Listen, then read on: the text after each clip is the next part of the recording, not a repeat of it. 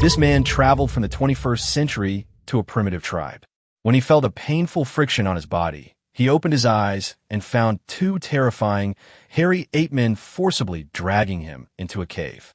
Inside the cave, a group of ape-men were watching him intently, with a large pool of boiling water nearby. The man's first thought was that these ape-men wanted to eat him. He blurted out, "Help," but realized he wasn't speaking modern language, but rather a waya similar to that of ape-men. Then, the two ape-men pointed to the cave entrance, gesturing and making waya sounds. Surprisingly, Ziye was able to understand what they meant.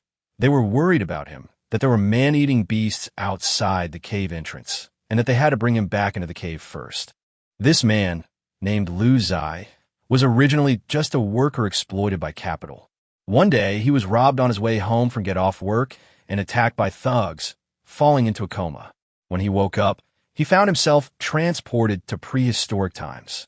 Just as he was wondering how to survive in this era, a mechanical voice sounded. "Congratulations, you have died, becoming the 2.1 billionth transmigrator in the world." It turns out that people who die and are transported to this world all end up in a tribe. Each traveler will have a power system, allowing them to develop civilization from a primitive tribe and lead it to prosperity. This world is primarily based on advanced technology and also incorporates a game data panel. You can earn points by defeating enemies and wild creatures, and these points can be used to purchase items in the shop. It's important to note that each traveler only enjoys a 3-day newbie protection period, during which they will not encounter attacks from other tribes. After that, survival depends entirely on themselves. Ziye looked around. The current situation was so dire that even describing it as utterly destitute would be a luxury. The cave was dark and damp, and the two primitive people must have been his companions. All three of them groaned in hunger at the same time, clearly needing to eat to survive. He decided to check the panel first to see how one could survive in this world. With a thought from Ziye, a light screen, visible only to him, appeared. It turns out that the tribe he transmigrated to was called the Yanhuang tribe, the Great Xia Camp. However, the tribe only had 3 people and controlled a territory of only 21 square meters. At this stage, it was ranked 900 millionth. After learning some basic information, Ziye gradually realized that in order to develop from a clan tribe to the Stone Age, it was necessary to master all the nodes of civilization, just like lighting up a technology tree. For example, basic crafts includes multiple stages such as basic weaving, polishing, firemaking by friction, and game processing, which need to be unlocked one by one. As long as you concentrate on a certain stage, you can see how to unlock it. When he checked the panel, he noticed the civilization points item. Just as he was lost in thought, his points suddenly increased by more than 10. He wondered if every transmigrator's points increased automatically. It wasn't until he saw the last column that he realized his faction talent was SSS level. Moreover, the talent had 2 functions, gaining 1 point per second and adding points for each enemy faction he destroyed. Ziye glanced at the shop and saw that a native resident cost 100 points. If he could accumulate 100 points per second, wouldn't that mean adding 1 population per second? That's incredibly powerful. Another incredible effect is that as long as the tribe has a large enough population and sufficient talent, it can develop technology that surpasses the current stage of civilization. While others use spears, they use bows and arrows. While others use bows and arrows, they use firearms. He couldn't help but think, this is like bombing from the air while my opponent is still studying large-scale land warfare. How could I possibly lose? Thinking of this, Ziye couldn't help but rub his hands together, his eyes burning with desire. He just needed to accumulate points, then he could buy a ton of items in the shop and take action immediately. He opened the shop to check the prices of the items. Natives, 100 points/person. Wild fruit, 5 points/unit. Restores a small amount of native status. Requires basic agriculture, basic gathering skill. Ziye was surprised to find that he couldn't buy food. The system explained that this was because his tribe had not yet mastered the technology of gathering, and therefore could not purchase it. Ziye muttered discontentedly, "If I knew how to gather resources, would I need to buy these?" He discovered that the mall didn't have a wide variety of goods, probably because it was still in the clan and tribal stage, and its productivity was not advanced. Besides wild fruits, the mall also sells meat, animal hide armor, wooden spears, and other items. Undoubtedly, these items require different prerequisites, such as butchering prey and basic polishing. With his points increasing little by little every second, Ziye began to consider his next plan. He decided to go hunting first, which would not only provide him with some meat, but also unlock the prey decomposition civilization node. In addition, cooperative battles also require 10 successful hunts, and each victory in external battles is inseparable from hunting. Although we currently lack weapons, we can rely on sheer numbers in the early stages. While this world is primarily technology-driven, it also incorporates game elements, making sheer numbers a viable strategy. Ziye's mind raced as he looked at the aboriginal people in the cave who were picking lice out of each other's hair. He couldn't help but sigh. These people are quite clean. However, the next moment, an indigenous person actually put the lice he had caught into his mouth as a snack, showing an expression of enjoyment. Ziye couldn't help but exclaim, "Holy crap! This really is the era of eating raw meat and drinking blood." Absolutely. As Ziye was observing, attribute panels appeared above the heads of the two natives. Tribal warrior, health, 100 health, 90% attack, 6+2 defense, 6 speed, 6 equipment, wooden club. Because you're wielding a wooden stick, your attack power increases by 2 points. Wooden sticks and stones are natural weapons. You can use them immediately upon picking them up, without any prerequisites. However, throwing stones requires learning throwing techniques. Otherwise, you can only smash them. Of course, the simpler the civilization node, the easier it is to unlock. Therefore, you can naturally break through in actual combat practice. For example, throwing can be mastered after a few practices. Regardless of gender, the characteristics of indigenous people are the same, which is consistent with the records in history books. The earliest society may have been a matriarchal society, in which women could also demonstrate great power. According to the system's combat rules, 2 points of defense can withstand 1 point of attack, while health affects combat power. 90% health means that you can only exert 90% of your combat power. Injury and hunger both affect health. Ziye noticed that the two aborigines, male and female, were not injured, but their 10% loss in health was obviously due to hunger. There's no other way. I'll just have to bear it a little longer. I'm starving too. I can go hunting soon, Ziye muttered to himself. He glanced at his system points. He only had a little over 700, enough to buy a maximum of 7 natives. To be on the safe side, Ziye decided to wait until there were more people before heading out, which would be much safer. So, Ziye drank a few mouthfuls of water droplets flowing down the cliff at the cave entrance, intending to take a nap first to conserve his energy. By the time I wake up, I should have enough points to form a hunting team. I can accumulate 3,600 points in an hour, Ziye thought to himself. He was lying in the cave when suddenly he felt someone touching his groin. Looking down, he saw it was a female ape-man in heat. She excitedly exclaimed, "Wow, wow, wow," and warmly invited Ziye to share her bed. Ziye sneered inwardly. Ape-man actually confessing his love. This could be the subject of a novel titled, "Thanks for the invitation, the hairy ape-man falls in love with me." He kicked the other person away, indicating that they could go play by themselves, and he didn't intend to pay them any attention.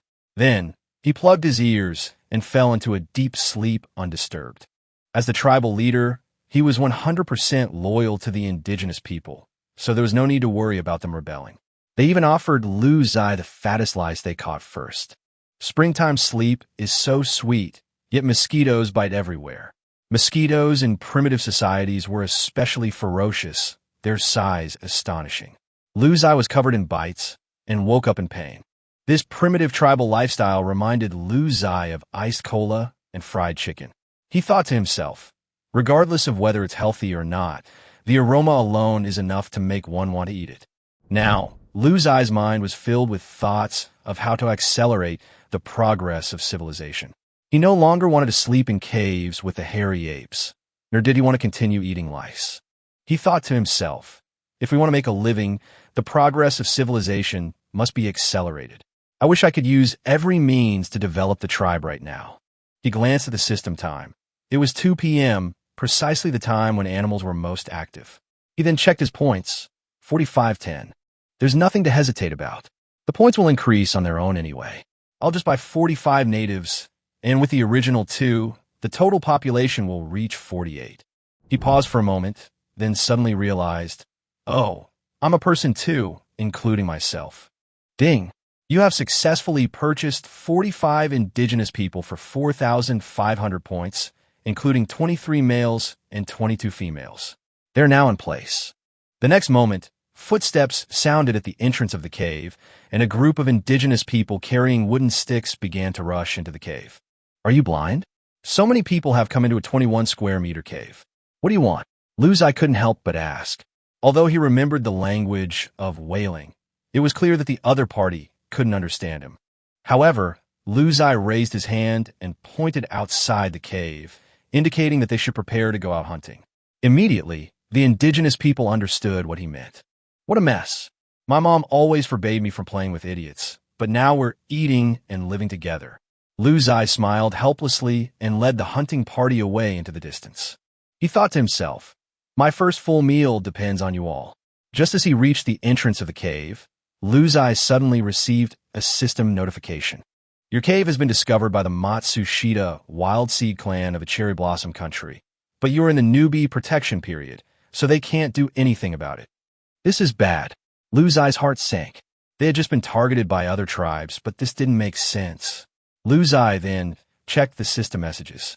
According to the system description, this world is very vast, and every traveler has their own tribe or even country. There should be no reason for them to be targeted by a 21 square meter cave. He asked the system for the reason, and the system's explanation left him even more speechless. At the current stage, even if you send 100 people to find the enemy, the success rate is less than 1%. Communication relies on shouting, and the ability to scout the enemy is very limited. I see. Ziye thought to himself, looks like I'm just too lucky.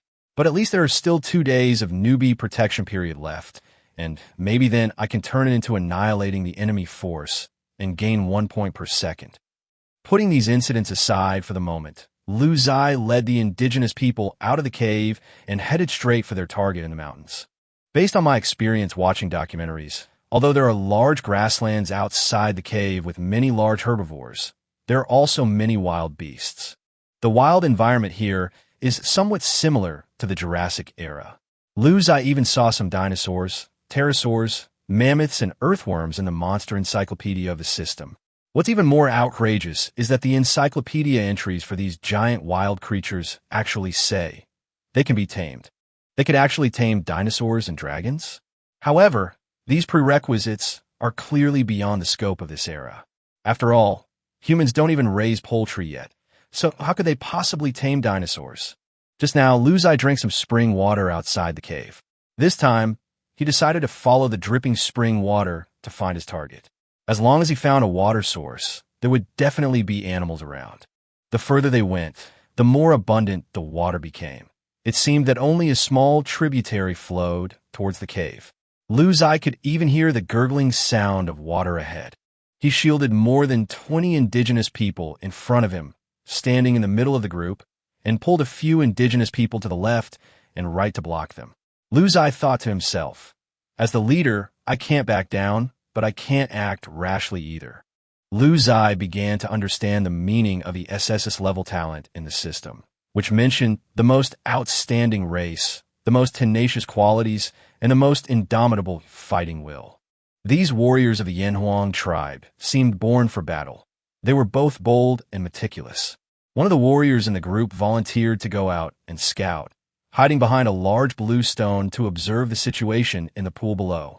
Soon, the warrior returned to the group excitedly, letting out loud cries. Ziye could understand that it roughly meant there's prey. Ziye and his team moved forward slowly, glancing at the situation ahead. They were standing above a small waterfall, which was about 3 meters high, with a large pool of water below. 2 wild boars were drinking water with a group of 10 piglets. Just as Ziye was pondering how to launch an attack, the indigenous man who had been scouting earlier picked up a stone and made a throwing motion. The surrounding natives seemed to understand immediately, and they also picked up stones and held them high above their heads. Ding! Congratulations on mastering the throwing skill. a basic military civilization node. Lu Ziye suddenly understood. These civilization nodes awaken step by step through battles and daily life. All the indigenous people looked at Lu Ziye, seemingly waiting for him to take the lead. They didn't understand reconnaissance or teamwork, but their innate hunting instincts allowed them to naturally master these behaviors. Lu Ziye glanced at the wild boar's attributes. An adult wild boar has 600 health, 20 attack, 8 defense, and 9 speed. Seeing these stats, Lu Ziye understood that capturing these 2 wild boars wouldn't be easy. 8 points of defense can block 4 points of attack power, while wooden sticks and stones both deal +2 attack power. Therefore, the native's 8 points of attack power can break through the defense and deal 4 points of damage. Wild boar cubs, on the other hand, only have half the stats and are relatively easy to deal with. Each person deals 4 points of damage, so 48 people would be worth several hundred health points. Combined with the advantage of being on higher ground, they should be able to take them down easily. Thinking this, Lu Ziye raised a rock high, and with his throw, everyone simultaneously hurled it at the wild boar herd below. Lu Ziye's aim was terrible. He aimed for the head of the largest adult wild boar, but missed by more than 3 meters and hit one of its cubs instead. However, even a cub was still tough and resilient. The wild boar cub staggered from the impact, then rolled over and hid behind the adult boar. Lu Ziye thought to himself, "I was aiming for you. Let's see if this hits." This world follows the numerical principles of games. Even if you hit on the head, the system's calculations will determine how many health points are deducted and whether it dies. The final calculation result is what matters. Bang, bang, bang. Dozens of large rocks crashed down at the same time. The indigenous people were much better at aiming than Lu Ziye. From a distance of more than 3 meters and from a high vantage point, almost 90% of the rocks hit their targets accurately. The system kept issuing notifications. Hitting an adult wild boar, -4 health points, -4 health points. Hitting a wild boar cub, -6 health points, -6 health points. At the same time, Lu Ziye also saw red health bars and constantly rising numbers appearing above the heads of these wild boars. He kept this effect on to make it easier to observe the battle situation. If it were just 2 adult wild boars, they might have chosen to flee in the face of such a long-range attack. But these 2 wild boars were in their nursing period with 8 piglets, so they chose to fight to protect their piglets.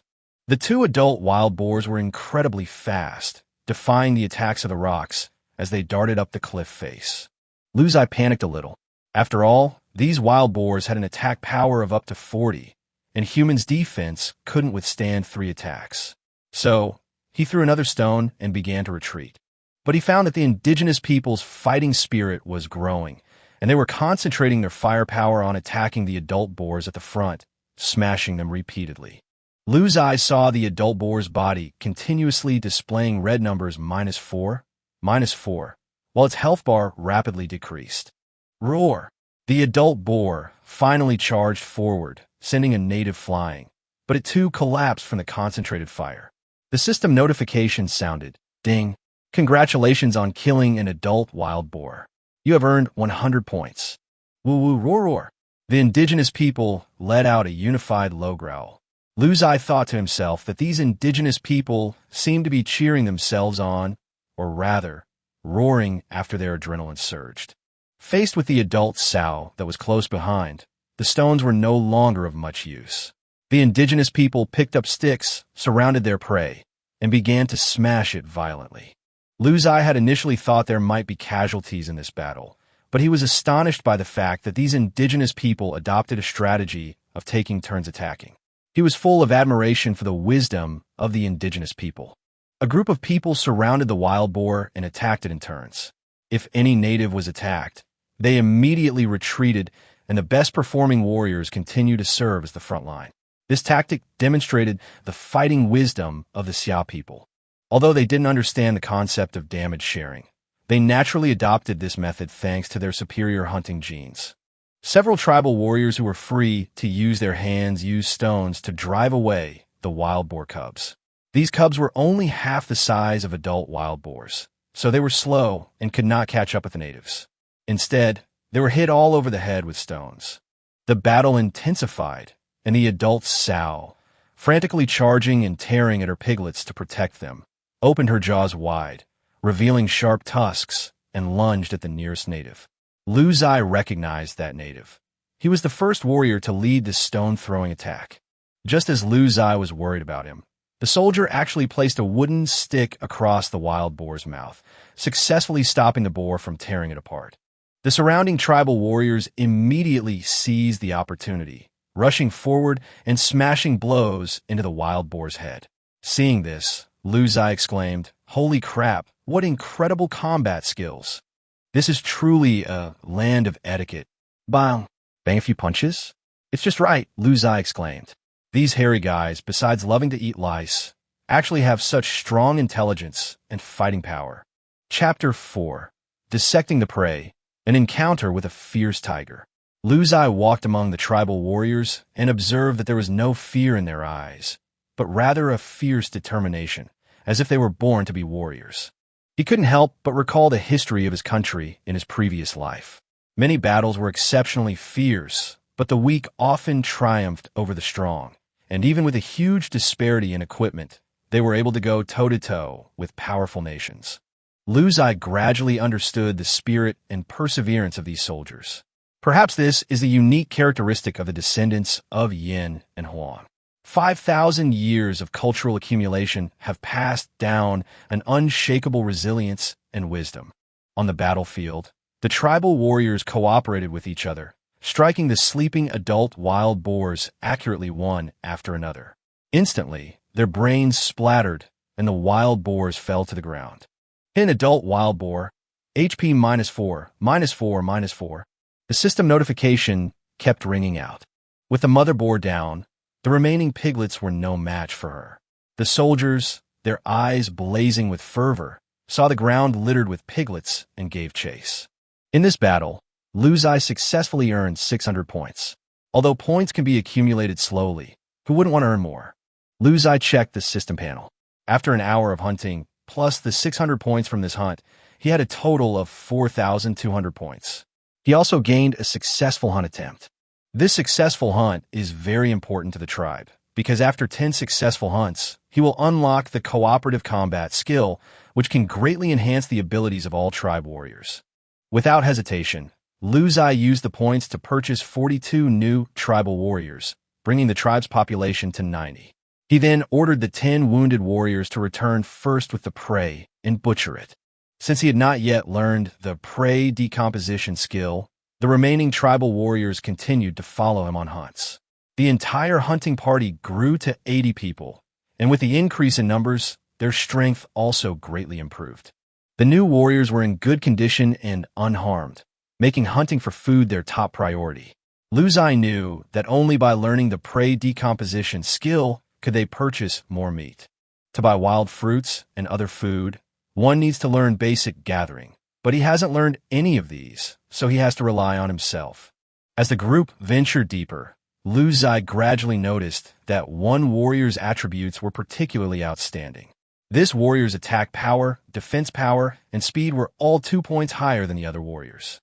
The system's notes explain this phenomenon, stating that approximately 1 in 1,000 people in the tribe may possess this talent. As tribal civilization advances, this probability gradually increases. When he reached the vicinity of the water source, Lu Ziye finally had time to check the chat channels. Since all transmigrators were assigned to different factions, the chat channels were divided into a world channel, a faction channel, and a current channel. He saw some messages, especially from Hong Ming, the spokesperson for the Great Xia camp, who encouraged everyone to unite and jointly resist the challenges from the opposing camp. Although Lu Ziye did not intend to participate in these matters, he could still feel the unity and fighting spirit within the camp. People in the faction channel shared a lot of experience, and some people sold items. Lu Ziye saw that some players shared useful information, such as how to avoid poisonous plants and how to use talent skills to change tactics when resources are scarce. He realized that each player had their own talents, and this information was invaluable to him. Just as he was about to continue checking, the system notification sounded again. You have successfully mastered prey decomposition, and you have unlocked meat purchasing privileges. When the system notification sounded, The system also played an animation showing the lightly wounded tribal warriors attempting to dissect their prey. Although they knew nothing about how to butcher a wild boar, with unwavering determination, they gradually learned to use stones to smash open the boar's skull and eventually remove the meat. These soldiers didn't steal food. They worked silently until their mission was completed. This scene warmed Lu Ziye's heart, and he resolved to lead these soldiers to go even further. Just then, a rustling sound came from the front of the column. As usual, the bravest warrior stepped forward to investigate. Suddenly, he poked his head out and gestured for retreat. Immediately afterwards, a tremendous roar echoed through the mountains and forests. Lu Ziye's heart skipped a beat. He recognized the sound clearly. It was the roar of tiger. He knew the humans had almost no chance of survival against the tiger. The 80 soldiers retreated silently, not daring to make a sound. Everyone held their breath and took cautious steps, but the rotting branches kept crackling, causing them to feel anxious. Sweat began to bead on Lu Ziye's forehead. Just then, a 4-meter-long, 2-meter-tall striped tiger emerged from the dense forest. Its beastly eyes stared intently at Lu Ziye and his group, letting out a low roar. Chapter 5. The Bloodline of Battle. A Pyrrhic Victory over the Tiger. Human history is an epic of courage. In primitive societies, the environment was extremely harsh, and unexpected events during battles were not uncommon. Lu Ziye guessed that they might have stumbled into the territory of this striped tiger. Although tigers are usually solitary, they are extremely territorial and defensive. However, Lu Ziye's group is large and powerful, so under normal circumstances, a single tiger would not easily provoke them. Suddenly, Lu Ziye was startled. Holy crap, it pounced. This tiger was completely different from the tigers in the zoo. Its attack was extremely swift. Lu Ziye quickly checked the tiger's attribute panel, and the result astonished him. Old striped tiger. Health, 1,000 health, 60% attack, 70 defense, 20 speed, 30. Seeing these attributes, Lu Ziye cursed inwardly. This is hopeless. 20 points of defense almost completely ignore their attacks, and they were completely outmatched in speed, far from being a match for the native warriors. The tiger pounced swiftly, and 80 indigenous warriors brandished wooden clubs in unison, creating a deafening roar in an attempt to intimidate it. But the tiger paid no heed and charged towards them, beginning its attack. The first soldier was tackled, and the tiger immediately bit him, ending his life instantly. However, the other soldiers were not frightened by the bloody scene before them. Instead, they angrily swung their wooden clubs to fight back against the tiger. System notification. Target hit, striped tiger. Health -2, -2, -2, -4. Lu Ziye frowned. How could a tiger with 20 defense still lose health? Upon closer inspection, he realized that this tiger was already old, with only 60% health. All of the tiger's attributes have also dropped to 60%. That is to say, the striped tiger's actual defense is only 12 points. The native's 8 points of attack can deal 2 points of damage, while a single attack can lose 4 points of health, which is only possible if a certain powerful player performs well. Even so, the striped tiger was still not so easy to deal with. Lu Ziye checked his system points and found that his hunting achievements along the way had earned him 1,200 points. He immediately used the points to buy 12 natives in their prime to join the battle. The battle intensified.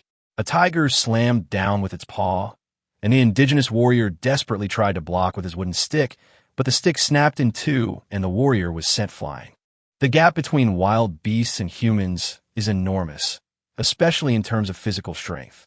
But humans possess intelligence, while the indigenous warriors are characterized by ferocity and ruthlessness. The tiger seized the opportunity to bite the fallen warrior, but the warrior reacted quickly, plunging the tip of a broken wooden club into the tiger's eye. The tiger howled in pain, and the surrounding warriors immediately surrounded it, launching a fierce counterattack. The indigenous warriors coordinated skillfully. One warrior drew the tiger's attention while the others attacked. Their assault intensified. With each attack, the tiger's health gradually dwindled, dropping to 40%. Nevertheless, the cost was extremely high. Lu Ziye's side suffered 11 wounded and 3 soldiers killed. Just as the striped tiger roared and prepared to retreat, the soldiers had no intention of letting it go and quickly tightened their encirclement. Just then, a fierce man circled around behind the striped tiger and pounced.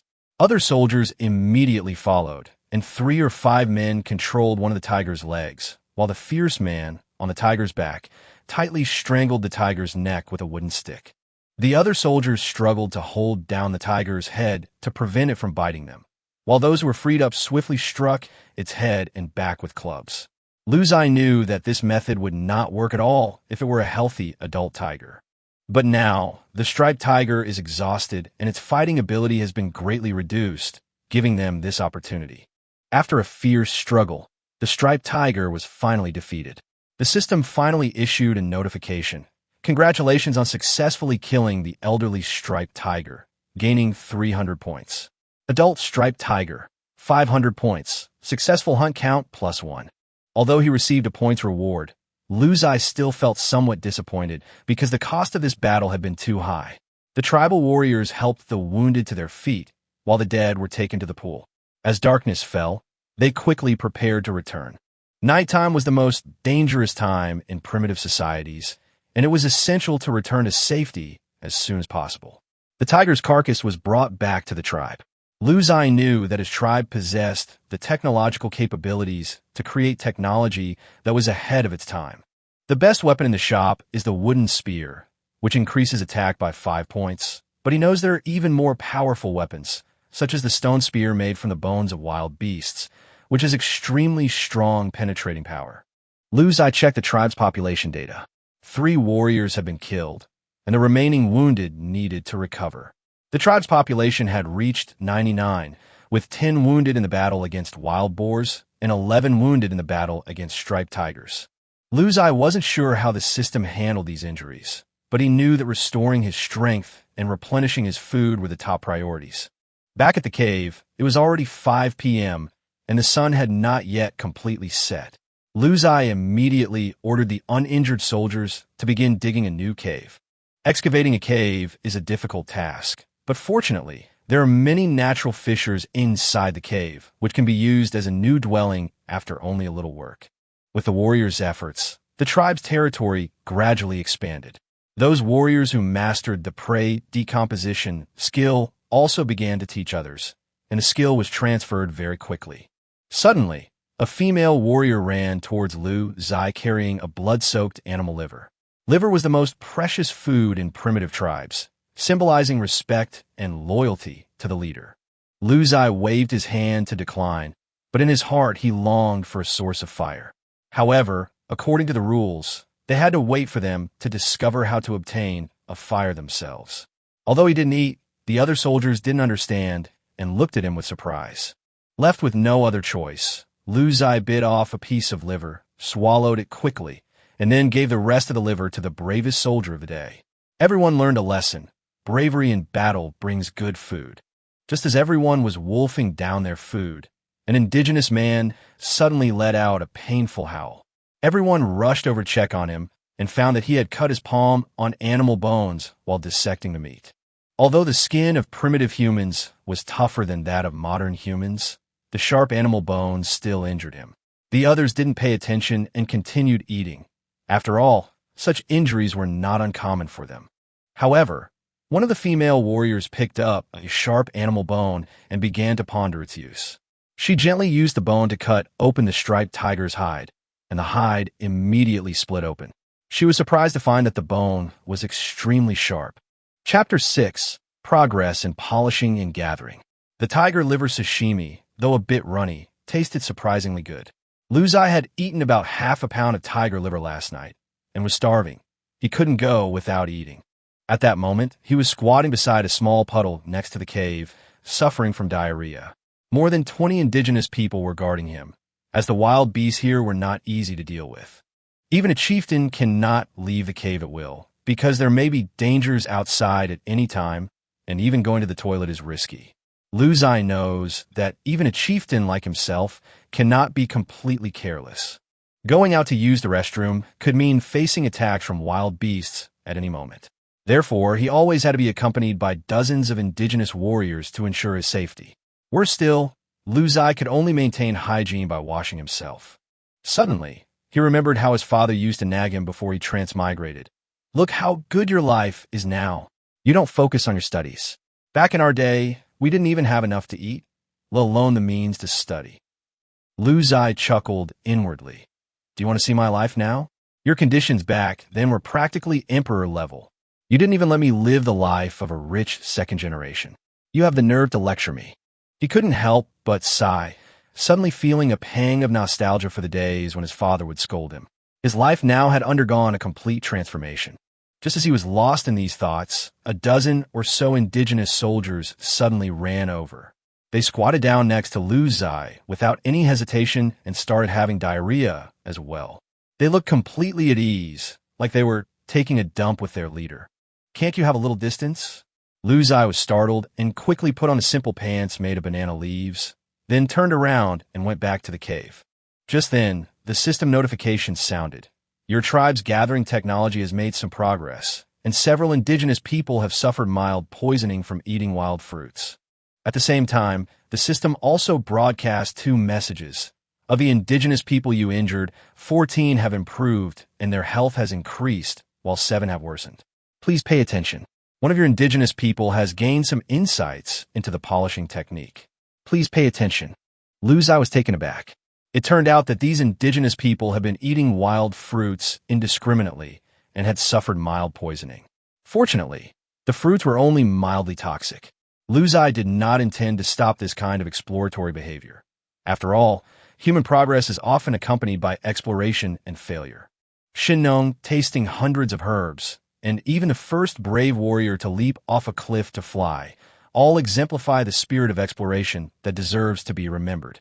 He sighed silently, thinking, it's okay to laugh at their stupidity, but we can't question their courage.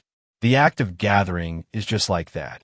Only through constant experimentation can one accumulate experience and ultimately identify what is edible and what is poisonous.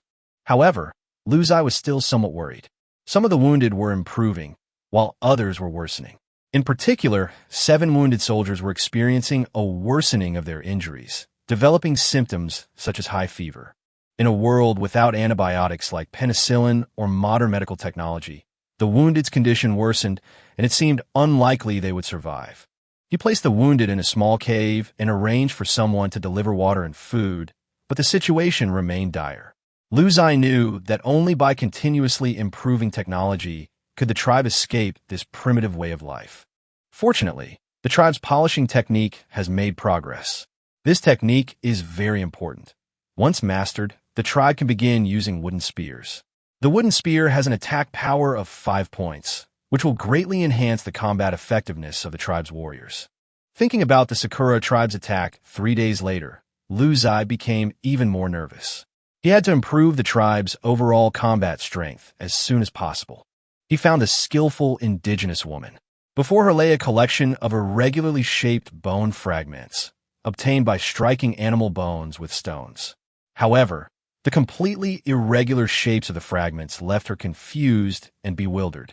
But seeing Ziye approaching, she still excitedly displayed her achievement. She held a sharp piece of bone tightly in her hand, then made a cut on the animal meat, easily separating the skin and flesh, much better than her previous method of smashing it with stone shards. The surrounding indigenous people gasped in amazement and gathered around to examine the bone fragments. Ziye nodded and instructed the other indigenous people to bring her all the animal bones so she could continue her research. This is the investment in early-stage scientific research projects. Ziye thought to himself, from now on, this female aboriginal will no longer participate in hunting and gathering. Ziye decided to let her focus on bone polishing techniques, strive for breakthroughs, and promote the technological development of the tribe. To reward her efforts, Ziye gave her a large piece of succulent meat, thus making all the indigenous people understand a simple truth. Only by researching useful things can one reap rich rewards. Ziye checked his system panel. After a night of rest and work, his point had reached 33,100. No more hesitation. Buy people directly. He bought 331 natives without hesitation, and the tribe's population quickly exceeded 430. Next, Lu Ziye gave a detailed assignment of tasks for the tribe. The wounded continued to recuperate, while the indigenous people who were gathering continued to gather outside. Lu Ziye even asked them to bring more indigenous people with them to gather, because this effort could not be stopped. 100 people were responsible for gathering, and 150 went out hunting. Yesterday, experienced and capable individuals led the teams, and Lu Ziye had considerable confidence in their abilities. The remaining indigenous people continued digging and tidying up the caves. Lu Ziye believed that a more spacious environment would be more conducive to the tribe's living conditions. In this world, the reproductive system is quite unique. Although there is reproductive behavior, it does not lead to the birth of offspring. Lu Ziye once asked the system, "If we cannot reproduce, how can we improve human genes?" He thought of the phenomenon of gradual evolution of human genes in modern society. The system explained, as the material and technological levels of the tribes improve, the quality of the natives purchased by the transmigrators will automatically improve. Lu Ziye didn't care about this setup. In fact, it saved him a lot of trouble. He decided not to go hunting today. Since the tribe's population had increased and talents in many fields had emerged, he would leave professional matters to the professionals. Lu Ziye focused his attention on the chat channels and system research, preparing to extract useful information from them. He noticed that the map function was a crucial tool of the system. The maps here weren't the kind tribes could draw. They were radar maps designed specifically for travelers, visible only from their perspective. Tribes could only see areas they had already explored. Lu Ziye's map currently only covers an area of 1 to 2 kilometers around the cave. He dares not venture further out, fearing that if he encounters danger, he won't even have time to escape back to the cave. Just then, Lu Ziye saw an interesting message in the nearby channel. Nearby, Yamamoto tribe of Sakura country. Just a friendly reminder, there's a newbie from the Great Xia Kingdom nearby who's in danger while hunting. There are no tribes from the Great Xia Kingdom around. Please help him. Lu Ziye smiled inwardly upon seeing the message. The transmigrators from the Sakura tribe had gone to such lengths to deal with him, even sending out a distress signal in the nearby chat channel.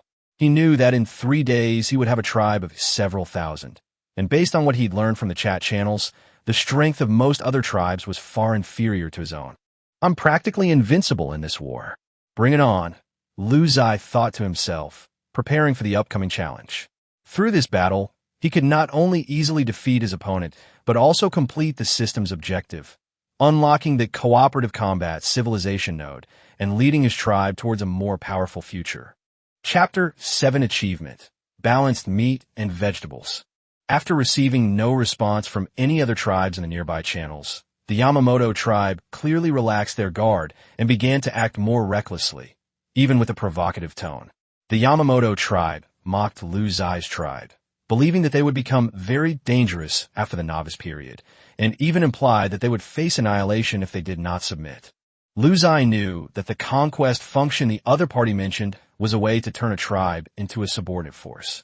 Although this method was common in tribal wars, he preferred to destroy the other party.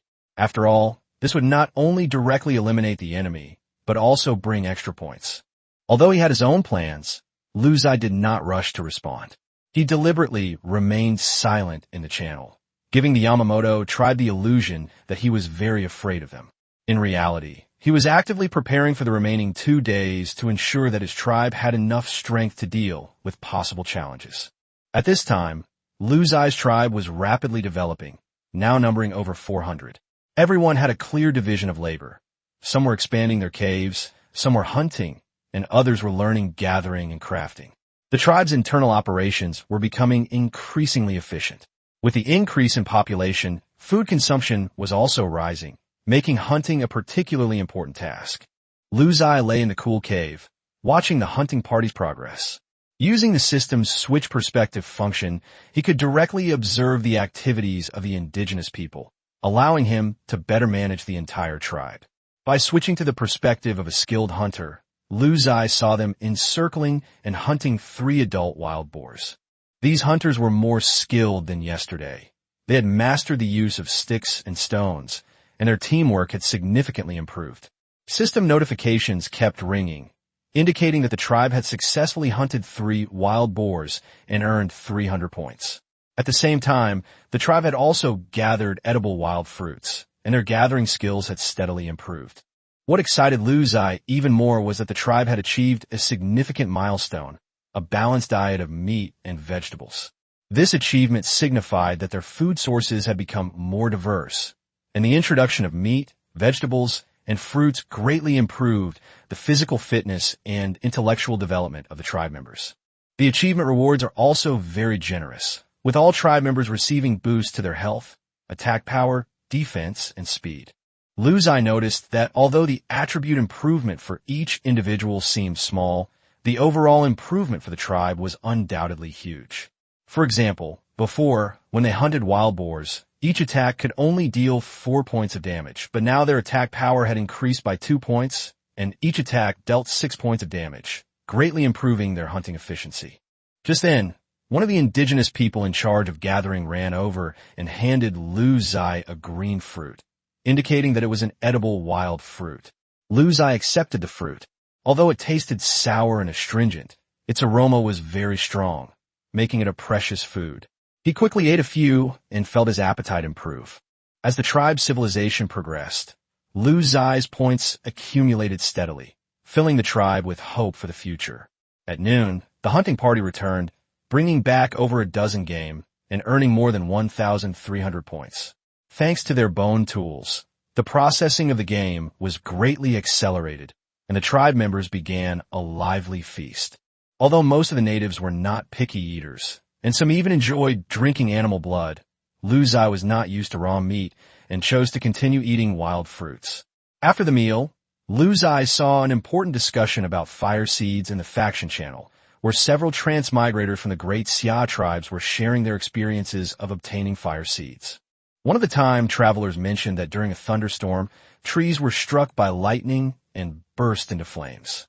The tribe's indigenous people brought back fire and successfully preserved it. Ziye realized that fire didn't necessarily have to wait until the tribe mastered the skill of making fire by friction. This phenomenon was very common throughout history.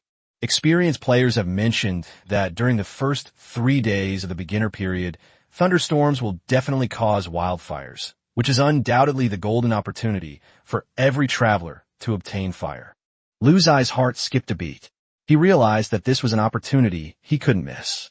He could take advantage of the thunderstorm to get some kindling, then start cooking food, and even have some delicious roasted meat. Thinking of this, Ziye hurriedly arranged for people to go out and explore, preparing to seize the opportunity that was about to arrive. At this moment, he was extremely excited because this opportunity could change the fate of the entire tribe. This lunch marked the tribe's first taste of edible wild fruit. Although the quantity gathered was small, only about 100 fruits, every indigenous person was exceptionally excited. The distribution was strictly controlled, with roughly 4 people sharing 1 fruit, ensuring everyone took a bite and maintaining order to avoid fighting. In indigenous societies, fair distribution is the most fundamental survival mechanism. Although Ziye is the head of the tribe, he is a lazy chief. Although the indigenous people do not yet have the concept of chief, everyone recognizes Ziye as the leader of the tribe and obeys his command unconditionally. Standing at the cave entrance, Ziye looked around at the completely transformed tribe. He now had over 400 tribe members and had accumulated more than 10,000 in used points. 8 caves were completed, and 11 more were under excavation.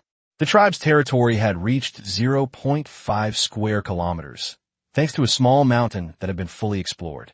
Ziye began to understand that advancing to the Stone Age not only required completing various civilization milestones, but also necessitated a territory of 10 square kilometers and a population of 5,000. This made him realize why many tribes remained at this stage for months. Population growth required not only a large number of points, but also a very slow process relying solely on hunting. This is why many tribes choose to conquer other tribes and subjugate their enemies. Not only can they gain points and resources, but more importantly, they can plunder the native inhabitants of the other tribe, rapidly increase their population, and pave the way for advancing to the Stone Age. Currently, the tribe has a large stockpile of game, and although there are still over 300 gene of meat, the supply of fruits and vegetables is insufficient, so they rely on the gathering teams to continue their efforts. Ziye decided to use 13,000 points to purchase 130 new members to join the work of cave excavation, hunting, and gathering. This brought the tribe's total population to 554, but unfortunately, 6 of them died before noon due to wound infections. In this primitive era, the lifespan of indigenous people was typically only around 30 years. Even minor illnesses or accidents could take their lives. After eating and drinking their fill, the tribe members divided the work and continued to labor. Ziye increased the number of gathering workers in hopes of accelerating the improvement of their gathering skills, which are currently only 13% complete. This means that the tribe's gathering methods and techniques have not yet been fully unlocked. Furthermore, while the polishing technique has reached a proficiency level of 36%, it still needs further improvement. Ziye also sent animal bones and hides to the polishing workers, allowing them to focus on improving their skills. In fact, mastering the skill of making fire by friction requires a foundation of basic manual skills. Without a certain level of manual ability, it is impossible. The indigenous people began their new day's work.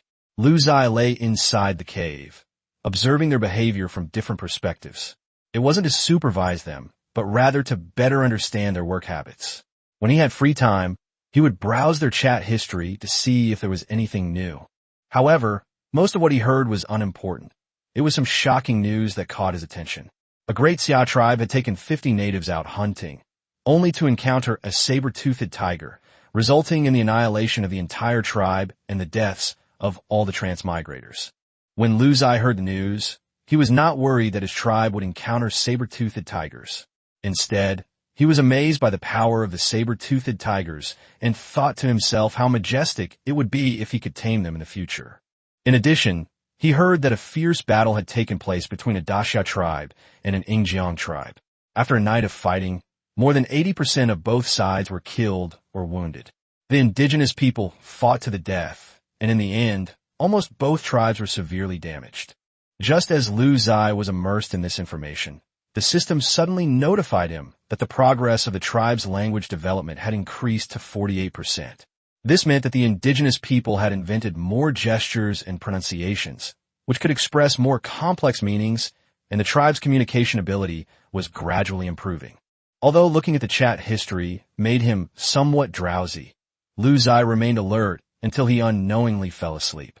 In a 20-square-meter single room, the cave-like environment made him feel both comfortable and a little cramped. The weather outside was cool, and the temperature inside the cave was pleasant. Although dampness was harmful to the body, the overall conditions were quite good. With little entertainment, Ziye mostly slept, except for checking system information and chat logs. As the system time reached 5 p.m., the return of the hunting party broke the cave's tranquility, waking Ziye with their noise. Upon seeing the hunting party return, the indigenous people responsible for digging caves and polishing and weaving immediately cheered and jumped for joy, welcoming the harvest. They brought back more than 20 large prey, mostly wild boar, muntjac, and deer, enough to feed the tribe members for a day, and also yielding a large amount of animal bones and hides. As soon as the prey was thrown to the ground, dozens of skilled butchers immediately sprang into action, quickly processing the animals. Ziye approached to inspect them and was astonished to find that they were using meticulously sharpened bone knives. This is actually a bone knife. It turns out that the indigenous people took materials from animal teeth or thigh bones, polished them with stones to obtain hard bone pieces, and then combined the bone pieces with wooden sticks and tied them with vines to make this kind of tool. Ziye quickly checked the system information. Sure enough, his polishing skill proficiency had increased to 75%, and he had unlocked the purchase permissions for bone spears and stone spears in the shop. Stone spears increase attack power by 5 points, while bone spears increase it by 8 points, much to Ziye's excitement. He immediately expanded his crafting team to 100 people and began mass production of bone and stone spears. In the shop, stone spears cost 20 points, while bone spears cost 40 points. Crafting them himself would save him a significant number of points. Besides honing his craftsmanship, his weaving skills have also improved, and the first garment made of animal hide has been delivered to Ziye. This garment, made of animal hide, increases defense by 5 points. Nevertheless, due to the shortage of animal hide and bones, Ziye cannot make more for the time being and can only choose to purchase them. Currently, animal bones and hides are scarce resources, and tribe members are actively seeking to purchase them in chat. Animal bones are priced at 20 points per unit, while a bone spear is worth 40 points.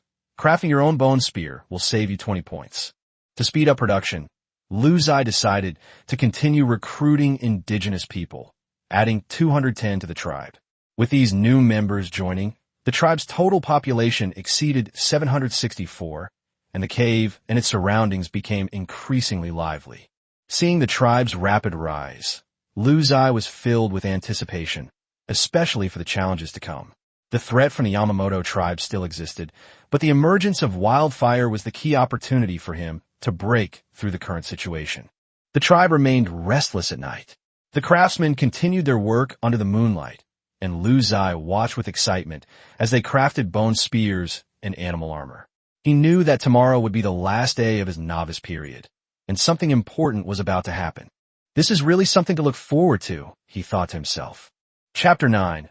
A Forest of Bone Spears, a legacy passed down through generations.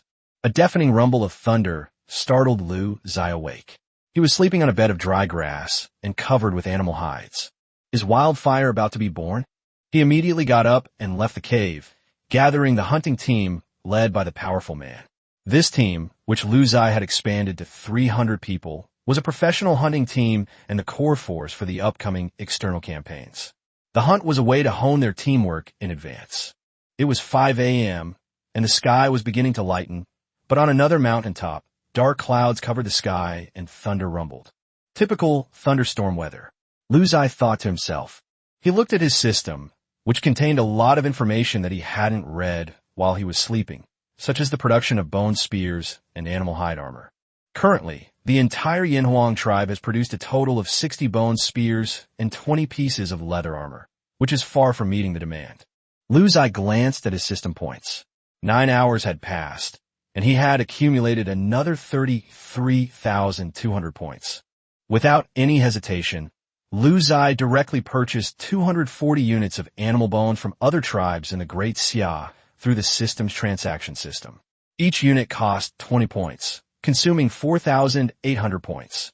At the same time, 280 units of animal hides were purchased at 30 points per unit, consuming 8,400 points. The transaction proceeded directly into the cave through the system, and Ziye immediately instructed the indigenous people, who were skilled in polishing and weaving, to begin their work.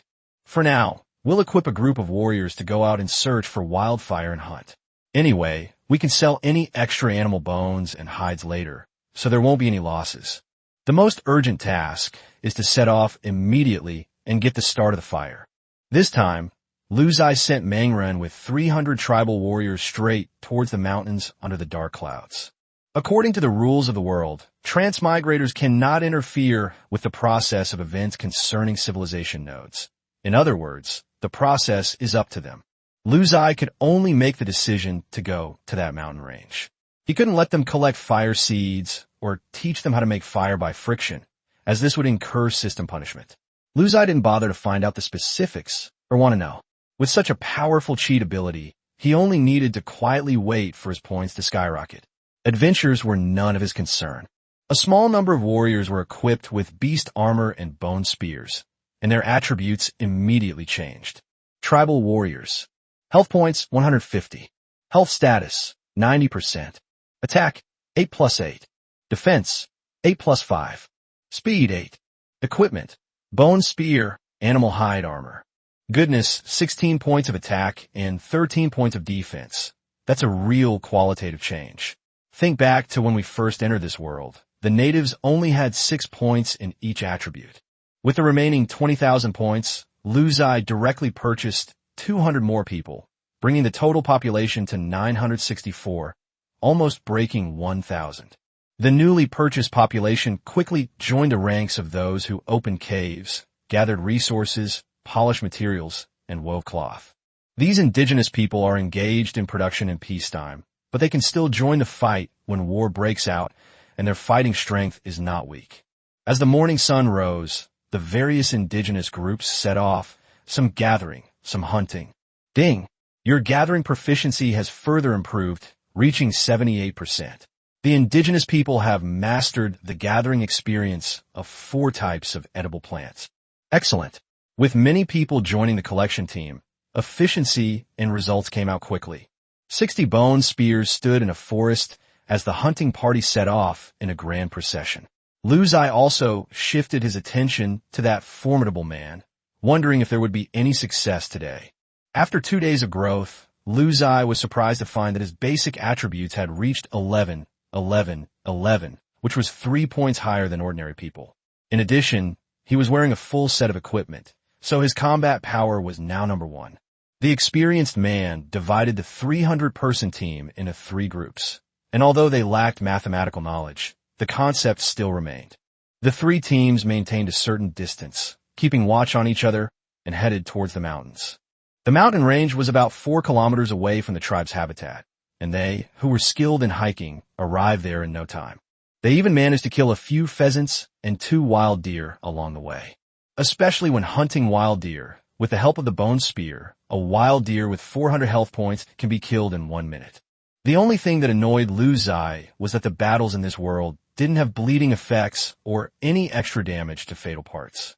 They still followed the system's algorithm. How much attack power, after deducting the opponent's defense, would result in how much damage, just like in a minigame. But thinking about it carefully, this setting is actually more advantageous to me. For example, if I have saber-toothed tigers, or even wyverns and earth armor dragons that have been domesticated by the tribe in the future, they will not have bleeding effects or be calculated as fatal damage. Wouldn't they be invincible? Following the powerful figure's gaze, Ziye saw that the team had entered the mountain range, and thunder was still rolling in the sky. Suddenly, a bolt of lightning struck, splitting a large tree not far from the indigenous group. Combined with the recent lack of rain and the hot, dry conditions, the tree burst into flames. Under the intense heat, the branches crackled and popped, and sparks fell to the ground, igniting a larger fire. The indigenous group cautiously retreated, but they soon discovered something alarming.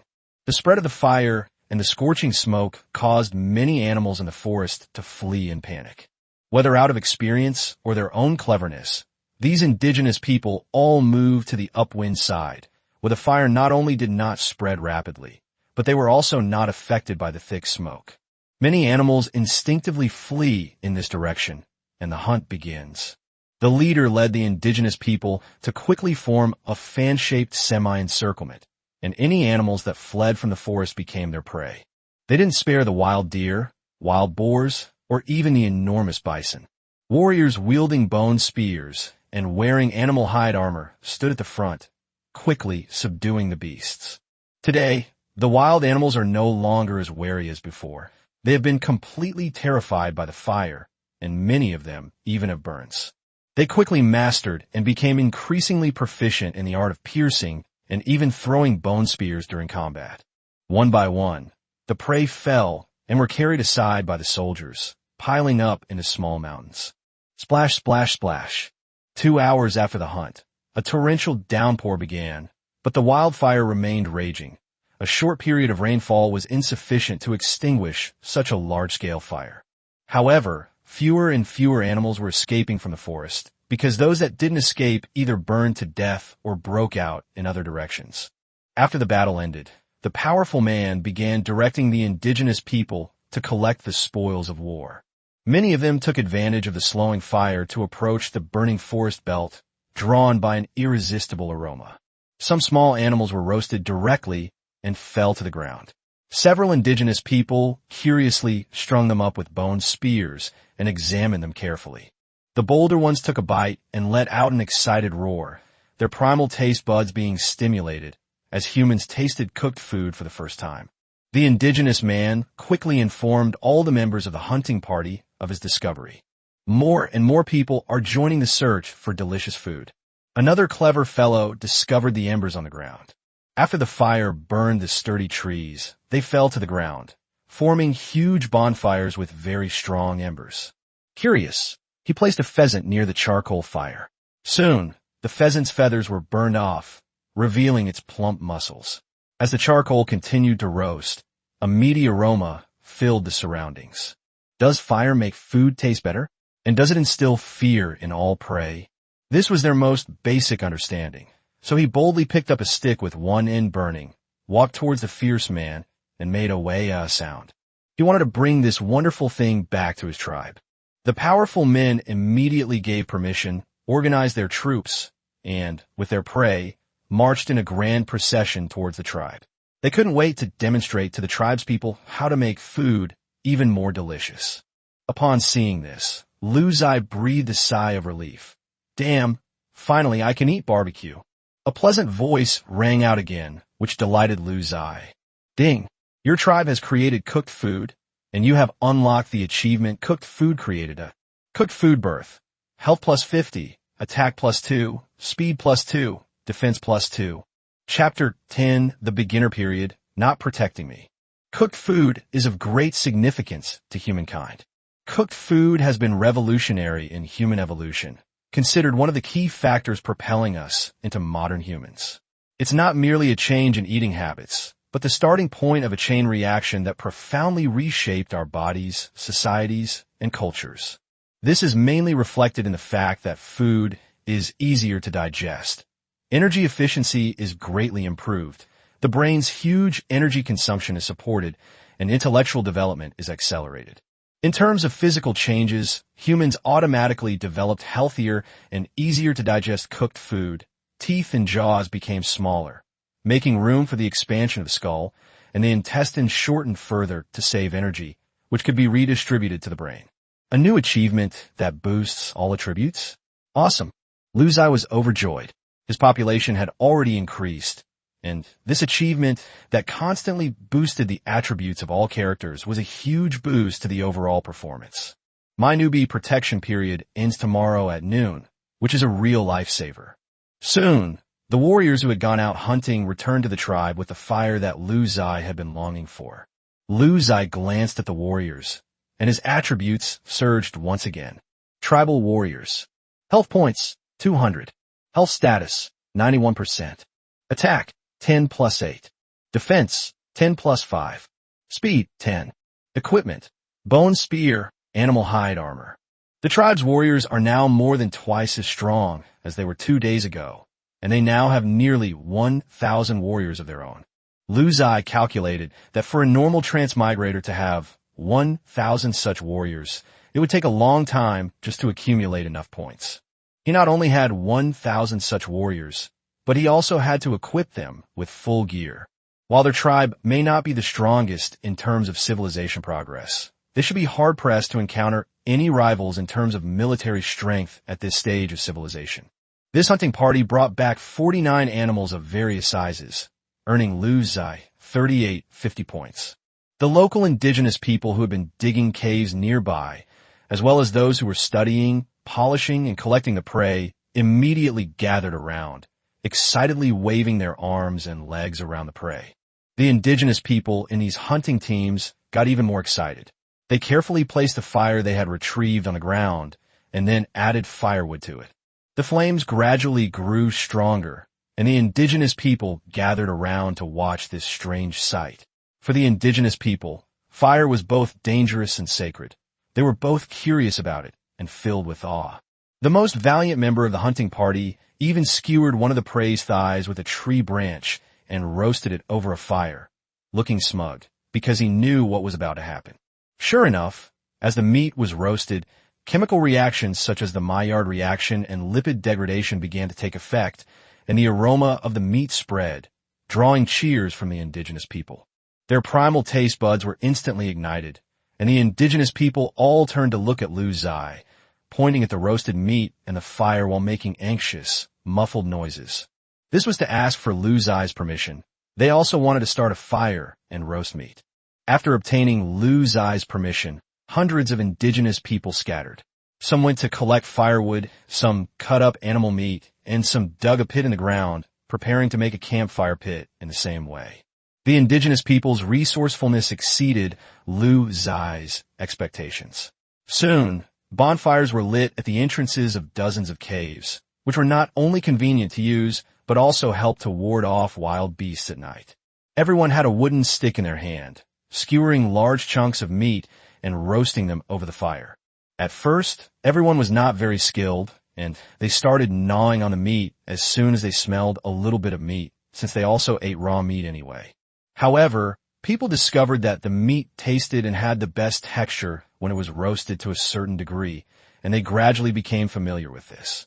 Even more ingenious indigenous people used bone knives to cut animal meat into thick slices, which not only made it easier to chew and swallow, but also made it easier to cook. That noon, everyone was learning from each other and sharing their barbecue tips, and the whole tribe looked prosperous. Just then, the earth began to tremble, and the roars of beasts echoed from afar. At Lu Ziye's instruction, the indigenous people all went into the cave to take refuge. The tribe's cave was located on a cliff face, and Lu Ziye saw a shocking scene while looking out from inside the cave. On the grassland below, dozens of Tyrannosaurus rex are hunting herbivorous dinosaurs and other large animals. A mass animal battle was unfolding on the grassland, where countless large beasts were powerless against the Tyrannosaurus rex, falling one after another. Lu Ziye felt no fear, but instead thought, in the future, if these beasts became the tribe's domesticated animals, how majestic would that be? The bloody battle on the grassland lasted for a full 3 hours before it ended. But for safety reasons, Lu Ziye made the indigenous people stay in the cave for another hour before they came out. With a good meal and rest, the indigenous people were in excellent health and began preparing for the afternoon's activities. Lu Ziye also opened the system, preparing to make a big purchase. With 34,400 points in the system, Lu Ziye purchased 500 units of animal bones, consuming 10,000 points, and purchased 600 units of animal hides, consuming 18,000 points. With the remaining 6,400 points, Lu Ziye purchased another 64 population units. Lu Ziye plans to arm an elite team of about 700 people. Lu Ziye estimated that he could obtain animal bones and hide from his own prey. He calculated that, with the hunting and decomposition work this afternoon and tomorrow morning, he should be able to assemble a fully equipped team of 700 people by purchasing these materials. Lu Ziye glanced at his clan panel and froze. Faction name: Yinwang Tribe, Great Xia Faction. Total population of the faction: 1028. Territory: 0.9 square kilometers. Civilization stage: clan/tribe. Civilization nodes: basic buildings 100%, basic crafts 81%. Primary agriculture 79%, primary humanities 56%. Civilization points 101, growing at 1 point per second. Current ranking 8,754,931. SSS level faction talent: descendants of Yin and Huang. Achievements completed 2. Wasn't I originally ranked over 900 million? When did I become over 8 million? The system stated that this ranking is based on a comprehensive consideration of factors such as the tribe's mastery of civilization nodes, territory size, population size, and military strength. Lu Ziye guessed that those ranked higher than him must have far surpassed him in terms of territory size and civilization nodes. Its greatest advantage lies in its military strength. The thought that the Yamamoto clan would come looking for trouble after the newbie period ended at noon tomorrow was daunting. Lu Ziye couldn't help but sigh. The newbie protection period isn't protecting me, it's protecting you. Let's see if I kill him tomorrow. The hatred for cherry blossoms is something the people of Daxia are born with, and there's no need to elaborate. Chapter 11: Killing 2 birds with 1 stone. The Yinwang tribe is very busy these days. Some gather, some polish, some butcher, and some go out hunting. Everyone is doing their job in an orderly manner. Lu Ziye switched between the perspectives of different departments to check everyone's progress, and when he had nothing to do, he would browse the chat channel to see if there was any new information. For example, something happened today that made Lu Ziye feel really good. A cherry blossom transmigrator tribe, called Matsushita Wildseed, is being fiercely attacked by the Great Xia Saber tribe. The two sides are engaged in fierce fighting, but the Saber tribe has a clear advantage. It is estimated that they will be able to break into the enemy's cave and annihilate the tribe in half a day. On the chat channel, many tribes of the Great Xia were very excited. Faction: Great Xia Saber tribe, Brothers, we just took the last hill outside the Songxia tribe's habitat and are now preparing to attack the cave. Wait for my good news. Attached, battlefield snapshot.jpg. Lu Ziye checked the chat channel and realized that the system actually had a snapshot function, which could record scenes from his own perspective or from the perspective of any native. The difference is that taking a photo only costs 5 points, while recording a video costs 10 points per second. The most expensive function is live streaming, which can be shared on the channel and costs 20 points per second. At the current income level, people definitely cannot afford it. It is estimated that people will use this function in a higher stage of civilization. In the photos posted by Saber, more than 300 fully armed tribal warriors were blocking the entrance to the cave, preparing to launch an attack.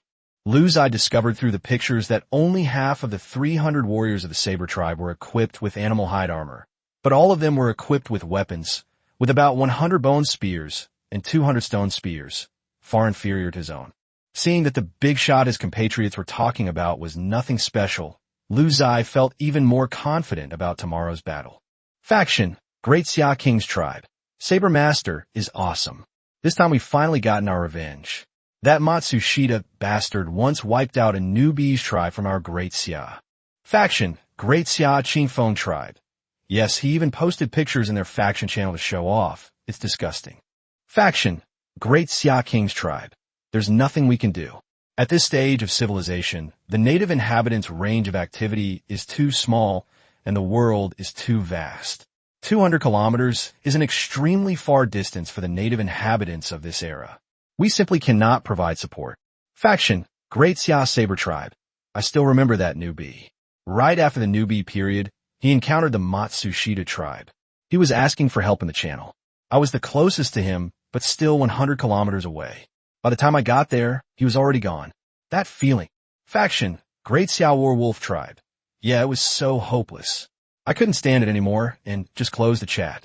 Faction: Great Xia Dynasty Tribe. Holy crap. So that means you, Saber Master, traveled over 100 kilometers to find the enemy and are now preparing to avenge your compatriots? I'm so impressed. In this current stage of civilization, anyone who dares to lead a large army on a 100-kilometer march in the wild is truly ruthless. They would be doomed if they encountered a pack of wild beasts. However, the risks are proportional to the rewards. This wave of attacks will wipe out the enemy tribe, and their strength will inevitably increase significantly.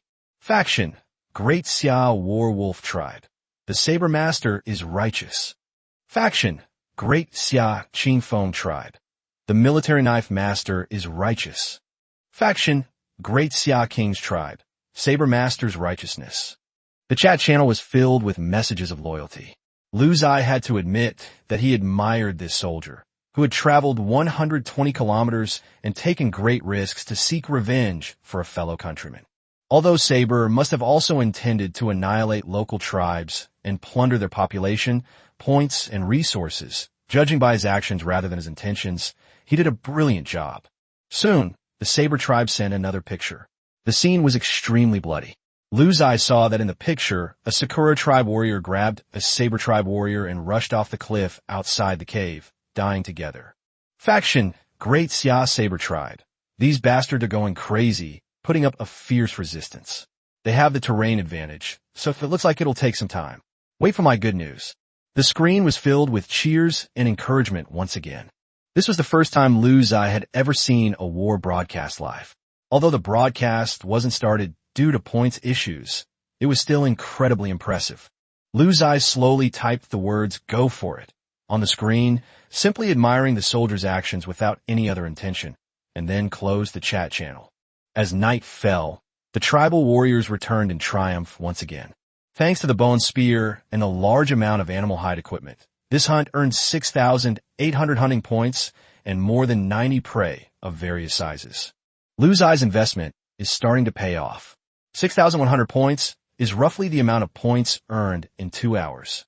As the population and combat power increase in the future, the points earned from each hunt will also increase. Not bad at all. Another piece of good news is that today's gathering team discovered a new species, a yellow fruit that is juicy, sweet, and refreshing, making it an absolute must-have with grilled meat. This made Lu Ziye exclaim, life is getting better. At midnight, as he watched the campfires light up at the entrances of the various caves and the aroma of meat fill the entire habitat, Ziye checked his system points. 51,050 points. I can save another 40,000 before noon tomorrow. With these points, Ziye directly purchased 510 tribal natives. At the current stage, population is productivity and the fastest way to improve the progress of various civilization nodes. With more people, the probability of various creative ideas and new discoveries naturally increases. Ziye has now completed the arming of an elite force of 700 men, all equipped with the best equipment currently available in this era. Ziye doesn't plan to hunt tomorrow morning. He also wants all the tribal warriors to eat well tonight, since there are plenty of fruits and meats in the cave. He wants to prepare for tomorrow's big battle, and that every warrior will go into battle at 100% health. When the Yanhuang army marches out, not a blade of grass will grow. Yamamoto, don't let me down. Ziye smiled wickedly, not like a good person. In a mountain range unknown to Ziye, the sounds of fighting echoed through the valley. A traveler from the Sakura Kingdom looked terrified as he personally led the natives in a desperate resistance against the attack of the great Ziye tribe. He was Matsushita Yasuke, and he never dreamed that someone would rush over from 100 kilometers away to avenge a great Ziye transmigrator who had just finished his novice period. He tried negotiating and begging for mercy, and even tried to add the other party as a friend on the system, but was rejected each time. The other party's refusal to reply is simple. All you want is to die. Love comes from a saber. But he didn't give up. He had a cousin named Yamamoto Senjin, and he was currently chatting with him privately through the system's friend system. Private message. Matsushita bastard. Dear brother, I can't hold on much longer. Please do me a favor. Private message. Yamamoto Senjin. Bastard brother, please hold on. Don't surrender. I have a great plan. The Lord needs you to hold on until noon tomorrow. Private message. Matsushita Yazunari. Okay, please enlighten me, Yamamoto-san. Private chat. Yamamoto Senjin. I've scouted out a great Ziye tribe. Tomorrow at noon is the end of the beginner period. I'll quietly surround them then, using that as leverage to force the great Ziye saber tribe to withdraw. They keep saying they want to unite, right? They'll definitely retreat then. And I have good news for you. Sakura has a strong warrior coming to your aid from 90 kilometers away. Just stall for time, and the saber tribe will be caught in a dilemma. You can even attack them from both sides, and I can also take over this tribe. This is a two birds with one stone plan. Flawless. Private message. Matsushita Yazunari. Okay, I understand. With the cliffside terrain outside the cave, I'll definitely hold out until noon tomorrow. The rest is up to you. Matsushita Nozomi, who had closed the chat window, had a burning gaze on his face. He seemed to see a glimmer of hope for victory and roared as he commanded the remaining 100-plus indigenous warriors to fight desperately. Chapter 12, The Yanhuang Expedition. Not a blade of grass grows.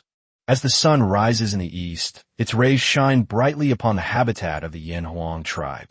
Today, there is no gathering, no hunting, and the polishing and weaving workers have also put down their work.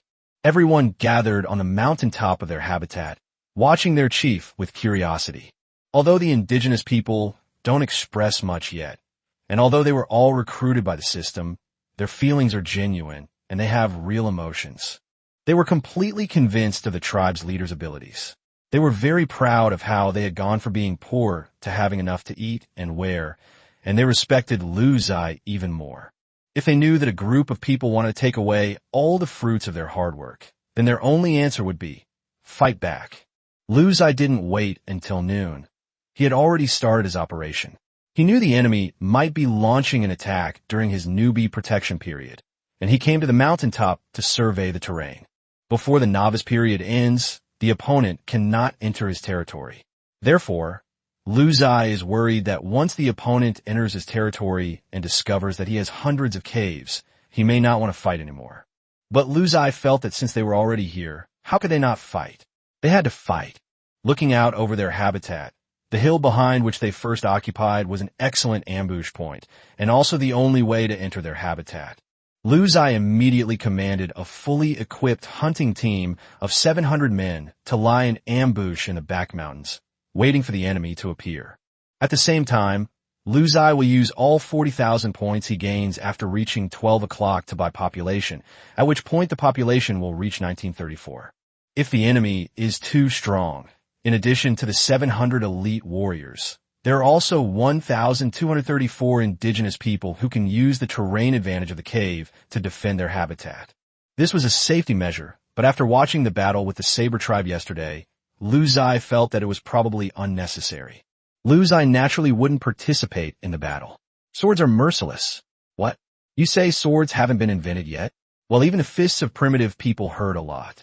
Ziye couldn't take the risk. He used his superior perspective to observe the movements on the back mountain from the highest, most secure cave. It was 10 a.m., and there were still 2 hours left before the newbie period ended. Ziye didn't see the Yamamoto clan's team, but he did receive a friend request from the Saber clan. Friend request. Are you from the Great Ziye tribe? Accept my request, brother. Your habitat has been targeted. Ziye was stunned for a moment. What was going on? Why was he being targeted? And even Jundao knew about it. Anyway, let's add each other as friends first. The chief of the Saber tribe was named Lu Meng. After seeing that Ziye had accepted his friend request, he immediately sent a long message. Private chat, Saber tribe. Holy crap, bro, what are you doing? Aren't you looking at the chat channel? Everyone's talking about you, and you haven't said a word. Why are they talking about me? I haven't done anything earth-shattering. Ziye was stunned for a moment, then immediately checked the channel information, which greatly shocked him. There was a lot of information on it, and they were really talking about him. Faction, Great Ziye Saber tribe. I knew why this Matsushita bastard was resisting so fiercely. Turns out he had a backup plan. A guy named Yamamoto Senjin added me as a friend and threatened me, saying he would be besieging a tribe called Yin Huang Great Ziye at noon, a tribe that had just lifted the newbie restrictions and told me to withdraw my troops immediately. Faction, Great Ziye Qingfeng tribe. Holy crap, is this for real? We can't let him fool us. Faction, Great Ziye dynasty tribe. Damn, I was wondering yesterday why this Matsushita bastard was so tenacious. Turns out he was waiting for this. Now we're in trouble.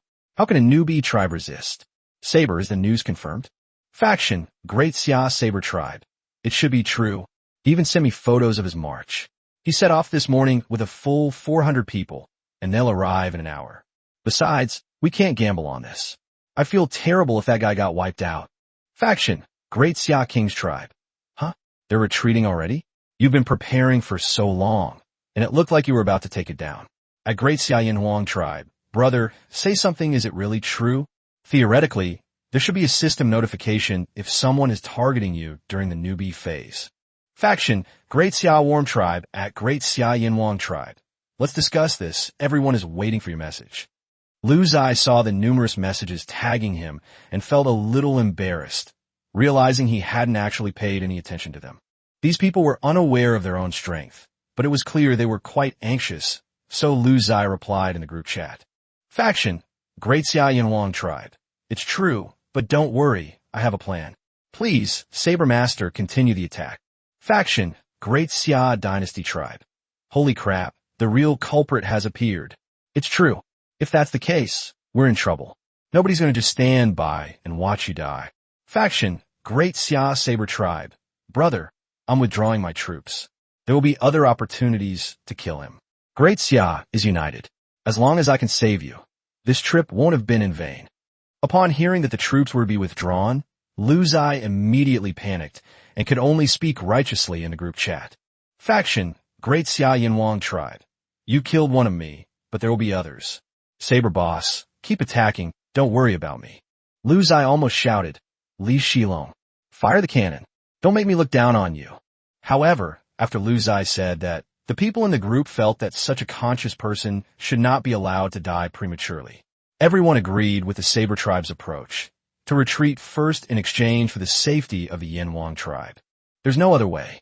I originally wanted to interact with you all as an ordinary person. Now, I'm laying my cards on the table. Ziye used the camera function to take a picture of his 700 elite soldiers, and then sent it to Jundao. Private chat, Great Ziye Yin Huang tribe. Saber Master, keep the attack going. This is my situation, but you'd better not reveal it to anyone else. Should they continue their fierce attack? Lu Meng thought to himself, the Yinhuang tribe are truly men of courage. Even though they can't win, they still sacrifice themselves for the benefit of their compatriots. But when he clicked on the picture Lu Ziye had posted, he was completely stunned. The force numbered several hundred, all clad in animal hide armor and armed with the finest bone spears. Every tribal warrior was in high spirits and appeared to be in excellent health. Lu Meng immediately came to a conclusion. Lu Ziye's tribal talent was probably S-level. Otherwise, how could he have developed such an amazing team in just 3 days of beginner period? He slowly replied to Lu Ziye with a message. Private chat, the Xia Jundao tribe. Big brother, you're in charge. I'll take them down right now. And big brother, don't call me Jundao boss anymore. I can't accept it. You're the real boss. I've wandered half my life as Jundao. If you don't abandon me, Manuel Doge face. Lu Ziye smiled and ended the conversation. The subsequent comment from the Saber tribe made the chat channel even more lively. Faction, Great Xia Saber tribe. Just now, I reached an agreement with the adoptive father of the Yinhuang tribe that we are not brothers. I will continue the attack. Matsushida's life must be spared. Those who ambush my Great Xia compatriots deserve to die. Faction, Great Xia Dynasty tribe. Huh? What about the Yinhuang tribe? Are we just going to watch them get wiped out by the Yamamoto tribe? Upon seeing this information, Lu Meng wanted to say, if we're going to be wiped out, it's just my godfather wiping out others. However, Lu Meng couldn't say that in the faction channel, because every faction has traitors, and who knows if those lurking people would leak the news. He just silently replied in the channel, let fate decide. I respect the choice of the Yinhuang tribe. Time passed slowly, and noon quietly arrived. Then, rustling sounds came from the dense forest behind the mountain. Yamamoto's troops had arrived. Lu Ziye saw the strength of the opposing force from the perspective of a powerful figure. A total of 400 people, indeed formidable. Half of the people were equipped with animal hide armor and fully armed with weapons. Half had bone spears, which increased their attack by 8, and the other half had stone spears, which increased their attack by 5. This must be the enemy's trump card. They've even sent out warriors who don't have animal hide armor. The difference in the opponent's warrior attributes was not only due to the equipment, but also due to the achievements. Unexpectedly, the opponent only had one achievement bonus, which gave 50 points of health and +2 to attack, defense, and speed. It seems to have achieved the goal of balancing meat and vegetables, but it hasn't unlocked the widespread adoption of cooked food. It seems that fire is not an easy thing to obtain. The enemy has an army of 400 people and has probably been here for quite a while without getting fire. It can only be said that their natives are much more foolish than their own people. Lu Ziye once again understood the true value of the SSS level talent. The most outstanding race, the most resilient qualities, and the most indomitable fighting will. What's the point of fighting? We have superior equipment, 50 more health points, and a massive numerical advantage. Once Yamamoto's men entered the encirclement, the Yinhuang tribe warriors lying in ambush on both sides roared and charged forward. Roar, roar, roar. From the perspective of a fierce person, the brutality these soldiers displayed towards their enemies shattered Lu Ziye's worldview, but I really liked it. Chapter 13, Pursuit and Annihilation, points doubled.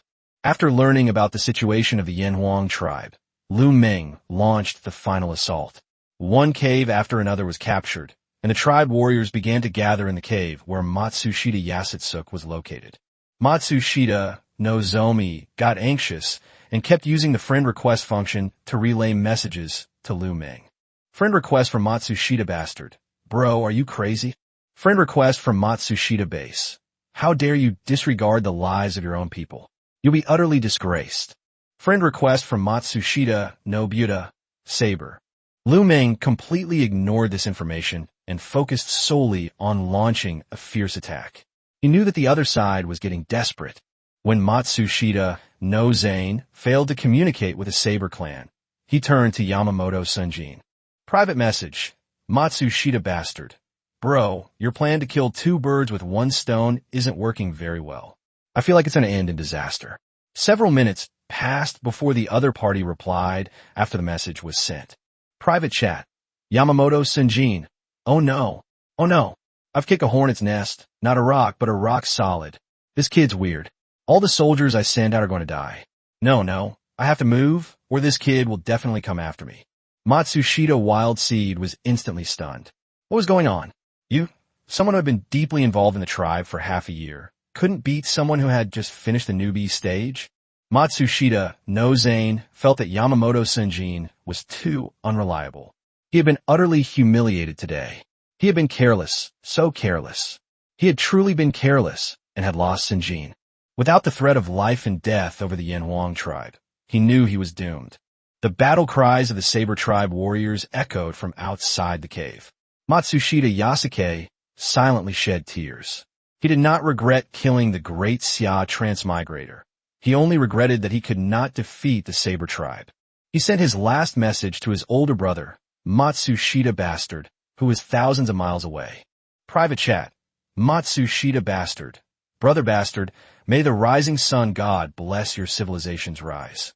If you ever rise to power, do not forget to annihilate the Saber tribe and the Yanhuang tribe. Bastard's last words. After the message was sent, Matsushita Yajutane slowly closed his eyes.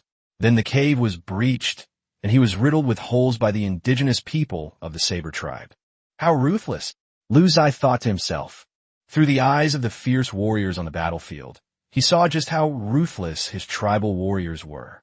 Compared to their own soldiers, the enemy soldiers were somewhat more refined. Having witnessed firsthand how his native inhabitants fought, Lu Zai felt that certain words could perfectly describe this battle, such as deeply moving, heartfelt, and mind-blowing. A warrior from the Yanhuang tribe pierced an enemy's throat with a spear, and warm blood flowed down the wooden handle of the bone spear. Another Yanhuang tribe warrior pierced the opponent's stomach with a wooden spear, causing his intestines to spill out. The warrior then grabbed him and pulled him to the ground without any pity or mercy. During a fierce fight, one soldier's weapon collided with his opponent's and fell to the ground. He then pounced on his opponent and bit through his throat with his teeth, a sight that terrified Lu Zai. The warriors of the Yanhuang tribe were almost fearless. They only attacked and did not defend, overwhelming their opponents with their momentum. The stench of blood in the air was so strong it was almost unbearable. Blood flowed across the ground, dripping in the air, but this smell seemed to act as a stimulant for the warriors of the Yanhuang tribe, urging them to fight with even more brutal methods. The Yamamoto tribe was already outdated in terms of equipment, numbers, and attributes, so the war turned into a one-sided massacre. In order to find the other party's habitat, the Mengren deliberately released about 10 injured indigenous people from the Yamamoto tribe, who would instinctively return to their habitat. Lu Zai earned 10 points for eliminating an indigenous person. This team brought Lu Zai several thousand points in benefits, as well as some bone spears, stone spears, and animal hide armor. Lu Zai kept the bone spear and animal hide armor for himself, while the stone spear was put up for sale in the system and sold cheaply to other chieftains of the Great Xia. In this world, lords can hide, but they cannot lose their habitat. Otherwise, once your territory is completely occupied by others, you will be left with no territory and your tribe will be declared extinct. Occupying a new place as a habitat requires a 24-hour system verification period.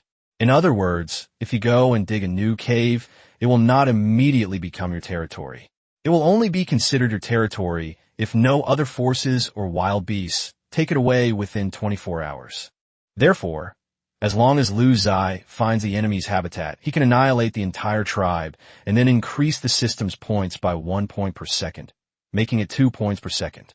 This is a huge opportunity for Lu Zai, and he absolutely cannot miss it. Of the more than 700 elite warriors, 70 wounded tribal warriors returned with their spoils, 30 died, and the remaining 600 warriors were in good condition. They followed the fleeing, wounded enemy soldiers. On the public channel, discussions about the Yanhuang tribe have ceased, with everyone assuming that Lu Zai is no longer alive. Although everyone felt sorry for them, there was nothing they could do. To be honest, it was just bad luck for them. It was a favor if the Saber tribe could help, and it was their right not to. But what everyone is curious about is why the Saber tribe was initially very proactive in communicating with the Yanhuang tribe, but suddenly stopped and instead launched a frenzied attack on the Songxia tribe. The news of Saber taking down the Matsushita tribe sparked cheers in the channel, meaning that the surrounding region had one less threatening enemy, which was good news for all the great Ziye transmigrators. But the next sentence from the Saber tribe left everyone baffled. Faction, Great Ziye Saber tribe. Boss, I've got this sorted out. How's it going on your end? At Yinwang tribe, what's going on? The military knife. Guy is calling the Yinwang tribe big boss. Why is he being so humble? Also, the Yinwang tribe isn't extinct? How is that possible? Lu Ziye simply replied with a curt statement. Faction, Great Ziye Yinwang tribe. Everything is normal, nothing's wrong. Huh? The Yinwang tribe is really okay? What happened? Countless question marks floated across the chat channel as everyone pressed for answers about the Yinwang tribe. Lu Ziye didn't reply, so they went on to ask the Jundao tribe. Lu Meng, seeing that his adoptive father wouldn't say anything, also remained silent, which made everyone anxious. Lu Ziye's side won the battle, and he let the natives in the cave continue to do their jobs, while he kept an eye on the perspective of the powerful man and waited for the final result. 3 hours later, Mengren led his warriors along the trail of the wounded enemy to Yamamoto Senjin's tribal settlement, which contained more than 40 man-made caves. The cleanup operation was thus launched, with Mengren leading his soldiers to begin eliminating the remaining enemies one by one. The cave dwellers were not equipped with armor or weapons. They were usually gathering workers or other occupational groups, making them easier to kill. Lu Ziye also received a friend request from Yamamoto Senjin. At first, the other party asked Lu Ziye to let him go, and in the end, he begged Lu Ziye to capture him. He did not want to die and was willing to become Lu Ziye's subordinate force and serve Lu Ziye at all costs. But Lu Ziye thought he was dirty, and his tribe didn't need someone who lived a comfortable life. Although capturing the enemy would increase the population and thus be more profitable, Lu Ziye was a germaphobe and did not want his tribe to be inhabited by animals.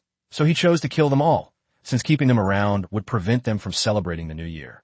In this battle, 510 indigenous people from the opposing tribe were wiped out, leaving no one alive.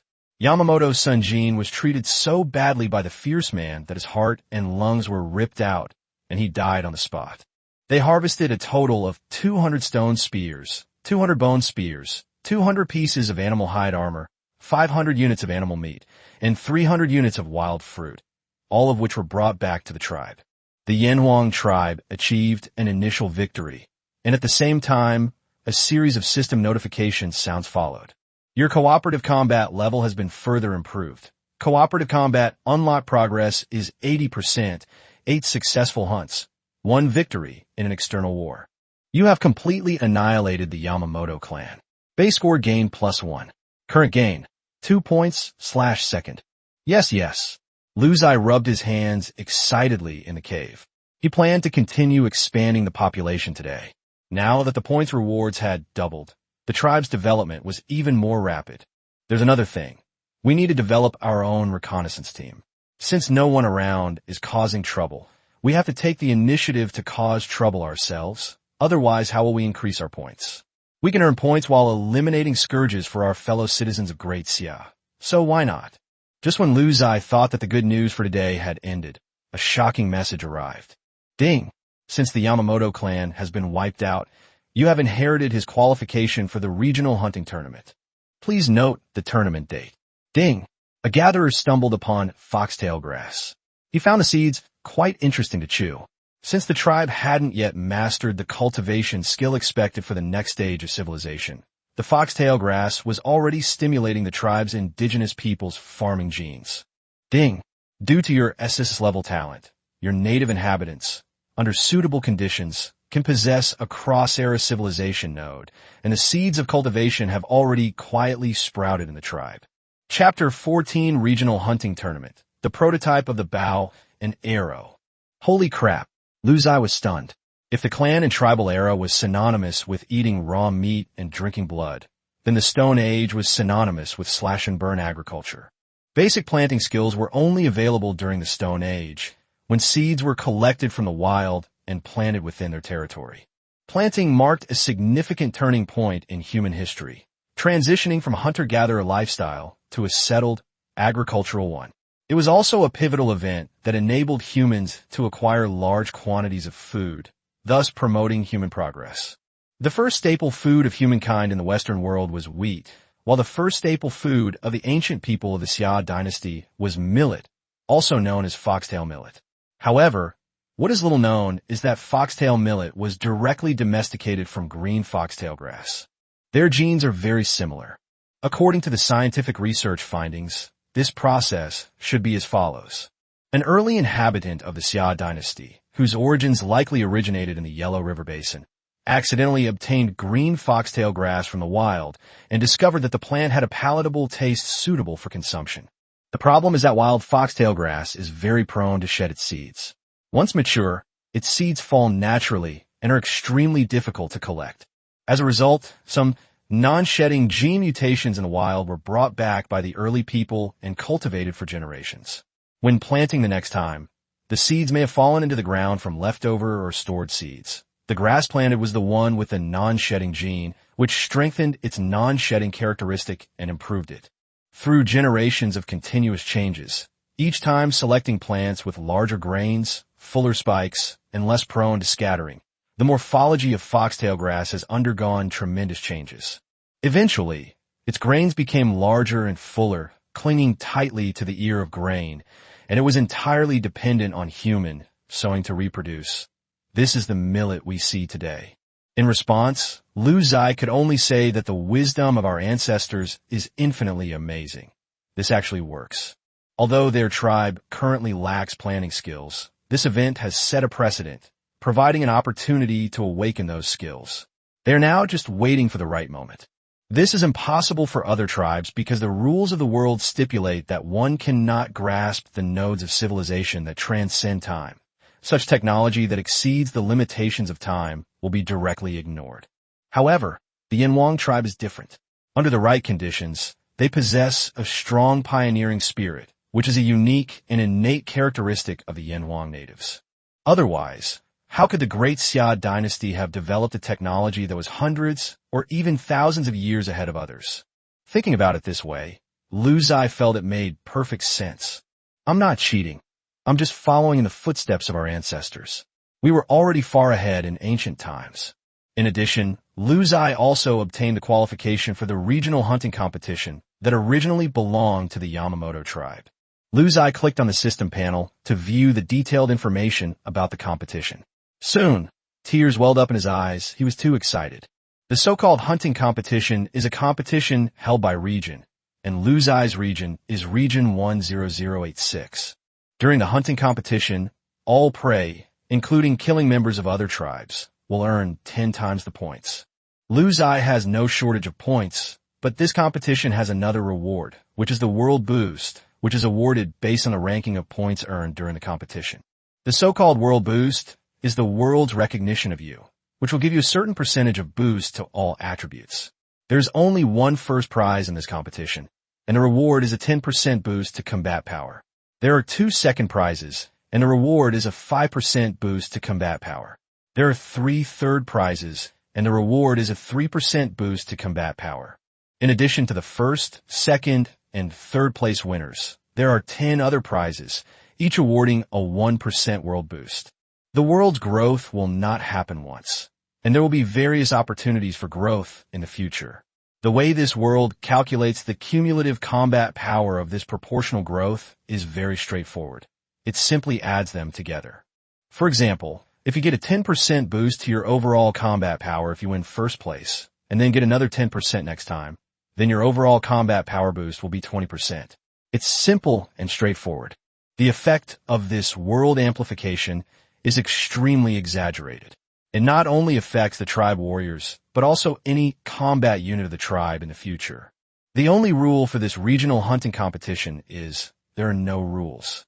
There are no rules about how many people you bring or whether you kill or hunt. In any case, the reward will be automatically awarded to the group with the highest score at the end. However, Ziye inquired with the Saber tribe and received a lot of useful information. The map for the game is not small, and there are many prey. Everyone mainly hunts monsters, as monsters are worth more points. Killing a monster only earns 10 points, and even with a 5x boost, it's not much. The participating teams will group up according to their faction. When they encounter local teams, battles will break out.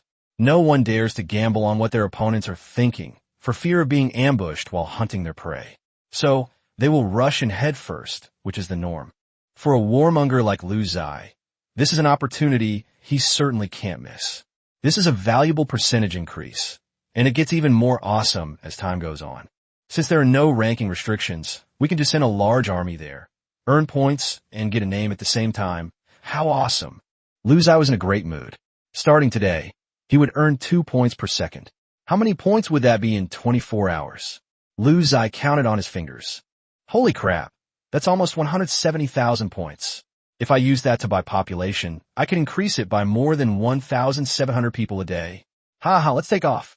Today's goal is to increase the population from less than 2,000 to 3,000, while simultaneously increasing the number of elite troops to 1,000. From now on, they'll be the ones to carry out the burning, killing, and looting. As evening fell, Ziye completed the expansion of his force, increasing the number of elite troops to 1,100, bringing the total population to 2,700. Ziye spent some points to purchase equipment, thanks to a considerable amount of equipment he had seized from the Yamamoto tribe. At the same time, Ziye sold a batch of food that he had hunted and gathered the day before, as his tribe eats fresh food that day. Watching the indigenous people frolicking and playing around the campfire, Ziye revealed a fatherly smile of satisfaction. The tribe is growing stronger and stronger. Meanwhile, bursts of laughter came from a cave in the distance. The indigenous people, bored with their lives, all rushed over to watch the spectacle. It seems that the modern person's love for gossip is truly a genetic trait. Ziye hadn't originally planned to go watch. It was just a matter of who won a wrestling match and who caught a fat louse and was showing off. I am devastated. They have meat now, but they still love lice so much. But a notification from a system made Ziye restless. Ding! Your tribe's natives discovered the principles of the bow and arrow during play. This groundbreaking discovery is considered reasonable due to your innate talent. Ziye's pupils dilated in shock. Bow and arrow. This is something that should only exist in the Stone Age. If I had it now, wouldn't I be invincible? Let's go see. What's going on? Ziye also got up and followed the crowd, running over excitedly. Chapter 15. A pack of wolves passes by, temporarily avoiding their edge. An indigenous person was excitedly eating melon seeds when Ziye pulled him aside. They were all members of the Yinhuang tribe. So who was afraid of whom? The indigenous man who had been pushed aside was about to explode when he saw that it was the chief. He then revealed his big yellow teeth and laughed so hard it was unbelievable. Ziye squeezed to the front row and finally saw what the so-called prototype of the bow, an arrow, was all about. It turned out that a collector had tied a vine to both ends of a branch of a small tree, and then used the elasticity of the vine and the branch to launch the stone more than 10 meters away, which drew cheers from the crowd. In clans and tribes where entertainment is scarce, such novelties are certainly very eye-catching. This device is indeed very close to a bow and arrow. Ziye was very pleased to see it, and sighed that having a large population has many benefits, as all sorts of strange and wonderful things can be made. More and more indigenous people are starting to imitate and create this toy, and many people are watching and pondering. Ziye believed that with so many talented people, someone would soon weaponize this device. With 4 days left until the regional hunting tournament, Ziye believed that with the aid of archers, he could easily dominate the entire battlefield and become the most dazzling chieftain among all the tribes. Just imagine the scene. Everyone else is still using bone spears to form lines and charge, while you're just creating distance and unleashing a volley of arrows. Can you even compete? It's a clear case of dimensional reduction. I've heard that great Xia time travelers are often targeted by time travelers from countries like Japan, the US, and India in these kinds of competitions. Now that there is hope of obtaining the bow and arrow, Ziye is not worried about being targeted, but rather that the targeting may not be intense enough. Ziye didn't know how many tribes a region could have, but he was confident he could take on 10 or even more. Ziye, who was lost in thought about the future, was interrupted by a system notification. Ding! Your tribe has created its first mural. Murals are the origin of human art and a significant event in humanity's journey toward civilization. The emergence of murals will also stimulate more complex language expression. Your tribe's basic human development progress has increased to 79%. Oh, you've come up with something new again? Ziye later learned that it was an indigenous person who had participated in the battle that day who was bragging to other indigenous people about how brave he was and how he had routed the enemy. He wanted to express this idea, but unfortunately, he lacked education, his language skills were limited, and he was at a loss for words. Then, to keep bragging, the indigenous man picked up the burnt charcoal and used it to express the day's battle through paintings on the cave walls. Ziye sighed. It seems that liking to brag isn't such a bad thing after all. The progress of basic humanities has been improved again. Basic humanities includes 3 aspects: the rudiments of language, cave paintings, and food preparation. Ziye has mastered all 3 aspects, and as time goes by, he will soon reach 100% progress in basic humanities. Ziye glanced at his tribe's interface, which was already quite luxurious. Faction name: Yinwang Tribe, Great Xia Faction. Total population of the faction, 2,700. Territory, 1.4 square kilometers. Civilization stage, clan/tribe. Civilization nodes: basic buildings, 100%. Basic crafts, 81%. Primary agriculture, 79%. Primary humanities, 79%. Primary military, 81%. Civilization points, 3101, growing at 2 points/second. Current ranking, 754,931. SSS level faction talent. Descendants of Yin and Huang. Achievements completed 2. World growth rate, 0%. After this battle, my ranking improved significantly, reaching over 700,000th place. After analyzing the situation, Ziye concluded that the weakness in his tribe's ranking lay in the size of its territory.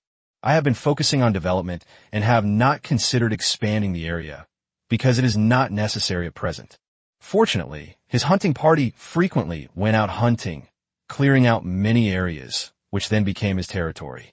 However, considering that there is a hard requirement for advancing to the Stone Age in the future, one must have a territory of 10 square kilometers and a population of 5,000. Population is not a problem for them, but it is not easy for other tribes to gather 5,000 people. Even in the Stone Age, the threshold was only 5,000 people. Daily injuries and deaths, as well as the difficulty of earning points, are problems faced by most tribes. Ziye and Lu Meng chatted occasionally, and Ziye learned from Lu Meng that he himself only had 800 people, but his territory already covered 5 square kilometers, and he controlled a large area. However, Lu Meng also told Ziye that as territory expands, it is often encroached upon.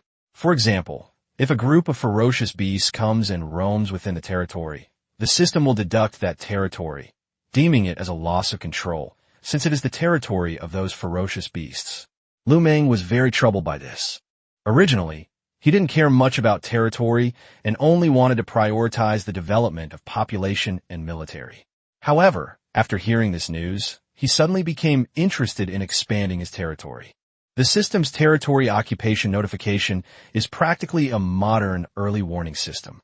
If your territory is large enough, you can know early on where herds of animals or people from other tribes are coming and then make accurate countermeasures. That would be fantastic. Therefore, Ziye plans to start tomorrow by having the hunting team clear out the wild beasts in their territory, centered on their own habitat, unless they are unable to defeat them. If Lu Meng's few hundred men could conquer a territory of several square kilometers, it's perfectly reasonable for his own people, with a population of several thousand, to have a territory of 20 or 30 square kilometers. Filled with hopeful anticipation, Ziye kicked away the female aboriginal who wanted to sleep with him and fell into a deep sleep. Ziye really couldn't appreciate girls covered in hair. Let them evolve a bit more. Ziye tossed and turned, unable to sleep. He felt it was absurd that he had transmigrated to such a primitive society. Everyone else transmigrates to some apocalyptic world, hoards food, slaps down their unscrupulous neighbors, and has women all over the world begging the protagonist to take them in. Or you could transmigrate into a cultivation world and become a sect leader, spending your days cultivating with your senior and junior sisters, or even more absurdly, gain the blessing of having many children and becoming stronger by creating babies at home every day. What about me? What kind of world is this? Kings were everywhere, their reigns brief yet glorious. Every opposing faction around me wants to destroy me. Forget about finding a beautiful woman to sleep with. I don't even have a blanket right now, just an animal hide, which is uncomfortable. It can be said that even among time travelers, there are different levels. These days, even time travel has become a hot topic. Ziye. Ziye can only hope to improve the tribe's civilization as soon as possible. Perhaps things will get better when he becomes king or emperor, and living conditions will be much better then. Thinking about this, Ziye felt a little relieved. Since he couldn't sleep anyway, he decided to browse the chat channel for a while, which was one of the few forms of entertainment available at this stage. I remember the last time I checked the chat channel was the last time. Ziye, I'm so bored I'm talking nonsense. Why is the chat channel so lively today? Ziye had just opened a faction channel in the region when he saw messages flooding in, with many tribes that have been quiet for a while now showing up. Faction, Great Ziye Saber Tribe. Brothers, remember the route map we sent above. All tribes along this route must prepare their defenses, and it's best to stockpile food and fruit and stay in the caves until things calm down. Faction, Great Ziye Warmth Tribe. I heard that during the last Wolfpack invasion, 6 tribes were wiped out and 3 tribes were severely damaged. Faction, Great Ziye King's Tribe. At first, everyone thought it was just an ordinary pack of wolves, and some tribes even went out of their way to hunt them. Unexpectedly, there were over 500 wolves in this world, and they were more than twice the size of wolves we imagined, measuring 3 meters long and 1.5 meters tall. You could easily mistake them for tigers. After seeing the message, Ziye felt that he had missed something and quickly scrolled up to the history. Sure enough, he saw a regional system broadcast. Faction Regional Broadcast. A wolf pack of 580 will be passing through this area. The wolf pack's route and arrival times in various locations are as follows. Attached image. Please prepare your defenses and avoid confrontation. Ziye clicked to view the wolf pack's crossing route. Damn, they'll arrive here in 2 days? 580 giant wolves, each as big as a tiger. 2 days later, I should have several thousand elite warriors, right? But this wolf is huge, has a high health bar, high attack power, and high defense. I'd better not provoke it. However, Ziye thought for a moment, unless the tribe invented the bow and arrow, that would be a different story. Temporarily avoiding the enemy's sharp edge? That's impossible. Even if it were a wild wolf, or even a male prostitute, I would still give it a try. Chapter 16, A Godsend Opportunity, Taming the Giant Wolf. According to the chat in the group, these wolves are huge and difficult to deal with. They have a history of crossing the border, and each time they have caused considerable damage. At that moment, Ziye thought to himself, if I had a Gatling gun, I could shoot down a Tyrannosaurus Rex, let alone a few giant wolves. At this moment, one can't help but marvel at the greatness of technology. I wonder when we will finally enter modern civilization. Lu Meng of the Saber Tribe is now thinking about Ziye and everything. The last time Ziye slaughtered Yamamoto Senjin, he had already convinced Ziye that he was a big shot. Today, he also told Ziye some incredible information. Private chat, Great Ziye Saber Tribe. Hey boss, did you get the message about the wolf pack passing through? If they're on their path, be careful. Many bosses have suffered losses before. Ziye knew that the other party meant well, and regardless of whether you need this information or not, you should appreciate it. Private message, Great Ziye Yinhuang Tribe. I just saw it. It is indeed dangerous. I will be careful. Thank you. Private chat, Great Ziye Military Knife Tribe, Ziye. This strange world is all about danger and opportunity. I have a friend who's more talented than me and has already entered the Stone Age. He told me that every seemingly insurmountable crisis actually contains an opportunity. As long as you're strong enough, you can overcome these crises and gain unexpected benefits. For example, this wolf pack is crossing the border. If you can stop them and kill the Wolf King, you can gain the submission of the giant wolf. Then, when you enter the Stone Age, you can tame the giant wolf as your battle mount, which will make you incredibly powerful. Huh? There's such a thing? Ziye was a little shocked, but at the same time, he had a bold idea. Others who gain the submission of the giant wolf must wait until the next civilization era to tame it, because their tribes cannot transcend the limitations of time. However, his own Yinhuang tribe's SSS talent clearly states that, given the right conditions, he can acquire technology that transcends the limitations of his era. In other words, if I defeat the giant wolf king, I can possess a giant wolf in this era. Wouldn't that make me invincible? With a giant wolf as a battle mount, their strength increases several times over, making them virtually invincible. This time, the wolf pack is 580 strong. Even without bows and arrows, I have to give it a try. At worst, I can use sheer numbers. I'm currently gaining 2 points per second, so in 2 days, 5,000 people shouldn't be a problem. 5,000 hunted down, 580. Isn't that the advantage on my side? Hands on hips, Fenghua accent. The giant wolf mount can not only fight, but also greatly enhance the mobility and expedition capabilities of the tribe's warriors, allowing the Yinhuang tribe to set foot in more distant places. It is simply a divine weapon for killing, robbing, and expanding territory. This information was too amazing for me. Seeing that Lu Ziye hadn't replied for a while, Lu Meng thought of a possibility. Could it be that the big boss had set his sights on the giant wolf pack? Lu Meng immediately became nervous, afraid that his well-intentioned reminder might have harmed the other party.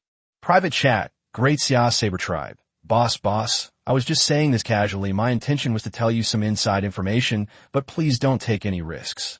Those giant wolves are stronger than wild boars. They're not easy to deal with. Moreover, wolves are different from other ferocious beasts. They follow the will of the wolf king and act in unison. A wolf pack is comparable to a well-trained army. They're extremely terrifying. There was a time when 7 or 8 tribes gathered more than 3,000 tribal warriors to hunt a wolf pack, and they still failed. Private message, Great Xia Yinhuang tribe. Brother, don't worry, I know what I'm doing. Also from now on, just call me Brother Lu. No need for formalities or calling me Big Boss. You've helped me a lot. Upon seeing the reply, Lu Meng was overjoyed. The big boss had acknowledged him. He resolved to tell Brother Lu about anything important in the future because he had a big matter on his mind, which was also the reason he was working hard in this world. He had been slacking off before. Lu Meng was transported to another world because of a family car accident. After the accident, he quickly contacted his sister and parents. His family worked very hard to survive in this world, but he chose to give up. As it turned out, that day still came. The U.S. and Japan stirred up trouble in the region where his family lived. The family members were all quite powerful, and because they all loved him deeply, they chose to protect him and survive. Several of their family's tribes were destroyed. After that incident, Lu Meng was filled with remorse and worked even harder from then on. When he encountered cherry blossoms, he would never show mercy to the tribes of the United States. For example, when he encountered Matsushita Yajuten last time, he traveled 100 miles to wipe him out. For Lu Meng, this behavior was a form of self-redemption and a driving force for survival. But the enemy is powerful. The tribes that once harmed his family are now strong, and some of them have even advanced to the Stone Age. He knew his own strength was limited, but the appearance of the Yinhuang tribe gave him an opportunity for revenge. However, he knew that there was no such thing as a free lunch, so he was very open with the Yinhuang tribe and preferred to use a transactional approach, entrusting them to seek revenge for him when the time was right. Lu Ziye had no idea what Lu Meng was thinking. He just felt that this person was being overly enthusiastic, but he had always been very helpful to him, so he remembered this favor. After chatting for a few minutes, the two went about their own business. The Yinhuang tribe's profits today were extraordinary. With the hunting team expanding to 1,100 people, they earned 14,000 points from hunting alone, and the team brought back more than 180 animals of various sizes. The gathering team also made some progress. Some people discovered edible wild vegetables, and they found that wild vegetables paired with roasted meat were a good choice. Today, Lu Ziye's tribe needs 2 caves just to store food, so they are incredibly wealthy. It's worth noting that there are still many people on the public chat asking to buy food. Most tribes rely on the weather for their livelihood, because there aren't many warriors who can hunt. If there are few prey, or the prey is too strong, the hunt may fail, and the meat obtained from hunting is simply not enough to eat, so they have to buy it.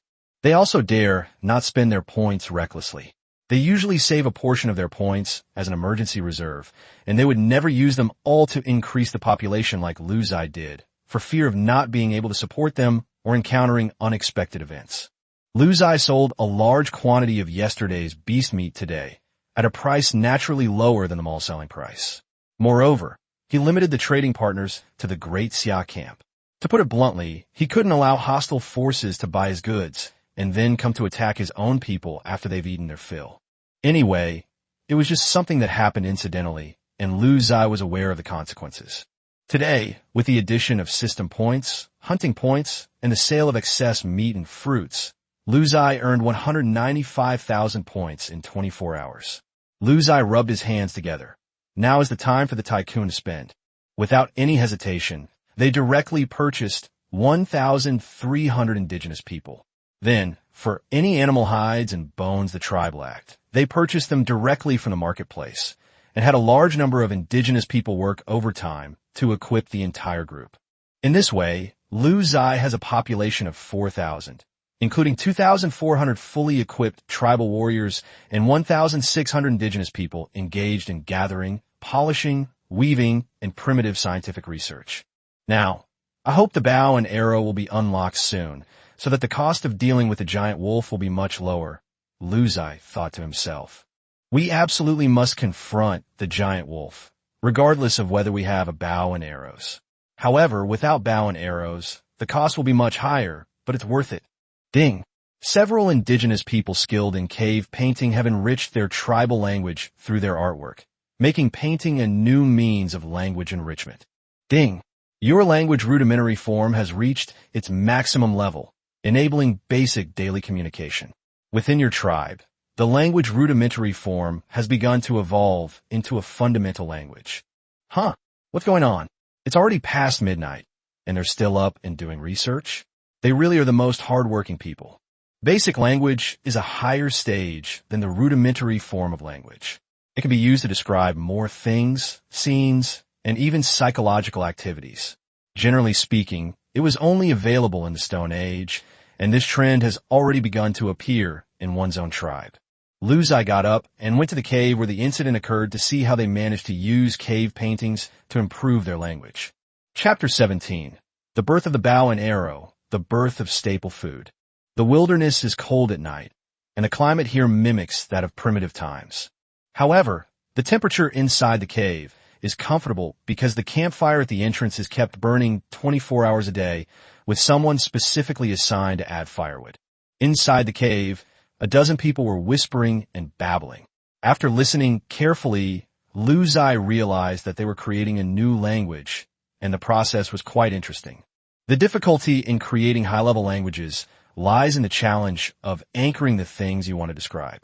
The more abstract the thing, the harder it is to express it in language, let alone create it out of thin air. Therefore, when children are learning to speak, the first words they learn are all concrete things, such as dad, mom, hand, ear, and nose. The same was true of our early humans. In the beginning, language was simply used to describe specific things and phenomena around us.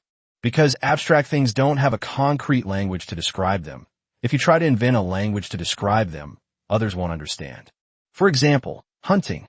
In the past, the word hunting was not used to describe a tribe. It was only after the act of hunting came into being that people understood that the word hunting was used to describe this act. But things are different now. Some things that indigenous people couldn't express in words before they could draw. Then, after everyone understands, they invent a new language or vocabulary to describe these things. For example, in today's discussion, they invented many new words through drawing: gathering, fire, expedition, hunting, etc. First, we draw, and then we invent words to anchor the content of the drawing. This is a necessary process for the continuous enrichment of language. The birth of writing later followed a similar process. Ziye listened for a while without interrupting their interest. After checking on the busy polishing and weaving workers, he returned to his cave and fell into a deep sleep. The next morning, Ziye got up late. Mangren had already led 2,400 elite warriors out hunting, while also expanding the tribe's territory and seizing more land. In just one day, Ziye's territory expanded to 2.9 square kilometers, a rapid development. The wolf pack will be crossing into our tribe at 4 p.m. tomorrow. Ziye was preoccupied with this matter. Just then, a long-awaited notification sound finally arrived. Ding! Your tribe's indigenous people, through their concerted efforts, have finally transformed their slingshot toy into a hunting tool, the bow and arrow. Ding! This technology is far ahead of its time, but given your tribe's talent and intelligence, it is considered a core element. Your basic military progress has reached 120%, showing a trend of surpassing expectations. It's done? Ziye was overjoyed. He had originally planned to go and check it out himself, but the natives of the craftsman's department couldn't contain themselves and rushed over with their research results, shouting loudly. Yawawuluwa. Translation. Leader, look at this. P.S. The author is actually fluent in the original language and pronunciation, but for the sake of the reader's experience, I will not translate any future indigenous dialogues directly into modern script. Just kidding. Ziye calmly asked, what is this? The indigenous people didn't know how to explain it in simple language, so they demonstrated it themselves. Ziye examined it carefully, and you have to admit, the bow and arrow were made quite well. The bow is made of flexible wood. The bowstring is made by skilled indigenous people who repeatedly knead wrought tan. The arrows are made by planing bamboo strips with bone pieces, and the arrowheads are made by directly using the spearhead technique of bone spears, which are made by polishing animal bones, stuck on the top of bamboo strips, and then fixed with ropes made of wrought tan. Thus, a primitive version of the bow and arrow was born. The indigenous people drew their bows and aimed at a flock of crows on a treetop 20 meters away. These crows stayed in the tribe's habitat every day just to eat the food scraps discarded by the indigenous people, especially pecking at the meat scraps on animal bones. They couldn't be driven away, and the indigenous people couldn't do anything about them. Today, the indigenous man held his breath and pointed to the largest black crow. I'm going to kill this one. The unsuspecting indigenous people didn't recognize the bow and arrow, nor did they know what the indigenous person wanted to do, so they all gathered around. Call out. The arrow soared through the air, flying 5 meters above the crow's head. It was quite powerful, but it didn't even break a single feather, which drew a burst of laughter from the surrounding indigenous people. Ah! Let's go gathering instead. It's not fun. This thing is useless. Showing it to the leader will get you beaten up. Ziye didn't say anything, but encouraged, try a few more times, and you'll be able to kill it. They couldn't understand the training instructions, so I could only describe it in simple language and tell them to practice more, as mastering archery also requires practice. Ziye also issued a new order, instructing the indigenous people who were making bows and arrows to start working overtime to produce them. As for materials, they were to collect what they could and purchase what they needed, such as animal bones. With bows and arrows, dealing with the wolf pack will be much easier. Even if the shots are off, it's not a big problem. We could just use firepower to cover them. There's still about 30 hours until tomorrow afternoon. Once we have enough points, we'll build 2,000 archers. 2,000 archers, each equipped with 20 arrows. This lineup is luxurious enough in the current world. At the same time, the indigenous people were allowed to practice with the bows and arrows they made, master the skills, and then spread the knowledge to improve their archery skills. Just as Ziye was contemplating hunting the giant wolf pack tomorrow, a gatherer excitedly ran over, holding a dark, unappetizing object in his hand. He exclaimed, "Leader, eat. You eat. You dare make me eat shit?" Ziye exclaimed inwardly. This thing was a dark, gooey lump that looked exactly like an Ali Gay, a popular Chinese snack. Ziye was about to refuse. Ding! Your indigenous people have mastered the cooking of the staple food millet, unlocking the achievement, staple food born. The birth of staple food, millet, the first staple food of the Yin and Huang ancestors, greatly improved their diet and provided them with much-needed carbohydrates. All life units in the tribe gained plus 50 health, attack, defense, and speed plus 2. Good heavens, so this is millet? However, Ziye knew that millet was improved from foxtail grass, and his tribe had not yet mastered its cultivation, so it was impossible for them to obtain improved millet. Therefore, this dark lump should be made from foxtail grass seeds, similar to steam buns. Ziye took a bite, and his eyes lit up. It really tastes awful. Without any improvement, these seeds are somewhat sour and astringent, and foxtail grass seeds are difficult to grind. The current indigenous processing techniques are also very crude. It is estimated that they are crushed with stones, a little water is added. The mixture is kneaded into a ball, and then roasted in a fire. So, it's normal that it's so dark. Lu Ziye exclaimed, "Delicious. Here, this is your reward." Lu Ziye immediately shoved the food back into his mouth, but the other person ate it very quickly, as if it were a delicacy. Undoubtedly, the tribe's gathering guild will increase the amount of foxtail grass they collect in the future, and then process it into a staple food, along with fruits and roasted meat to form the current dietary structure. The diet includes carbohydrates, vitamins, protein, and fat, which is considered quite rich. With the achievement of the third accomplishment, the strength of the natives has increased significantly once again, and Lu Ziye is even more confident in hunting the giant wave swarm. Everything depends on tomorrow. That's a giant wolf mount. Lu Ziye rubbed his hands together, his face full of excitement.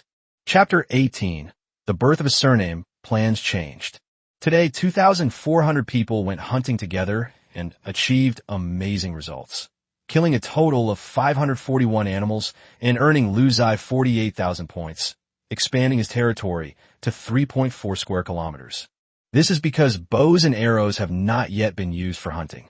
Once bows and arrows are mass-produced and equipped, hunting efficiency will undoubtedly be much higher.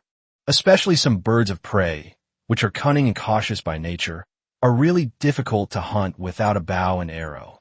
Lu Ziye purchased a large number of animal bones and added 1,000 natives, bringing the total population to 5,000. Large numbers of indigenous people began to polish animal bone arrowheads, and large numbers of indigenous people collected bamboo, trees, and vines from the mountains and forests to make bows, arrow shafts, and strings. This is where the advantage of a large population becomes apparent. Without so many people, the tribe simply could not have completed such a complex production process. At night, after the hunting party returned to their roost, they also joined the production efforts, and they developed a strong interest in bows and arrows. Ding! Your tribe's division of labor is becoming increasingly clear, and communication among the indigenous people is becoming more frequent.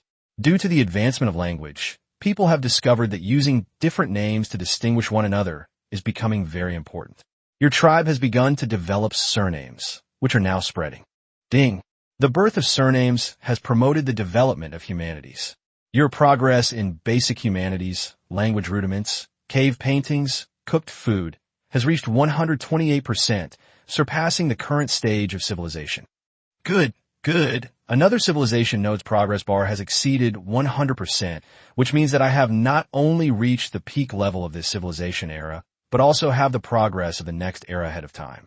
Surnames were not born late in the history of the Yanwang people. The earliest surname was Feng, which originated from Fuxi, the first of the 3 sovereigns and 5 emperors in ancient times. His father, Suiren, named himself Feng, which became the earliest surname in China. With the development of society, 8 more ancient surnames emerged: Ji, Jiang, Yao, Ying, Si, Yun, Gui, and Ji. However, the surnames of Lu Ziye's tribe are very diverse, probably because history is always different and the timelines and world lines are not exactly the same.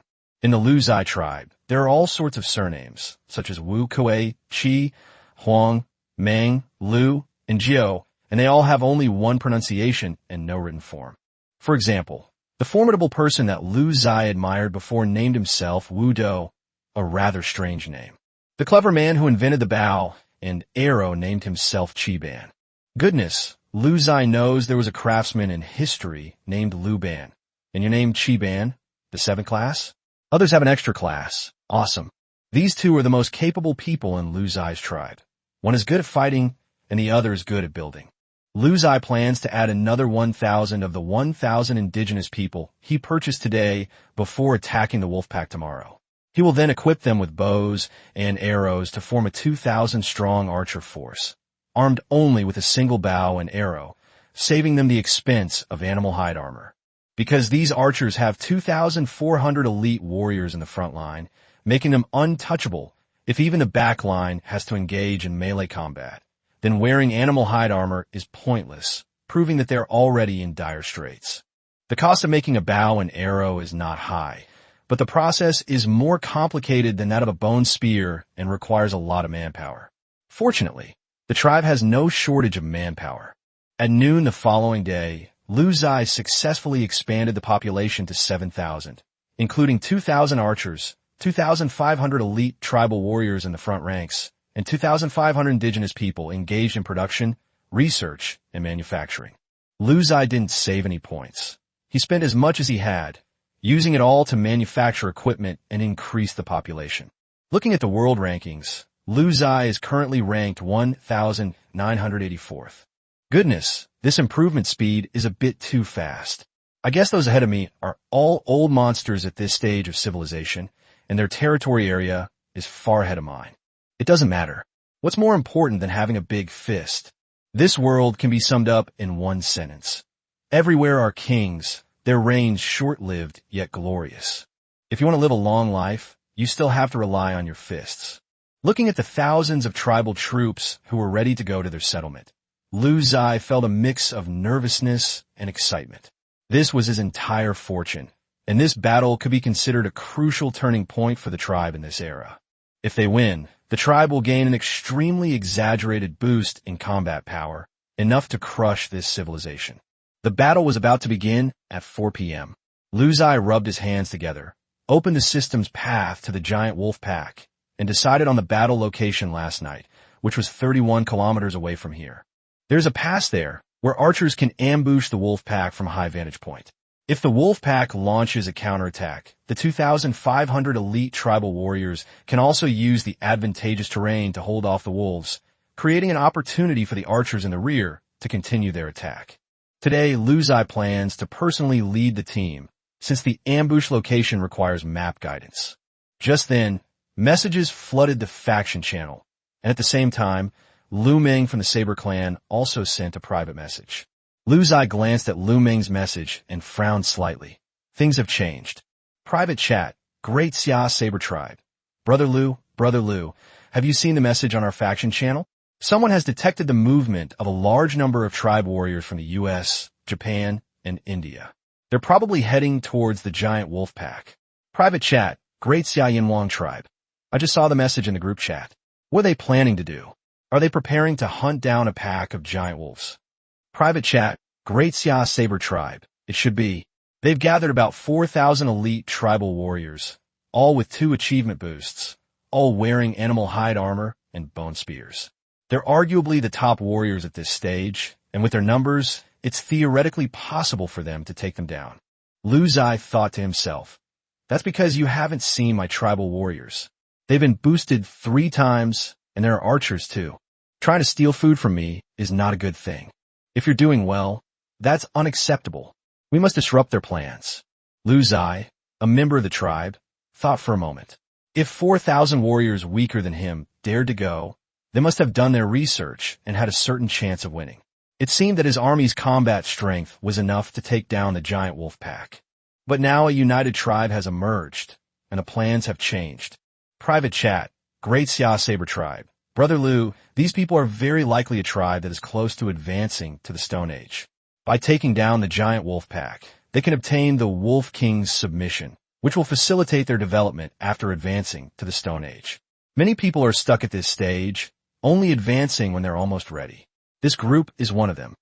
Private chat, Great Xia Tribe. How do I get stuck? Can I keep delaying my advancement? Or is there some price to pay? Ziye was quite interested in the card advancement, because he would stay in the game longer in the future and advance when he was more secure. Private chat, the Xia Dao Tribe. Of course there's a price to pay. First, if a tribe that meets the advancement requirements doesn't advance, a certain number of points will be deducted each day.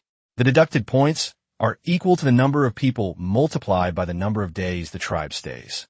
That is, if your tribe of 2,000 people stays for the first day, you will lose 2,000 points. The second day, it will be 4,000 points, and so on. Most tribes simply can't afford this, so they can't stay for long and still have to advance, unless there is a major event. This is a pretty high price to pay. If your tribe has 10,000 people and they are stuck for 10 days, you will lose 100,000 points every day. Who can afford that? Of course, except for me. I am currently getting more than 170,000 points a day just from the system. Well, we'll talk about the delays later and see how things go. For now, let's deal with the giant wolf pack problem first. Private chat, Great Ziye tribe. The group only mentioned that a group of people had appeared, but didn't say their exact location. Can you find out? When Lu Meng saw that Lu Ziye was asking for directions, he immediately guessed that Lu Ziye was definitely going to cause trouble. Private chat, Great Siam Military Saber Tribe. Brother, you really are going. I won't tell you the location.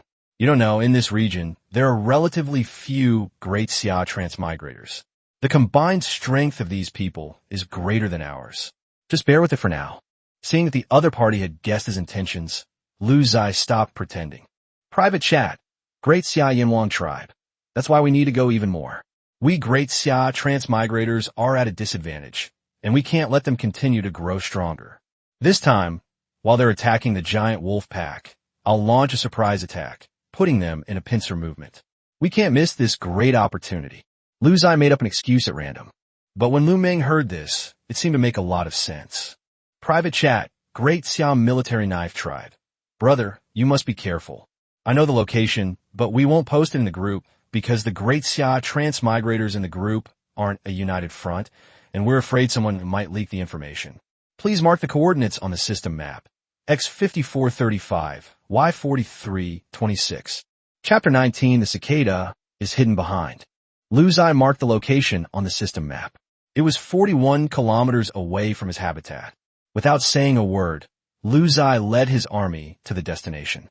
It is noon, and the wolf pack will pass through this target location at around 4:10 p.m., leaving them with more than 4 hours. Lu Ziye's plan was to wait until the two sides were in full contact, then have the archers shoot at targets indiscriminately from a distance, killing any giant wolf or enemy they might be. The bow and arrow have the same attack power of 8 points as the stone spear, but the range is 50 meters, making it a powerful weapon that should not have appeared in this era. I heard that the world amplification attribute also affects shooting range, which makes Lu Ziye very excited. If he can get first place in the regional hunting competition, his shooting range will also increase by 10%. Lu Ziye didn't feel tired after marching 41 kilometers. Strangely enough, his physical fitness seemed to be tied to that of the tribe. Like the other tribal warriors, he had received 3 achievements, making him incredibly strong. However, marching through the dense forest, with its thickets of thorns, and despite the help of Wu Do leading the way, the journey was not very fast. Lu Ziye estimated that it would take 3 hours to reach his destination. In a small basin a few dozen kilometers from Lu Ziye, more than 4,000 tribal warriors were ready on the hillside. One of the 3 tribal leaders was present to give on-site command, while the other 2 communicated with the present leader through private chat. The leader present was named Moya, a time traveler from India. At that moment, he was sending a picture of the scene to a temporarily formed 3-person group. Temporary group, India, Moya, you too, this is the situation. I found a basin-like terrain. When the wolves pass by, we'll launch a charge from the high ground around the basin and wipe out the giant wolves. One of us will then receive the giant wolf submission reward. Don't forget our agreement. The one who gets the reward must give the other 20,000 points as compensation. Attached image.jpg. Temporary group, United States. Hansen, Brother Moya. Don't worry, we've all been in this era for over half a year. We're all old acquaintances. Who knows? Maybe we'll even be assigned to the same region when we enter the Stone Age. It'll definitely be fine. Hansen had just sent a message in the group chat when he immediately sent a private message to another member of the Sakura group, Little Brat. Private chat. Hansen, you little brat, we've known each other for years. If I get giant wolf submission later, I'll definitely give you 25,000 points. As for that Moya, forget it. The world is so big. Who will even know him after he advances? A guy who loves playing with poop and lizards, just thinking about him is disgusting. After receiving Hansen's message, the little brat replied immediately. Private chat, Little Brat. Yes, you're absolutely right. It's disgusting. We're all civilized people. We don't associate with this kind of person. If the system gives me the reward later, I'll give you 25,000 points too, not him. Private message, Hansen. Okay, it's a deal. Private message, Little Brat. It's a deal. The little brat quickly forwarded Hansen's chat log to Moya and sent her a private message. Private chat, Little Brat. Moya, look at Hansen's true colors. He's not planning to give you any points as compensation, when he gets the reward. Let's be honest. I'm telling you, I'll definitely give you points as compensation when I get the reward. Moya glanced at the little brat's chat and couldn't help but laugh. Because Hansen also sent the same message, saying that the little brat said they were all civilized people and wouldn't associate with him. Me disgusting? Me uncivilized? You two hypocrites. Moya already had a plan in mind. If he got the reward later, he wouldn't share it with anyone. He would just advance to the Stone Age and run away. Anyway, he had met all the requirements. All three were wary of each other, but in the temporary group chat, everyone was very warm and friendly. They were all just superficial friends. Temporary group, Sakura Country, Little Brat. Brother Moya, thank you for your hard work. Leading our 3-person allied army on a 110-kilometer march was no easy feat. Last time, I captured a female leader from the Northern Bear Country. She's quite large. You can have a taste of her later. Temporary group, Eagle Country. Hansen, how old? Starry-eyed. I've never heard you mention that before. The little brat switched to private chat and said to Hansen, private message, little brat. It's because I'm old, a middle-aged woman 70. Private message, Hansen. Holy crap, 666. Temporary group, India. Moya, that's more thoughtful than the kid. Temporary group, Sakura Country, Little Brat. How many times have I told you? You have to use my full name. My name is Little Brat, not Brat. Temporary Lord, India, Moya. Okay, Brat. Temporary group, Japan, Little Brat. Temporary group, U.S. Hansen, let's get down to business. The terrain here is a basin surrounded by mountains, which is indeed a good ambush position. But if we rush down and the enemy appears behind us and ambushes us, when we have nowhere to run. Temporary group, Sakura Country, Little Brat. This is indeed a problem. Our army has charged to the bottom of the basin, surrounded by hills on all sides. If they manage to outflank us, it will be troublesome. Temporary group, India, Moya. You're overthinking it. First of all, our strength is top tier in this region. Secondly, this region is different from others. The number of tribes in our 3 factions far exceeds that of the Northern Bear Kingdom and the Great Ziye Kingdom. Do they have the guts? You can rest assured about what I Moya do. Temporary group, Sakura Country, Little Brat. Makes sense. Temporary group, U.S. Hansen, I was overthinking it. Temporary group, India, Moya. There's still a little over an hour left. I need to reorganize the formation. We'll launch an attack soon. After the battle starts, I'll send you pictures of the scene. Everyone, wait for good news. After Moya finished speaking, he went to adjust the formation, placing Hansen and the Little Brat's tribal warriors at the front. He planned to lose their soldiers first during the charge, while he would conserve his strength to try and get the giant Wolf King into his hands. Even though it was a 3-way team hunt, this would increase the probability of receiving the prize. 2 idiots trying to mess with me? You really think I traveled this far, over 100 kilometers, just to serve you? Morons! After adjusting the formation, Moya ordered his army to stand by and wait for the wolf pack to pass through. Little did he know that a large army was already closely watching the area from the dense forest 600 meters away. Lu Ziye looked at Wu Do beside him. After they charge down, we will immediately occupy the high ground around the basin. The tribal warriors will stay where they are, and the archers will just keep shooting.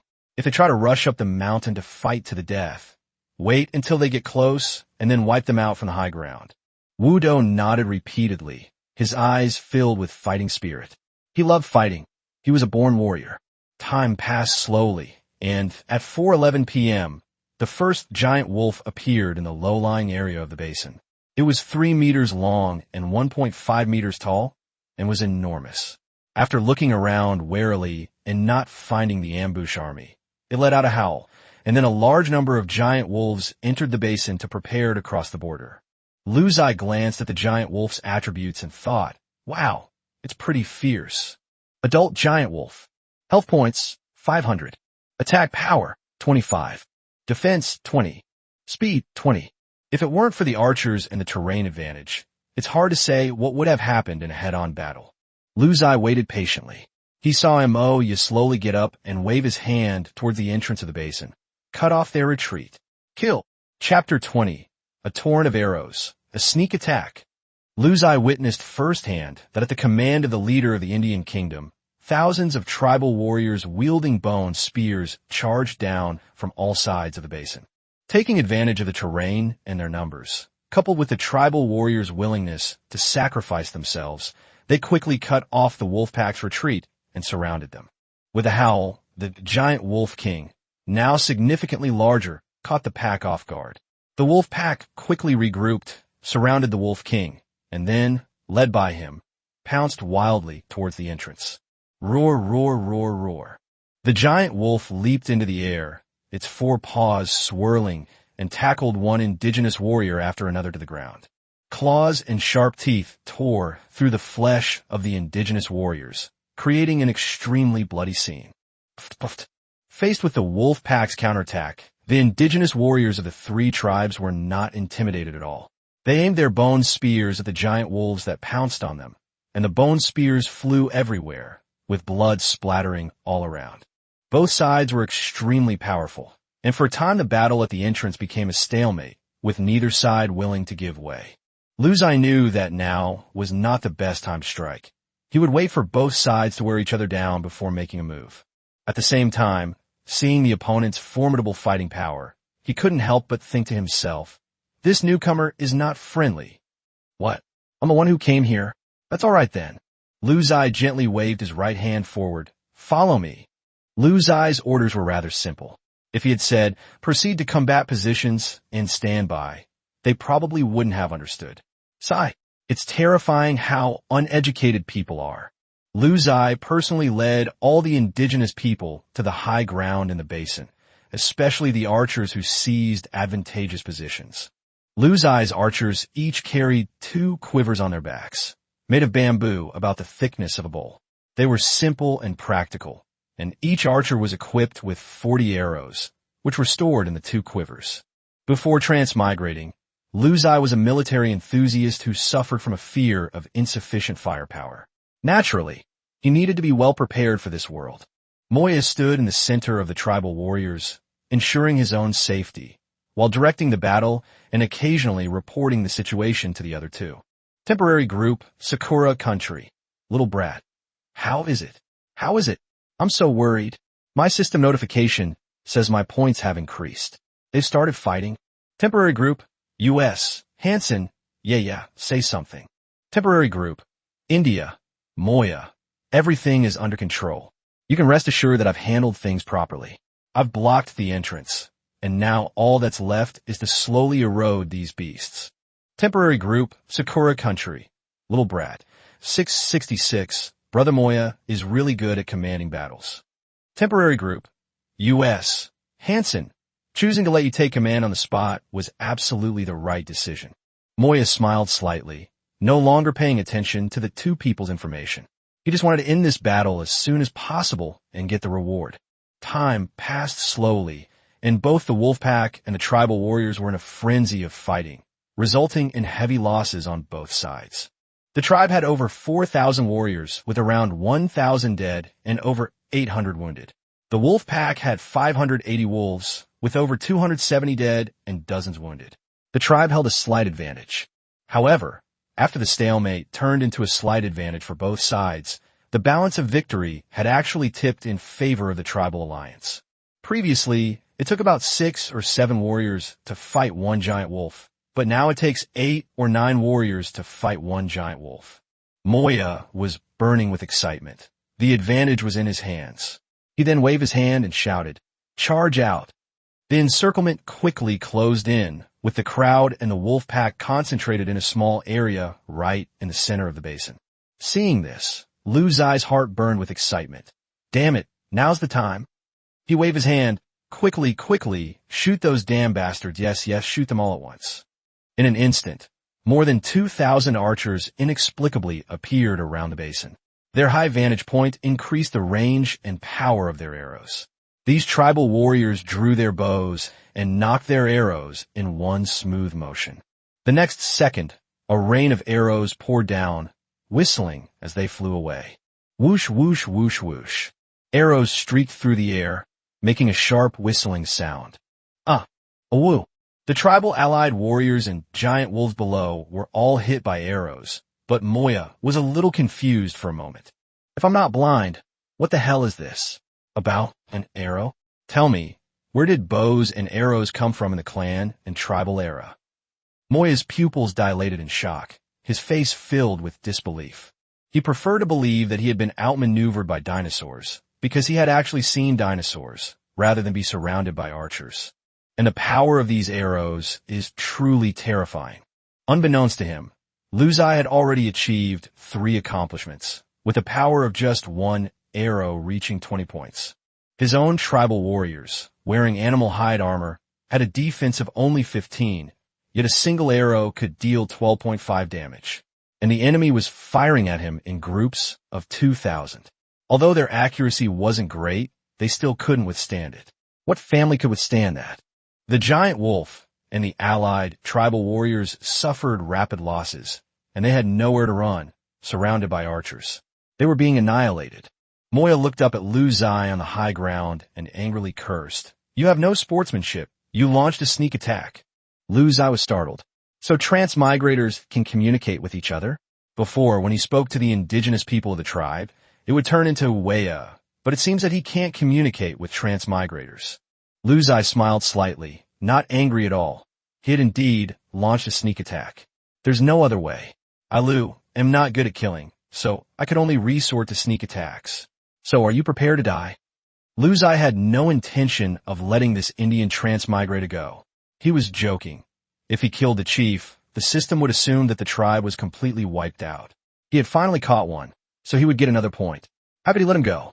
The other 2 members of the 3-person group also noticed something was wrong, as the system kept sending notifications of their tribe's warriors dying, and they began to ask questions. Temporary group, United States. Hansen, Moya, what's going on? In just a few minutes, over 300 of my tribe's warriors are gone. Temporary group, Sakura Elementary School kids.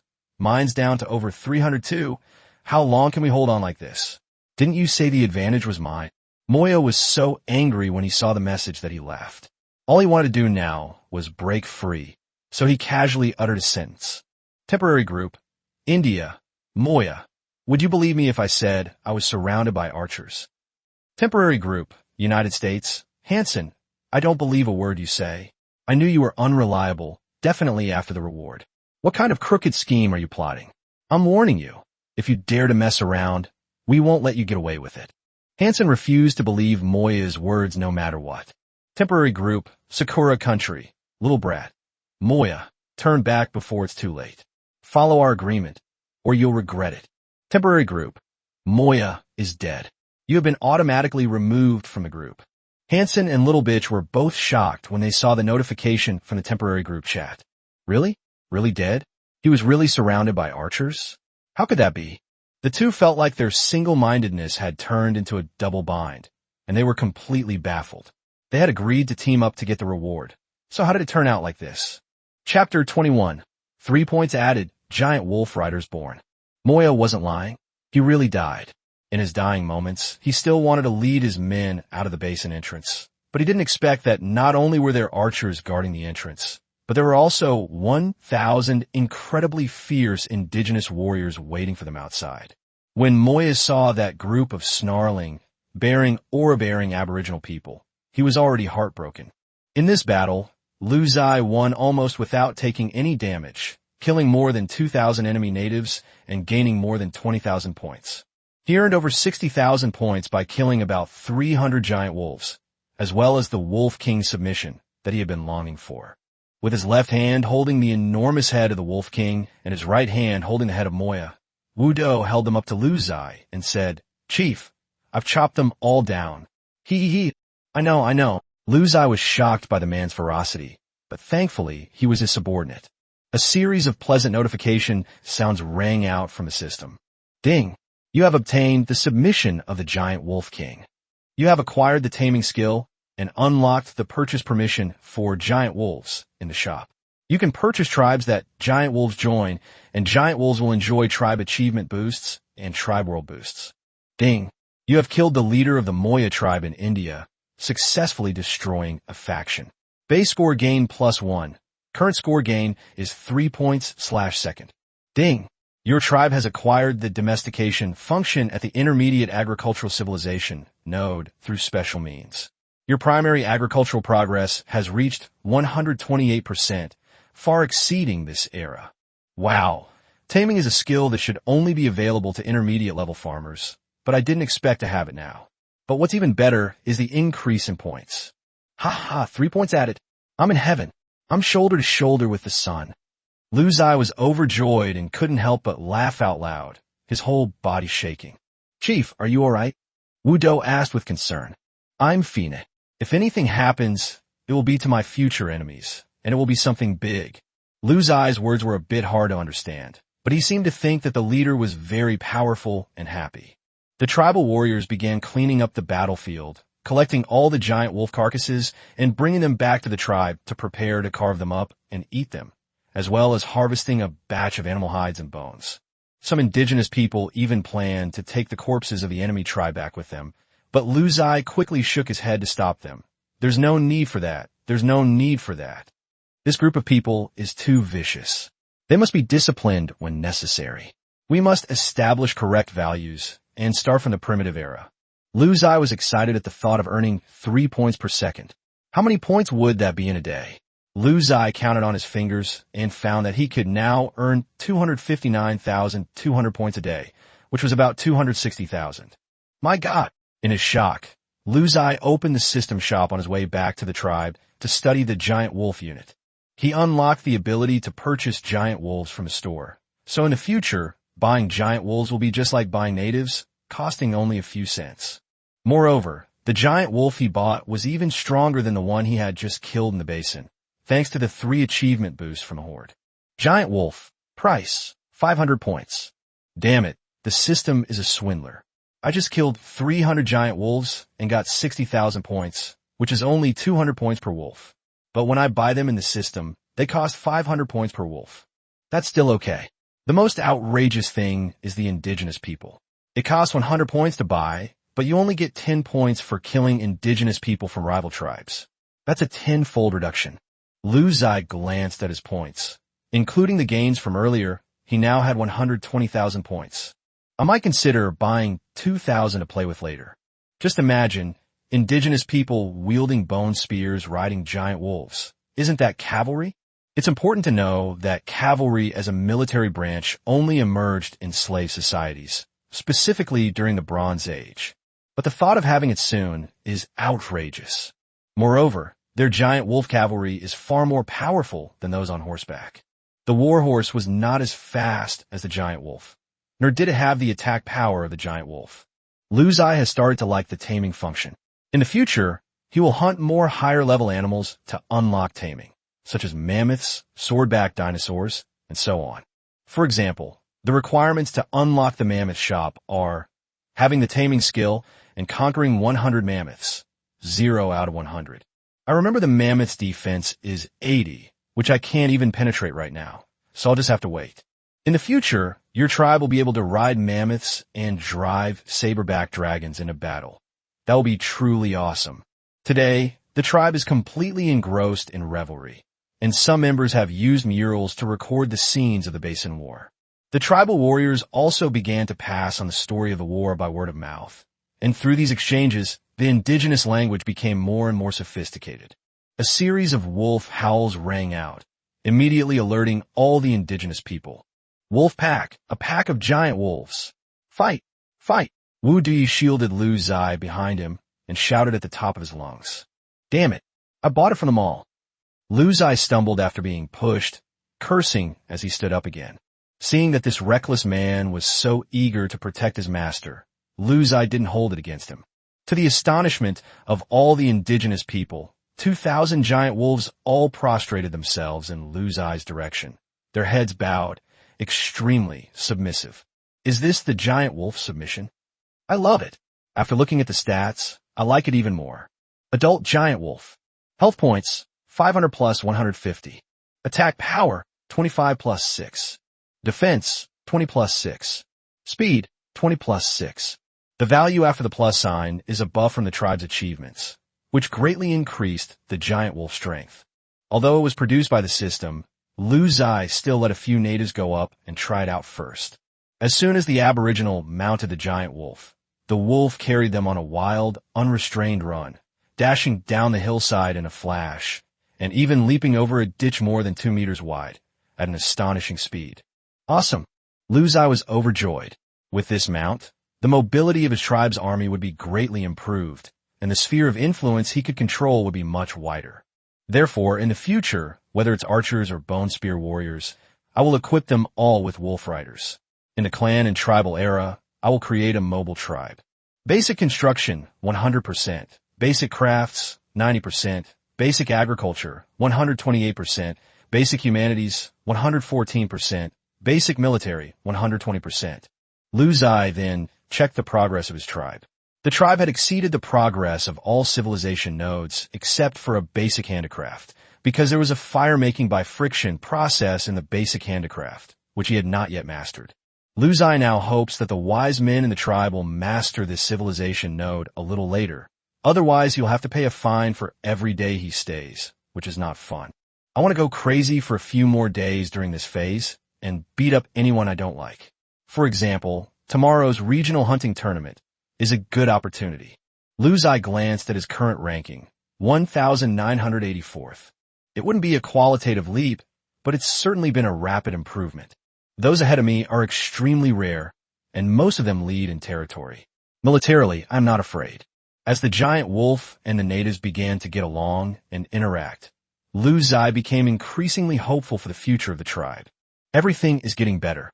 Tomorrow, my lineup should consist of 2,500 wolf archers and 2,500 wolf riders, for a total of 5,000 troops. My goal is to take first place and obtain a 10% world boost. Chapter 22 Regional Hunting Tournament. Lu Ziye had a great harvest today, but for some forces, it was a day of terror. Moya's death greatly shocked Little Bazaar and Hansen, because the three of them were already considered top tier at this stage, ranking in the top 100,000. Moya's strength was even slightly superior to the two of them. He had already met the requirements for advancement and could have advanced to the Stone Age at any time. Unexpectedly, advancement turned into ascension, and he was gone. They couldn't understand how 4,000 people could just disappear like that, especially after a seemingly random exchange between them. Would you believe me if I said I was attacked by archers? I didn't believe it before, but now I have no choice but to believe it. After some analysis, the two came to a terrifying conclusion. Could it be that the Great Ziye Kingdom was willing to use dimensional reducers and mobilize time travelers from the Stone Age to kill Moya? The so-called dimensional reducer is someone who can transcend an era and enter a lower-level civilization to achieve a dimensional reduction attack. There is only one cost to dimensional reduction. After dimensional reduction, it exists for 24 hours and then is erased from the world. In other words, a force that arrives in a clan or tribe from the Stone Age only has 24 hours to show off, and after that, it has to sacrifice itself. According to local rumors, this kind of thing only happened for a short period of time. That is, not long after the early transmigrators entered this place, a factional war broke out. The Great Ziye Kingdom, together with smaller countries such as the Northern Bear Kingdom and the Baton Kingdom, joined forces to fight against the Western Alliance composed of dozens of countries, including the United States, Japan, India, and the Great Han Kingdom. The initial battles between the two sides were merely conflicts between people from the same civilization era. Primitive clans fighting clans, Stone Age fighting Stone Age, and slave society fighting slave society. Later, the Sakura Kingdom set a precedent. They believed that the best way to annihilate the enemy was to cut off their supply lines by eliminating their newcomers, namely those who had crossed over to the clan or tribe stage. Once these newcomers were eliminated, a faction would be weakened and unable to continue its efforts. Even the most powerful time traveler must rise from a clan or tribe step by step. This move is tantamount to cutting off the fuel supply. Thus, after Sakura suffered a crushing defeat in a faction war, she sacrificed 10 Stone Age volunteers and was relegated to the clan and tribal era. It's called voluntary, but it's actually coerced. For example, if a Stone Age person has relatives in this world, they use the survival of their relatives to demand that this time traveler voluntarily descend to a lower dimension. This group of dimensional descenders annihilated 271 tribal forces from countries such as Daxia, Baixiong, and Baton within just 24 hours. This kind of dimensional reduction attack greatly disrupted the world's order, which was tantamount to destroying the opponent's foundation, and naturally immediately provoked a strong backlash from countries such as Great Xia and Northern Xiong. The Great Xia dynasty was utterly enraged, and its counterattack was particularly brutal. They gathered volunteers, promising to treat their families in this world well, and urging the Great Xia transmigrators to launch a counterattack. It wasn't just the Bactrian people of the Stone Age who were reduced to clans and tribes, but also the slave society that was reduced to the Stone Age. They were attacked layer by layer, regardless of the cost. This time, the entire Western Alliance panicked. They didn't want to fight to the death. These Western transmigrators had one thing in common. They feared power, but didn't appreciate virtue. Moreover, if you take a step back, he will take a step forward. If you overturn the table, he will kneel on the ground. They're very good at being disgusting, but they have no confidence to fight to the death. Finally, the Western Alliance sacrificed a large portion of the interests of the Sakura Kingdom to quell the war, and from then on, no one in the Western Alliance dared to lower their standards again. Because the Great Xia dynasty has declared that there will be no next time, and if there are any more beings who descend to lower dimensions, it will be a fight to the death. So when Hansen and Little Bazaar reported this matter to the Western Alliance's high-ranking officials in the current era, the reply they received was, there is absolutely no way that there could be a Great Xia dimensional descendant. It seems that the leaders of the Western Alliance and the Great Xia have reached a consensus and tacit understanding. Competition is competition, and infighting is infighting, but the matter of dimensional reduction is a major taboo, and no one will provoke it again, as it would be detrimental to everyone. It's somewhat similar to nuclear weapons before time travel. Everyone had them, but no one used them. Nuclear weapons were meant to be a trump card, but they couldn't be used because that would mean they weren't a trump card anymore, but a showdown. Since there were no dimensional reducers, where did the bows and arrows come from? This matter quickly attracted the attention of the Western Alliance's high command, who cordoned off a large area around the incident site as a key area for future reconnaissance. In the future, there will definitely be a lot of activity around Lu Ziye. Lu Ziye didn't know what the Western Alliance was thinking, nor did he care. It was already midnight. Lu Ziye replenished his population to 7,000 people, 2,500 archers, 2,500 elite warriors, and 2,000 natives responsible for labor, production, and research. The number of giant wolves has also been expanded to 2,500, and they are currently used for the construction of elite cavalry. With bone spears and giant wolves, you'll be crying for your father and mother. At noon, it was time to participate in the regional hunting competition, and Lu Ziye was making plans for the competition. After midnight, the competition process and rules for the regional hunting tournament were also released via system information. Lu Ziye gained the right to participate in the competition by killing Yamamoto Shinjin, and also received a message from the system. System message: congratulations on qualifying for the regional hunting tournament. The competition will start at 12 o'clock noon today. The participation process is as follows. System information: participants need to select other participants from the tribe management list. The tribe chief will temporarily gain remote command privileges and can direct tribe warriors in battle from their habitat.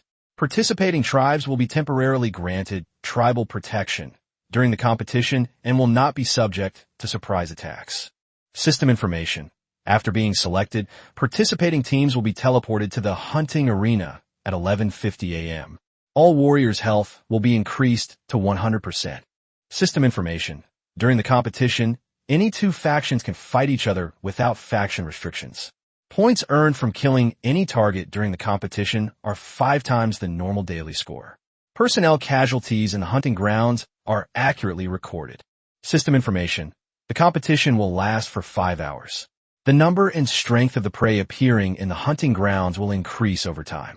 If a participant feels too much pressure, they can withdraw from the competition early. System message: a leaderboard will be available for all participants to view in real time during the competition. A temporary match chat channel has also been added for communication. This channel will be disbanded after the competition ends. We wish you good luck in your martial arts endeavors, and may your civilization endure. Lu Ziye carefully read the competition rules and summed them up in one word: do it. There are still 12 hours until 12 o'clock. Including the points from the hunt this morning, My health will be 100% during the competition anyway, so I won't rest. I'll go earn points this morning. In this way, I can save up over 100,000 points, which will allow me to equip another 1,000 archers. For archers, quantity is extremely important. Accuracy is not important. As long as there are enough of them, they can provide firepower coverage. What are you aiming for? I can fire thousands of arrows with a wave of my hand. Are you scared? Only one chapter today. Normal update tomorrow. Good night. Chapter 23, Ruthless Classmates, Violent Aesthetics. The first rays of sunlight in the morning brought not only warmth, but also Lu Ziye's orders. Although his army of 5,000 men was formidable, they still needed to support their families.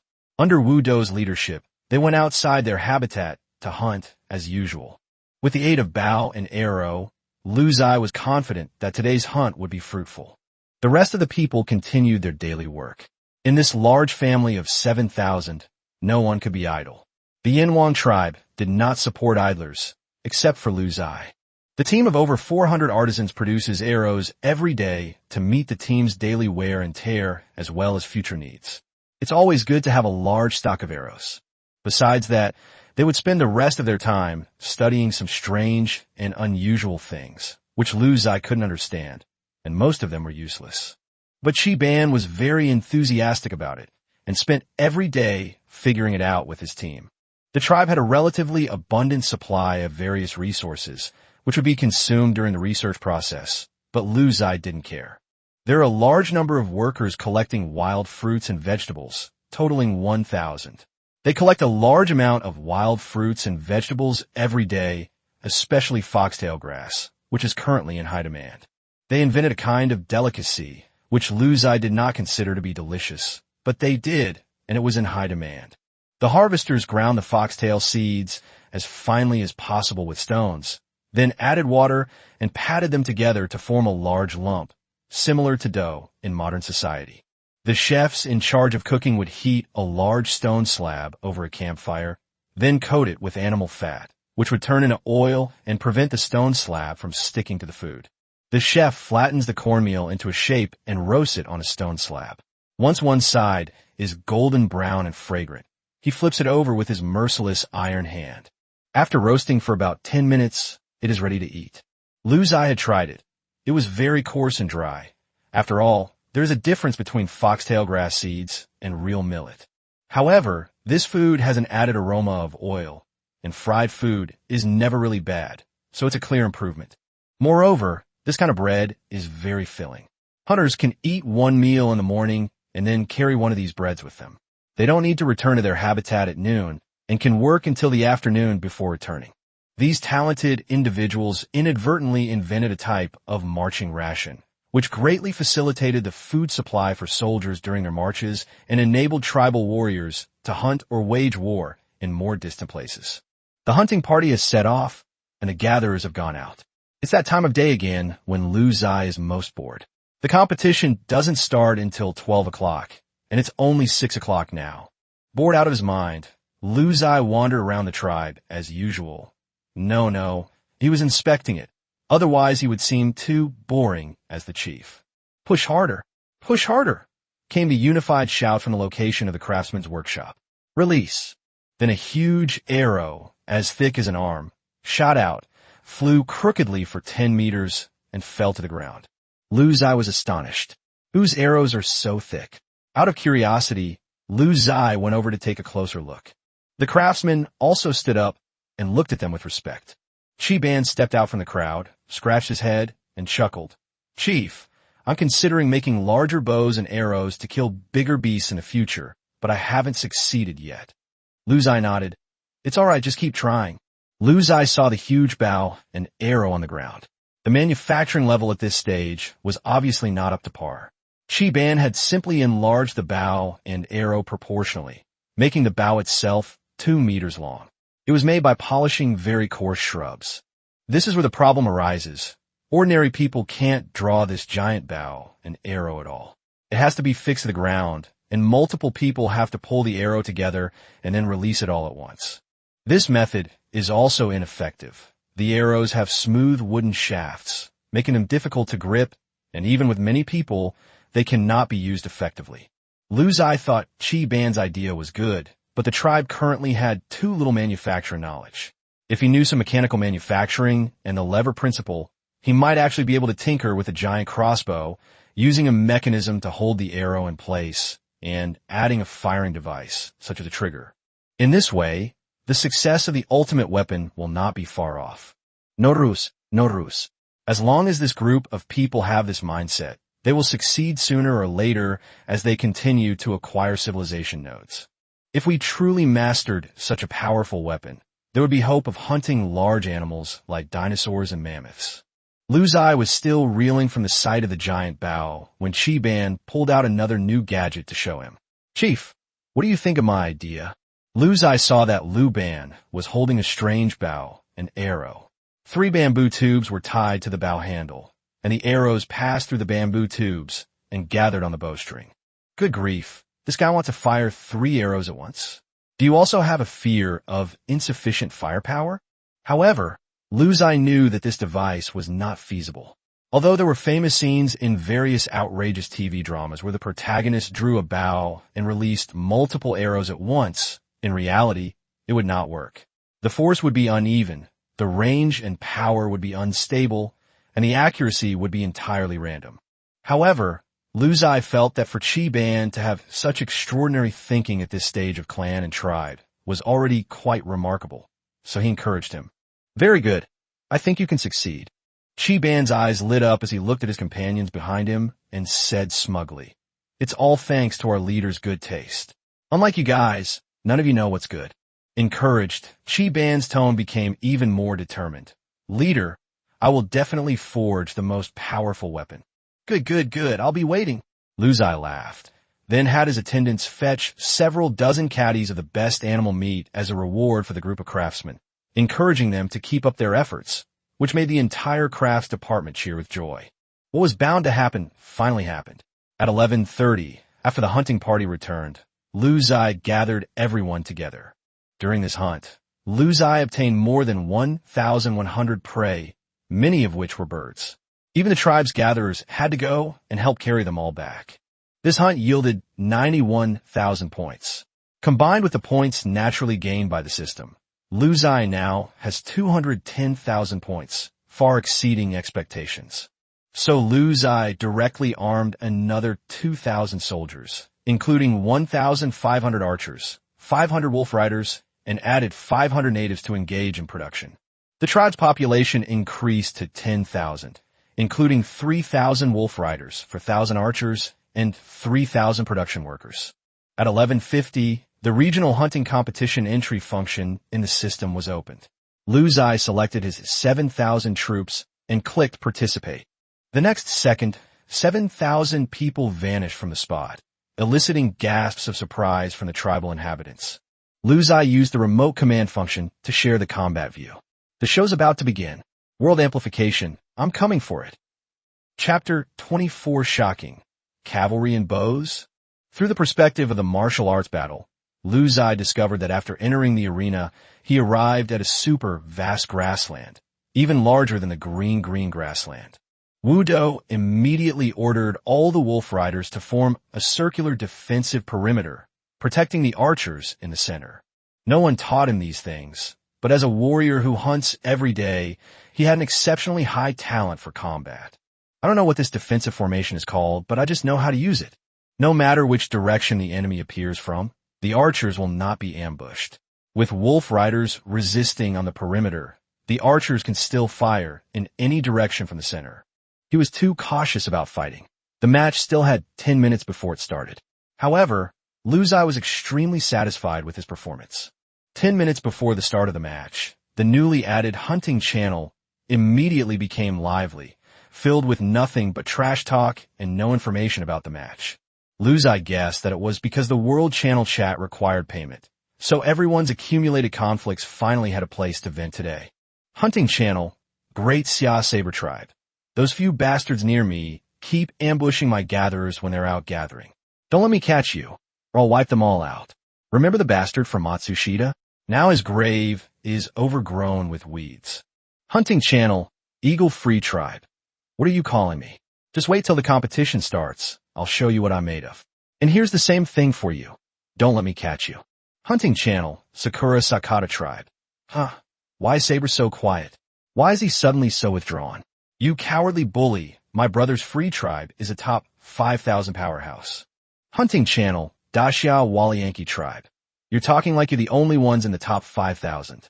Say another word and see what happens. Hunting Channel, Great Xia Saber Tribe. Thanks to Walianchi for speaking up for us. Walianki Tribe? Why name a foot massage parlor? Lu Ziye was completely baffled.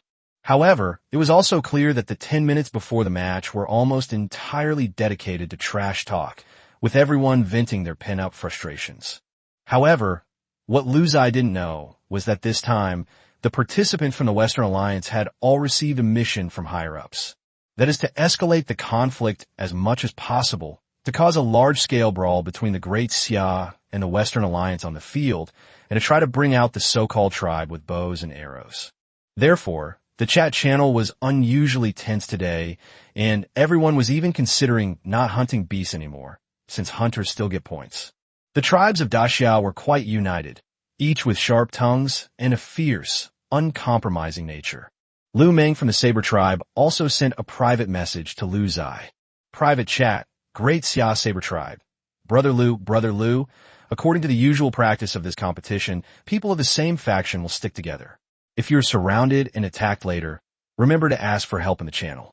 Other Great Xia tribes around will come to your aid immediately. I know you are strong, but it is inevitable that you will occasionally fall into the hands of others. Please don't be reckless. Private message, Great Xia Yinhuang tribe. Okay. Thanks for reminding me. I've noted it down. Private chat, the Xia Jundao tribe. Yes, of course. If you receive a distress message from someone, and if you're not far away and conditions permit, you should help if you can. Private message, Great Xia Yinhuang tribe. I understand. It's about compatriots helping each other. Private chat, Great Xia Saber tribe. That's exactly what I meant, Brother Lu. The competition is about to start. If you find out later that it's not a tribe from Great Xia, or not a friendly faction from Great Xia, just strike first. Private message, Great Xia Yinhuang tribe. Understood. As 12 o'clock approached, system information popped up in the competition channel.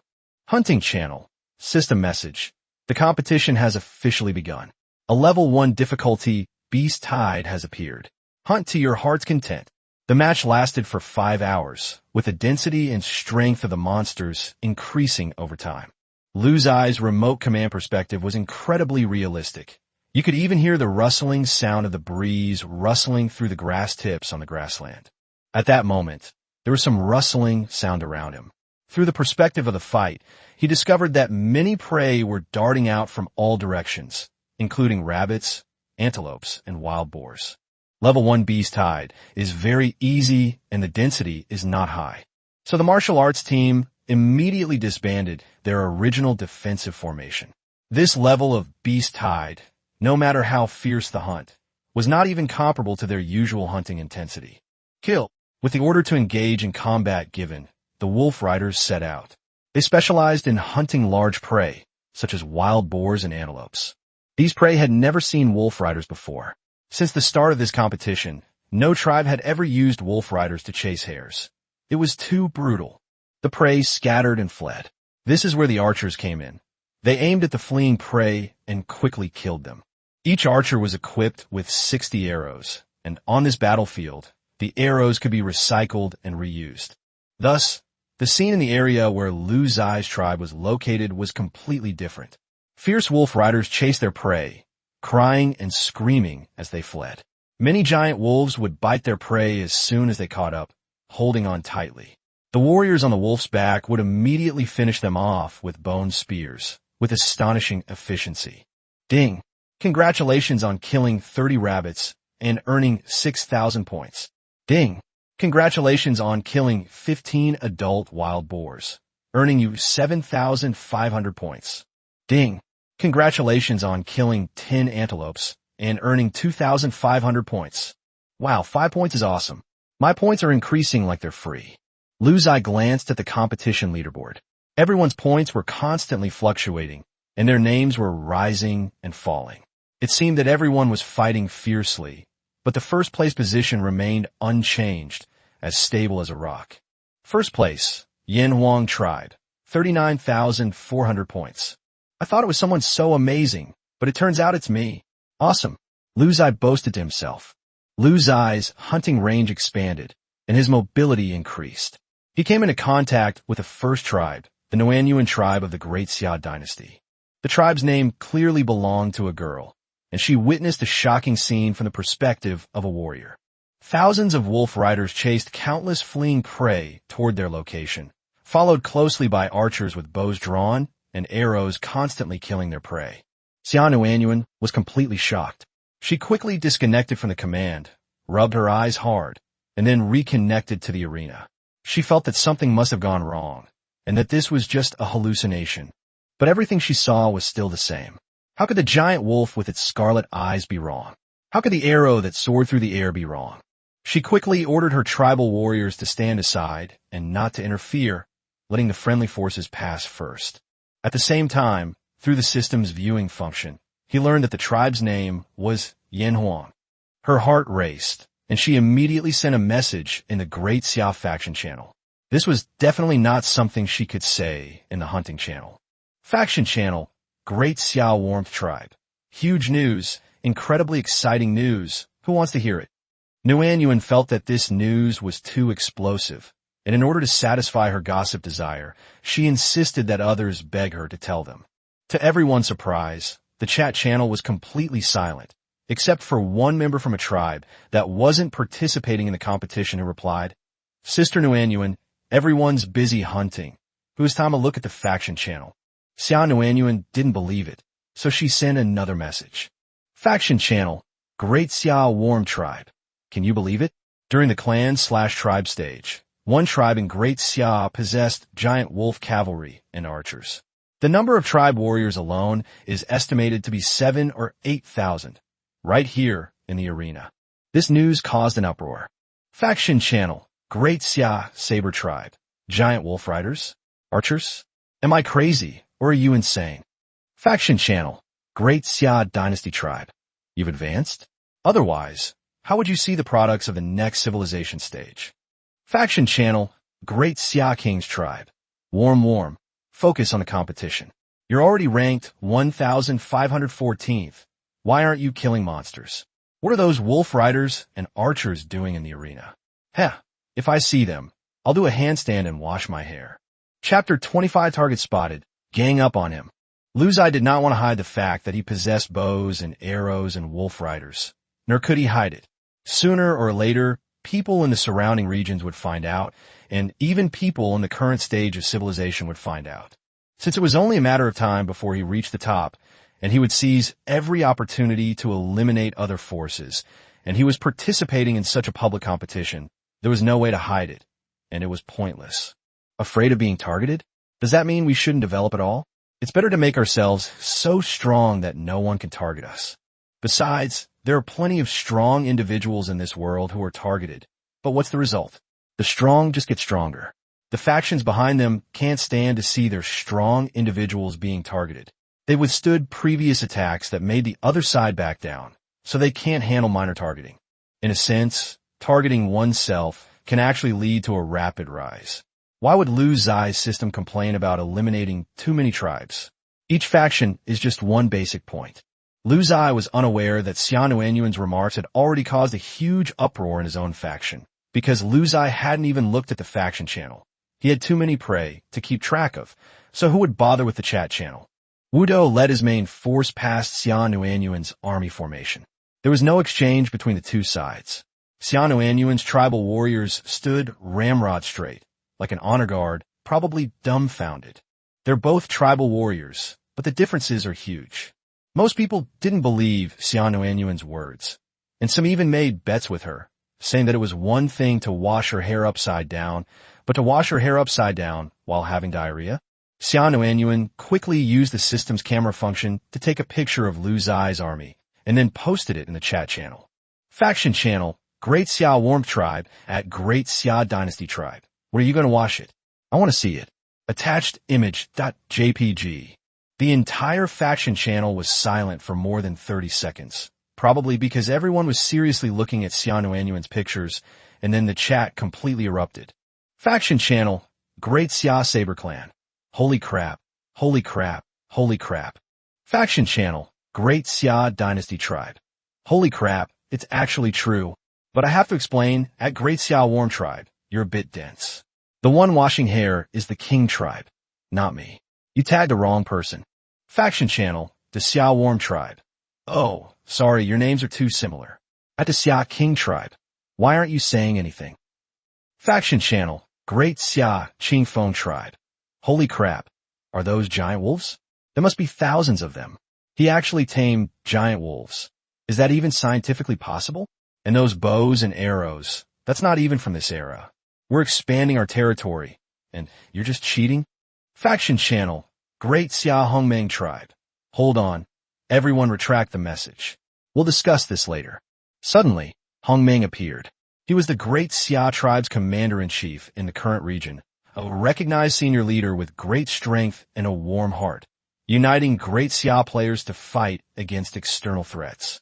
However, I heard that he also mastered the final civilization node, fire-making by friction, yesterday, and is about to advance to the Stone Age tribe.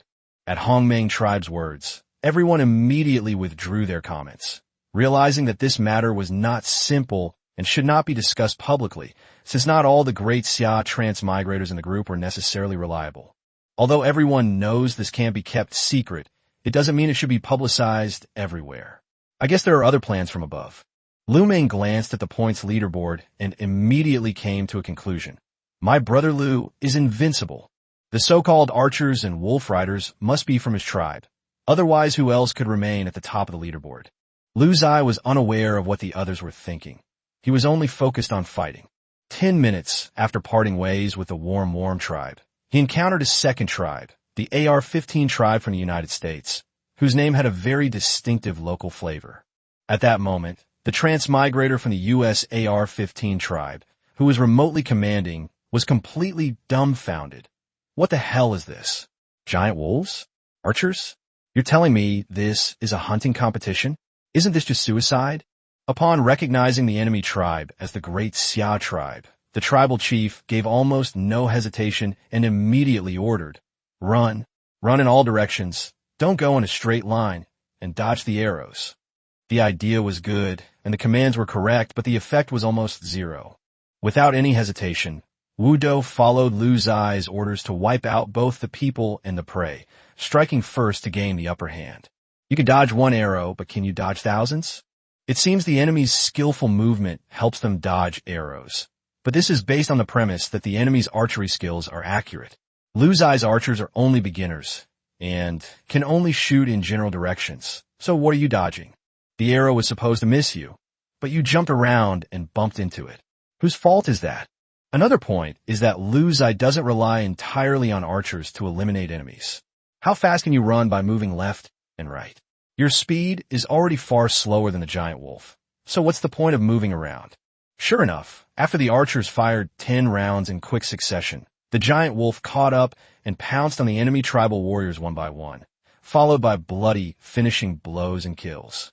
The giant wolf's speed and powerful attack were fully demonstrated in this pursuit battle. None of the fleeing enemies could escape the Yanhuang tribe's pursuit. The only thing that Lu Ziye regretted was that the tribal chiefs were not present during the competition, so there was no way to annihilate these tribes. How despicable! Otherwise, I don't know how much my points could have increased.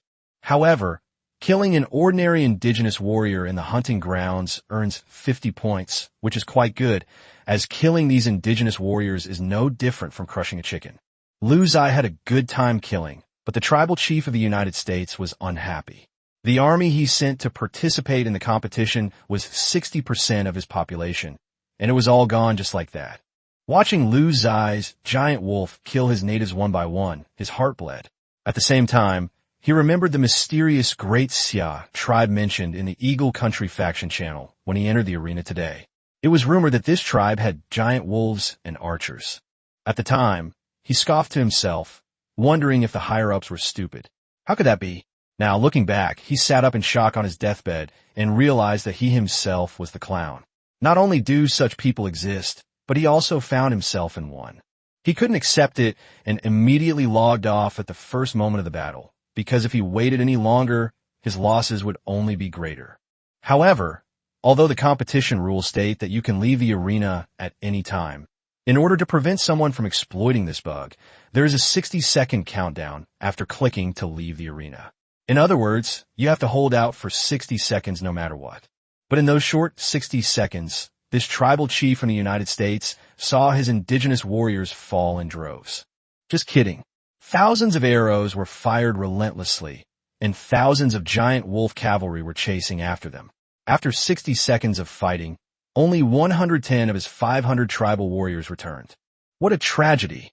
The leader of the AR-15 tribe in the United States closed his eyes and lamented, while also posting his experience on the United States Faction channel. Faction, US AR-15 tribe. The leader is right. There is indeed a mysterious tribe in Great Ziye with archers and giant wolf riders. I encountered them and have already withdrawn from the competition. Be careful. Soon, the top brass of the United States noticed this information and immediately asked questions. Faction, Dawn Tribe of the United States. Where did you see this? Report the coordinates and a number of enemy troops. I will immediately send surrounding tribes to encircle and annihilate them. Humans always have some flaws. When they suffer a loss, they want to see others suffer a loss too, because if everyone suffers a loss, it's the same as no one suffering a loss. The leader of the AR-15 tribe pondered for a moment before reporting. Faction, US AR-15 tribe. I'm not sure how many he has, but when I encountered him, I only saw a few hundred wolf riders and archers. He appeared at positions X-121, Y-622 on the battlefield. You should go there quickly. He should still be hunting nearby. Faction, Dawn Tribe of the United States. At most, he has 1,500 men. We have at least 10 tribes around here. Brothers, quickly gather in this direction. We're going to surround and wipe him out. We need to be quick and take him down before Great Ziye sends reinforcements. We need to teach him a lesson and weaken his strength. Soon, the surrounding tribes responded and rushed towards Lu Ziye's location. 16 tribes attacking one tribe. This was no easy task. Chapter 26 quickly rushed to the aid of the Yanhuang tribe. Lu Ziye had no idea that his activities had attracted the attention of both the Great Ziye and the United States. He only cared about the points. About half an hour later, Lu Ziye's points had reached 310,000, which made Lu Ziye ecstatic. Normally, there aren't such good opportunities to earn points. When hunting, you have to search for prey everywhere, and the density of prey isn't this high, let alone 5 times the points. This regional hunting competition is so much fun. Lu Ziye was thrilled as he watched the points in the system increase rapidly. After this competition, there might be a big boost, increasing the tribe's population and military strength. You can't be satisfied with the status quo. You may not have any rivals in your clan or tribe, but this world is not a 1v1 world. Every transmigrator has a faction, and you may have to face a beating from 10 or even 100 tribes one day. Although the Great Ziye is united, it cannot protect you 24 hours a day. You have to be strong yourself to succeed. Lu Ziye continued his frenzied hunt. In another half hour, the competition would enter the second stage, where the number and strength of the monsters would increase, and points would be earned even faster. Meanwhile, the Great Xiaohongming tribe had already secretly contacted the Nuanyuan tribe, wanting to ask some detailed questions. Private chat, Great Xiaohongming tribe. Nuanyuan, tell me what you saw, including the other tribe's name and military strength. Upon seeing that it was the commander-in-chief of the Great Ziye at this stage, Nuanyuan immediately became respectful. She had been in this world for more than 3 months, and she only knew of the existence of this legendary commander-in-chief. The commander-in-chief seems to be named Hongming. I've seen him call for regional operations a few times in the channel, but we've never communicated, let alone chatted privately. So when she asked the other party to send a private chat invitation, her heart raced. At the same time, she also realized something. The existence of that Yanhuang tribe was too powerful, to the point that the commander-in-chief was so concerned about it. Xia Nuanyuan answered the commander-in-chief's questions in detail. Private chat, the Xianhuan tribe. Reporting to commander-in-chief, this tribe is called Yanhuang. Their army participating in this hunting competition numbers around 5,000 to 7,000. I can only estimate. They are roughly half archers and half giant wolf cavalry. Their strength is terrifying. The cavalry are uniformly equipped with bone spears and animal hide armor, and the archers are also equipped with animal hide armor. Hongming gasped when he saw Xiaonuanyuan's reply. He had been the commander-in-chief of this region for a long time and had never seen a tribe with 7,000 warriors alone. You have to know that the system requirement for advancing to the Stone Age is only 5,000 people. What is this Yanhuang tribe trying to do? Start a world war? The younger generation is truly formidable. Hongming was overjoyed. He was excited that the great Xia had such a powerful tribal chief. He had also heard of many tribes with high talent who possessed all sorts of strange abilities. For example, there was a tribe with S-level talent whose ability was to earn 5 times the points for killing prey. They advanced to the Stone Age tribe in just 1 month and then spent another month going straight to the slave era, which was terrifying. However, Hongming had a sense that this Yanhuang tribe was even more powerful, because no matter how powerful that S-level talent was, it was still impossible for them to have a bow, an arrow, and a giant wolf mount in the clan and tribal era. That person is just powerful in terms of stats, population, and points, but the Yanhuang tribe is somewhat overpowered. What Hongming didn't know was that Lu Ziye not only possessed illegal technology, but also had superhuman stats, allowing him to earn points effortlessly. Private message, Great Xia Hongming tribe. Okay, I understand. That's all. You go about your business. After finishing his chat with Xiaonuanyuan, Hongming immediately posted a message through the hunting channel, instructing all the great Xia tribes in the competition to pay attention to the movements of the enemy camp and to report any large-scale gatherings immediately. Hongming guessed that the other side must also suppress such a terrifying tribe and slow down its development. The growth of such a prodigy would be a huge threat to the enemy, and what he had to do was to protect the Yanhuang tribe within his capabilities. He just didn't expect that the enemy's actions would not only fail to slow down Lu Ziye's development, but would actually accelerate it. Because the U.S. has faster information, more than a dozen tribes quickly assembled an army of about 8,000 and headed straight for the area where Lu Ziye was located. There's another important purpose here. The United States doesn't want Lu Ziye to obtain the world amplification. For such a powerful tribe, if he were to obtain the world amplification again, the future would be unimaginable. Therefore, the best approach is to kick him out of the competition, annihilate his cavalry and archers, and then find a way to truly eliminate the Yanhuang tribe from the outside.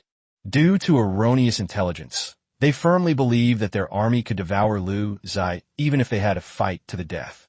A dozen minutes later, Lu Ziye clearly sensed something was wrong. Dense crowds of people appeared all around him, getting closer and closer, numbering nearly 10,000. They're here. Lu Ziye wasn't flustered. He wasn't afraid of fighting, especially since there were 5x points here. As long as he controlled the casualties, he would only get richer and richer. Prepare for battle. Annihilate this entire enemy army. Lu Ziye issued the order. The battle immediately commenced, with archers in the rear and giant wolf cavalry in the front. 3,000 bone spears stood tall, and 4,000 arrows were nocked and drawn. However, the other side hesitated. When they got closer to Lu Ziye, they realized that the intelligence was wrong. What do they mean by 1,500 people at most? There were more than 1,500 giant wolves alone. In the wild, a single giant wolf can be worth 2 or 3 warriors, and you can't even be sure how much of a tribe buff the enemy's giant wolf is receiving. How the hell are you going to fight against that? The Dawn tribe, which was in charge of this operation, was also a little flustered. He himself had brought 500 people with him. Running away was definitely not an option now. The two sides were so close. If they ran, it would be a rout. Could you outrun the giant wolf? But if we fight, can we win? The leader of the Dawn tribe is also the commander-in-chief of the region where Lu Ziye is located in the United States. He finally made his decision and shouted it out in the faction channel. Faction, Dawn tribe of the United States. Brothers, it's too late to retreat. Today, even if we die, we'll take them down with us. Kill them all. Everyone agreed with the commander-in-chief's point, and the next moment, more than 8,000 U.S. tribe warriors charged forward, wielding bone spears. They did not distinguish between cavalry, infantry, and archers. They only had one type of soldier: indigenous warriors. More than 8,000 people surged in like a tidal wave. Although Wu Do didn't understand mathematics, his long-term combat experience had made him familiar with the range of bows and arrows. He clenched his fist and raised it in mid-air, indicating that he wanted the archer to hold steady and wait for his command. The current bow and arrow have a range of only 50 meters, so he needs to wait. A major battle was imminent, but the Dawn tribe had its own plans. The moment the group of American tribal warriors charged forward, their 500 men would immediately leave the battlefield. They didn't care about rankings. At least they could save their 500-strong army. Don't talk about selfishness. That's how the U.S. does things. They prioritize the U.S. and themselves, and everyone else is relegated to the back. At the same time, Xiananyuan discovered that several thousand troops from the United States had passed through her hunting area. She had initially thought that they were about to attack her, and was preparing to call for help, but they completely ignored her and were only concerned with continuing their journey. Therefore, she immediately guessed that it was something that was detrimental to Yan Huang, and that the other party's target was not her. So she immediately reported the situation to Hong Ming. Private chat. The Xianwanwan tribe. Commander Hong, something terrible has happened. The U.S. Army is heading towards Yan Huang. At least 8,000 of them. Help! Hong Ming immediately understood and issued a mobilization order on the battlefield channel, ordering all the surrounding Xia tribes to suspend hunting and rush to the aid of Lu Ziye's area. In a short time, more than 10 of the nearest tribes rushed over. These great Xia tribes are indeed very united. Anyone would have gone in this situation. Otherwise, do you expect others to rescue you in the future? On the other hand, they also wanted to see if the so-called mysterious tribe of the Great Xia was really as amazing as it seemed. Chapter 27, This is what you call a big win. Hong Ming and Xiananyuan were not worried about the 8,000 troops that had just passed by. After all, Xiananyuan had said that Lu Ziye's tribe also had several thousand warriors. What they were worried about was how many American tribes were heading towards Lu Ziye's direction. And what if the other side launched a multi-pronged attack? They never imagined that Lu Ziye was not afraid at all, but was actually extremely excited. Upon first seeing the enemy's massive army, Lu Ziye immediately used his already poor math skills to try and determine how many points it would require. This massive army must have at least 8,000 people, right? Let's say 8,000. Killing a native is worth 10 points, and the hunting competition gives 5 times that, which is 50 points. What's 8,000 multiplied by 50 again? After doing some quick calculations, Lu Ziye exclaimed, "Holy crap, 400,000 points." Lu Ziye's first thought was that he couldn't let these people escape. He knew that there was a 60-second countdown before he could leave the arena. Once the fight started, some of the opponents would definitely try to run away when they were defeated. Therefore, he had to go all out. Therefore, Lu Ziye gave the order to fire at full speed. Shoot arrows like crazy. As fast as you can, cover me up. Anyone who tries to escape, the giant wolf cavalry, charge. Kill them as quickly as you can, without any hesitation. Upon receiving the order, Wu Do's eyes gleamed, and he shouted, "Kill." The next moment, arrows rained down from the sky, and the giant wolf howled away. The entire grassland was filled with the sounds of battle. Archers, having received orders, drew their bows and fired arrows wildly at the enemy, without regard for their own lives. "I always want to shoot something," one of the archers exclaimed excitedly. "Haha, I've already won 3 in a row. The enemies are all packed together in dense groups. It would be strange if we missed." Lu Ziye discovered that as the archers' combat time increased, their archery skills also improved, resulting in a higher hit rate. On the other side, the giant wolf cavalry were becoming increasingly ferocious, and their various skills were becoming more proficient. Lu Ziye even saw a giant wolf bite an enemy tribal warrior tightly, then suddenly shake its head and throw the enemy away. Before the enemy even landed, he was stabbed several times with bone spears by the surrounding cavalry, and then fell to the ground lifeless. Lu Ziye was stunned by the smooth, quick combo. SSS's talent is truly amazing. The Yan Huang clan is the most powerful and skilled warrior, no exaggeration. The moment the two sides clashed, the difference in skill was immediately apparent. Not to mention that Lu Ziye's archers launched a dozen volleys of arrows with reckless abandon, firing tens of thousands of arrows. Before the enemy's 8,000-strong army even reached Lu Ziye, more than half of them had already been killed or wounded. This is no exaggeration. A technological leap in weaponry is akin to a dimensional reduction attack. When a Maxim machine gun first appeared on the battlefield, it was called a meat grinder. Compared to single-shot muskets, it was a complete game-changer. Lu Ziye's bow and arrow had an advantage in this era that was even greater than that of machine guns when they first appeared on the battlefield. When machine guns appeared, at least the other side still had guns. It was just a difference in firing efficiency and firepower. But Lu Ziye's archery skills are unmatched. You can't even get close, so how can you fight him? Watching the enemies fall in droves, Lu Ziye felt excited. These were all valuable points. A single volley of arrows wiped out more than half of the enemy army, and the remaining half were mostly wounded. With such a remnant force charging towards Lu Ziye, how could they possibly withstand the giant wolf cavalry? Crush them, completely crush them. Wu Do led his giant wolf cavalry in a rampage, and the enemy had no chance to fight back. It's important to know that Lu Ziye soldiers have 3 achievement boosts, making their attack and defense attributes higher than theirs, and their health bars are also thicker. Moreover, with tribal warriors riding on the backs of towering wolves, it was difficult for the enemy to harm the cavalry. The giant wolf had thick hide and strong flesh, and its attributes were several times higher than those of the tribal warriors. From the very first clash, the dozen or so tribes of the Eagle Kingdom were immediately plunged into despair. After the battle, Lu Ziye's side suffered minor injuries to 66 giant wolves and 11 cavalrymen, and annihilated 7,000 enemy soldiers. Only a few smart ones chose to withdraw after experiencing the power of the bow and arrow at the beginning, and managed to escape by chance.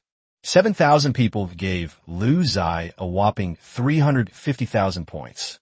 Lu Ziye glanced at his own competition points, which had already reached over 410,000. At this rate, getting 1,000,000 points today wouldn't be a problem. How could he possibly spend all of that? In fact, at the very beginning of the battle, the tribal leaders of the Eagles were panicked and wanted to retreat. However, due to the death order issued by the Dawn tribe, they were too embarrassed to retreat. Where's the Dawn tribe? The dozen or so tribal chiefs who were remotely commanding the operation suddenly discovered that the Dawn tribe had actually run away first. They were instantly furious, and, regardless of the other party's identity, they all started cursing in the faction channel. Faction, Eagle's cool tribe. Damn it, Dawn tribe, what were you thinking? As the commander-in-chief of our region, you actually ran away first. Where's your shame? Faction, Eagle Lord tribe. You were the one who suggested a joint encirclement, and you were the one who ran away first. How dare you run away first? Will anyone listen to your orders in the future? Under the crowd's condemnation, the Dawn tribe also came out. It would have been better if they hadn't said anything, because after they did, everyone got even angrier. Faction, Eagle Netherworld tribe. I was already planning to advance right after the competition ended. Everyone take care. Stone Age, here I come. Keep it up. Go for it, you bastard. Have you no shame? The chiefs of these dozen or so tribes were filled with regret. The loss of so many elite soldiers was bound to severely hinder the development of their tribes. A huge loss indeed.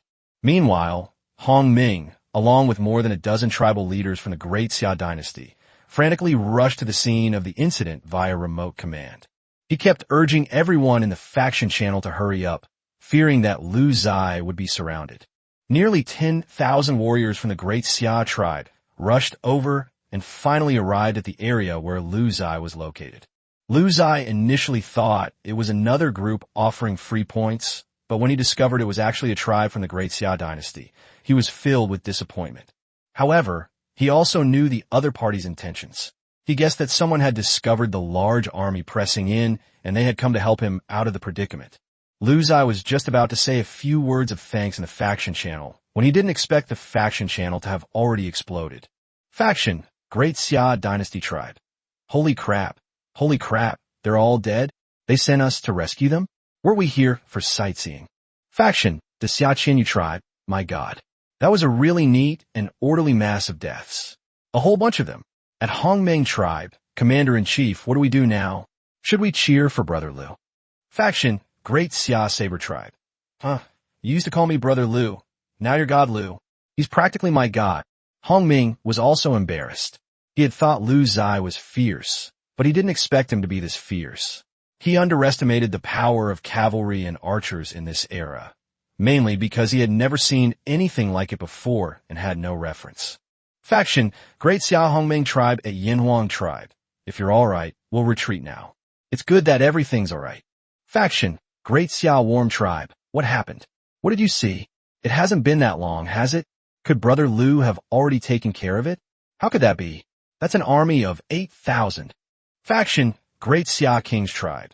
You're right, Lu Shun wiped out an army of 8,000 single-handedly, unscathed. Oh no, I saw he plucked a few tufts of fur from few giant wolves. The entire faction channel was filled with shocked exclamations. Lu Ziye had become the most terrifying presence in this region. Everyone felt incredibly safe, thinking that being in the same region as God Lu was simply amazing. Originally, there were very few tribes in this region and the environment was quite harsh, but now the situation has suddenly reversed. Seeing everyone's enthusiasm, Lu Ziye also typed a line of text, feeling a little embarrassed. Faction, Great Xia Yinhuang Tribe. Thank you everyone for your concern. I'm fine now. If there's anything I can help with in the future, please don't hesitate to ask. Just then, a system announcement appeared in the hunting channel. Temporary hunting channel. Announcement, 1 hour of the match has passed, and the second phase prey has appeared. Is it the second stage yet? Lu Ziye remembers Lu Meng saying that the highest record in this competition is 2 hours and 33 minutes, which is enough to make it to the halfway point of the third stage. No one can make it to the fourth stage. Right? Will there be extra rewards for breaking historical records? Lu Ziye suddenly became interested and decided to give it a try. Chapter 28, Breaking Historical Records, Bonus. As the system announcement came, even more prey appeared from all directions, making the situation much more difficult. This time, the prey consisted mainly of wild boars, with some wolves and leopards mixed in. Of course, the wild wolf was smaller and weaker than Lu Ziye's giant wolf, but it still posed a certain threat. From the perspective of the martial arts battle, Lu Ziye discovered that there were hundreds of prey in the area in front of him. Such a density was simply amazing. When the surrounding Xia tribes saw the prey respawn, they scattered and went off to hunt, all consciously hunting in the opposite direction from Lu Ziye. Are you kidding me? How can you expect to find prey with him? Look at the arrows flying in the sky, raining down like they're free. Which family could afford that? Before long, everyone went their separate ways in different directions. The second stage is the golden stage for the vast majority of participants, as the monsters are of moderate difficulty and have a good density. The second stage is enjoyable, while the third stage is torture, with significant casualties.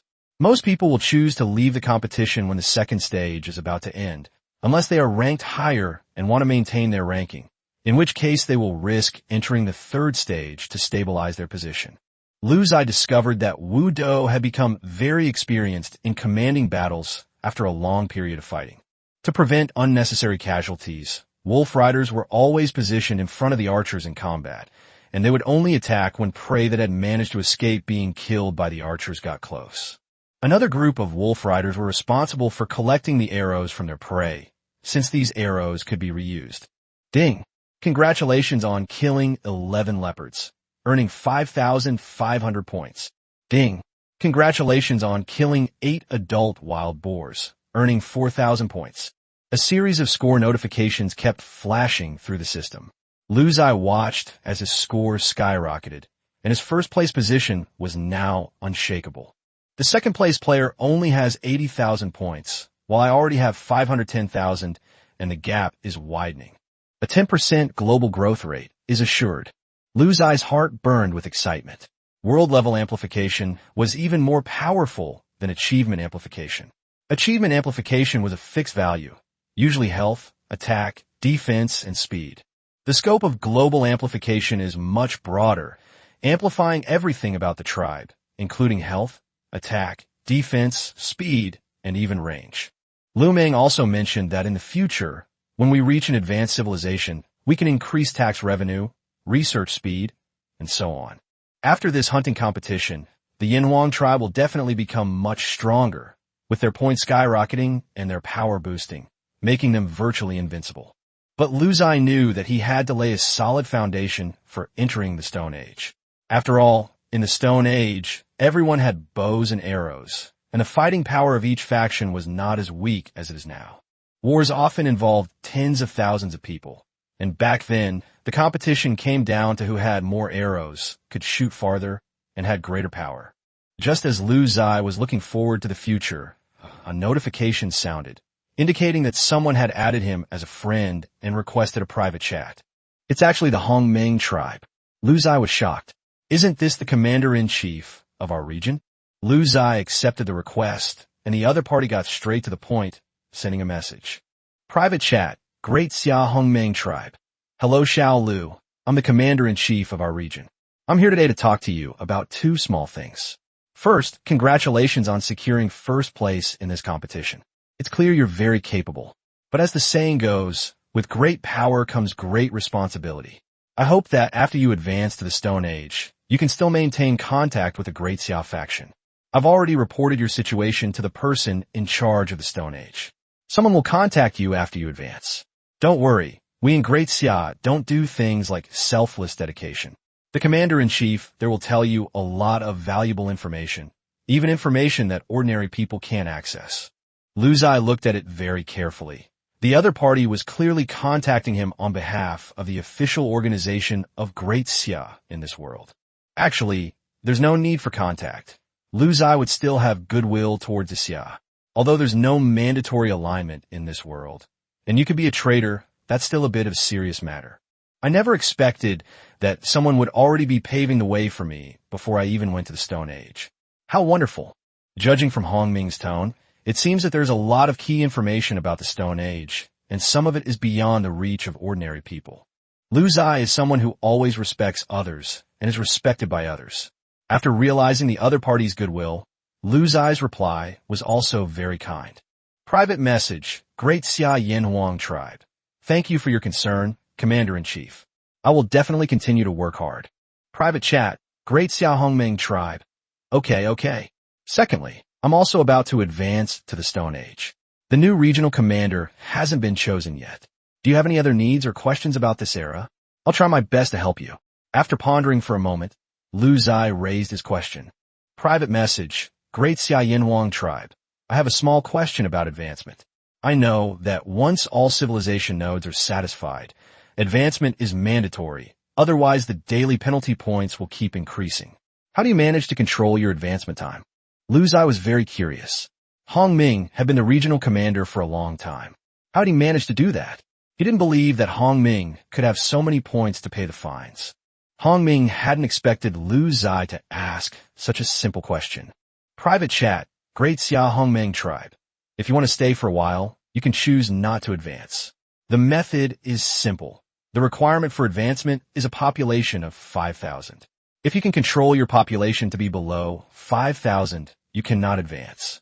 If your population has exceeded 5,000, you can also control your territory area to be no more than 10 square kilometers, which will also prevent you from advancing. You can stay here indefinitely. Private message, Great Xia Yanhuang tribe, Alright, this problem had been bothering him for a long time, and Lu Ziye never expected the solution to be so simple. It seems his brain had short-circuited. Private message, Great Xia Yanhuang tribe. Thank you, Commander-in-Chief. I have one more question. If I break the historical record for this competition today, will there be any extra rewards? Hongming was stunned for a moment, then slapped his thigh hard in the cave. Oh yeah, how could I forget about this? This kid has unprecedented combat power in this era. He can definitely break the record previously held by a transmigrator with SS level talent from the United States. He's already advanced to the slave society level. Sigh, it seems that as people get old, their brains tend to short-circuit. Private chat, Great Xia Hongmeng tribe. Good question. I forgot about it. After all, this topic is rarely mentioned. It's been a long time since anyone broke the record. The historical record is held, and while it's held, you can get a 10% world boost. But once the record is broken by someone else, this boost disappears. Lu Ziye nodded repeatedly. I understand. It's like a temporary buff, but as long as my record is good enough and no one can break it, what's the difference between it and a permanent attribute? Thinking of this, Lu Ziye became even more excited. It meant that after the competition, he would have a 20% world amplification. Chapter 29, Phase 3, a thrilling game.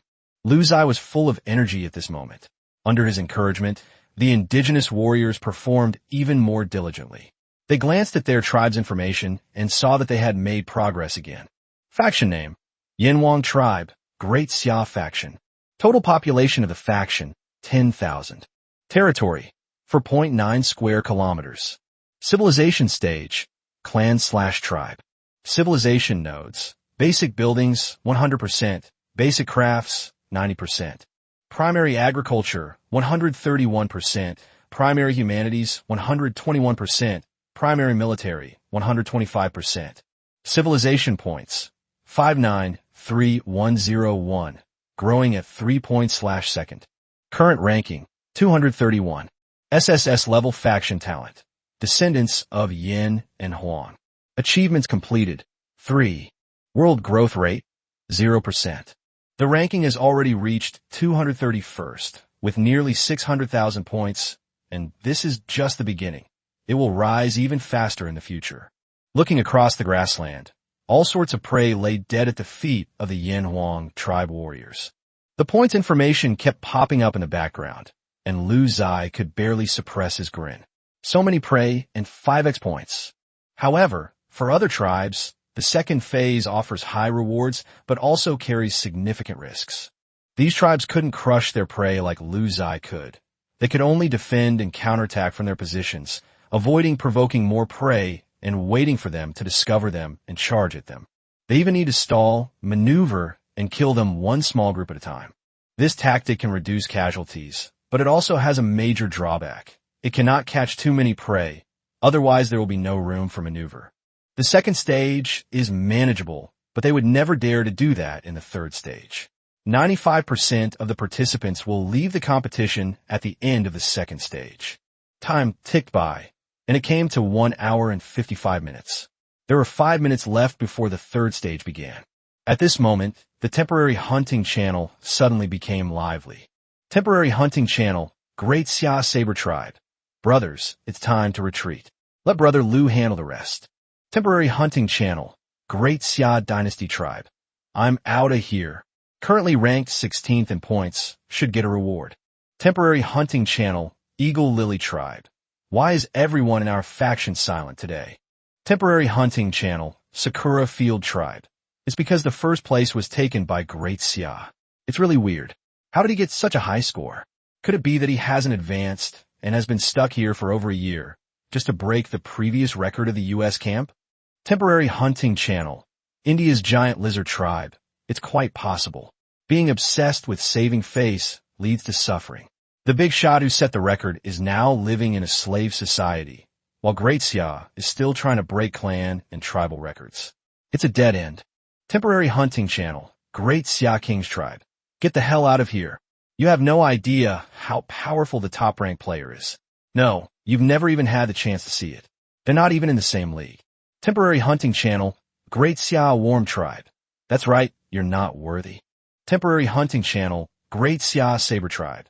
If they actually run into them, they'll probably be unhappy, haha. Temporary hunting channel: Sakura Field Tribe. You guys are just having fun. Besides, whether they can break the record is another matter entirely. It's still a long way off. They've already made it to the halfway point of the third stage. Temporary hunting channel: Great Xia Dynasty Tribe. A mere third stage. My brother Lu cleared it while lying down. Temporary hunting channel: Eagle Lily Tribe. You think I believe that? Temporary hunting channel: Great Xia Saber Tribe. You guys better keep your eyes peeled in a bit. Watch how brother Lu breaks the record. I'm out of here almost at stage 3. I can't hold on much longer. A 29th place finish isn't bad either. With the third stage just around the corner, the vast majority of participants began to withdraw.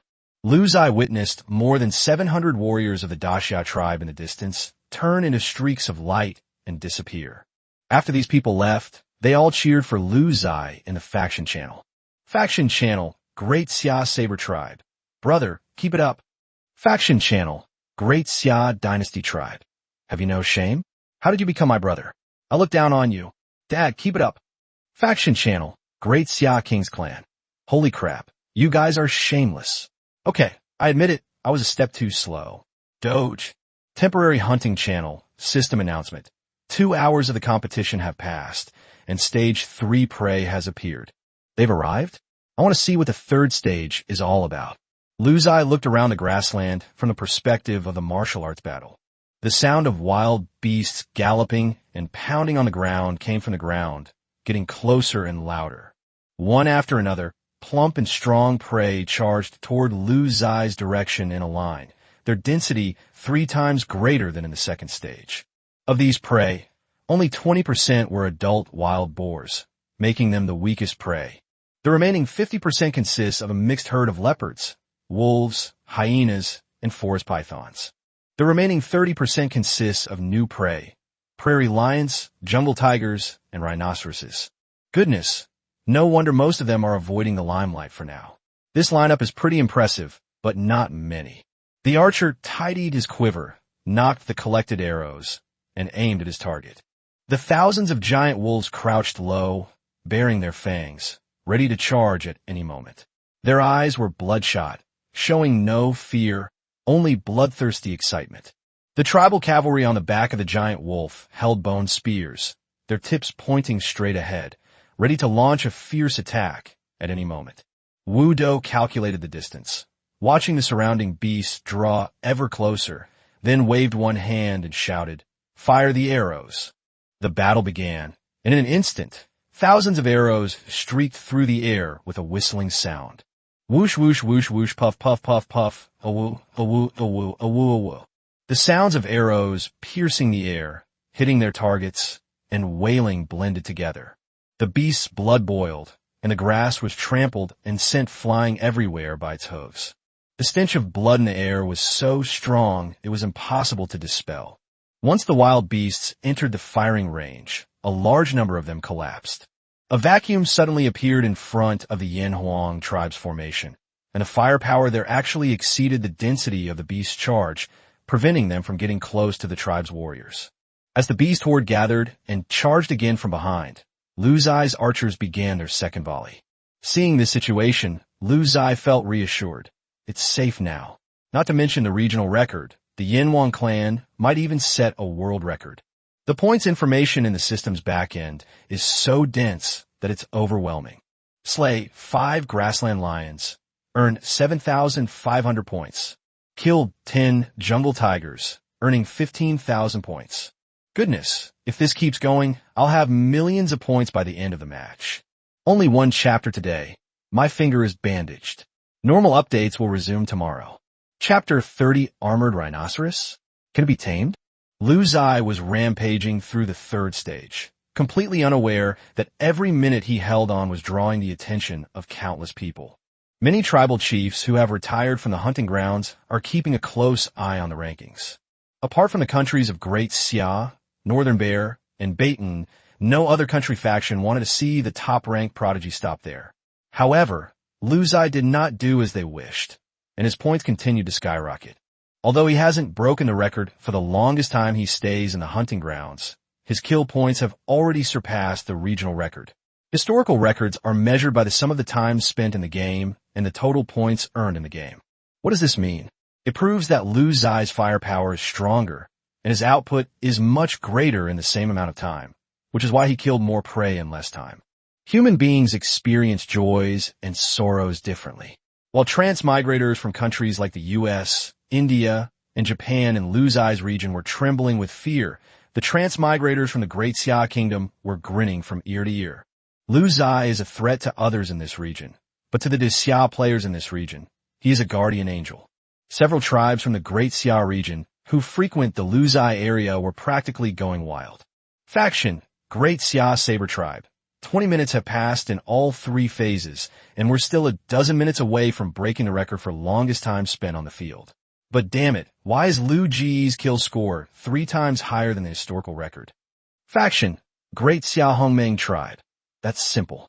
The previous record holder knew he couldn't clear the third stage, so he went to hunt monsters to accelerate the demise of his army. Therefore, he must have adopted a strategy of avoiding battle, simply defending the area, hoping to improve his record by extending his stay in the hunting grounds.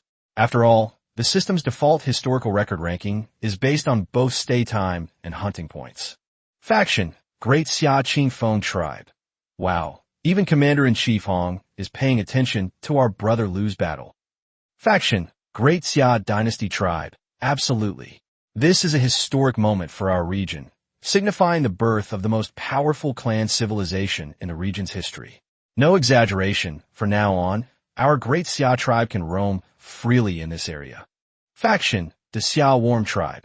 Wow, Brother Lu is amazing. When I first entered this region, we were told not to explore too far, as there are relatively few Xia tribes in this region, and we should play it safe and develop.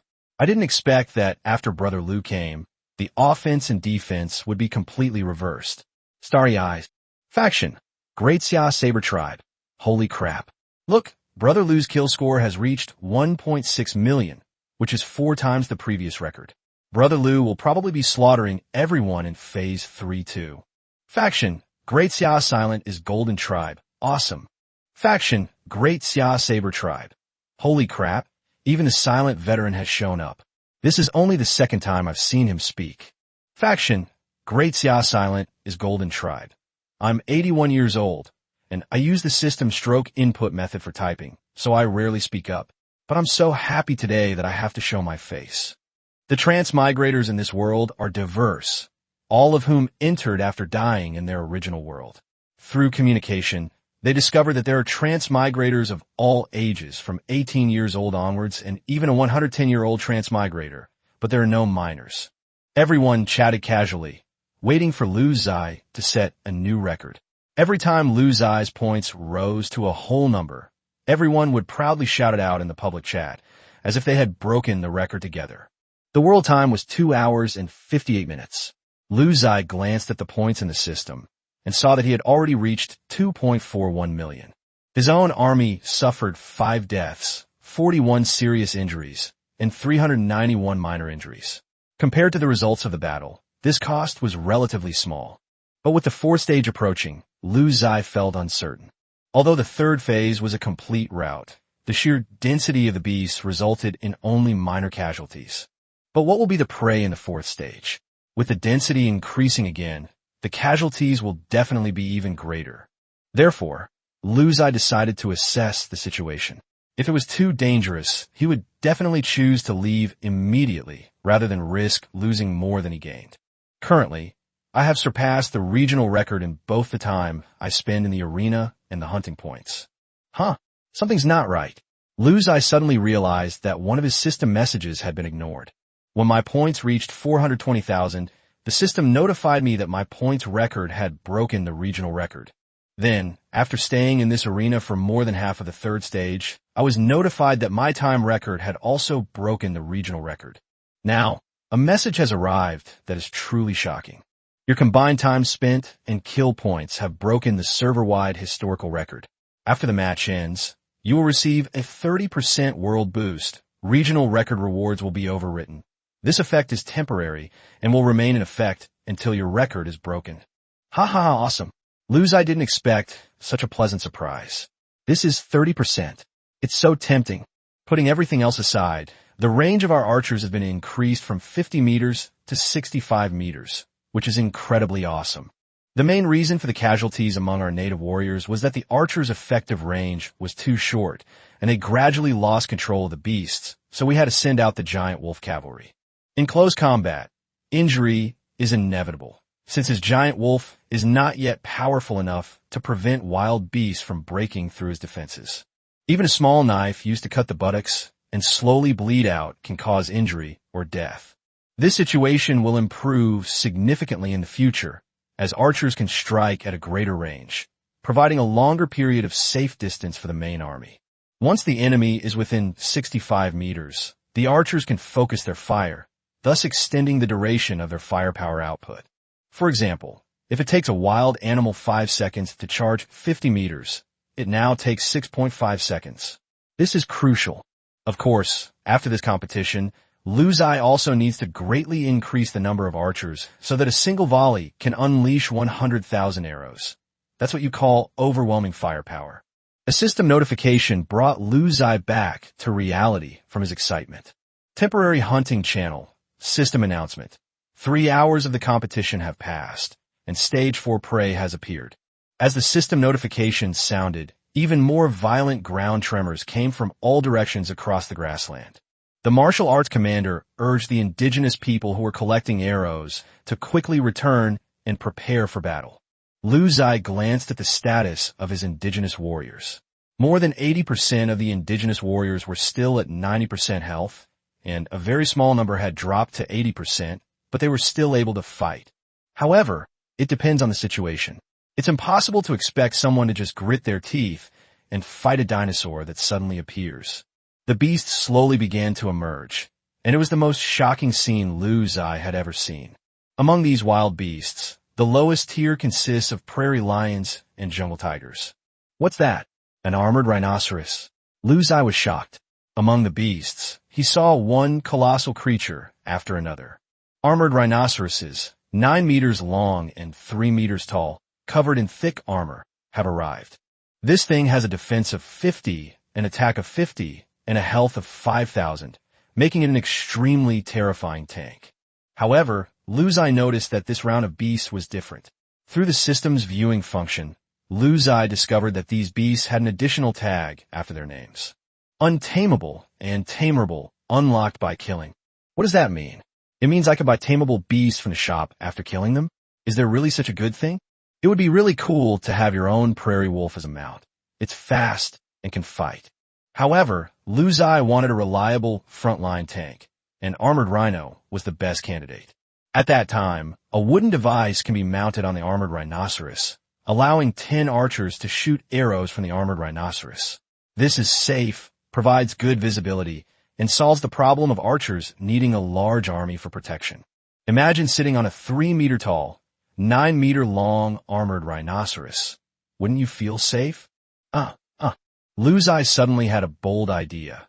After hunting down a helmeted armored rhinoceros with all his might, he would run away as soon as possible.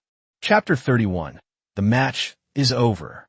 Lu Ziye could hardly imagine how invincible he would be if he obtained a helmet of armored rhinoceroses. With the armored rhino's 3 achievement boosts, it has 5,150 HP, and all its attack, defense, and speed are increased by 6 points each, resulting in 56 defense, 56 attack, and 36 speed.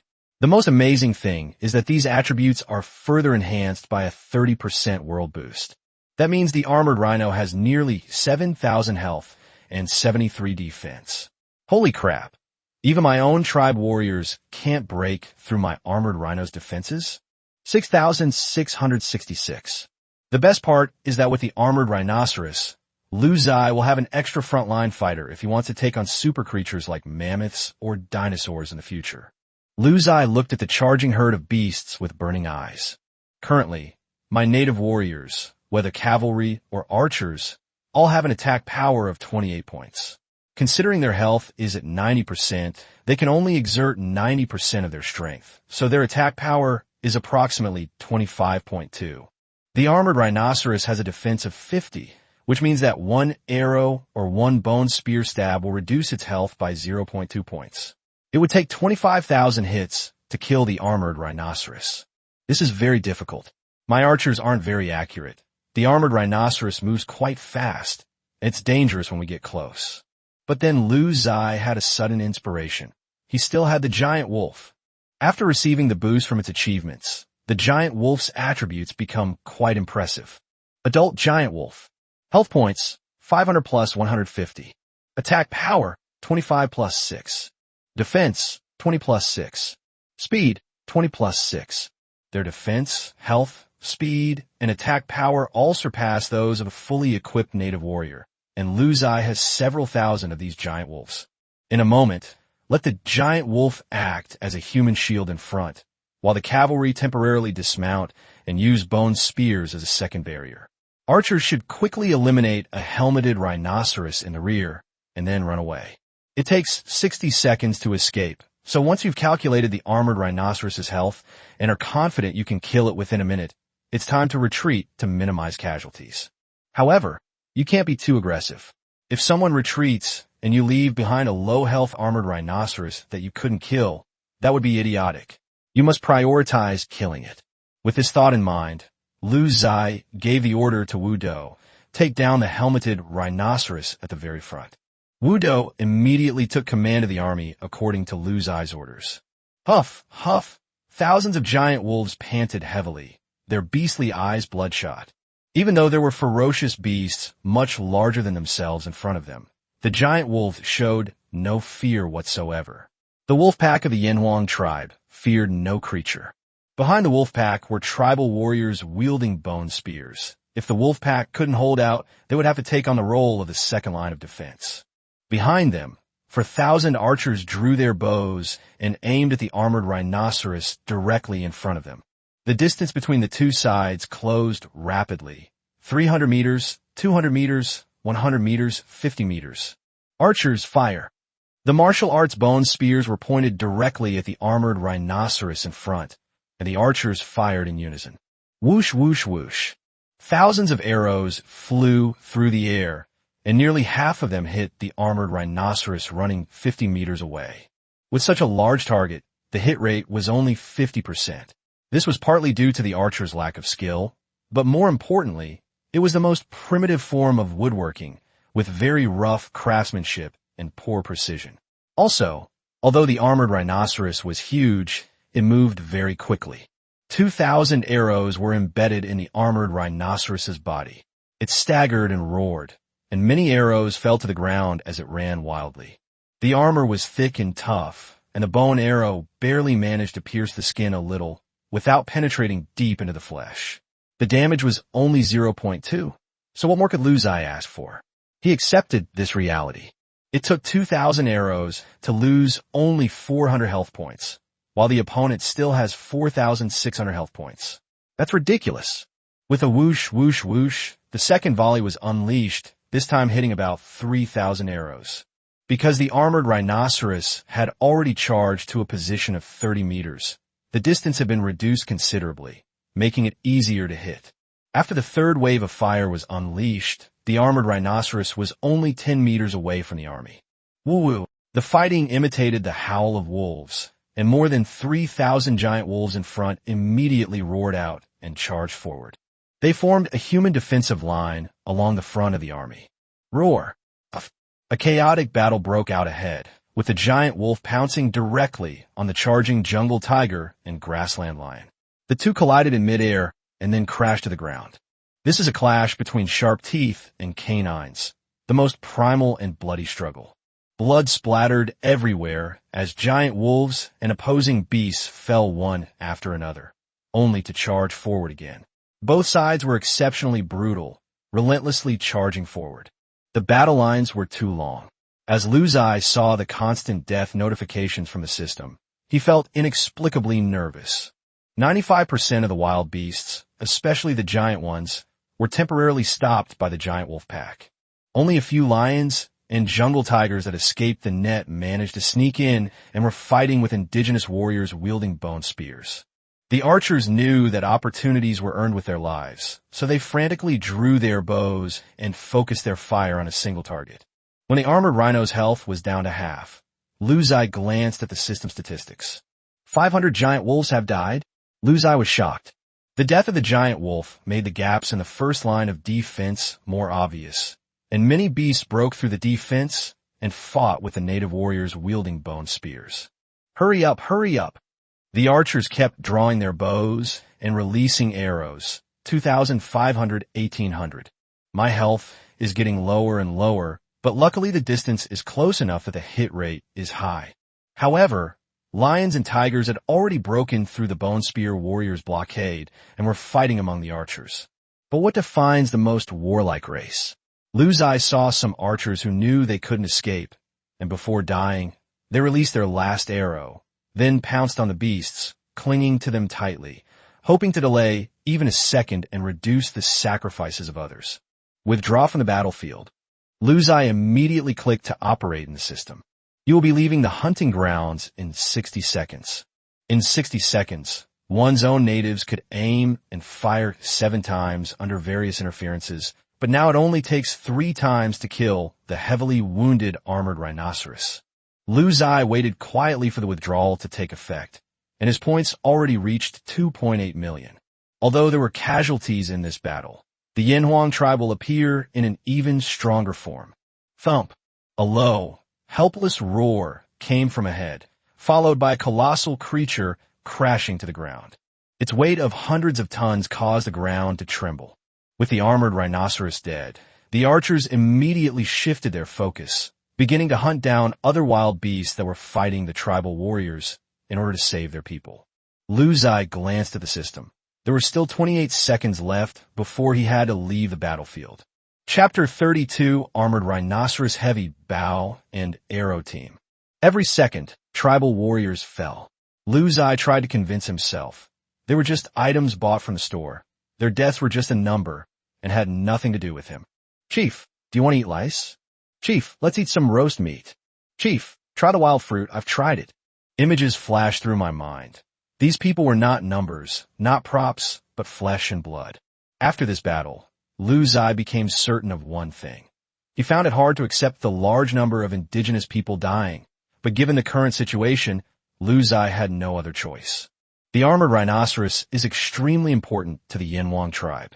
With the armored rhinoceros, the casualties of the tribe's warriors can be greatly reduced in large-scale wars against foreign powers for a long time to come. A rhinoceros wearing a helmet has several thousand health points.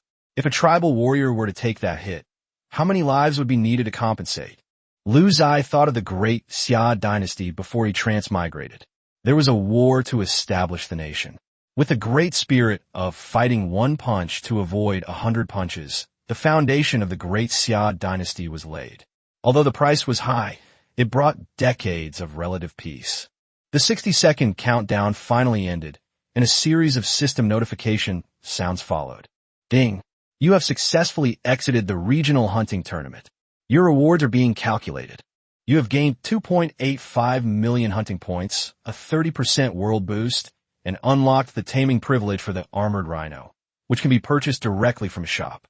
All materials such as hides, bones, and meat obtained from the beasts you kill are stored in your habitat and will be returned with you.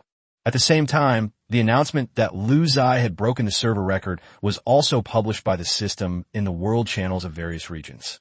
10,086 Region World Channel System Announcement. Congratulations to the great Ziye Yanhuang tribe of this region for breaking the server-wide hunting record. At this moment, the people of Great Ziye were caught between bewilderment and jubilation. The other Ziye tribes in the other regions were completely bewildered. What was going on? How did a Ziye historical record suddenly appear? Meanwhile, the great Ziye tribe in this region was in a frenzy. They had expected Lu Ziye to break the record, but they didn't expect it to be the server-wide record. Ironically, the guys from the Western Alliance were worried that Lu Ziye would break their region's record. That's hilarious. You can't even touch the taillights of someone else's car. The Great Ziye faction channel was filled with laughter and cheers. But Lu Ziye ignored these messages and led the remaining 4,100 tribal warriors back to the tribe. Indeed, in this battle, Lu Ziye fought against the 4th stage of the Beast Tide to capture the armored rhinoceros, sacrificing 2,900 tribe warriors, 1,100 giant wolves, and more than 1,500 wounded, some of whom did not survive. But not anymore. Lu Ziye looked at the armored rhinoceros, unlocked, in the system's taming section with burning eyes. The Yanhuang tribe was very busy. The indigenous people who did not participate in the hunting competition were busy taking care of the wounded in the cave, carefully bringing them food and water. Some people recorded the scenes of this great battle on the cave walls, and others explained the ferocity of the battle. The depiction of the helmeted rhinoceros drew gasps of amazement. After settling the wounded, it was already dark. The shop's points had reached 3.01 million. Lu Ziye used all the animal hides and bones to make arrows and animal hide armor. The excess beast meat was sold cheaply to the transmigrators in the Great Ziye camp, earning another 290,000 points, bringing the total points to 3.3 million, making them truly rolling in money. Lu Ziye immediately began to replenish the population and plan for the future. Lu Ziye increased the population to a terrifying number, a full 20,000. Of these, 5,000 were engaged in miscellaneous tasks such as production, gathering, research, and cave construction. The remaining 15,000 men were all incorporated into the combat force, including 10,000 archers, to ensure sufficient firepower. Lu Ziye envisioned long-range strikes as the primary offensive means in future warfare, with cavalry only to be used for special needs, such as pursuing remnants of the enemy or conducting long-distance raids. As long as there are enough archers and enough arrows, and their range is longer than others, most tribes will not be able to get close to them. The remaining 5,000 men were all cavalry, equipped with giant wolves as mounts. What Lu Ziye needs to do now is to place 10,000 archers on the armored rhinoceroses. What era are we living in? Still playing with traditional bows and arrows? Lu Ziye had already thought of a name. His archer would be called Armored Rhinoceros Heavy Archer. Why heavy? Can an ordinary archer possess a mobile castle like an armored rhinoceros? In normal field warfare, how many arrows can an archer carry? Very limited. Lu Ziye plans to add seats and quivers made by tribal weavers to the armored rhinoceroses, and each rhinoceros will be equipped with more than 100 arrows. After all, the armored rhinoceros has a body length of 9 meters and a thick back, which provides a lot of room for modification. How many archers should be stationed on a single armored rhinoceros? Lu Ziye felt that a practical demonstration was needed. So, he found the armored rhinoceros in the system shop and bought it for 3,000 points. That's really expensive. A giant wolf is only 500 points. Lu Ziye couldn't help but click his tongue in surprise. Luckily, he had enough points. With a loud moo and heavy footsteps, a robust, heavily armored rhinoceros strode forward. Many indigenous people from the tribes who had just experienced the hunting war were shocked. That's it. It's the demon. It killed so many of our brothers. Why is it here? Then, the armored rhinoceros knelt on its forelegs, facing Lu Ziye. It has actually submitted to our leader. My God, our leader is simply a god. The natives put down their bone spears and bows and arrows, their faces filled with surprise and joy. Wudo, have the archers climb up there and see how many people can sit up there. Make sure there's enough room so it doesn't interfere with the battle, Lu Ziye said calmly to Wudo. Wudo was overjoyed. He immediately understood Lu Ziye's intention. Chief, you want the archers to ride this giant beast in a battle? That's wonderful. This way, the archers will have a better view, be safer, and be able to shoot more flexibly. The armored rhinoceros obediently lowered its body, allowing the tribal inhabitants to climb up. One by one, the archers climbed up, found a place to sit, and at the same time, drew their bows, nocked arrows, and assumed shooting positions to see if it was too crowded.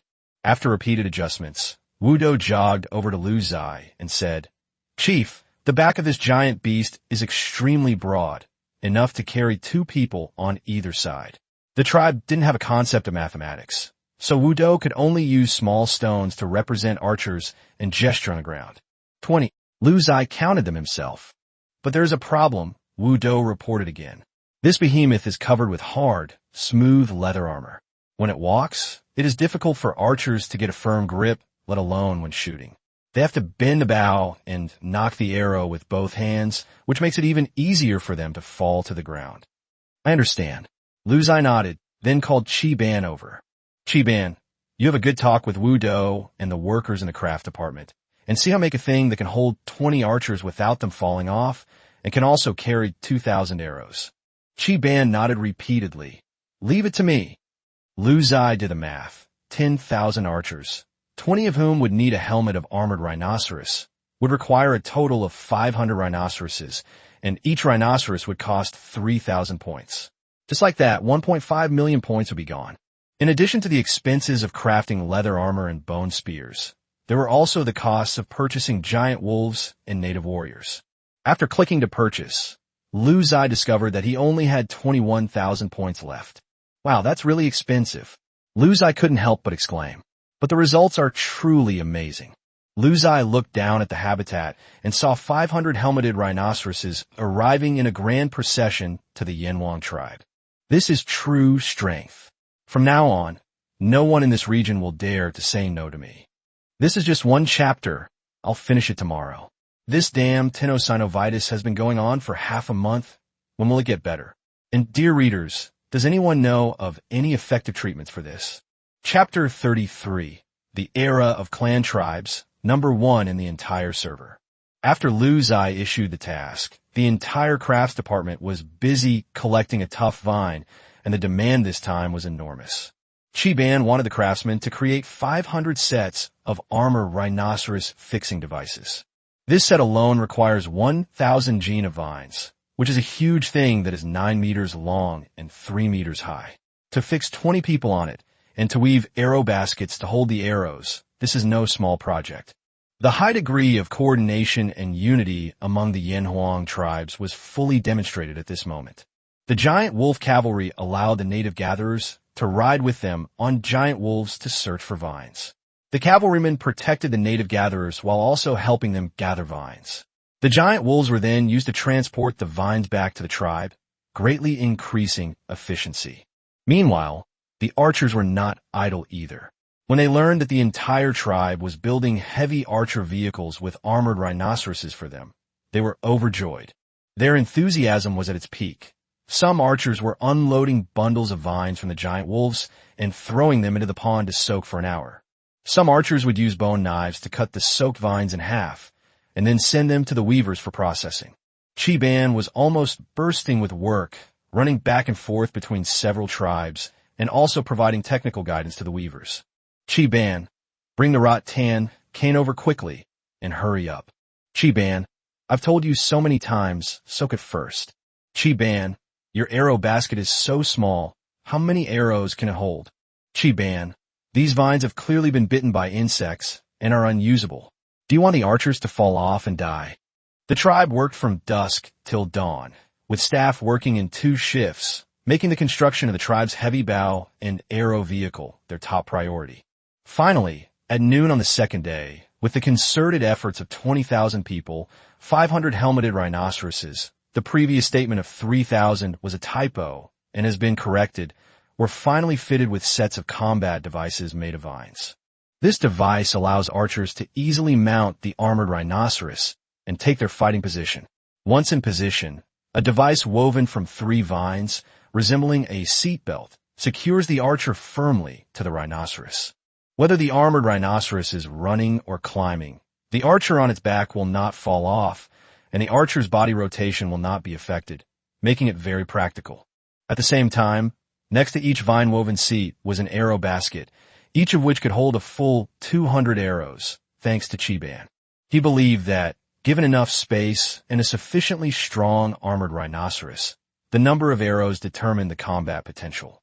So Chiban deliberately placed 200 arrows next to each archer. At noon, when it was time for lunch at the tribal habitat, not a single indigenous person felt hungry. They ran from their posts to the grassland below the habitat to witness the birth of the armored rhinoceros heavy archer. They are not yet aware that this is the most powerful heavy tank in the entire server during the clan and tribal civilization era, bar none. 500 armored rhinoceroses stood ready, their thick black leather armor gleaming in the sunlight. Their horns, standing tall and upright, were 1.5 meters long, enough to instill fear in any enemy with just a glance. If I get poked by that rhinoceros horn, it'll probably hurt a bit, Ziye thought to himself. At that moment, all the indigenous people's eyes revealed a sense of pride, and they all shared the same thought. This big guy belongs to our tribe. The simple word us perfectly conveyed the entire tribe's sense of honor and unity, making everyone feel proud. With a rough, booming voice, Wu Do shouted, "Archers, prepare!" Splash, splash. 10,000 archers rushed toward their heavy tank mounts, in groups of 20, already arranged for combat. Although the indigenous people at this time did not have a concept of mathematics, they knew how to use it. Each group of archers made a special mark on their armored rhinoceros to remember their battle position. With the aid of the equipment, 10,000 archers quickly climbed onto the back of the armored rhinoceros. In their positions, a bow and 200 arrows had already been placed. These tasks had been taken care of by the indigenous people in charge of miscellaneous duties. In the future, every helmeted rhinoceros will be equipped with these items at all times. This is the original version of combat readiness, so that it can be immediately deployed to combat in the event of an emergency. 500 armored rhinos were fully equipped. Archers led their armored rhinos through the tribe's habitat one by one. The armored rhinos walked with heavy but firm steps, their long horns standing high on their heads, looking majestic. They seemed to be being reviewed by the indigenous people of the tribe, while the indigenous people watching from their habitats roared like a tsunami. Wow, so many giant beasts, how magnificent! This is from our tribe, haha, that's great. Our leader is amazing. He always manages to bring in these powerful and strange creatures. Follow the leader, and you'll get 9 meals a day. The leader's kindness can never be repaid.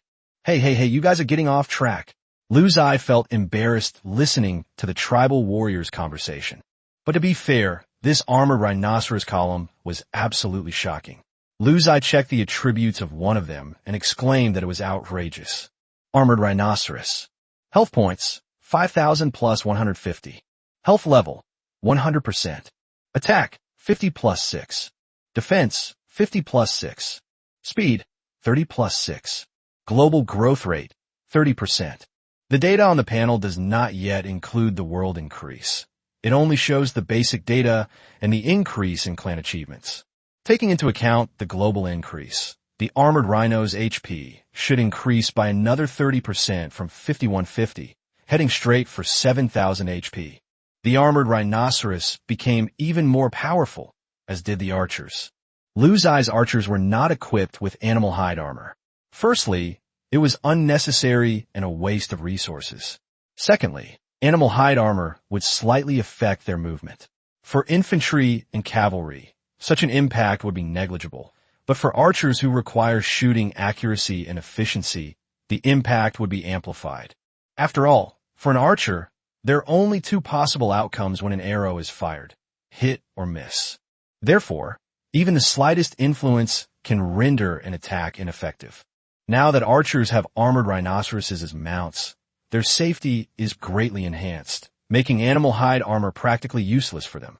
With the global boost, archers' attack power has increased by 30%, and the most crucial range has increased from 50 meters to 65 meters. Very good, very energetic. Ziye's eyes were burning with enthusiasm. Next, he would wait for the points every day, control the speed of territory expansion, steadily save up hundreds of millions of points, and then go on a buying spree. Once he was strong enough, he would advance to the Stone Age. It was a sure thing. Chapter 34. 8 nations unite to encircle and suppress. Yin Huang is doomed. Although my territory is only 5.7 square kilometers, my exaggerated progress in military and civilization nodes has made up for this gap, and I have finally ascended to the first place. This battle resulted in a 30% increase in global power, which greatly benefited the tribe. As mentioned earlier, the calculation method for the world amplification is fixed. If a tribe receives 2 world amplifications, one of 30% and the other of 20%, they are directly added together to 50%. A 50% amplification of a 50-meter range becomes 75 meters, instead of a 30% amplification followed by a 20% amplification of a 50-meter range, which would be too complicated. My math skills are terrible, having been taught by a PE teacher. This calculation method is more convenient for lazy people and more suitable for the author. Ziye originally wanted to cultivate his character and accumulate points to expand his armored rhinoceros army by several thousand more before advancing to the next level. He didn't plan to travel far to attack other tribes in short term. Although he could gain points, it would also expand his territory. Moreover, he felt that the last method of fire-making by friction was about to be invented, and many of the tribe's natives have been researching this method recently. If you meet the promotion requirements but fail to advance, you will be fined. You can manage for the first day or 2, but the fines will keep increasing and it will definitely not work. Ziye's original plan was to wait until he had enough points to meet the advancement requirements, then go all out in the battle, earn a wave of basic points, and then advance. What he didn't know was that the other factions didn't think that way. Ziye's performance in the hunting competition has made these factions restless, and they can no longer sit idly by and let Ziye grow stronger. At this moment, a special meeting was being held under the auspices of the United States. More than 50 tribes were participating, all of which were the most elite tribes from various countries in Lu Ziye's region. The meeting was chaired by Jack, the leader of the Dawn tribe of the United States, an old acquaintance. Actually, he didn't want to chair such a meeting either. Who would want to risk provoking a powerful tribe? In addition, his reputation is somewhat poor. Recently, there have been many voices within the Western Alliance condemning him. After all, his act of leading the way and running away in the hunting battlefield is not honorable. Therefore, the High Command of the Western Alliance gave him a chance to make amends, requiring him to build an army of 50,000 men in the 10086 region, and then launch a unified attack on Lu Ziye's Yanhuang tribe at any cost to completely wipe them out. They dared not let Lu Ziye do as he pleased. They had to eliminate a threat as soon as possible. Although your Yanhuang tribe is very strong and broke the server record, can a clan or tribal civilization really withstand an attack by an army of 50,000? Even if it costs us our lives, we will still flatten your Yanhuang tribe. It was clear that the higher-ups had made a great decision, but Jack was a smart man, so he naturally refused. He offered to resign and give up his position as the regional commander. He just wanted to live a good life and then advance to the Stone Age. But he didn't realize how naive his little schemes were in front of politicians. The Western Alliance told him directly, "You cowardly lizard, do you still want to stay out of trouble? If you don't obey, then after he advances to the Stone Age, the Western Alliance will take action on its own without the Great Ziye having to lift a finger." Jack dared not disobey and had no choice but to agree. Moreover, to prevent a repeat of the previous incident of desertion, the higher-ups issued a new order. All tribal chiefs must join the army in battle. In this way, all participating tribes will definitely fight to the bitter end, because in actual combat, if you dare to run away, your army will collapse like a house of cards, and you will lose your own life. From the perspective of the Western Alliance, this method is indeed very good. After all, it's the lower-level people who die, as long as the goal can be achieved. But they never dreamed that if the chief participated in the battle, and the chief died, it would be considered that the tribe was completely wiped out, and Lu Ziye could get +1 base points. If all 50 tribes attack together and are wiped out, Lu Ziye's base score will increase by 50, and he will get 53 points per second from now on. Who can stop him then? The entire operation was to be carried out secretly by the Western Alliance, so that the Great Ziye Kingdom would not be aware of it in advance. Otherwise, the Great Ziye would definitely protect its own, and then it wouldn't be a siege of Lu Ziye, but a major battle between the two camps, which would greatly reduce the chances of success.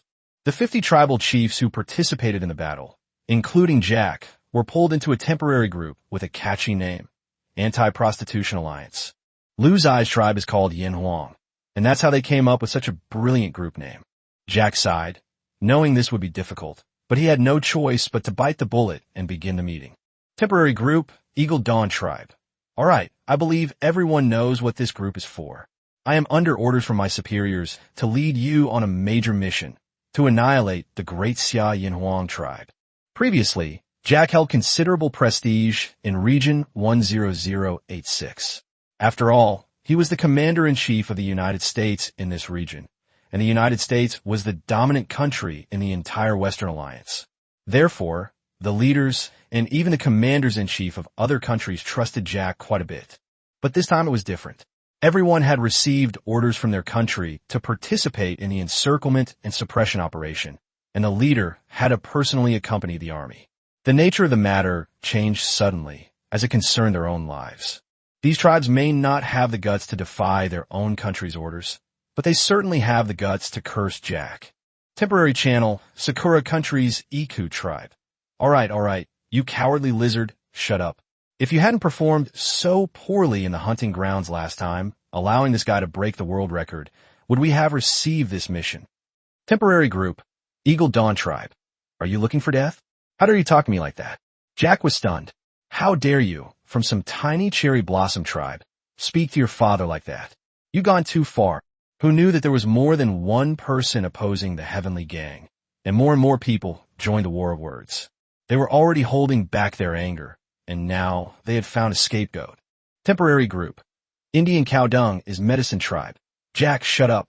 If you weren't so useless, the first to run away, If you had led the team to deliver a heavy blow to the Yinhuang tribe. No, a heavy blow is too much to ask of you.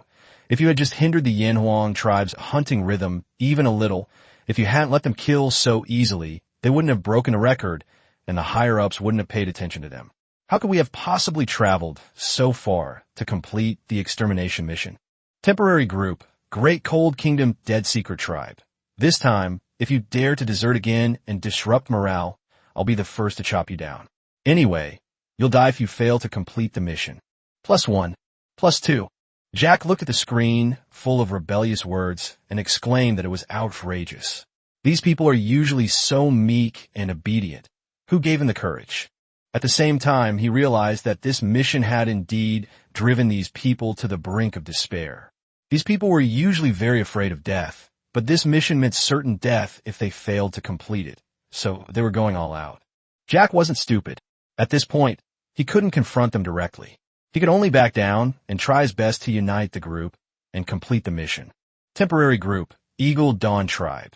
It's normal for everyone to be angry, but this mission of encircling and annihilating the Yinhuang tribe with an army of 50,000 must be completed. However, this disorganized state won't do. You can argue all you want, do whatever you want, we'll all die together, right?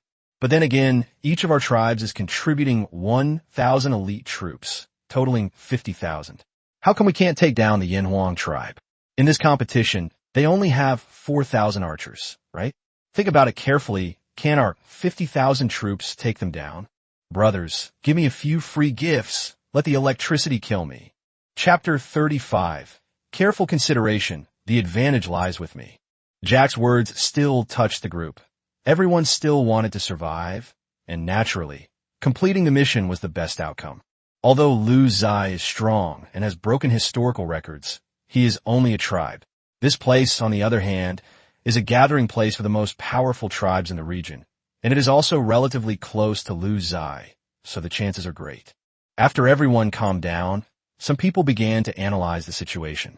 Temporary group, the strongest tribe in the Great Cold Universe. I've done the calculations. Our native warriors generally have around 200 HP and 15 defense. Let's assume the enemy archer's attack power is at the highest level of 30. One arrow will deal 22.5 damage, and a native can withstand 9 arrows. It seems we have a great chance. We have 50,000. Temporary group, Tanabe Ichijo clan of Sakura country. You've overlooked one issue. Their archers can't hit their targets every time. So, as long as our assault speed is fast enough to prevent their archers from having much time to attack, once we get close to them, taking control will be very advantageous for us. Temporary group. India, I love Cow Dung tribe. But don't forget one thing, they also possess thousands of terrifying giant wolves. Just this one pack alone is enough to give us trouble. Temporary group, Eagle Dawn tribe.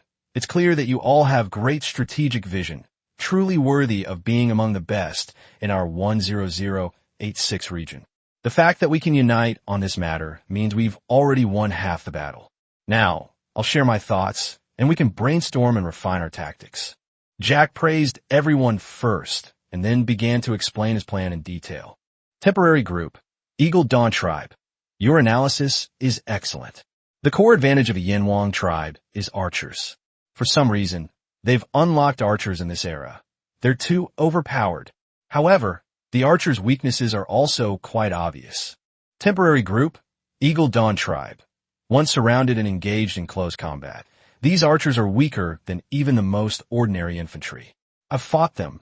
Their archers aren't equipped with animal hide armor, so their defense is extremely low. Do you understand? Jack's message delighted the group.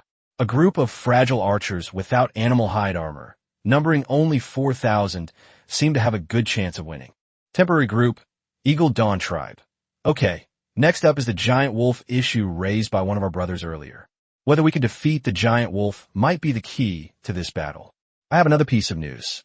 This Yinhuang tribe, probably to break the historical record, actually held out for a while in the 4th phase before withdrawing from the hunting grounds. Think about it, why? Why would they give up such a lucrative hunting opportunity and choose to withdraw?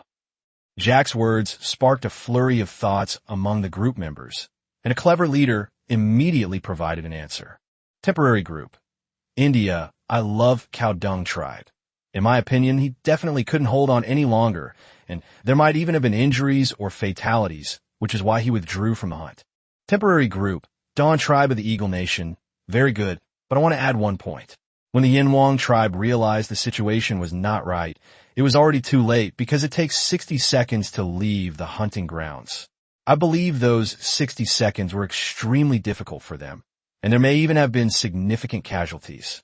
The Yinhuang tribe is currently at its weakest, which is also our perfect opportunity to attack. Although the people in the group didn't like Jack, after listening to his analysis, they still exclaimed, "He's really something to be able to be the regional commander of the United States." Temporary group, Tanabe Ichijo clan of Sakura country. You mean? The Yinhuang clan suffered relatively large casualties? Temporary group, Dawn tribe of the Eagle Nation. That's right, otherwise why would he rush out of the hunting grounds? You know, every minute he stays in there is a new record. He must have been unable to stay any longer to leave. So, my suggestion is that we quickly reach an agreement and send troops out immediately without giving this kid a chance to breathe. The faster we act, the higher our chances of winning. As for the giant wolves, we'll send 10,000 men to fight them off and hold them off. Once we've killed the archers, we can turn around and wipe out the giant wolves. Everyone's breathing quickened. You know what? Really, after careful consideration, the advantage was overwhelming. Temporary group, Tanabe Ichijo clan of Sakura country. I agree, deploy troops immediately. +1. +2. The people in the group weren't stupid. After seeing hope, they quickly reached a consensus. Their motivation was at its peak, and they decided to set off in 2 hours.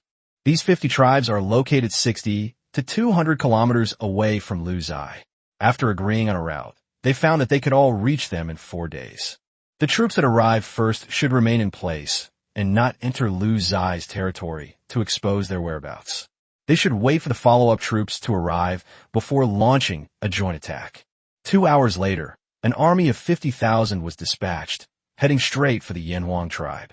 Ziye munched on wild berries and ate cornbread, watching the indigenous people of the tribe busily working. The tribe has resumed normal operations. The difference is that the hunting army is now much more luxurious. Ziye has limited the hunting range to an area of 8 kilometers in radius, not exceeding 10 kilometers. Otherwise, there is a risk of advancing. Advancement risk? Ziye laughed at himself. Others are eager to advance every day, but he is worried about advancing too quickly. In just 1 day, Ziye has earned 300,000 points from hunting alone, which is quite astonishing. The indigenous people of the tribe often scattered leftover animal meat in the forest, emitting a bloody smell that attracted wild beasts from afar. In the wild, lions are said to be able to smell blood from kilometers away. The indigenous tribes have no scientific basis for this, but they know how to hunt. Perhaps it's a talent. In addition to the system income of 3 points per second, you can earn about 560,000 points in 24 hours, which is enough to buy 150 helmets and armor rhinoceroses, as well as personnel, and equip them with full gear. Ziye had no idea that 50 tribes would attack him together. This was already outrageous enough. What's even more outrageous is that all the tribal chiefs personally took part in the event. What incredible luck it takes to encounter such a wonderful thing. After breaking the world record, Ziye received various congratulatory messages from the great Ziye tribes every day. When Ziye has free time, he also checks the messages and replies to other people's blessings in the faction channel. However, I received a special message from Hongming today. Private chat, Great Ziye Hongming tribe. Little Lu, first of all, congratulations on breaking the server record. This is an amazing achievement. I'm even benefiting from your success. You know, there were over 1 billion transmigrators in the clan and tribe stage, and you took first place. That's no easy feat. Private message, Great Ziye Yinhuang tribe. Thank you, Commander-in-Chief. I was a bit lucky. Private chat, Great Ziye Hongming tribe. Luck doesn't matter. Strength is strength. Should I reply to you with, Commander-in-Chief, you're too kind because I'm awesome? Private chat, Great Ziye Hongming tribe. However, I'm here today to remind you that Great Ziye is still a thorn in the side of the Western Alliance, their #1 threat. Your performance this time was too outstanding. You must be careful in the coming period and beware of them launching a sneak attack on you. Is there really such a good thing? Private message, Great Xia Yin Wang Tribe. Thank you for the reminder, Commander.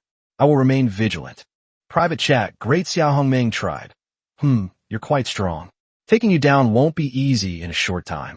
I've also specifically instructed several Great Xia tribes around you to expand their territories in your direction. If you notice anything unusual, contact me immediately, and I'll have these tribes support you right away. Private message, Great Xia Yin Wang Tribe. Thank you, everyone. You've all been so kind. I actually hope that the Western Alliance will send 10 or 8 tribes to let me taste their saltiness. Hunting all day is quite boring. Chapter 3650 tribes are coming to attack me? What? Ziye has been incredibly bored these past few days. Aside from eating and sleeping, I occasionally watched the various talents of the indigenous people of the tribe, such as practicing archery, tearing meat apart with bare hands, butchering wild boar with a bone knife, and making handicrafts with rattan. During these 4 days, a major event occurred. The invention of drilling wood to make fire was eventually born. One night, a bored craftsman noticed that sparks flew when 2 stones collided violently. This gave him an idea, and he started rubbing 2 wooden sticks together in a cave. In his mind, a dry stick is the easiest to ignite. Obviously, he failed at first. Simple friction could not generate a high enough temperature, and more intense friction was needed. So he used a bone knife to make a small hole in a dry log, inserted another stick into it, and spun the stick rapidly in his hands. The intense friction caused the temperature to rise gradually, and faint smoke began to appear in the wood hole, but no flame was produced. He then added more easily ignited dry grass into the hole in the wood and continued rubbing. Hay is repeatedly rubbed into hay flakes, which are more likely to burn under high temperatures. Finally, a spark ignited in the caves of the Yanwang tribe, and humanity was born with the first artificially created fire. Currently, all of Ziye's civilization nodes have reached or exceeded 100% progress, with a territory area of 8 square kilometers and a population that has long exceeded the advancement requirements. You can advance as long as your territory reaches 10 square meters.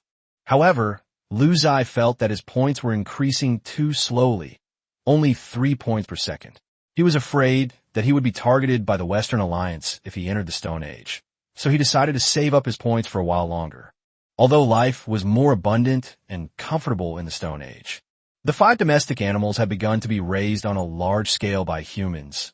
It is not necessarily true that the 5 domestic animals were raised simultaneously in a certain region or by a certain civilization, but during this period, the 5 domestic animals have been found in different places through archaeological discoveries.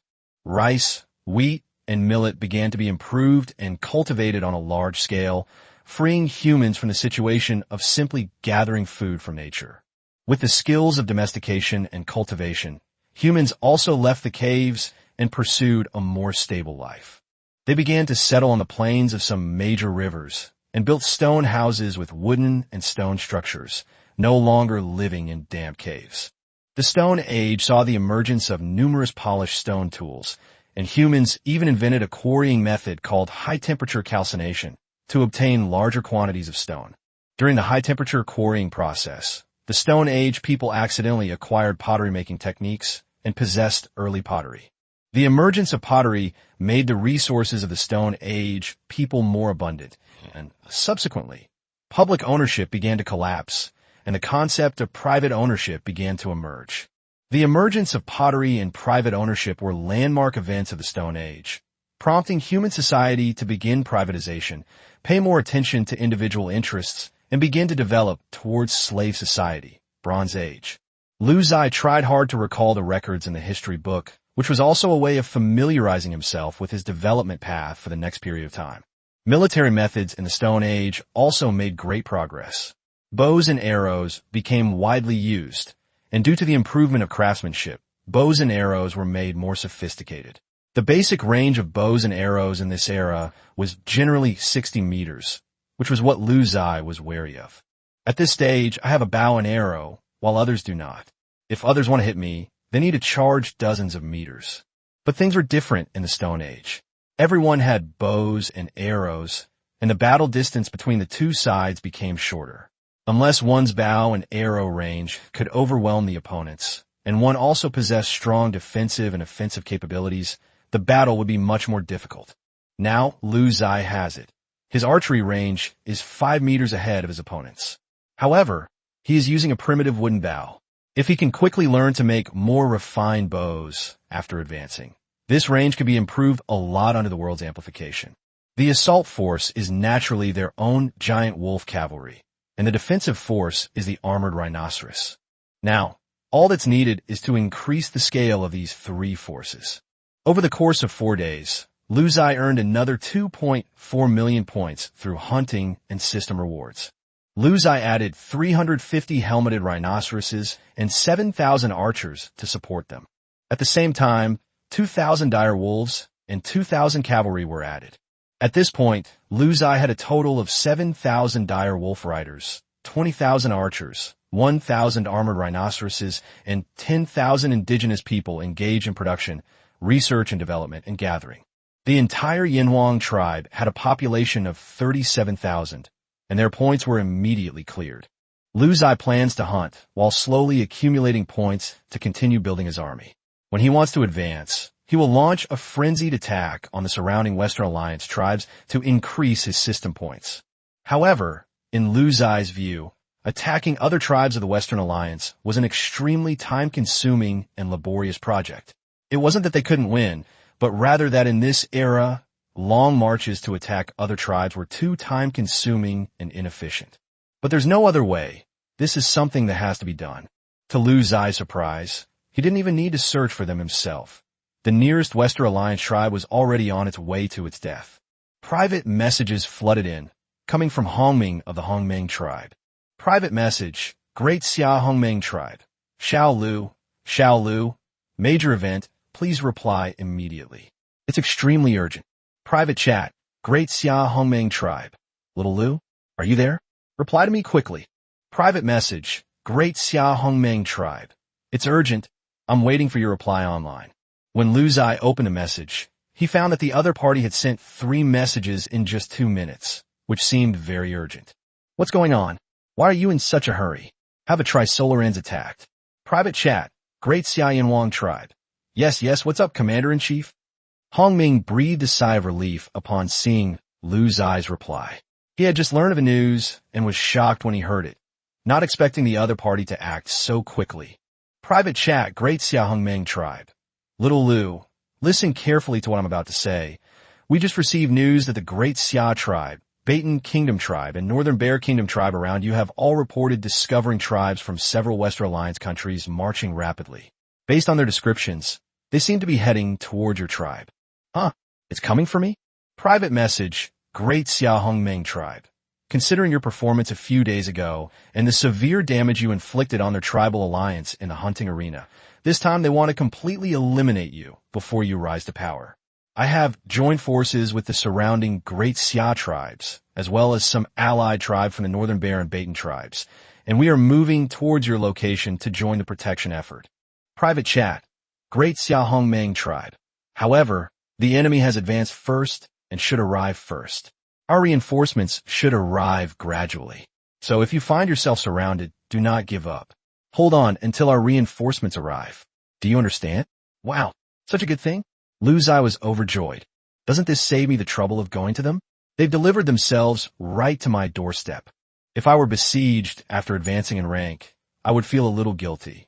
But if you were to besiege me during the clan/tribe stage, I wouldn't be sleepy at all. At this stage of civilization, who could possibly understand my armored rhinoceroses? Just the sight of these 1,000 armored rhinoceroses standing there can only be described in 2 words: invincible. So, Lu Ziye weakly replied to Hongming. Private message, Great Xia Yinhuang tribe. Commander-in-Chief, I'd like to give it a try. What does that mean? Hongming was completely bewildered. Private chat, Great Xia Hongmeng tribe. What are you talking about? What do you want to try? Private message, Great Xia Yinhuang tribe. The mountains are high and the roads are long. I feel really bad making everyone travel so far. How about I try to see if I can kill them all by myself? Huh? Am I crazy? Or have you gone mad? Hongming asked in horror. Private chat, Great Xia Hongmeng tribe. Do you know how many tribes and how many people the other side has sent? More than 30 have been observed. I suspect that this time, at least 50 tribes with an army of 50,000 are coming for you. Do you still want to try? Hongming initially didn't want to reveal too much about the enemy's forces, fearing that Lu Ziye would despair and lose his will to resist. He never imagined that Lu Ziye would become even more excited after hearing that there were 50 tribes. Chapter 37, 53 points in 1 second. Let's get him. Upon hearing that 50 tribes were coming to attack him, Lu Ziye was so excited that his legs could barely close. He started using the math calculations his PE teacher taught him again. 53 points per second, 3,600 seconds in an hour. So how many points are there again? Lu Ziye gestured for a long time and came up with a number, 190,800 points. That's right, you can get close to 200,000 points in an hour. So that's 4,579,200 points in a day. A whopping 4.58 million points. Isn't that enough to propel me straight to the top? 50 tribes. Even if each tribe sends 2,000 warriors, that's an army of 100,000. I have archers with a range of 265 meters, 7,000 cavalry, 7,000 giant wolves, and 1,000 armored rhinoceroses that are impervious to swords and spears by other tribes in this world. Even if it's 20,000 versus 100,000, the advantage is still mine. Having made this judgment, Lu Ziye insisted. Private message, Great Xia tribe. Commander-in-Chief, trust me, I know what I'm doing. You have no idea what Lu Ziye is thinking. Hongming even suspected that Lu Ziye was desperate. That's tens of thousands of troops. No matter how strong your tribe is, can you really? What is this? Hongming saw a picture sent by Lu Ziye in the private chat channel, taken by the system's camera function. The picture looked a bit strange. Hongming was dumbfounded. A massive cavalry force rode on plump, strong animals, marching in unison. He recognized one of them, a giant wolf. But how could he have so many? These 7,000 giant wolves alone could kill tens of thousands of infantrymen. Hongming began to understand Lu Ziye's words. Commander-in-Chief, I want to give it a try. This kid seems really confident, but there are some strange things in the picture. A huge, black creature with 20 archers sitting on its back, and there were at least 1,000 of these creatures, stretching as far as the eye could see. Hongming was dumbfounded. X2. What is this thing? This isn't a wild animal. It's an armored rhinoceros? A creature that no one wants to mess with in this era? A creature whose defenses most tribal warriors can't break, with a whopping 5,000 HP. What Hongming didn't know was that in Lu Ziye's tribe, such a creature, after various enhancements, had nearly 7,000 HP and was an existence that no tribe warrior could break through. Okay, I was overthinking it. Hongming suddenly felt that Lu Ziye was a bit unreasonable. It wasn't his personality, but his strength. He was so strong that he was lawless and ruthless. Damn, this army is truly a product of the primitive clan and tribal era. They could even attack Ping'an County. To be fair, Hongming is genuinely happy. What's there to worry about? He should be worried about those bastards in the Western Alliance.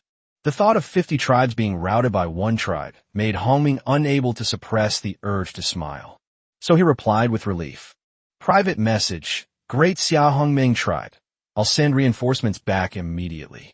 Please begin your performance. Private message, Great Xia Yinhuang tribe.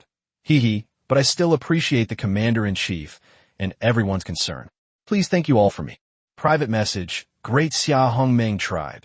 Mutual help is essential, but now that you are powerful, please remember this. With great power comes great responsibility.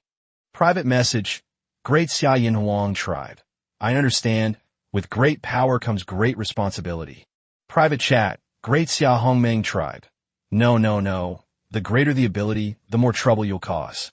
In the future, regardless of the era, because of your outstanding abilities, more and more people will come looking for trouble with you. The commander-in-chief really knows how to talk. He's so insightful.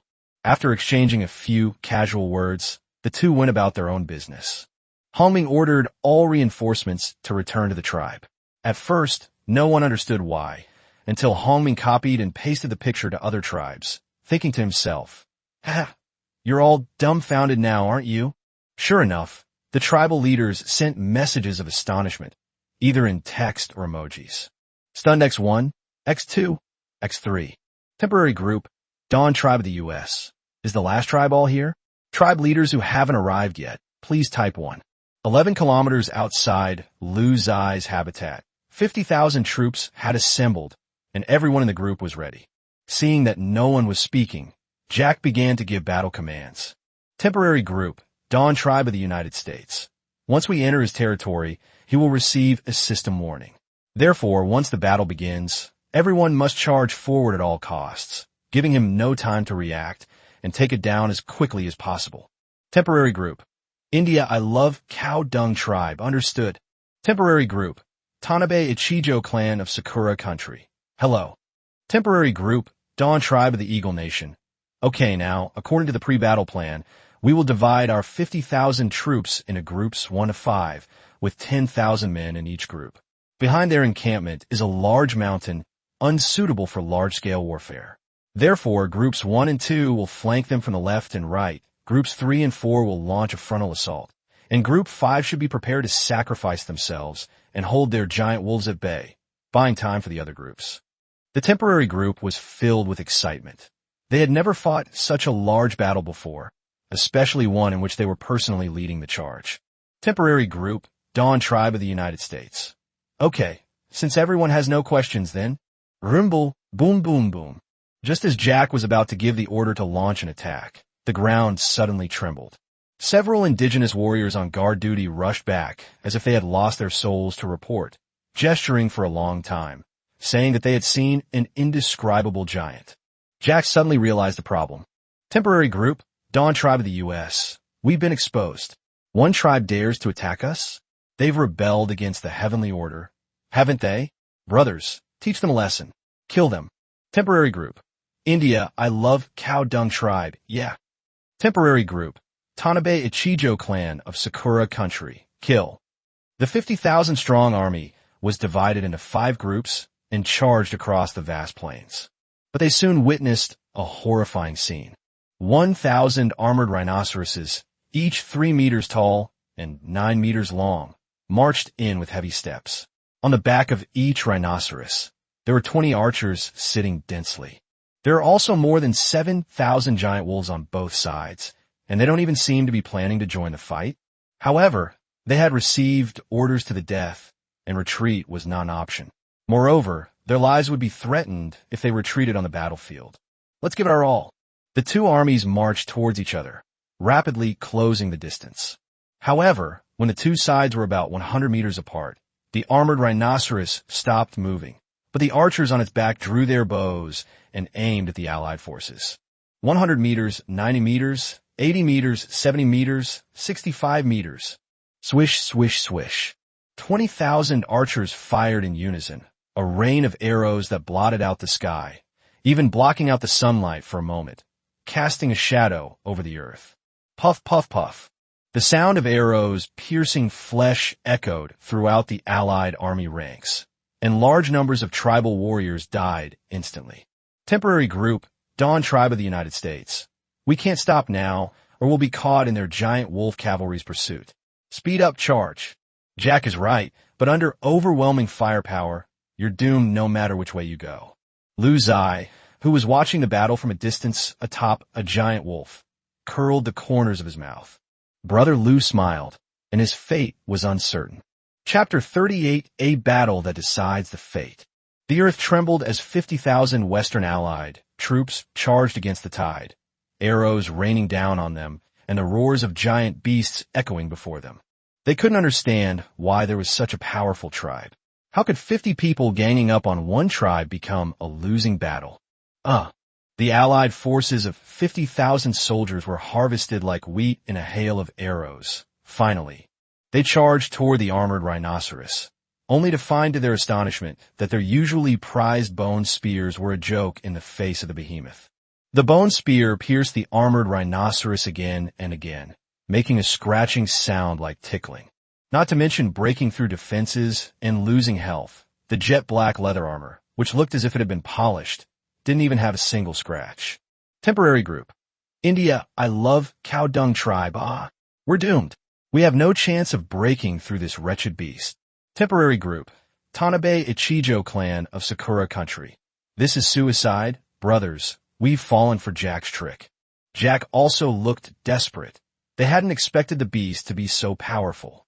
Although battles between tribes can reveal basic information about the opposing tribe, such as which tribe these giant beasts belong to and what era that tribe is in. However, detailed information about tribes, such as population, territory size, and the specific attributes of other tribes' units, cannot be seen.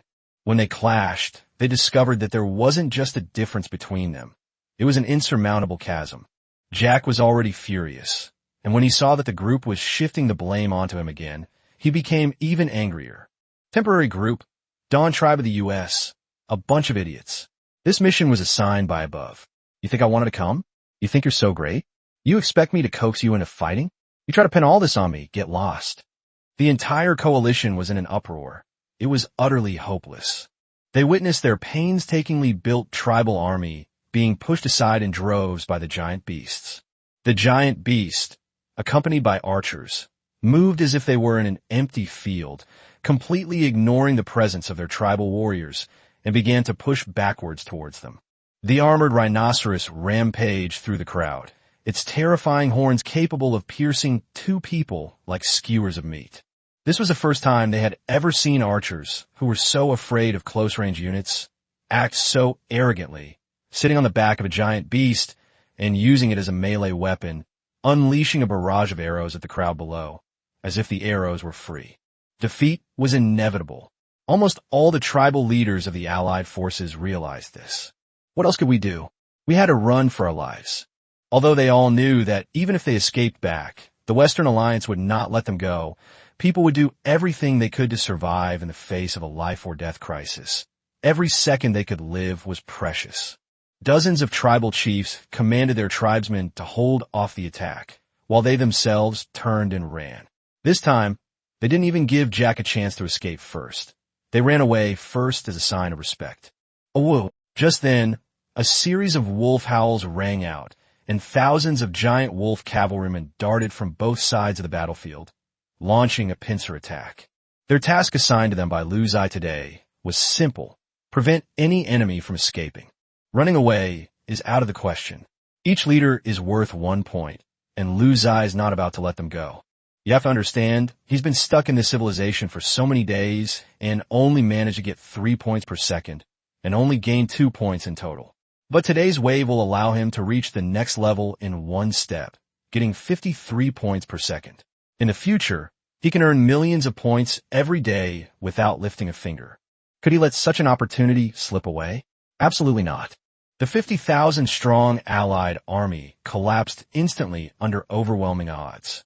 The armored rhinoceroses rolled over the corpses of their enemies, and 50 tribal chiefs fled in terror, pursued by thousands of giant wolf cavalry under the command of the martial arts team. You run. I chase. You can't escape even if you grow wings. A leader from India was pounced on by a giant wolf and knocked to the ground. Then he was met with a frenzied barrage of bone spear thrusts, without the slightest hesitation. Seeing this, the other tribal leaders began to privately message Ziye, requesting to speak with him and hoping that he would let them off the hook. But Ziye ignored him. This group of people came here to kill him, and he was no match for them, so there was nothing to say. If I hadn't worked so hard these past few days, leveling up and leveling up, wouldn't I be the one who fell? They won't let me go, so why should I let them go?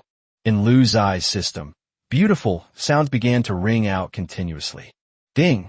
Congratulations on successfully annihilating the I Love Cow Dung tribe of India. System points growth rate permanently increased by 1. Current growth rate is 4 points/second. Ding! Congratulations on successfully annihilating the strongest tribe in the universe, the Great Cold Kingdom. System points growth rate permanently increased by 1. Current growth rate is 5 points/second. Ding! Congratulations on successfully annihilating the Tanabe Ichijo clan in the Sakura country. System points growth rate permanently increased by 1. Current growth rate is 6 points/second. Awesome! Ziye thought excitedly. As expected, war profits are the easiest to make. If you rely on gathering resources or farming, when will you ever reach this level of points? The path forward has been set. While others hoard grain, I'll swallow guns. Other people's granaries will become my granaries. At this moment, Ziye suddenly understood the saying, if I hear the way in the morning, I can die content in the evening. That saying is so true. If you hear the way in the morning, you can die in the evening. What a righteous and truthful quote. I'll do just that from now on. The pursuit continued, and Lu Ziye watched the live broadcast through the perspective of the martial arts battle, eating wild fruits while watching his system points increase. What a wonderful thing. Private chat, Ziye Hong to tribe. Hongming, how's the matter with that young man going?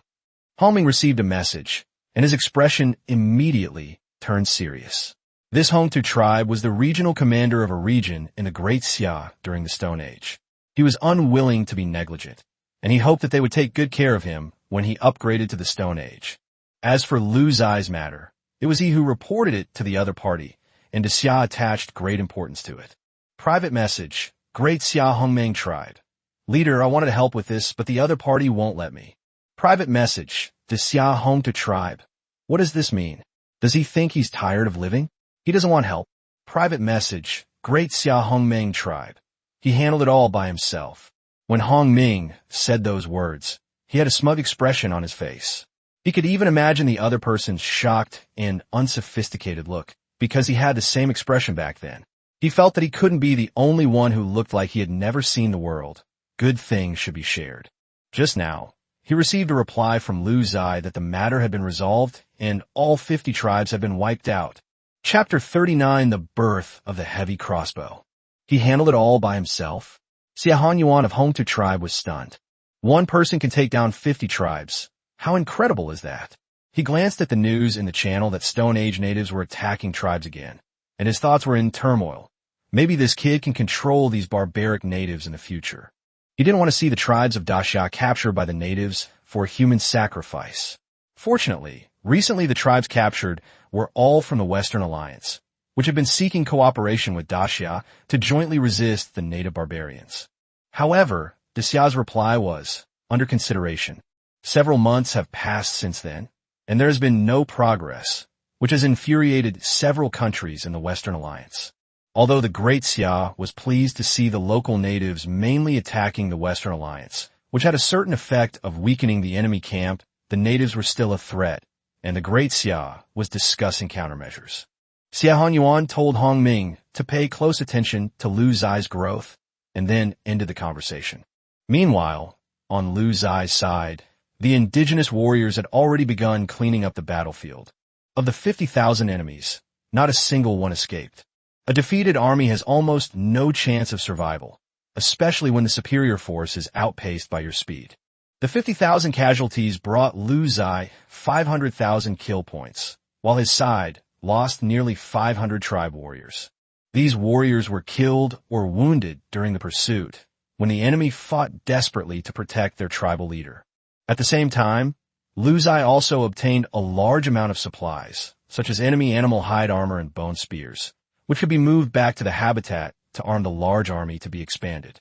Meanwhile, the system's points have started to increase at a rate of 53 points per second. Lu Ziye can now earn 4.58 million points every day, not including hunting points.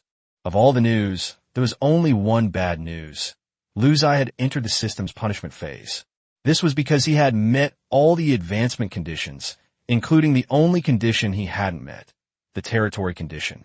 However, due to the recent battle, his wolf cavalry had chased after them for several kilometers, expanding his territory considerably, and thus fulfilled the requirement. Lu Ziye now has to endure a daily penalty of points calculated by multiplying the number of days by the number of people in the tribe. The points are deducted at midnight every day based on the current population status of the tribe. For example, if the tribe has 30,000 people on the first day, then 30,000 points will be deducted. If the tribe has 100,000 people on the second day, then 200,000 points will be deducted. At first, Lu Ziye could accept this, after all his income was high. However, if you have 200,000 people by the 20th day, you will lose 4 million points, and eventually you will not be able to withstand it. However, Lu Ziye came up with a good idea. Save up points first, don't buy population, buy armored rhinos and giant wolves, save up for a month, and directly get over 100 million points. When you advance, you can then buy population. I'm a beetroot. Lu Ziye was not worried about territory issues in the following days. He sent out hunting teams every day to hunt and earn points, while expanding his territory. In the future, Their tribal civilization will establish a state where territory and population are both very important. Furthermore, I've heard that the later the civilization stage, the greater the expenditure on points. In modern civilization, a single warship would cost hundreds of millions of points, and an aircraft carrier would cost tens of billions. Lu Ziye pulled himself out of his thoughts. He planned to spend the next month buying armored rhinoceroses, bows and arrows, and giant wolves every day, and then directly advance to the next era after level 30. The following days were a bit boring, but also quite pleasant. Lu Ziye ate fresh wild fruits and roasted meat every day, and strolled around the habitat like a street urchin. The tribe's hunting teams bring in about 600,000 hunting points for the tribe every day, and with the points added by the system, the total is about 5.2 million. On the 19th day, a major event occurred in the tribe. It was morning, and Lu Ziye was still sleeping in the cave, covered with 3 layers of animal skin blankets, when a series of exclamations came from outside the cave. "What are you spouting nonsense about now? Can't a person get any sleep?" Lu Ziye emerged from the cave, still grumpy from waking up, only to find it was almost noon. As a proper transmigrator, he didn't have the habit of eating breakfast. At this point, the hunting party has already been on its way for several hours. Lu Ziye rubbed his eyes, washed his face haphazardly with spring water. There was no way to be particular in this era. He picked up a willow branch from the stone slab in his cave, broke it, crushed it, dipped it in some charcoal ash, and began brushing his teeth. This was something he had the collectors prepare for him every day to help maintain his oral health. Lu Ziye didn't want to lose all his teeth by the time he reached an era of heavy drinking, lavish meals, and extravagant lifestyles. After washing up, Lu Ziye went to investigate the source of the noise. It was coming from the craftsman's department, and the noise was quite loud, with people gathered in layers. "What's going on here? Why is it so lively?" Lu Ziye wondered to himself as he walked over. Just then, the crowd erupted in exclamations again, and at the same time, a spear-like object shot out and struck a wild boar that was hanging upside down from a tree and struggling about 50 meters away. The spear-like object instantly pierced the usually thick-skinned wild boar, causing blood to spurt out and the boar to howl in pain. "Wow, our tribe is so rich that we can use our prey as target practice." Lu Ziye pushed through the crowd and went in to take a closer look. When Ban saw the leader arrive, he immediately stood up and said, "Greetings, leader. Look, I have invented a bow, an arrow with a longer range and greater power." Lu Ziye then caught a glimpse of the device, and at the same time, a system notification sounded. "Ding! Your tribe has been found to possess technological artifacts beyond the reach of this era. These should normally be eliminated, but given your tribe's inherent talent, this is considered reasonable." Lu Ziye was shocked. What kind of bow and arrow was this? It was clearly a heavy crossbow. A highly flexible shrub was mounted on a wooden device to serve as a bow, and Ban even designed a groove for holding the arrows, which improved the accuracy to some extent. Although the bowstring was very stiff and required a great deal of strength to pull, the entire device only required one person to operate. Ban actually used the lever principle, using a wooden stick to pry the bowstring and pull it back, which successfully locked the bowstring onto the firing device at the back. Then the bow and arrow, that is, the huge arrow that is 1.5 meters long and looks like a bone spear, is placed into the firing slot. The trigger was rather primitive and very stiff, requiring the wooden stick to be used again to pry it open. With the immense elasticity acting on the bowstring, the heavy crossbow emitted a crisp sound, bang. The giant arrow soared through the air and struck the wild boar 50 meters away once again. This time, the wild boar could no longer make a sound and died instantly. "Holy crap, that's awesome." Lu Ziye was stunned. Chapter 40, The Secrets of the Stone Age. This thing would have been incredibly powerful even in the Stone Age, and you managed to take care of it during the clan and tribal era? I can't even imagine what kind of tricks this Ban will come up with in the future. Using the system's detection function, Lu Ziye saw the heavy crossbow's attributes. Its base range was 70 meters, and its base attack power was plus 20, with a 30% global increase. If you equip the natives with this thing, and also take into account their base attack, the attack power can reach over 40, and the range can reach 91 meters, far surpassing any tribe. Lu Ziye looked at Ban with burning eyes. I'll reward you with 100 gene of beast meat of your choice, and another 500 gene of beast meat. You can distribute it to the people in the crafts department yourself. At the same time, do your best to forge it. Forge as much as you can every day. Other departments will fully cooperate with you. Chi Ban expressed his gratitude repeatedly and called on all the craftsmen to start work immediately, with the craftsmen in charge of manufacturing. As for the basic tasks, such as polishing the bow, cutting down these special shrubs, and tanning the bowstring, these were all handled by other indigenous people, which greatly improved efficiency. Lu Ziye knew that although this heavy crossbow was good, it had strict conditions for use, such as being placed on the ground or on a large platform. It's impossible to send a soldier into battle carrying a heavy crossbow. It's simply not feasible. Generally speaking, the heavy crossbow was a heavy weapon in its era, suitable for positional warfare, but not for guerrilla warfare. However, that's the general case. My Yinhuang tribe is not an ordinary tribe. The Yinhuang tribe possesses the armored rhinoceros, a massive platform, though it's impossible for all 20 archers to use heavy crossbows. However, it is possible for an armored rhinoceros to carry a heavy crossbow on each of the left and right sides directly in front of its head. In this way, the armored rhinoceros has 2 heavy weapons to strike key targets from a distance, while also having 18 ordinary archers to provide flexible fire support and suppressive fire. Awesome! Lu Ziye felt his heart surge with excitement just thinking about that scene. Imagine this scene. A helmeted rhinoceros charging fearlessly, constantly firing 1.5-meter long giant arrows from its body. It has both firepower and tankiness. How is this any different from a primitive tank? Lu Ziye suddenly felt that even if he were to reach the Stone Age, he wouldn't need to be afraid of other tribes anymore. Currently, its only disadvantages are its population, the number of weapons, and the number of armored rhinos. Of course, this weakness will be eliminated as points are accumulated daily. Lu Ziye has already planned that after 30 days, he will directly deduct more than 100 million points, launch a massive army buildup, and then advance. Currently, my population is 37,000. Even on the 8th day, the points deducted each day will only be around 300,000, which is manageable since my daily point gain is around 5.2 million.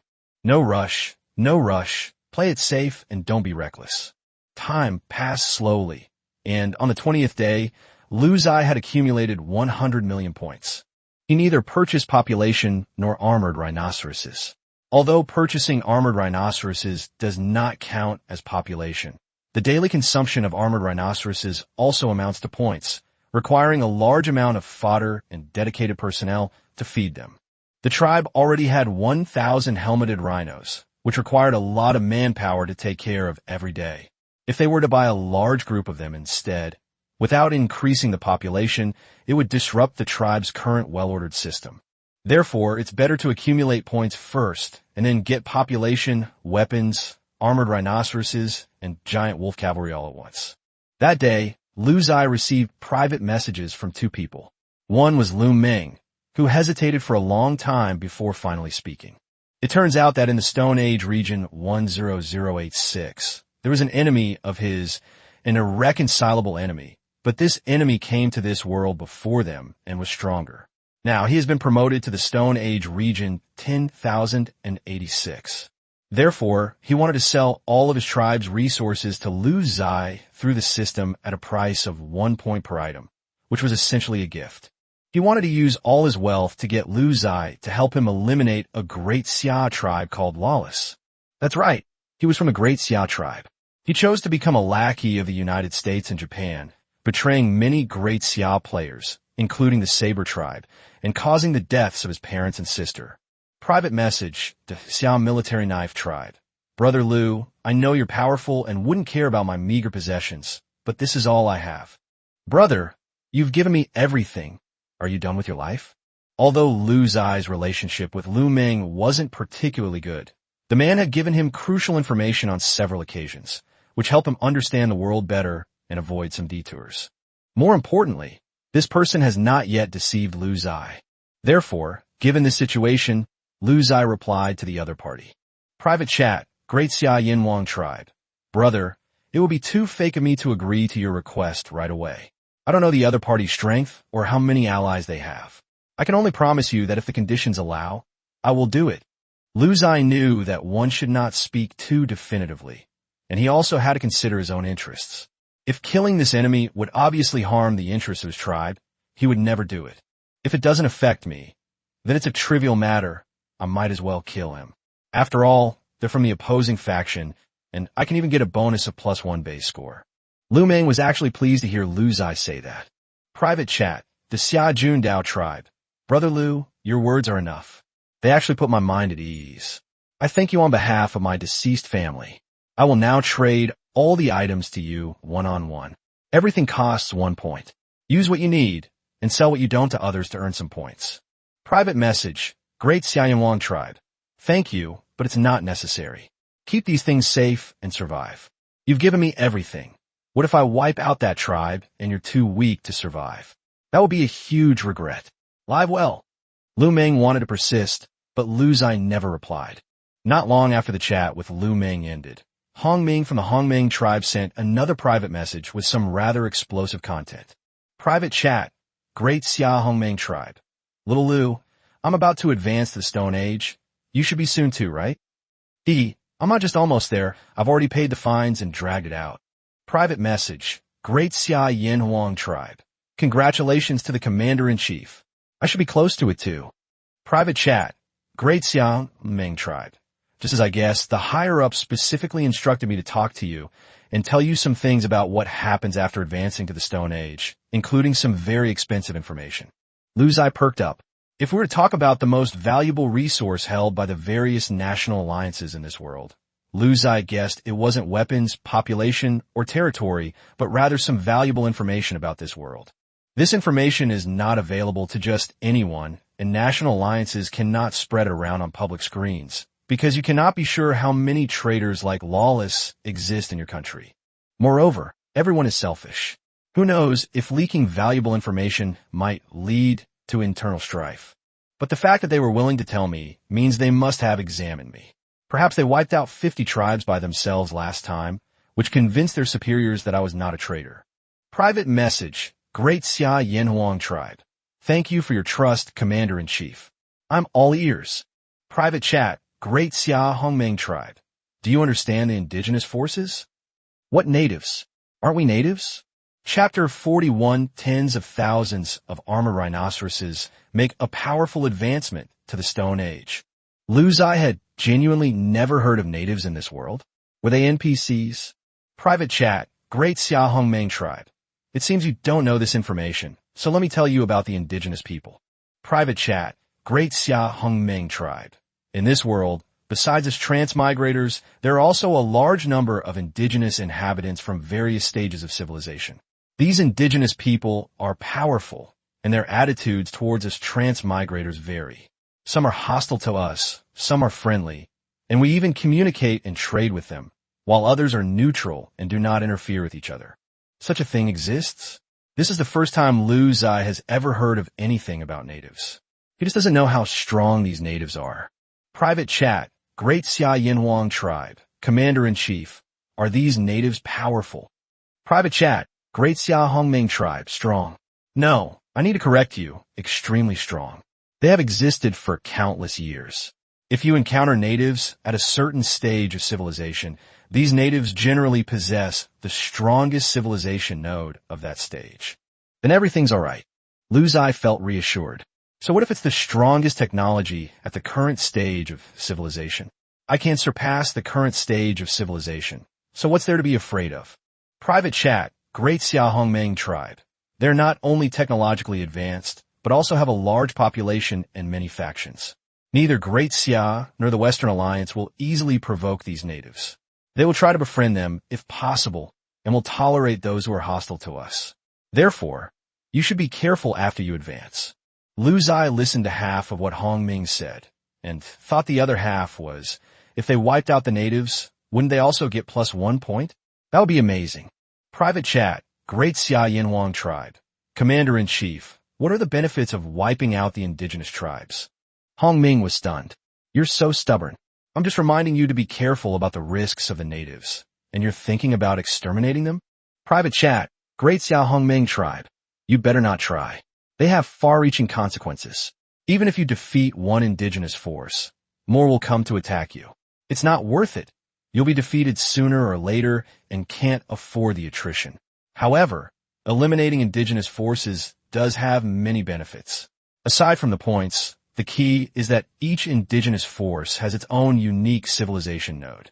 Once you master this node, you're guaranteed 100% progress, greatly accelerating your civilization's advancement.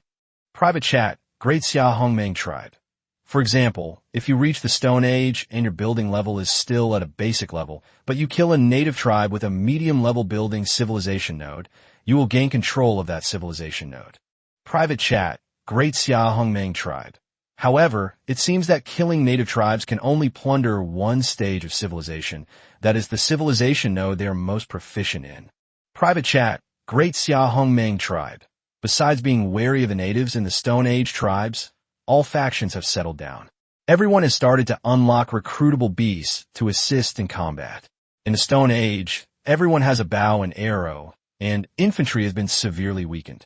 Everyone is competing on the range of their bows and the number of archers. They like to ambush, so you should also be careful. Private chat, Great Xia Yin Wang Tribe. Commander-in-Chief, what was the best bow and arrow in the Stone Age? Lu Ziye's archers currently use wooden bows, which have a basic range of only 50 meters, making them the most outdated type of bow. Private chat, Great Xia Hongmeng Tribe. There are 3 types of bows in the Stone Age: wooden bow, fine wooden bow, and military bow. Relying on the research and exploration of their native inhabitants, they can only obtain the fine wooden bow at most, with a range of 60 meters and an attack power of +12. The military bow technology is controlled by the natives. Private message, Great Xia Yinhuang Tribe. Don't you have crossbows? Lu Ziye wanted to know the true value of his heavy crossbow. Private chat, Great Xia Hongmeng Tribe. Hee, why didn't you ask if we had rifles? Heavy crossbows were way too overpowered in the Stone Age. Supermodels are great. Supermodels are amazing. Hearing what the commander-in-chief said, Lu Ziye felt more at ease. Hongming never expected that his original intention was to provide Lu Ziye with some information and tell him to be more cautious, but instead he completely opened up Lu Ziye's mind, and Lu Ziye really became Lu Ziye. Lu Ziye immediately opened up a new development strategy for the Yinhuang tribe, raiding and plundering, and using firepower diplomacy. Private message, Great Xia Hongmeng Tribe. My task is almost complete, and I've given you some basic information. Do you have any questions? Private chat, Great Xia Yinhuang Tribe. Commander, I also wanted to ask in the Stone Age, what was the typical combat strength of a medium-strength faction? Lu Ziye needs to be well-informed, so that he can be prepared when faced with a multinational attack. Private chat, Great Xia Hongmeng Tribe. Although I haven't advanced to a Stone Age tribe yet, I've heard people talk about this before. Once, Great Xia and the Western Alliance cooperated to resist a barbarian invasion. The 3 sides mobilized a total of 5 million troops. Great Xia mobilized 120 tribes from the surrounding area. The Western Alliance mobilized 150 tribes from the surrounding area, roughly 3 million troops, not including the fighting beasts. The barbarians mobilized 2 million troops and a number of fighting beasts. Private chat, Great Xia Yinhuang Tribe. That means roughly 1 tribe with 10,000 troops, 3 million against 2 million. Did they win? Private message, Great Xia Hongmeng Tribe. We lost, but we also stopped the barbarians from advancing further. How could you lose like this? Lu Ziye didn't say it aloud, but Hongming seemed to guess what he was thinking. Private chat, Great Xia Hongmeng Tribe. Do you think they're weak? It's not surprising. This barbarian tribe has a large number of high-quality fighting beasts, mostly ferocious creatures like spotted tigers. And most importantly, their tribe's superior technology is the military bow, which completely overwhelms us in terms of power and range. I see. After chatting for a while, Lu Ziye and Hongming went about their own business. Lu Ziye continued to live a life of utter boredom until the 30th day. Lu Ziye has a population of 37,000. By the 30th day, the daily fines had reached more than 1 million. With other daily expenses of the tribe, they could still save 4 million a day. Lu Ziye glanced at his points, which totaled 130 million, after deducting fines incurred within the past 30 days. He couldn't stand this damn cave any longer, He was about to advance. 130 million points are enough to arm yourself with an invincible army in the Stone Age. Procurement begins. Lu Ziye directly purchased 19,000 helmeted rhinoceroses, which, together with the original 1,000, brought the total to 20,000. The 20,000 helmet armor rhinoceros requires 60 million points, which Lu Ziye can easily afford. Then, each of the newly added armored rhinoceroses needs to be equipped with 2 heavy crossbows, 20 indigenous warriors, and 18 wooden bows. This item deducted another 45 million points, bringing the total number of archers and crossbowmen to 400,000. Lu Ziye expanded the number of giant wolf cavalry to 50,000 and spent another 28 million to purchase giant wolves, cavalry warriors, bone spears, and animal hide armor.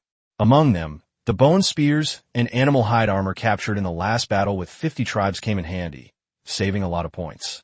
There are 50,000 giant wolves and 20,000 armored rhinoceroses. These beasts require a large population to care for them.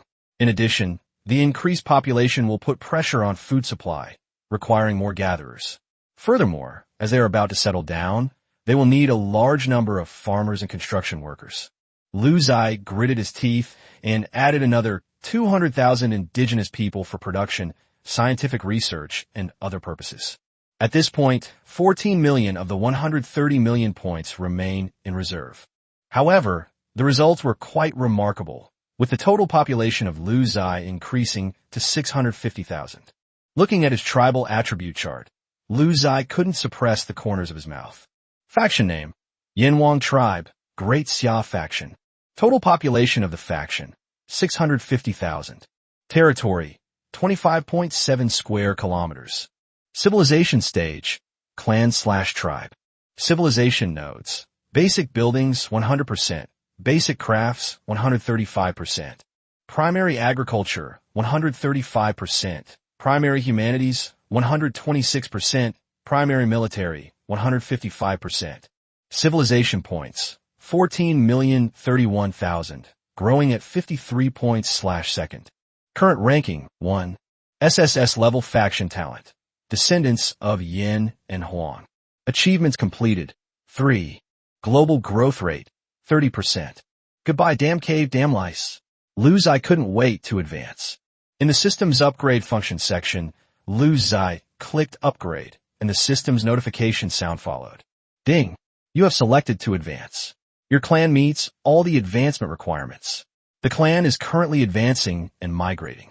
Migration progress: 1%, 2%, 3%. Advancement and transcendence. This world is a multidimensional world. Your current region is 10,086. After advancing, you will enter another civilized world, belonging to the Stone Age region 10086.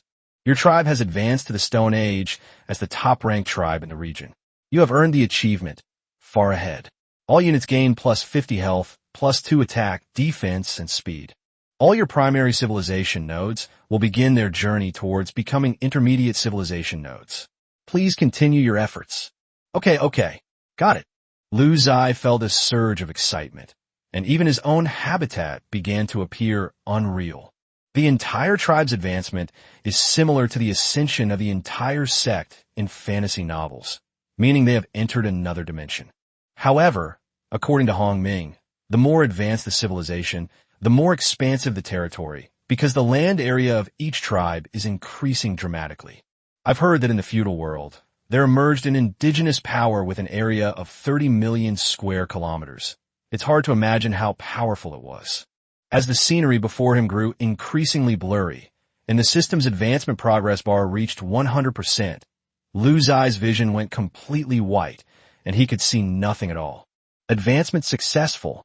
Congratulations on entering the Stone Age. Current server ranking: 530,313. Lu Ziye had heard Hong Ming say that as civilization progresses, the higher the era, the fewer time travelers there are. This aligns with the pyramid principle, where the bottom level represents the majority. As the system notifications sounded, the white light in Lu Ziye's eyes gradually dissipated, and the scenery gradually became clear. Lu Ziye's surroundings remained unchanged. The same caves, the same habitats, and the same simple, honest locals. Did I advance for nothing? Lu Ziye pondered for a while, and then looked at the map again before he understood. Within the tribe's territory, everything remained the same, but everything around the tribe had changed. The surrounding friendly forces, hostile forces, beast divisions, and even the geographical environment are all different now. Before Lu Ziye could even begin to explore this new world, he received a friend request, but the message in the request made him frown. Friend request. Great Xia Wailing tribe, barbarian vassal newly promoted. Right? Just letting you know, you must trade me items worth 1,000 points every day, and the barbarians will protect you. What the hell? This Xia people have actually become vassals of the barbarians, helping them collect protection money? Lu Ziye directly rejected the friend request and wrote only one word in the reason for rejection. Get lost. Chapter 42, Random Civilization Notes. What kind of international joke is this? I haven't even collected protection money, and you're already asking? Are you trying to rebel against the heavenly gang? In this world, everyone wants to be king, but glory is fleeting and hard to achieve. Don't be fooled by how powerful everyone seems right now, thinking they're the spark of civilization. In the end, only those who survive to the end will be the true winners. Clearly, Lu Ziye's attitude surprised the other party. He did not expect that in the 10086 region, there would be someone who dared to go against the barbarians. So the other person replied, Friend request, Great Xia Wailing tribe, barbarian vassal naive, and you'll only get yourself into trouble. If the barbarians were easy to deal with, would I have become a vassal? You'd better think it over carefully. If you don't pay up, the barbarian lord who comes to demand an explanation in 3 days won't be as easy to talk to as I am. Lu Ziye ignored the other party and focused on studying his own system information, familiarizing himself with everything in the new era. Ding! You have advanced to the Stone Age. All your early civilization node progress has been converted to intermediate civilization nodes. What does that mean? Beginner to intermediate level? After glancing at his change panel, Lu Ziye understood something. Civilization nodes. Intermediate buildings, 20%.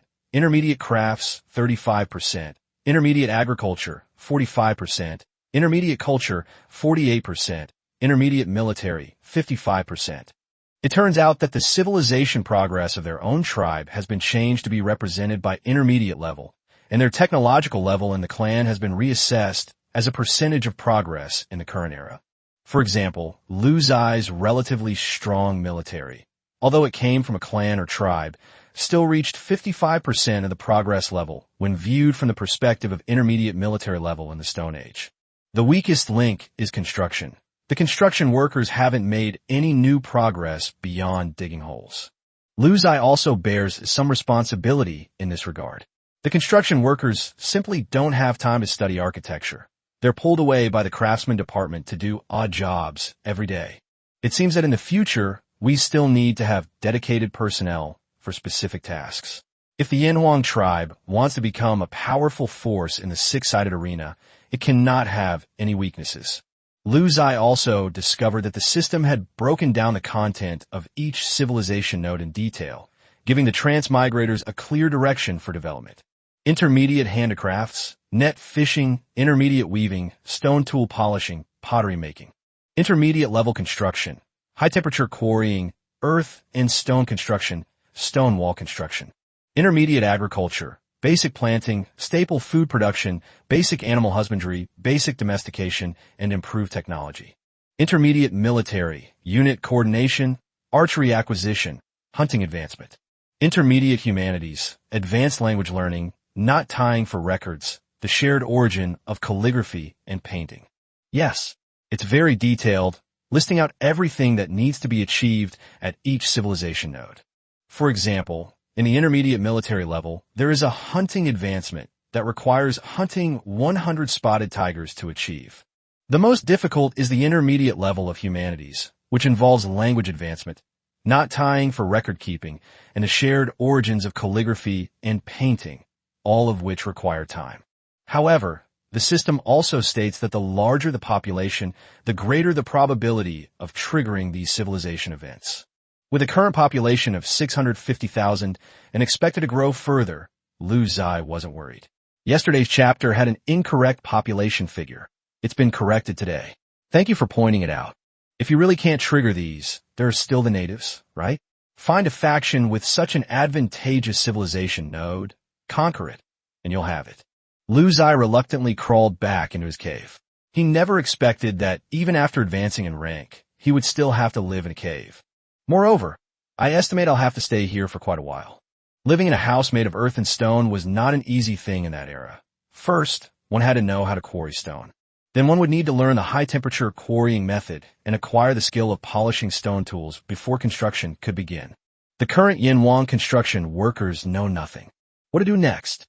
Ziye had no idea. Should he go and plunder civilization nodes directly? But his system map was completely black. Apart from his own territory, which was clearly visible, he knew nothing about the surrounding area.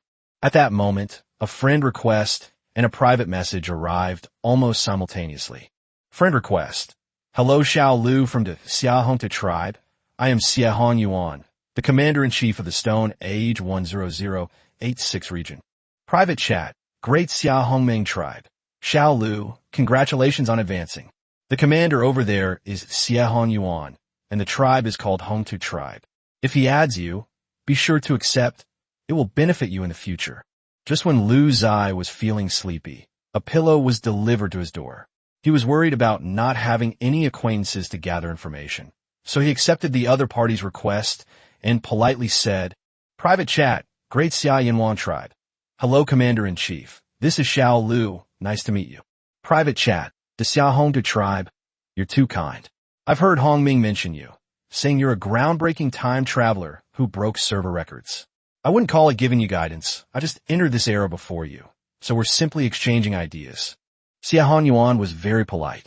He knew very well that such a powerful tribe was far beyond his own reach in the future, and the sooner he made friends with them, the better. Private chat, Great Xia Yanwang tribe. Commander-in-Chief, you're too kind. I've just advanced, and I haven't mastered many intermediate civilization nodes yet. I'm not sure what to do right now. Private chat, Great Xia Ambition tribe. It's normal. Everyone's just advanced, so most tribes are still doing what they used to, hunting, gathering, and researching. The world has changed, and there's a chance of unlocking new civilization nodes while doing these things. However, your situation is special. Your military is strong. There's another path you can take, but I'm not sure if you're strong enough yet. It carries some risk, and I can't harm you. Does that mean there's a shortcut? Private message, Great Xia Yanwang tribe. Commander, please feel free to give me your guidance. I will choose the path to take based on my own circumstances. Private chat, Great Xia Ambition tribe. Good, that puts my mind at ease. If you are confident in your military strength, you can explore along the perimeter of your territory, expanding your territory while searching for the random civilization nodes rewarded by the system. Private chat, Great Xia Yanwang tribe. What are random civilization nodes? How do I obtain them? Commander, please teach me. Private chat, Great Xia Ambition tribe. Every newly promoted tribe will encounter native forces around their territory. These forces will inevitably possess a civilization node that you do not yet have. The location is random, and a large army is needed to find it. Moreover, the conditions for obtaining the reward after finding it are not fixed and depend on luck. Private message, Great Xia Yanwang tribe. Luck? Private chat, Great Xia Ambition tribe. That's right. Some people encounter friendly native factions that will directly teach them, while others are unfriendly and may even attack you because you found them. Most people don't dare to explore after advancing, as the risks are too great. However, obtaining a top-tier civilization node early on can allow a faction to develop much faster. Ziye understood. It was all up to fate. However, that's what I said to others. My Yanhuang tribe doesn't eat beef, and I hope the indigenous tribes will be more sensible. Chapter 43, Tens of thousands of armored rhinoceroses, believe it or not. Xiahong Yuan patiently explained the standard development path for Ziye after his recent advancement. He even thoughtfully reminded Ziye after explaining each path. If your military strength is strong enough, you can do this and that. This was essentially teaching according to aptitude. Ziye listened very carefully and gained a lot of important information. This special treatment alone puts Ziye at a significant advantage over ordinary transmigrators. For example, Ziye instructed himself to pay a certain amount of supplies to the barbarians, because the barbarians had 10 large settlements in the 10086 region, belonging to 10 large tribes, each with a population of over 1 million, and had conquered tens of thousands of transmigrators from various countries. Barbarians have another peculiar habit. After conquering a tribe, they don't kill the chief, but instead turn you into their subordinate force, making you work for them. For example, the great Ziye wailing tribe that came to deliver the message just now did just that. In the past, the great Ziye and the Western Alliance even joined forces to fight against these native tribes. As the saying goes, wildfire cannot extinguish them. The spring breeze brings them back to life. You can't kill all these indigenous tribes. Even if you wipe out 10 million barbarians, other indigenous tribes will emerge. When Ziye heard this, he became very excited. Wasn't this the same as automatic refresh? Couldn't that mean he could keep accumulating points indefinitely? In the current 10,086 region, wars are frequent. The Western Alliance and the barbarians are also fighting. They hope that Great Ziye will unite to fight the enemy, but Great Ziye has refused. Why should we sacrifice our friends to save ourselves? Therefore, in the current 10086 region, the strength of Great Ziye is stronger than that of the Western Alliance led by the United States. Meanwhile, the Northern Bear Country and the Baton Country are clinging tightly to Great Ziye and targeting the Western Alliance at every turn. So the situation is still relatively optimistic. The only uncertainty lies in the consequences if the Western Alliance cannot withstand the natives' attack. All the Great Ziye transmigrators in the 10086 region are aware of this, but they are willing to accept the consequences. After all, it is quite satisfying to see those transmigrators in Sakura being killed and howling every day. The Great Ziye is also actively preparing for war, ready to fight against the invasion of the natives at any time. Ziye felt that the 10086 region was a suitable stage for him, with battles at the million level and tens of millions level scales. Just thinking about it was exciting. When the time comes, I'll have tens of thousands of armored rhinoceroses crushing all the alien races. How awesome will that be? However, I cannot handle battles involving tens of millions of enemies at present. In the previous era, others could not break through my armored rhinoceros defenses, but this era is different. The barbarians are powerful, and breaking through the armored rhinoceros defenses is not a problem. If they focus their fire on the armored rhinoceros, that would be fine. The key issue is that they also possess excellent bows and arrows, even military bows, which pose a threat to their own archers. Unless they can take them out of range, but the enemy numbers are so large, how much firepower would be needed to do that? Yes, so the key now is to establish civilization nodes. Ziye immediately began the deployment of all personnel. 200,000 indigenous people of various types continue to collect, research, cultivate, and domesticate. Because in the previous era, their tribe had mastered some advanced technologies, such as domestication and the discovery of millet. During this period, the indigenous people quickly began to transplant millet into their habitat for cultivation, and also brought back some wild animal cubs to raise in captivity.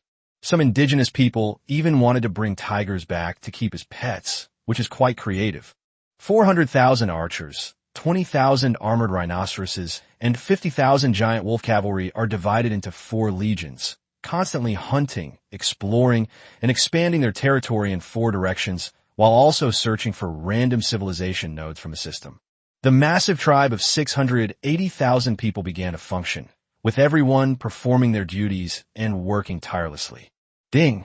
Due to the large population and more complex division of labor in your tribe, the frequency of communication and the breadth of knowledge among people are expanding, and the development of your tribe's language is accelerating.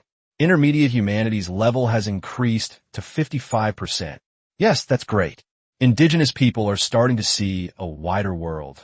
Their knowledge and communication are becoming more diverse, and language, as a bridge for communication, is progressing in a reasonable and appropriate way. With the tribal inhabitants all busy with their tasks, Ziye, having nothing else to do, opened the chat channel to see what transmigrators at this stage of civilization were talking about.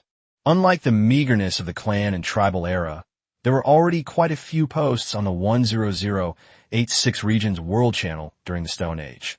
In the current region's world chat, Each message costs 500 points, but some powerful clans still occasionally post a few words in the world chat, making it seem like everyone is quite wealthy.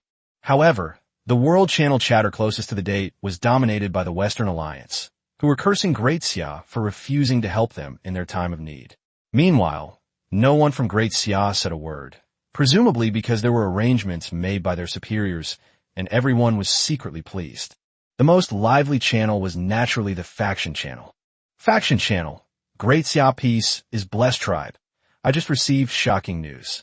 3 tribes in the Sakura Kingdom, 60 kilometers to my northeast, have been wiped out by barbarians.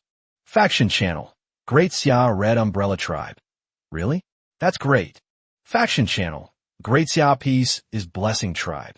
What a load of rubbish. This proves the battle lines are converging on my side. My location is rather remote, far from everyone else, but it's only a matter of time. I feel the barbarians won't be satisfied with the status quo and will launch another attack on us. Faction channel, Great Ziye Ambition Tribe. Don't panic. I've checked on your situation, and it's fine for now. However, you should prepare to migrate. We will provide you with a place to live in the area controlled by Great Ziye. We are not ready for war yet, and we hope you can understand. Faction channel, Great Ziye Peace is a Blessing Tribe. I fully understand and will obey orders. Faction channel, Great Ziye Rise Tribe. Holy crap, so fast.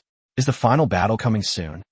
Faction channel, Great Ziye Peace is a Blessing Tribe. No matter what, our Great Ziye is still better than the Western Alliance. They are now on the verge of collapse. Faction channel, Great Ziye Ambition Tribe. Everyone, prepare for battle diligently and await news. Ignore the Western Alliance's insults on the World Channel recently. They are extremely hostile towards us and have become somewhat obsessed. Faction channel, Great Ziye AK Tribe. Holy crap. Holy crap. Guess what I just saw? Faction channel, Great Ziye Rise Tribe. How am I supposed to guess? Did you think you were too naive? Faction channel, Great Ziye AK Tribe. Get lost. Would you believe me if I said, I saw tens of thousands of armored rhinos? Faction channel, Great Ziye Rising Tribe. This isn't surprising. It's just a herd migration, but tens of thousands of armored rhinoceroses is a bit exaggerated. Faction channel, Great Ziye AK Tribe. Hee, your perspective is too narrow. What I want to say is, I've seen tens of thousands of armored rhinoceroses belonging to the same Great Ziye tribe. Do you believe that? A single sentence from the AK tribe of Daxia immediately caused an uproar in the Faction channel, with question marks flooding the screen like they were free. Even Xiahong Yuan was dumbfounded when he saw this message. He knew that Lu Ziye had armored rhinoceroses, but weren't there 1,000 of them? Chapter 44 Indigenous Technology, High-Temperature Quarrying. Xiahong Yuan never dreamed that Lu Ziye's development speed would be so fast. Tens of thousands of armored rhinoceroses. What does that mean? It's almost enough to sweep away any force. He asked the Daxia AK tribe to send him a screenshot via private message, confirming that Lu Ziye really did have something, and a lot of it. Just now, I told him that if he was confident in his military strength, he could strengthen his exploration and take over the random civilization node given by the system. I suppose Lu Ziye is doing that right now. If there really is a decisive battle with the barbarians, it would be wonderful if Lu Ziye participated. His armored rhinoceros, as the vanguard, is comparable to 100 tribes. No, or even more, because the armored rhinoceros's defense is much stronger. Its combat effectiveness cannot be measured by quantity at all. This is a qualitative change. Xiahong Yuan's heart was burning with excitement. But he also fights. This is something that can't be forced. No one's soldiers come from thin air. We can't be too demanding. It would be best if he could come, but it's only natural if he can't. With Lu Ziye's development speed, he'll be even more invincible if he plays it safe for a while.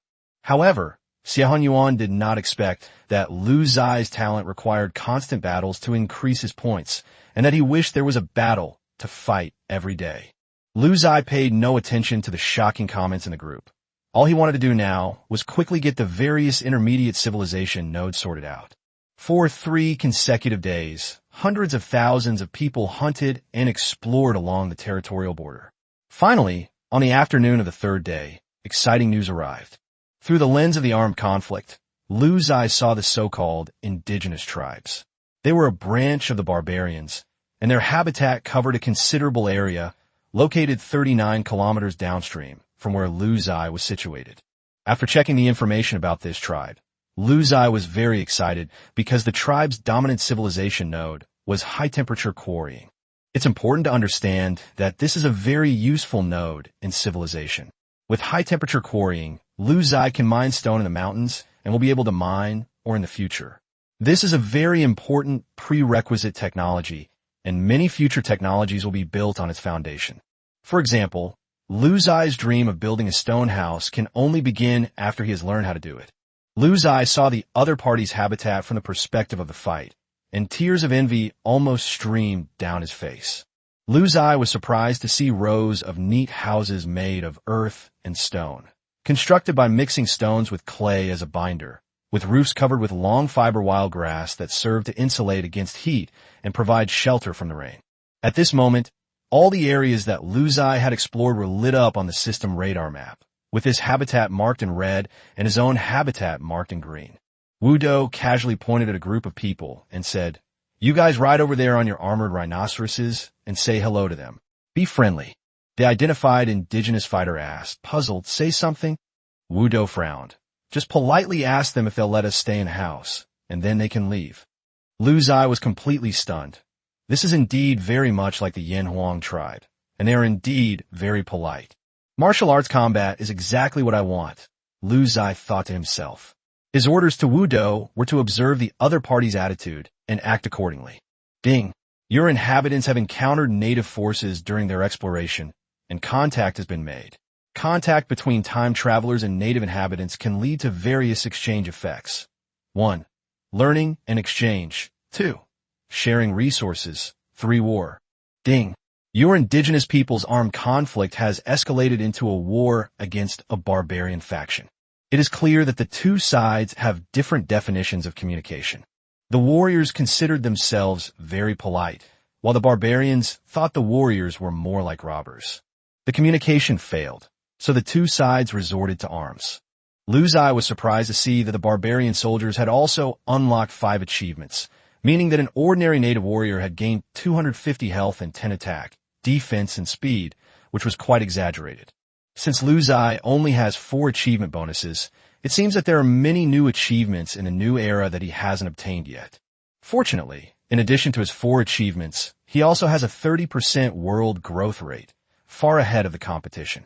Especially Ziye's armored rhinoceros, after 4 achievement enhancements and a 30% world enhancement, has exaggerated attributes. Armored rhinoceros. Health points, 5,000 plus 200. Health level, 100%. Attack, 50 plus 8. Defense, 50 plus 8. Speed, 30 plus 8. Global growth rate, 30%.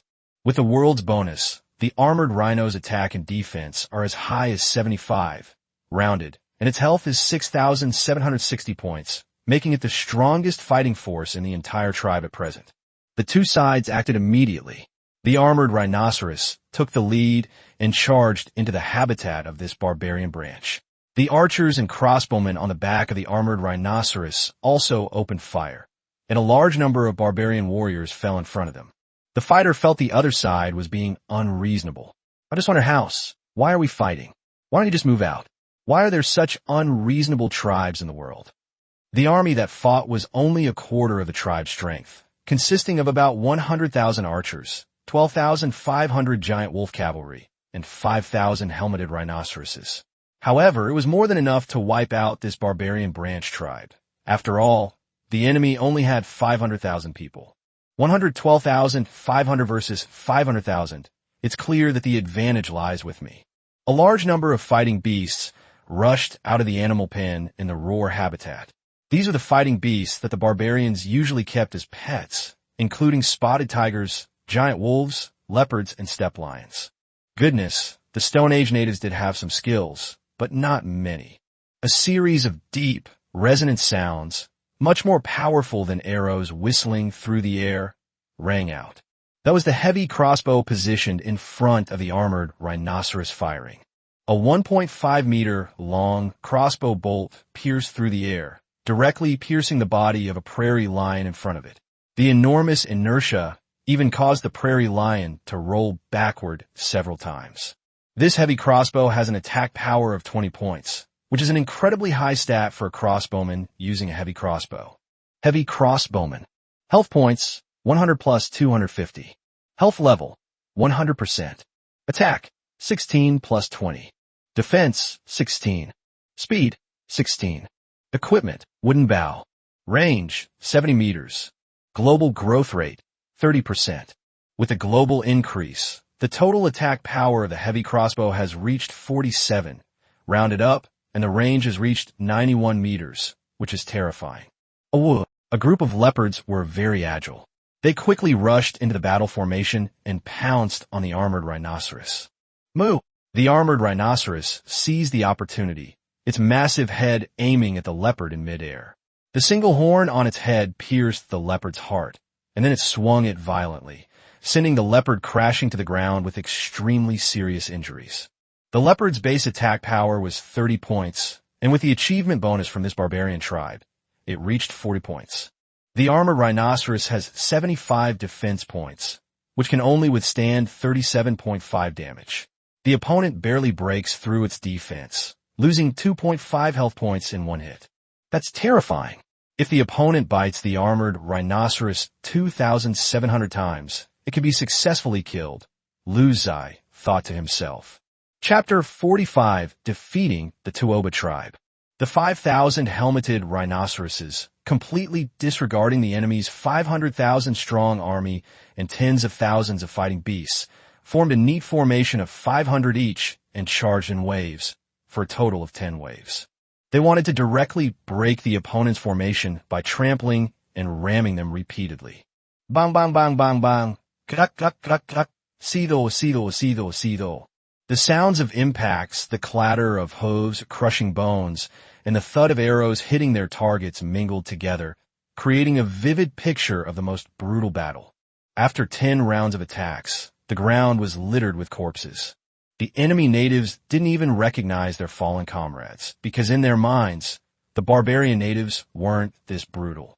The giant wolf cavalry were responsible for killing fleeing enemies and relentlessly finishing off heavily wounded and fallen enemies and war beasts.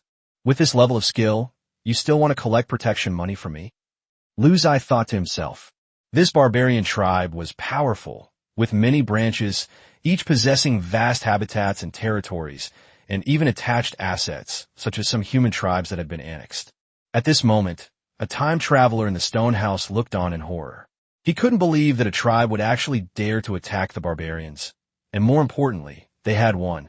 No, they directly crushed the barbarians. This time traveler is no longer a free person in the strict sense. He is a subordinate force of this barbarian branch tribe. He has been conquered, and his tribe was once called Wailing tribe. After the Wailing tribe was conquered by the barbarians, in order to survive, they could only become a subordinate tribe of the barbarians. Once they became a subordinate force of others, they were stripped of their tribal leadership authority for life and could no longer lead a tribe to develop civilization. Subordinate forces can only follow their masters for life, sharing their glory and their fate, and cannot disobey their master's orders. They're no different from ordinary natives. The only difference is that they have the memories of humans from Earth, which is even more painful. They have advanced thinking, but they have to obey barbaric barbarians. The transmigrator from the Wailing tribe was utterly shocked to discover, using the only remaining chat and basic information functions of the transmigration system, that the attackers were actually the Yanhuang tribe. Isn't this Yanhuang tribe the very tribe I collect protection money from? Aren't they just newly promoted? But what I'm seeing right now, is this a newcomer? This person is practically inhuman. What should we do? They're about to break in. At that moment, he received an even more frustrating system notification. System notification. The leader of the Tuoba tribe, the barbarian faction you followed, has been killed in action. You are now a wandering savage. You may seek another democracy. Your loyalty to that tribe has been revoked. What? The Tuoba tribe leader is gone. He felt like the sky had fallen. He had thought that following the indigenous tribe would allow him to live out the rest of his life in peace, but who knew that his support would crumble and his support would be lost. All right, I can still beg for mercy. I can follow the Yin Wang tribe. After all, they're the great Xia tribe, my compatriots. Thinking of this, he immediately sent Lu Ziye another friend request and left a message. Friend request, Great Xia Wailing tribe, barbarian vassal boss, do you still remember me? Wailing, but I'm really doomed now. Your army has conquered my followers. Please spare me and take me with you. I'll be your slave. When Lu Ziye saw this message, he almost burst out laughing. Now you're thinking of your compatriots? When you follow the barbarians, why didn't you remember that you were a great Xiao person? You want to be my beast of burden? You think you're as powerful as my armored rhinoceros? You're not even qualified to be a beast of burden. However, killing such a person would be too lenient. Lu Ziye decided to let him remain a wild man without a master, to let him live a life of hardship and fear in the wild, and finally, to let him become food for wild beasts due to hunger and cold. This was the best fate for him. As is well known, in wars between humans, the kill points gained from killing enemy units have been reduced to 10%. That is, a native can be purchased for 100 points, but killing a native only earns 10 points. The same applies to combat beasts. Normally, killing a wild grassland lion would earn you 200 points, but killing a human grassland lion as a combat beast would only earn you 20 points. The system's explanation is that controlling the points gained from war can effectively curb meaningless wars. That makes sense. If the points gained from killing other tribes aren't reduced, then powerful tribes will keep fighting. As long as the casualties are less than 1:1, it's a sure win. It doesn't matter if one of you dies, as long as you can kill one, you're not a loss. Killing one more is a win. However, the current war gains are only 10%. Even if you can get 5 for 1, you will still lose money. You must get 10 for 1 to break even. Doing this will essentially prevent wars aimed at plunder from happening, unless you are ridiculously powerful, like the Yin Wang tribe. In this battle, Lu Ziye killed 500,000 indigenous warriors and seized 100,000 refined bows and arrows, as well as hundreds of thousands of fine stone spears and sets of equipment. He could equip himself with these and also have the tribal artisans study them to see if they could achieve any technological breakthroughs. In addition, they killed 13,000 of the barbarian tribe's war beasts. In this battle, Lu Ziye gained 5.26 million points, but sacrificed 383 indigenous people, 131 giant wolves, and 3 helmeted rhinoceroses. The cost is acceptable. I will replenish the lost units myself in a while. After the battle ended, the notification sound that Lu Ziye had been longing for finally arrived. Ding! Congratulations on defeating the barbarian Toba tribe. Your tribe will master their superior technology, high-temperature quarrying, within 1 hour. Good, you finally arrived. Lu Ziye rubbed his hands together, his face full of excitement. Shortly afterward, a group of indigenous people who were cooking dinner exclaimed in surprise around the campfire. An indigenous person accidentally fell, spilling cool water from a bamboo tube onto the stone slab above the campfire. This stone slab was originally used for baking corn cakes, but it has been heated to a very high temperature by the campfire. The stone slab was suddenly splashed with cold water. The huge temperature difference caused the slab to crack immediately. Chi Ban stared blankly at the stone slab, lost in thought. Why did the hard stone slab crack like this? Was it due to high temperature, or the effect of cold water? If this process could be replicated, could we collect any stone we wanted deep in the mountains? A bold idea was born, and Chi Ban immediately organized a team to begin experimenting. Lu Ziye's message notification sounded. Congratulations! The Yin Wang tribe has mastered the high-temperature quarrying method, increasing the progress of intermediate-level construction to 40%. Please send some electricity and have pity on the child. Chapter 46 war approaching. High-temperature quarrying is a technology that belongs to the intermediate level of civilization. Mastering this technology has also improved Lu Ziye's intermediate level of civilization. Chi Ban immediately led his men into a rocky cliff he had long ago selected. The rocks here were enormous and regularly shaped. If they could obtain a large number of rocks using this method, it would be extremely useful.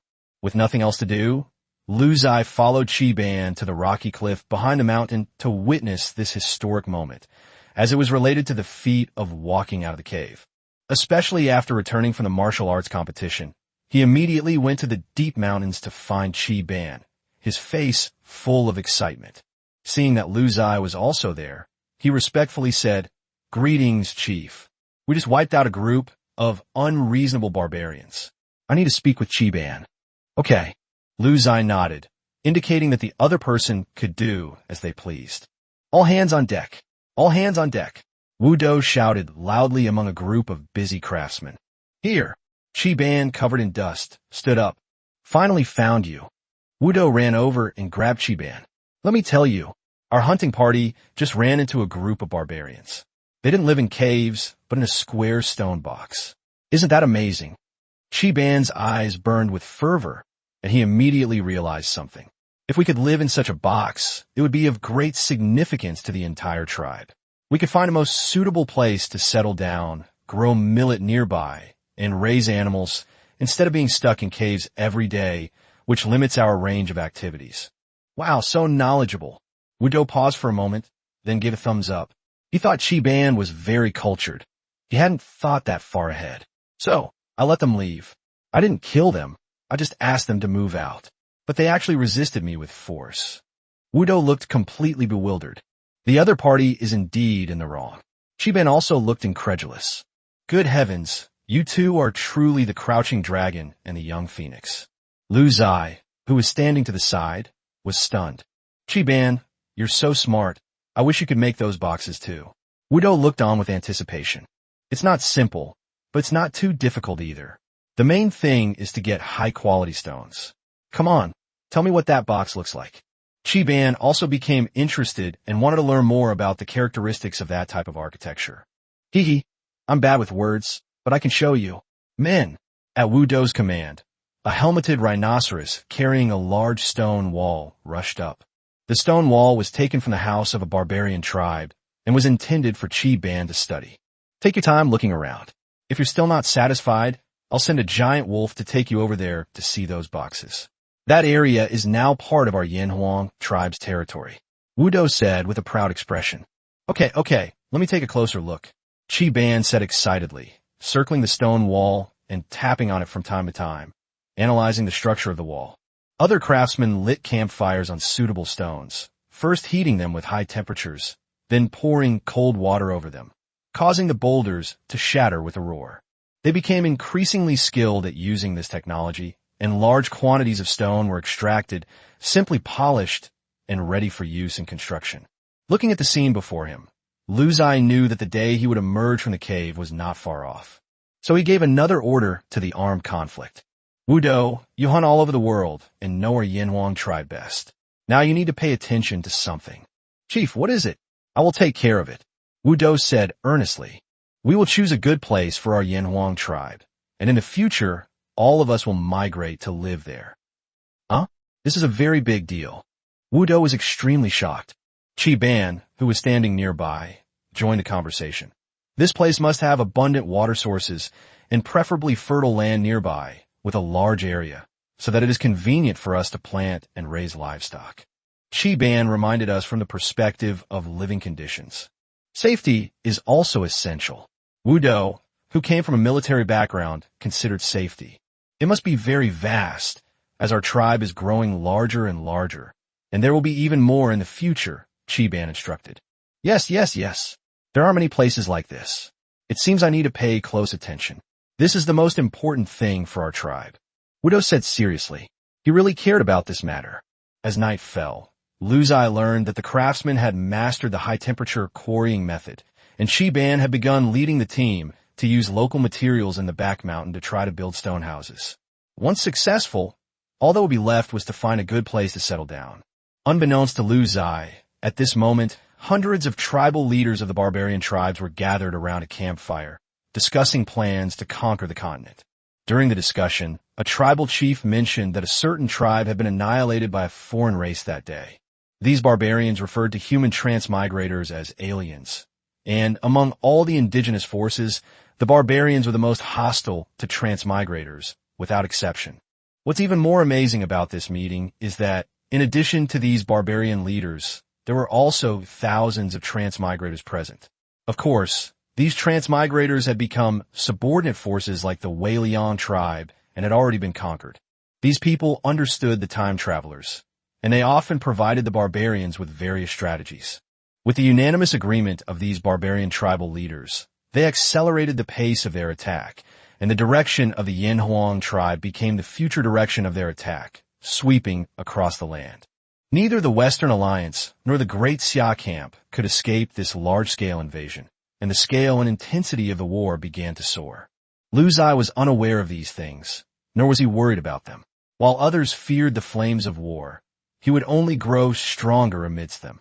If it weren't for the fact that current transportation is too outdated, he would have liked to fight his way to other regions to take a look. The next morning, Wu Do set off again with his mission, to expand the territory of the Yinhuang tribe and to find the most suitable habitat. He was somewhat excited. It seemed that everyone hated the damp cave and wanted to leave as soon as possible. At noon, Wu Do brought good news. Downstream from the barbarian territory they had just conquered, they discovered another branch of the barbarian tribe. This tribe lived beside a large river in a fertile and vast land, and was very wealthy.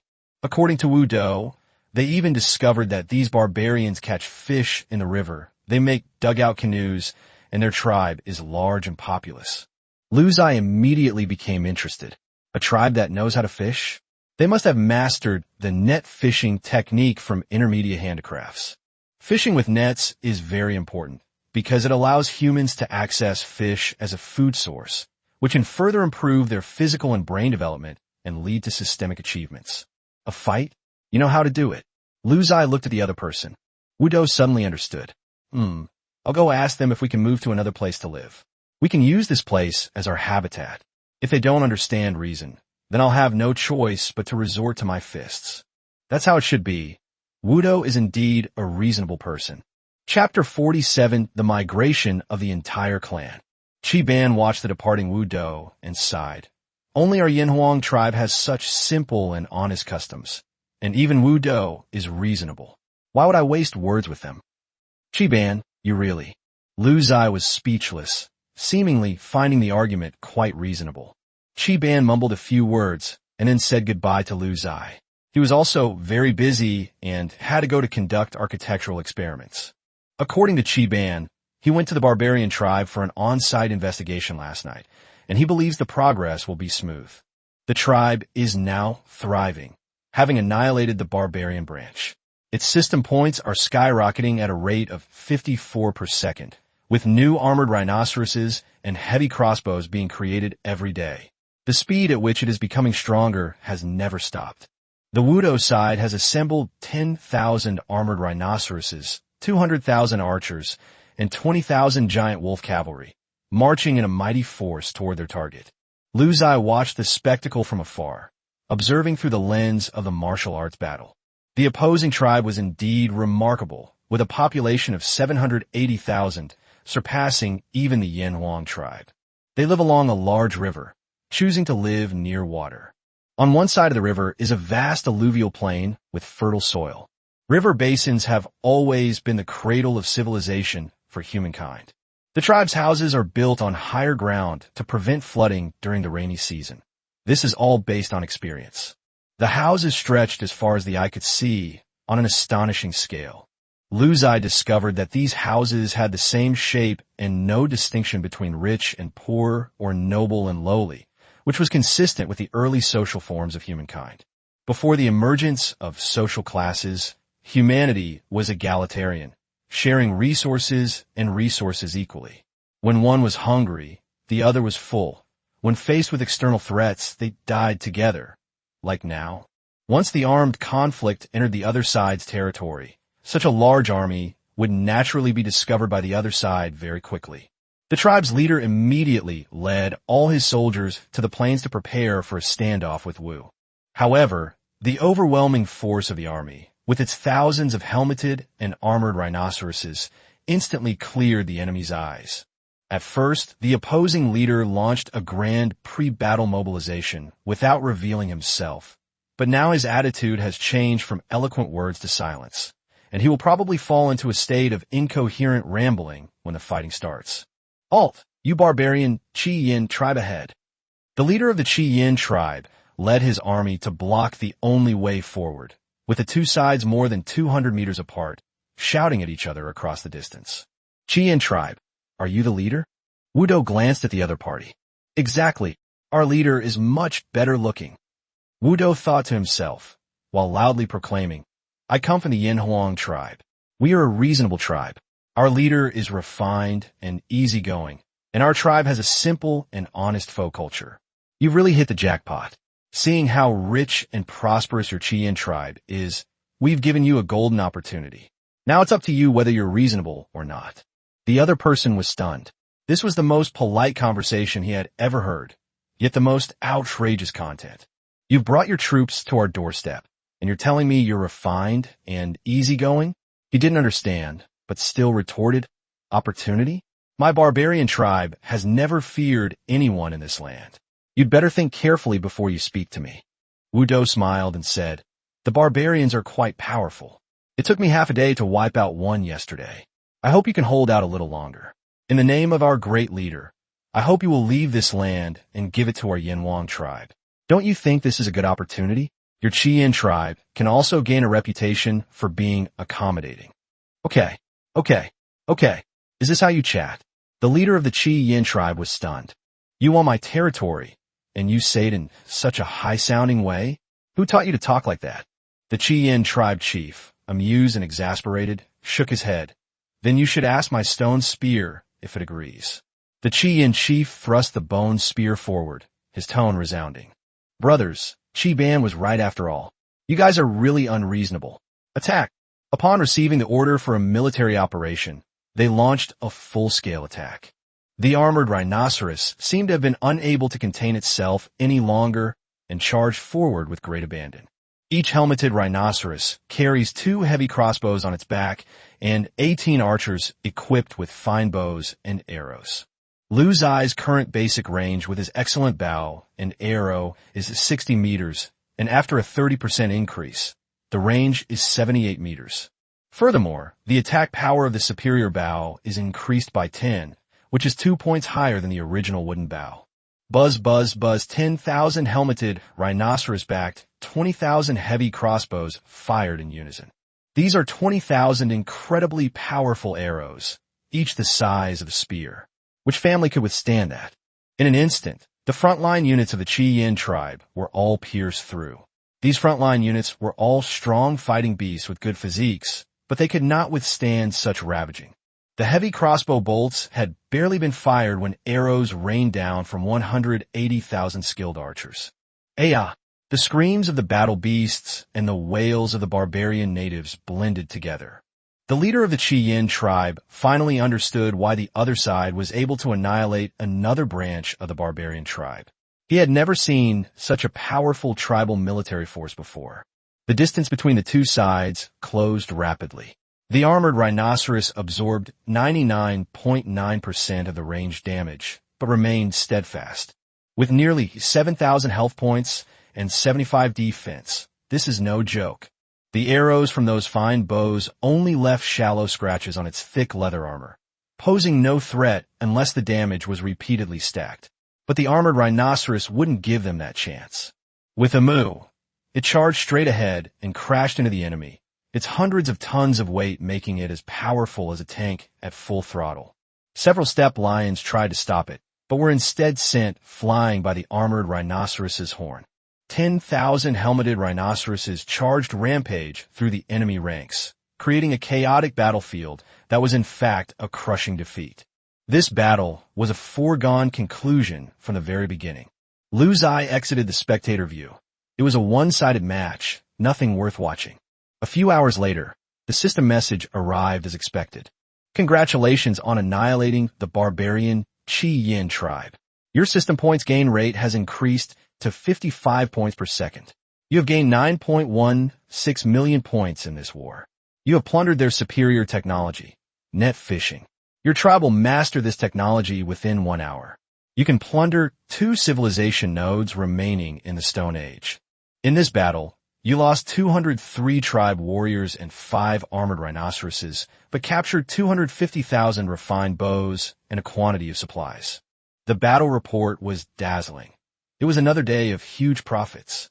Lu Ziye looked at Ban, who had completed a stone house beside him. However, It seems that you can only acquire civilization nodes by plundering a maximum of 3 times. Ziye originally planned to keep plundering until all civilization nodes reached 100%. It doesn't matter. As long as we are strong enough and have enough people in the tribe, it's only a matter of time before we break through the civilization node. Previous experience has taught Ziye that reaching the civilization node too early may not be a good thing. Notify everyone that our Yinhuang tribe is about to migrate as a whole. Ban was overjoyed. We took them down in a fight? Great. Now that we're in a new place, we can go all out. Ban's mind conjured up images of boundless fertile fields, plump fish, and herds of livestock. Chapter 48, Thriving. 1 hour later, Ziye received the system message as scheduled. Ding. After observing the trophy fishing net, your indigenous people mastered how to weave this tool. They immediately began practicing and successfully caught a small number of fish. Congratulations! Your clan has unlocked the new achievement, Fishing with Nets. Your intermediate agriculture progress has increased to 60%. From now on, your clan will have a source of high-quality protein, and your health will increase by 20, while attack, defense, and speed will increase by 2. Very good, very good. 5 achievements now, and every combat unit in the tribe has become a little stronger. Don't underestimate these 2 points of offensive and defensive speed. Their effectiveness is crucial in large-scale warfare. Especially when the attacks and defenses of both sides are relatively close, a single point of attack or defense may determine the outcome. 5 hours after the battle ended. With an excited expression, Ban followed Ziye, along with craftsmen and key personnel involved in planting and animal husbandry, to the ruins of the Yin tribe. That's right, the Yin tribe is a thing of the past. Now only the Yinhuang tribe stands here. The core members of each department were filled with admiration upon seeing the mighty river and the boundless fertile land before them. Wow, this is much brighter and more spacious than a cave. There's plenty of water and vegetation here, and it's easy to get water. It will be much easier to tame all kinds of wild animals in the future. These stone houses are so comfortable, and they're not damp at all inside. This soil is really good. It's black and soft. It's good for planting anything. Ban patted Wu Do on the shoulder and said, "It must have been tough for you. You had to fight this group of unreasonable people." Wu Do nodded. "I've done my best and given them many chances." "I understand that you're not the one in the wrong," Ban said earnestly. "Good heavens, you two, the crouching dragon and the phoenix chick, are actually starting to admire each other." Ziye felt that everyone in the tribe had become more interesting since the language became more refined and advanced. After their initial shock, the talented individuals from various fields within these tribes got down to business, leading their people in planning for the tribe's future, thus sowing the seeds of civilization. The indigenous people in charge of planting began to plan the use of the surrounding fertile soil. They felt that the conditions were too limited for growing millet and decided to explore more diverse planting options in the future, obtaining a wider variety of crops from the wild for improvement. The military operation involved deploying 20,000 helmeted rhinoceroses and 50,000 giant wolves as powerful transporters to move the tribe's original inhabitants and resources to a new habitat. The stone houses in their current habitat are sufficient, but Ban is not satisfied with the status quo. He firmly believes that the Yinhuang tribe will grow very strong in the future. Ban began a large-scale construction project, aiming to build more stone houses. Ban was even determined to improve these stone houses, making them larger and stronger. "No one knows civil engineering better than me." Ban. Everyone was full of energy, muttering to themselves, "This is our new home." "What? Our home is gone?" A barbarian stood up angrily. He was originally a warrior of the Yin tribe. He had responded to the call of the barbarian chieftain and led 100,000 warriors to join the barbarian coalition in launching a war against foreign invaders. The barbarians were an extremely large race, and the chieftain nominally held great prestige over all the branch tribes. Each tribe would send a portion of its warriors to respond to the chieftain's external wars. This approach has significant advantages. It allows for the rapid mobilization of an astonishingly large army while minimizing the negative impact on each tribe, ensuring that even in the event of defeat, each tribe shares the risk. At this moment, the warrior of the Chi-Yin tribe was confused. He had clearly gone out to participate in a war against foreign invaders, but now his home was gone. Another barbarian warrior beside him also stood up. He was from the Tuoba tribe. "Wow, my home is gone too." The two embraced and wept. "Great chieftain, you must stand up for us. This Yanwang tribe is too wicked." The two looked at the great chieftain sitting on the stone bench covered with tiger skin. Would an elephant give up conquering the grasslands just because it's disgusted by an ant? The chieftain asked the two in a rough voice. "Chief, we don't understand," the two said respectfully. "They're just ants that can be crushed at any time. The Barbarian Alliance has tens of millions of troops and is making good progress. How can we let a single Yin Huang tribe disrupt our plans? The key is to continue breaking through the defenses of those alien races and seizing more land," the chieftain said casually. The chieftain is wise. The two knew that the chieftain's opinion could not be disobeyed, and they had no choice but to give in. Moreover, they were now savages without a tribe, and relying on the chieftain was their only way to survive. In the Stone Age region 10086, an internal meeting of the Western Alliance is being held in a temporary group. The head of the Western Alliance in the 10086 region during this era was a tribal chief in the United States named Johnny. In recent days, the tribes of the Western Alliance in the 10086 region have been frequently invaded by barbarians. They have fought more than a dozen battles, but have been defeated one after another. Now, these tribes have to keep migrating backwards and retreating again and again. Against this backdrop, they convened this emergency meeting. Group, U.S.-based Johnny tribe. Meeting time is up. Tanny-chan, please tally the total number of participating tribes. Group, Sakura Country Rising Sun tribe. Reporting to the commander-in-chief, there are a total of 181 participating tribes from various countries, 21 fewer than the number of tribes that participated 10 days ago. Johnny couldn't help but take a deep breath. In just 10 days, 21 tribes have been completely wiped out, and that was just the ones that were completely wiped out.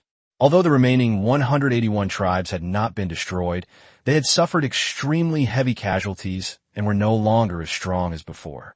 Moreover, their constant migrations left them with almost no time for hunting or production, and the various tribes were in a state of war, causing their points to be depleted.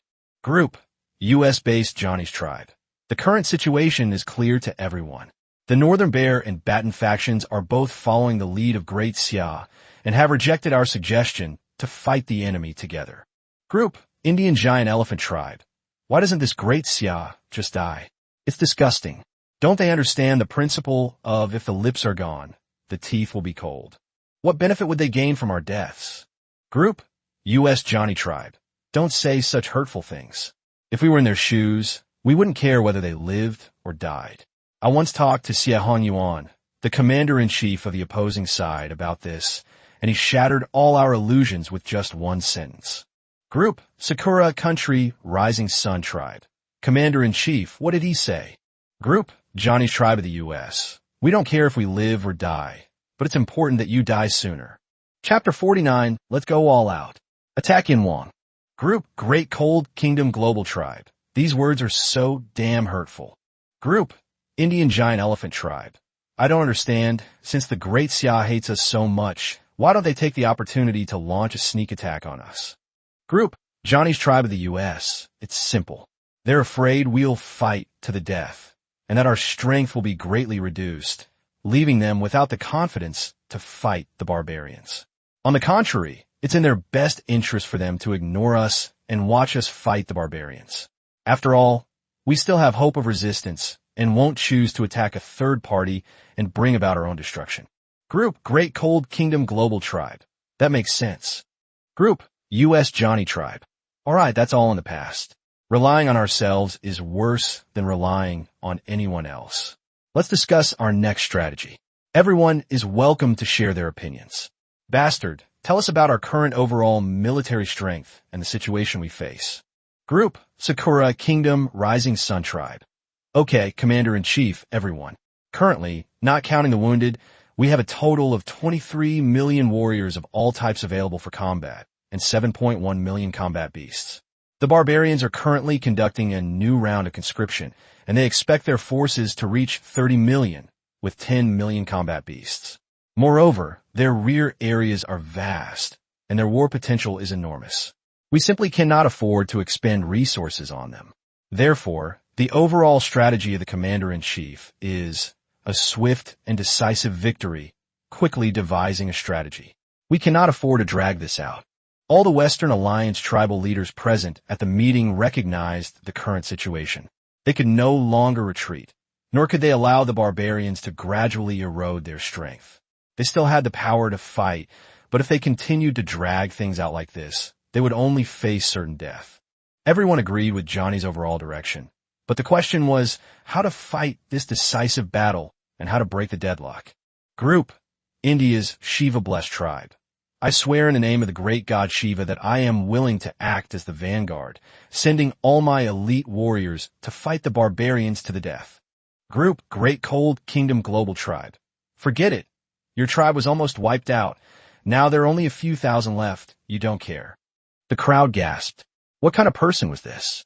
He was planning to use a few thousand people to trick everyone into a decisive battle. If he won, he would save his own life. If he lost, he wouldn't lose anything, since his lousy tribe was already finished. Group, Johnny's tribe of the Eagle Country. We are currently located in the central region of Region 10086. We have been forced back hundreds of kilometers by barbarians from the far west all the way east. A few dozen kilometers further east, there live a large number of Great Ziye tribes. At that point, Great Ziye may no longer tolerate us. Invading territory is a matter of principle, and we may very well be attacked from both sides. Group, Great Cold Kingdom Global Tribe. Commander-in-Chief. Does that mean we have no way out and can only launch a counterattack against the barbarians from this position and fight to the death? Group, Sakura Country Rising Sun Tribe. Absolutely not. Our current location is at a natural disadvantage due to the terrain. We cannot stay here any longer. We must leave this dangerous place within 10 hours to prevent a barbarian attack, let alone launch one. Group, India's Shiva-blessed tribe. If this won't work and that won't work, then let's all just wait to die. Group, Sakura Country Rising Sun Tribe. Commander-in-Chief, everyone, I have a plan. Group, Johnny's tribe of the U.S., so tell me about it. Group, India's Shiva-blessed tribe. Everyone praises the bastard's extraordinary insight, and it's true. Tell us. Soon, a screenshot was posted in the group. It was a regional map of 10,086 with some annotations added using the system's labeling function, making it look very professional. Group, Sakura Country Rising Sun Tribe. Everyone, please look at our current location. To our west is the pursuing army of barbarians. The only way west is to fight them to the death, but given our current military strength, our chances of winning are less than 10%. Group, Sakura Kingdom Rising Sun Tribe. To the east lie numerous tribes of the Great Ziye. Invading them would provoke their displeasure and could even lead to war. However, if we look southeast, a 150-kilometer drive will take us to the border between regions 10086 and 10087. Crossing this border will take us to the northern part of region 10087, where the powerful Western Alliance controls the area. We have a good chance to join them there and gain a chance to survive by defeating the Great Ziye tribes in region 10087. Group, Great Cold Kingdom Global Tribe. Brilliant. How can you be so smart, you bastard? Group, Indian Giant Elephant Tribe. No, even if we head southwest, there's still a 110-kilometer route within the territory of Great Ziye. At least several Great Ziye tribes live there and will still provoke their anger. Group, Sakura Country Rising Sun Tribe. You're right, but we think this is the least risky path. First, we'll launch a surprise attack, a long-distance raid, without stopping. This will help us shake off the pursuit of the Western barbarians. And second, by the time Great Ziye receives the invasion report, there won't be enough time to organize a resistance. Group, Sakura Kingdom Rising Sun Tribe. We may have fallen, but we are not crippled. We still have millions of troops. Surely we can break through the blockade of a few tribes? We are the last elite, the last hope of the Western Alliance in region 10086. Will we sit idly by and wait to die? Absolutely not. It must be said that Tanabe's remarks completely rekindled everyone's hope. Group, Great Cold Kingdom Global Tribe. I agree. Once we reach region 10087, the sky's the limit. Barbarians and the Great Ziye are no longer a problem for now. Group. India's Shiva God-blessed tribe. Agreed. Group. Johnny's tribe of the U.S.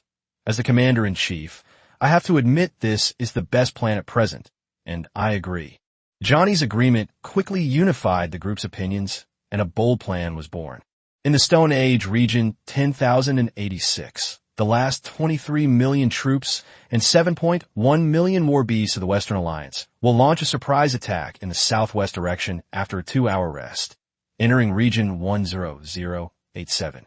The 7 Ziye tribes along the attack route will be violently destroyed. Group. Johnny's tribe of the Eagle Country. I just checked the map. The first tribe is called the Great Ziye Blade Tribe. The second tribe is called Yinwang Tribe. The third is the Great Ziye Overlord Tribe. We'll launch a surprise attack along this route. Everyone, remember, no matter what happens, we must not stop. We only advance, never retreat. All members, yes, sir. 2 hours later, a massive army of millions was mobilized. The Great Ziye Army Saber Tribe learned of the invasion of their territory through system warning. When he saw the enemy army through the eyes of the native warriors, he was so shocked that he was speechless. Great Ziye Faction, Great Ziye Blade Tribe, Commander-in-Chief, something terrible has happened. The Western Alliance's tens of millions of troops are charging at us. Chapter 50, We're in the right. What are we afraid of? Tens of millions of troops? Blade's words caused an uproar in the Great Ziye Faction channel of the 10086 region. Many people immediately started tagging the Great Ziye Hongtu tribe, urging the commander-in-chief to come out and take charge of the overall situation. Faction, Great Ziye Warfare Tribe. Holy crap. What are these little brats up to? Are they scared off by the barbarians and trying to invade our territory? Faction, Great Ziye Red Maple Tribe. Theoretically, this shouldn't be happening. Isn't this courting death? Even in their prime, we weren't afraid of them. Now they're crippled like this, yet they're simultaneously fighting against Great Ziye and the barbarians. Experience tells me that something unusual is always amiss, and insincere words often conceal a dagger. Just as everyone was speculating about the Western Alliance's motives, Xie Honyuan spoke up in the group chat. Faction, Great Ziye Grand Ambition Tribe. Everyone, quiet down. At Great Ziye Military Saber Tribe, at Great Ziye Yinwang Tribe, at Great Ziye Overlord Tribe, your 3 tribes will be the first to be attacked. Immediately lead all natives to retreat 30 kilometers. It's too late for us to rush to your aid now. We can only retreat while you travel and meet up with you 30 kilometers away. This time, no matter what the enemy's plan is, we must give them a crushing defeat. Faction, Great Ziye Saber Tribe. Received. Faction, Great Ziye Overlord Tribe. Received. Faction, Great Ziye Ambition Tribe. Where's Xiaolu? At Yinwang Tribe, please reply upon receipt. At this moment, Lu Zai was being contacted by countless people via private messages or mentioned in group chats, with everyone fearing that the Great Ziye tribes might be affected by this massive army. Lu Zai became very excited after reading the chat history. An army of over 20 million? More than 100 tribes? This incredible wealth is just around the corner. He looked at Wu Do and Qi Ban beside him and asked, if our Yinhuang tribe were to face an enemy that outnumbers us by dozens of times, would you be afraid? Although Lu Zai knew that these indigenous people would absolutely obey him and that the Yinhuang tribe was definitely strong enough to be tested, he still wanted to see their attitude. Who the hell knew that Qi Ban and Wu Do blurted out almost simultaneously, what are we afraid of when we're in the right? All right, you two are the most reasonable people in the world. The key point is that the two of them answered with such confidence. No. They were confident even when they were in the wrong. Lord, have you encountered another unreasonable person? From what you've said, they outnumber you and have a lot of influence. The fight became serious. You're absolutely right. Go and prepare. It's the barbarians again, your old acquaintances. But this time they outnumber us, so don't underestimate them. Lu Zai issued the battle order. As for why he called them barbarians, well, they don't have the concept of transmigrators anyway. For now, just say they're barbarians for everything. Furthermore, the indigenous people of the tribes do not have a systematic query function and cannot distinguish the differences between forces. The only rule they follow is to fight wherever the chief points. The SSS-level talent of the Yanhuang tribe determines that this tribe can only be reborn in the flames of war. War is the greatest wealth. They dare to come again? Fine. I'll go prepare right away. Wudo stormed off. As for the concern expressed by everyone in the group, Lu Ziye replied with a message as soon as he saw it. Faction, Great Xia Yanhuang tribe. Yes, thank you for your concern. The Blade tribe has already messaged me privately, saying they want to withdraw from my tribe's territory. That's perfectly fine. I've had the natives let them pass. However, I don't plan to retreat. Lu Ziye's words stunned everyone. What was he planning to do by not retreating when the enemy had 23 million troops? Was he going to stay and celebrate the New Year? Even the commander-in-chief, Xia Honyuan, was anxious. Faction, Great Xia Grand Ambition tribe at Great Xia Yanhuang tribe. Xiao Lu, this is not the time to be reckless. The enemy has more than 100 tribes. Although their strength is not as great as before, their sheer numbers will ruthlessly negate any other advantages. I know you are powerful, but let's avoid direct confrontation for now. Regroup with the Great Xia reinforcements 30 kilometers away, and then we will launch a counterattack together. Our chances of victory are very high. Commander-in-Chief, I'm just worried that if we all gather together, you'll steal my kills, which are incredibly valuable base points. Lu Ziye inwardly grumbled, but he couldn't say it aloud, since it was all well-intentioned. Faction, Great Xia Yanhuang tribe. Thank you, Commander. Don't worry, I'm just challenging my weakness and trying to fight with fewer troops. I know what I'm doing. You have no sense of proportion. God the hell is challenging your own weaknesses. There's a limit to winning with fewer troops. At most, you can fight against a force that is one or several times larger than your own. But what if the enemy has dozens of times your strength? Faction, Great Xia Blade tribe. Holy crap. Dude, you're awesome. Are you going to take on over 100 tribes all by yourself? Faction, Great Xia Overlord tribe. Brother, why don't we retreat first? We can come back together later. There won't be any losses. But no matter how much everyone tried to persuade him, Lu Ziye's replies were always read and reply randomly. Xia Honyuan couldn't do anything about Lu Ziye. In the end, the Great Xia camp was an organization formed by the self-unity of the Great Xia people. It was not coercive, but rather a sense of identity. Faction, Great Xia Ambition tribe. Since you have made your own decision, that's fine. But please make sure you are safe. If you encounter any difficulties, you can retreat first. Seeing that he couldn't persuade Lu Ziye, Xia Honyuan had no choice but to settle for second best, as long as Lu Ziye was safe. Lu Ziye readily agreed, but his attention had already shifted entirely to the martial arts competition. At this moment, the martial arts arena has gathered all the combat power of the Yanhuang tribe, including 22,000 armored rhinoceroses. The 20,000 rhinoceroses were already in existence before the advancement, and the extra 2,000 were purchased with the points earned in the last 2 days and the profits from the 2 battles. The army consisted of 440,000 elite archers and heavy crossbowmen, 60,000 giant wolves, and 60,000 giant wolf cavalry, totaling 500,000 troops. Including the tribe and 200,000 indigenous people, the Yanhuang tribe now has a total population of 700,000, of which 500,000 are warriors. This ratio is outrageous, and everyone is a ruthless person. Wudo rode on the back of a giant wolf, brandishing his bone spear. People of Yanhuang, these barbarians have repeatedly and arrogantly provoked my Yanhuang tribe. Today, we will make sure they never return. Follow me into battle. The army set out and sailed upstream along the Huang River. Wudo was very familiar with this area, and he planned to ambush the army at a pass on the upper reaches of the Huang River. The Huanghe River is the great river that surrounds the new habitat and is revered by the indigenous people of the tribe as the mother river, the Huanghe River. They believe that their abundant life is inseparable from the bounty of this great river. At this very moment, the Western Alliance Army had entered the territory of the Blade tribe without encountering any resistance. This was the most successful military operation in recent times, which made the group members somewhat uneasy and excited.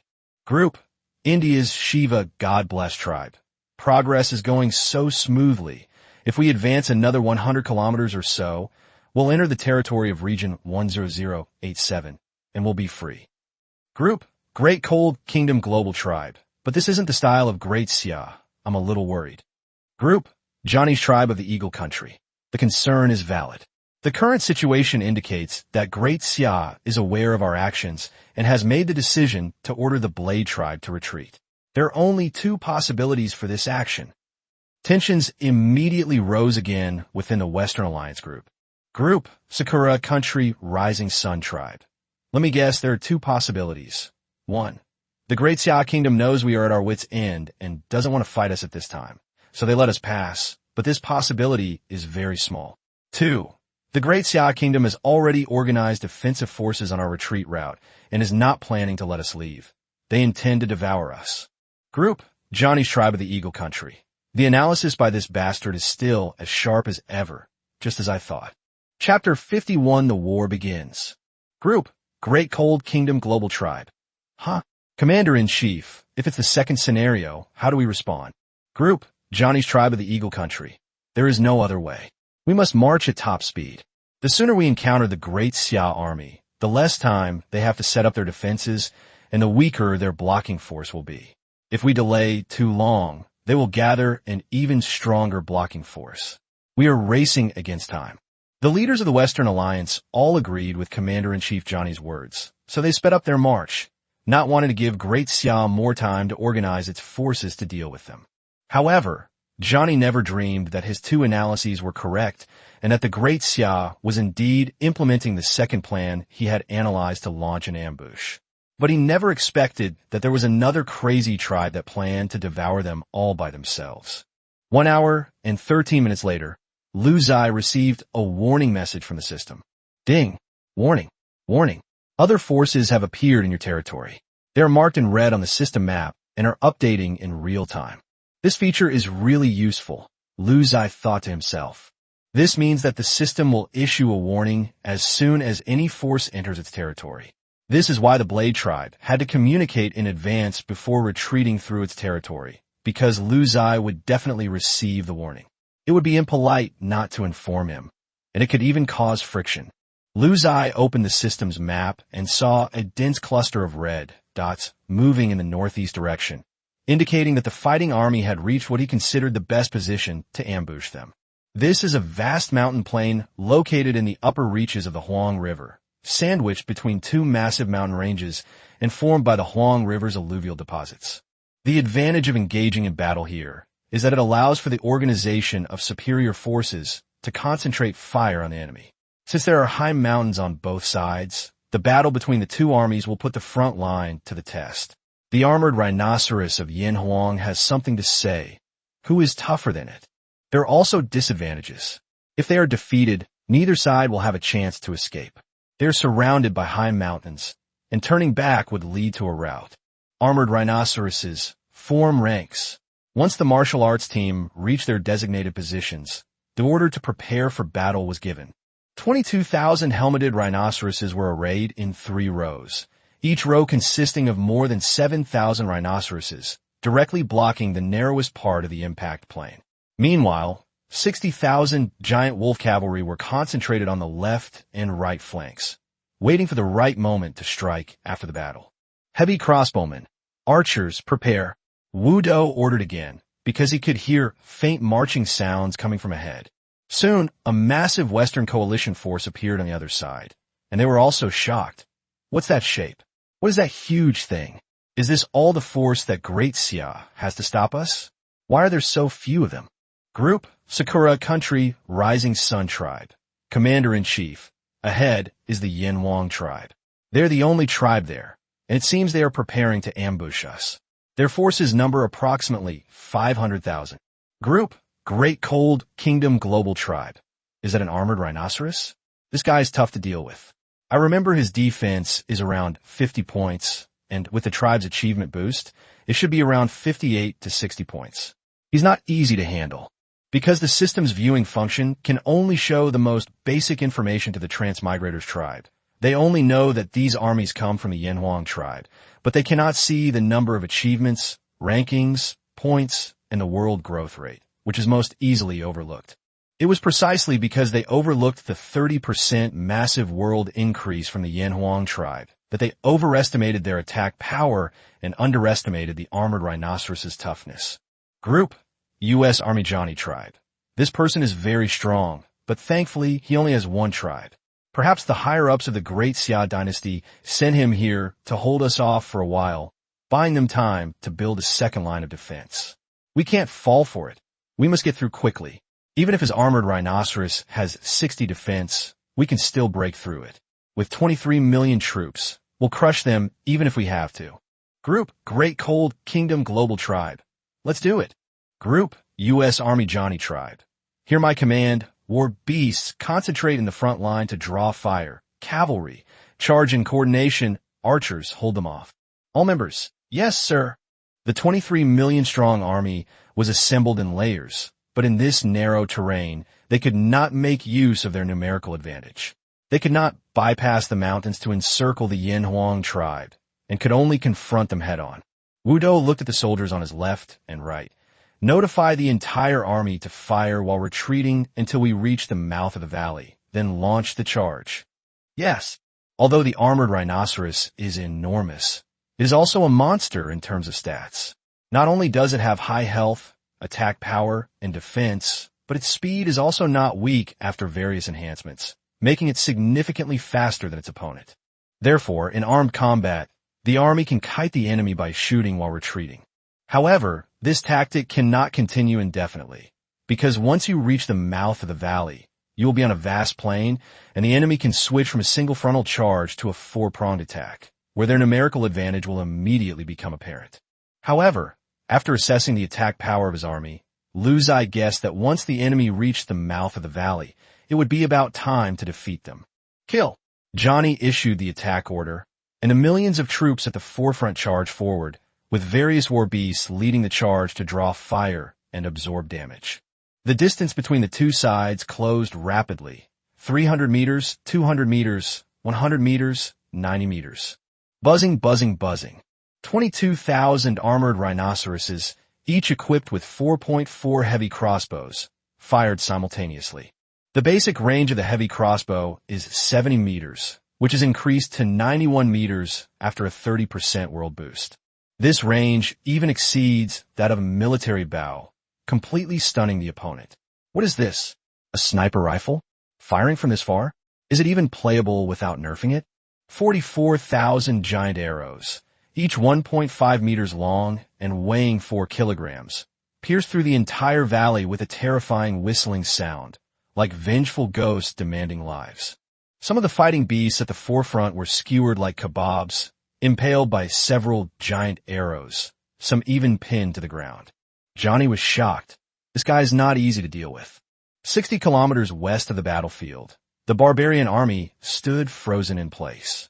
These aliens are fast. Their tracks lead eastward. Catch them quickly and slaughter them all. Please give me a free gift. Even a small donation would be appreciated. Chapter 52. Stunned, right? Infantry tank coordination. The battlefield situation changed drastically. The barbarians were in pursuit, the Yanhuang were blocking them, and only the Western Alliance was suffering. Of course, at this stage, neither the Western Alliance nor the Yanhuang tribe knows about the barbarians' actions, and they have not yet entered the vicinity of the battlefield. This era lacked battlefield situational awareness and advanced reconnaissance methods. Communication relied mainly on shouting, and transportation relied mainly on walking. The system's complementary early warning function was already the best it could offer, so Ziye realized the importance of expanding his territory and had been frantically expanding ever since he advanced. The larger the territory, the wider the range of early warning, and the more time one's army has to react in case of an emergency. The battle raged on.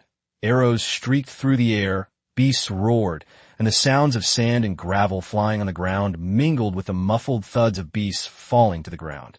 Johnny kept emphasizing the importance of speed in the group chat, believing that the faster they got close to the Yanhuang tribe, the sooner they could get rid of their current predicament. Group: U.S. Johnny tribe, charge. Don't stop. Don't stop. Every second we're suffering losses. Charge forward and wipe out this bastard. Group: India, I love Shiva tribe. Commander, the enemy is too fierce. Is that a heavy crossbow?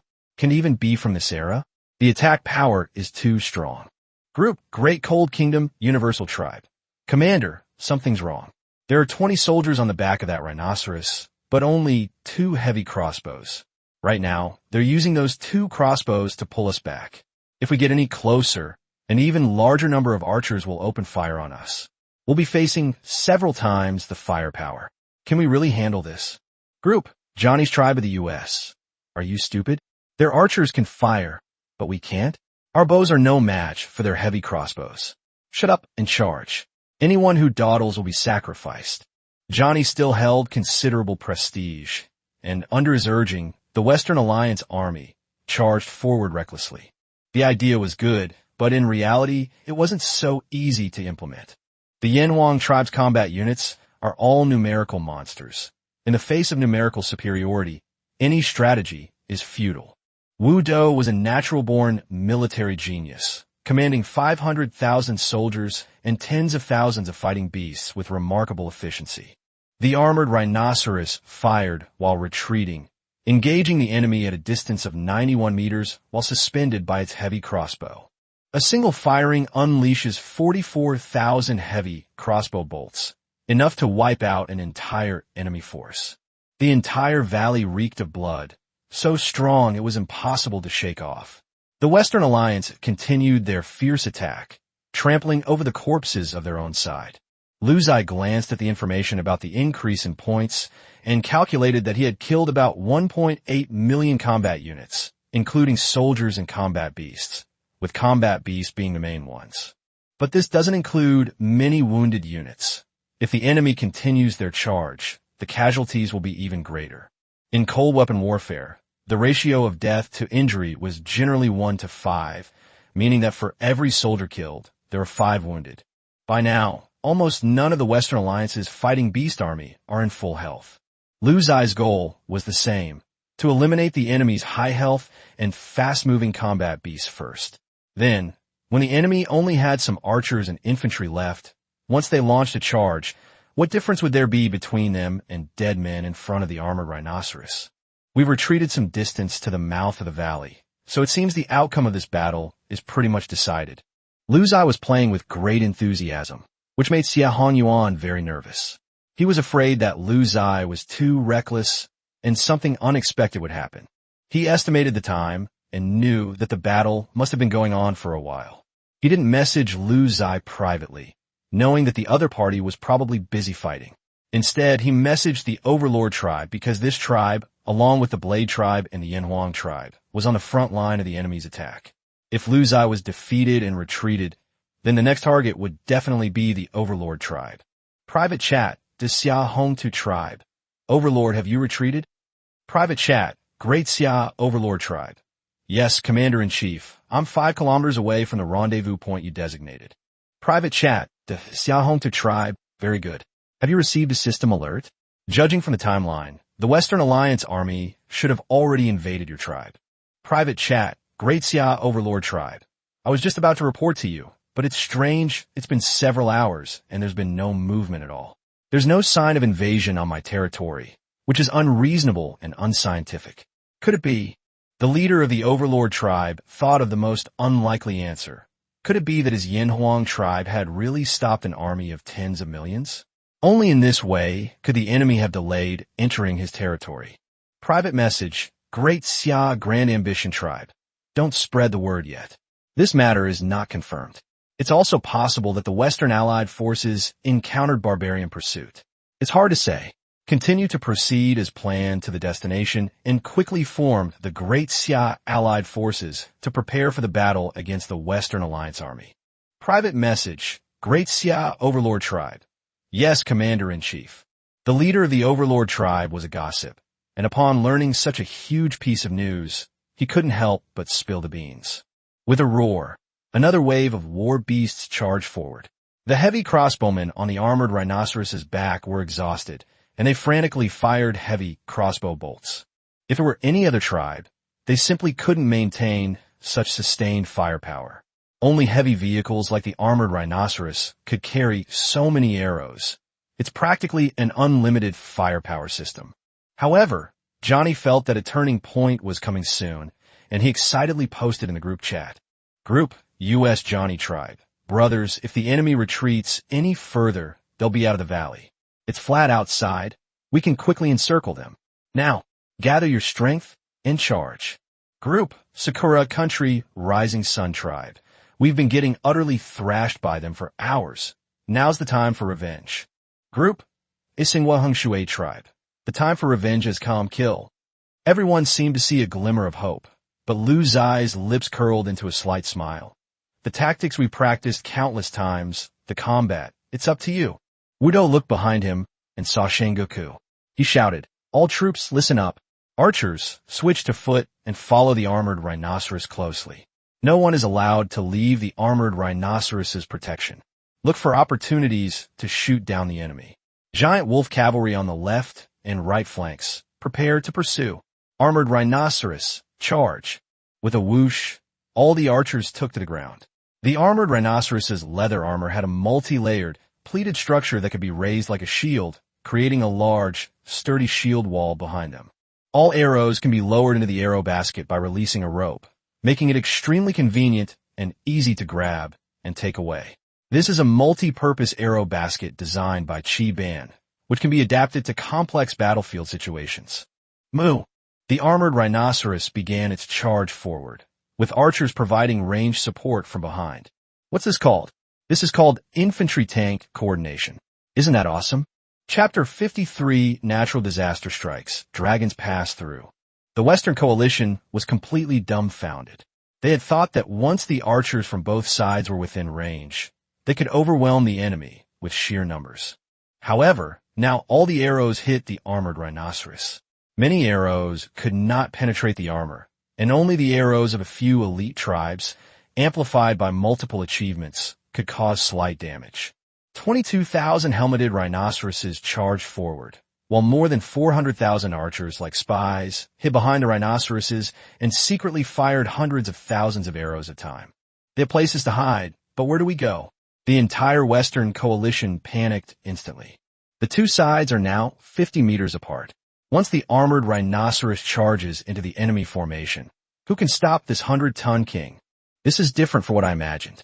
Johnny's original plan was for the Yinhuang tribe to have nowhere left to retreat, and then Johnny would close the distance and kill the heavy crossbowmen and archers. Without their firepower, they could slowly whittle down the armored rhinoceros. But now, the firepower remains the same, and is even several times more intense due to the volley fire from archers and heavy crossbowmen. Tens of thousands of arrows were flying through the sky at any moment, and Johnny immediately ordered his archers to return fire.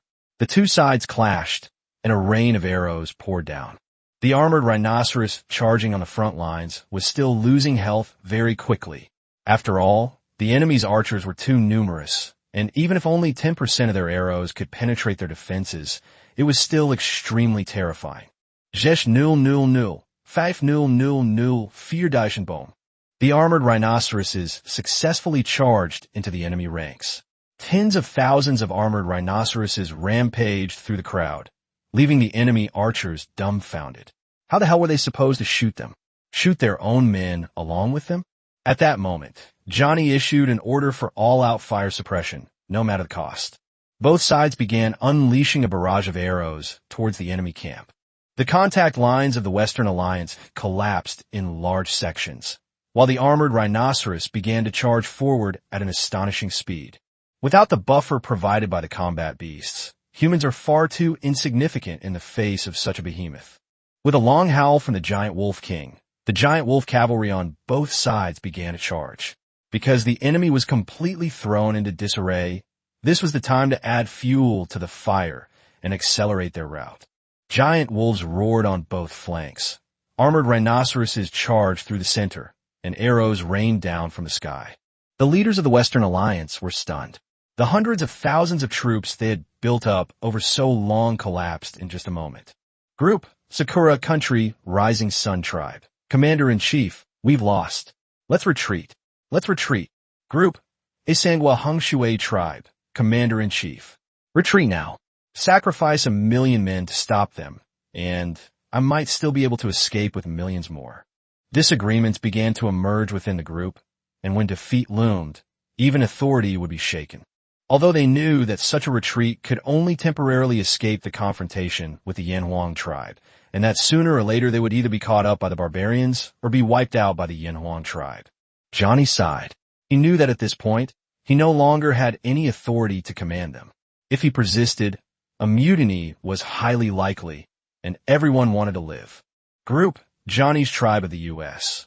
Leave behind all remaining war beasts and 500,000 cavalry. The rest of the forces retreat along the same route. This time, the order was executed swiftly, and everyone fled for their lives, fearing they would fall behind. The Yanhuang tribe was intercepted by the army that had been abandoned for about 15 minutes. After all, it was an army of hundreds of thousands of people. Even if you were to queue up and let them kill you, it would still take some time. Just as Wu Do was preparing to rally everyone to continue pursuing the enemy and wipe them out, a puzzling scene unfolded. The more than 8 million troops of the Western Alliance, who had apparently fled, returned in a panic. Even Lu Ziye, who was watching the battle from a distance, sat up from the stone bench. Has he figured it out, or is he tired of living? Why did he come back? Soon, a friend request came in, with the other party adding a message along with the friend request. Friend request from Johnny's tribe in the United States. Greetings, Chief of the Yanhuang tribe. My retreat has been cut off by the barbarians, and I am now besieged on all sides. You and I are both transmigrators from Earth, and I am willing to serve as your vanguard to fight the barbarians together. I hope you can spare my life. Lu Ziye stood up. Through the perspective of the martial arts battle, he saw a massive army coming from the east to the west from the other side of the valley. With tens of millions of battle beasts and over 20 million tribal warriors, this 30 million strong army is clearly far more ferocious than the remnants of the Western Alliance. Coupled with the 2 previous wars against the barbarians, the enemy also deeply hates the Yanhuang tribe. It seems that this battle is unavoidable. However, Lu Ziye did not want to fight. He had not yet cleaned up the battlefield, and many of the archers' arrows and heavy crossbow bolts were left behind. The remaining supplies were clearly insufficient to support another major battle. His armored rhinoceros had suffered casualties in a major battle, and even those who were not injured had lost their health due to continuous combat, making them less powerful than when they were at their peak. However, Lu Ziye also noticed the barbarians' hesitation. They stopped 800 meters away from the Yanhuang tribe's army. It seems that the other party hesitated upon seeing the armored rhinoceros.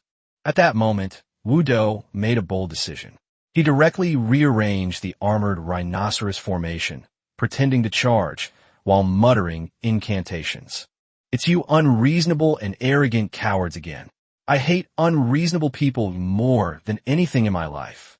Don't run away. Let's fight to the death today. The opposing barbarian chieftain sat atop a spotted tiger, his expression shifting between anger and uncertainty. A single tribe has utterly defeated this group of alien races. No wonder they've managed to launch repeated raids on my barbarian branches.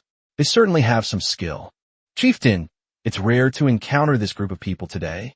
They are too few in number and have just gone through a great battle. Why don't we take them down in one fell swoop? Suggested the last surviving member of the Toba tribe. Look at this terrain. It's clearly not suitable for large-scale warfare. Yet their army is still so well organized after a battle, and it seems that most of their soldiers are still alive with very low casualties. There's a reason why they were able to take down such a large army, the clan chief said hesitantly. But the clan leader, they are mortal enemies. It looks like he's going to charge in again. Precisely because they are mortal enemies, we must not be misled. If he dares to charge, we will wait in comfort and test his strength. Some suggested charging forward, but the chieftain refused. The 3 forces were deadlocked. The Yanhuang tribe was a little panicked, the barbarian tribe was a little confused, and only the Western allied forces were trembling in the middle. No matter how they fought, they would be surrounded. Wu Do didn't really want to charge. Seeing that the barbarians neither retreated nor advanced, he was at a loss for what to do. But he couldn't show weakness at this moment. He continued to have his army maintain its formation and advance. He also had a plan. When the two sides were 91 meters apart, he would fire a volley of heavy crossbow bolts at them to show them his power and see if they would dare to move. Ziye was also ready at any time. If a fight really had to be fought, he would agree to Johnny's request. After all, those were 8 million cannon fodder, which was better than pushing someone to the brink of defeat and causing them to turn against him. The armored rhinoceros rolled forward, each hoof splattering a pool of blood on the ground, making everyone's hearts leap into their throats. Suddenly, the sky, which was clearly at midday, turned dark, and the entire valley was shrouded in shadow. A dense, loud wailing sound rang out, and everyone looked up at the sky, shocked by what they saw. Ziye witnessed this scene from the perspective of the martial arts fight and was speechless. Those are pterosaurs? There must be at least tens of thousands of them. Were they attracted by the bloodshed of the battlefield? Is this one of the natural disasters often mentioned in the Stone Age? The passage of dragons? Damn it, I'm all land troops, and you send an air force? No sportsmanship, damn it. Chapter 54. Seemingly in a sorry state, but actually a victorious one. These pterosaurs swooped down, heading straight for the native inhabitants and war beasts on the battlefield.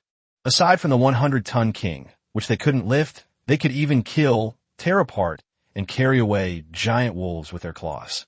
However, it was clear that these pterosaurs preferred the original warriors with tender flesh and skin, and in an instant, the barbarians, the Western Coalition, and the Yin Huang tribes were all attacked. Retreat. Surround the armored rhinoceros, and take cover as much as possible. Wudo issued the order. This was also Ziye's idea. At this point, any hesitation would be disrespectful to one's own life. Pterosaurs were creatures that this era could not handle. Legend has it that only after reaching the Slave Age, Bronze Age, possessing sophisticated bronze weapons, and accumulating more world boosts and tribal achievements, will one be able to break through the defenses. This guy has a wingspan of 48 meters, a body length of 50 meters, and weighs over 600 tons. Ziye doesn't remember any superhuman creatures, even in the Jurassic period. It seems this world still has a game element. Otherwise, how could such an overpowered being exist? This is fucking ridiculous. After glancing at the pterosaur's attributes from the perspective of martial arts combat, Ziye completely gave up the idea of resisting. The Yin Huang tribe, this numerical monster, was nothing compared to it. Pterosaur. Health points, 20,000. Health status, 100%. Attack, 100. Defense, 100. Speed, 500. Fuck you. High attack and high health. And an insane speed of 500, 10 times faster than the armored rhino. Run. Run. Ziye watched the battlefield intently, keeping a close eye on the situation. These pterosaurs had no faction. They were simply hunting. All three sides suffered losses, but Ziye knew that it was probably the armored rhinoceros's doing. The indigenous people of their tribe were naturally quick-witted. They ran while observing the sky, and whenever a giant dragon swooped down, they would hide near the armored rhinoceros. Once the pterosaur had flown away, they would continue running. You beast! I swear in martial arts that I will trample you under my feet for the rest of my life. An indigenous person was accidentally grabbed by a pterosaur and thrown into the air. As the pterosaur's claws loosened and it fell into free fall, a huge mouth full of sharp teeth swallowed a hole. Then it began to search for its next target. This guy is huge. I wonder how many natives he would have to eat to feel full. This place is still some distance from the stone houses of the Yin Huang tribe, and at this speed of retreat, I wonder how many people will be sacrificed along the way. Ziye had a sudden inspiration and immediately sent a message to Johnny. Run with me. Johnny was overjoyed, as if he had seen a way out, and ordered his 7.98 million strong army to retreat with the Yin Huang tribe. Don't ask why 20,000 are missing. In just a short while, 20,000 were eaten, which shows how terrifying the pterosaur was. Therefore, Ziye planned to bring along this group of cannon fodder without any protection, which would reduce the probability of his tribe's natives being captured. And indeed, this proved to be true, because these people had nowhere to hide and their numbers were enormous. Pterosaurs seem to have discovered a more efficient prey. They found armored rhinoceroses disgusting because of their rough hides, bad tempers, and tendency to gore them with their horns, which did little damage but were extremely humiliating. The key issue is that they don't really know what to do with this big guy. It's not impossible to concentrate their efforts to kill the armored rhinoceros, but killing one armored rhinoceros would take up a lot of their time. It would be too much of a loss to just watch other delicious food get away like this. Now, the pterosaurs no longer have to struggle to eat next to the armored rhinoceros, because there are ready-made snacks here. Then, a terrifying scene unfolded. Throughout the valley, approximately 20,000 pterosaurs pursued the barbarians, while another 20,000 pterosaurs chased the Yinhuang tribe and the Western Allied forces. The Western Coalition forces suffered the most. They were like fish on a chopping board, at the mercy of others. Pterosaurs had enormous appetites. With each dive, thousands of them would disappear. Seeing this scene, Ziye finally understood the meaning of the lyrics. Some people, as they walk along, just drift apart. This song isn't a love song at all. It's actually a damn funeral song. Wudo also noticed that the pterosaurs were hardly paying attention to their warriors, so it went full speed ahead. Sunset and lone wild geese flew together, while giant wolves and armored rhinoceroses galloped wildly. Only 11 kilometers to home. Ziye prayed in his heart, hoping that these pterosaurs would stick to their favorite food and not change their tastes. At the same time, he was also reminded by the words about fighting. As a relatively unsophisticated native, when Wudo encountered the asymmetrical and terrifying pterosaur, his first reaction was not fear, but a vow to trample it underfoot. Why can't the Yinhuang tribe use these pterosaurs for their own purposes and create the earliest air force? This is what makes SSS-level talent so terrifying. The descendants of Yin and Huang have never backed down and firmly believe the human can conquer nature. Before Ziye traveled through time, he also loved history. In the entire history of mankind, the culture of the Great Xia dynasty was the most terrifying. When Westerners encounter floods, they say that the end of the world has come, and they quickly build an ark to escape, but almost everyone dies.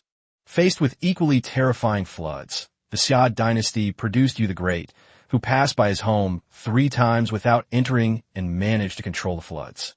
Faced with the blazing sun, the West would worship the sun and fear it, thus giving rise to the sun god.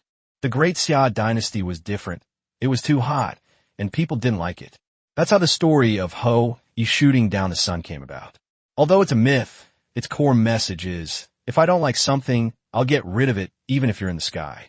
There are many such examples, such as the foolish old man who moved mountains and Jingwei filling the sea.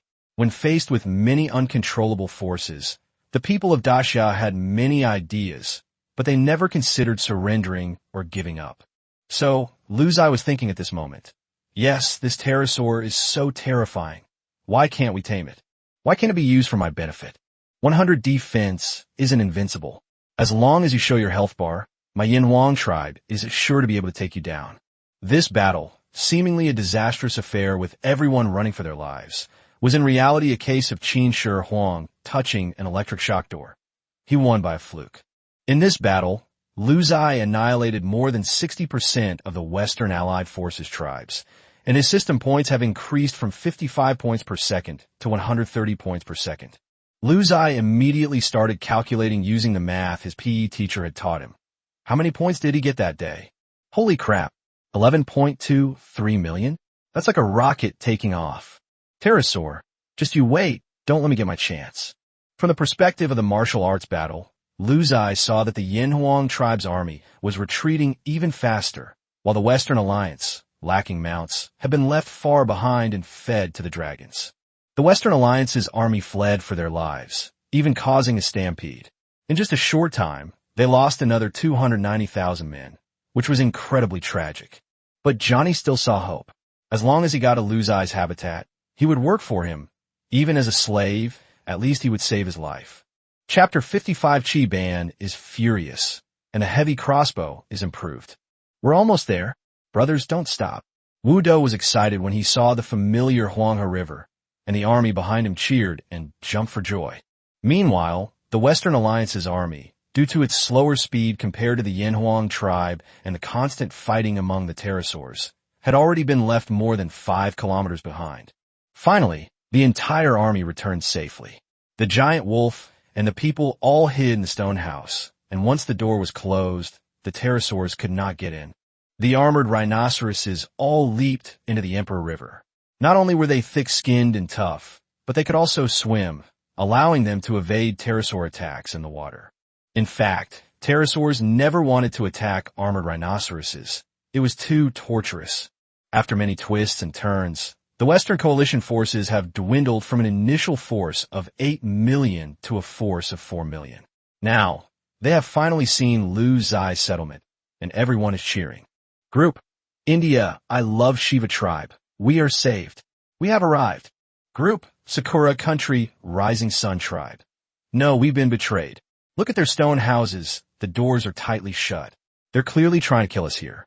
Group, Hongshui tribe from India. How could they do this? They can't do this. We just want to survive. Despair, utter despair. There were still many hungry pterosaurs circling in the sky. They could clearly see the stone house, but they couldn't go inside. Group, India, I love Shiva tribe. How about we rush over and seize their tribal habitat? Group, Sakura country, rising sun tribe. Foolish. We couldn't even defeat them with our 23 million strong army just now. And now they have stone houses as fortresses. Do you think we can even get close? Group, Johnny's tribe of the U.S. Hurry, let's head into the dense forest. There are big trees to cover us. Maybe we can escape this time. Group, India, I love Shiva tribe. Are we going to let the Yanhuang tribe off the hook like this? Group, U.S.-based Johnny tribe. You're making me laugh out loud. If we don't leave now, once the pterosaurs disperse, the Yanhuang tribe won't let us off the hook, not the other way around. Johnny was right. Lu Ziye wouldn't pass up the opportunity to kill tribe members and increase his points. He would kill these people as soon as the pterosaurs flew away. Ultimately, the Western Alliance fled into the deep mountains and disappeared without a trace. Lu Ziye glanced at his score. In this battle, he had killed more than 10 million soldiers and millions of battle beasts, and the score he gained from the kills alone had increased by 230 million. In this battle, 1,041 armored rhinos were killed, 2,505 giant wolves were lost, and 10,513 people were killed. Compared to the results, the cost was relatively small, and half of the casualties were due to the appearance of the pterosaurs. Ban and Wudo were both in Lu Ziye's stone house at the moment. Wudo told Ban about all the battles that day in detail. Ban jumped up from the stone bench. Why don't you fight the pterosaur? Wudo shrugged. We can't beat them. That pterosaur descended from the sky at incredible speed, covered in scales, and was extremely powerful. Even our tribe's heavy crossbows couldn't harm it in the slightest. The statement about combat was accurate. When the pterosaurs first appeared, many heavy crossbowmen fired directly without any fear. Even the most powerful heavy crossbow bolts couldn't penetrate its defenses. The normally formidable heavy crossbow bolts didn't even leave a scratch on the pterosaur scales. The pterosaur has a defense of 100, which can withstand 50 points of attack power. The heavy crossbowman currently has a base attack power of 26. With 5 achievements that increase attack power by 10 points, it has 36 points. Then, with a world amplification of 30%, it has 47 attack power, which is not enough to break through the defense. Ban was greatly shocked by the pterosaur's power, but like Wudo, he never thought of fear or retreat. Ban looked at Lu Ziye. Chief, our bows and arrows can be upgraded from wooden bows to fine bows and arrows. I've even heard that there are barbarians using even finer military bows. So why can't we upgrade our heavy crossbows to fine heavy crossbows or even heavy military crossbows? Good. The tribe needs talented people like you with ideas. Ban, your idea is absolutely right. Whatever materials you need, my Yanhuang tribe will fully support you. You are the future of my Yanhuang tribe. Lu Ziye nodded repeatedly, using the tactic of praising. And what about me? Wudo asked, looking for praise. You are the backbone of my Yanhuang tribe, the most reasonable person in the Yanhuang tribe. Lu Ziye praised without reservation, since it was free anyway. No. Wudo's face turned red, and he waved his hands incessantly, like he was waving a flowery hand gesture. These two, who are usually ruthless killers, actually have moments of shyness. They're really interesting. Ban turned and left the house, heading straight for the craftsman's department without looking back, as if he had made up his mind. I won't leave the craft department until we take down the pterosaurs. Chi-Ban's voice rang out from outside. The pterosaurs had followed the Western Coalition into the deep mountains, and the Yinhuang tribe had once again returned to normal. Lu Ziye set about improving his combat power. With 230 million points, Lu Ziye directly increased the number of armored rhinoceroses to 40,000 and equipped them with 800,000 archers and crossbowmen. Meanwhile, the number of giant wolf cavalry increased to 100,000. The number of indigenous people in the tribe engaged in agriculture, animal husbandry, civil engineering, and various research increased to 400,000, thus raising the total population of the Lu Ziye tribe to 1.3 million. The Craftsmen's Department, a group of the most skilled craftsmen from the Yinhuang tribe, gathered on the grassland, looking at the heavy crossbows on the ground and expressing their opinions.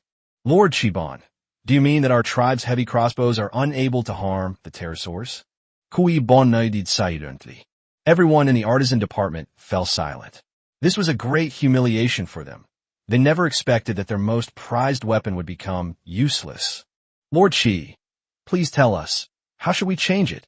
While fiddling with the heavy crossbow, Chi-Ban solemnly said, I have 3 directions for improvement. First, the power of the heavy crossbow must be increased. Secondly, the bolts of the heavy crossbow need to be improved to enhance their penetrating power, while the tail of the bolts should be optimized to make them have a longer range and more stable flight. Third, Chi-Ban's tone softened as he fiddled with the trigger of the heavy crossbow. This is also the direction I've always wanted to improve, adding a device to the new crossbow so that it can fire continuously. Everyone, continuous firing? Inside his stone house, Lu Ziye witnessed this technical meeting through Chi-Ban's perspective. When he heard Chi-Ban say that he wanted to develop a crossbow that could fire in rapid succession, he couldn't sit still. Hey, I told you to be flexible, not to be abnormal. Crossbows from a stone age? Zhuge Liang must be turning in his grave. Chapter 56 Outlook for the Air Force. A repeating heavy crossbow from a stone age? Lu Ziye found the thought thrilling. Chi-Ban is usually outspoken and carefree, but when it comes to research, he is extremely focused. Once he gets into research mode, he's like a completely different person. He can stay in the crafts department for more than 10 days straight, eating, drinking, and relieving himself there, all delivered by special personnel. The tribe now has abundant food resources. Thanks to further mastery of stone grinding techniques, the tribe now has stone mills that can grind millet into a finer mill. Moreover, since arriving in the new habitat, where the soil is fertile and water resources are abundant, the yield and quality of millet have improved significantly. The abundance of resources naturally led to a higher pursuit of life. Nowadays, the millet eaten in the tribe is dried and ground, and the rough outer shell and some impurities are removed by taking advantage of the wind. The resulting cornmeal was much finer, and the taste was many times better than the first generation of corn cakes. The emergence of net fishing added the most precious fish to the tribe's menu. Even though the yield was very low, it still enriched the recipes. More than 30,000 people in the tribe are engaged in net fishing every day, and even so, this incredibly delicious ingredient is still in short supply. Many indigenous people would always make a point of sharing their already meager portions of fish and meat with the artisans who work day and night on their research. These indigenous people often joke, it doesn't matter if we eat a little less. The artisans work so hard. If they eat better, they will definitely be able to research even more amazing things, and then no one will dare to bully our tribe. These remarks left Lu Ziye with mixed feelings, making him realize that a person's values really have nothing to do with knowledge. Before the concept of time travel was established, many online celebrities and influential figures made outrageous statements every day, and these people were often highly educated. But now it seems that these people's values are even worse than those of the indigenous people. In the early days of the Great Xia dynasty, the entire nation tightened its belts to build atomic bombs and missiles, giving Great Xia a foundation to stand on. Today, the Yinhuang tribe also has a group of people who are able to endure hardship and are willing to make sacrifices. How can they not prosper? As we all know, no science is isolated but interdisciplinary. An outstanding biologist is also an excellent chemist. If he is not proficient in chemistry, it will be difficult for him to delve into in-depth areas of biological science. An outstanding physicist must also be a mathematician. as the truth about many physical phenomena cannot be glimpsed without profound mathematical knowledge. Although Qi Ban was researching improvements to the heavy crossbow, in reality, to improve the heavy crossbow, breakthroughs in materials, processes, and design were necessary. For example, Qi Ban discovered that for a heavy crossbow to fly more stably, farther, and with greater power, the arrowhead must have a greater mass and density. Although bone arrowheads made from animal bones are quite hard, they are lightweight, resulting in poor flight posture and an unreasonable weight distribution with the fletching. To achieve a breakthrough in the power and range of heavy crossbows, the arrowheads must first be redesigned. Qi Ban and his team spent 5 days selecting a type of stone from hundreds of varieties, choosing one with the highest density, the best hardness, and the ability to be shaped through polishing. Stone arrowheads made from this type of stone are of suitable weight and uniform size. At the same time, Qi Ban also improved the material of the crossbow shaft, which was previously made from collected wood and was 1.5 meters long. This time, Qi Ban increased the weight of the arrowheads and used the hardest shrubs for the shafts, but reduced the length from 1.5 meters to 1 meter. The new version of the crossbow bolts weighs the same as the old version, but the weight distribution is more reasonable, and the length of the bolts has been shortened, making them easier to transport and carry in large quantities. Qi Ban conducted a firing test. The range of a new version of the crossbow bolts has been increased from the previous base range of 70 meters to 90 meters, and the base attack power has increased from the previous 20 points to 25 points. This does not even include the world increase, which made Qi Ban very excited. It's important to know that he only improved the arrows. The crossbow he used was still the old single-shot heavy crossbow. If the heavy crossbow structure is optimized, its structure strengthened, and the string reinforced, its range could be further increased. Ding! Your tribe's stone polishing, weaving, and drilling skills have been further improved, and the progress bar for intermediate crafting at the civilization node has been increased. Ding! Your tribe's high-temperature mining has been further upgraded, and the progress bar for intermediate buildings in your civilization node has been increased. Sure. In the process of researching and improving the heavy crossbow, many basic scientific advancements were also made along with it. The future is promising. Lu Ziye lay reclining in the stone house, his face full of anticipation. Once the new weapon is developed, Lu Ziye has a plan to convert all the giant wolf cavalry into giant wolf guerrilla crossbowmen. Instead of sending these cavalrymen charging and raiding with bone spears, it would be better to equip them with a new type of heavy crossbow, so that the entire force can provide firepower. As long as the firepower is strong enough, no enemy can get close to us. Faction name: Yinhuang Tribe, Great Xia Faction. Total population of the faction: 1,300,000. Territory: 55.3 square kilometers. Civilization stage: Stone Age. Civilization nodes: intermediate buildings 60%, intermediate crafts 55%, intermediate agriculture 60%, intermediate humanities 55%, intermediate military 55%. Civilization points: 59,031,000, growing at 130 points/second. Current ranking: 8110. SSS level faction talent: Descendants of Yin and Huang. Achievements completed: 5. Global growth rate: 30%. Looking at his points, he had 59 million left. By the time Qi Ban finished his research, he would probably have over 100 million points, which would be enough to upgrade his equipment. My ranking has climbed to 8,000th, probably because my territory isn't big enough and my progress in various civilization nodes isn't high enough, which is holding me back. Military strength has always been a plus for me.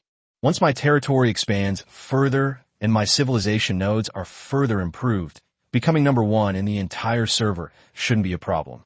Lu Ziye didn't care much about the ranking. He figured he could improve it sooner or later. He's obsessed with the pterosaur right now. If he manages to acquire it, a military force capable of overwhelming anyone will be born. An air force from the Stone Age. Great chieftain, this time we gained nothing and were ambushed by the pterosaurs, losing hundreds of thousands of men. I don't know if the Yinhuang tribe is alive or dead now. A leader of a barbarian branch complained after returning to his territory. The clan chief, however, disagreed. This loss is still worthwhile compared to the gains. Harvest. Many barbarian leaders asked, puzzled. They felt that they had only lost money this time and hadn't gained anything. This time, we have grasped the exact strength of the Yanhuang tribe. Isn't that a gain? If we rashly attack the Yanhuang tribe, and if they are in favorable terrain with their mysterious weapons, they might really be able to inflict heavy damage on us. But I don't think they can defeat us. It's just that their losses will be huge, far more than just the hundreds of thousands of troops we lost this time. The crowd below suddenly saw the light. The clan chief is absolutely right. Chieftain, what should we do now? The chieftain smiled slightly, sent a team to the Yanhuang tribe to take a look. Even if they survived the pursuit of the pterosaurs, they must have suffered heavy losses. Once we have information about them, we can launch another attack. This time, they will be doomed. The great clan chief is wise. Chapter 57: The Birth of the Heavy Repeating Crossbow. Once life becomes leisurely, one is never bored. One is simply carefree. Lu Ziye swims in the river every day, fishes with the indigenous people, and then visits various departments. For the past 4 or 5 days, the village's only remaining facility, the artisans' quarters, has been kept closed. Any supplies needed have to be delivered by others. The work of other departments continues in an orderly manner. The easiest way to make things easier is through martial arts. Their daily hunting trips are as relaxing as outings. Hundreds of thousands of people launched attacks from multiple directions, and when they encountered their prey, they dealt with it with overwhelming force, treating the giant wolf like a hunting dog. It couldn't be easier. The departments responsible for agriculture and animal husbandry have a tougher job, working from sunrise to sunset every day. Fortunately, they are numerous and can utilize heavy transport vehicles like armored rhinoceroses, making their lives fulfilling and interesting. Some interesting things happened during this time. A new snack suddenly became popular in the tribe, which Lu Ziye didn't notice at first. While strolling around yesterday, I noticed that many indigenous people had set up stone slabs over campfires. On one side, they were baking millet cakes, while on the other side, they were scattering seeds of a plant and constantly poking at them with sticks to prevent one side from burning and the other side from heating unevenly. Lu Ziye looked closely and exclaimed, "These aren't pumpkin seeds. Why don't you take the pumpkins back to the tribe and improve the way you eat them? Wouldn't that be better?" Lu Ziye, who had a fairly good knowledge of history, suddenly remembered that pumpkins, as one of the earliest crops cultivated by mankind, were not actually grown for eating melons, but for eating pumpkin seeds. Since he couldn't interfere with the tribe's civilization development, Lu Ziye grabbed a handful of pumpkin seeds and left. You have to admit, they smelled really good. This was just a minor incident. The real event that made Lu Ziye's heart race happened the day before yesterday. When Lu Ziye passed by the mining and polishing department, he saw many miners examining some strange stones. These stones are very heavy, and some parts of them gleam with a golden luster when exposed to sunlight. Lu Ziye was shocked. This wasn't chalcopyrite. In nature, copper ore is generally classified into chalcopyrite. It is yellowish in color, has a metallic luster, and is the main source of copper. Malachite, a vibrant green color, very beautiful, often used as a gemstone or decorative material. Cuprite, dark red in color. Chalcocite, lead gray. Chalcopyrite is the most common mineral, but please note that chalcopyrite and brass are completely different things. Both brass and bronze are alloys. They do not exist in nature and are artificially processed. Brass is an alloy of copper and zinc. Bronze is an alloy of copper and tin, while chalcopyrite is neither brass nor an alloy and does not contain zinc. It is important to understand that the invention of bronze represented a significant increase in human productivity, marking a crucial step in humanity's transition from the Stone Age to the slave society, Bronze Age. The bronzes of the Ziye dynasty originated from the Longshan culture in the late Neolithic period. It was the birth of bronzes that enabled the Ziye dynasty to enter a higher level of civilization. Lu Ziye's breathing quickened. Our tribe hasn't even invented pottery yet, and you're already working with metal? These indigenous people valued this peculiar stone highly, and they began to try to extract the yellow component from it by polishing it, but they failed. So they switched to the high-temperature calcination method, which stripped away a large amount of stone impurities in the chalcopyrite due to the huge temperature difference between the high temperature and the water. giving the indigenous people a rough copper ore. But that was the end of it, because at this stage, the Yinhuang tribe did not have the high-temperature equipment to melt and refine copper ore, and ordinary firewood could not reach that temperature. Lu Ziye believes that once the tribe obtains a higher temperature, these intelligent indigenous people will surely be able to obtain the tribe's first metal, copper. Just as Lu Ziye began to look to the future, a system warning message sounded. Warning! Warning! Another tribe has invaded from the northeast of your tribe. Lu Ziye immediately opened the system map and dispatched personnel to drive away the pursuers. A few hours later, Wu Do returned with 2 prisoners and threw them in front of Lu Ziye. Chief, it's the barbarians again. Just this many people. Lu Ziye found it strange. Yes, I asked them. They came to gather information about our tribe. There were quite a few of them, but we killed them all. Only this many are left. Not a single one was missed. Wu Do only mentioned a lot of people. He didn't have a concept of large numbers, so he could only say a lot. Absolutely not. The giant wolves followed the scent and chased after them. None of them left alive. Lu Ziye nodded. Did you get anything else out of these 2? I asked them, but they didn't know anything. As 2 lowly soldiers, they probably didn't know the barbarians' movements either. Lu Ziye waved his hand and said, You 2 handle it yourselves. Yes. Wu Do took the 2 away. Who knows what will happen to them? Most likely, they'll be fed to the wolves. Lu Ziye guessed that the barbarians had designs on his side. After all, the last battle had ended in a draw. Just then, a familiar voice rang out. Ha, I did it. I did it. Chi Ban, with disheveled hair, ran out of the crafts department as if he had gone mad, even losing one of his straw sandals in the process. Wu Do was taken aback. Chief, what's wrong with him? Lu Ziye was overjoyed, thinking that he had probably really managed to develop the tribe's ultimate weapon. Soon, a new weapon, an improvement on the original heavy crossbow, was carried out by the craftsman. Lu Ziye immediately noticed something was wrong, because whose crossbow still had a magazine? Bon, I'd call you the strongest. Chi Ban then threw 30 crossbow bolts into a quiver and then secured the quiver above the firing slot of the repeating crossbow. Chi Ban pressed down on a huge handle with both hands, and the handle used leverage to easily wind the bowstring. Chi Ban aimed ahead and lightly stepped on a mechanism. With a loud bang, the sound of the launch was powerful and crisp. The 1-meter-long arrow whistled out and struck a tree trunk 100 meters away. At the same time, due to gravity, an arrow in the quiver automatically fell and accurately entered the firing slot. Chi Ban then pulled the handle back with both hands to cock it and stepped on the firing mechanism. Bang! Successfully fired in quick succession, with a little over a second between the 2 launches. This was done by the platoon leader. If a professional soldier were to operate it, it would probably only take a second. Holy crap. Awesome. Wow. I didn't have much data to begin with, and yesterday I lost half of it. Luckily, I have some loyal readers, otherwise I wouldn't even be able to afford the Northwest Wind. I'm begging online for electricity. Chapter 58 brings you down to earth, giving you unlimited firepower. This is simply a revolutionary invention. Lu Ziye was thrilled. Traditional heavy crossbows are powerful, but slow to fire. A skilled heavy crossbow operator can fire 10 heavy crossbow bolts per minute, which is about 1 bolt every 6 seconds. Things are different now. Lu Ziye believes that with today's repeating crossbows, even if one person operates them, firing all 30 bolts in the magazine in 30 seconds is not a problem at all.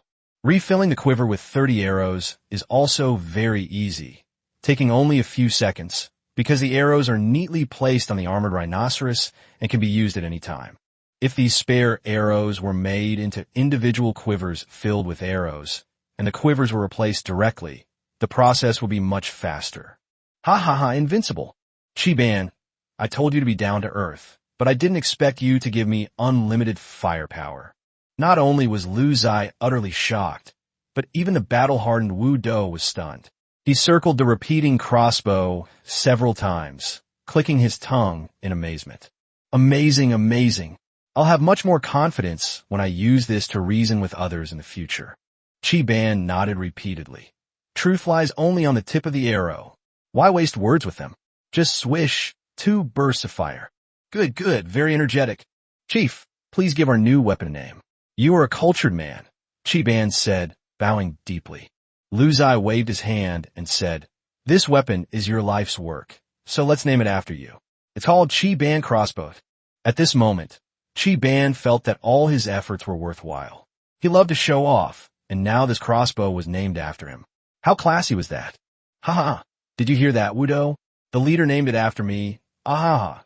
Chi Ban Crossbow, wonderful, wonderful.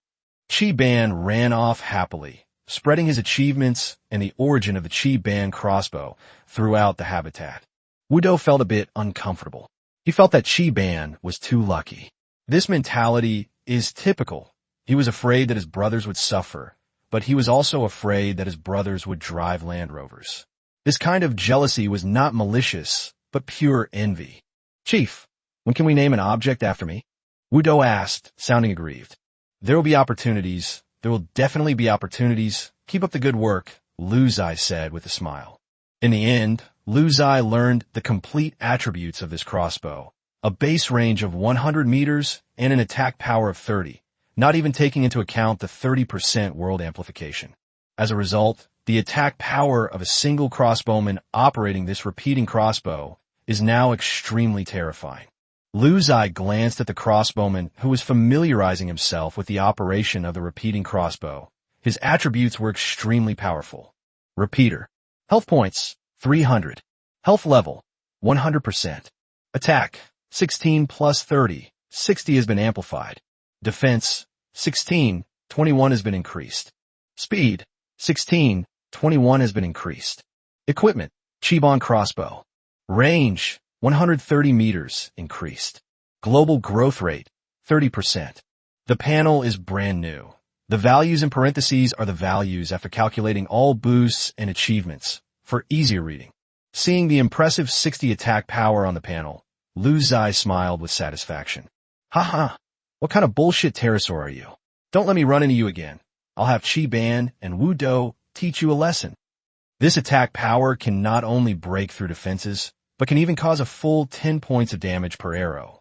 You should know that the Yanhuang tribe plans to equip all 100,000 giant wolves with Chi Ban crossbows, and 50,000 helmeted rhinoceroses will also be equipped with 100,000 Chi Ban crossbows. I have a total of 200,000 crossbows. Within 30 seconds, I can empty 6 million crossbow bolts and cause 60 million damage. Which family can withstand that? Lu Ziye has already fast-forwarded to the stage where the Yanhuang tribe no longer eats beef. I just don't know where pterosaurs appear or how to find them. Also, these guys spend most of their time flying, so it's a problem if they don't come within range. I'll have to ask the experts about this when I get the chance. As for now, naturally, we're ramping up production of 200,000 Chi Ban crossbows to build a terrifying stockpile of crossbow bolts. Lu Ziye glanced at his points. After hunting and saving money for a while, he had saved nearly 200 million, which was enough. Moreover, there are over 20 million points earned every day, with over 10 million from natural growth and over 10 million from hunting. Oh, right. And there's also the barbarian covetousness. Don't just come to our tribe scout. You should actually take action. At this moment, Lu Ziye became incredibly bold. Others would tremble with fear at the mere mention of the barbarians. But the Yanhuang tribe at this moment was no longer the same as it was a few days ago in the valley. If the barbarians dared to come again, they would surely become nourishment for Lu Ziye's points. Since Lu Ziye's tribe defeated the Western Coalition last time, preventing the barbarians from advancing, the pterosaurs intervened and the two sides parted on bad terms. However, the story has become increasingly outrageous within the Great Ziye camp, with a large number of idol leaders discussing it every day. Faction channel, Great Ziye Blade Tribe. To be honest, last time I wasn't planning on a complete route, but we're exemplary in following orders, reluctantly retreating dozens of kilometers. Unexpectedly, the neighboring Yanhuang tribe directly crushed the Western Allied forces, preventing the barbarian tribes from advancing an inch. My Blade Tribe has never submitted to anyone before, but this time we truly submit. Faction channel, Great Ziye Overlord Tribe. Your information is a bit outdated. I heard that the Yanhuang tribe actually dealt with the Western Allied forces more than 20 million troops first, and then drove the barbarian army of 30 million for dozens of kilometers. If it weren't for the arrival of the pterosaurs, the barbarians would probably have been wiped out. Faction channel, Great Ziye Yinqing Tribe. Where did you get this rumor from? It's not true at all. I heard that the Yin Huang tribe defeated the Western Alliance's 20 million strong army, then routed the barbarian army head-on, and then took care of the pterosaurs as well. The claim of dragons crossing the border is just hype. Do you think they dare to cross the Yin Huang tribe's territory? Faction Channel, Great Xiao Blade Tribe. That makes sense. My Blade Tribe is really lucky right now, backed by the powerful Yin Huang tribe. Who would dare to invade? If they dare to come, I'll just move my whole family to my eldest brother's house for refuge, and he'll take care of them in no time. Faction Channel, Great Xia Overlord Tribe. You're to his east, I'm to his west, super safe. Faction Channel, Great Xia Yinqing Tribe. 666, anyone who didn't know better would think you guys were really awesome. Your ability to borrow the tiger's power is truly impressive. Faction Channel, Great Xia Blade Tribe. Oh, jealous? Haha, I'll make you so mad. Lu Zai was speechless when he saw these chat logs. Wasn't it said that one's reputation is something one earns when traveling? How come my reputation was all built up by others? The carefree days passed quickly. 5 days later, the Yin Huang tribe had completed the production of 200,000 Chiban crossbows and related bolts. The tribe would continue to produce more to replenish daily losses. On that same day, the Faction Channel also received astonishing news about the Blade's Edge clan. Faction Channel, Great Xia Blade Tribe. Wow, I'm such a jinx. At Great Xia Yin Huang tribe, bro, save my life. A 30 million strong barbarian army is coming. Looks like they're going to march on your territory from my direction.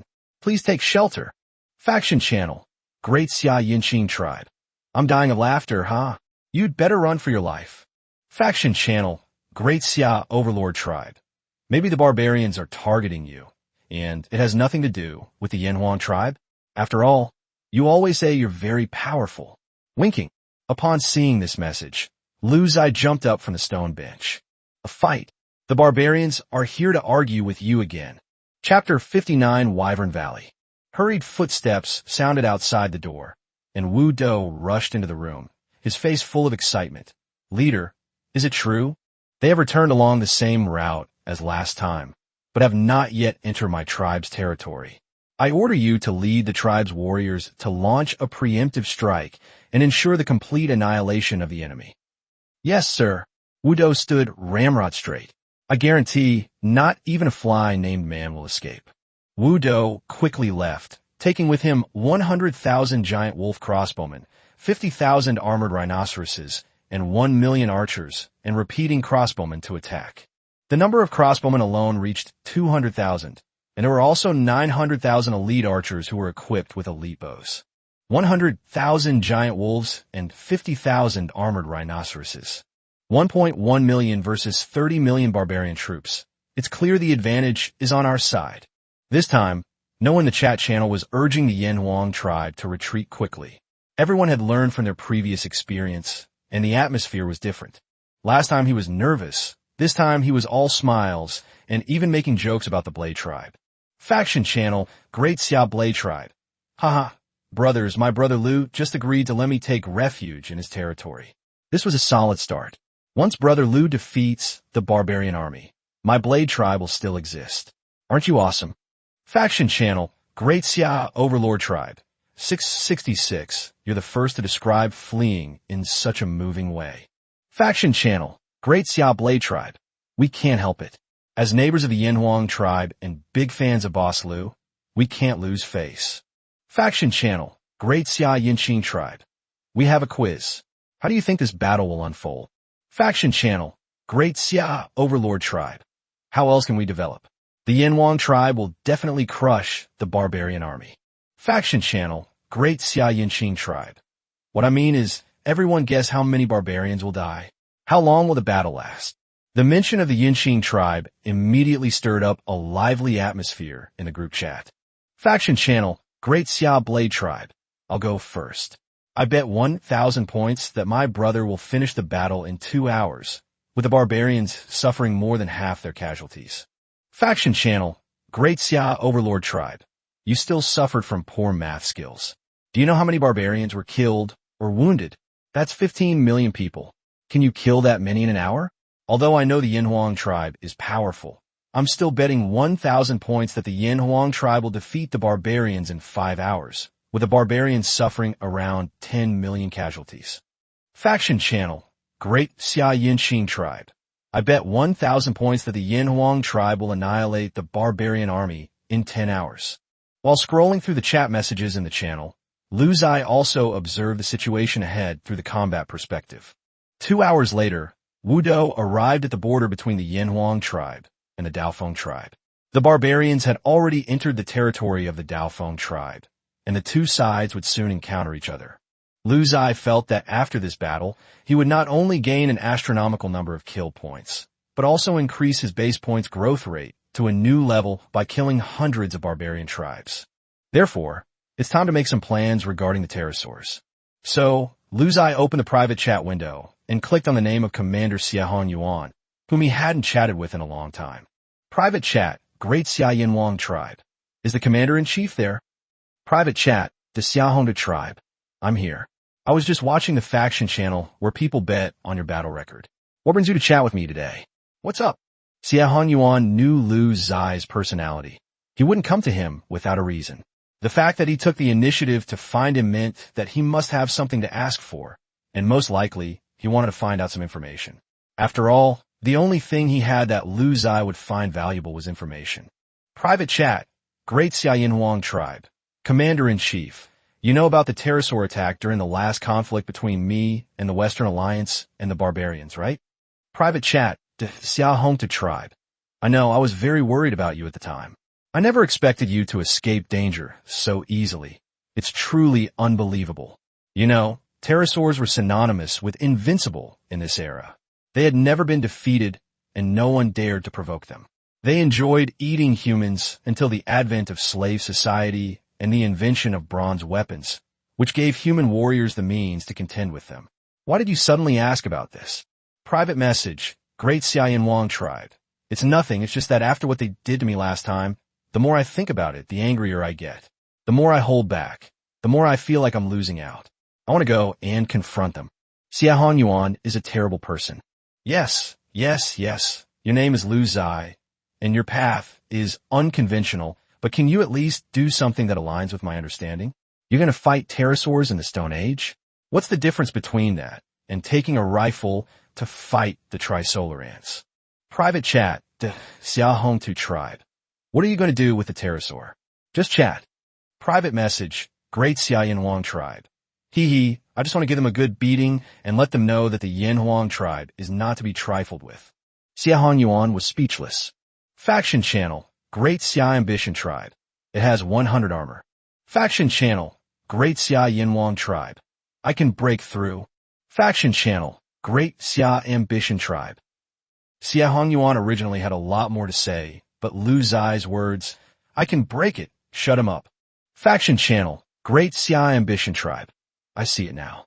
They say a scholar should be viewed with new eyes every 3 days, but you're doing something new every day. Fine. Since you've already prepared this yourself, then, as the regional commander, I will naturally help you. Faction channel, Great Xia Ambition tribe.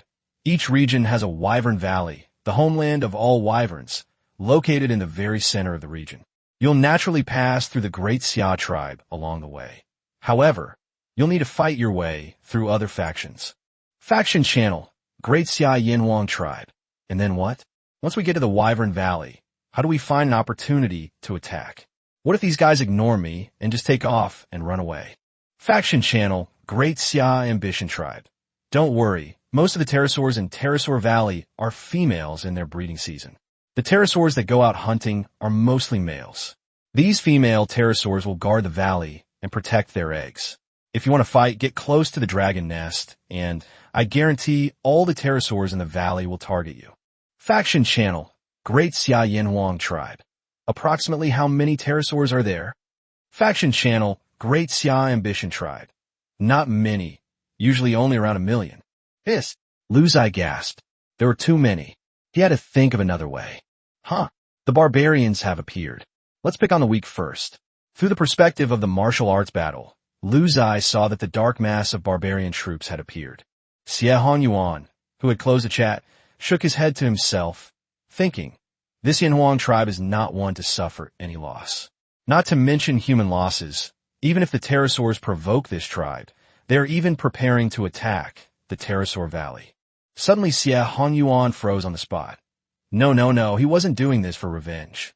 Lu Zai wanted to tame the pterosaurs. So, the first tribe in the Stone Age with aerial power was born. Please generate electricity. Chapter 60 Arrows like the wind. The barbarians terrified. Boom, boom, boom, boom. The barbarian army swept through the valleys and passes, appearing sprawling across a vast plain. Their giant wolf outpost also spotted the Yinhuang tribe's army just 1 kilometer away. Halt! The barbarian chieftain ordered. The army came to an abrupt halt, arrayed itself on the plain, and its 30 million strong force was truly magnificent. A row of 5,000 people, spaced 1 meter apart, stretched for 5 kilometers, and then there were 6,000 rows in front and behind, stretching for several more kilometers. If it weren't for the unique terrain and vast plains of this world, Lu Zai would find it hard to imagine how a battle involving tens of millions of people could be waged. A barbarian warrior rode a giant wolf, roaring into the fray. He quickly dismounted, then bowed and said, "Great chieftain, the Yinhuang tribe army has appeared ahead, and their formation is no different from last time." The sentry recounted the situation. From his perspective, there was indeed no difference. They were still armored rhinoceroses, crossbows, and giant wolves. This time, there are no pterosaurs. Does he really think he can be invincible with just a few armored rhinoceroses? Our barbarian tribe's battle beasts are just as fierce. As the barbarian elder spoke, he waved his hand, and immediately a series of beast roars erupted behind him. Roar! Hundreds of thousands of robust and powerful bears were led to the front of the battle by barbarian beast tamers. These are not the black bears in zoos. When they stand upright, they reach a terrifying height of 4.5 meters and weigh more than 10 tons. Although they cannot compare with the armored rhinoceros, which weighs over 100 tons, they are already among the most powerful frontline fighting beasts besides the armored rhinoceros, and they clearly have the upper hand in numbers.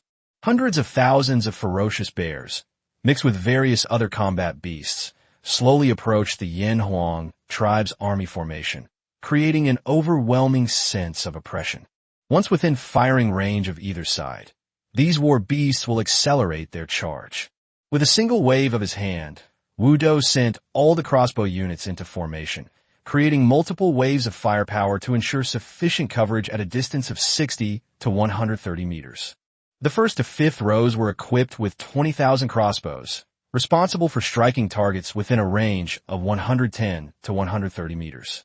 They were the first wave of fire suppression. After this barrage of crossbow bolts, few enemy units were killed, as they were moving targets, and it was generally difficult to accumulate damage. Despite the high damage output of the Chiban crossbow, it's not enough to kill a combat beast like the violent bear, which has over 3,000 health points, in just a few shots. The 6th to 10th platoons deployed 30,000 crossbows, responsible for severely damaging targets within a range of 80 to 110 meters. Due to the accumulated damage at the previous distance, enemy targets within this range would suffer serious injuries and minor casualties. Next will be the 3rd and 4th batches. At a distance of 60 meters, 900,000 archers will fire in volleys to completely suppress the approaching target. Those that survive at this distance are already severely wounded survivors and cannot withstand the onslaught of so many skilled archers. Multiple, segmented blocking attacks are a tactic recently researched in armed combat.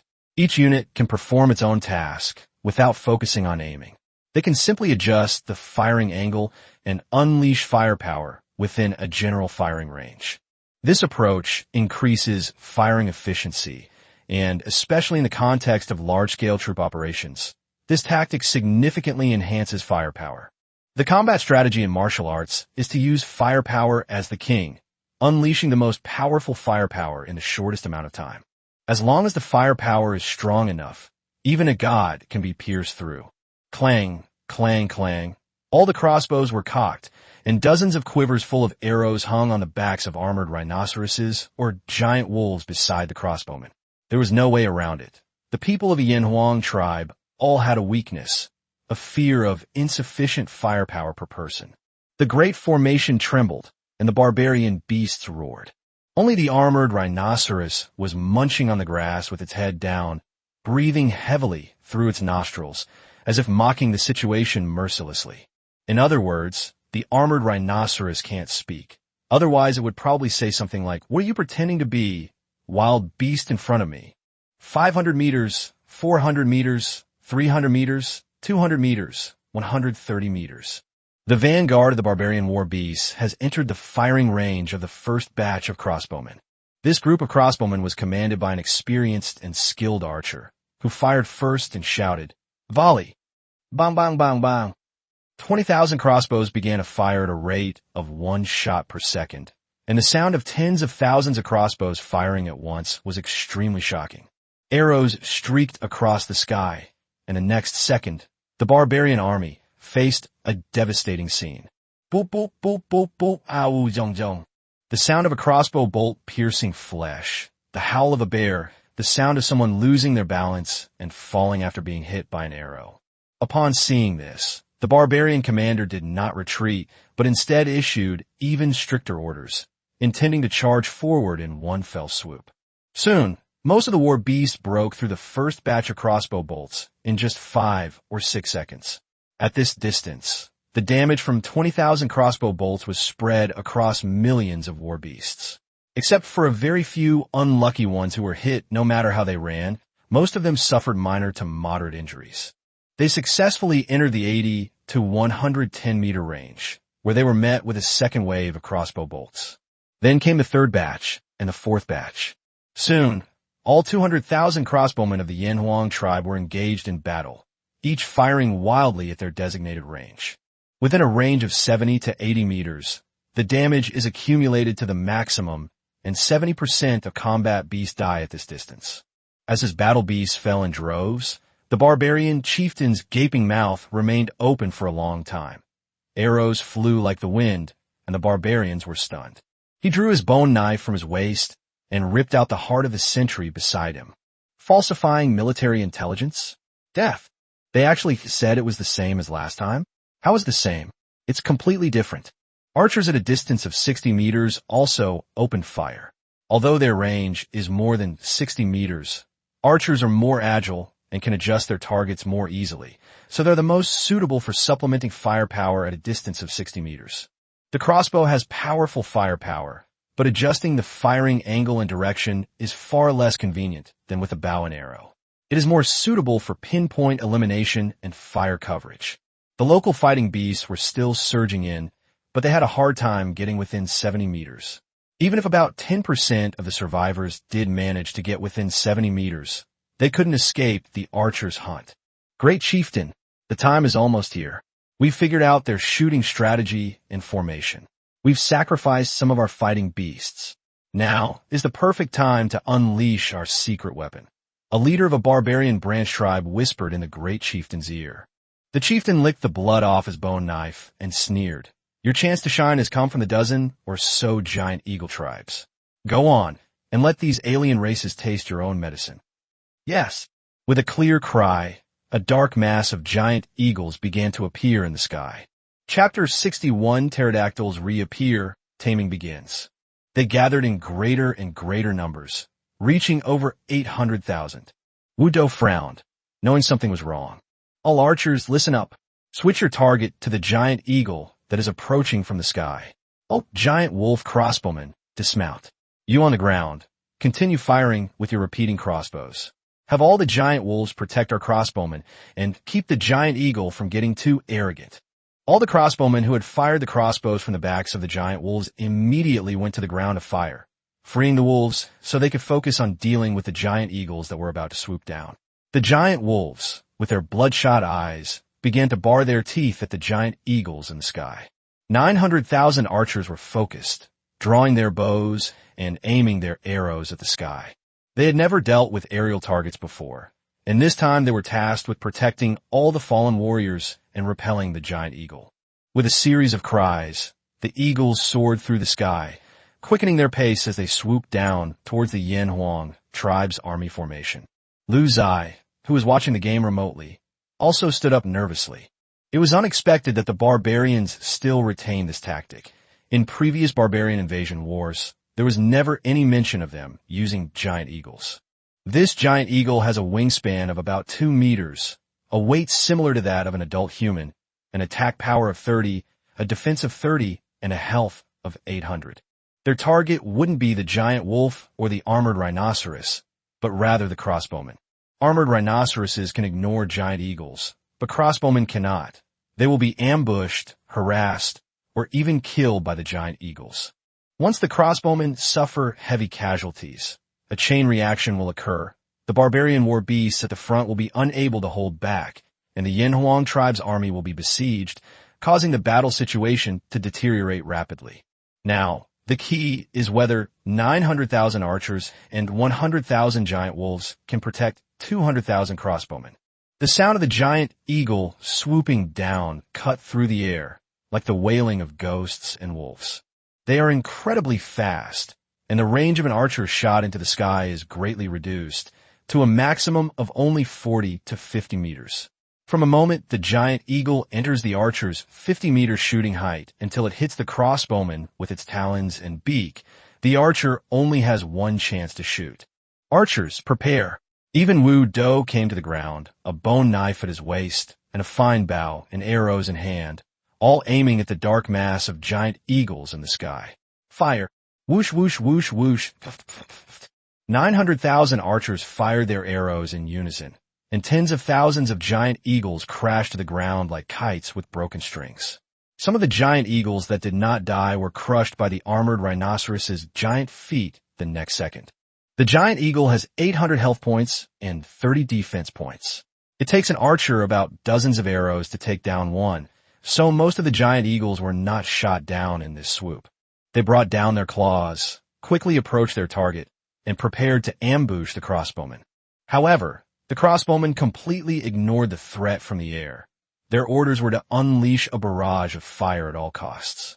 With a roar, a giant wolf leaped 5 or 6 meters into the air and bit a giant eagle that was trying to ambush the crossbowmen. The wolf and the eagle fell to the ground and rolled several times. The wolf's eyes were bloodshot, and it tore the eagle apart bit by bit, letting the eagle's sharp claws leave bloody marks on its body. Watch out! An archer saw the crossbowman he was protecting about to be attacked by a giant eagle. He leaped forward and thrust an arrow into the eagle. They then wrestled on the ground. Fortunately, a giant wolf quickly noticed and took over the ground battle. The martial arts team discovered that these giant eagles had significant limitations in their ability to ambush crossbowmen. They could only launch a single attack, and 30 points of attack power were insufficient to kill a crossbowman with 300 lives. If the giant eagles dare to linger after their sneak attack, they will be dragged into a ground battle by the archers and giant wolves around them, and they will never be able to succeed in a second sneak attack. Thus, each time these giant eagles could only swoop down quickly to strike the crossbowmen, then lose some of them, while the rest flew into the sky and swooped down again. However, the giant eagle's effect was far less than the barbarian chieftain had imagined, because the archers of the Yanhuang tribe were too dedicated. 8 or 9 of them would protect one crossbowman, preferring to be injured themselves rather than let the crossbowman get hurt. And then there are those giant wolves, each one more vicious than the last. They always leap up when the giant eagles swoop down to a height of 5 or 6 meters, bite one and never let go, kill one, and then look for the next one. The barbarian chieftain was shocked by the discipline of the Yanhuang tribe. Those crossbowmen were able to keep their eyes straight ahead and only focus on firing. During the period of harassment by the giant eagles, the barbarian war beasts still failed to break through. An archer, whose body had been slashed several times by the giant eagles, drew his bow again, aimed at the eagles preparing to swoop down once more, and roared furiously, "You little bastards! Come on! Swish, swish, swish, swish!" Hundreds of thousands of archers rose to their feet and aimed at the sky once more. The giant wolves howled, baring their fangs as they snarled at the giant eagle that was about to swoop down, their eyes fierce and without a trace of fear. During the first swoop of the giant eagle, the archers, together with the giant wolves, managed to protect the crossbowmen perfectly. Only a few archers were killed, and no crossbowmen died. It was quite remarkable that they could do that. As Ziye watched the giant eagle, which had left behind 70,000 to 80,000 corpses, climbed back in the sky to prepare for a swooping attack. He knew that the barbarians were doomed to defeat. Even the first victorious charge failed to defeat my Yin Huang tribe. The second attempt weakened, the third ended in exhaustion, and there was no chance after that. Just when both the barbarian tribes and the Yin Huang tribes were mustering their strength and preparing for a bloody battle to the end. In the sky, the familiar cry returned, and that enormous figure, with its terrifying size, swept in, blotting out the sun. As Wudo looked at the enormous body, the words he had once spoken echoed in his mind. I swear by Wudo that I will trample you under my feet for the rest of my life. These were the words he heard when he first encountered a pterosaur. And before this expedition, the leader had instructed him that if he encountered a pterosaur again, he should make it pay the price. Hundreds of thousands of giant eagles cried out in sorrow, as if they were seeing a stern father when they saw the pterosaur. The barbarian tribe sounded the horn for the return to their nests, urging the giant eagles to hurry back to their distant burrows. However, the pterosaur had no intention of letting the giant eagle and anyone else present go. In the sky, the giant eagle's feathers flew everywhere, denser than raindrops, all of them falling piece by piece after being torn apart by the pterosaur. The barbarian tribe immediately chose to retreat and cease their attack. Only the Yin Huang tribe displayed a battle formation. The 50,000 armored rhinoceroses were arranged in neat rows, with a 1-meter wide passage between them. The crossbowmen were all hidden in the gaps between these passages, aiming at the sky. The archers hid under the belly of the armored rhinoceros. Their attack methods were ineffective against the pterosaurs, so they could only hide and act as logistical support, helping the crossbowmen change arrows and quivers. Ziye, who was far away in the stone house of his habitat, held his breath as a system notification sounded. Ding! Detected that you are preparing to attack a pteranodon. The pteranodon is an epic-level combat beast, unruly and untamed. The epic-level taming quest has been activated. Defeating the pteranodon will increase your taming progress. Current taming progress, 0%. Ding! If you successfully tame a pterosaur, you will become the first tribe in the Stone Age to tame a pterosaur, gaining a 20% world power boost. Come on. Wudo's eyes were resolute. He saw tens of thousands of pterosaurs chasing after the barbarian army and the barbarian giant eagles, while another 20,000 pterosaurs were swooping down towards his own army formation. Lee, thank you everyone for your support. This book doesn't get much traffic, and it's almost entirely sustained by your support every day. I'm so happy to receive such a big update today. Thank you so much. Chapter 62, Dragon Blood Splattered. First kill of a pterodactyl. This was the first time Ziye had ever heard the term epic-level combat beast, which instantly raised the perceived prestige of the pterosaur. Even when I tamed the armored rhinoceros, the system didn't give me such a notification. Ziye guessed that the armored rhinoceros was somewhere between an ordinary combat beast and an epic-level beast, probably at the peak of the ordinary combat beast level. Meanwhile, the barbarian tribe's attitude towards the pterosaurs underwent a complete 180-degree change. Last time, they thought the pterosaurs were too hateful, ruining their plans and causing their pursuit of the Yin Huang tribe to fall through. But this time, they thanked the pterosaur. If it weren't for the sudden appearance of the pterosaurs, their losses would have been even greater if they had continued fighting the Yin Huang tribe like this, and they wouldn't have known how to end the battle. Continuing to fight would have resulted in no victory, and they wouldn't have been able to break through the enemy's firepower. Retreating would have meant fearing a rout and being pursued by the Yin Huang tribe. The barbarians are now relieved.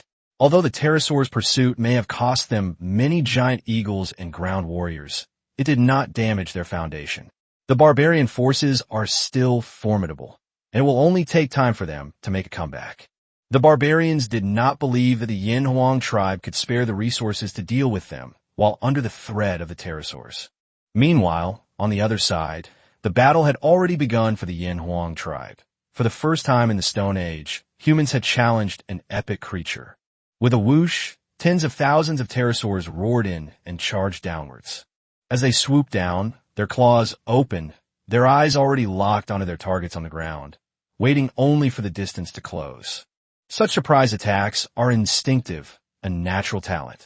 They have hunted countless prey with this simple move.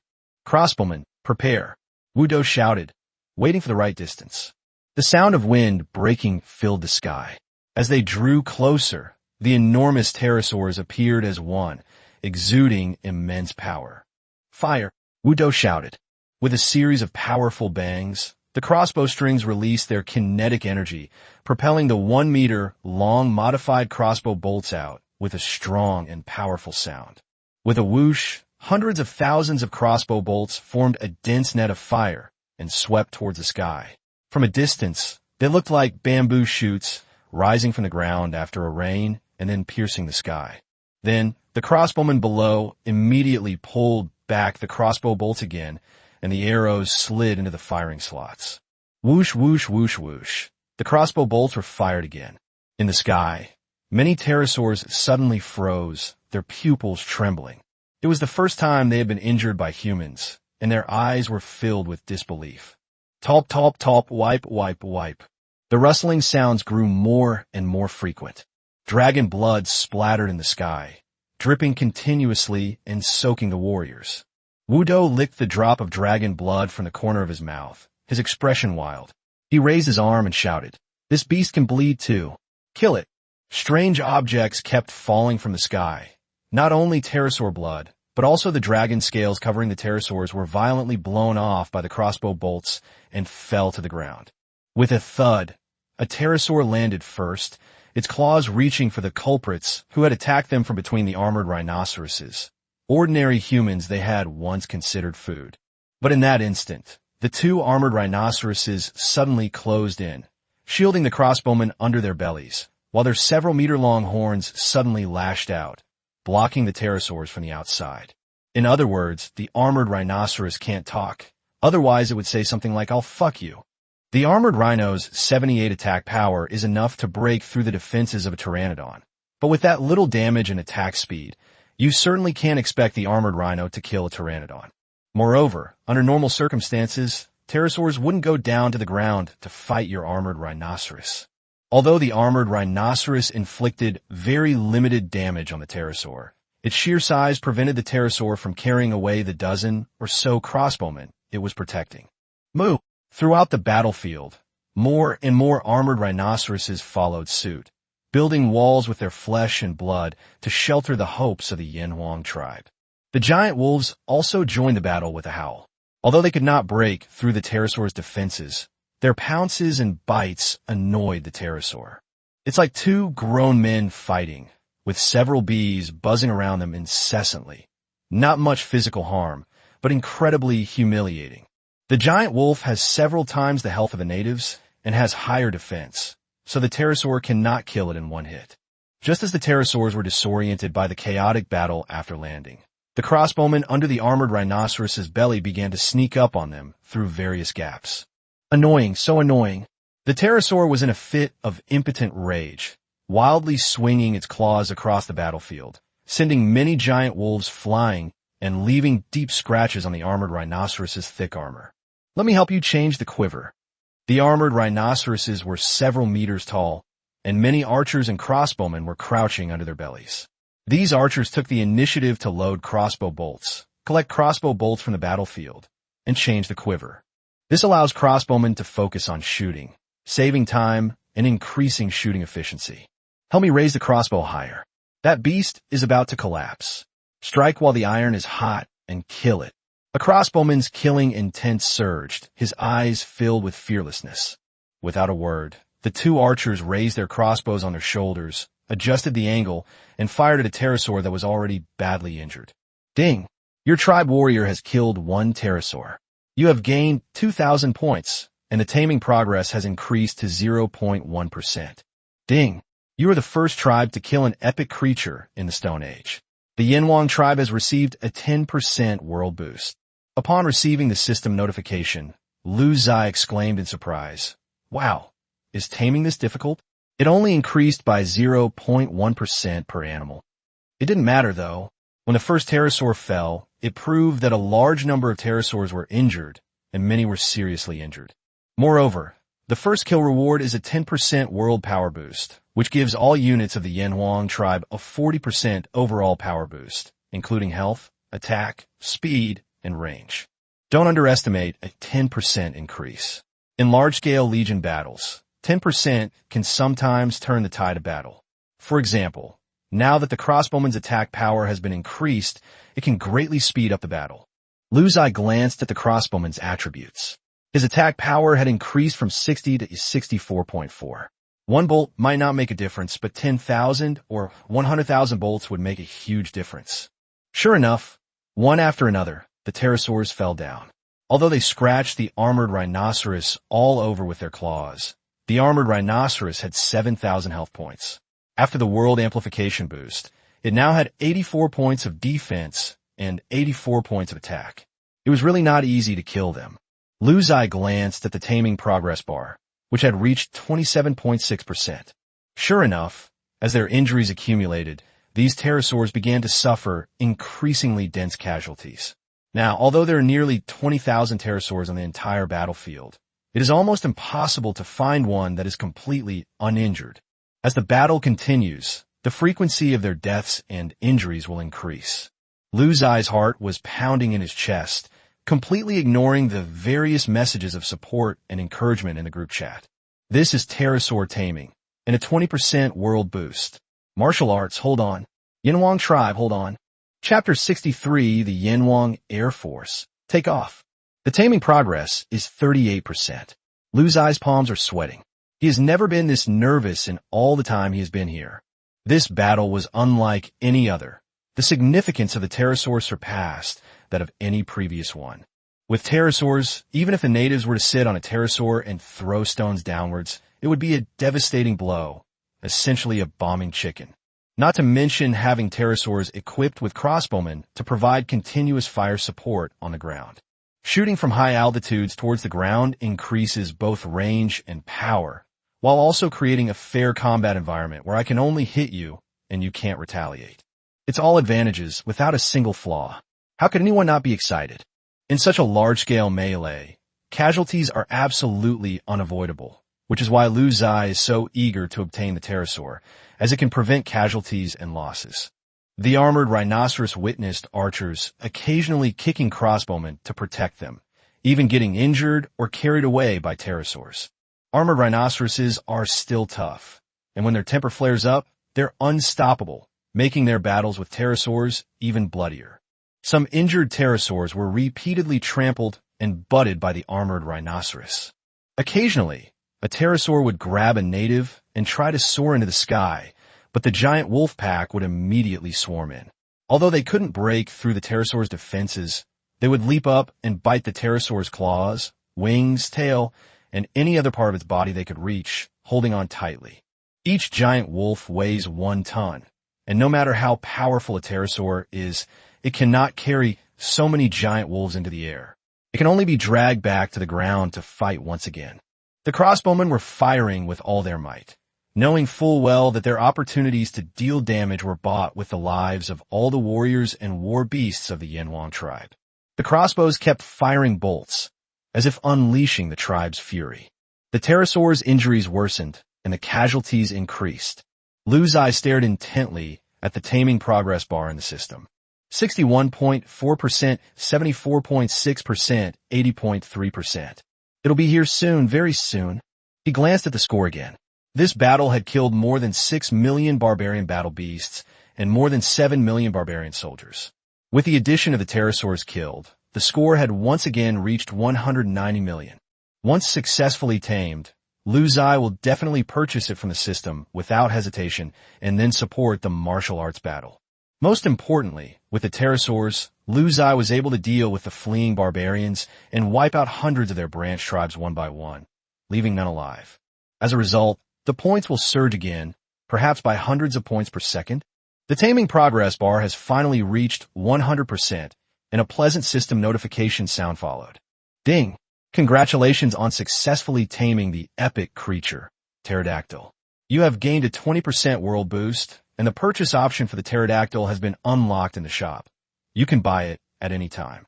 Lu Zai couldn't wait any longer and immediately found a newly unlocked pterosaur at the very bottom of the unlocked items in the shop. Holy crap, 100,000 points per creature? No wonder it's an epic level creature. But it makes sense when you think about it. In modern warfare, the price of a fighter jet is astronomical. Without hesitation, Lu Zai used all 190 million points to buy the pterodactyl.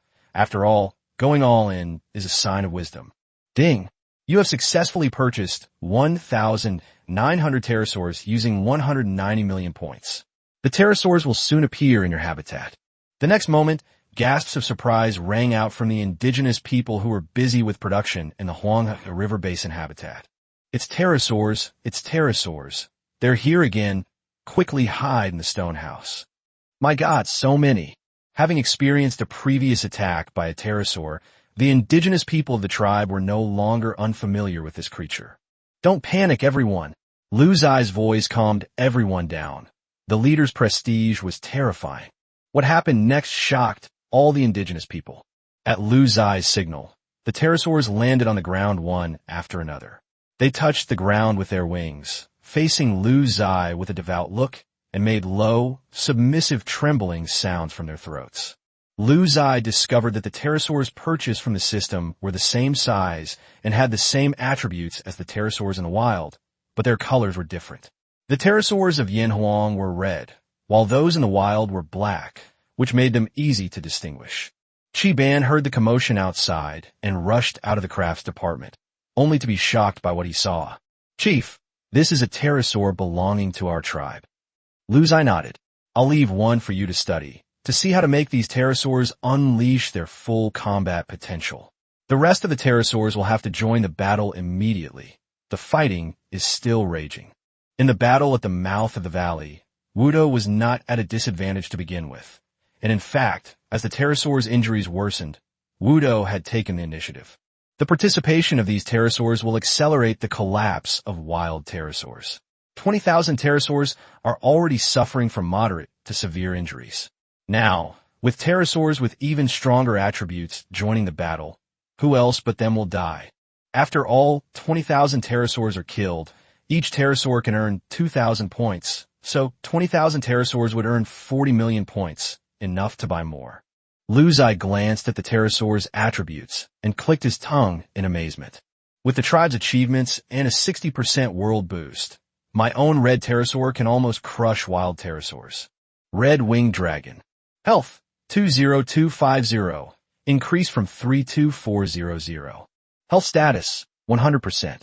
Attack, 110, 176 increased. Defense, 110, 176 already increased. Speed, 510, increased from 816. Global growth, 60%. Damn it. Let me ask you, who else is there? The Red Wyvern's attack power, defense, and speed completely overwhelm those of wild wyverns. Wild pterosaurs had 100 attack and defense, which seemed terrifying at the time, but now they look like pushovers.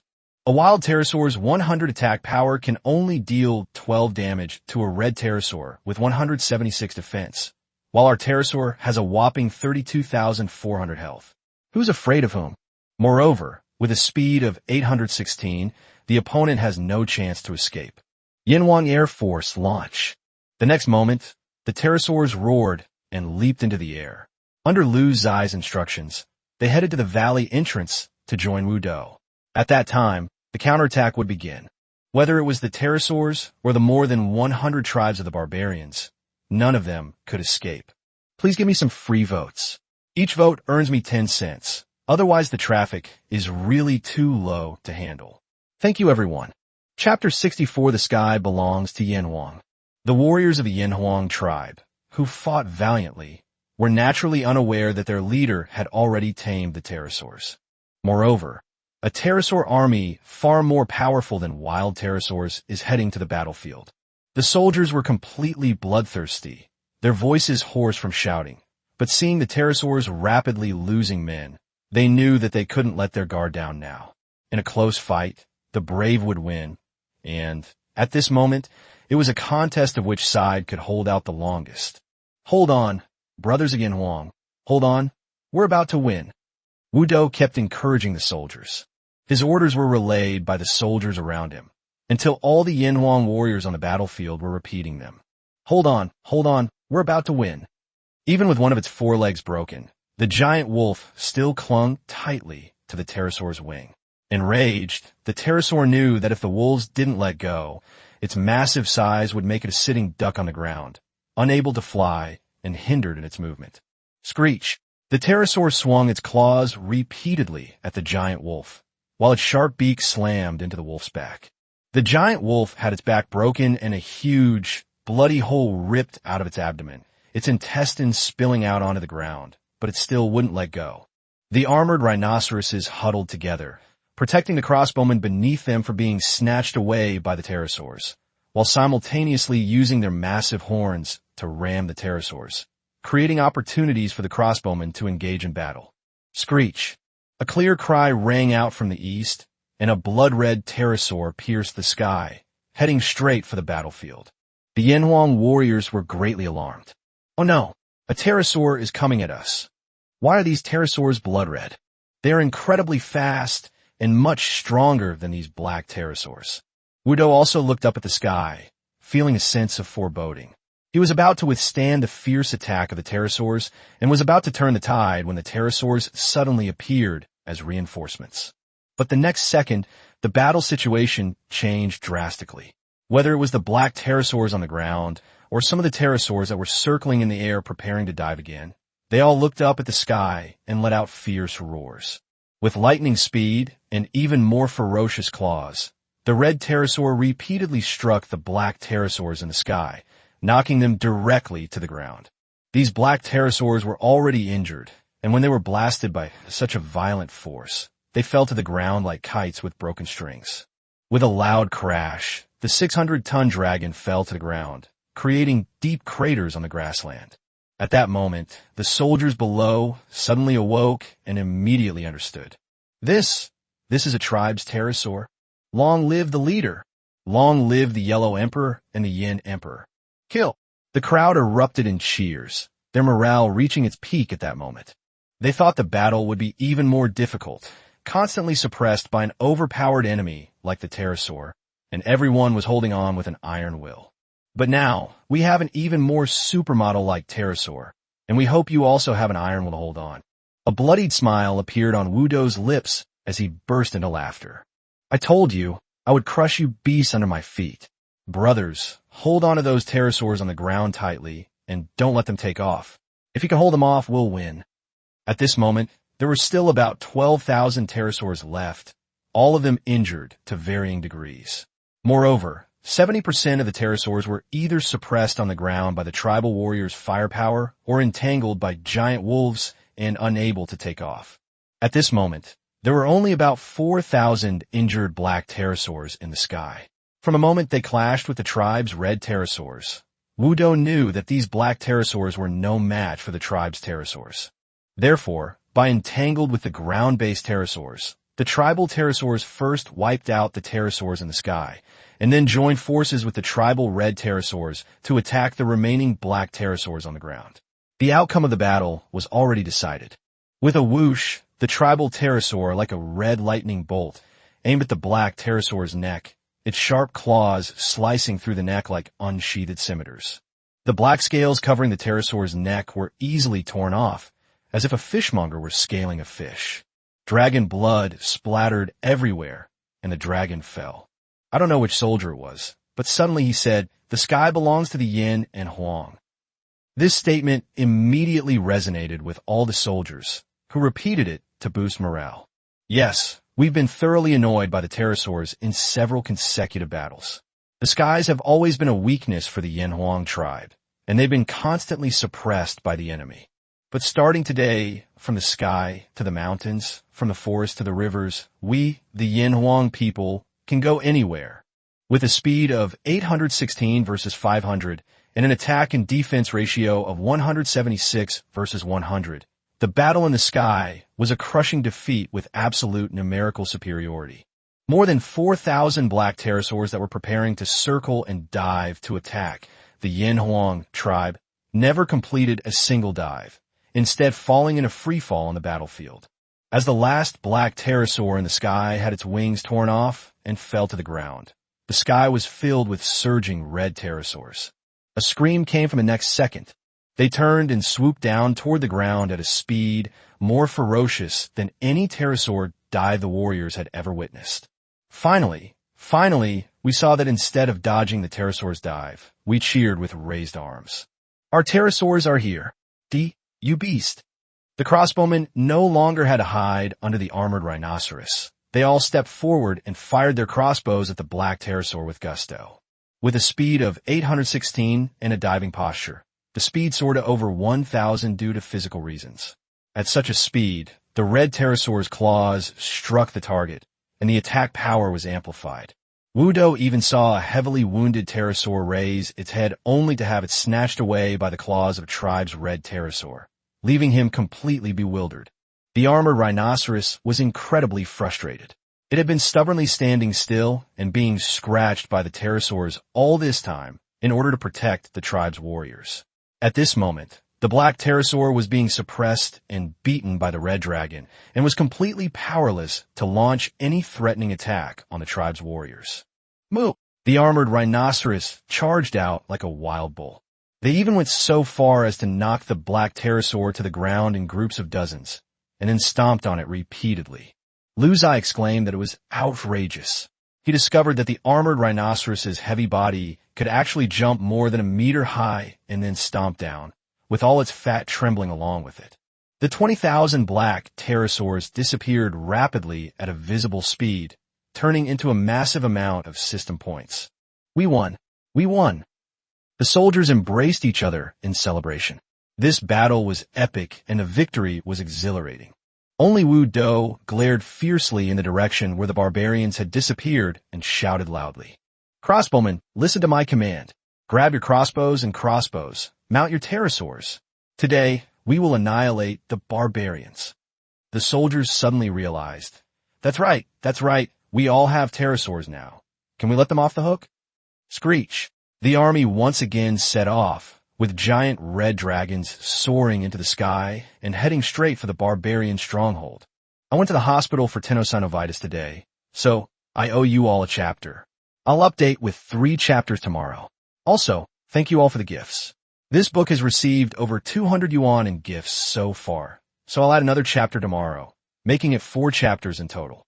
For a book with low traffic, I'm so grateful to my loyal readers for their enjoyment and donations. Bows. Chapter 65, The First Bombing in the Stone Age. The dragon soars in the sky, and the clansmen go mad. The Yanwang tribe warriors were absolutely thrilled to be in the air for the first time. The warriors on the dragon's back felt the wind blowing across their cheeks, and they were filled with excitement. That's so fast. Haha. Does that mean we can ride dragons to hunt in the future? Hunting will definitely be much more convenient. It's not just about hunting. In the future, it will only take a short while to travel to remote places, and the territory of our Yanhuang tribe will become even more vast. Do you think if I pulled a lump down from the sky, it would kill a few barbarians?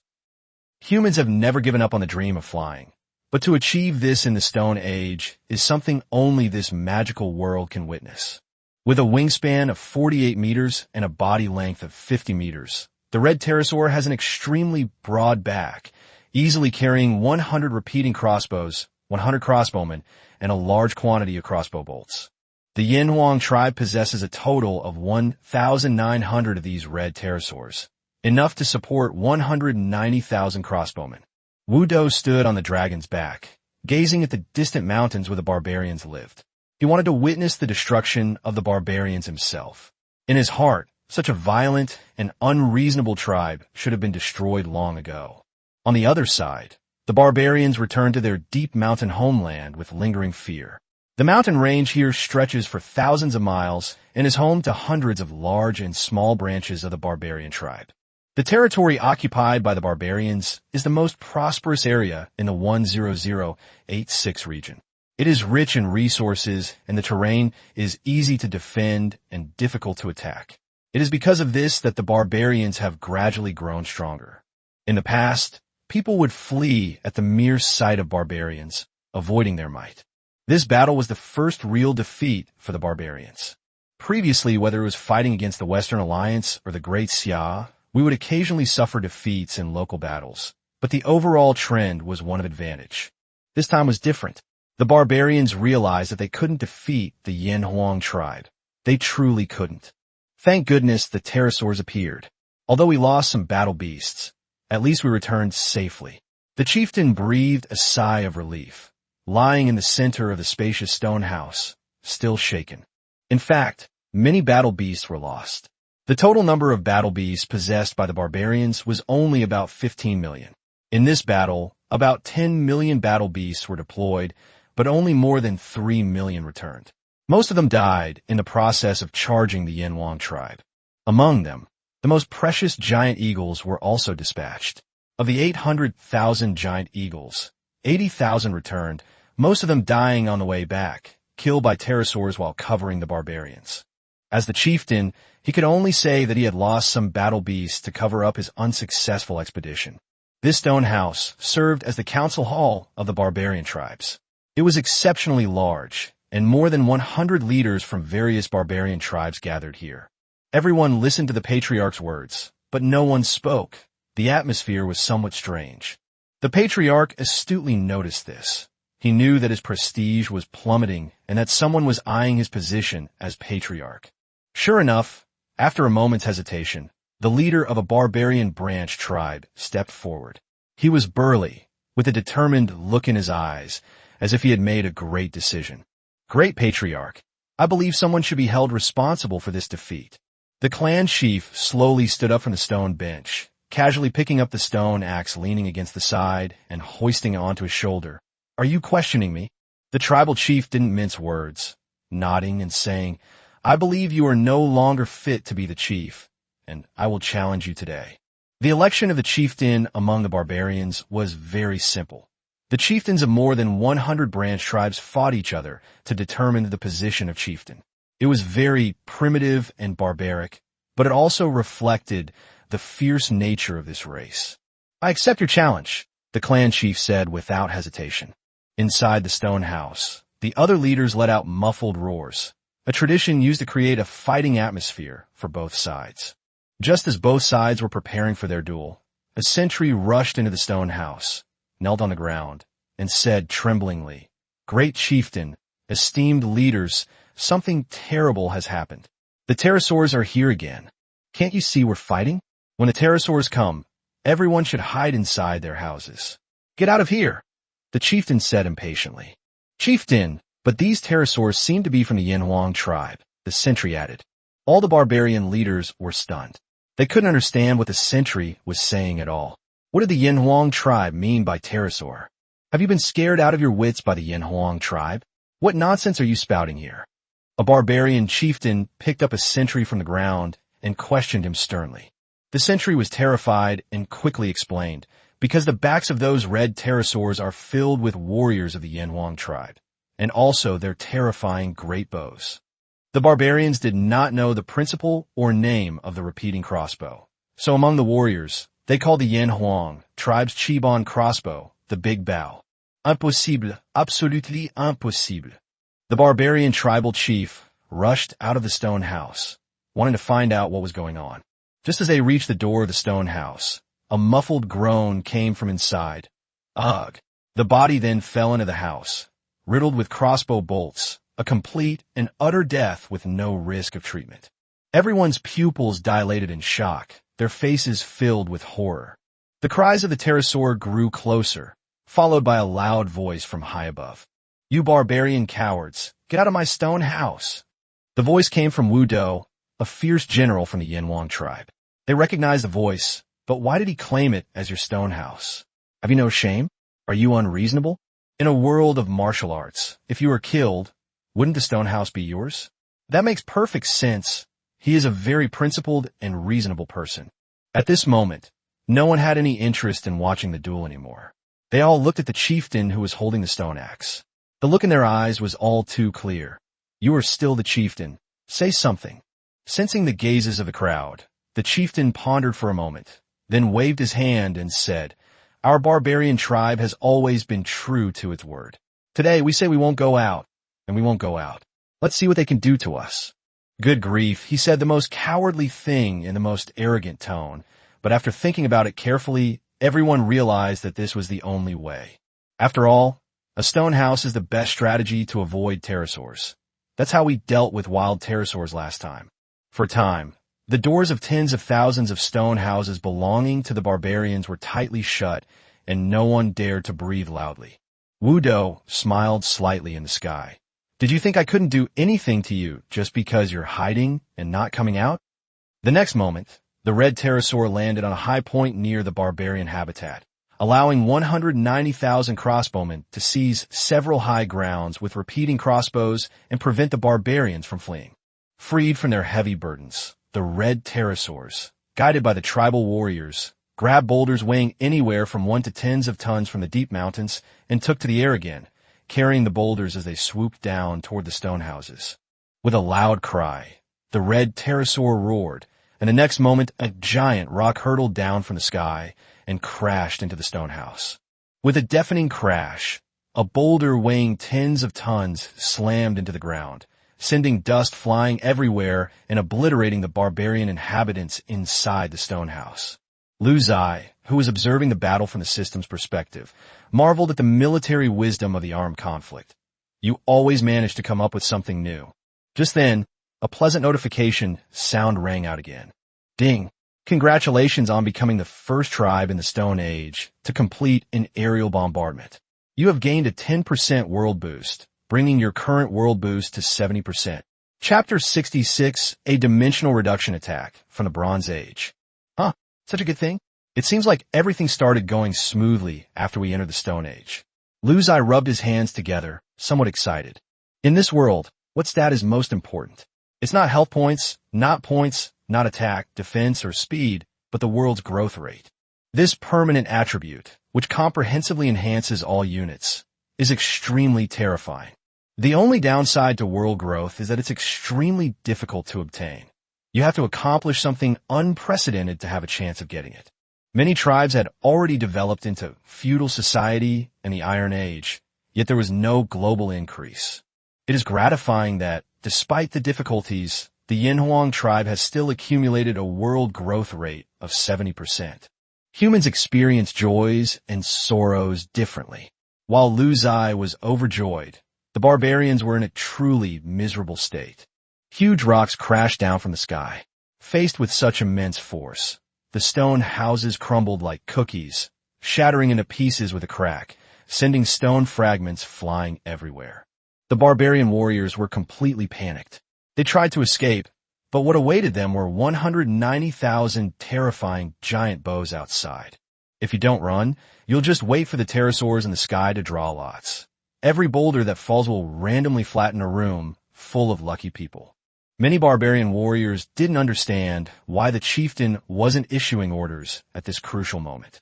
Couldn't a few tribal leaders have stepped forward to stabilize morale? The chieftain wanted to issue orders, but he had to ask Newton first. Could a flattened corpse speak? If not, then it couldn't, since the barbarian chieftain, along with more than 100 tribal leaders, had already been beheaded in a violent battle.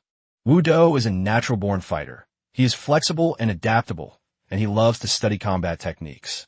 For example, it was his idea to use dragons to lift boulders and bombard the stone house. It was also his idea to first hit dozens of dragons and smash them to death in the council hall of the barbarian chieftain. This tactic has a professional name in later generations, decapitation operation. Eliminating the enemy's key military personnel or highly influential figures first will shake their morale. After all, the soldiers would think, if such important figures can be killed at will, then what about ordinary soldiers? Without their leader, the barbarians were scattered and disorganized, and their entire habitat was left in ruins. Faced with the pterosaurs' overwhelming power, the barbarians were completely powerless to resist, and a one-sided massacre had begun. The collapsed stone house was bitterly cold, and blood stained the ground. The raging arrows spared no fleeing target. This is the true nature of war. It has no morality, no constraints, only a fight to the death. A biologist once concluded that only chimpanzees and humans in nature would intentionally and systematically commit genocide against their own kind. Besides, no other living organism would kill its own kind on such a large scale and in such an organized manner for a specific purpose. For example, mantises will eat other mantises, and snakes will devour their own kind, but this is merely a phenomenon and has nothing to do with being organized, large-scale, or purposeful. Humans created the most brilliant civilization on Earth, but deep within their hearts also lies the darkest and most complex side of Earth's inhabitants. The barbarians were like this, and so were the Yin-Wang tribe. For their respective goals, they both wanted to eliminate each other, and this time the victor was the Yin-Wang tribe. In this battle, Lu Ziye annihilated all the remaining tribal warriors and war beasts of the enemy, whether they ran on the ground or flew in the sky. None were spared. At the same time, a large area of land, from the Yin-Wang tribe to the valley entrance, and then to the barbarian habitat, all became Lu Ziye's territory. In this battle alone, Lu Ziye earned as much as 270 million yuan from just a few points, not including the previous 190 million yuan. After the battle ended, with as many as 140 barbarian tribes annihilated, Lu Ziye's base score growth rate reached 270 points per second. What does this mean? Just by lying still all day, the points accumulated by the system alone amount to a considerable amount. Let me calculate. A whopping 23.328 million points. My goodness, that's over 700 million points in just 1 month. How can anyone possibly spend all of that? Ding. You have annihilated 140 barbarian tribes. These tribes possess different advantageous civilization nodes, from which you can choose to learn, including pottery making, knotting for records, and technology improvement. Friendly reminder, you have one more chance to plunder a civilization node. After hearing the system notification, Lu Ziye suddenly remembered that in the Stone Age, 3 civilization nodes could be obtained through plunder.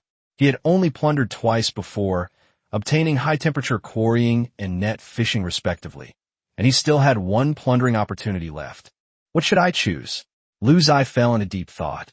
In theory, choosing improved technologies would immediately allow the tribe to obtain higher quality crops and livestock breeds. However, Lu Ziye ate roasted meat and stone-baked chestnut cakes every day until he was sick of it. The invention of pottery enabled the development of more culinary techniques, such as stewing soup, cooking rice, and steaming vegetables. When Lu Ziye thought about how to lock in moisture and make a healthier cooking method, he decisively chose the pottery-making process. I won't have to barbecue meat every day anymore. This kind of diet is too heady and not healthy to eat long-term. He also wanted to live into modern civilization or even the age of interstellar colonization. Ding! Your tribe has unlocked the pottery crafting skill. Your tribe will master pottery making within 1 hour. Very good, very energetic. A message on the 10086 regional world channel completely shattered everyone's worldview.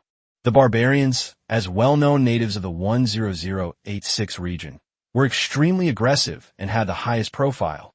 But how did such a powerful tribal alliance disappear? That's right, whenever a native force disappears or appears, the system will issue an announcement in that region. 10,086 region world channel. System announcement. The barbarian tribe alliance has been wiped out by a mysterious tribe. Everyone was stunned. This barbarian tribe had been chasing the Western Alliance army in District 10086 and was theoretically now pressing their advantage. Later, they suddenly clashed with the Yin-Wang tribe. Everyone thought that the Yin-Wang tribe should be able to fight the other side to a standstill or at least remain deadlocked for a while. How could it have been destroyed in just a few hours?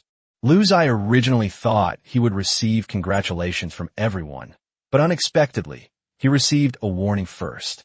Private chat. Great Xia Grand Ambition Tribe. Are you in your own tribe right now? I have something extremely urgent to discuss with you. By the way, I've also brought 170 Great Xia tribe leaders with me. They'll be entering your territory soon.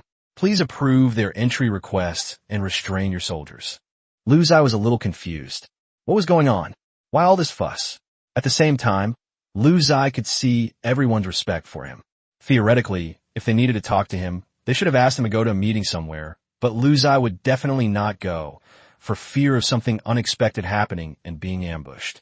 But these people were not afraid of the risks and actually chose to come to the Yanhuang tribe to discuss important matters. Lu Ziye was even more curious about what was so important. Private chat. Great Xia Yanhuang tribe. Welcome everyone. But Commander-in-Chief, what's up? Private chat. The Xia Hongtu tribe. The tallest tree in the forest catches the most wind. You've crossed the line, and I suspect a devastating blow is about to be delivered to you. Lu Ziye was shocked. How did wiping out a barbarian tribe cross the line? A dimensional attack? The Stone Age was preceded by slave society, an era in which private ownership and social classes had emerged, and bronze tools were widespread, making productivity far superior to that of the Stone Age.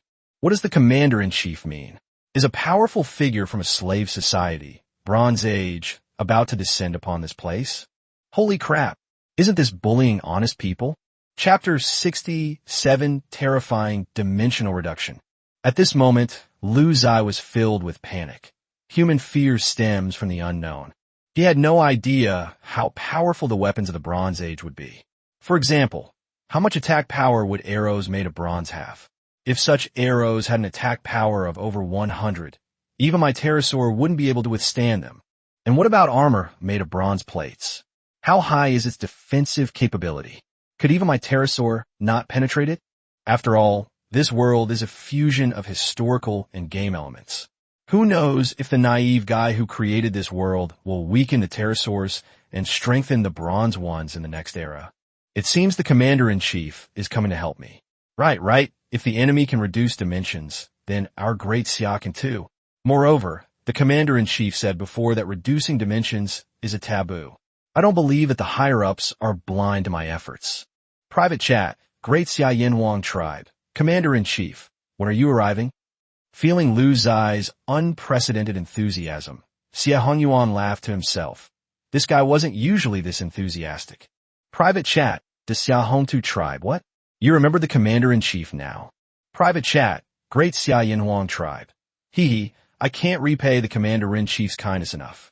I've been fighting all this time, but now that I've eliminated the barbarian threat for Great Xia, I finally have some free time. I must have a good chat with the Commander-in-Chief. It's a pity there's no wine in this era. Private message. The Xia Hongtu tribe. We are already on our way. 2 days ago, various tribes arrived on their fastest mounts. We expect to arrive at your tribe this afternoon. Lu Ziye was shocked. It would take 2 days and 2 nights to attend a meeting.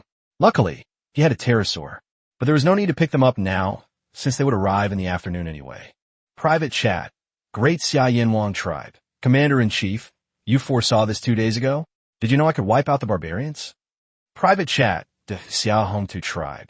The reason for the dimensional reduction attack is never because you wiped out the barbarians, but because there are no surviving Western Alliance tribes left in the 10086 region. They are all dead. This means that the Western Alliance in the 10086 region has lost its lineage. You can think of it as them becoming extinct. Lu Ziye was suddenly startled, and then he suddenly understood something. Yes, I came from the clan and tribe era in region 10086, so it's all connected. Regardless of the country, from clan tribes to the Stone Age, slave society, feudal society, and industrial age. These are all interconnected. If any link in the chain breaks down, the next generation will lack fresh blood and will gradually decline.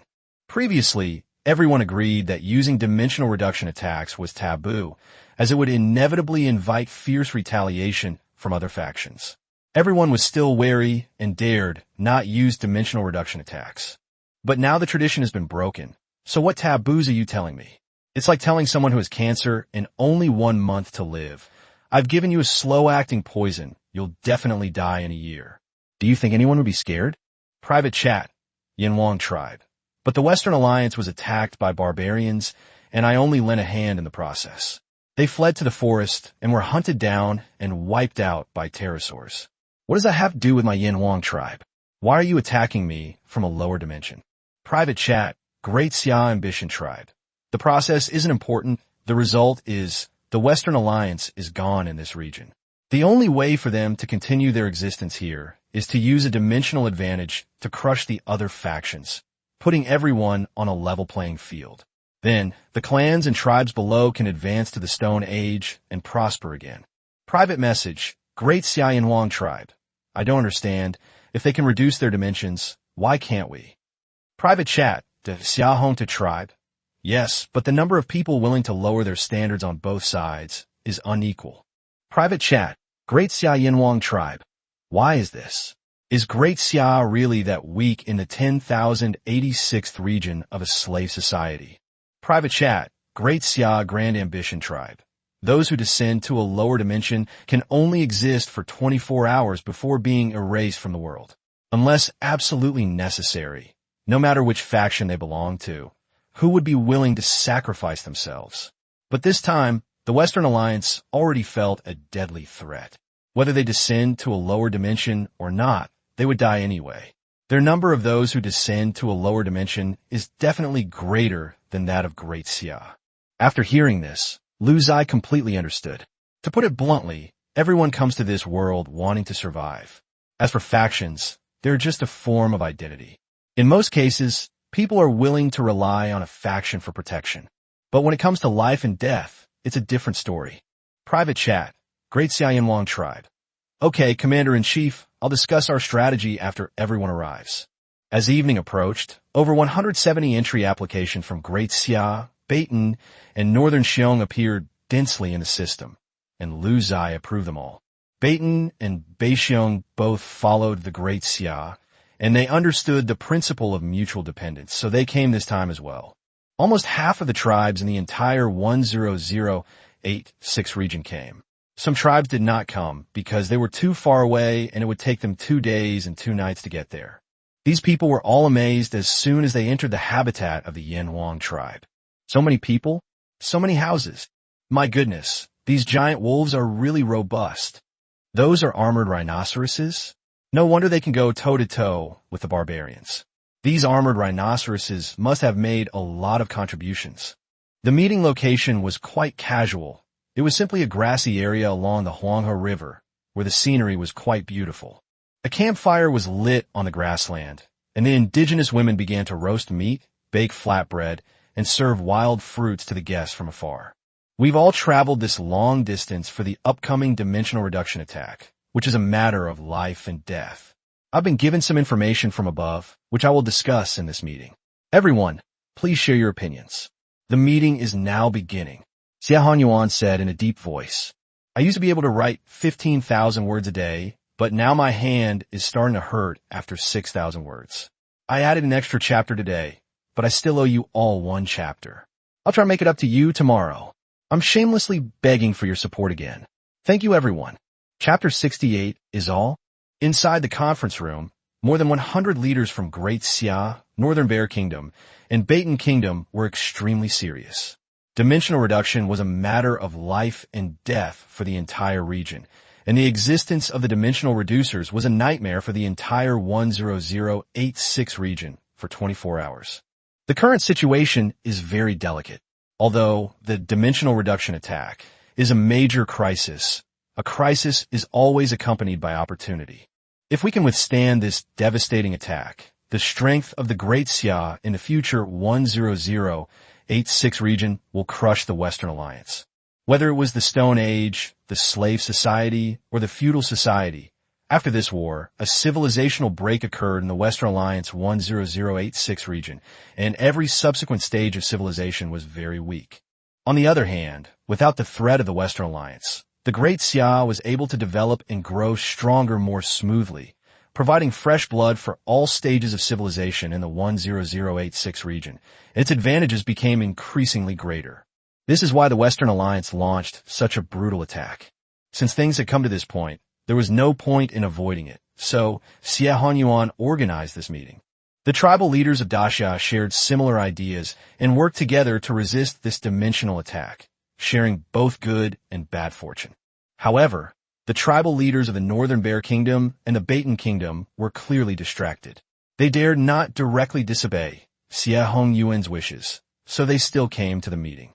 But frankly speaking, they were not of the same race as the Great Xia. As the saying goes, those who are not of our race will surely have different hearts, and it was impossible for them to be completely of one mind with the great Ziye on the matter of life and death. They didn't want to get involved in this matter, much less become cannon fodder in a devastating attack. Gentlemen, the high-ranking officials of the Great Ziye dynasty in the slave society of region 10086 have sent me a message.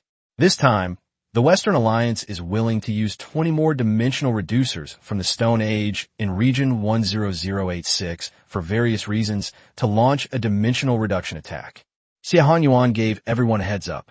Upon hearing this, everyone present was stunned. Because in the distant past, dimensional reduction attacks were extremely rare events, and even those rare dimensional reduction attacks could cause extremely terrifying destruction, even directly annihilating dozens of tribes. In the past, when faced with dimensional beings, lower dimensional tribes would generally adopt tactics of avoiding battle and delaying, striving to minimize losses within 24 hours. Since the dimensional reducers can only exist for 24 hours, delaying is the best approach. Disperse your forces, escape if you can, and hide if you can. Never be foolish enough to confront them head-on, or you will die a very thorough death. My God, 20 dimensional descenders. How many dimensional descenders can Great Ziye send to protect us this time? A tribal chief in the White Bear Kingdom couldn't help but ask. Yes, to be honest, we're quite bewildered by this. How do we suddenly get hit with such a devastating attack? We weren't prepared at all. We hope that the Great Ziye can step in and resolve this matter. A tribal chief in the Baton Kingdom chimed in. The two dared not say it outright, but their implication was clear. This matter has nothing to do with us. The Western Alliance was wiped out by your Yinhuang tribe. You are innocent in this dimensional attack, and you should bear the main responsibility. Bang! The leader of the Blade tribe slammed his fist on the stone bench, then stood up and glared angrily at the leader of the Baton Kingdom tribe who had spoken. Your Baton Kingdom only has 19 tribes in the 10086 region. You were almost wiped out by the Western Alliance, and now you're begging to follow our Great Ziye. What? You want to share the good times, but we, Great Ziye, will bear the bad times. Although everyone knows that relations between countries are all about interests, it's still quite disgusting to encounter this kind of situation, and it's better to talk about it openly. No. The chief of the Baton tribe waved his hands repeatedly. I just want to know how many dimensional descenders can come from the Great Ziye. After all, it's quite difficult to be willing to sacrifice oneself to descend to a lower dimension to protect us. That's true. The Western Alliance was willing to descend to a lower dimension because they were forced into a corner, but the Great Ziye's dimensional descenders were willing to descend to protect everyone, which required self-sacrifice. Ziye could never do that. If someone were willing to lower their dimensionality for the future of Great Ziye, then Ziye would admire that kind of person. Why are there so few heroes? It's because heroes can do things that ordinary people cannot. We can send 5 people from above, Ziye Yuan said frankly. Therefore, the topic of our meeting today is how to cooperate with these 5 fellow citizens of Great Ziye who have descended from the slave society and try to delay the end of the dimensional reduction within 24 hours. 5? That's probably not enough. Everyone here is a king in a slave society, because slave societies already have the concept of a nation. Even if the Great Ziye dimensional descendant is powerful, and the other side uses 10 dimensional descendants to deal with your 5, the remaining 10 Western Alliance dimensional descendants can still kill indiscriminately in the 10086 region. Ziye felt that this information was useless, so he spoke directly. Commander-in-Chief, I know very well the strength of the dimensional reducers from the slave society. Could you give me a brief introduction to their weapon attributes, the number of their combat beasts, and the number of their soldiers? Ziye was eager to know how big the gap was between himself and the dimensional reducers. After all, they were from a higher civilization. Ziye wasn't really confident, but what if he could protect himself? For example, by relying on his red pterosaur. Ziye Yuan nodded. It's good to tell you, so you can be prepared and know that you can't confront the dimensional reducers head-on. Faced with this kind of disaster, we can only stall. A monarch in a slave society has at least 5 million people and an army of about 2 million. Some outstanding individuals even have tens of millions of people. Let's calculate based on an average of 3 million soldiers per dimensional descendant. This time, The enemy has mobilized at least 60 million soldiers. When Xie Yuan said this, everyone present gasped. Lu Zai saw fear in everyone's eyes, because this was only the army and did not include the combat beasts. Xie Yuan sighed, and then continued. Slave society is also known as the Bronze Age, so these soldiers are all equipped with bronze equipment. Bronze equipment is divided into 1 to 5 stars according to quality. Let's take the most common 2-star bronze equipment as an example. A 2-star bronze armor has 60 points of defense, and a 2-star bronze arrow has 40 points of attack. Do you understand the difference now? Xie Yuan said, then looked around at everyone present. That's strong. The equipment alone provides 60 defense and 40 attack points, not even taking into account the achievements they've accumulated across different eras and the soldier's base attributes. This is truly a dimensional reduction attack. If the Great Xia doesn't have a dimensional descendant to protect us, we have no chance of winning. The tribal chief of Daxia said that the dimensional descenders were too powerful. Only Lu Zai, after hearing this, exclaimed inwardly, "That's it?" Chapter 69, This is my trump card.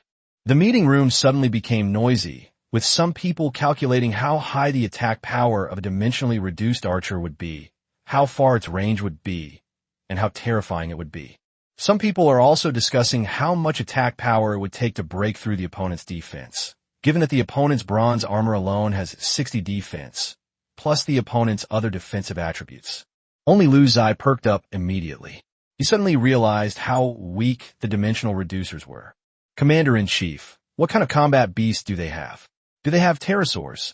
Lu Zai was very concerned about this. If the enemy did not have an air force, then he would crush them. Xie Yuan was stunned for a moment, then said speechlessly, "Who told you that the fighting beasts in slave societies would have pterosaurs? Those were treasures that could only be obtained in the feudal era, and they were also the earliest air force that humans could have in this world." Huh. Lu Zai was also stunned. No, the commander-in-chief's bronze bows all have 40 attack power, and with other attributes, they should theoretically be able to break through the pterosaur's defense. Wild pterosaurs only have 100 defense, so 51 attack power is enough to break through their defense. Theoretically, with 20,000 health, they could be defeated by slowly whittling them down. Xie Yuan shook his head. Breaking through the defenses is not a problem, but the problem is that taming a pterosaur is not something that can be achieved by killing one pterosaur. It requires killing a very large number of them to unlock, and without an absolutely reliable meat shield as a buffer, who can withstand a pterosaur's dive? Lu Zai suddenly realized, that makes sense. He had killed 1,000 pterosaurs to successfully tame one, and he also had an armored rhinoceros, a powerful tank even in the next era, to succeed. Although they don't have war beasts like pterosaurs, they do have ferocious beasts like armored rhinoceroses and saber-toothed tigers, making them very powerful, Xie Yuan added. Commander-in-Chief, just tell us how to cooperate with those 5-dimensional descenders. The more than 100 leaders of the Great Xia tribe, have already thought it through. Let's give it our all. If we win, no one will be able to compete with us in this region in the future. The leader of the Overlord tribe stood up. Xie Yuan nodded, just about to tell the people present the delaying tactics discussed by the 5-dimensional reducers, when a faint voice came from behind. Commander-in-Chief, our Baton tribe has a request. More than a dozen Baton tribal leaders stood up together, their eyes gleaming. Oh, go ahead and tell me. Xie Yuan already had a guess. Our tribes in the Baton Kingdom are few in number and weak in strength. They're almost useless in the face of such a great war. Therefore, we request to temporarily go to the 10087 district for refuge.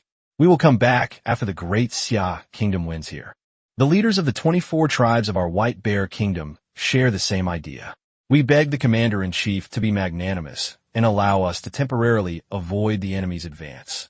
More than 20 tribal leaders from the Northern Bear Kingdom also stood up in unison. Damn it. Wait until our Great Xia wins before coming back. Listen to what you're saying. If you think we can win, why did you stay and fight alongside us? The Overlord tribe leader roared. You are clearly cowards.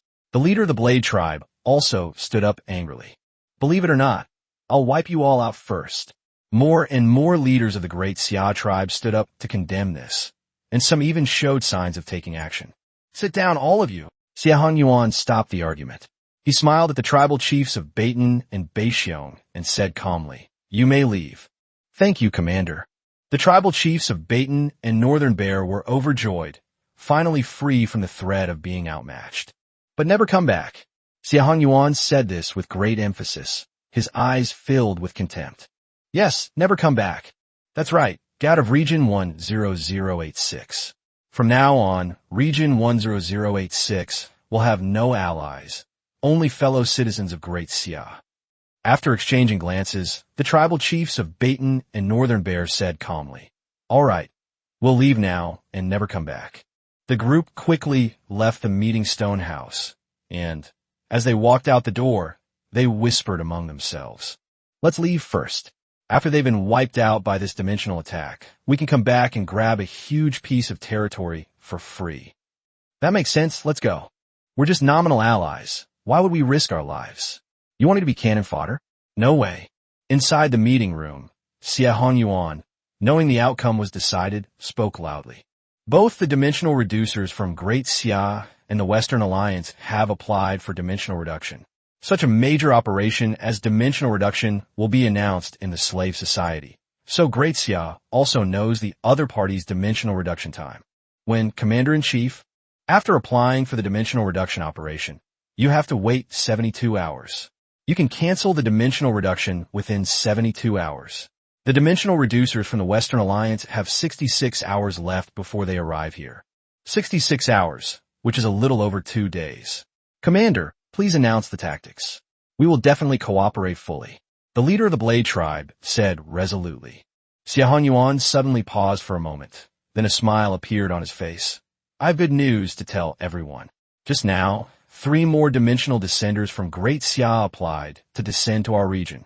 They will arrive in 72 hours, which increases our chances of winning." Cheers erupted from the crowd. In dire straits, even the slightest bit of good news brings hope. Ziye panicked. "No way. Holy crap.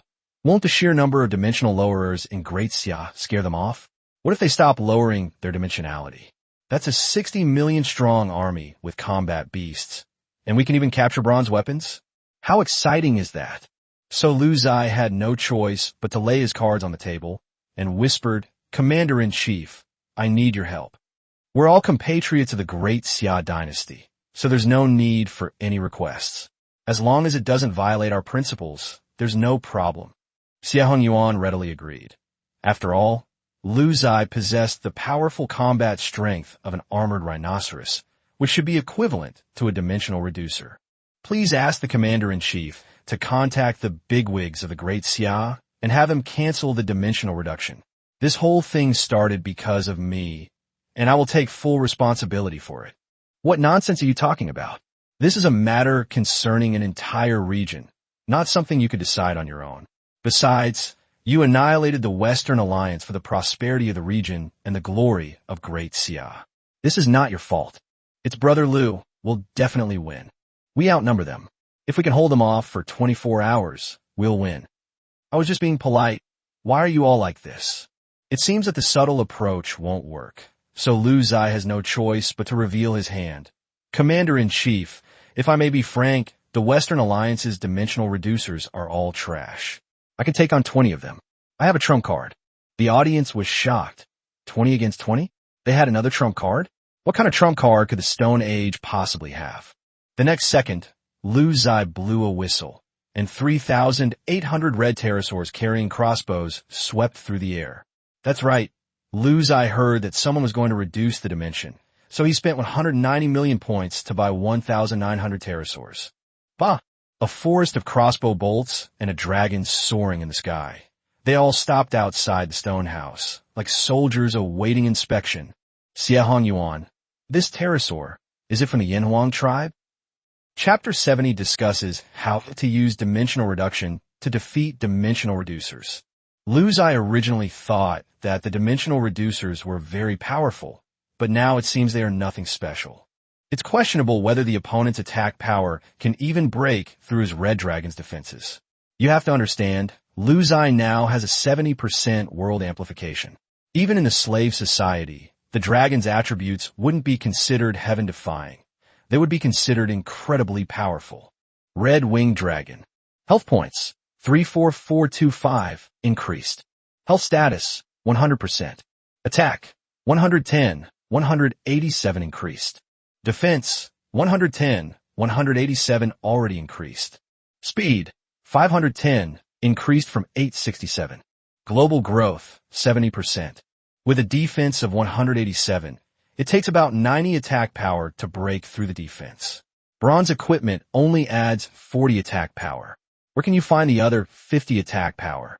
The Red Wyvern has 187 attack points and requires nearly 380 defense points to withstand it. Who has that defense value? Not to mention, he also has 34,425 health points, so he can play recklessly. Not to mention that the Red Pterosaur is backed by 100 crossbows, and now the power of a single crossbow bolt has reached 78.2, so it's not something you can just withstand. The Red Pterosaur also boasts a speed of 867, enabling it to both chase and kite prey. The only advantage the enemy has is probably their numbers. With an army of 60 million and about 1,500 various types of fighting beasts, how long will it take to kill them? Therefore, Ziye planned to invest all his points in purchasing Pteranodon over the next 2 days. While Ziye was contemplating the future, the stone house, which had been full just moments before, was now empty because the other leaders of the Daxia tribe had all gone out to see the pterosaurs. They were truly and utterly shocked by the strength of the Yanhuang tribe. I thought the armored rhinoceros was already an extraordinary existence in this era, but I didn't expect there to be other masters among them. My goodness, these red pterosaurs are really cool. Damn it, I'd be laughing my head off if my tribe could have a red pterosaur. I can't imagine how powerful the Yanhuang tribe will be in future stages of civilization. Along the banks of the Huanghe River, red pterosaurs lined up for several kilometers, like guardians of this land, striking fear into the hearts of any enemy who might covet it. Xie Hongyuan tried to calm his excited emotions and slowly said, "Gentlemen, please come inside. The meeting will continue, but our meeting topic will be completely changed to how to use dimensional reduction to defeat dimensional reducers." As soon as he finished speaking, the tribal chiefs burst into laughter. Good. I love this kind of thing that goes against the natural order the most. Damn it, the dimensional descenders absolutely have to come. Otherwise, this meeting will have been a complete waste. The meeting restarted, but the tone was completely different. First of all, everyone unanimously suggested that the dimensional reducers from the Great Xia Slave Society should not come anymore, and that the dimensional reduction should be cancelled.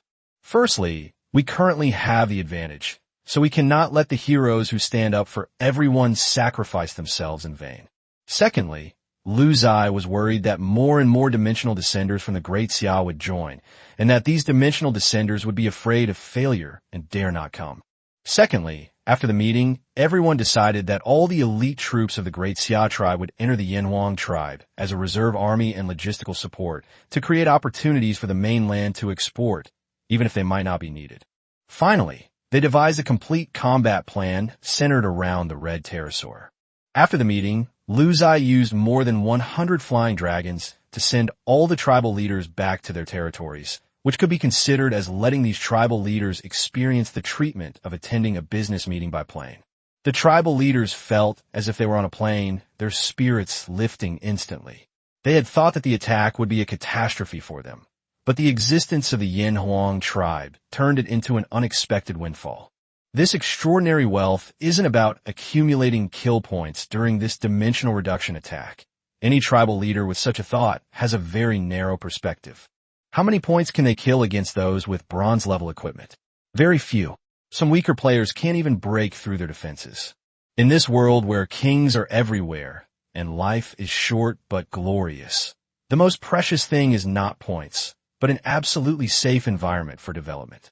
Every transmigrator's biggest fear is waking up one morning to find themselves in the middle of a battlefield, only to be wiped out.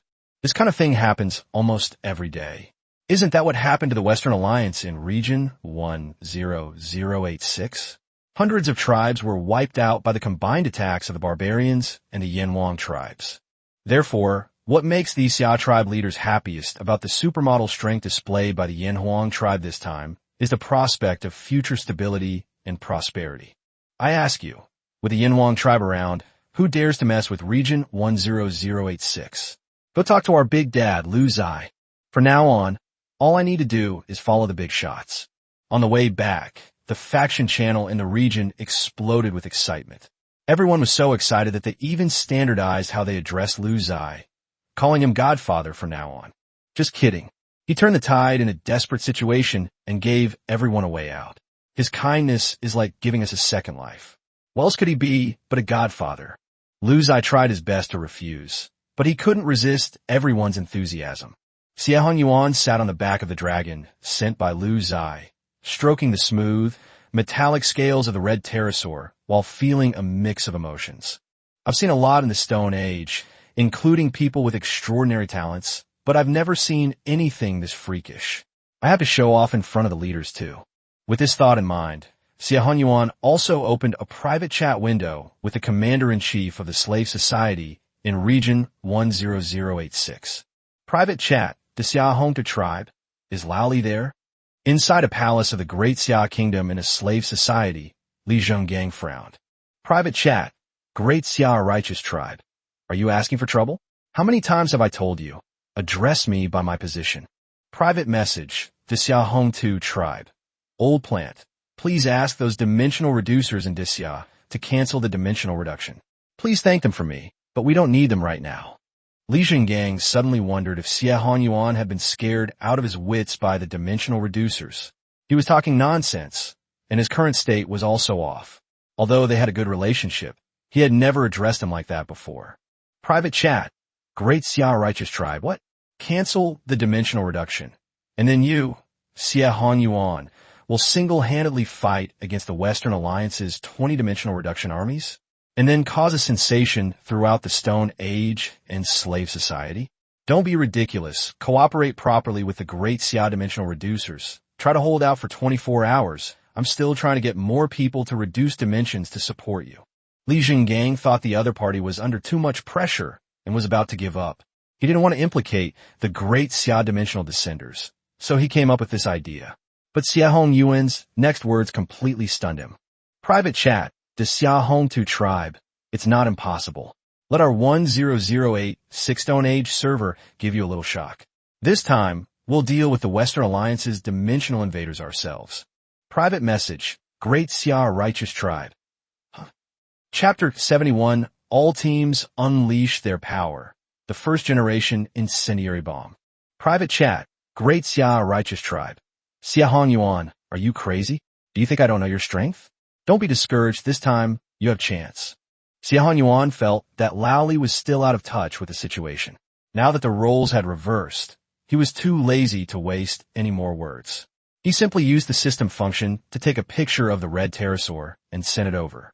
In the picture, he even deliberately chose an angle where he was standing on the dragon's back, laughing heartlessly. Private message, the Ziye Hongtu tribe. I don't have that ability, but our region's young talents do. Look at this, what is it? Attached image, JGP. Li Zhonggang zoomed in on the picture many times, rubbing his eyes repeatedly, still finding it hard to believe what he was seeing. He was absolutely certain that it was a pterosaur. If the system hadn't lacked the ability to Photoshop images, he would have angrily accused the other party of using fake pictures to fool people. Pterosaurs, what powerful creatures are they? Even in slave societies, no one possessed them, yet Ziye Hongyuan used one as a mount, proving it had been tamed. Li Zhonggang wondered if he and Li Hongyuan had traveled to different worlds. That doesn't make sense, he asked impatiently. Private chat, Great Ziye Righteous tribe. Tell me quickly, whose pterosaur is this? How could this tribe possibly possess a pterosaur? Ziye Hongyuan laughed.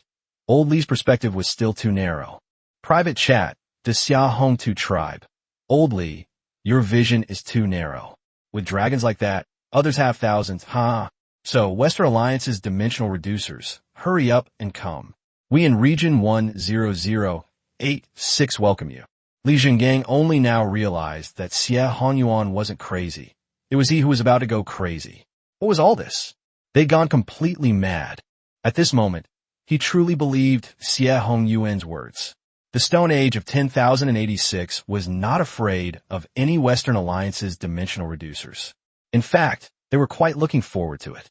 Why had this world suddenly gone mad? Were the dimensional reducers about to be attacked by dimensional reducers? Li Zhonggang closed the chat window with Xie Hongyuan. He didn't want to see the other party continue to show off. Really, it's not like it's your flying dragon. What's there to brag about? Then Li Zhonggang turned around and went to show off to a few dimensional reducers from the Great Xia dynasty. He sent a message in the dimensional reduction group. Great Xia Righteous Tribe. Urgent notice.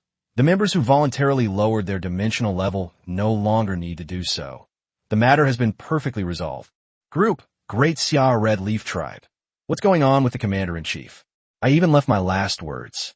Anyway, if it weren't for my fellow Great Xia people saving me, I would have died in the Western Alliance's siege long ago. This time, I'm just repaying Great Xia. Why did you suddenly decide against lowering the dimension again? Great Xia South Wind Tribe. Could it be that the Western Alliance has also canceled the dimensional reduction? Have they reached an agreement? That doesn't make sense. There are system announcements for both applying for and canceling dimensional reduction, and I don't see them canceling it. Expel Great Xia Righteous Tribe. Everyone here is a warrior willing to sacrifice for Great Xia. I won't keep you in suspense any longer. To tell you the truth, the Stone Age 10086 region is extremely powerful. They can handle the Western Alliance's dimensional lowerers on their own, and even have a significant advantage. There's no need for you to make a pointless sacrifice. Everyone, cancel your dimensional lowering. I'll share the details with you after the dimensional lowering war. The Great Xia dimensional descendants in the group were stunned. You must know that in this world, the biggest factor affecting combat power is the stage of civilization. You're telling me that the army of the slave society can't defeat the Stone Age? Surely these Stone Age tribal warriors aren't all genetic warriors, right? That's too unscientific. Moreover, Commander-in-Chief Li also mentioned a sentence. The advantage is significant. This is outrageous, absolutely outrageous. But as absurd as it may seem, everyone is in a very good mood. Although they were prepared to sacrifice themselves, they are now told that they don't need to. Moreover, the people of Great Xia are very strong, which is like a double blessing. Meanwhile, these dimensional descendants of the Great Xia dynasty were increasingly looking forward to the outcome of the dimensional descendant war. They themselves had advanced from the Stone Age, and they couldn't understand how the Stone Age could deal with the dimensional descendants of the slave society. They were eager to know the outcome and the course of the battle, and their anticipation for this battle of dimensional reduction grew stronger. After the dimensional reducers of Great Xia canceled the dimensional reduction, the system announcement for the Slave Society Region 10086 was released very quickly. 10,086 Region World Channel System Announcement. The Great Xia Nanfeng Tribe and the Great Xia Hongye Tribe have canceled their dimensional reduction strategies. A series of announcements canceling the dimensional reduction caused jubilation within the Western Alliance. The Commander-in-Chief of the Western Alliance Slave Society immediately announced this within the camp. Faction Eagle Country Pirate Tribe. As you all have seen, the 8 dimensional reducers of Great Xia canceled their dimensional reduction. They were just putting on a show for us, and then they realized our determination to dimensional reduce is unwavering, and they were completely stunned. Here, we thank the 20 dimensional reducers for their courageous sacrifice. For the Western Alliance, they sacrificed themselves. At the same time, we wish the 20 dimensional reducers a complete wipeout of all Great Xia tribes in the Stone Age 10,086 region. For the Alliance, the group immediately erupted in cheers. In fact, everyone knew that these 20-dimensional reducers were not chosen voluntarily, but rather randomly. Then, these 20-dimensional reducers were completely surrounded by their own people in the slave society kingdom. The meaning was clear. If you don't reduce your dimension, you'll be besieged and killed. After all, if you go to reduce your dimension, the Western Alliance will have to send someone else. Reducing dimensions is also a death sentence. Not reducing dimensions is also a death sentence. The choice is yours. Thus, these people inexplicably became volunteers for dimensional reduction, heading to the Stone Age to clean up the Great Xia tribe. Be careful of fire. Don't ignite my test subject. Ban directed a group of tribal natives to carry more than a dozen large spheres, each 1 meter in diameter, onto the back of the pterosaur. Many devices have been installed on the back of the pterosaur, including a base that allows round objects to be fixed to its back. Chief, what is Ban tinkering with again? Wudo looked at Lu Ziye with a blank expression. He and the chief had been invited by Ban to watch his experiment. I don't understand it either. Lu Ziye shook his head. Take off, take off. Attack the black haystack. Ban ordered again. The pterosaur took off and headed towards the Huanghe River a few hundred meters away, where there were dozens of haystacks, which should be the targets of this test.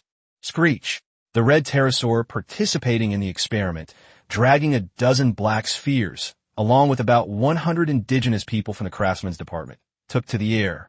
The distance of several hundred meters was covered in an instant. The indigenous people on the dragon's back took out the fire source placed in the pottery jar. It was the charcoal embers left after some wood had burned to a certain extent. It could burn for a long time without going out when placed in the pottery jar. The black ball was ignited and then retreated from the dragon's back. Bang! With a loud bang, the black ball shattered upon impact with the haystack, sending sparks flying and igniting the surrounding haystacks into a fierce fire. Lu Ziye was shocked. This is an incendiary bomb? But how was it made in the Stone Age? Ban, are you fucking Doraemon? You can pull out anything. Please, handsome men and beautiful women, give this post lots of support. There is true kindness in the world. We should cherish every bit of it we can.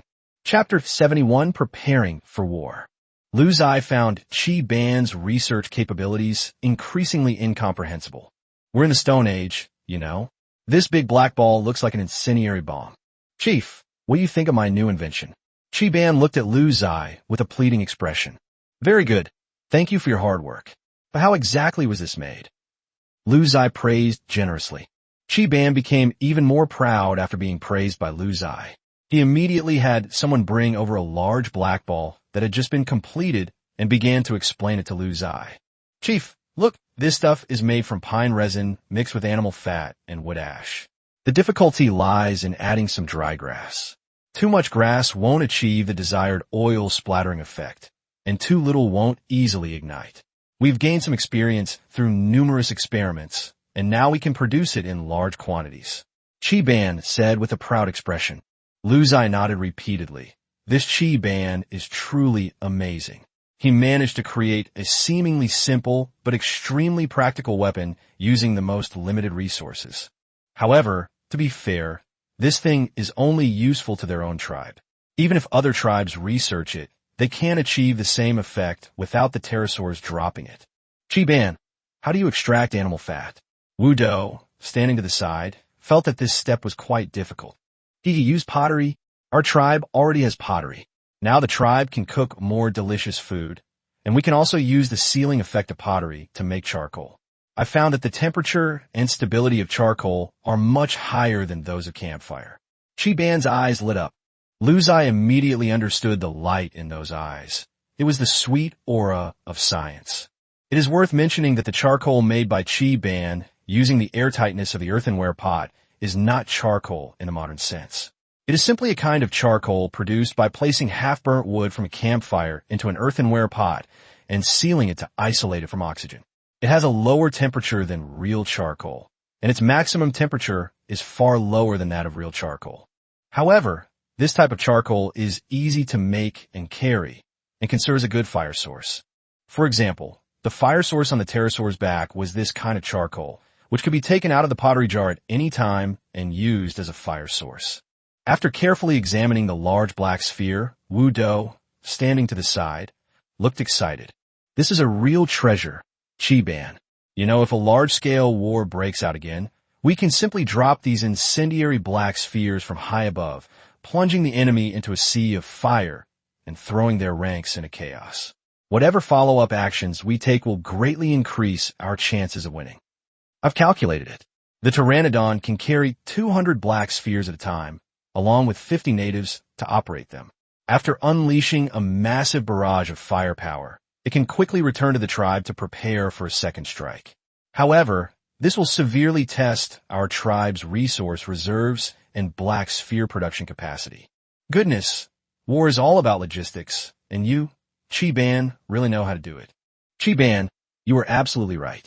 We are about to experience a war that is far more brutal and massive than the one we fought against the barbarians. You need to be prepared for battle within 2 days. Make sure there are enough of these big black balls. Lu Ziye spoke frankly, giving the 2 men time to prepare. Wu Do exclaimed excitedly, "Who's been harassing our Yin Huang tribe this time? They deserve to die." Chi-ban also sighed. "I think I've figured it out. Even if our leader is as refined and easygoing as he is, and even if our Yin Huang tribe is as simple and honest as we are, there will always be people who disrupt our beautiful life. We love peace, but we are not afraid of war." Stop talking. You're making me blush with all the praise. Lu Ziye felt that he was completely unrelated to being refined and easygoing. "Chief, as long as there is enough animal fat, our artisan department and hundreds of thousands of indigenous people will definitely be able to make enough large black balls," Chi-ban said with a determined look. "You don't need to worry about animal fat. On the one hand, all the fat from the prey of our tribe will be given to you to process. If that's not enough, I'll find a way to help you." With the leader's assurance, Chi-ban felt relieved and immediately went to the craftsman's department to begin preparations for large-scale production. "Then what about me, leader? What should I do?" Wu Do asked anxiously. "You can teach the soldiers to quickly master the skill of dropping objects from high altitudes, making them as accurate as possible. You can practice a lot near the riverbank." "Yes, Chief." Wu Do turned and left, gathering his warriors to begin training their bombing skills using the pterosaurs. They used haystacks of the same size and weight, sandwiched with stones, to repeatedly drop the large black ball into the air. Seeing how hard these people were working, Lu Ziye felt much more at ease and casually opened the faction channel. "Faction, Great Yin Huang tribe. If any of you have excess animal fat, please trade it to me in the system. The price is negotiable. I have a good use for it. The more the better." As soon as Lu Ziye sent his message, he was met with a flood of replies. "Faction, Great Blade tribe. Brother Lu's adoptive father wants animal fat. Definitely for the big battle. Why will we charge you for that? That's a slap in the face. However, the system's trading function can't be set to 0 price, so it'll be 100 gene for 1 point. I've already listed it, restricting the trading to the Yin Huang tribe only.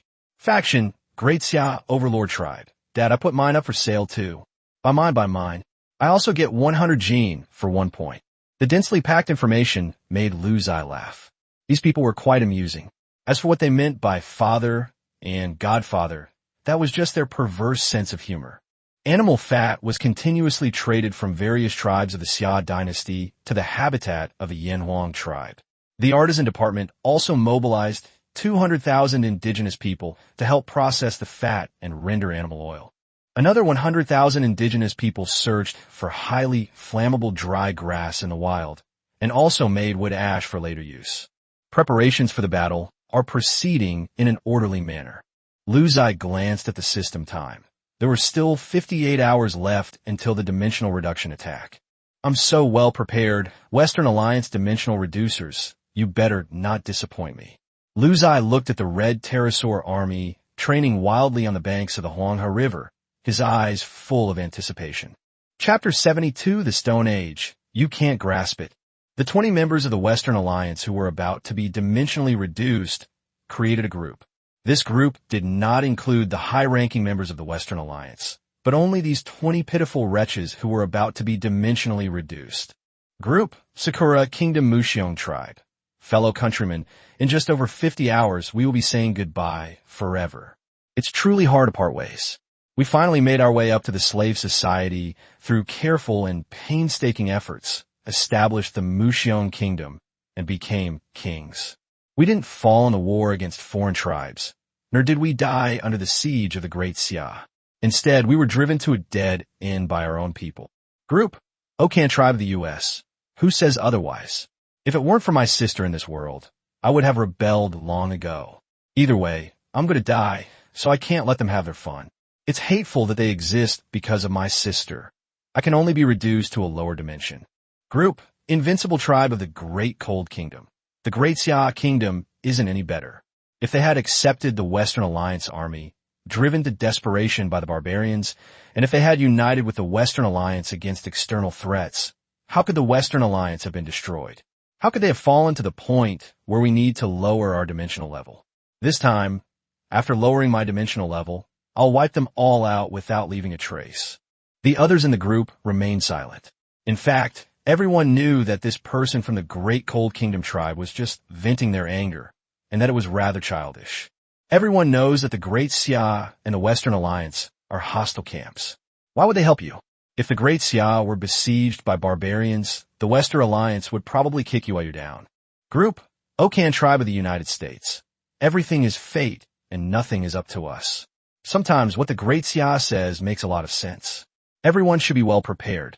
For the sake of our families, this dimensional reduction is something we have no choice but to do. We will wipe out all the tribes of the Great Ziye within 24 hours.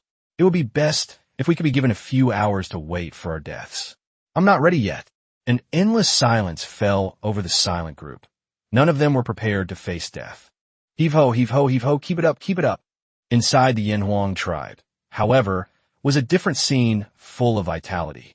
Shouting slogans. Everyone delivered large quantities of materials to the processing site, where secondary processing began to assemble the large black sphere. Crossbows and large black balls were continuously produced by the indigenous people of the tribe, piling up into small mountains. The crossbow bolts can be stored outdoors, but the large black ball must be kept in a stone house to prevent it from getting wet in the rain. There weren't enough stone houses in the tribe to house the large black ball, so the indigenous people built stone houses as warehouses, and a large number of indigenous people voluntarily slept outside, freeing up the stone houses as temporary warehouses. In terms of external warfare, the Yanhuang tribes were more united than ever before. In addition, the elite legions of more than 100 Ziye tribes also arrived at the Yanhuang tribe, bringing the total number of people to 80 million and the number of fighting beasts to 21 million. There are still 10 hours until the arrival of the dimensional descendant. Ziye glanced at his tribe status. Currently, there are 4,500 red-winged dragons, of which 2,500 are dedicated bombers used to drop massive numbers of large black spheres, causing area damage to enemy forces and creating panic. Another 2,000 pterosaurs were equipped with 100 crossbows and used as a mobile force in the air to accurately shoot down enemies.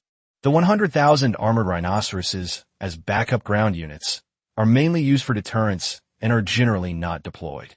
After all, if we can annihilate the enemy with air power, why send ground units and increase casualties? Those who descend into dimensions must have information about their own tribes. The leaders of the tribes that have already been destroyed in the Western Alliance must have told the higher-ups of the Western Alliance about the existence of the Yanhuang tribe before they died. Therefore, the primary target of this dimensional descending must be the Yanhuang tribe.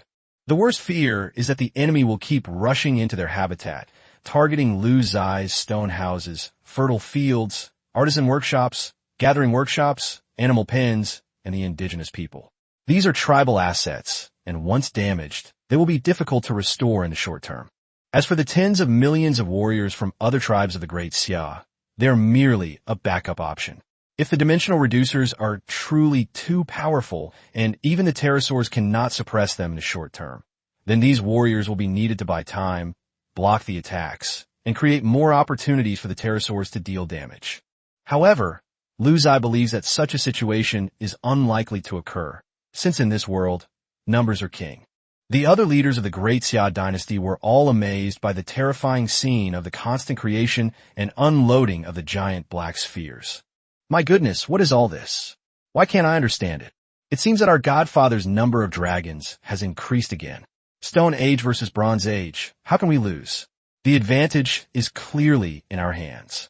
When I first heard that we were going to be attacked by a lower dimension, I felt sadness rising from my heart. But now that I've seen these pterosaurs, why am I now feeling a bit malicious? Just then, a new batch of large black balls was produced. Chi Ban was a meticulous person, and he would take a few samples from each batch of products and let Phylong try them out to see the impact effect. Phylong accurately launched the 3 randomly selected samples onto the target range on the riverbank, and the next second, boom! Sparks flew everywhere, flames soared into the sky over the target area, and streams of fire mixed with grease flew everywhere, igniting anything that touched it. The other tribal leaders of the Great Ziye, who were observing, were immediately stunned. Holy crap, is this a bomb? I'm not sure if I'm in the Stone Age anymore. Where would bombers come from in the Stone Age? Everyone was numb. They even started to feel a little sorry for those Western allies who had been reduced to a lower dimension. They thought it would be better to stay in a slave society and suffer in the Stone Age. They said, "Listen to me, you better not come. You can't handle the Stone Age." All the pterosaurs were ready. They lay along the banks of the Huanghe River, leisurely drinking the clear water, ready to take off and fight at any time. All 200 large black spheres on their backs were fully loaded. The 100,000 armored rhinoceroses munched on the tender grass, indifferent to the impending battle. Whoever came, they would just be a nuisance. The warriors of the Yinhuang tribe had resolute eyes. They were still discussing the upcoming battle and expressed their determination to teach the invaders a lesson. Time passed slowly, and Lu Ziye glanced at the system time. There were only 10 minutes left before the arrival of the dimensional reducer. He nodded to Wu Do, who understood immediately. Yinhuang Red Dragon, armed with missiles, ascend. The next moment, the red-winged dragons flapped their wings and roared, their huge wings even creating whirlwinds on the riverbank. Bah! For 1,500 red pterosaurs took to the air in unison, circling over the territory of the Yinhuang tribe. As soon as the dimensional descenders arrived, they would be met with merciless flames. Armored Rhino, take defensive positions. Wu Do ordered again. The armored rhinoceroses stopped eating, shook their powerful bodies to shake off the mud, and then lined up along the tribe's habitat, their backs covered with a dense array of crossbowmen and archers. Indeed, Chi Ban further innovated the bow and arrow system based on the existing excellent bow and arrows, and the Yinhuang tribe now possessed military bows. A flash of white light appeared in the sky, and outside Lu Ziye's territory, 20-dimensional descenders appeared with an army of 60 million and tens of millions of fighting beasts. Arif, war begins. Please generate electricity. Chapter 73, Descend into the Dragon. Passing on bombs, huh? According to the rules of descent, dimensional beings can only descend upon neutral, unclaimed lands. Therefore, the 20-dimensional descenders from the Western Alliance chose to descend on the nearest neutral land outside the territory of the Yinhuang tribe. Their goal was very clear, to head straight for the Yinhuang tribe. From the moment the dimensional descenders arrive, the system begins a 24-hour countdown for them. Once the time is up, they will be completely annihilated. The group of dimensional reducers was deathly still, and the 60 million strong army remained inactive. The dimensional reducers stared blankly at their surroundings, like death row inmates, taking their last look at the scenery before their execution. As for the task of dimensional reduction, it's just wiping out some ants. They don't even have the mind to think about it. It's just something they do incidentally. Group, invincible tribe of the Great Cold Kingdom. Brothers, let's enjoy the scenery one last time, because we won't have another chance. Group, Sakura Kinyu tribe. Sigh, we also advanced from this land back then. I never thought that returning here would be our final farewell. It's really hard to leave. What's that? Group, Okan tribe of the U.S. Is that a pterosaur in the sky? A wild pterosaur? Why is it red? Group, Rania tribe of India. No, that's not a wild pterosaur. There are people standing on it. It's a pterosaur from the Yinhuang tribe. The red dot in the sky grew closer and larger, and the dimensional beings realized that those pterosaurs were not wild. After all, what wild pterosaur would have a bearing, cursing native standing on its back? There was no time to appreciate the scenery or feel sentimental. The group immediately announced the start of war and the swift annihilation of the Yinhuang tribe. But they're in the sky. How can we fight them? For these dimensional reducers, their only option is to storm into the territory of Yinhuang and completely annihilate the entire tribe. They never dreamed that they would arrive here as beings of lower dimensions, completely behaving like superiors. Even though superiors only have a 24-hour lifespan, you can't treat us so casually. They actually took the initiative to attack, crossing the border of the Yinhuang tribe and heading straight for the 60 million strong army. Group, Okan tribe of the United States. Ignore these pterosaurs. Let's charge in and slaughter all the native inhabitants of the Yanhuang tribe, including their leader. Group, Sakura Country's Muyu tribe. What if their leader is also on the pterosaur? The silence was deathly. Yes, they weren't sitting ducks. What if they were on the dragon's back? This person is used to traditional tribal warfare and hasn't adapted to the new way of thinking. He can't keep up with the high-tech tactics of the Yanhuang tribe. At that moment, they felt that their identity as dimensional reducers had been somewhat offended. Group, Okan tribe of the U.S. No matter what, let's storm in and make them pay the price. We'll completely destroy all their tribal assets. You used to be cowards, but now that you have 23.6 hours left in the countdown to your deaths, are you still afraid? The words of the Okan tribe brought the dimensional descendants back to their senses. Yeah, they were all going to die anyway, so why bother with all that? The army of those who descend from the dimension has moved. More than 10 million war beasts advanced rapidly towards the Yanhuang tribe. As they charged, they made a clanging sound of metal scraping against metal, which came from the bronze armor they wore. These war beasts were covered in bronze armor on their front, giving them an imposing appearance and allowing them to withstand greater impact and damage during a frontal charge. However, the Yanhuang tribe has no intention of engaging in a direct confrontation with you. They are now using vertical attacks, striking from the sky to the ground. Moreover, the damage from the large black ball is terrifying. It's burning damage, reducing the enemy's maximum health by 2% per second. In other words, whether it's a combat beast or a native warrior, if they get stuck in this flame and don't take any action to extinguish it, everyone will be on their way to the underworld within 50 seconds. Along the entire eastern border of the Yanhuang tribe, stretching for hundreds of kilometers, with the surprise attacks launched by the army of dimensional descenders. Thousands of pterosaurs began bombarding this front. During this period, the indigenous warriors worked day and night with the pterosaurs, practicing how to launch the large black ball at a certain altitude and speed, achieving a higher hit rate. In hindsight, they were too cautious. The ground was teeming with fighting beasts and people. A single throw could have affected a large area. Therefore, the main factor determining the outcome of this battle was no longer accuracy, but the intensity of the bombing. Standing atop the first pterosaur charging forward, Wu Do shouted, "Drop all the big black balls at top speed, then immediately return to base." Li, the red-winged dragon, accelerated its dive, and the indigenous warriors on its back cut down the vines, causing 200 large black balls, each 1 meter in diameter, to swoop down from the sky as if they were free. From the ground, the scene looked like pterosaurs laying eggs in the sky, densely packed. Wah! The dimensional destroying legion on the ground heard a sound like the howling of ghosts and wolves as hundreds of thousands of bombs hurtled down from the sky. That's right, 2,500 bomber-type pterodactyls dropped 500,000 large black ball incendiary bombs in an instant. Bang, bang, bang. The giant black sphere crashed to the ground, its immense kinetic energy instantly killing some of the fighting beasts. Then, the sphere shattered in an instant, and the flowing fire, mixed with viscous resin and animal fat, spread everywhere like maggots clinging to bones.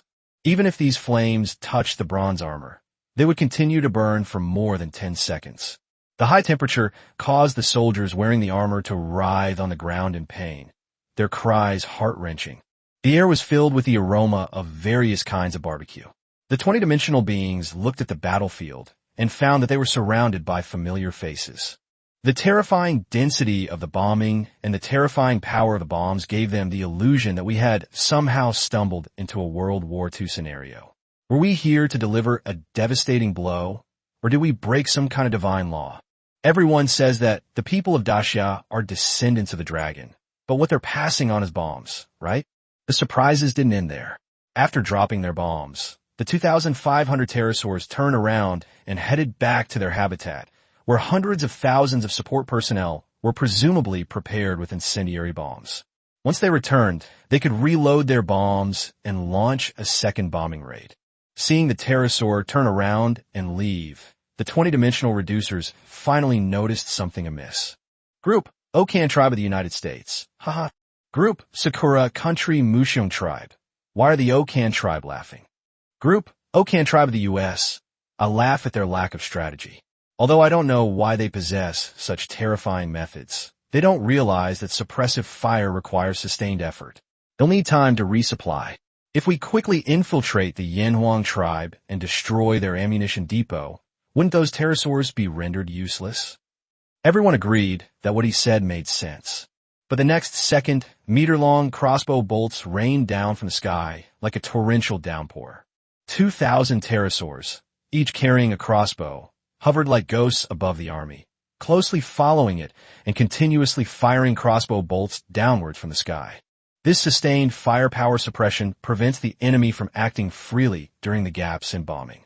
The fighting spirit that had just been ignited was instantly doused with cold water.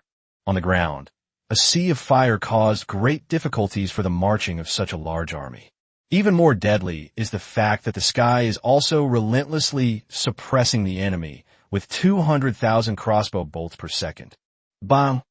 Arrows pierced the bronze armor on the heads of the war beasts from the front, and the war beasts fell down in droves. This scene made the dimensional descenders tremble with fear. This Yanhuang tribe is a bit abnormal. Chapter 74, The Uncharted Civilization Realm. That's insane. You can understand having pterosaurs, but he also has those dark, incendiary bombs. You can bomb it all you want, but there has to be a lull in the fire, right? During that lull, they have crossbows with a maximum rate of fire to provide suppressive fire. It's one thing that you have a fast rate of fire, but your attack power is also so high that you actually broke through the bronze armor. It seems like you get all the good things by yourself, and we dimensional reducers are just supposed to get beaten up? Wait, what are we here for again? Oh, to launch a devastating attack on the Yanhuang tribe. At this moment, all 20-dimensional descenders were lost in confusion. They felt that their lives had been a complete failure. They thought they could have one last moment of glory before they died, but instead, they ended up with a humiliating exit. The tens of millions of troops were unable to advance an inch in the sea of fire and arrows. More than 10 minutes into the battle, they had only advanced 180 meters and had not yet entered the territory of the Yanhuang tribe. At the Yanhuang tribe's habitat, more than 100 leaders of the Great Ziye were all stunned. They all sent out warriors from their own tribes as reconnaissance units to observe the battlefield from high ground near the battlefield, while they themselves could obtain a front-line perspective through the system's functions. As the pterosaur soared into the sky, hundreds of thousands of incendiary bombs exploded, turning the scene into a sea of fire. At that moment, the tribal chiefs all exclaimed in unison, "Wow!" The entire habitat was filled with the sounds of croaking. Then came a surge of excitement that defies description. One leader grabbed another by the neck and shook him violently, yelling, "Holy shit! Holy shit! Holy shit! Cough, cough, cough, cough. You fucking let go, let go, let go. Can't you say something? All you do is scream, fucked. What can I say? This is such an awesome scene. What else can I say but holy crap? My God, the combination of pterosaurs and incendiary bombs is absolutely amazing. The ground is covered in flames. No matter how large your army is, it will be difficult to break through. They even tried to go around the flames, but they were suppressed by the crossbows in the sky. This battle was so exciting to watch. The pterodactyls are back. Holy crap, that speed is insane. At this rate, the second wave of bombing is about to begin. 500,000 rounds at once. What family could withstand such a bombardment? Ha ha. I suddenly feel sorry for those who are reduced to a lower dimension. They're so pitiful. I suddenly remembered something. Don't these dimensional beings have 24 hours to live? I seriously doubt that even my godfather would let them live that long. Ha ha ha. That's too tragic. Put aside the doubts. I feel that if we bombard them a few more times, they will be completely thrown into chaos. This is truly a satisfying dimensional reduction attack, except that the one reducing the dimensionality is being attacked by the one reducing the dimensionality, and the heavens and earth are reversed. Everyone was chatting and laughing, and they couldn't be happier. Watching Ziye crush the dimensional reducer, they, as leaders of the Great Ziye tribe in the 10086 region, suddenly felt a sense of pride, as if they themselves were crushing the opposite of you. As the pterosaurs once again took to the skies fully loaded with incendiary bombs, more than 100 leaders of the Great Ziye tribes raised their arms and shouted, "Charge!" Only the commander-in-chief, Ziye Hongyuan, was chuckling to himself, chatting with Lao Li and driving Lao Li crazy. Li Zhengang had been paying close attention to the situation immediately after the dimensional reduction, constantly sending private messages to Xie Honyuan to inquire about the progress. Private chat, Great Xia Righteous Tribe. Old Xia, how's it going? Has the fighting started? What's the situation? Private message, to Xia Hong to Tribe. He. Private chat, Great Xia Righteous Tribe. What the hell are you talking about? Can't you speak properly? Private message, to Xia Hong to Tribe. Ha. Private chat, Great Xia Righteous Tribe. Are you sick? Watch out. I'll deal with you after you advance. Quick, report the situation. Private chat, to Xia Hong to Tribe. Look, you're in such a hurry again. I'm filming a battlefield video for you. Please wait a moment. Live streaming from the battlefield directly consumes too many points, but taking pictures can't show how awesome the Pteranodon is or how fierce the battle is. So Xie Hongyuan compromised by filming a 1-minute battlefield video for the other side and then sending it. After seeing the video sent by the other party, Li Zhengang eagerly clicked to open it and then froze. Thousands of pterosaurs soared into the air, unleashing a deluge of black, unidentified incendiary bombs. The earth roared and burned, wild beasts howled, and the front line, stretching for tens of kilometers, was engulfed in flames, leaving the enemy unable to even lift their heads. The pterosaurs and bombardiers were well trained, dropping bombs as quickly as possible and then returning to base immediately, whereupon another batch of pterosaurs would take their place to replenish the firepower. What is this? Li Zhengang was completely baffled, because each pterosaur had so many crossbows and archers mounted on its back. In the next second, the arrows were fired in unison. The sky suddenly turned dark, and a rain of arrows whistled down, causing the beasts below to collapse, with men and animals falling to the ground. Private chat, to Xia Hong to Tribe. Lally, don't just look, give me the lines. Xie Honyuan was extremely smug. The next second, Li Zhenggang's reply made Xie Hongyuan's happiness disappear. Private message, Great Xia Righteous Tribe. I think it's more reasonable for the Yanhuang tribe to be the commander-in-chief. Xie Honyuan was speechless. He shouldn't have been so sarcastic. Private chat, Great Xia Righteous Tribe. Tell Lu Ziye that Great Xia, as a reward for his efforts this time, has entrusted him with a mysterious civilization's secret realm in the Stone Age of Region 10086, which they haven't been able to conquer in 10 years. He only has one chance, so he should seize it. Xie Honyuan was shocked. The higher-ups were really generous, even using the civilization's secret realm as a reward for this kid. But no one had broken through that secret realm in the past 10 years, not even the second stage. Who knew how difficult it would be later? As Xie Honyuan pondered this, he saw the pterosaur take off for the second time, carrying its second missile. Maybe this kid is actually pretty good. Charge! Charge! Don't stop! The dimensional beings were anxious, ordering their battle beasts and soldiers to advance only and not retreat. They realized there was a problem. If we don't charge, we'll get bombed and attacked, unless we rush in and take their bomb depot supply point. However, if they charge, their soldiers and war beasts will be more densely packed, and the enemy's bombardment will be more intense, so they will also be bombed. Therefore, charging and equals being bombed, and not charging and also equals being bombed. There's no solution. The familiar cry rang out again. The same red pterosaurs, the same black incendiary bombs, the same 500,000 rounds rained down. The developers are stunned. The familiar formula, the familiar taste. A book needs 200,000 words to be tested, and I haven't had any data lately. Please help me generate some. Chapter 75, Ruthless Crushing. They've gone mad, completely mad. Warriors and beasts equipped with bronze armor were rendered useless by incendiary bombs. In fact, the bronze armor, after being scorched by the flames, became shackles that ensnared the warriors. Countless warriors scrambled to tear off their bronze armor amidst the flames, falling one after another in their resentment and fear. The battle beasts fared even worse. The bronze armor that was supposed to protect their vital parts had now become their deadly prey. But these battle beasts didn't have the dexterity of humans.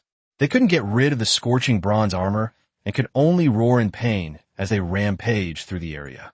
The berserk state of the battle beasts further disrupted the formation of the dimensional reducing army. Forget about launching a unified charge. Even maintaining their formation became a luxury. Some battle beasts, with their eyes burned out, even charged into their own kind.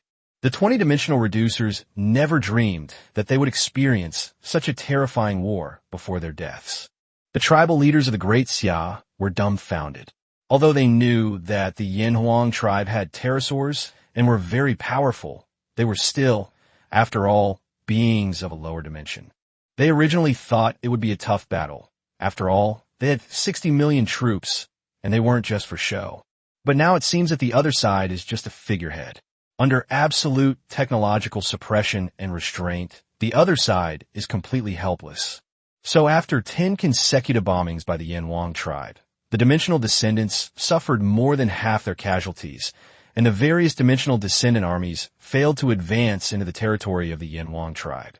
They had no idea that even if they advanced into the territory, there were still 100,000 armored rhinoceroses waiting for them, and they had no chance of winning. Ziye was stunned as he watched the battlefield. Although he had thought that the large black ball incendiary bomb would be effective against such a large army, he had not expected the effect to be so incredible. The combination of the pterosaur and the incendiary bomb resulted in a bloodless victory, a dimensional reduction attack. It is no exaggeration to say that incendiary bombs were the most severe fathers in all armies of slave societies, as easy as beating a son. The already troubled dimensional reducers received another message from another group. This group was formed by several high-ranking members of the Western Alliance of the Slave Society and their 20-dimensional reducers, with the aim of monitoring the dimensional reduction work and statistically analyzing the effects of dimensional reduction attacks. Group Eagle Country Pirate Tribe, fellow Western Alliance descenders, I believe you are already wreaking havoc in the Stone Age 10086 region. On behalf of all the Western Alliance monarchs in the Slave Society 10086 region, I express my sincere gratitude for your courage and contributions. However, as agreed, I hope you will report your battle results and photos of the battle. Let's begin the report. The recorder is preparing the battle statistics. Upon hearing this, the 20 Western Alliance members who had been reduced to lower dimensions all laughed in anger. We can only survive for 24 hours in this dimensional reduction, so why wouldn't we fight the Great Ziye tribe to the death? You don't even trust the dead? Do you have any conscience at all? Statistics, my foot. Fine, you want statistics, huh? I'll give you what you want. Within the group, the anger of the dimensional reducers could no longer be contained. With one person taking the lead, everyone became less polite and openly shared their results, even including pictures. Group Okan Tribe of the United States. 0 results, 1.71 million of our tribe's warriors and 160,000 war beasts lost. The battle is currently at a stalemate. Attached image.jpg. The commander-in-chief of the Western Alliance in the 10,086th district of the Slave Society, who is also the leader of the pirate tribe, was stunned for a moment after seeing the report. Why could he recognize each word individually, but not understand it when put together? What do you mean by 0 kills? Millions died? And this is just the death toll of one tribe, not even counting the wounded. What about the other tribes? Before he could even open the picture, a barrage of battle reports flooded the group chat, all saying roughly the same thing. All results were 0, and half of his side had died, not including the wounded. The commander-in-chief's blood pressure spiked instantly. What the hell was this battle? He sent you to launch a devastating attack. And what were you doing? Going to your deaths? And you're supposed to be equipped with bronze-level gear. It's only been a little over an hour since the battle started. Even suicides don't happen this quickly. So he angrily said in the group, U.S. Pirate Tribe, am I crazy or are you all crazy? What are you doing?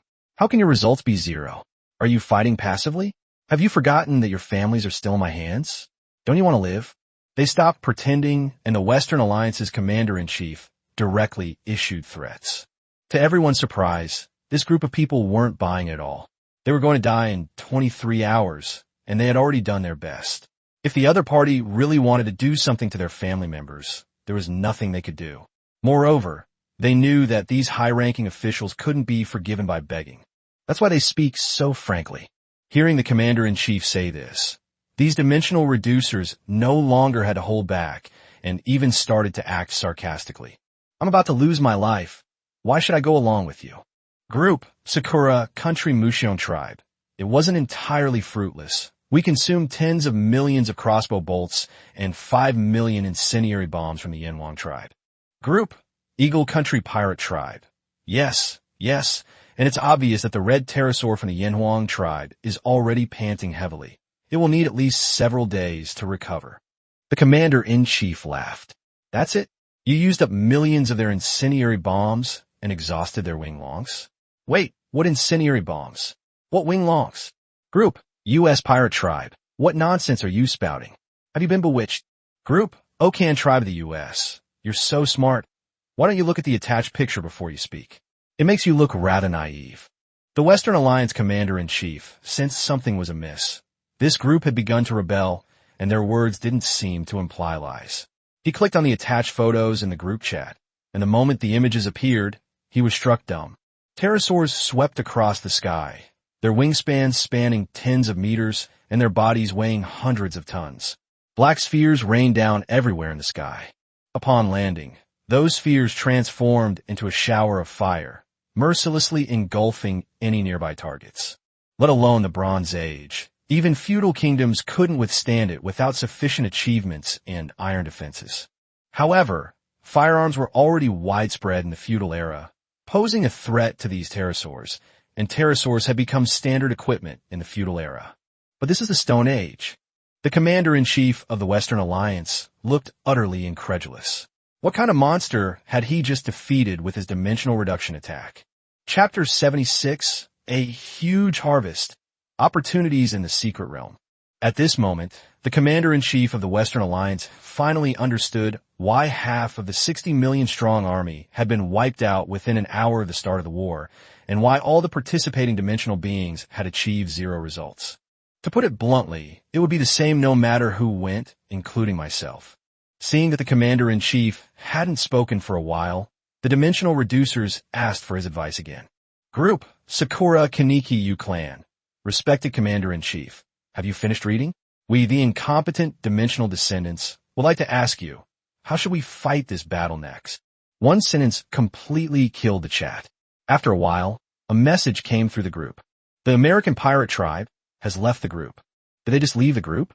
The 20-dimensional reducers didn't expect the other party to just slip away like that. The meaning was clear. They were leaving them to fend for themselves, and they didn't want to, nor could they. Group, Okan Tribe of the U.S. Are we all alone now? Nobody cares about us anymore. What are we going to do? How we fight this war? Group, Sakura Kaneki Yu Tribe. It doesn't matter. Let's try again. The significance of the Mushion tribe was unanimously recognized by the other dimensional reducers. Although they knew it would not succeed, they still decided to do it because everything has an end. And so, the dimensional reducers launched their final assault. In the endless sea of fire, tens of millions of dimensional descendants were reduced to ashes. The battle lasted for 3 hours, and the entire army led by 20-dimensional descendants was wiped out. From the start to the end of the battle, they didn't even set foot on the territory of the Yenwang tribe. Meanwhile, Li Zhengang, the Grand Commander of the Great Xia in the 10,086th region of the Slave Society, immediately made a broadcast on the World Channel in his era. 10,086 World Channel, Great Xia Righteous Tribe. The Grand Dimensional Reduction Operation has ended. The Western Alliance mobilized 20-dimensional reducers and an army of 60 million to launch a shameless attack on our Great Xia Stone Age. Thanks to the valiant resistance of the various tribes of our Great Xia Stone Age, the Western Alliance dimensional reducers achieved a glorious zero-win result. Within 3 hours, all 20-dimensional reducers were killed. They didn't even manage to invade the territory of the Great Xia tribe. We hope you have the self-awareness to know better, and don't say we didn't warn you.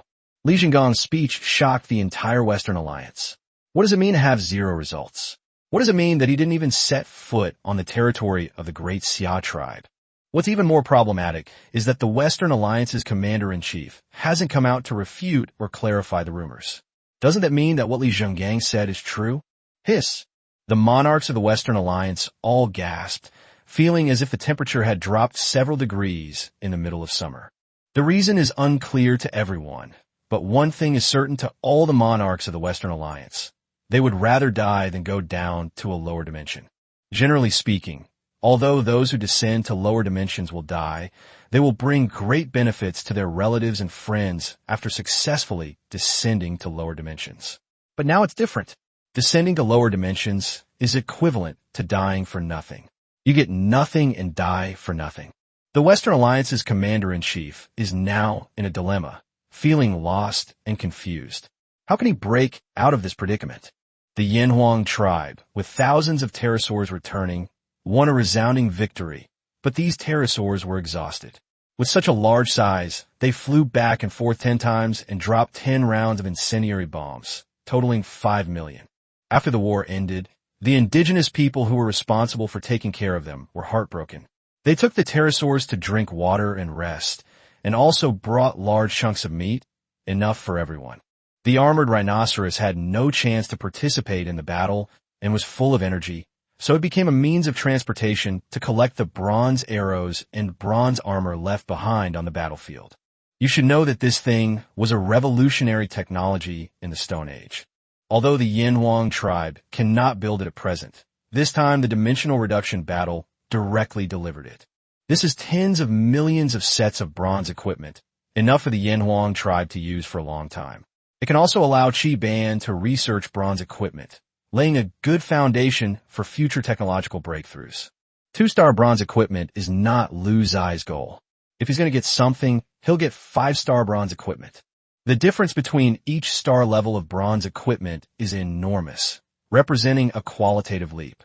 Of course, upgrading the star level also requires breakthroughs in smelting technology.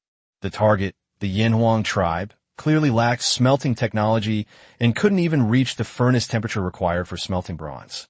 In this battle, Lu Ziye took off. He glanced at his system points, 1.19 billion points. Several groups. It's true that a man can't get rich without windfall gains, and a horse can't get fat without night grazing. Another good thing is that the system points growth rate has increased again, from 270 points per second to 290 points per second. Very good, very good. Lu Ziye's Flying Dragon Rush strategy requires a lot of points to support it, but now it seems that he has the strength to do so. Lu Ziye felt that this battle was too much of a dimensional reduction, and that it would be cool if he could take down the opponent in one fell swoop.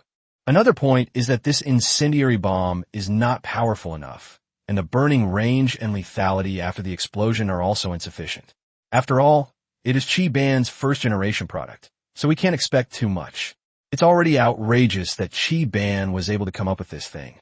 It's the first of its kind in the world. Just as Lu Ziye was enjoying himself and looking forward to the future, Commander-in-Chief Ziye Hanyuan came to his side, lowered his voice, and said mysteriously, "Let's go inside and talk." Lu Ziye nodded. Okay. Clearly, there was something important that needed to be discussed privately. The two entered Lu Ziye's stone house. Ziye Hanyuan looked around nervously for a moment before solemnly saying, "In the Stone Age of Region 10086, the Great Xia dynasty had an incredible opportunity. This time, you successfully thwarted the dimensional invaders, and the higher-ups have decided that this opportunity will be given to you." An opportunity? Lu Ziye was taken aback. What opportunity? A hidden realm of civilization. Ziye Hanyuan's voice was barely audible. What is that thing? Lu Ziye asked, puzzled but impressed. There is only one chance a year, and only one tribe can enter. Normally, it is at the end of the year, and the tribe with the best performance is recommended by the Great Xia to go as a reward. However, your performance this time is too amazing.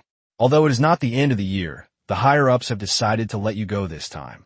The so-called Civilization Secret Realm is a mysterious secret realm where you can obtain the Civilization milestone, but the prerequisite is that you can pass the secret realm. It is very difficult. Currently, 10 tribes in the Great Xia have entered this secret realm one after another, and none of them have been able to pass it. Lu Ziye immediately became interested. What is a milestone of civilization? These are groundbreaking discoveries, such as bronze alloy technology in the Bronze Age and steel forging technology in the feudal era. These technologies could change an era. I don't know what the milestone of civilization in the Stone Age would be.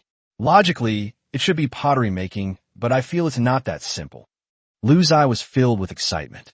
This was too incredible. If I could acquire such amazing technology and take it to great heights with the tribe's talent, it would be unimaginable. Request for electricity. Chapter 77 Bronze Armor. Ready to go. You can understand it this way. The items obtained in the civilization realm are the top-tier items or technologies that the system deems reasonable to obtain at this stage. Ziye racked his brains, but couldn't figure out what top-tier items the Stone Age could offer. He couldn't very well give them bronze smelting technology, as that was too advanced and didn't belong to this era. Although the tribe's talents could grant the Yanhuang tribe all the advanced technologies, the system would definitely not provide advanced rewards in the civilization secret realm. Their supermodel weapons were all developed by their own tribe through their own abilities. How about it? This is a rare opportunity. Do you want to give it a try? Seeing Ziye in a daze, Ziye gave him a suggestion. Of course, I definitely have to try. He now has 1.9 billion points and countless bronze equipment. After upgrading his gear, his strength will skyrocket. This hidden gem of civilization is a must-see. After receiving Ziye's affirmative reply, Ziye nodded. I will send the entry pass for the civilization's secret realm to your system email. You can directly enter the secret realm by clicking on the pass. Within the 60-second countdown, you can select the size of the tribe entering the secret realm and its equipment configuration, just like the last hunting competition. Understood. Thank you, Commander-in-Chief. Ziye still expressed his gratitude politely. Without the care of the higher-ups of the great Xia dynasty, he would not have had the opportunity to explore the secret realm. However, Ziye felt that this was what he deserved. He had dealt with all the Western Alliance forces in this region and also eliminated their dimensional reducers. This civilization's secret realm was rightfully his to go. There's only one certificate available for the entire region per year, so you need to plan carefully, Ziye solemnly reminded him. Good. After the dimensional war ended, the more than 100 tribal leaders of the Great Xia returned to their respective homes, and Ziye also gave them a free ride using a red-winged dragon. These tribal leaders were frantically taking photos of the pterosaurs using the system's functions, and then showing them off in the faction chat.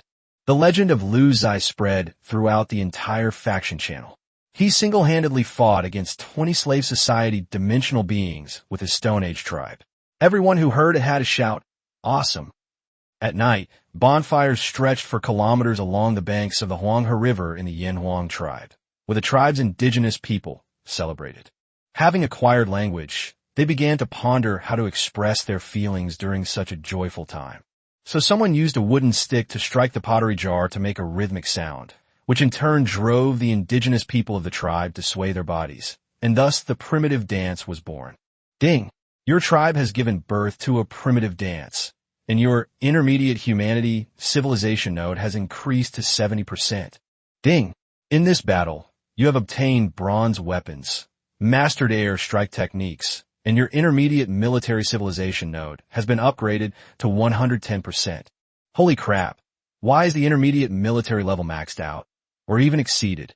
Ziye clicked on the system explanation and found that the progress bar had exceeded the limit because he possessed military technology and equipment far beyond the current era. 666. My tribe's other civilization nodes are still on the way, but in terms of military, we are far ahead. Ding! Your natives have discovered more refined craftsmanship marks on the bronze equipment. Although they are currently unable to manufacture bronze, the tribe's craftsmanship level has been inspired and improved. Your intermediate craftsmanship civilization node has increased to 75%. Ding! In this war, your native warriors have increasingly realized the importance of reliable fortifications in warfare. Otherwise, when encountering large war beasts like pterosaurs and armored rhinoceroses in vast terrain, the warriors will be extremely passive. All natives agree that building sturdy stone walls and outposts on the border between Yin and Huang will greatly increase the tribe's combat power. Your intermediate level building civilization node has been upgraded to 85%. Goodness, these tribal warriors have been winning all the time, but that doesn't stop them from thinking outside the box. What if the Yanhuang tribe encounters an even more powerful pterosaur or armored rhinoceros?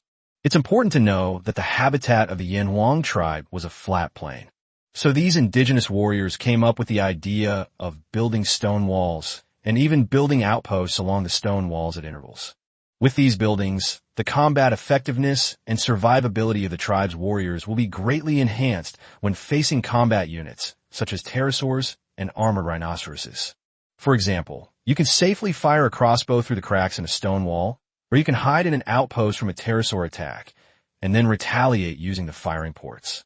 You should know that when these native warriors encountered pterosaurs in the past, they had no way to resist and could only run away.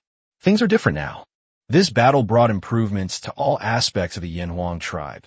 Indeed, war is a catalyst for technology. For example, during World War II, countless cutting-edge technologies emerged on Earth. Although the war brought enormous disasters, it was also the strongest driving force for technological innovation. The Chiban Artisan Department has now completed the experiment of replacing the arrowheads of the Chiban crossbows with bronze arrowheads. With bronze arrowheads, the weight of the arrowheads increased, making the flight more stable and the power greater. The length of the crossbow bolts was reduced from 1 meter to 70 centimeters, saving more materials and making them easier to transport and store. The attack power of the Chiban crossbow has been increased from 30 to 50, and its range has been increased from 100 meters to 120 meters. Note that the attack power and range here do not include the various tribe achievement bonuses and world bonuses. Ziye glanced at the soldiers who were testing the Chiban crossbow and exclaimed that it was outrageous. Repeater. Health points, 300, increased from 510. Health level, 100%. Attack, 16 plus 50, 95.2 increased. Defense, 16 plus 60, 129.2 already increased. Speed, 16, 25.6 increased. Equipment, Chiban crossbow, 2-star. Bronze armor, 2-star. Range, 204 meters, increased. Global growth rate, 70%. Damn, who else? A crossbowman wearing 2-star bronze armor has a defense of 129.2, which is higher than that of a wild pterosaur.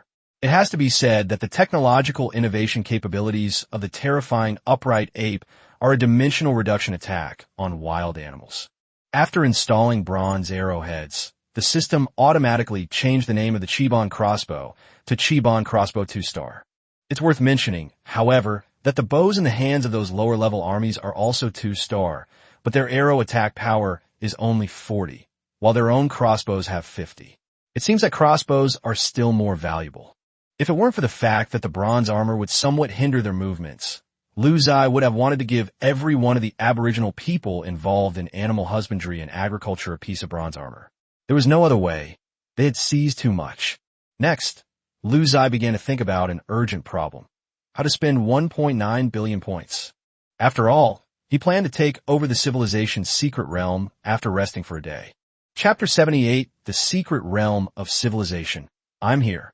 Red-winged dragons cost 100,000 points each. That's expensive. I'll start with 15,500 to make it a round number. 20,000 in total. Ding.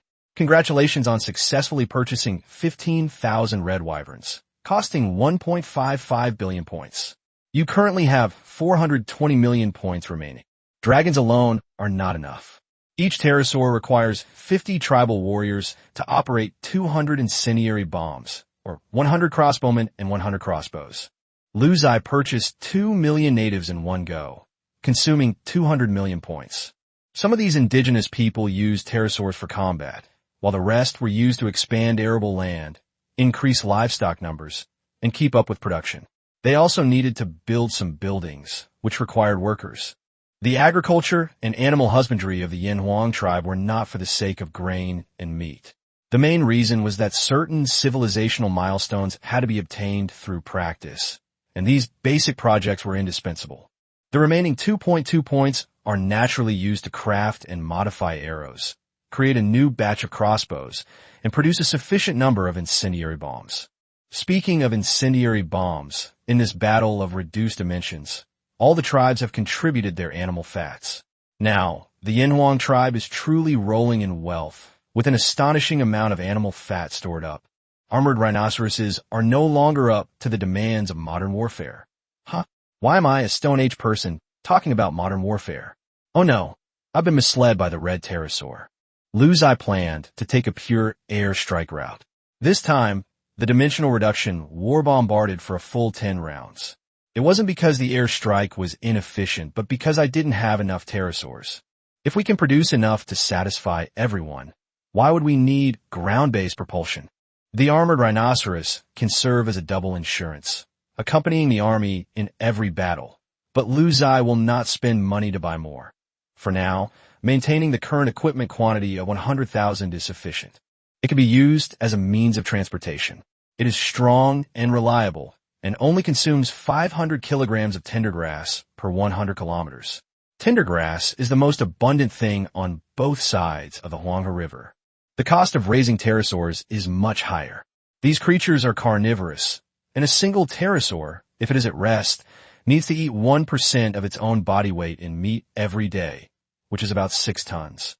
If there's a combat mission that requires a huge amount of physical exertion, then that amount of exertion will double, requiring more than 10 tons to feel full. Ziye now has 20,000 pterosaurs. Even if the pterosaurs don't train or fight, they can produce 60,000 tons of meat a day. Fortunately, pterosaurs could hunt for themselves, which was more than enough to feed them. Ziye recalled the old saying, "You don't know the cost of firewood and rice until you're in charge of the household." Fortunately, I'm accumulating points faster and faster. Ziye glanced at his tribe panel and saw that he was ranked 17th in the entire server. Ziye wondered, who the hell are they? How come they're ahead of me? Is my military advantage not enough to make up for the gap in civilization nodes, population, and territory? Faction name: Yanwang Tribe, Great Xia Faction. Total population of the faction: 3,400,000. Territory: 165.3 square kilometers. Civilization stage: Stone Age. Civilization nodes: intermediate buildings, 85%, intermediate crafts, 75%, intermediate agriculture, 75%, intermediate humanities, 75%, intermediate military, 75%. Civilization points: 59,031,000, growing at 290 points/second. Current ranking: 17th. SSS level faction talent: Descendants of Yin and Huang. Achievements completed: 5. Global growth rate: 70%. It doesn't matter, I'll be number 1 sooner or later anyway. Ziye is now more concerned about the next civilization secret realm. According to Ziye Yuan, there's only one civilization secret realm in the entire Stone Age of the 10,086 region, which is controlled by the Great Xia. This secret realm of civilization can only be entered with 1 permit per year, and this year's permit was given to Ziye. Ziye Yuan once said that this civilization secret realm is similar to a hunting competition, requiring one to withstand wave after wave of attacks, and so far no one has survived the second wave. Ziye also asked about the difficulty of the second wave and what kind of combat beasts were involved, and Ziye Yuan's answer surprised Ziye. Ziye Yuan said, "The second round includes terrifying saber-toothed tigers and giant scorpions that are 5 meters long." After hearing this, Ziye was filled with a huge question mark. That's it. Ever since he got the pterosaurs, Ziye has seen everything as trash, which has led him to always measure things by the strength of his own tribe. Come to think of it, for most tribes in the Stone Age, saber-toothed tigers were already terrifying. Even 100 indigenous people might not be able to defeat one. The dense cries from the sky interrupted Ziye's thoughts. The newly purchased red pterosaurs have joined the Yanhuang tribe, and Ban skillfully directs the tribe's master craftsmen to install some devices on these pterosaurs. For example, Wing Long's design for bombing must be equipped with ammunition securing devices to prevent round incendiary bombs from falling to the ground during flight. If the pterosaurs were to engage in guerrilla warfare, 100 crossbows would be required. However, the modern crossbows have been fitted with bronze arrowheads, making them even more terrifying in power. "Chief, did you call me?" Ban rushed into Ziye's stone house. "Well, we have a new combat mission. Prepare ammunition for a scale twice as large as this one. Any questions?" Ziye didn't know exactly how brutal the civilization secret realm was, but being well prepared was always a good idea. "Absolutely no problem." Ban agreed immediately. Ziye was somewhat surprised. "Our tribe has so much ammunition and bronze crossbow bolts?" "The bronze crossbow bolts only require some modifications to the bolt body. This is a small amount of work. We can mobilize hundreds of thousands of indigenous people and produce an astonishing number of crossbow bolts in one night. What about the big black ball? Ziye pressed. Chief, in this battle, so many tribes sent animal fat, and so many friendly troops came. Since they were just sitting around doing nothing, I had them work with our craftsmen to make the big black ball. This battle didn't even use up a third of our stockpile, and we have plenty of raw materials, so we can make it any time. Good. Ziye nodded with satisfaction. As the saying goes, an army marches on its stomach. Ban, you did a fantastic job. Notify Wudo that a combat mission will be issued tomorrow morning. All red pterosaurs are to enter combat readiness. Ban, yes, sir. Ban left the stone house with a big smile. It seemed that Ban was the happiest person in every battle. Ziye could guess his thoughts. To be able to see his masterpiece dominating the battlefield was such a wonderful thing. Forging swords for the nation, their sharpness fully revealed. A hidden realm of civilization. The Yinhuang tribe is here. Please generate electricity. Electrocute this humble author. Chapter 79, Attacking the Secret Realm. The following morning, as the first rays of dawn shone on the banks of the Huanghe River, 20,000 pterosaurs leisurely drank water along the riverbank, their red scales gleaming in the sunlight. Armored rhinoceros grazing on green grass. Chief, as you requested, the tribe is ready and can fight at any time. Wudo said, bowing. Chief, who is our enemy this time? Ban asked curiously from the side. Ziye nodded. The enemy is unknown in this battle, but it is very important for our Yinhuang tribe. We must win. For the tribe, Wudo's eyes burned with fervor. Let's go. Just like the last hunting competition, all you need to do is hunt down all the enemies. Clear. The next moment, Ziye clicked on the system message and used the entry pass for the Civilization Secret Realm. Ding. You have successfully used your Civilization Realm entry pass. Please select your participating team and click Confirm. In the Systems Tribe panel, Ziye selected the 20,000 red wyverns, 100,000 armored rhinos, as well as the participating tribe warriors, a massive amount of arrows, incendiary bombs, and logistical personnel, and then clicked Confirm. The next moment, all the selected teams vanished, and the tribe's inhabitants raised their arms and shouted, "Victory is certain! Victory is certain!" They had seen this kind of scene before, so they weren't surprised by people disappearing into thin air. In their understanding, it was a very normal thing.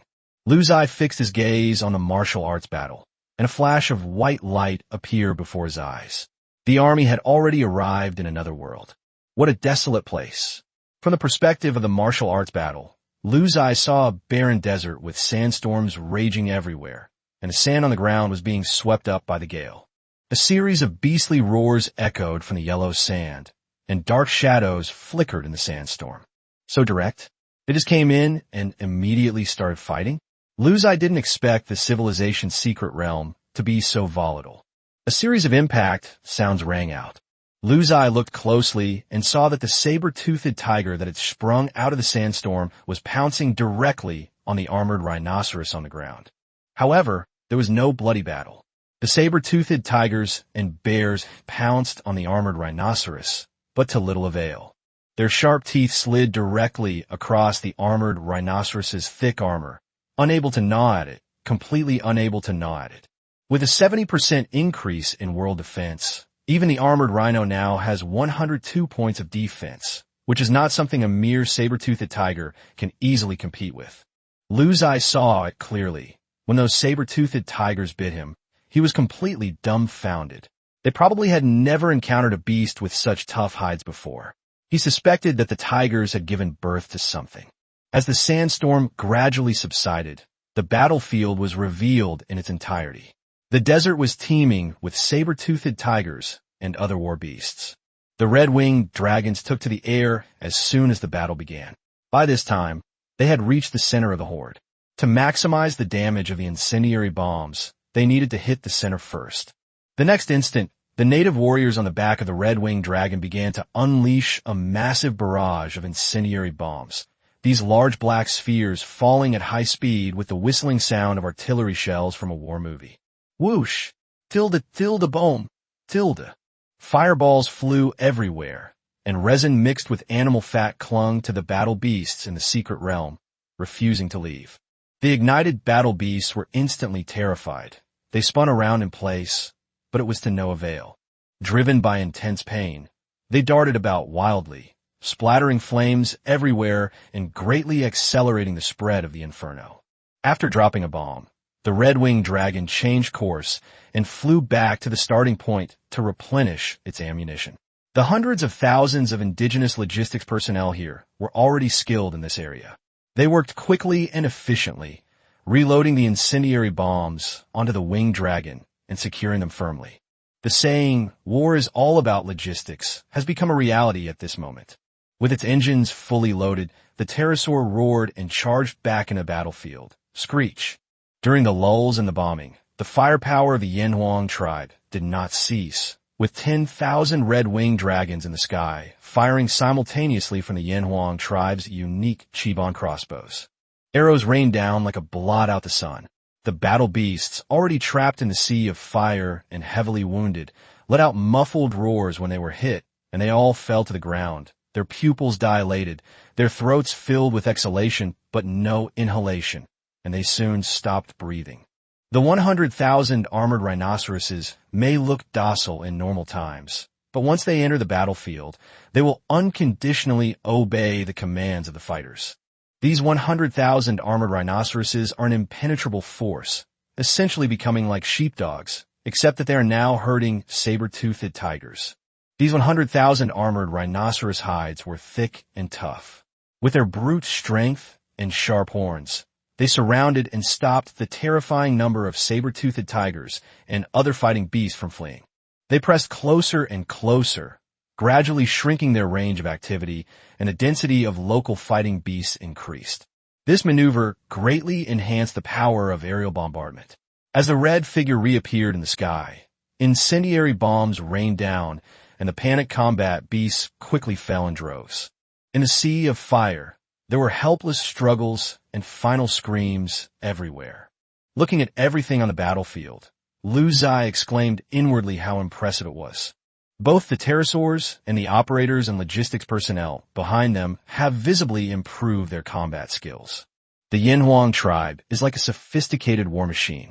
Once it starts, it will roll forward relentlessly. All units will devote themselves to this war without any excuses or hesitation. Ziye still remembers the time when they fought the wild pterosaurs.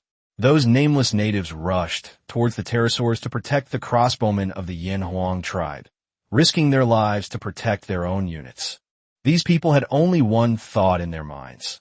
The crossbowmen were the key to victory, and protecting them meant protecting the future of the Yanhuang tribe. Before his transmigration, Ziye's homeland was no different. Countless people fell before dawn. Kill them all. Wu Dou's angry roar interrupted Ziye's thoughts. The local fighting beasts on the ground were already exhausted, and the red-winged dragons in the sky had also stopped shooting and throwing bombs. At this point, there was no need to waste any more ammunition. They descended and used their claws and sharp beaks to eliminate the remaining forces one by one. The armored rhinoceroses charged with boundless joy, forming an impenetrable wall of steel. Wherever they went, enemy beasts fled in terror. A saber-toothed tiger was sent flying by the single horn, and after landing, it was trampled by dozens of helmeted rhinoceroses. Not a single bone in its body was intact.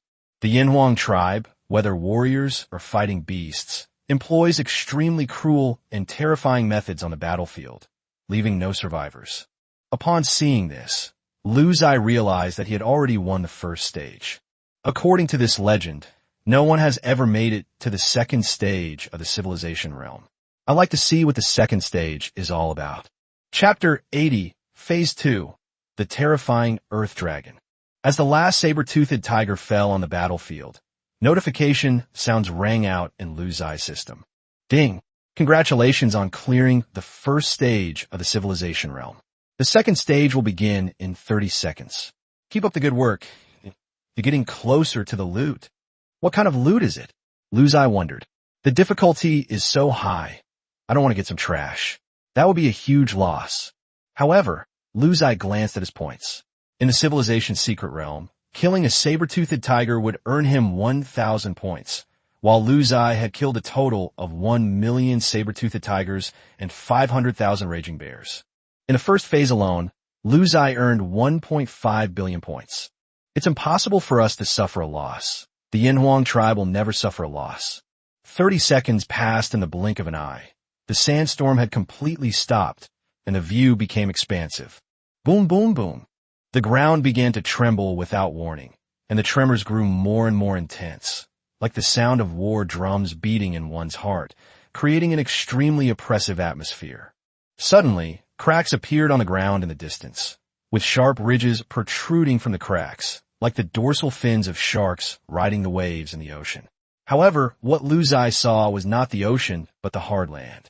What kind of terrifying being is it that can burrow underground and break through such a hard desert? Lu Ziye had never seen such a terrifying being before. Could it be Godzilla? This is seriously beyond model size. Impossible, absolutely impossible. Screech. Under the command of the martial arts, the red-winged dragons took off one after another, heading towards the crumbling earth in front of them. The armored rhinoceroses, defiant and eager to fight, had no concept of retreat. However, this time, they were ordered to temporarily withdraw due to the martial arts contest, and they obeyed the command. Red-winged dragons in the sky dropped millions of incendiary bombs on the side of the Yinhuang tribe. Boom, boom, boom. A series of loud explosions rang out, and the earth itself seemed to be ablaze. The animal fats and resins melted under the high temperature and spread everywhere. At that very moment, countless cracks appeared on the earth, pointing towards the area where the Yinhuang tribe was located. Just then, the roar of a giant beast came from underground.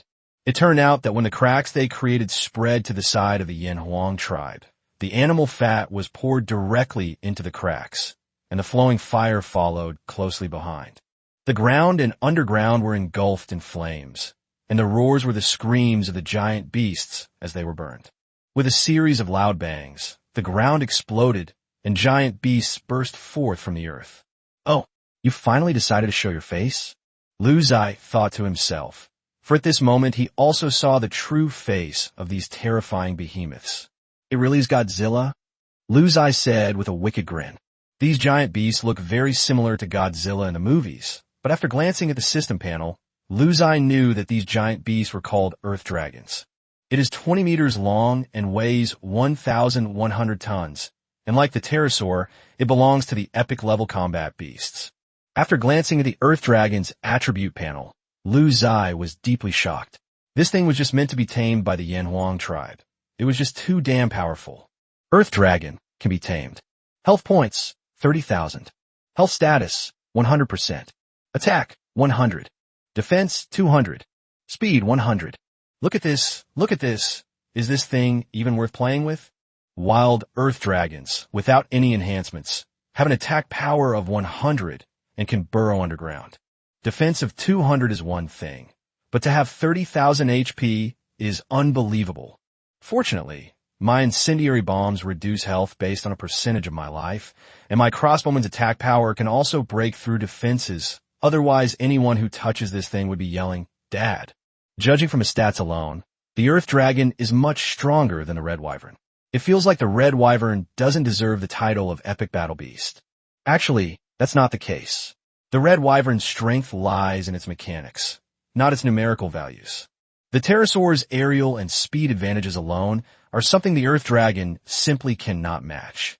The Earth Dragon is more like a terrifying king of land warfare, while the pterosaur is an aerial bomber that crushes the enemy with its mechanics. Which is better, the Earth Dragon or the pterosaur? Children make choices, adults want them all. What excited Lu Ziye the most was that this thing's name also included the word tameable. Does this mean that our Yinhuang tribe can also have Earth Dragons? Then let's do it. Lu Ziye's eyes burned with fervor. At this moment, he felt that whatever the spoils were, it was all worthwhile.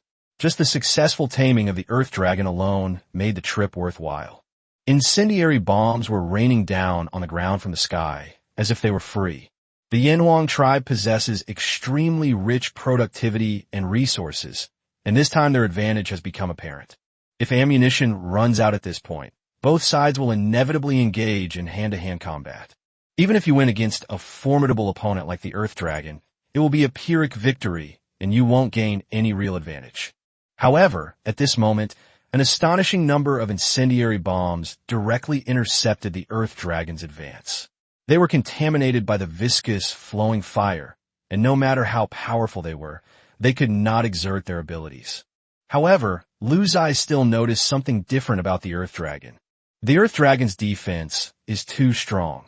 The amount of health it loses in 1 second from being burned by the flowing fire is significantly less than that of other animals.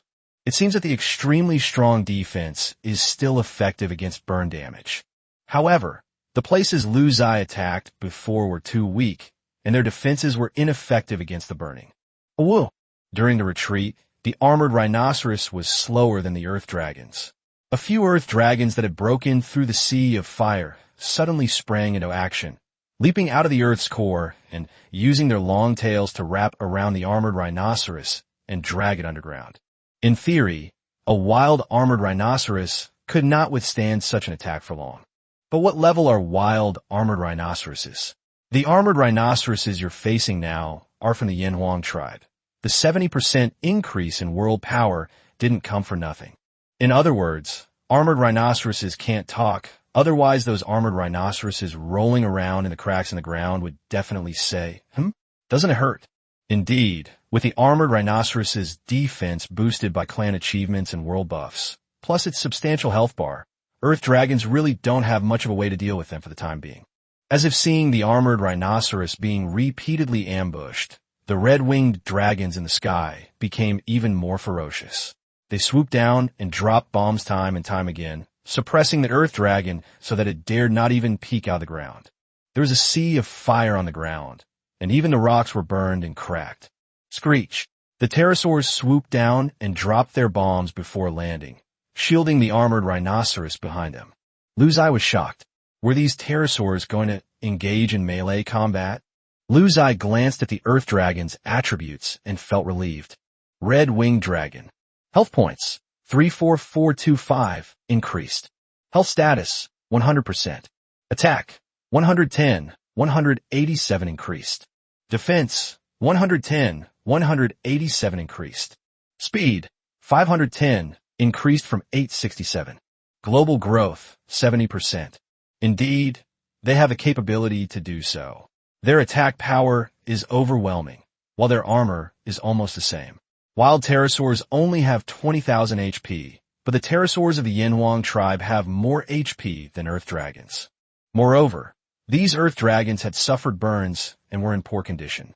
One after another, Earth Dragons burst out of the ground, but the next second, the Earth Dragons that had just emerged were slapped back to the ground by a red-winged dragon's claw. On its back, tens of thousands of crossbow bolts shot out simultaneously, instantly turning the Earth Dragon's head into a hedgehog. Chapter 81 Civilization Reward, Stone Nirvana. The damage isn't high, but the quantity makes up for it. Although the crossbowman's damage was just enough to break the Earth Dragon's defense, dealing only a few points of damage, a volley of arrows was enough to kill the Earth Dragon. Even more ferocious was the strength of those pterosaurs after they landed. With a world's amplification, they completely overwhelmed the Earth Dragons, which were known for their defense. With a bang, a red-winged dragon grabbed the Earth Dragon's head tightly with its sharp claws and slammed it against a nearby rock. The rock shattered, and the Earth Dragon felt dizzy and disoriented. They were burned and hammered by pterosaurs. Their lives had never been so humiliating. Ding! You have successfully killed 10 Earth Dragons. Your Earth Dragon taming progress has increased by 0.1%. Very good. Killing 10 dragons adds 0.1%, meaning killing 10,000 dragons is enough to successfully tame one, and then you can buy Earth Dragons in the system. Ziye couldn't help but get excited when he thought about how the Earth Dragon's strength had been amplified by his tribe. With a base defense of 200, after being amplified, is there anyone in the world who can break through its defense? The sky already belongs to the Yanhuang tribe, and now the earth will probably belong to the Yanhuang tribe as well. At that time, we can not only launch airstrikes, but also wage tunnel warfare. A scene flashed through Ziye's mind.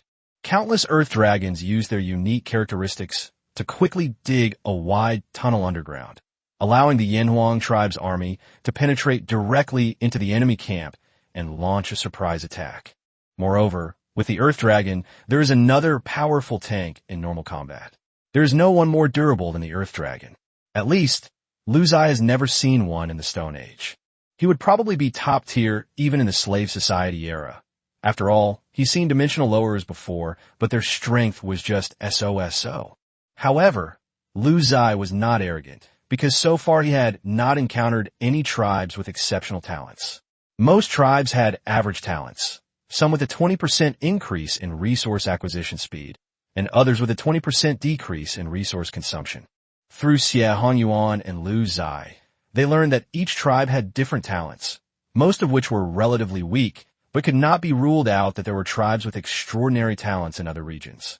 For example, Xie Honyuan had heard of powerful tribes with double the defense, which would make other tribes of the same period despair. Some tribes may receive random bonuses when purchasing items from the in-game store, making them extremely freebie-friendly. However, after much thought, Lu Ziye still felt that his talent was superior.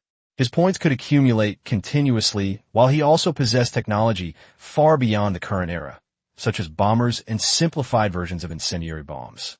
As for those terrifying talents with double defense, they're indeed very powerful in the early stages, but Lu Ziye can rise up with the help of tribe points and continuously obtain world amplification, which can also play the role of increasing combat power. The difference is obvious. His thoughts had drifted away when a pleasant system notification pulled Lu Ziye back to reality. Ding! Congratulations on successfully taming the Earth Dragon. The Earth Dragon has been added to your points shop. You can use your points to purchase Earth Dragons at any time. Ding! The addition of the Earth Dragon has boosted your intermediate military civilization node to 125%. Lu Ziye was thrilled. They had killed 10,000 Earth Dragons so quickly. The efficiency was astonishing. Eagerly opening the system shop, Lu Ziye finally saw the Earth Dragon he had been longing for. The purchase price was the same as the Red Wing Dragon, 100,000 points per dragon. Sure. We could buy a batch after we finish the Civilization Secret Realm Challenge to use as our own special forces. On the battlefield, the pterosaurs and armored rhinoceroses had completely overwhelmed the Earth Dragons and continued to advance. The number of Earth Dragons decreased sharply, turning into system points that went into Lu Ziye's pocket. Awoo! With the last Earth Dragon falling, the victory of the second phase belonged to the Yanhuang tribe. Lu Ziye narrowed his eyes, staring intently at the changes on the battlefield ahead. The second stage is already this monstrous. I really don't know what kind of terrifying existence the third stage will be. If the enemy becomes too powerful and his defenses cannot be breached, Lu Ziye is even prepared to give up. After all, in a world where numbers reign supreme, if you can't beat them, you really can't beat them. The military action also involved regrouping the army and preparing for battle at any time. However, the system's next notification almost made Lu Ziye throw up his back. Ding! Congratulations on successfully clearing the Civilization Realm.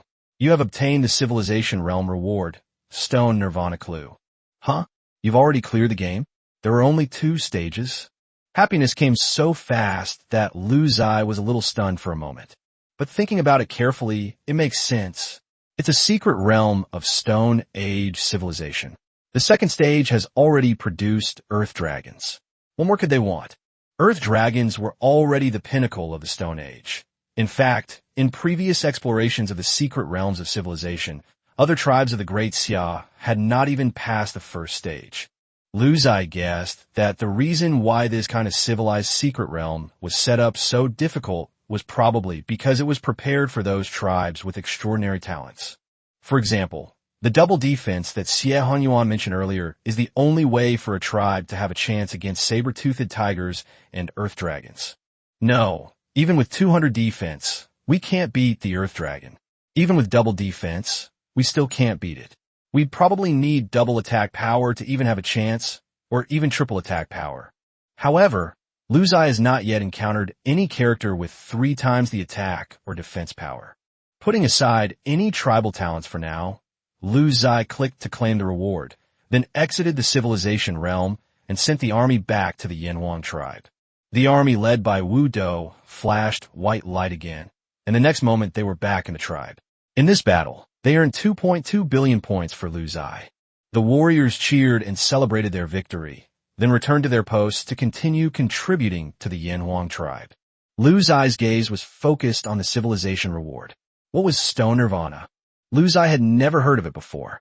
He clicked on the system description, and lines of prompts appeared. Stone, yeah. Modern civilization calls it coal, one of the most powerful energy sources that humanity has been using for a long time, even into the present day.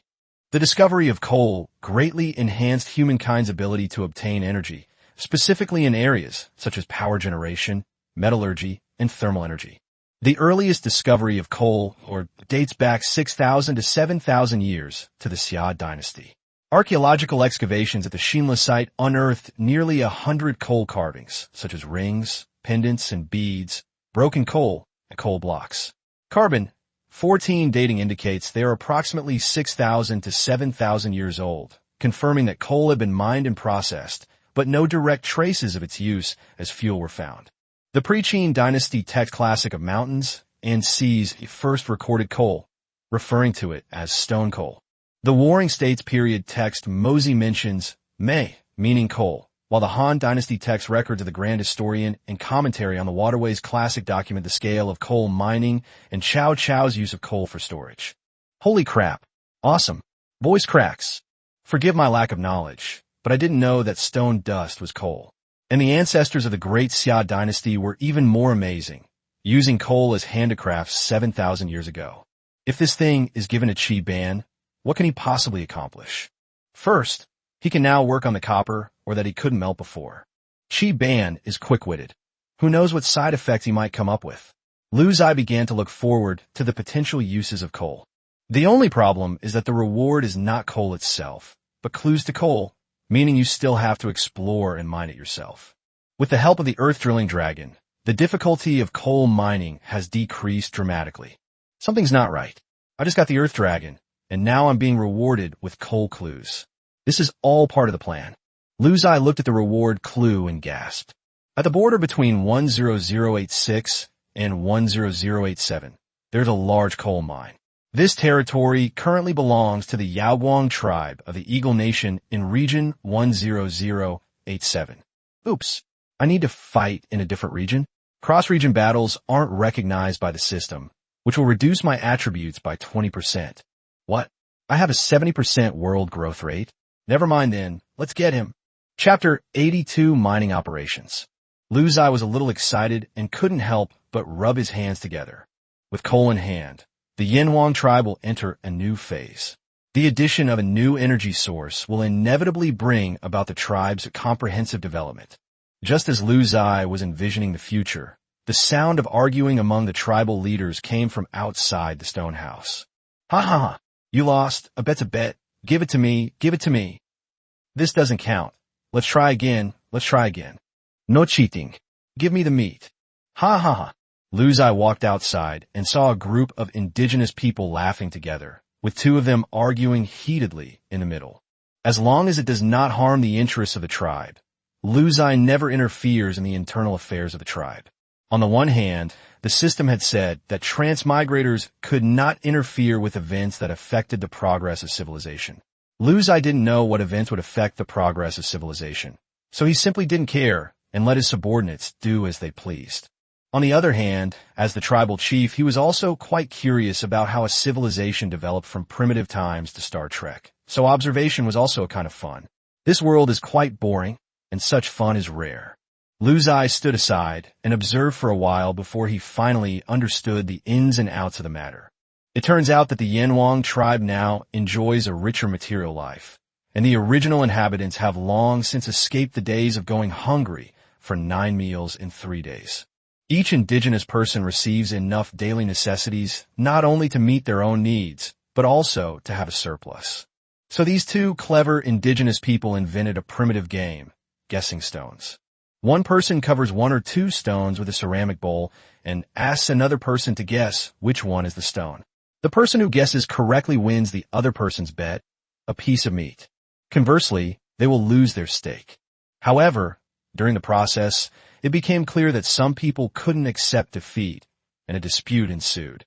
In the end, Amidst laughter, the loser kept his promise, and the winner received his prize. Just then, a strange notification sound rang out. Ding! Congratulations! The concept of private ownership has begun to emerge in your tribe. People are starting to pursue the abundance of personal resources and are beginning to have a certain awareness of personal assets. The concept of private ownership has begun to take root in the tribe, and your intermediate level human civilization node has been upgraded to 90%. Holy crap! Holy crap! Ziye never imagined that this could give rise to the consciousness of private ownership. The emergence of the concept of private ownership will begin to lead to social stratification and is the foundation for humanity's transition from tribal egalitarianism to slave society with private ownership. Such development is neither superior nor inferior. It is simply an inevitable product of the times. Yes, the tribe is developing faster and faster. I was so busy watching the drama unfold. What was I supposed to do? Alright, I was supposed to be scrambling for coal. Ziye opened the system panel and looked at the border area between 10086 and 10087. Since this point has not yet been conquered, the system radar map is completely black and unlit. However, the location of the coal mine is still marked on the black map, and the system also has a distance measurement function. 710 kilometers. Ziye gasped. For other tribes, marching this distance would be agonizing. But I'm different. I have the red wyvern. According to the system, a speed of 1,000 is equal to the speed of sound. Although the red wyvern isn't supersonic yet, it's not far off. Ziye remembered what the fastest bird in nature was called again. Frigate bird? Its speed was about 418 kilometers per hour. This speed is faster than a helicopter, with a speed of 1,224 kilometers per hour. The pterosaur is even faster than that, approaching the speed of sound, currently reaching approximately 850 kilometers per hour, faster than a passenger plane. Ziye also lamented that the physics of this world were a bit illogical. Who the hell would dare to ride in an open-top passenger plane? But the tribal warriors dared. They sat on the backs of the red-winged dragons, completely stable. However, another problem arises. My Earth Dragon isn't that fast, so it will take quite a long time for it to travel to the mining area after we capture it. Ziye glanced at the attributes of the Earth Dragon in the system, which had been completely transformed under the amplification of the tribe and the world. Red Earth Dragon. Health, 30250, increased from 51425. Health status, 100%. Attack, 110, 187 increased. Defense, 210, 357 already increased. Speed, 110, increased from 187. A speed of 187 is roughly 200 kilometers per hour, which is considered extremely fast underground. Of course, this does not mean that the Earth Dragon can dig 200 kilometers underground in 1 hour, but rather the speed of travel in existing underground tunnels. This can also be interpreted as its travel speed on land, being roughly the same under unobstructed conditions. Fortunately, it will only take a few hours to get to the mining area. When the time comes, red Earth Dragons will mine the coal, and red-winged dragons will act as transport planes, carrying massive amounts of coal back to their tribes. How awesome! Upon realizing this, Ziye summoned Wu Do and Chi Ban and told them that the tribe already possessed a very important mineral resource. Chi Ban became more and more excited as he listened and shouted, "Chief, let's go dig right now." Ziye smiled. This kind of mineral is in a very remote place, and it's in someone else's territory. If you want it. Before Ziye could finish speaking, Wu Do had already stood up. This world has gone mad. Why would their tribe build their settlement on our mining area? Is there no justice in this world? Ziye's brain went blank for a moment. This logic? Is it even right? Please generate electricity. Chapter 83 Risks of Cross-Regional Operations. A List of Dangers. Ziye thought the idea of fighting was even wilder. So why don't you just call yourself Ziye? Compared to physical combat, Ziye felt that he was truly refined and easygoing. Martial arts, you're absolutely right. Since this world is so unfair, we can only create justice with our own strength.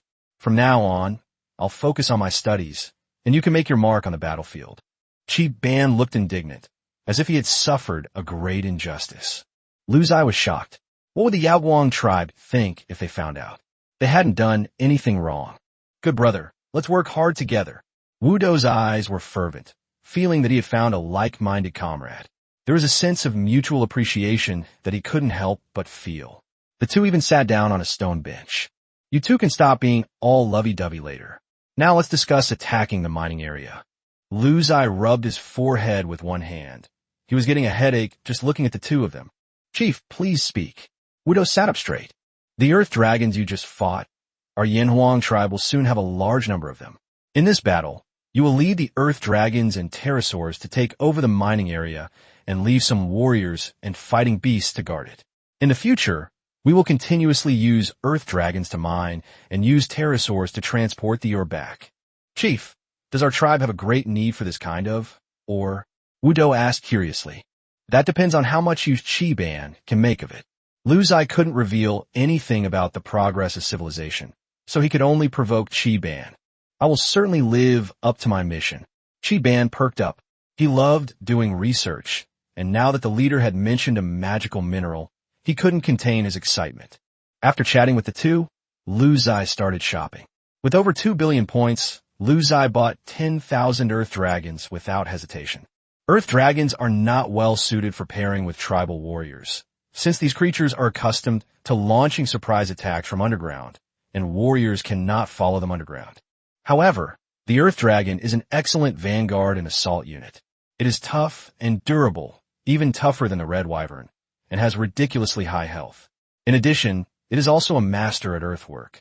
With the red earth dragon, the efficiency of large-scale civil engineering projects in the Yanhuang tribe increased many times over. For example, digging a big pit or compacting the foundation used to require a lot of manual labor, but now it's different. We can just let the red earth dragons do it. It can quickly excavate any ordinary rock, except for granite, with amazing efficiency, such as in coal mines. Ding! Congratulations! You have successfully purchased 10,000 red earth dragons using 1 billion points. The dragons have arrived at your habitat. With the earth dragons in place, Lu Ziye continued to expand the scale of the red pterosaurs. He increased the number of pterosaurs from 20,000 to 30,000, and then equipped the pterosaurs with 1 million tribal warriors. He also bought 1 million natives to engage in various kinds of labor. After all, the tribe is getting bigger and bigger, and it needs more and more manpower. The productivity of the Stone Age was still very low, and the production of many living materials was also very low, so it was necessary to rely on the number of people to increase it. For example, the millet variety is not good. Although it has been improved, the yield is still very low, at most 150 caddies per mu. This requires many indigenous people to reclaim land and plant it. Lu Ziye glanced at his tribe's status panel and saw that it had changed slightly. Faction name: Yanhuang Tribe, Great Xia Faction. Total population of the faction: 6,400,000. Territory: 207.3 square kilometers. Civilization stage: Stone Age.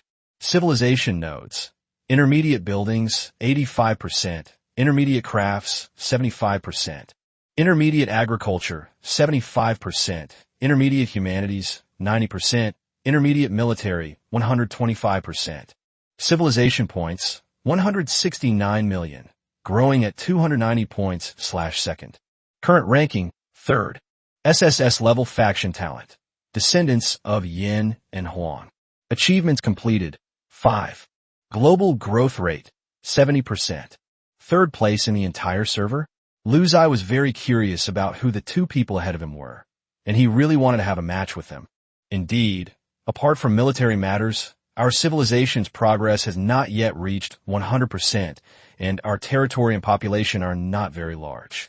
As I pondered these thoughts, my habitat began to tremble. Many indigenous people are no longer as panicked as they used to be when there were any unusual occurrences in their habitats. Now, the indigenous people of the Yanhuang tribe have seen the world. Many indigenous people held their earthenware bowls, eating and discussing at the same time.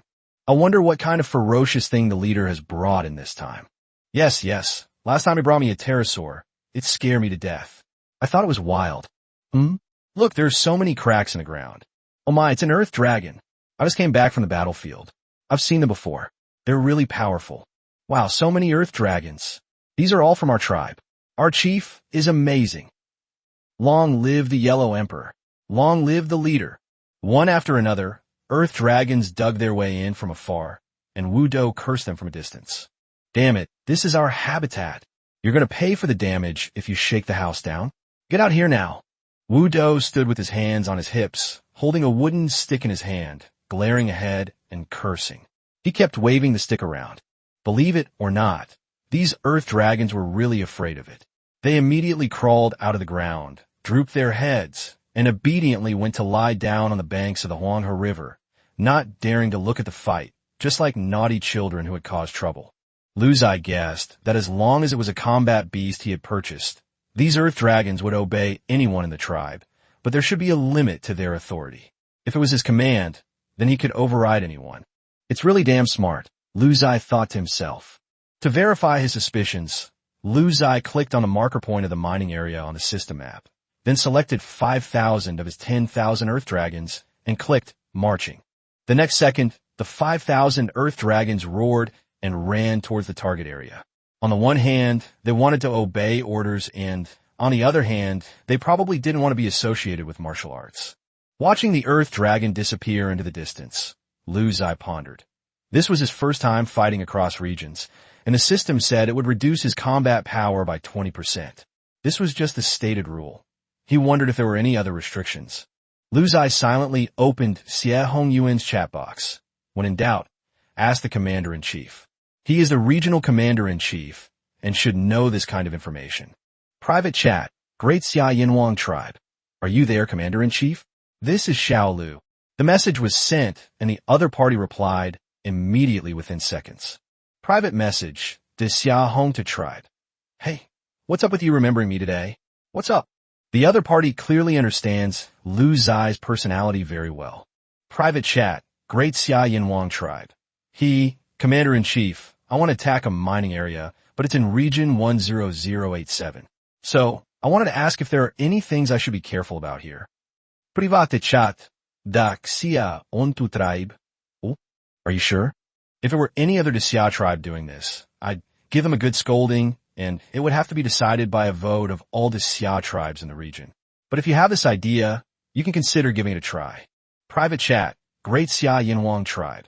Why does this sound so dangerous? Private chat, de Xia Hongtu Tribe. Think about this. Why are there large regions, but the borders can still be crossed? Theoretically, the system could easily create independent regions where players couldn't cross the borders, but it didn't. Instead, it added 2 rules to restrict cross-regional combat. The first is that the side that initiates cross-regional combat will have its combat power reduced by 20%, which you already know. The other rule is that the side that actively provokes cross-regional combat will be added to the server-wide dangerous forces list. Private chat, Great Xia Yinhuang Tribe. Huh. Is there anything scary about this list? Private chat, Great Xia Ambition Tribe. In this way, your power will be known to all factions across the entire server forever, and you can initiate cross-server gambling wars. Any tribe can attack you at any time. The system will provide the battlefield. You should know that there are too many warmongers and exceptionally talented people in this world. Think carefully. Holy crap, is this for real? Quick, I need to expose myself. I need to self-destruct. Chapter 84 Resource Gamble across the entire region. To expose yourself to the entire server forever, and to launch attacks against you with impunity, with hundreds of millions of players in every era. Who would dare to take that risk? Moreover, the bet involves the interests of the entire region, betting on unclaimed land or privately owned territory within a region, which is why the consent of all people in the region is generally required. Xie Hongyuan believed that instead of trying to persuade the other party not to do something foolish, it would be better to tell him the pros and cons directly. He believed that Lu Ziye was a smart man and could make his own judgment. With this in mind, Xie Hongyuan continued. Private chat, to Xia Hongtu Tribe. Xiao Lu, have you thought it through? Private message, Great Xia Yinhuang Tribe. I've figured out I'm going to attack the mining area now. Private chat, to Xia Hongtu Tribe. That's right. You're a decisive person, aren't you? What are you going to do? Didn't you read what was told to you before? Private chat, Great Xia Yinhuang Tribe. Look carefully, Commander-in-Chief. I think this is a win-win situation. I can contribute to the development of Region 10086. Hee hee. Of course, if the brothers in the whole region disagree, then I won't go. Xie Hanyuan gasped. If the entire district were to vote, there would be no doubt that the entire district would agree, because Lu Ziye had shielded 10,086 from two major battles. Besides, Lu Ziye has not joined the Great Xia Alliance, so theoretically he cannot ask others to do anything. He is a free man, and his suggestion to let the whole district vote is just a way of showing respect. He cannot take it seriously. Besides, Lu Ziye's strength is indeed the strongest I have ever seen. Although I have never seen any other talented expert from other regions, theoretically, they should not be able to defeat Lu Ziye. Having thought about it, Xie Hanyuan understood and replied.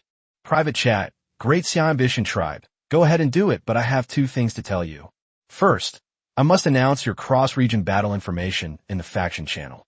Everyone has the right to know, and of course, they will trust and support you.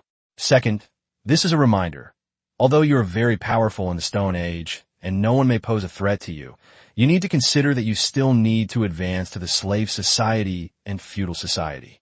You have just advanced, and your name is on the betting list. Are you sure you want to face a siege by powerful beings right after advancing? Make your decision carefully, because there is no time delay or penalty for staying after the subsequent civilization advancement. Private message, Great Xia Yinwang Tribe. Understood. Thank you, Commander. I will pay attention. After chatting for a few more minutes, Lu Ziye closed the chat. From now on, I'll be on the server's betting list.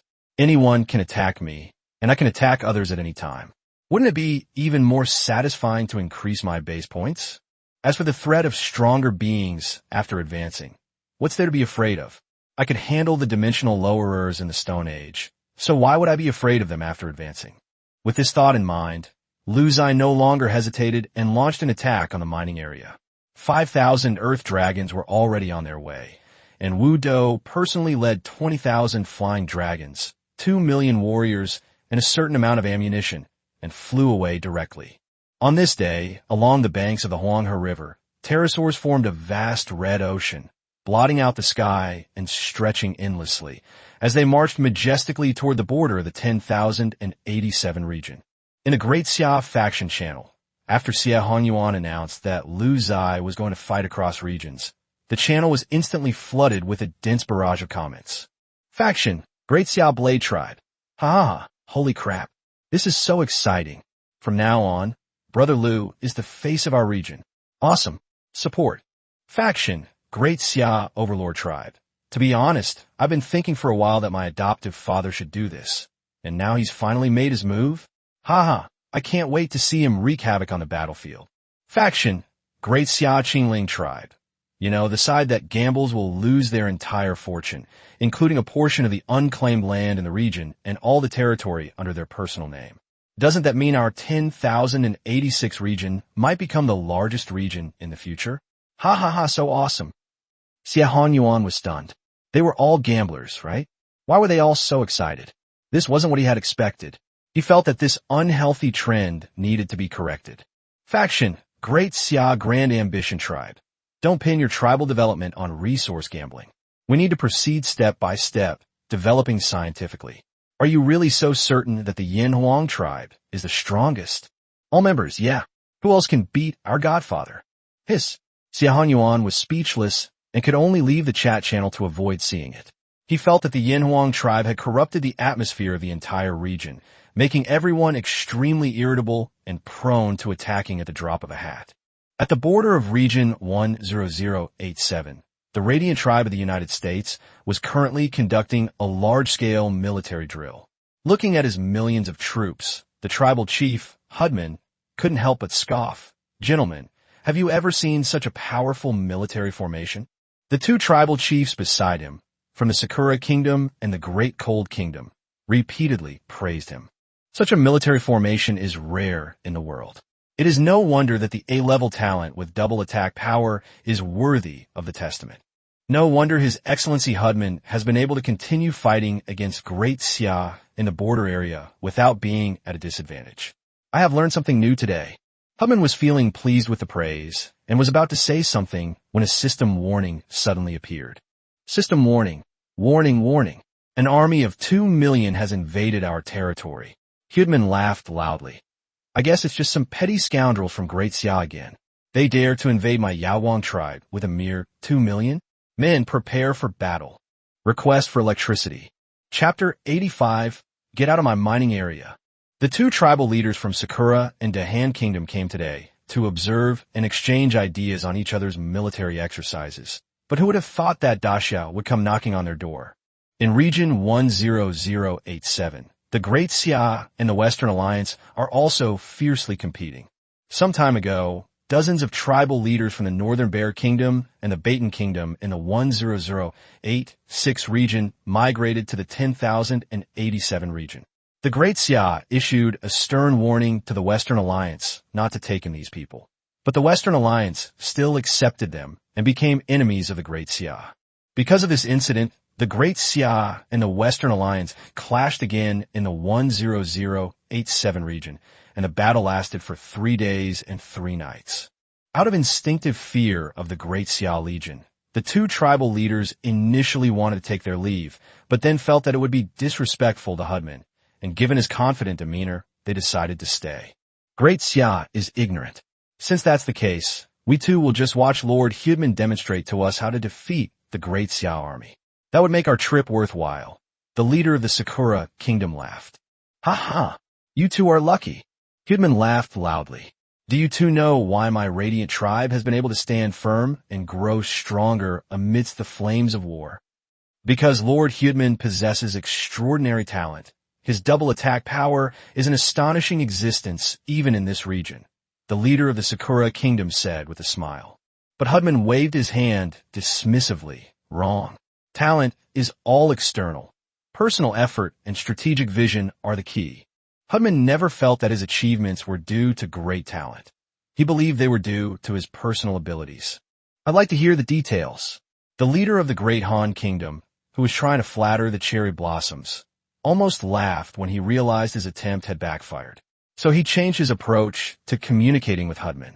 Clearly, Hyunmin wanted to show off, so he pretended to be a listener and let him finish his act. Don't you two have excellent taste in choosing my habitat location? Hyunmin pointed to his vast habitat. Indeed, the leader of the Sakura Kingdom nodded in deep agreement. Hyunmin laughed and said, Then tell me, what's so unique about it? Leader of the Cherry Blossom Country. He's obviously pretending to know what he doesn't. Hyunmin ignored the leader of the Sakura Kingdom and continued explaining to the leader of the Great Cold Kingdom. My territory is surrounded by mountains on 3 sides, with only one mountain pass leading into it. This pass is treacherous, easy to defend, and difficult to attack. Any enemy wishing to enter my territory must pass through this pass. Furthermore, my innate abilities, combined with the advantageous terrain defenses of my tribal legions, mean that no army can breach my territory. Just 2 days ago, the 3 tribes of the Great Ziye mobilized an army of 10 million to attack my tribe, but they returned empty-handed. Hyunmin had an aloof expression, but his eyebrows danced as he spoke. Now that you've said that, I understand completely. Your military strategy is brilliant and your vision is superb. But what I don't understand is, given your strength, why are there still 2 million petty villains who dare to invade today? The words of the Great Cold Kingdom's leader made Hyunmin somewhat suspicious. Yes, that shouldn't be the case. Just then, the leader of the Sakura Kingdom exclaimed as if he had seen a ghost. Quick, look at that. The two looked at the mountain pass at the same time, but there was nothing unusual. Hyunmin said angrily, Don't be so alarmed with a major battle at hand. It's not a pass. Look at the back of the mountain, the leader of the Sakura Kingdom exclaimed. The two then looked at the mountain that Hyunmin was usually so proud of, and the next second they froze. Normally, the mountains are so steep that even birds and beasts would have difficulty crossing them, let alone people. But now, countless red dots are approaching the habitat of the Yawang tribe in the sky, getting closer and closer, and the red dots are getting bigger and bigger. Hyunmin exclaimed incredulously, That's a wild pterosaur? At this moment, the tribal chief of the Sakura Kingdom no longer cared about flattery and said irritably, Are you an idiot? If it's a wild pterosaur, why would your system give a warning? This is definitely a pterosaur from a powerful expert of the Great Xia dynasty. How is this possible? What legitimate tribe raises pterosaurs? The chief of the Great Han Kingdom tribe questioned, but then realized the other party had a point. After all, the system's warning was usually accurate. Could it be that a terrifying Stone Age tribe had already domesticated pterosaurs? And in such large numbers? At this moment, Hudman no longer believed in his strategic vision, nor did he boast about his personal efforts. The natural defenses he was so proud of became useless, and the army he sent to the pass area was directly attacked from the rear, rendering his defenses ineffective. Quickly, send the army back to defend their habitat. Fight, fight! Hudman exclaimed in terror. The scene in the sky drew closer, and they finally saw the whole picture. Tens of thousands of red pterosaurs soared through the air, their backs adorned with an astonishing number of repeating crossbows and countless unidentified large black spheres. At the same time, a rough voice descended from the sky. Get out of my Yin Huang mining area. Those who linger will be killed without mercy. What Yin Huang mining area? Isn't this my home? For a moment, Hudman even had some self-doubt. The other party also mentioned the Yin Huang tribe. Where the hell did that come from? I've never heard of it before, but it sound familiar? At that moment, the leader of the Sakura Kingdom, looking utterly despondent, exclaimed, This is the Yin Huang tribe of region 10086. You know him. The leader of the Great Han Kingdom looked at the other party. The last time the Western Alliance was wiped out in region 10086, it was done by him and the wild pterosaurs. These words left the three of them dumbfounded, with only one thought in their minds. It's over, it's all over. Hudman quickly knelt down and begged for mercy. We have never interfered with the Yin Huang tribe. Please let us go. Please leave our tribe. The warrior in the sky frowned and roared angrily. How dare you? This is an absurd act. This is our Yin Huang tribe's mine, and you dare to tell me to leave? Blow it up. The next moment, the red pterosaurs swooped down in unison, dropping hundreds of thousands of incendiary bombs on the stone houses and military formations in their habitat. The Radiant tribe's habitat was instantly engulfed in flames, and the remaining soldiers who managed to escape from the inferno were mercilessly slaughtered by the repeating crossbows on the backs of the flying dragons. Wudo looked at the three mountains surrounding the Yaoguang tribe with eager eyes. Is this the mine the chief mentioned? I, Wudo, have fulfilled my mission and finally reclaimed it for the tribe. Wudo looked on with excitement, his expression as he gazed at the mine as if to say, Welcome back. Not a single pebble can be missing from the mines of Yin Huang. Chapter 86 Earth Dragon Miners, hollowing out the mining area. What nonsense about strategic vision and terrain advantages. At this moment, the tribal chief of the Sakura Kingdom finally saw the truth. In the face of absolute power, all tactics are just fancy tricks. The Lightbringer tribe's double attack power and terrain advantage had absolutely no chance to be utilized. Those red pterosaurs didn't give you a chance to fight back at all. You heard right. Even fighting back became a luxury. Pterosaurs fly in the sky, but burn to ashes on the ground. How can you resist? How can you fight back? They're attacking you from 150 meters above the ground. None of the Lightbringer tribe's weapons can reach that range. This is a true dimensional reduction attack. Why should I come to watch your stupid military exercise? The tribal chief of the Sakura country kicked Hudman in a fit of anger. At this moment, Hudman no longer had the arrogance he had at the beginning. He had no interest in paying attention to the Sakura chief and could only watch helplessly as his tribe was burned to ashes. My tribe! Stop right now! Hudman wailed. Private chat. The Ziye Unity tribe, what? Lao Xia, you're not kidding me, are you? Upon hearing Xie Hongyuan's news, Feng Tuanjie, the commander-in-chief of the 10087 region, was utterly shocked. If he remembered correctly, there wasn't a single tribe in any of the Great Xia regions that had fought across regions and ended up on the betting list. It's not that the Great Xia dynasty lacked such powerful figures, but rather that there was a consensus within the Great Xia dynasty that such behavior was too risky and did not align with the path of long-term development, and was considered extremist and wrong path.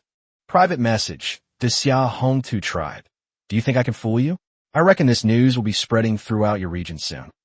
Private chat. Great Xia Unity tribe. Your entire region is so supportive of his cross-region battles.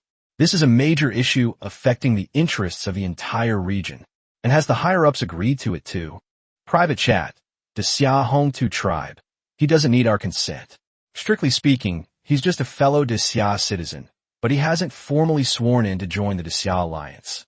Therefore, I have no binding force on him, nor am I qualified to dictate how he should act. Private chat. Great Ziye Unity tribe. Huh? What do you mean by not being qualified? Private chat. The Ziye tribe. It's no exaggeration to say that he saved Region 10086. Without him, Region 10086 would have been gone long ago, and I, the Commander-in-Chief, would probably be dead. So now you understand why the entire region unconditionally supports him, right? Private chat. Great Ziye Unity tribe. Wow, now that you mention it, it's even more bizarre. Is this guy really that powerful? Is he reliable? Private chat. The Ziye tribe. There are some things I can't tell you because the higher-ups haven't given their approval. You ask me if it's reliable? I can only answer you with 2 words. Unreliable, because it's outrageous. Huh? Feng Tuanjie was getting more and more confused by Ziye Hongyuan's explanation. He was in a meeting today discussing the upcoming battle with the Western Alliance when Ziye Hongyuan, the commander-in-chief of the neighboring region, sent him a shocking message saying that the people of Daxiao in Region 10086 had launched a cross-regional operation against his region. This unprecedented information completely baffled him. Private message to Ziye Unity tribe. So, when you contacted me, did you want me to do something to cooperate with you? Private chat. The Ziye tribe. You don't need to do anything. I'm just informing you because this kid has occupied that area, and he'll definitely station troops there. In the future, the Western Alliance of your 10087 region will definitely besiege him. Private chat. Great Ziye Unity tribe. I understand. You want me to support him and send troops to protect him? Private message. The Ziye tribe. I knew you'd think that. What I mean is, don't interfere. In his own words, it will ruin his plans. Just let him be besieged. You just watch. Huh. Feng Tuanjie rubbed his eyes, making sure he hadn't misread the information. Why couldn't he understand it? Why does this person from 10,086 speak with such strange logic? We're all human, so why can't I understand human speech? After ending his conversation with Ziye Hongyuan, Feng Tuanjie posted a message on the faction channel, asking all tribes in the Great Ziye faction to pay attention to the situation of the Western tribes near them and see if anyone had been attacked. He then instructed everyone, do not get involved, do not get involved. It came so easily. Wu Dou landed on the ground with a smile, looking at the vast radiant tribe with a satisfied expression. The homeland of my Yanhuang tribe is indeed bountiful. Then he looked at the 3 mountains surrounding the habitat. Why haven't those silly dragons arrived yet? The leader had sent the earth dragons out ahead of time, and after he commanded the pterosaurs to conquer the entire habitat, these earth dragons still hadn't arrived. 4-legged creatures are really unreliable. The pterosaurs behind Wu Dou breathed a sigh of relief. Thank goodness they only had 2 legs, otherwise they would have been scolded again. A series of loud rumbling sounds suddenly came from the ground, and as the earth cracked open, several stone houses collapsed one after another. One by one, large heads covered in red dragon scales were half exposed, observing Wu Dou's expression, wondering whether to come out. After all, he had already been taught a lesson once.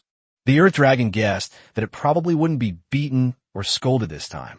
After all, it was beaten and scolded last time because it burrowed into its habitat and damaged the strata. This time, it was in such a distant and unfamiliar place, so theoretically it shouldn't be like this. Who knew that Wu Dou would pick up a stone from the ground and throw it at these roundheads while cursing? A bunch of idiots. Don't you know this is already Yanhuang territory? Get out of here. Don't damage the stone house. This belongs to Yanhuang. Yanhuang's stone house, understand? Earth Dragon. We don't know either. With a whoosh, more than 5,000 earthworm heads quickly burrowed underground and disappeared like whack-a-mole, only to emerge again several kilometers into the deep mountains. They looked completely innocent, their eyes gazing at Wu Dou with a slightly naive expression, awaiting his command. Ouch, ouch, calm down, calm down. We're counting on them to mine. A pterosaur descended from the sky. After the battle, Chi Ban also rushed over from the Great Ziye habitat. Next came the exciting mining moment. Under Chi Ban's command, 5,000 Earth Dragons burrowed directly into 3 mountains to search for the minerals Chi Ban had mentioned. These earthworms are strong and powerful, and the tunnels they burrow into the deep mountains are wide enough for humans to pass through. If they find them too narrow, they can continue to expand them. Every few tens of seconds, a dragon would return, carrying various kinds of stones in its mouth for Chi Ban to identify, to see if they were minerals. Chi Ban arranged all the stones he didn't recognize one by one, and had the craftsmen collect them for later study. When a dragon returned to the surface, it drew laughter from the tribal warriors, because the red dragon had now turned into a black dragon, completely black, with only a pair of blinking eyes. It held a piece of black ore in its mouth, which reflected light in the sunlight. Meanwhile, Ziye, who was thousands of miles away, had already received a system notification. Ding! Congratulations! The Yanwang tribe has successfully acquired the stone nirvana. The tribe's intermediate crafting skill has been upgraded to 85%, and its intermediate military skill has been upgraded to 140%. Ziye, how come the discovery of coal is also affecting manual and military progress? Please generate electricity. Chapter 87, The First Forge, Copper Smelting begins. Ziye only learned about it after clicking on the system instructions. The addition of coal provides the tribe with superior energy and higher temperatures, which will contribute to the development of the tribe's handicrafts and military. For example, high temperatures can make the processing of some items easier and can even refine substances that were previously unavailable. Ziye stared in disbelief. This was something the Stone Age tribe should really have. Through the system's vision, Ziye saw that Chi Ban had ordered the Earth Dragons to collect more stone dust, while he walked to the campfire and threw the stone dust into the fire to observe it slowly. Chi Ban has a habit of burning anything new he encounters, just in case he makes a new discovery. For example, he previously invented a method to bend hardwood into a bough, which involves placing the wood over a fire to bake it, and then processing it. As long as the temperature and time are well controlled, the resulting shape is not only stable, but also has increased strength. After obtaining chalcopyrite last time, he threw it into a campfire to calcify it, but the chalcopyrite didn't budge. This made him marvel at the magic of chalcopyrite, and he still doesn't know how to process copper ore. In the campfire, the stone began to burn, turning completely red, a phenomenon that greatly surprised the indigenous people of the surrounding artisan tribe. Lord Chi Ban, look, this stone can burn. For these indigenous people, coal is indeed just like stone, only a little black. But they had never seen a flammable stone before, and they exclaimed how amazing it was. Chi Ban nodded repeatedly, his eyes narrowing. Go and fetch more. I need to continue observing. Soon a large amount of coal was added to the campfire, and the coal burned even more fiercely. The intense heat caused the indigenous people, who were used to sitting around the campfire, to retreat one after another. What amazing rocks! The fire doesn't look big, but it's incredibly hot, an indigenous person exclaimed. Compared to firewood, coal produces less open flame, but the temperature is much higher than that of a frying fire. Chi Ban had something on his mind, so he took out a piece of brass or from his pocket and threw it into the coal fire.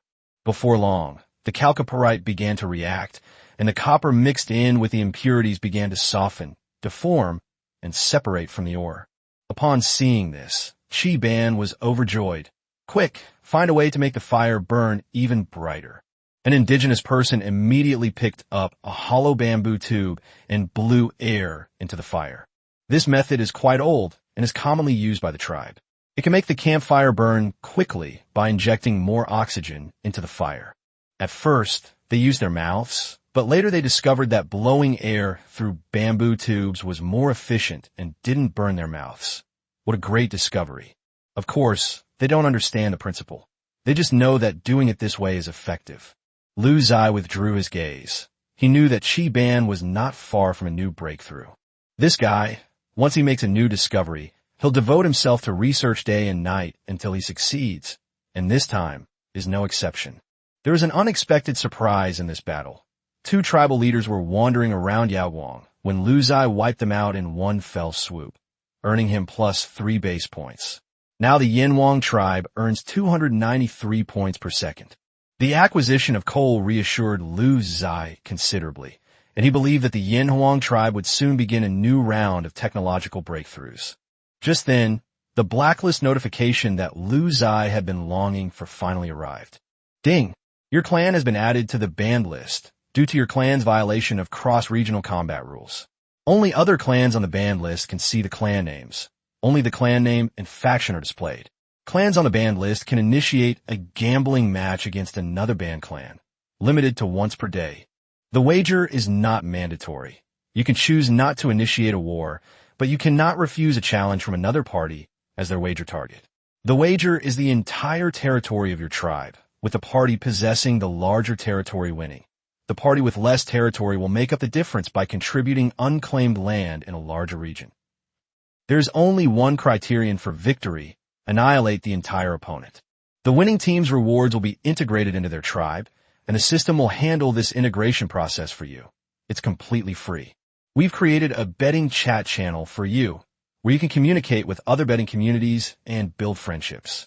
Okay, it's finally here. You can only do this once a day, so make sure you seize this opportunity.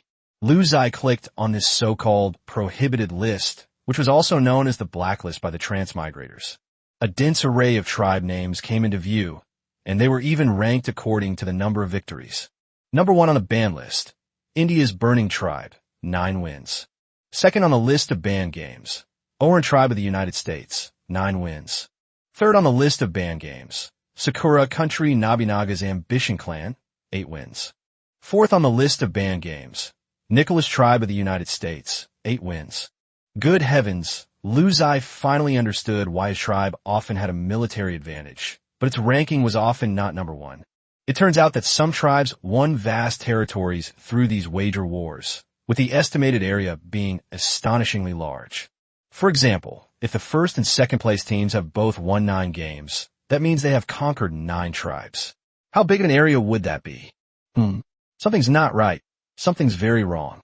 Lu Zai thought of something terrible. The snowballing effect of this betting is terrifying. Take the number 1 player as an example. His current territory is estimated at 1 million square kilometers. Now, if he initiates a bet against someone else, the other party must also offer up a territory of that size in return. If that's not enough, they will have to sacrifice large areas of unclaimed land. If this person wins, the tribe's area will become 2 million square kilometers. If he wins another battle, it will be 4 million, 8 million, 16 million. In just a few days, wouldn't he be able to conquer the entire world? What about the others? If this continues, could I win an entire region at once? Or even several regions? And unify the entire server very quickly? Lu Zai quickly inquired with the system, which provided an explanation. When Party A's betting area far exceeds Party B's, Party B must sacrifice unclaimed land in the region. If there isn't enough unclaimed land, Party B will have to sacrifice the territories of other tribes in the region. In this case, the betting will be forced to involve other tribes to compete for fate, and Party A will have to face the siege of multiple tribes. The betting area is capped at the entire territory of a region. This means that Party A will be fighting against all the tribes in the region alone. Got it. That's pretty awesome. Lu Zai didn't have time to think too much. Practice makes perfect, so he directly clicked on the top-ranked Indian tribe, Burning Tribe, and started a betting war. Ding! The betting challenge has failed. The target, Indian Burning Tribe, has already placed 1 bet today. Damn it! Lu Zai cursed, then clicked on the second-ranked Oran Tribe of the Eagle Country. This tribe also had 9 wins and a large territory. Ding! The betting war has begun, targeting the Oran Tribe of the United States. They've already placed 1 bet today. Huh? Lu Zai glanced at the time. It was already past noon. Got it, it's too late. These people have already finished their bets for today. Damn it. The winners are on the list, and the losers are already dead. So, this blacklist of 491 spots is basically all filled with bets? Lu Zai clicked on them one by one, and it was true. At that moment, a member of a tribe in the betting channel asked a question that Lu Zai also wanted to know. Betting channel, North Bear Kingdom Graph Tribe. Why is the number 1 player's winning streak only 9 games? Instead of 100? 200? Theoretically, with so many resources, she should be getting stronger and winning more easily, right? Gambling channel, Nicholas Tribe of the Eagle Country. Ha! This gambling is a trap set by the system. Once you're on this blacklist, no one can leave alive. It's just a matter of time. Ziye looked at the speaker and realized it was none other than the number 4 on the leaderboard. Why would he say something like that? Is the number 4 on the leaderboard always this negative? Chapter 88 Trap? One man against one zone? And such negative comments weren't limited to the 4th ranked person. The top ranked person also chimed in. Gambling channel, India's burning tribe. I used to be so eager to expand my gains, fighting every day. Later I realized how stupid I was. Betting channel, North Bear, Kingdom Graph tribe. Huh? Isn't this the top ranked player? How come you're saying that too? Your territory is vast, and your resources are abundant. How can you be foolish? Gambling channel, India's burning tribe.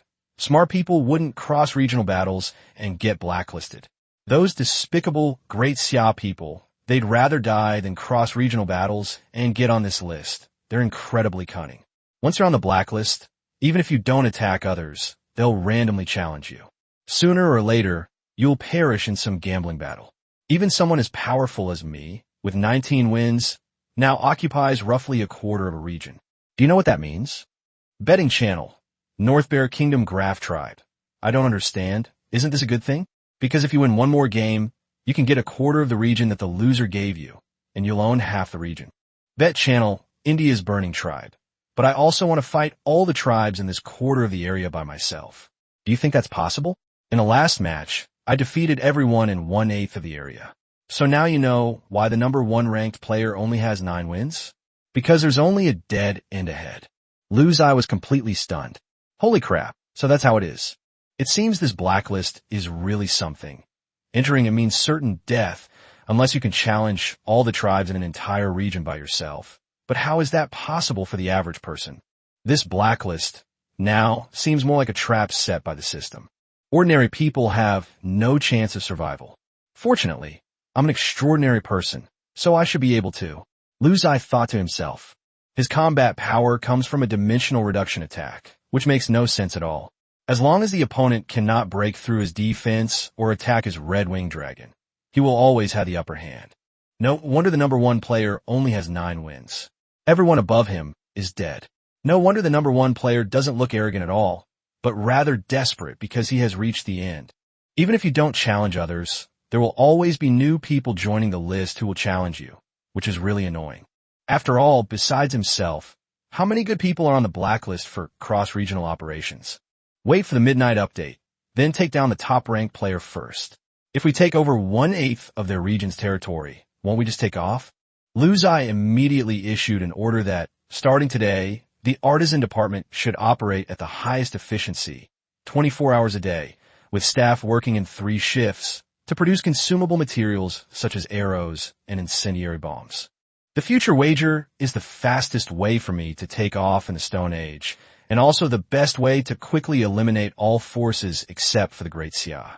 Ziye had a bold idea: to occupy the entire territory of the Stone Age server, causing all factions except for the Great Xia to disappear during the Stone Age, resulting in a complete civilizational break and leaving them powerless to continue. In a wager, an awkward situation may arise, such as when you're fighting against your opponent and the stake is a large region. If your opponent does not have territory in a large region, it will naturally involve all the tribes in his region, including the Great Xia tribe. Normally, in a life or death situation like this, all the tribes in this region would unite against the common enemy and gang up on the player who made the bet. This is exactly what those on the blacklist were worried about. Therefore, Ziye needs to communicate with the various regions and tell them that if they encounter their own betting battles, they should not participate but surrender directly. If they win the bet, they can simply give up the territory of the Great Xia players and redistribute it to them as habitats. They can earn enough territory from the tribes outside of Great Xia. Ha, brilliant! Ziye couldn't wait to open Xie Hongyuan's private chat window. He could only ask Xie Hongyuan to do this. Xie Hongyuan naturally couldn't persuade all the players of the Xia on the server, but he must have a way to persuade the higher-ups. Private chat. Great Xia Yanwang tribe. Are you there? Are you there, Commander-in-Chief? Private chat. Da Xia on tu tribe. You've been contacting me quite frequently lately, haven't you? So what's up this time? Every time you make a scene, it's terrifying. I hope this time isn't. This time it's even scarier. I'm going to rule the entire server. Lu Zai muttered something to himself, then told Xie Hanyuan the whole story and asked him to find a way to contact the great Xia commanders of all the major regions and ask them to keep an eye on things. Xie Hanyuan grew increasingly terrified as he listened, feeling as if his mind couldn't process what he was going to do. Why is everyone else focused on building a civilized society, while you, Lu Zai, are thinking about unifying the world? Xie Hanyuan was incredibly grateful that the Yinhuang tribe was a fellow countryman of the great Xia. If it were any other faction, how desperate would that be? Private chat. The Xia Hongtu tribe. No. Are you sure you're serious? Do you know who you're affecting? It's the life and death of every single opposing faction in the entire world. Private message. Great Xia Yinhuang tribe. They die, we live, no problem there. Private message. The Xia Hongtu tribe. You're absolutely right, but are you sure you can handle it? Private chat. Great Xia Yinhuang tribe. With great power comes many troubles. I'm now willing to take on these troubles, just as you taught me. Xie Hanyuan was completely speechless. Since Lu Zai had already decided to do this, all he could do was report it. What else could he do? Private message. The Xia Hongtu tribe. Wait for my message. Chapter 89 First Bet. Target number 1. Even after Xie Hanyuan ended his conversation with Lu Zai, he was still deeply shocked. Having been the commander-in-chief for so long, this is the first time I've felt completely lost. This kid is too eccentric. If this news were told to the leaders of the great Xia tribes in the 10086 region, they would probably all go crazy. These people have been completely infected by Lu Zai's behavior. They are all obsessed and regard Lu Zai as their absolute idol. Xie Hanyuan knew very well that if this matter were asked to the leaders of the great Xia tribes in the 10086 region, they would all support him without hesitation. However, there are more than one region in the entire server during the civilization stage. There are tens of thousands of regions. Other regions are unaware of Lu Zai's situation, and those great Xia players may not agree to it either. The only option is to report this to higher authorities. Xie Hanyuan quickly found his old leader, a commander-in-chief from the slave society era, who was also in charge of some major events related to the Stone Age, such as the Dimensional Reduction Operation and regional wars. Despite having seen a great deal of the world, this veteran leader was still completely stunned by the information provided by Xie Hanyuan. Private chat. Great Summer Dao Kingdom. Xie Hanyuan, you need to take responsibility for what you said. Are you sure this Yinhuang tribe is that powerful? Private chat. The Xia Hongtu tribe. I definitely stand by my words. You know, last time 20-dimensional Devis launched an attack against him, he single-handedly wiped them all out in a crushing victory. The monarch of the heavenly Dao kingdom gasped. If I heard correctly, Xie Hanyuan meant that 20 beings from a slave society were defeated by a Stone Age tribe? That's a bit of a reversal of the natural order, isn't it? Private chat. Great Xia Heaven Dao Kingdom. In the Stone Age, no one from our great Xia dynasty has ever been on the betting list. We never expected such an exception this time, and now we even need to cooperate. The risk is far too great. Private chat. Great Xia Grand Ambition Tribe. Forgive my bluntness, Commander-in-Chief, but if Lu Zai's bet in the wager was a whole region, even if everyone united to attack him, he would still win. Therefore, the fact that he informed our great Xia camp in advance to allow us to avoid the war is already very kind of him. Xie Hanyuan never imagined he could speak so confidently to his former boss, but he had to make the situation clear. This matter involved more than just one region. It could very well affect the entire Stone Age server. Private chat. Great Summer Dao Kingdom. Now that you've said that, I think I understand the seriousness of the situation. He hasn't started a single betting war yet, has he? Tonight at midnight, he should take the initiative to attack. According to you, this person is very bold and will probably challenge the tribe with the largest territory. Let's wait and see. After the results are in, I will consider your suggestion. I also need to discuss it with the other commanders. Hearing this, Xie Hanyuan felt relieved, because he knew that Lu Zai would undoubtedly win this battle. The campfire in the Yinhuang tribe was still burning brightly, and even though it was almost midnight, the furnace in the artisan department was still blazing. From time to time, flocks of pterosaurs can be seen in the sky, carrying massive amounts of coal back to the mine from over 1,000 kilometers away. After conquering the Yawang tribe, they began to build artisan workshops in the surrounding tribes so that they would no longer need to transport materials over such a long distance and could conduct research and smelting on the spot. Lu Ziye was bored, so he would count the red-winged dragons coming and going in the sky, and he almost fell asleep several times. He waited for midnight to arrive, and Lu Ziye spent this long day staring intently at the system's time display. As soon as midnight struck, he couldn't wait to click on the betting war and launch an attack on the top-ranked Indian burning tribe. The opponent was a tribe with a 9-win streak and a territory equivalent to 1/8 of a large region, making them very powerful. Ding! You have started a betting war against the Indian burning tribe. Your territory is smaller than theirs, and the bet is based on the territory size of the Indian burning tribe. The difference in territory you need to make up will be randomly deducted from region 10086. Ding! 61 Great Ziye tribes reside in the territory deducted from region 10086. These tribes can fight alongside you to defend their territory, or they can forego the war and become a vassal force of the victor. Ding! Your war request has been received. Regardless of whether the other party accepts or not, the war will begin within 1 hour. You have 1 hour to deploy your forces and allocate war resources. Lu Ziye received a system notification that his bet was not as big as the opponent's, so the tribes in the 10086 region that were involved would also be affected. They could choose to fight together or wait and see, and become the victor's subordinate forces after the war ended. At this point, the Ziye faction channel in region 10086 was in complete chaos. Faction, Great Ziye Overlord Tribe. Holy crap. Wow. Is Brother Lu starting to exert his power? I want to join the battle. Nobody stop me. Faction, Great Ziye Blade Tribe. Huh? It's starting already? A betting war? Doesn't Great Ziye forbid tribal leaders from participating in those things? But count me in if we fight. Faction, Great Ziye Qingchuan Tribe. Great Ziye's rules restrict ordinary people. My godfather is no ordinary person. And what's more, how dare you call my godfather, brother? Do you want to be ganged up on? Faction, Great Ziye Overlord Tribe. I was wrong. Such comments seemed endless.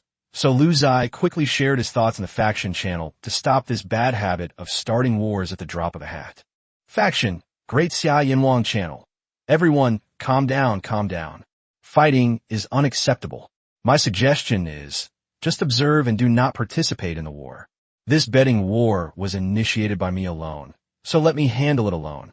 If I win, the land I win will be returned to you intact as your habitat, and you will not become my subordinate forces. I will choose to abandon the annexation of you in the system panel. Faction, Great Ziye Flower Tribe. Huh? How disappointing. I was hoping to become a subordinate faction, so I could just lie low. Faction, Great Ziye Blade Tribe. No. Godfather, please let me become your subordinate force, and accept me as your lackey. Xie Hanyuan was shocked when he saw the chat in the faction channel. What kind of people were these? He thought that everyone would find it hard to accept refusing to participate in the war and becoming a subordinate force of the winning side. After all, they would lose their autonomy and freedom and would have to obey the Yinhuang tribe. Who knew they would fawn over them so much, eager to become a subordinate force of the Yinhuang tribe. However, Xie Hanyuan thought about it again and realized that it made sense. They were all people from the Great Ziye dynasty, and they had all been through a lot with Lu Ziye. Lu Ziye's character is trustworthy. After becoming his subordinate force, we really can just lie back and relax. We are not worried about endless wars, but only about whether our opponents are strong enough. However, as the commander-in-chief, he still stepped forward to prove Lu Ziye's innocence. Faction, Great Ziye Ambition Tribe. Everyone, stop arguing. Just do as Lu Ziye says. Don't participate in the battle. Just wait for the result. Seeing that the commander-in-chief had said so, everyone had no choice but to reluctantly give up the idea of becoming Lu Ziye's subordinate force. Lu Ziye was preparing to deploy his troops, putting all his red-winged dragons and earth dragons in a battle. Unexpectedly, the party being challenged spoke up in the betting group. Gambling channel, India's burning tribe. There seems to be a newcomer who doesn't understand the rules. The veterans in our group all know that we shouldn't initiate gambling if possible, as it will only hasten everyone's demise. If you're so eager for me to die, You're also courting your own destruction. Do you understand? Betting channel. Nicholas tribe of the Eagle Country. Huh? Is that so? Betting channel. Sakura Samurai tribe. I thought only newcomers would target someone ranked outside the top 200, but I didn't expect the newcomers these days to be so outrageous, all aiming straight for the top spot. Ziye glanced at the betting group. After midnight, many new members joined, bringing the total number to 1041. These newcomers don't understand much. They came in to start wars, and they directly provoked many conflicts. Ziye was glad that he acted quickly, otherwise it would have been his turn again. As for the other party's provocative remarks, Ziye only replied with one sentence. Betting channel, Great Xia Yinhuang tribe. Don't misunderstand, I'm not targeting you personally, I'm targeting everyone in this group. Chapter 90 Territorial Expansion and Technological Explosion. Ziye wasn't afraid of being targeted, since everyone in this group was going to die anyway. In the future, every day at midnight, Ziye will launch a battle to win massive amounts of territory, conquering district by district. The people in the group seem to be a little surprised by Ziye's aura and words. If he dared to directly challenge the number one on the leaderboard, he must have something special. For a moment, the group became quiet, and no one stood up to refute or provoke Ziye. After all, being a troll in this group can get you killed. This truly proves the saying, if you take a step back, others will advance 10 feet. If you are forceful, they will kneel on the ground. Gambling channel, India's burning tribe. So be it. See you on the battlefield. What's meant to happen will happen. Ziye didn't hesitate much. He directly ordered 20,000 red wyverns and 5,000 red earth dragons, then surrounded a large number of incendiary bombs and arrows, and that was it. He left the rest to the martial arts competition. Winning this battle would grant us 1/8 of a region's territory, roughly 1.25 million square kilometers. That's like taking off. Ziye had heard Xie Hanyuan mention that a large region in the Stone Age was about 10 million square kilometers in area, which was equivalent to the area of the Great Xia dynasty before the time travel. It should be noted that Ziye's tribe's territory is only a few hundred square kilometers, while this battle will grant them 1.25 million square kilometers. An expansion of territory means a significant increase in internal resources, the ability to accommodate a larger population and greater national strength. This wasn't obvious in this era, but when the slave era arrived and kingdoms needed to be established, the importance of land area became increasingly apparent. On the other side, the burning tribe of India wore solemn expressions. He was absolutely confident of defeating the Yinhuang tribe that had challenged him, but he was worried that his territory already comprised 1/8 of a large region. He wasn't afraid of the provocateurs, but he feared that the Yinhuang tribe would launch a wager war, and that his territory wouldn't be large enough, thus forcing other tribes in his region to be passively drawn into the war against him. 1/8 of the region is inhabited by at least dozens of tribes, which is not a good thing, nor is it easy to deal with. However, he had no choice. Ever since he joined this blacklist group and learned about the treacherous nature of the gambling war, he has increasingly regretted his decision to fight across regions. Who made me so talented? Everyone else looks like a nobody to me. Double attack and double defense is indeed overpowered, but it can't withstand daily battles and an ever-increasing number of tribes to contend with. He had already envisioned his future, winning this battle today and expanding his territory to a quarter of the region. Then, suffering heavy casualties, they would face the next gamble the very next day, possibly dying at the hands of one of the challengers. At 1 a.m., the battle began. The two participating tribes entered a vast space, similar to the previous hunting competition. When a war is decided, the victor can only leave the battlefield after one side has been completely annihilated. It is worth mentioning that even Ziye had to go to this space this time, because the bet was about his entire fortune, including the life of the tribal chief. Huge white beams of light descended from the sky, enveloping various types of combat troops from the burning tribe of India. The challenge side, the burning tribe of India, arrived at the battlefield first. It had an army of 5 million and 1 million war beasts. 10 days ago, before he was added to the blacklist, he had an army of 8.5 million and 1.5 million fighting beasts. After a 9-game winning streak, their strength actually declined. Because war is ongoing every day, There is simply no way to replenish one's own losses. The enemies we encounter are getting stronger and more numerous. Yinhuang tribe? Let me see what you're made of. Nyala, the leader of the burning tribe of the Indian kingdom, gazed into the distance, at the place where the Yinhuang tribe was about to arrive. Swish, swish, swish. Beams of red light illuminated the earth, and Lu Ziye's army began to descend upon the scene. Nyala, the leader of the burning tribe of the Indian kingdom, was suddenly overjoyed. How could this be? He could tell the problem from a number of beams of light. The opposing side must have only one tribe participating in the battle. Why didn't the tribes living in 1/8 of the opposing region fight alongside him? Instead, they chose to become vassal forces of the victor? Haha, God is helping me. God is helping me. Nyala never imagined she would have such good fortune. If she could gain control of these dozens of tribes and make them her subordinate forces, her fighting strength would increase significantly, and she might even be able to win over half or even the entire region in the future. But the next second, the smile on his face suddenly froze. As the red light faded, the Yinhuang tribe's military formation was revealed. The terrifyingly large earth dragon rolled and tumbled on the ground, completely disregarding the millions of people on its side. Even more terrifying, there were 20,000 red pterosaurs in the sky, staring intently at him as if he were a dead man. Chapter 91 New Ideas for Betting. What exactly is going on?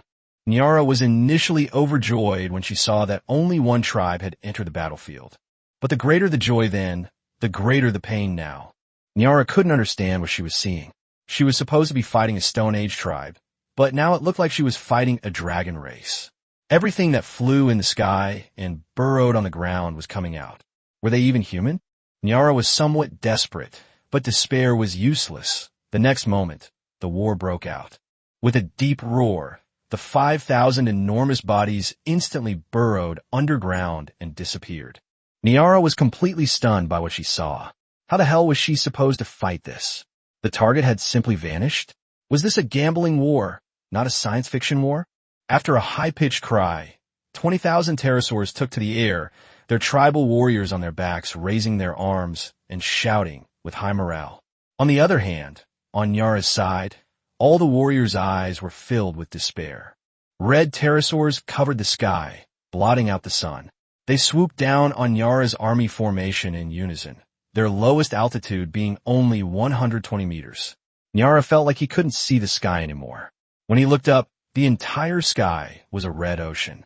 Soon, there was movement behind these red pterosaurs as well, with countless black spheres raining down from the sky with a whooshing sound. There was no time to dodge. There was no way to dodge at all, because there were too many of them, and they were too densely packed. It's like a black downpour from the sky. How do you avoid it?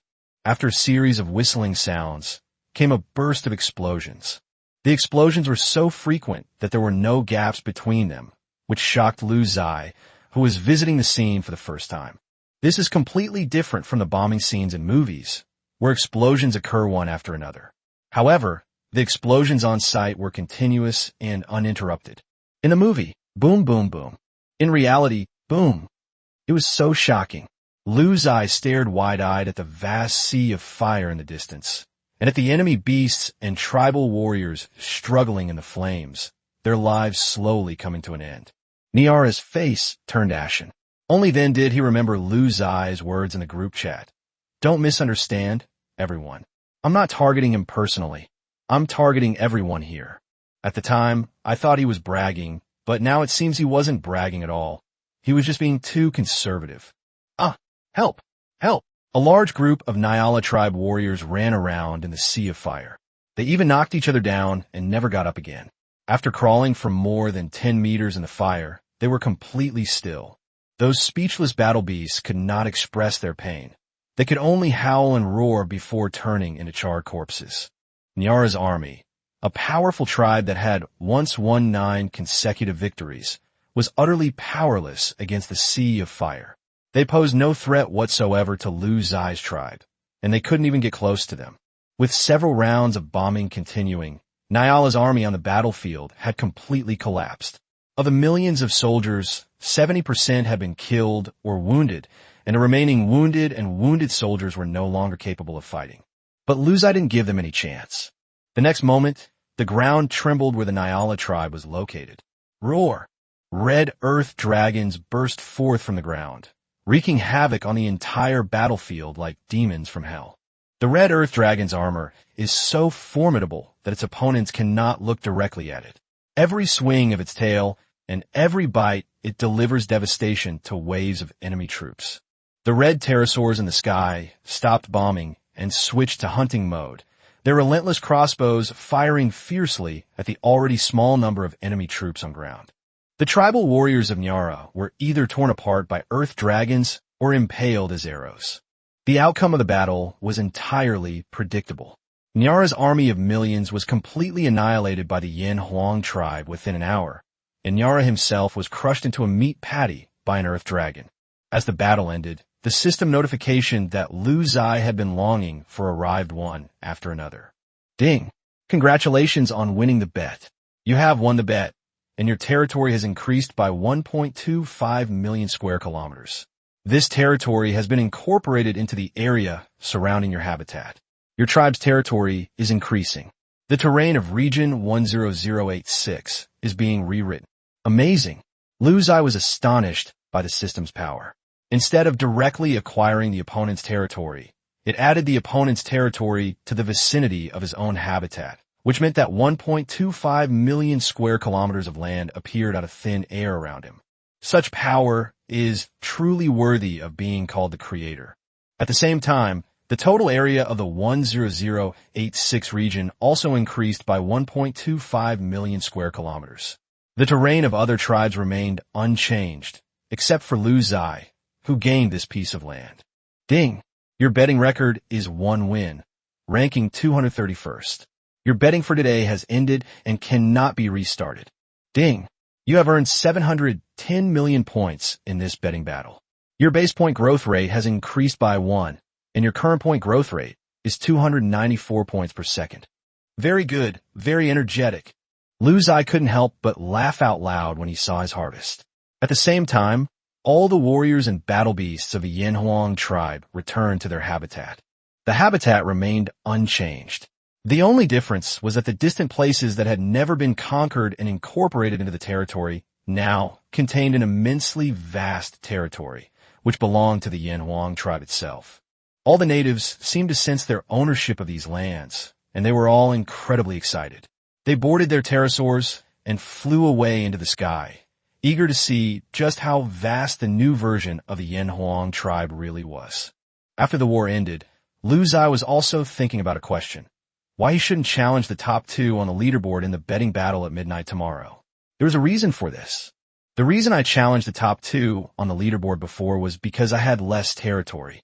I raised the stakes when I challenged them and ended up gaining 1.25 million square kilometers of land from them. The problem is that this kind of challenge also has drawbacks.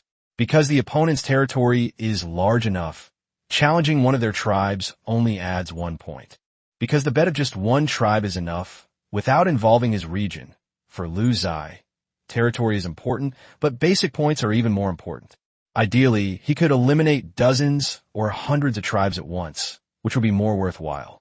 So, tomorrow at midnight, I'm going to challenge the last ranked tribe. When the time comes, the stakes will be based on the size of the territory. That would be me, wouldn't it? I have 1/8 of a region's territory. If the other side's stake isn't enough, they'll take territory from their region.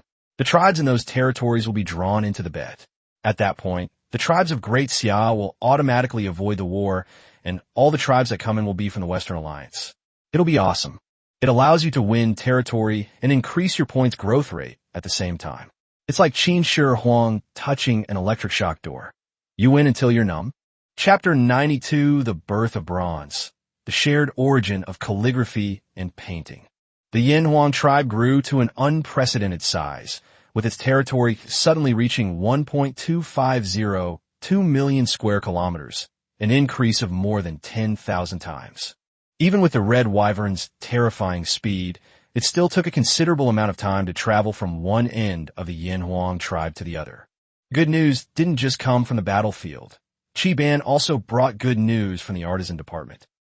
Ban brought Lu Ziye a bronze armor and a bronze arrowhead with great enthusiasm. Chief, look, These are bronze artifacts produced by our tribe. Their quality is no worse than the ones we captured from the battlefield last time. Ziye picked them up and examined them carefully. Because there were other alloys in the minerals, the quality of these bronzes varied. In theory, adding copper and tin in the right ratio can produce bronze with the highest hardness, making it ideal for weapon manufacturing. Through the system's viewing function, Ziye saw that the bronze artifacts made by Chi Ban had been recognized by the system as meeting the 2-star standard, which was already quite good, and could even be described as an amazing progress. At the same time, a system notification sound came through. Ding! Your tribe has mastered bronze smelting technology, a skill typically reserved for slave societies. Your intermediate military progress has increased to 150%, and your intermediate crafting progress has increased to 100%. Very good, Chi Ban, you did a great job.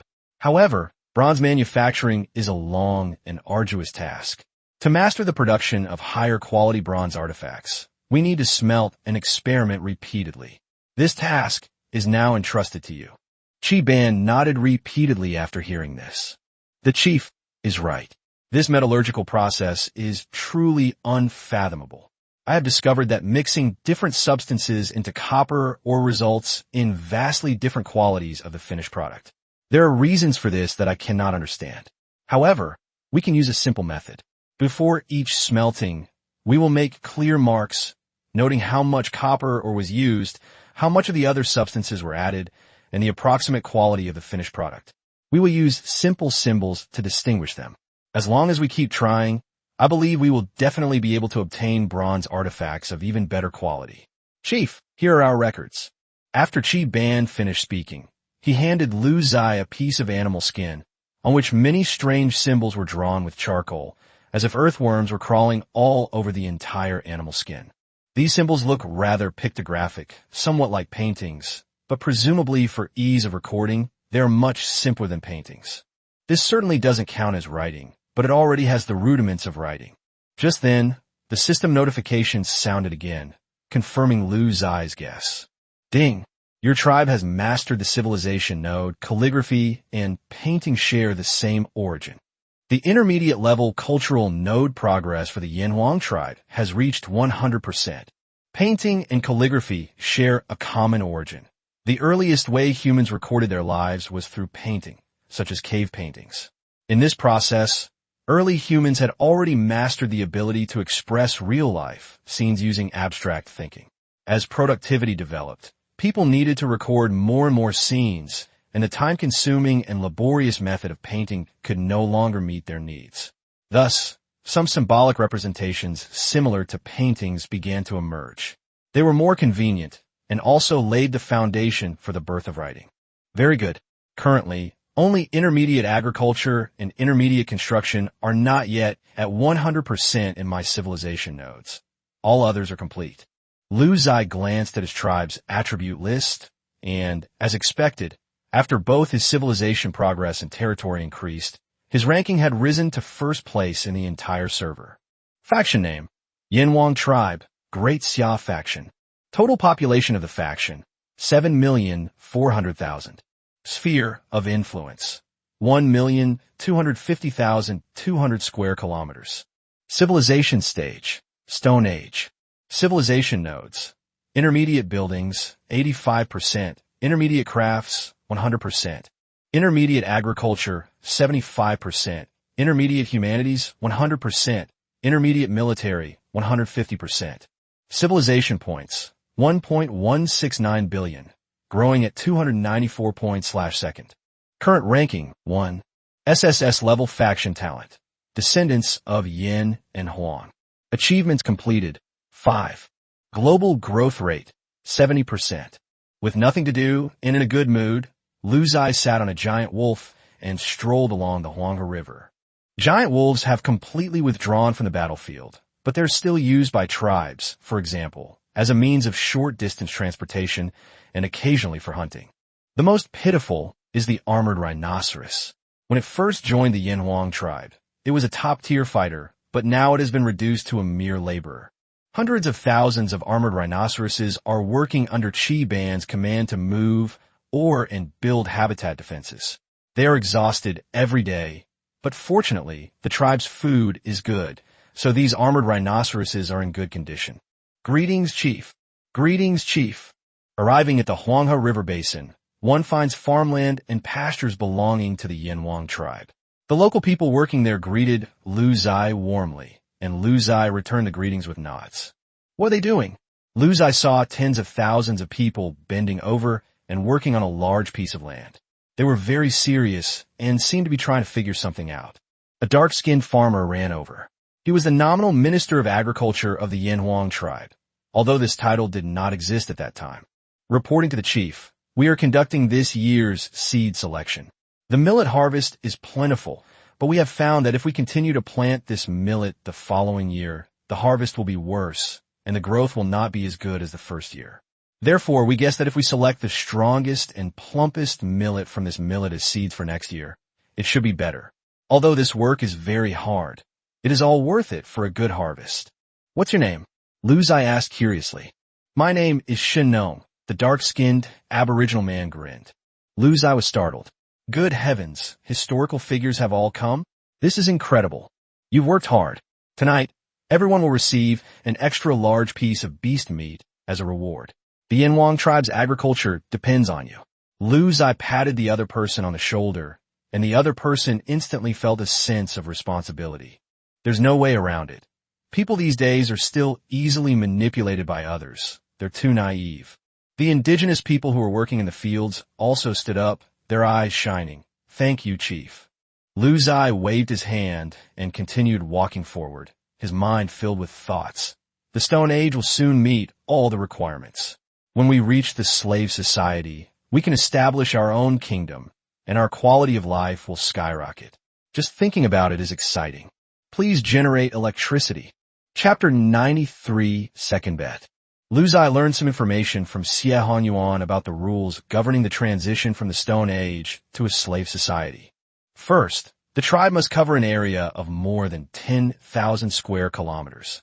That requirement is now more than 100 times higher than what I've already met, so it's not a problem at all. Second, the population exceeds 5 million.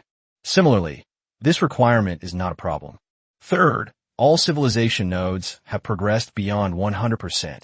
Currently, Lu Ziye has only reached 75% progress in intermediate agriculture and 85% progress in intermediate construction. In terms of architecture, the Yanwang tribe is undertaking large-scale construction, using megaliths to build defensive structures for their habitat. In agriculture, Shen Nong is trying to cultivate higher-quality crop seeds, and it is believed that breakthroughs will be achieved soon. There is no buffer time between advancing from the Stone Age to the slave society. Once the progress bar is reached, the advancement will proceed directly. Unlike last time, when he was promoted, Lu Ziye will not be given the opportunity to pay the fine and stay for a period of time. After advancing, the betting battles will be canceled. Therefore, during this period, Lu Ziye will cherish every betting battle, as it is the best way to get rich quick. Ziye Hanyuan also told Lu Ziye that after entering the slave society, the biggest threat was not the Western Alliance. In the slave society, both the Great Ziye and the Western Alliance were very passive. Because in slave societies, most of the core areas had powerful indigenous kingdoms, whose strength was terrifying. Due to historical conflicts, the Great Ziye and the Western Alliance were destined not to fight together. Therefore, in the slave society, the three forces intertwined and competed with each other, making the situation extremely complex. Lu Ziye wasn't worried about the complicated situation. He figured that a complicated situation was nothing more than cutting through the Gordian knot and creating a new situation. The SSS-level tribal talent is not just for show. The Yanwang tribe established its nation through warfare. It was bound to happen eventually. At midnight, the long-awaited betting battle had cooled down, and Lu Ziye immediately started his second betting battle. This time, instead of challenging the ones ahead, he randomly selected a tribe from the bottom of the list and clicked to challenge it. Ding! You have initiated a betting war against the Eagle Country Wells tribe. The opponent's territory area is smaller than yours. This betting war uses the territory area of the Yanwang tribe as the standard. The difference in the opponent's bet will be deducted from the 0941 region. This betting war has affected 68 other tribes in the 0941 region, and these tribes may intervene in this battlefield.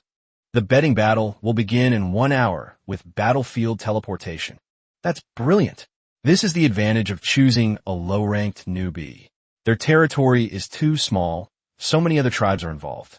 Theoretically, these tribes will definitely join the battle to destroy you in order to survive. As for the Great Xia tribe here, don't worry. The higher-ups said they will notify them. After Xia Hongyuan communicated with the higher-ups, the Great Xia commander-in-chief of all the major regions in the Stone Age received an order from the higher-ups. If any of the Great Xia tribes in any region becomes involved in a gambling war with a tribe called Yin Huang tribe, they must not choose to resist, but instead choose to give up participating in the battle and follow the winner of the gambling war. 1/8 of the territory in Region 0941 was involved in the gambling war this time. This region is home to a total of 68 tribes, including 18 of the Great Xia tribes. The Western Alliance, the Northern Bear Kingdom, and the Baton Kingdom together comprise 50 tribes. Originally, the Baton Kingdom and the Northern Bear Kingdom were followers of the Great Xia, but after the defection incident before the last dimensional reduction attack, the Great Xia directly severed its alliance with the two countries.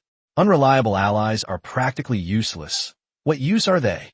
So-called loyalty that isn't absolute is absolutely disloyal. You're better off without such two-faced allies. At least you won't have to worry about them stabbing you in the back when it matters most. At this moment, the 0941 region was in complete uproar. These people were strangers to Lu Ziye, unlike the adopted sons in the 10086 region who trusted him as much. After all, a gambling war involves risking one's life and fortune. It is indeed hard to accept that they would give up resistance and choose to follow the victor. Although they would not disobey orders, they still couldn't help but chatter a few words in the faction channel of 0941. Faction, Great Xia Primordial Tribe. I never expected my fate to be dictated by battles in other regions. If we lose, I'm finished. Being forced to follow a tribal leader from the US? I'd rather just kill myself. Faction, Great Xia Nanfeng Tribe. Great Xia has no gambling wars. This is an ironclad rule. We were told this before because it didn't align with Great Xia's development plan. I've only just remembered that there must be another reason. Faction, Great Xia Extraordinary Tribe. Brother upstairs, could you elaborate? What other reasons are there? Faction, Great Xia Nanfeng Tribe. The Great Xia leadership dreads this situation today. The region is forced into a gambling war. Faced with this dilemma, the enemy in this gamble is our own people. Should we kill our own people? Or should we give up resistance? If we give up resistance and our own people win, that's fine. They can relinquish control over us and let us regain our freedom. But what if the other side wins? Are we supposed to follow the enemy? Nanfeng Tribe's words instantly drew applause, with the vast majority of people agreeing with his analysis. Faction, Great Xia Extraordinary Tribe. Holy crap, now that you mention it, it's true. If the higher-ups lift the ban on gambling wars, I wonder how many Great Xia tribes will take the risk. After all, the Great Xia people don't believe in superstitions. I bet there will be problems every now and then. I have to say, the higher-ups' considerations are quite far-sighted. Faction, Great Xia Primordial Tribe. Is this far-sighted? If they were so thoughtful, why would they have put 18 of our tribes at risk this time, abandoning the fight to satisfy the interests of just one tribe? Brother Nanfeng, please explain the reasons and help us analyze this. Faction, Great Xia Nanfeng Tribe. I think I've considered this as well. There's only one possibility. The higher-ups believe the Great Xia tribe is bound to win. I can't think of any other reason. His words startled everyone. Faction, Great Xia Extraordinary Tribe. What? Victory is assured? You mean this tribe can single-handedly fight a powerful enemy on the gambling blacklist, while also annihilating the 50 other tribes that our 9041 region was forced to get involved in? Faction, Great Xia Primordial Tribe. If that's the case, then this is a great thing. Although a large part of our region's territory will be divided up, the number of enemy tribes will decrease by 50, indirectly making our Great Xia power stronger. Faction, Great Xia Extraordinary Tribe. Now that you mention it, I feel like this is a good thing. An hour has passed. The battle has begun. It'll probably take half a day to decide the winner. I'm keeping a close eye on the system today. I can't afford to lose focus. I need to see the result as soon as possible. Faction, Great Ziye Primordial Tribe. It's already won AM life and death are predestined. Wealth and honor are determined by fate. I'm going to go to sleep. Maybe I'll receive good news when I wake up. The faction channel became increasingly active, and most people couldn't sleep. They were prepared to stay up all night waiting for news. In everyone's opinion, such a large-scale battle would take at least a dozen hours to determine a winner. However, when the time came to 2:11, which was only 1 hour and 11 minutes in a battle, all the tribes involved in the betting war received a system message that left them speechless. Ding! The gambling war that broke out in your area has concluded, with the winner being the Great Ziye tribe. Having chosen to follow the winner, you have become a subordinate force of the Great Ziye tribe. You must obey the Yin Huang tribe's orders 100% and never disobey them. Ding! The Yin Huang tribe has expelled you from their subordinate forces. You have regained your freedom, and your territory has increased by 1,000 square kilometers, a gift from the Yin Huang tribe. Chapter 94 Battle. A Great Harvest. No one had expected this outcome. Yin Huang Bulu not only won, but it was almost a complete victory. For a battle of this scale to end in about an hour, no one could think of any other possibility besides a crushing defeat. Moreover, the other party removed everyone from the list of affiliated forces without hesitation and gifted each tribe 1,000 square kilometers of territory. There were no extra comments. What does that mean? Everyone had only one thought in mind. Strength needs no words. We were worried about becoming someone else's vassal state, but they didn't seem to care at all and were very generous, directly giving each tribe 1,000 square kilometers of land. You should know that many of these 50 tribes only have territories of that size. So, does that mean my territory doubled without me doing anything? The entire 0941 faction channel exploded, but the tide had completely turned. Faction, Great Ziye Primordial Tribe. Holy crap. We won. So fast. I hadn't even had a chance to lie down, and they told me we won? They even gave me 1,000 square kilometers of territory and restored my freedom. What about you guys? Faction, Great Ziye Extraordinary Tribe. Me too. I'm still a bit confused. It seems unlikely to be true. Faction, Great Ziye Primordial Tribe. I'm also dumbfounded. 1 tribe against 51 tribes, and they won just like that? Faction, Great Ziye Extraordinary Tribe. Nanfeng's analysis was indeed reliable. He said the only reason the higher-ups told us to abandon the battle was that they believed the Yin Huang tribe would win. At first, I didn't quite believe it, but now it seems Nanfeng is practically a prophet. Faction, Great Ziye Primordial Tribe. I'm truly impressed. Faction, Great Ziye Nanfeng Tribe. You flatter me. You flatter me. Actually, I just trust the judgment of the higher-ups. If you start from this perspective, you'll come to the conclusion that the higher-ups won't let us sacrifice in vain. So the only possibility is what I just mentioned. Faction, Great Ziye Punishment Tribe. Holy crap. You guys got 1,000 square kilometers of territory? Why are you all so happy, even though we're also from the Great Ziye tribe of 0941? Why are we the only ones left out of this disaster? This is outrageous. Faction, Great Ziye Primordial Tribe. How strange. Before, we 18 selected tribes were all trembling with fear, but now the tables have turned, and we've become the luckiest tribe in our region. Faction, Great Ziye Extraordinary Tribe. I hope the next enemy the Yin Huang tribe attacks is still in our region. Then I'll not hesitate to give up the fight and wait to divide the land. Awesome.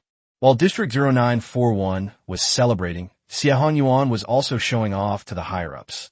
At this moment, he had transformed into a staunch supporter of the Yin Huang tribe and Lu Ziye's mentor. Private chat, the Ziye tribe. What did I say before? I said the Yin Huang tribe would win, but you didn't believe me, saying you'd observe first. But the result wasn't too bad. At least you believed me and made these Ziye tribes give up the fight. If you hadn't trusted Lu Ziye, do you know what the consequences would have been? The commander-in-chief of the Heavenly Tao tribe was stunned. I'm the leader. You Ziye Yuan. Why are you questioning me? However, the commander-in-chief of the Heavenly Tao tribe felt a pang of unease upon hearing the words consequences. The consequences were indeed severe. If I didn't trust Ziye Yuan or the strength of the Yin Huang tribe, I might have chosen to let these 18 Xia tribes participate in the war and kill the Yanhuang tribe. After all, a normal person would do that, because if they gave up the fight and the other side won, these 18 tribes would become vassal states of the United States. Don't underestimate the 18 tribes. Within the 0941 region, their strengths fluctuate, which could very well disrupt the region's balance. Not only that, these 18 tribes will also be killed by Yanhuang.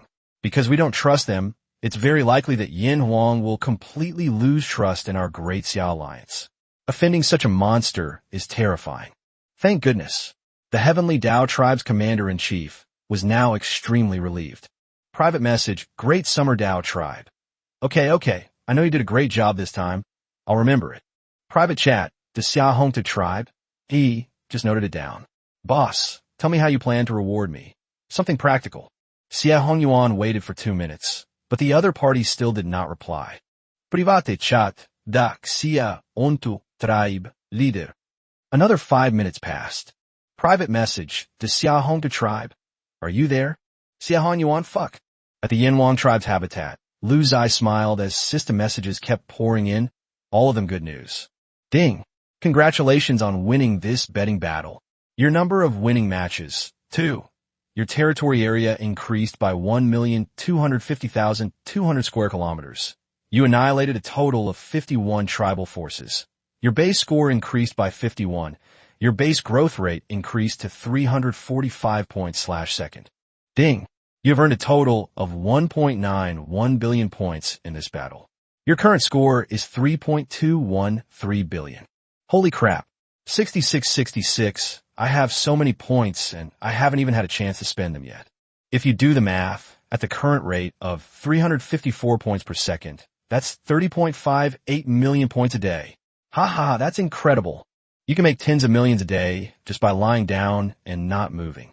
Lu Ziye looked at the 3.2 billion points, pondering how to spend them. Chapitre 95 Technological Explosion. After all, his tribe's territory is now equivalent to a quarter of a large region. He just gave each of the 18 tribes 1,000 square kilometers of land, for a total of 18,000 square kilometers, leaving him with 2,232,200 square kilometers. For the next betting war, I'll have to forcibly involve a quarter of the region's area. I'm sure even more enemy tribes will join in. I'm actually kind of looking forward to it. Leader, I've done it. Chiban's voice was highly recognizable outside the stone house. You've succeeded again? What did you succeed? Lu Ziye knows about Chiban. Usually, when someone rushes towards you like a madman, it means they've made a breakthrough. Ouch, slow down. Chiban almost tripped on the stone steps outside the door, but Wu Do caught him and helped him regain his balance. What do you know? Get out of my way. Chiban broke free from Wu Do's hand that was supporting him and continued running into the house with a smug look on his face. Damn, I should have made you fall to the ground. Then you'd be so cocky, Wu Do said with a look of regret. After entering the room, Chiban looked excited and immediately took out a piece of metal from his pocket and handed it to Lu Ziye. What is this? Lu Ziye already had some guesses in his mind. It should be bronze. After all, Chiban had been studying this. Haha, Chief, this is the best quality bronze material we have obtained so far after repeated experiments in our hundreds of furnaces. Arrows or bronze armor made from it will have greatly improved performance. Oh, Lu Ziye used the system's viewing function to see the rating of the item in front of him. 3-star bronze. My goodness. Back then, those dimensional beings who descended from the slave society only used bronze artifacts that were 1 or 2 stars high, with very few having 3 stars. It's important to understand that these bronze artifacts were created under the technological conditions of slave society. Chiban actually managed to create a 3-star bronze vessel under the conditions of the Stone Age, which is simply incredible. However, upon closer reflection, although the Yanhuang tribe was a Stone Age tribe, their conditions were by no means bad. Lu Ziye has always placed the development of the craftsman department at the top of his mind. He ensures that there is enough of whatever materials are needed, and that the manpower is readily available with as much as needed. Even the ore is airlifted by red-winged dragons, and when laborers are needed, armored rhinoceroses are brought over. In the Stone Age, this level of technological investment was already far ahead of its time. Weapons crafted from 2-star bronze have an additional 40 attack power, while defensive equipment crafted from them has an additional 60 defense power. However, the difference between each star upgrade of bronze equipment is very large. Weapons made from 3-star bronze equipment have an additional 60 points of attack power, and defensive equipment made from it has an additional 90 points of defense power, which greatly improves the performance of the equipment. Good. Chi-Ban, have the artisans prioritize making brand new bronze arrows so that the power of the Chi-Ban crossbow of the Yin Huang tribe can be upgraded to another level. Lu Ziye naturally prioritized improving the attack power. After all, his current method of warfare does not require defense, since people fly in the sky and no one can touch them. The chief and I share the same idea. The artisan department will certainly live up to expectations and quickly upgrade our tribe's arrows. Moreover, I think there is still room for improvement in bronze equipment. It's just that our tribe's furnace temperature and refining technology have reached a bottleneck. To take it to the next level, we need higher furnace temperatures and technology to remove mineral impurities. We are still experimenting with that. That's already pretty impressive. Lu Ziye gave Chi-Ban an approving look. Go ahead and do it. Just tell me what you need. Yes, Chief. Chi-Ban scurried out of the stone house, continuing to immerse himself in his world. It has to be said that Chi-Ban is very happy every day. He is always doing what he loves most. He had no high demands for food, clothing, shelter, or transportation, and spent his days huddled in a corner of the crafts department filled with various equipment to study his research. His happiest moment was when his research results were immediately recognized by the chief and then widely promoted in the Yin Huang tribe, producing visible effects immediately.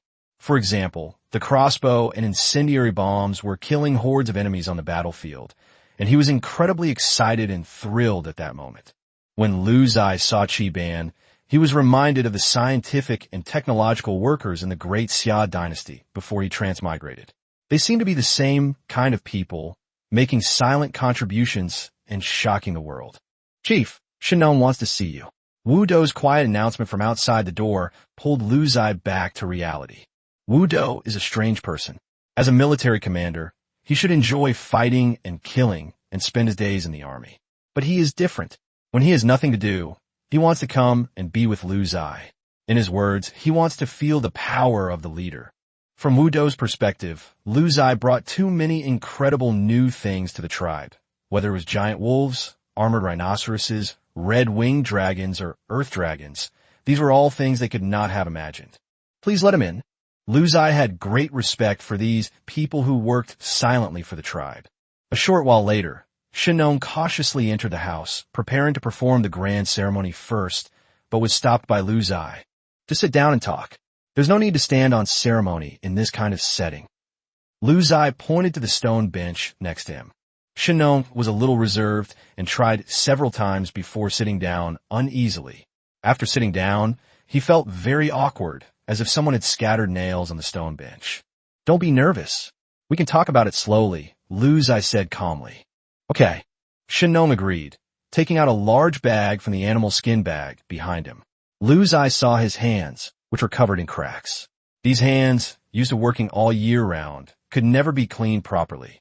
Chief, please try this first. It's still warm. Shinon seemed afraid that his dirty hands would soil the thing he was being handed over, so he carefully wrapped it in 2 huge leaves and handed it over. Lu Ziye didn't care about any of that. He took the thing that the other person handed him. It was still warm. He opened the outer packaging and saw a yellowish-orange thing. It was round and looked like bread, but it was denser and heavier. What is this? This was the first time Lu Ziye had seen something like this among the tribe's ingredients. Corn cakes didn't have such a pretty appearance. Chief, please try it first. I've had many natives try it, and it's fine. Everyone loves it. Shinong's eyes were full of anticipation. He hoped to see the chief also praise this food. Lu Ziye deliberately took a big bite. Since the other party was so sincere, he had to give them enough emotional value. Lu Ziye looked surprised. How about it? Shinong asked expectantly. It's much softer and more glutinous than corn cakes, and it also has a slightly sweet taste. Not bad, Lu Ziye praised as he took another bite. Actually, it was quite ordinary. Stone Age food didn't have any seasonings, so no matter how fancy you made it, it wouldn't taste very good. This might indeed be a delicacy for these natives, but for a transmigrator like Ziye, who has tried all sorts of technological and ruthless seasonings, it's just ordinary. However, it is indeed a great improvement compared to the dry corn cakes of the past. Shenong seemed very happy. He immediately explained, "This is made from a mixture of pumpkin and millet. Chief, we have cultivated pumpkins into a crop that can bear sweet and abundant fruit. We can no longer just eat its pumpkin seeds." Chapter 96, Marching Towards Slave Society. Huh, pumpkins have been cultivated too? Ziye remembered that the tribe had this vegetable a long time ago, but at that time the tribe did not have the conditions or experience to improve it, so the first generation of pumpkins could only be eaten as pumpkin seeds and were kept as a snack in the tribe. But now, pumpkins have become a vegetable for the tribe, mixed with millet to make a staple food. Ding! Vegetables have been produced in your tribe, raising your intermediate agricultural civilization level to 90%. Good, good. Even backward agriculture is making great strides. It seems I don't have many more betting battles to fight. Advancing to a slave society will be quick. Shenong, you've worked hard. With you here, the Yinhuang tribe will never go hungry again. This is very important, as food is the most important thing for the people. Ziye looked at the other party with a sincere expression. Shenong was somewhat excited, his old hands unconsciously rubbing back and forth, and he said very shyly, "I'm just a farmer, not as amazing as the leader makes me out to be. By the way, Chief, our millet seed selection is finished, and the new seeds have been sown. We're just waiting for next year's harvest." As if he had thought of something very important, Shenong quickly added and took out a handful of millet from his animal skin bag. Lu carefully examined the millet. Each grain was plump and without any blemishes, indicating it was very healthy. It is obvious that these are high-quality millet grains that the people from the Ministry of Agriculture have picked out one by one from the fields every day.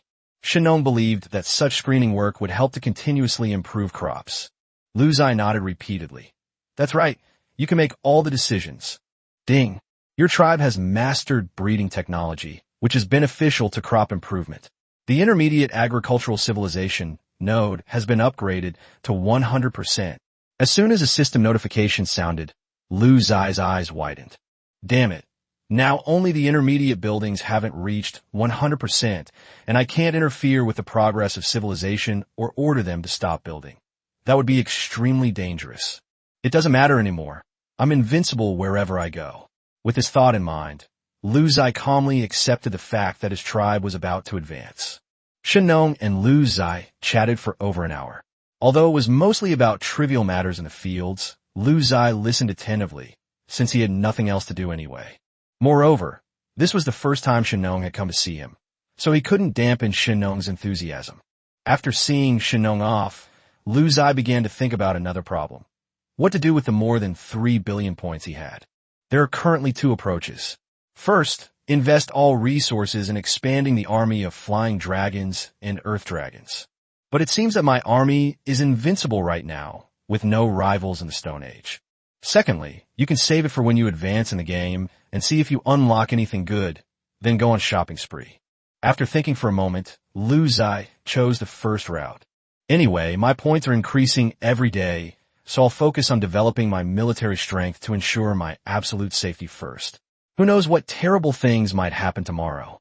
Points won't work if you keep them. You might as well spend them first. So, Ziye made another big purchase. Adding 10,000 red wyverns, along with 1 million soldiers, and the cost of crossbow materials and incendiary bombs needed to build these soldiers, cost me a total of 1.1 billion points. Adding 15,000 earth dragons cost 1.5 billion. An additional 10 million indigenous people with land reclamation rights were added, consuming 100 million points. After all, his territory had expanded too quickly, and Ziye needed a large population to start cultivating and developing these lands. Ziye heard that in later eras, the system would introduce a very hardcore indicator called GDP. Later eras included cities and towns. A country's strength was not only determined by its military power, but also by its gross national product. Although this indicator is a modern concept, the system was introduced in slave societies to measure a country's overall strength. The level of this indicator affects a country's weight and the authority to conduct certain activities. Lu Zai cannot allow the Yin Huang tribe to be unbalanced. He must begin planning now. Lu Zai has a lot of points, and buying 100 million people wouldn't be a problem now. However, we are still in the Stone Age, and cities, towns, and other administrative institutions have not yet been formed. It is not a good thing for so many people to be scattered like this. These 100 million people won't see any benefits in the short term. Their daily needs for food, drink, and basic necessities mean that even the tens of millions of points they accumulate might not be enough. So Lu Zai simply increased the population by 10 million, sending them out of their habitat to begin exploring a route from Stone Age tribes to slave society kingdoms. Even if we don't discover anything, we won't lose anything.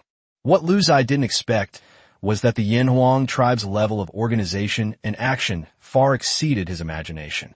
After these 10 million people entered the Yin Huang tribe's habitat, Lu Zai told Wu Do about his ideas and asked Wu Do to arrange the matter. After all, time travelers cannot interfere with the specific progress of civilization.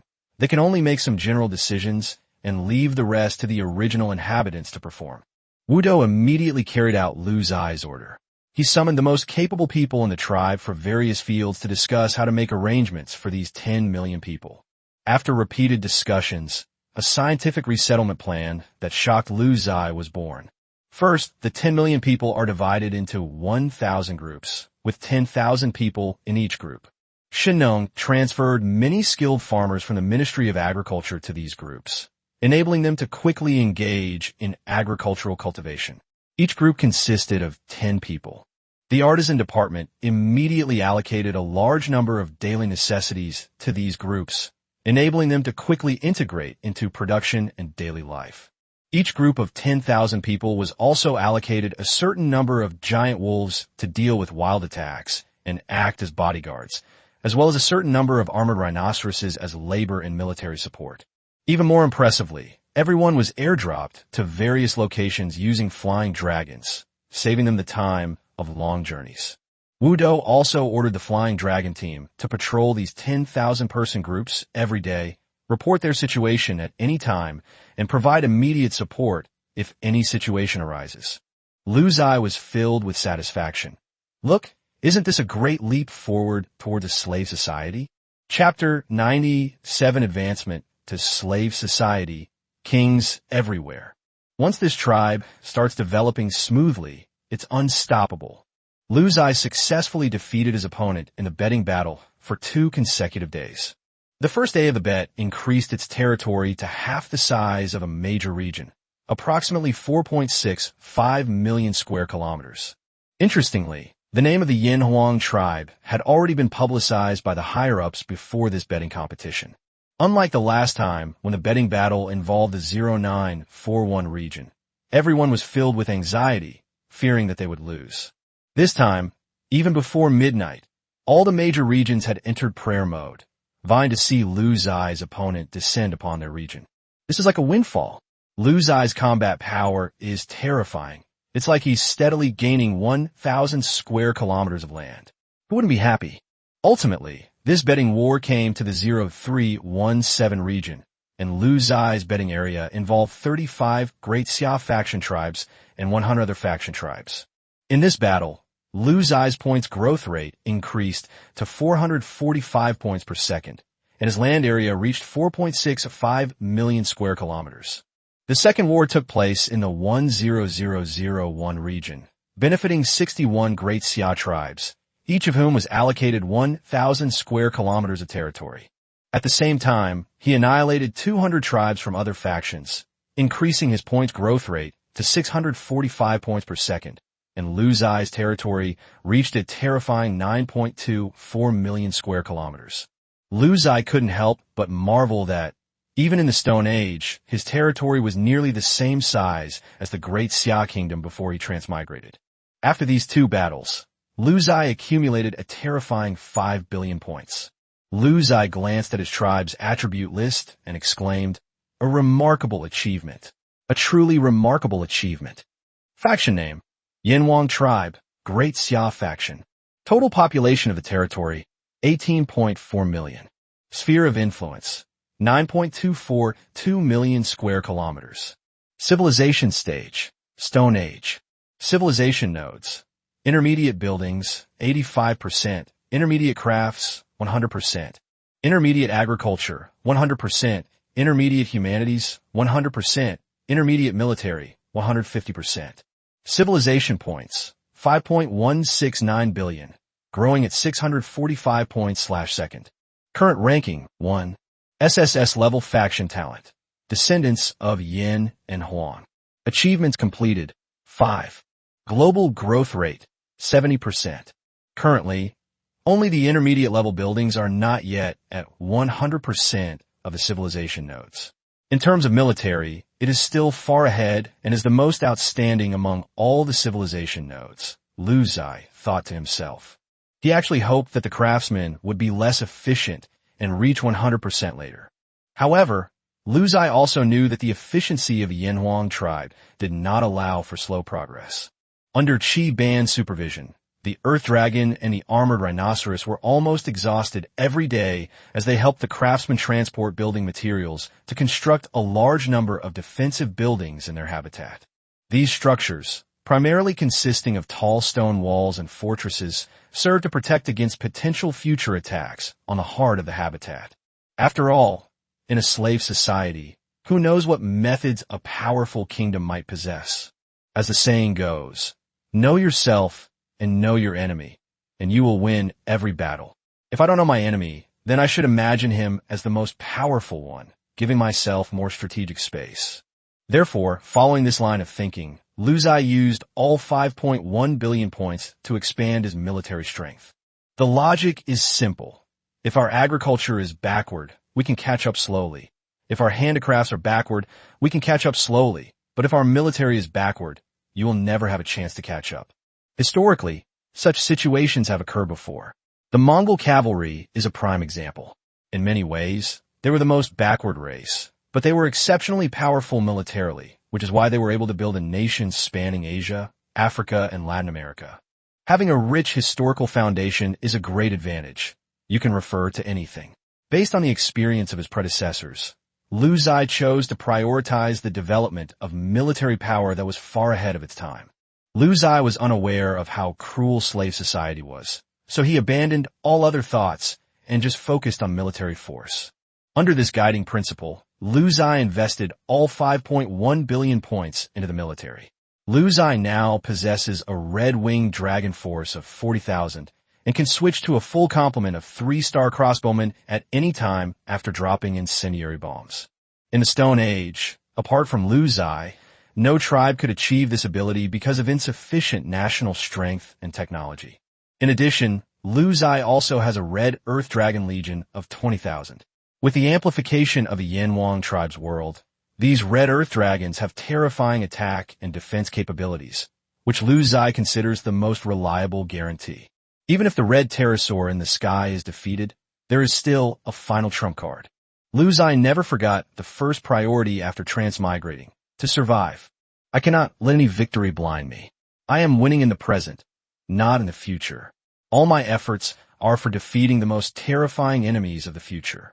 Even if you encounter the overwhelming force of feudal society with its long guns and short cannons in a slave society, I will still have absolute confidence to crush them.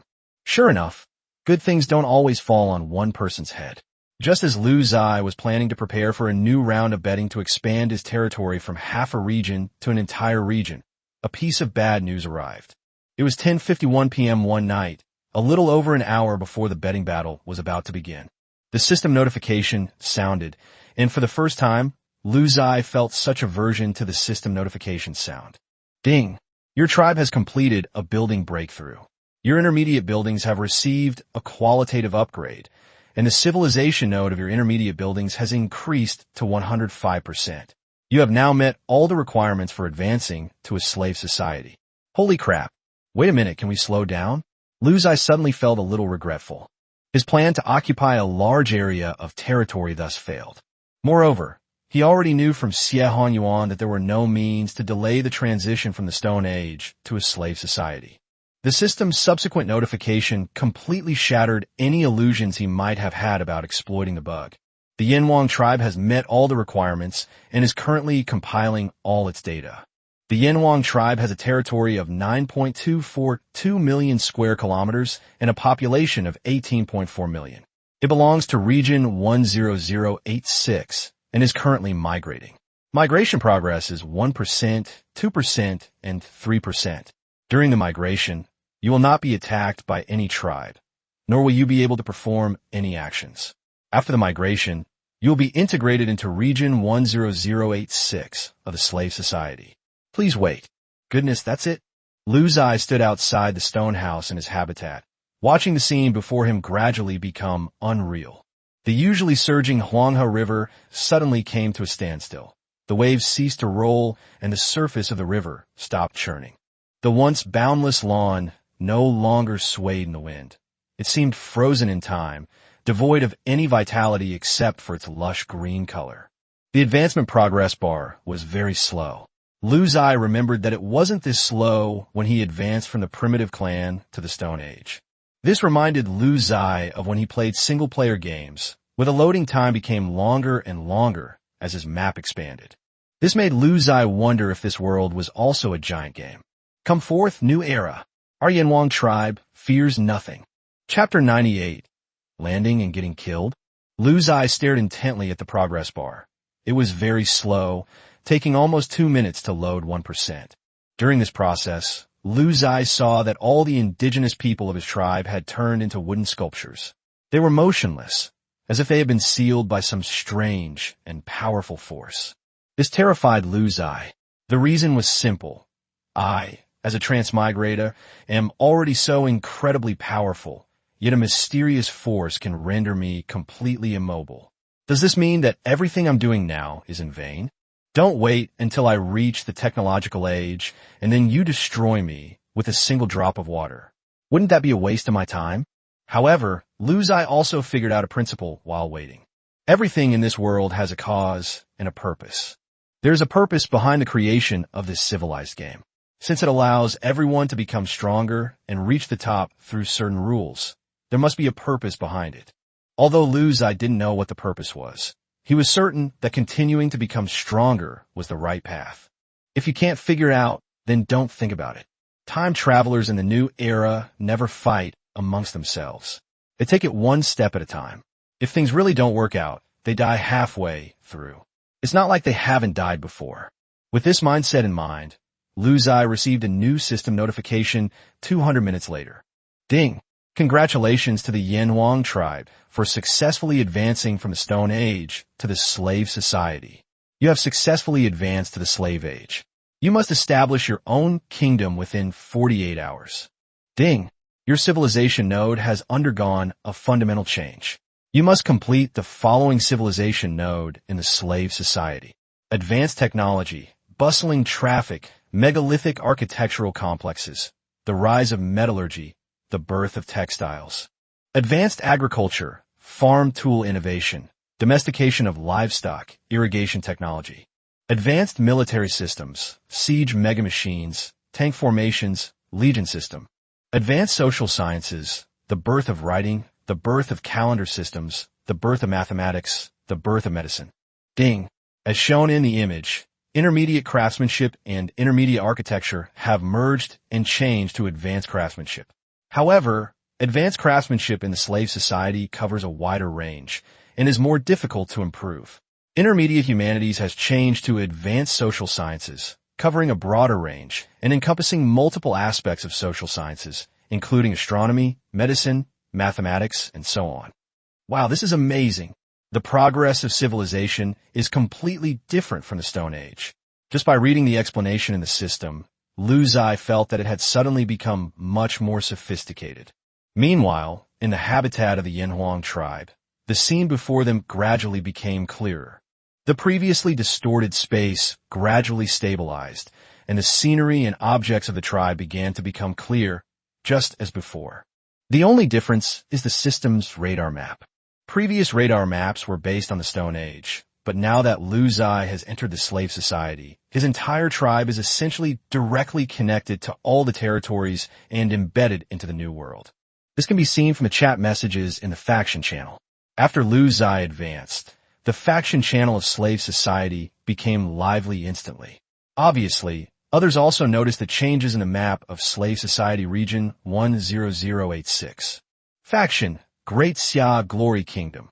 Holy crap, how come our 10,086 regions map has suddenly expanded so much? It's almost a fifth bigger? Who's so awesome? Just advanced and already has such a huge territory.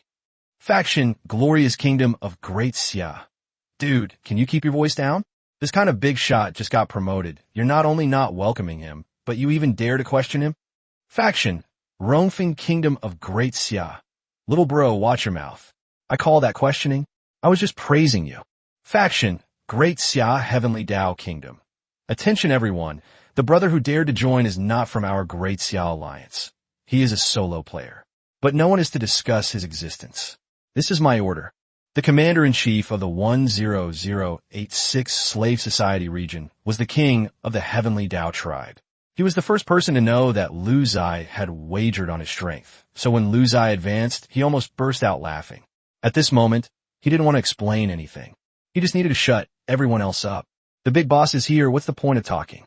Faction, Great Xia Reverse Wind Kingdom. Huh? Commander, can you tell us why? I have a feeling there's something we don't know about.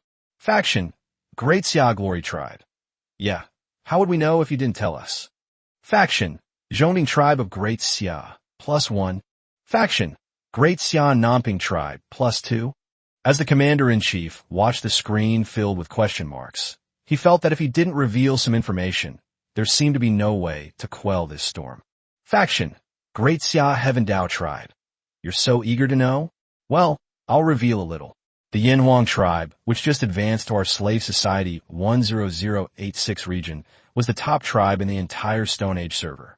Furthermore, they were the only tribe in our Great Xia faction to participate in the betting war and successfully advance alive. They are our Great Xia faction's strongest support force, having once single-handedly defeated 20 Slave Society dimensional reducers. Now, everyone, do you understand? The faction channel fell silent for a full minute before a barrage of comments flooded in. Faction, Great Xia Reverse Wind Kingdom. Father, you've finally arrived. We've been bullied terribly by the dwarves. Please uphold justice. Faction, Great Xia Glory Kingdom. Holy crap, I already typed all the text, and you were faster than me. Daddy, please save us. The dwarves are so damn awful, but we really can't wipe them out. They're too cunning. Faction, Glorious Kingdom of Great Xia, my god. #1 in the entire server? I can't even imagine how strong the Yinhuang tribe is. Faction, Great Xia Red Central Kingdom. Being #1 in the entire server isn't surprising, since server-wide rankings are based on overall strength, territory size, and civilization nodes. But we all know that military strength is the most important. The fact that the Yinhuang tribe could defeat 20-dimensional reducers in the Stone Age is truly defying the odds. Faction, Great Xia Thousand Illusion Kingdom. This is considered heaven-defying? This is absolutely insane. Boss, please help us take down the Dwarf Kingdom. Lu Ziye was also dumbfounded.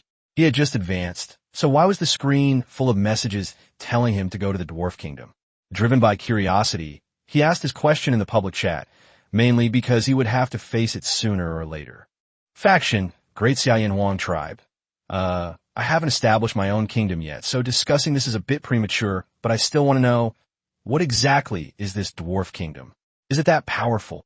Lu Ziye has not yet established a nation, so his chat channel still displays as the Yinhuang tribe. Faction, Great Xia Dao Kingdom. Let me explain. The dwarven tribes are skilled in metallurgy and arcane technology. They have a population of 15 million in our region, including 7.5 million warriors.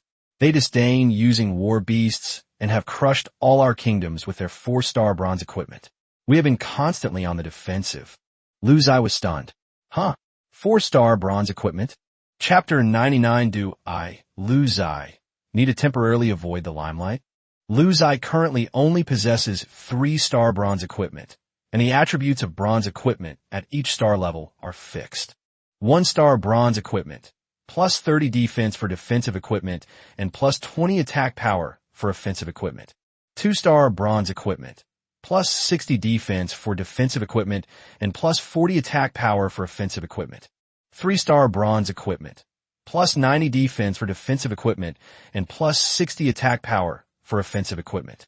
4-star bronze equipment, plus 120 defense for defensive equipment, and plus 80 attack power for offensive equipment. 5-star bronze equipment grants plus 150 defense for defensive items and plus 100 attack power for offensive items. It also produces unique random equipment characteristics, such as armor penetration, critical hit, and block effects. All I can say is that this world definitely has game-like attributes. 4-star bronze equipment is indeed very intimidating. If it is an offensive 4-star bronze equipment, the attack power alone will increase by 80 points, plus the attacker's own attack power, as well as the faction's achievement bonus and world bonus. Based on this calculation, it should easily reach an attack power of over 100, which would pose a threat to its own red wyvern. As for the red earth dragon, it's not necessarily the case. After all, that thing has 357 points of defense, and it takes 179 points of attack power to break through its defense. This dwarf kingdom is something, but not much. Ziye felt he could handle it. Ziye's arrival seemed to bring the entire 10,086 district, which had been in a slave society era, back to life. Everyone felt that the sky had cleared, the rain had stopped, and they could do it again. Ziye is clearly a newcomer, and in principle, these seniors should take good care of him. But reality is so magical. They all place their hopes for defeating the dwarf kingdom on Ziye. As the regional commander, King Tiandao of the Heavenly Dao Kingdom felt that everyone's enthusiastic comments were putting too much pressure on Ziye, who had only just advanced. So he stopped the increasingly outrageous chat in the faction channel. Faction, Great Xia Dynasty Kingdom. Stop. All of you stop. Do you even have any semblance of decorum? He just advanced, and you expect him to take care of you old transmigrators from slave society? Have you no shame? Give Lu some time. He hasn't even established his own kingdom yet. We can talk about it later. After Wang Tiandao's speech, everyone dispersed with lingering enthusiasm, as they genuinely wanted to cling to Ziye's coattails. After all, the dwarf kingdom was too powerful, like a sword hanging over their heads, and who knew when it would fall. Ziye had originally planned to study the civilization nodes of the slave society in detail, but Wang Tiandao sent him a private message, the content of which greatly surprised Ziye. Private chat, Great Xia Heaven Dao Kingdom. Little Lu, just take the messages in the group with a grain of salt. No one has tried to morally blackmail you or force you to stand up for them. It's just a joke among fellow Great Xia people. Private chat, Great Xia Yinwang tribe, I understand. Commander-in-Chief, it's alright. Private chat, Great Summer Dao Kingdom. However, I must remind you of one thing. The most powerful thing about the Dwarf Kingdom is not their bronze equipment, but their chariot legions. What the heck? A tank legion? Ziye was a little confused for a moment. After all, he had just advanced from the Stone Age, and now he was facing the top combat power of the slave society. The difference was quite large. Private chat, Great Xia Yinwang tribe, Commander-in-Chief, is it the kind of war chariot I understand? Private chat, Great Summer Dao Kingdom. Pulled by ferocious war beasts, the chariots are armored in bronze and based on a wooden structure, offering superior defense. The chariots are covered in bronze blades, making it impossible for ordinary war beasts to get close. Private chat, Great Xia Yinwang tribe. Can't we attack the war beasts pulling their chariots first? Private chat, Great Summer Dao Kingdom. There are 10 bronze archers inside the chariot, equipped with 4-star gear. They are powerful, have a long range, and are highly mobile. They are also well protected by the chariot. Once the battle begins, their iron armor is overwhelming and terrifying. Many of our war beasts were shot down before they even got close to their chariot. Moreover, they are quite fast and can easily move around while fighting. Ziye realized that this kind of tank had good mobility and strong protection, and it would be a real headache for these people of Great Xia to encounter it. But what does this have to do with me, Ziye? Don't they like to hide inside chariots and shoot arrows? I'll give you a barbecue with incendiary bombs and see if you'll cook inside the bronze chariot. No matter how high your maneuverability is, it's not as strong as my near-sonic red-winged dragon. Ziye felt that his advantages were even more overpowered. What's more, he also had a red earth dragon with over 50,000 HP and nearly 400 defense. Any family would be worried about it, no matter if it was a dwarf kingdom or a giant kingdom. Under the influence of incendiary bombs, all beings are equal. At this stage of civilization, Ziye couldn't think of anyone who could pose a threat to him. Private chat, Great Xia Yin Wang tribe. Thank you for the reminder, Commander. I understand. By the way, where is this dwarf kingdom located? Which areas do they usually like to raid? Private chat, Great Summer Dao Kingdom. Isn't it a coincidence? This dwarf kingdom used to be in the northeast of our region, but after you advanced, it became the largest kingdom in our region, right next to the dwarf kingdom. The closest straight line distance between you and the border is only 110 kilometers. What a coincidence! Ziye chuckled, his tone suggesting he was waiting for the other party to ambush him. Why can't I strike first? Private message, Great Xia Yin Huang tribe. That's good. That's good. Saves me the trouble of traveling a long way to find them. Wang Tiandao wondered if he had expressed himself incorrectly. He had clearly told Ziye to be wary of a sneak attack from the dwarf kingdom. So why did the other parties seem to be heading for war? So, he slowly typed out a few question marks. Private chat, Great Summer Dao Kingdom.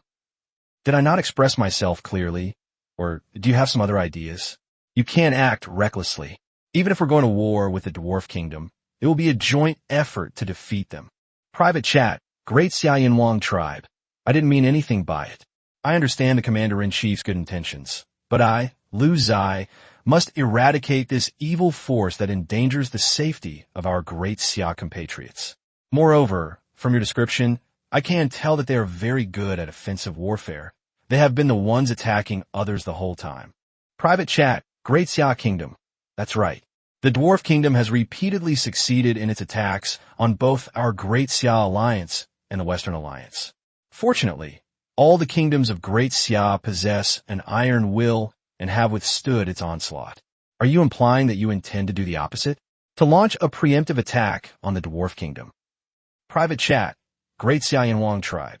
That's right this time. I hope they also have an iron will to face my wrath. Si Wang Tiandao always felt that Ziye was like a big villain, but fortunately he was a Great Xia person, and why did he give people such a cool feeling? Chapter 100 The Dwarf Kingdom Must Die. 100 chapters. Giving myself a little encouragement. Keep going. After interrupting his conversation with Ziye, Wang Tiandao's mind began to wander. For the past month, he's been so disgusted by the harassment from the Dwarf Kingdom that he's almost vomited. They come and go every few days, without any pattern, 24 hours a day, and you can't do anything about it. In other words, the Great Xia Alliance was well organized and could contact the surrounding Great Xia kingdoms to resist in a timely manner. They could not gain much advantage, but they would not suffer too much loss either. Compared to the Western Alliance, the Great Xia dynasty did a much better job in this regard, with a more rigorous organization and stronger mobilization capabilities. The Western Alliance has lost nearly 10% of its territory in the past month. Ziye, do I dare to bet on you? Wang Tiandao hesitated, but after thinking it over, he seemed to have no better choice. So he told Ziye a highly confidential matter. He reopened the chat window and typed a line of text. Private chat, Great Summer Dao Kingdom. Little Lu, I have to tell you something. The reason why the Dwarf Kingdom is so warlike is mainly because their kingdom has extraordinary talent. They can possess technology that is ahead of its time, provided that they accumulate a technology breakthrough progress bar by destroying other forces. Once it reaches 100%, they can unlock a technology that is ahead of the current era. For example, their 4-star bronze smelting technology came about in this way. Ziye had already opened the system panel to study the civilization nodes of the slave society and see which aspects he needed to start breaking through. After receiving the message from the Heavenly Dao Kingdom, Ziye immediately felt that things were not so simple. The fear and helplessness of the entire 10086 region towards the Dwarf Kingdom and the inside story. Thinking of this, Ziye couldn't help but ask the Commander-in-Chief a question. Private chat, Great Xia Yin Wang tribe. Commander, I feel like there's something more to your words. I'd really like to know if I don't advance, how will you face the Dwarf Kingdom? You wouldn't just sit idly by and watch your Great Xia compatriots be devoured bit by bit, would you? You must have your own plan, right? Wang Tiandao was slightly taken aback when he saw Lu Ziye's reply. This kid is really quite perceptive. I only revealed a little bit of the inside story of the Dwarf Kingdom, and he connected it to so many different things. Since that's the case, there's no point in hiding it anymore. After all, I've received orders from higher authorities. The Yin Huang tribe must be appeased and supported unconditionally. When Wang Tiandao received this message, he was shocked because Lu Ziye was just a free agent. Although he had a Great Xia identity, he had not joined the Great Xia Alliance. Such an existence was actually valued so much by the higher-ups. It should be noted that what Wang Tiandao was referring to was an instruction from feudal society. With this thought in mind, Wang Tiandao no longer concealed anything and directly told Lu Ziye the whole story. Private chat, Great Summer Dao Kingdom. Little Lu, you're right. The higher-ups do have their own considerations. They won't sit idly by. So in 10 days, a dimensional reduction attack from feudal society will arrive, and they will completely wipe out the entire Dwarf Kingdom.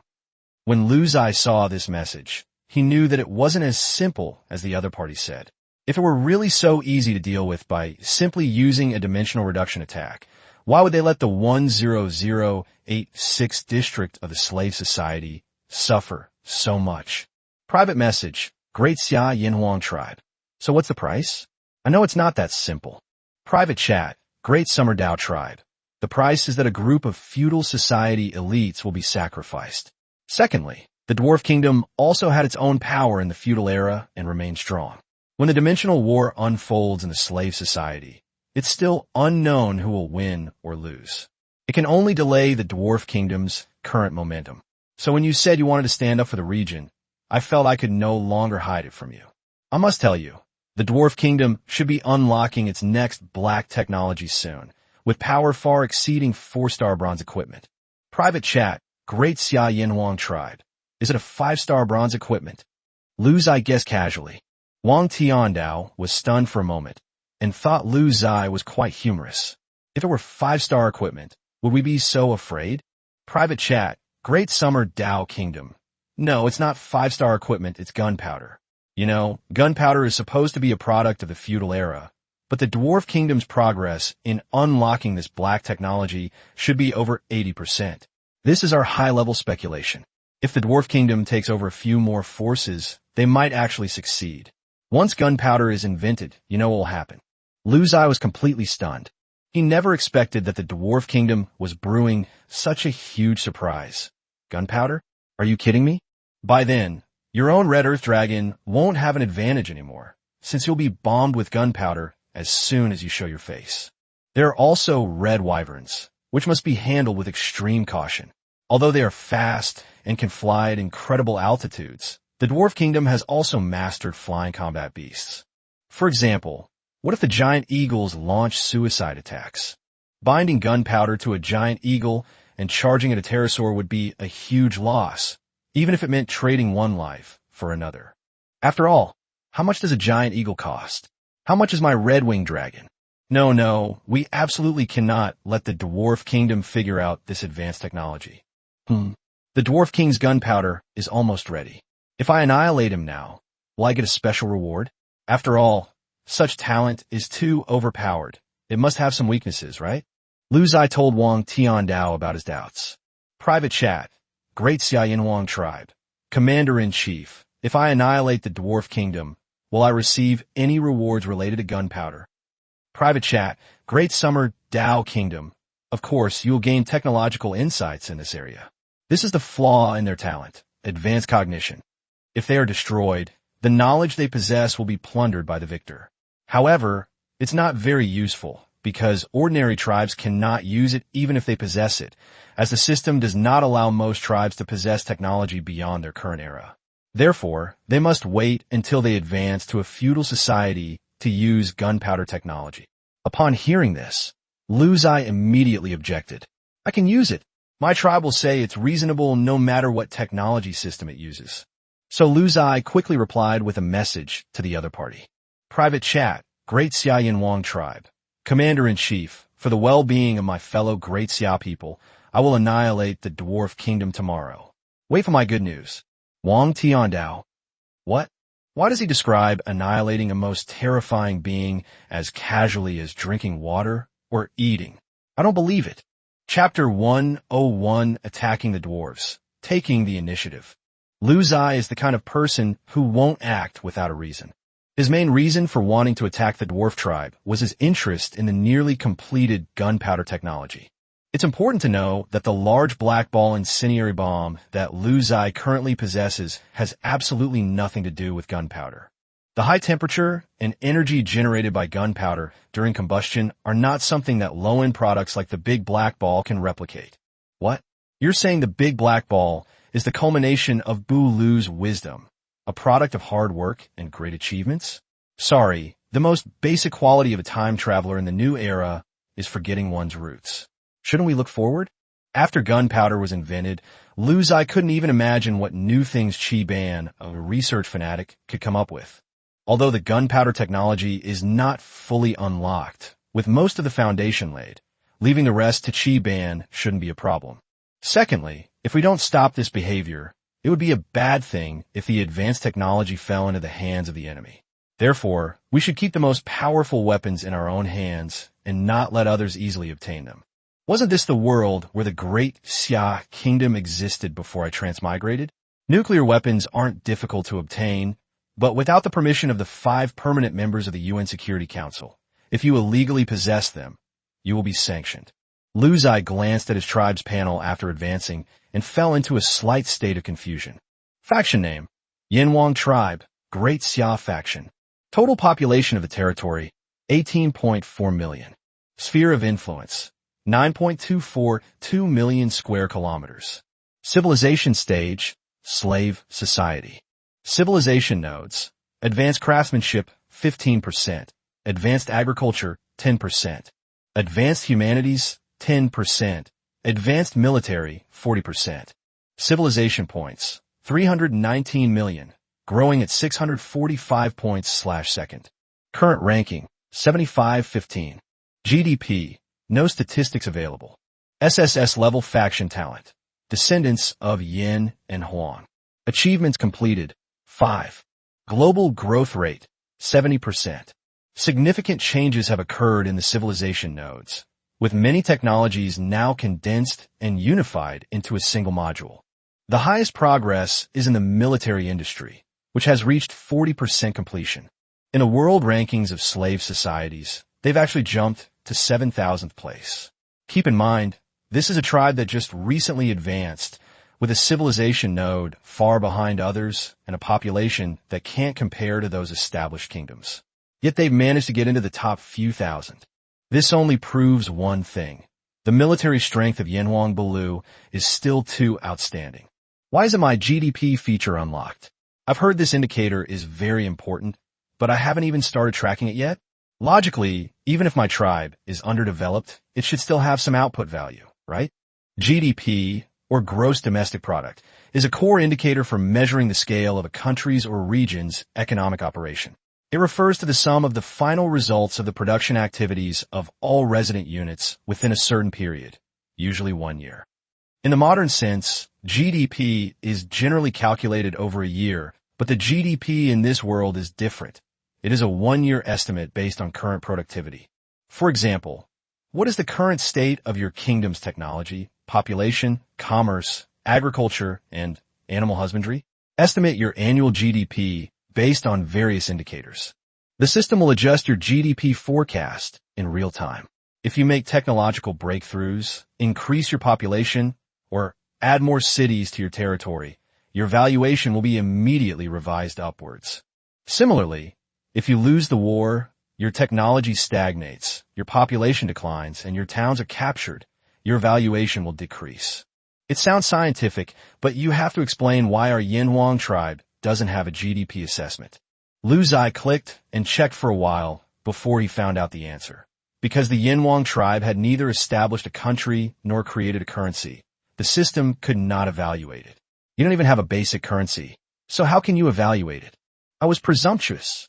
After reading the system's explanation, Lu Ziye felt a headache coming on. This is like having no rice at home, but forcing someone else to cook for you. But that doesn't stop me from fighting the Dwarf Kingdom. Martial arts, prepare for battle.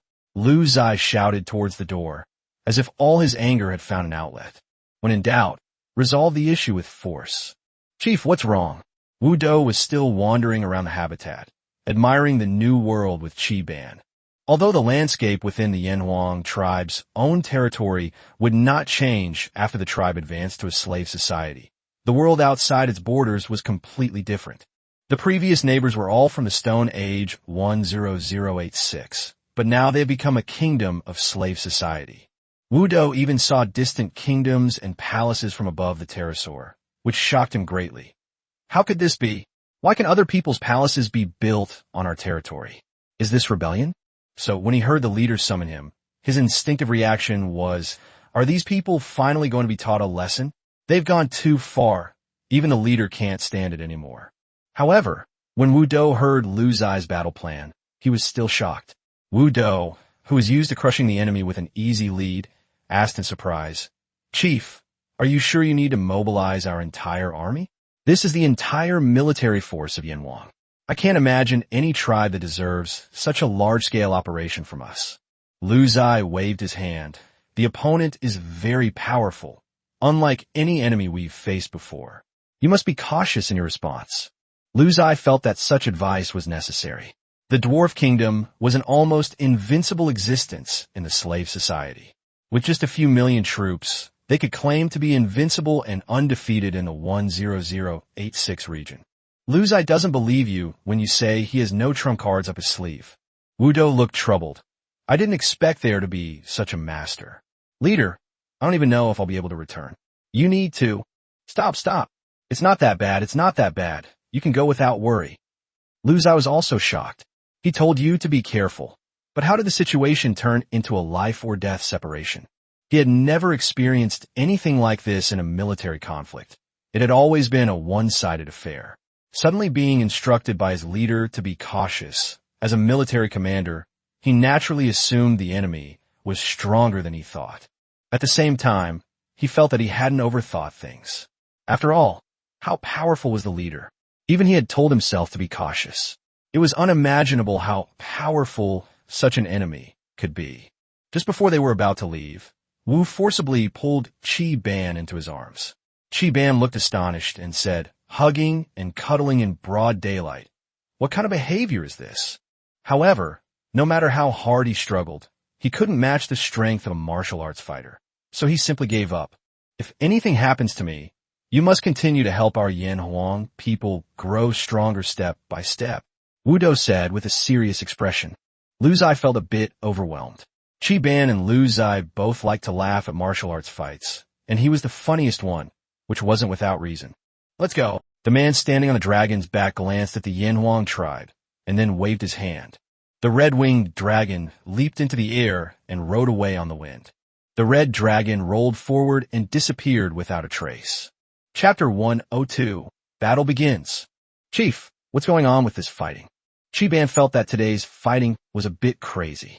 He's just having a fit, Lu Zai chuckled. Then I can rest assured. Squad leader Qi breathed a sigh of relief and returned to his crafts department, immersing himself in his research field. The Yanhuang tribe knew very little about this battle. They only knew the approximate location of the Dwarf Kingdom, its local deployment, and its defensive fortifications. Because it was always the Dwarf Kingdom that was attacking other tribes, no one had ever invaded the Dwarf Kingdom's territory. Lu Zai had always had a question. In the 10,086th region of the slave society, the Great Xia had hundreds of kingdoms, so why was it afraid of a dwarf kingdom with only a few million soldiers? You can win even if you overwhelm the opponent with sheer numbers. However, Wang Tandao later revealed more information, such as that the opponent's 4-star equipment combined with battle beasts made them an insurmountable force for most of the Great Xia Kingdom. Isn't this the same situation where I used to use armored rhinoceros and earth dragon to crush others? This numerical gap cannot be bridged by simply increasing the quantity. It's like a modern tank. Even if you encounter an army of hundreds of millions armed with cold weapons, you can't do anything about it. Lu Zai felt that caution was the best policy, and he shared the same view on the matter of martial arts. Wu Do's battle plan this time was different from any previous one. He first dispatched more than a dozen red-winged dragon reconnaissance teams to conduct high-altitude reconnaissance within the territory of the Dwarf Kingdom after reaching the border. The red pterosaur army rested on the Yinhuang tribe's side of the border, while some pterosaurs returned to the Yinhuang habitat to continue carrying the large black ball in case of emergency. While waiting for reconnaissance information from the front, we can also wait for the slower-moving red earth dragon army. In the past, regardless of the consequences, the red-winged dragon would have already given the enemy a few waves of bombardment to test their mettle in a fight.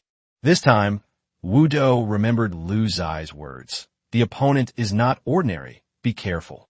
A commander of the red pterosaurs beside him asked in bewilderment, "Sir, why don't we charge in, blow them up, burn all their defenses, burn everything in sight, and then send the earth dragons in to destroy their lair?" Superficial, Wu Do rebuked. This enemy is no ordinary one. We must be cautious. What is caution? The other party asked in surprise. In his opinion, when had the Yinhuang tribe ever been cautious in battle? Didn't they always just swarm in and wipe them out in one fell swoop? Get lost, Wu Do said irritably, feeling that the other party was not on the same wavelength as him. Okay, sir. The latter grinned. Soon, the dozen or so red pterosaur squadrons that had gone out to conduct reconnaissance returned to their temporary base.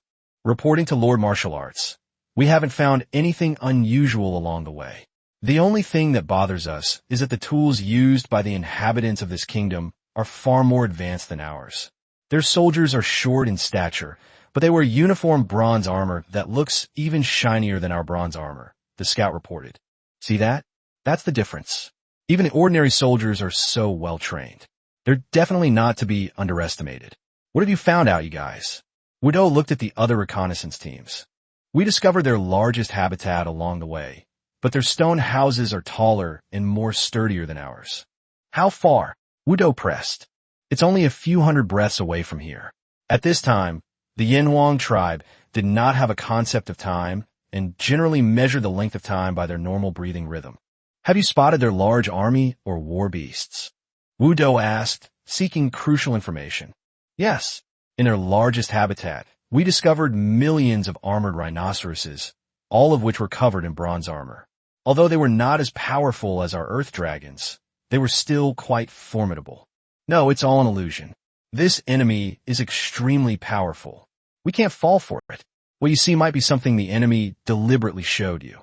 The armored rhinoceros might be bait," Wu Do said cautiously. Although the crowd didn't quite understand, they all nodded in agreement, finding it to be very reasonable. "We also discovered that in the southeast corner of their habitat, they kept a large number of giant eagles.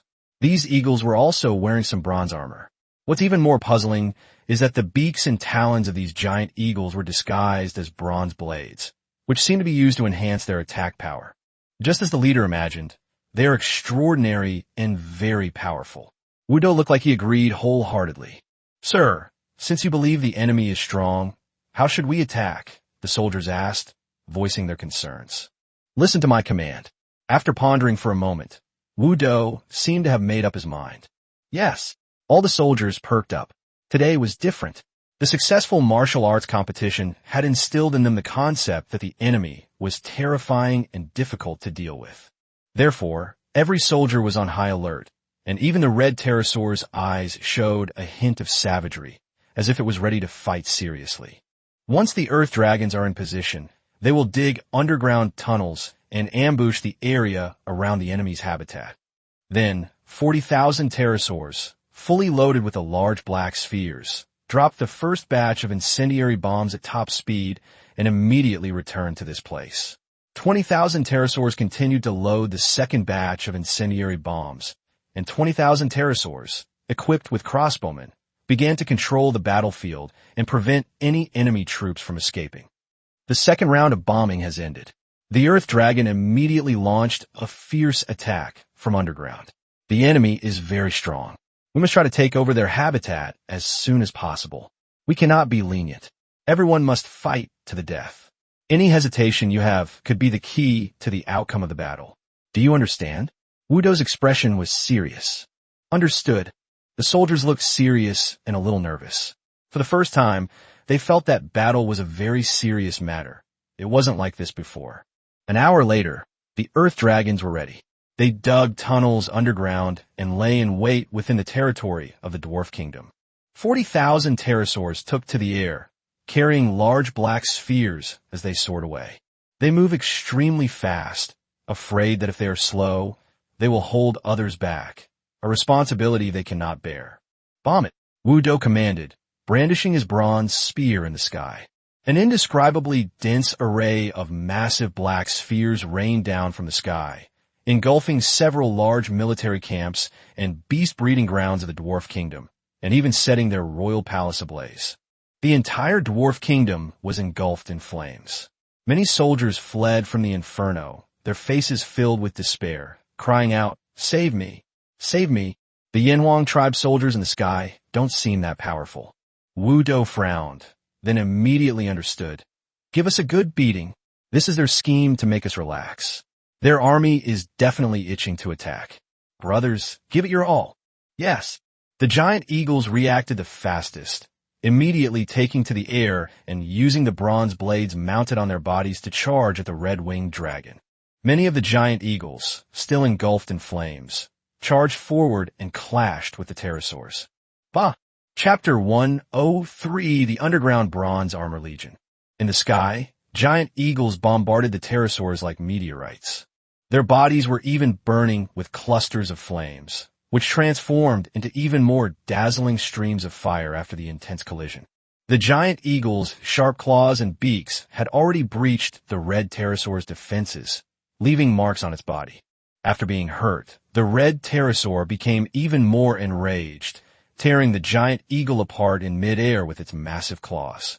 Fortunately, although the giant eagle's attacks were strong enough to break through defenses, the damage it caused did not exceed 40 HP, while the red-winged dragon, with various amplifications, had a HP of up to 34,425, and their HP bars were reassuring. While fighting the giant eagle, the pterosaur quickly returned to prepare for its second attack. The number of giant eagles in the sky is decreasing drastically, partly because some of them were already killed or injured in the incendiary bomb attack. Some of the giant eagles also died from the continuous burn damage in the battle with the red-winged dragons. On the ground, large numbers of dwarven soldiers either died instantly or fled in all directions after the bombing. They stared in horror at the red-winged dragons that blotted out the sky. They have always been the ones crushing their enemies. So why is it that a terrifying enemy, which is hard for them to understand, has appeared in their own stronghold today? The firepower and the sense of oppression were absolutely overwhelming. All around was a raging inferno, and fear spread through my heart.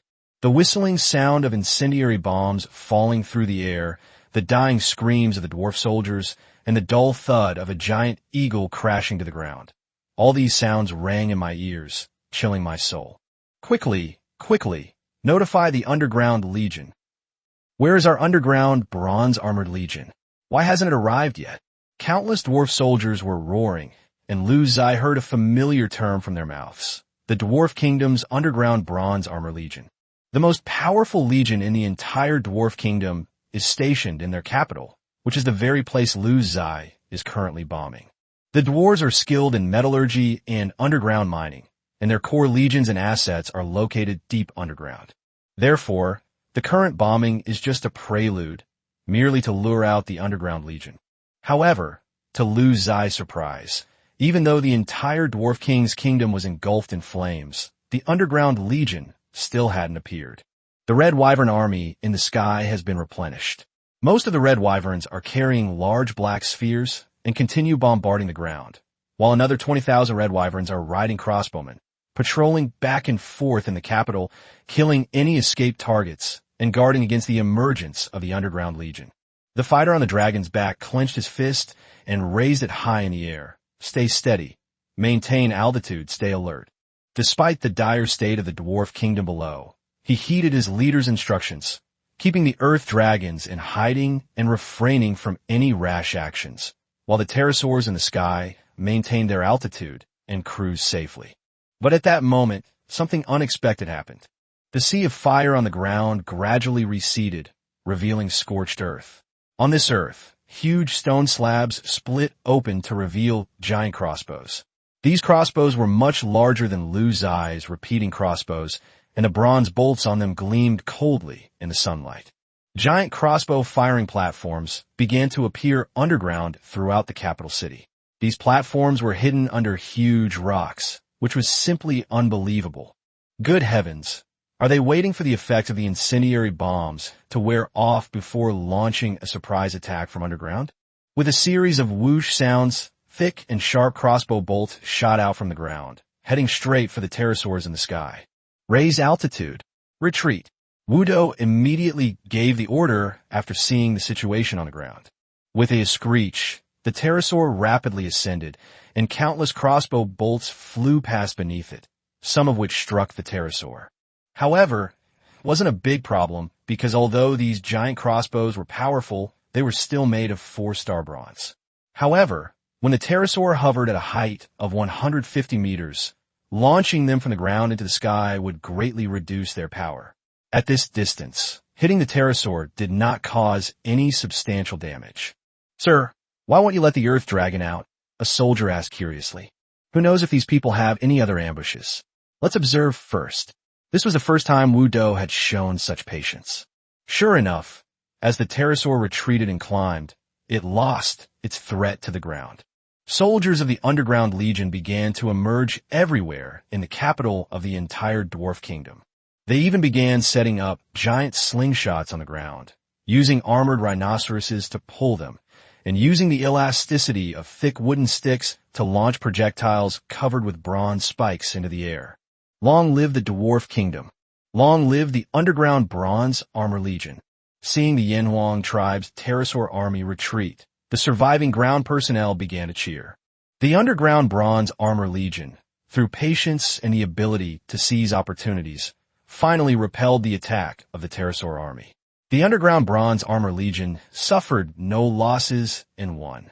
The only losses were the ground buildings of the entire capital city, a large number of native inhabitants, and giant eagles. Boom, boom, boom. The dwarven soldiers, who were cheering, suddenly felt the ground begin to tremble violently. The giant stone slabs and crossbow launching platforms that they had painstakingly built began to twist and deform, and were even buried directly due to underground cracks. What happened? What's going on? Help! Help me! A soldier was trapped underground, clinging to the edge with only one hand, about to fall into a crevice. Suddenly, a giant claw covered in red dragon scales emerged from the ground, and with a gentle swipe, it carried the person away. "Ah, there are monsters underground. There are monsters," many of the Bronze-Armored Legion soldiers still underground exclaimed. What they once considered the safest underground world has now become eerie and dangerous. Quickly, get out of the underground. No one is allowed to leave their post without authorization. There's a monster underground. Various sounds echoed in the underground space, and the breathing and roaring of the earth dragon made them increasingly panicked. With a series of booming sounds, the earth dragons began to exert their power, with 20,000 earth dragons surging out from underground.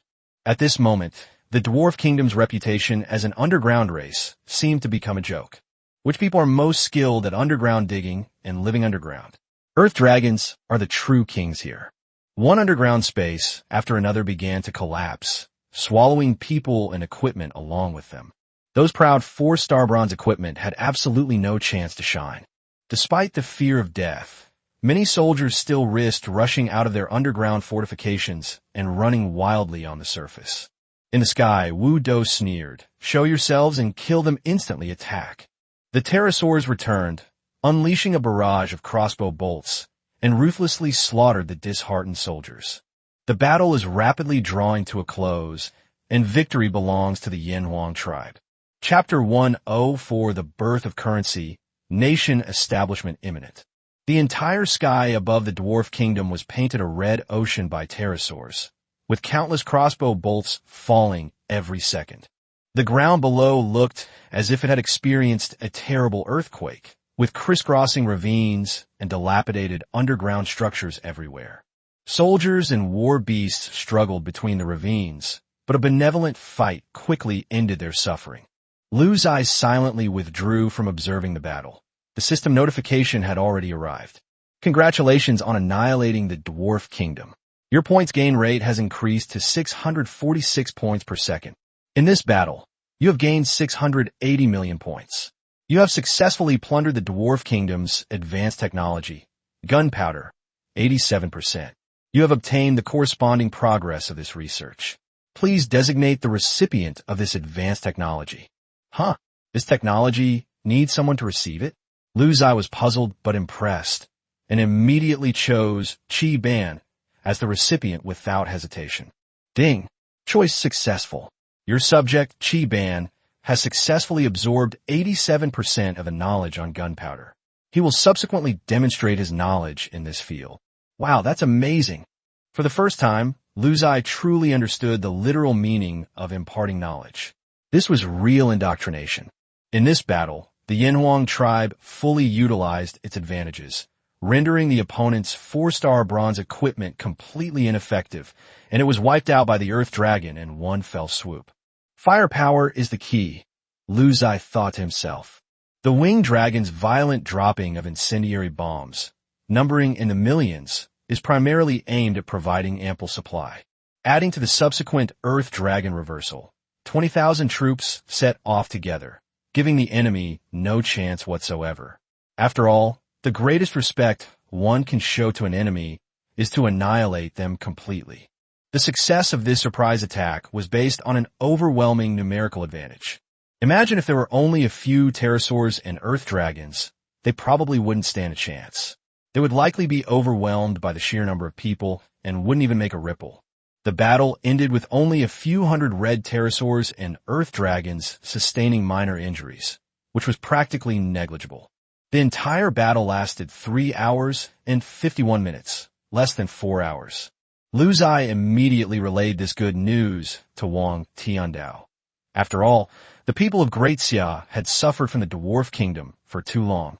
Private message. Great Xia Yinhuang tribe. Commander-in-Chief, the operation is over. I was lucky to win. After receiving Lu Ziye's message, Wang Tiandao was stunned for a moment. Then his eyes widened, and a huge wave of emotions surged in his heart. The Dwarven Kingdom that had dominated the entire region just vanished like that? Private message. Great Summer Dao tribe. Really? This is no joke. Private chat. Great Xia Yinhuang tribe. It's absolutely true. My natives have already entered their capital and started cleaning up the mess. His king Tiandao gasped, inwardly exclaiming how outrageous this was. He had heard that Lu Ziye was very strong, but he couldn't be this abnormal. Could he? How much time has passed? Wang Tiandao glanced at the system time. Only a few hours had gone by, and yet one of the most powerful kingdoms had already fallen. Private chat. Great Xia Dao tribe. Little Lu, your efficiency is a bit scary. You really got revenge for Region 10,086. I believe this news will reach the Western Alliance soon. For us, Great Xia, this is fantastic news, but for them, it's not good news at all. Ha! I could just imagine their expressions, worse than eating shit. By the way, did you get the black technology? The Western Alliance was indeed saddened to learn that the Dwarf Kingdom had been annihilated by Lu Ziye, and Lu Ziye thought that the other side must have had a very interesting expression. Think about it. Although the Dwarf Kingdom is terrifying, its attacks on Great Xia and the Western Alliance are indiscriminate, and it poses a huge threat to everyone. But now you're telling everyone that the Dwarf Kingdom was annihilated by Lu Ziye of the Great Xia? The Western Alliance is completely uneasy. The Dwarf King can't distinguish friend from foe. How could Lu Ziye not? Previously, everyone had a hard time dealing with this Dwarf Kingdom. Now you're telling me that Lu Ziye's Yinhuang tribe is even stronger than the Dwarf Kingdom? How the hell are we supposed to fight them? Private message. Great Xia Yinhuang tribe. I've obtained some advanced technology, the one you mentioned, which is related to gunpowder. However, it's not the complete technology. The progress isn't full. Private chat. Great Summer Dao tribe. That's not bad either. You can acquire some knowledge in advance, and then when you reach the feudal era, you're very likely to master gunpowder, high-tech technology, before other kingdoms. Lu Ziye smiled slightly. The other party was unaware of his tribe's talent and thought that he would have to wait until the feudal era to acquire technology like gunpowder. I'm planning to break through the black powder barrier soon. Chi Ban, you better work hard. After exchanging pleasantries for a while, the two ended their conversation. Predictably, Wang Tiandao immediately announced the good news in the faction channel, and the faction channel immediately exploded. The kings of the Great Xia almost personally delivered gifts to express their gratitude. Some people are saying they want to send 2 female prisoners of war with cherry blossoms to Lu Ziye, each one more outrageous than the last. Lu Ziye declined their kind offers and continued to focus on the affairs of his tribe. Everyone else is a king, while I'm still just a tribal chief. It's a bit embarrassing. With the fall of the Dwarf Kingdom, the Yinhuang tribe's army has taken over the capital and all the territories of the Dwarf Kingdom. This area is now the territory of the Yinhuang tribe. In this battle, Lu Ziye's territory has expanded to 14.05 million square kilometers. It must be said that the Dwarf Kingdom is indeed quite large. It has previously annexed countless territories of the Yinhuang tribes and the Western Alliance, and now it's all benefiting us. Ban led a large number of artisans to the underground ruins of the Dwarf Kingdom, believing that they could discover some of the Dwarf Kingdom's technology in these ruins, including the metallurgical technology he had been longing for. However, before leaving, Ban still found Lu Ziye. He had a suggestion that he had been thinking about for a long time, but he didn't know whether he should say it or not. However, upon seeing the spacious streets of the Dwarf Kingdom, where people exchanged goods through various means and developed powerful metallurgical capabilities and bronze manufacturing skills, he decided to share his thoughts. Chief, I think it's time for our Yinhuang tribe to promote a system of commodity exchange. This will make those who are capable richer and will also motivate more Yinhuang people to work hard to earn the right to trade. After hearing Ban's suggestion, Lu Ziye was overjoyed. Was currency about to be born? Was there hope for the founding of a nation? Good. Ban, you have a great idea. Tell me more. Lu Ziye looked on expectantly. Chapter 1:0 for the Yinhuang Empire. Ban explained his idea in detail. He believes that people should have the motivation to pursue a better life, and everyone should strive for a better future.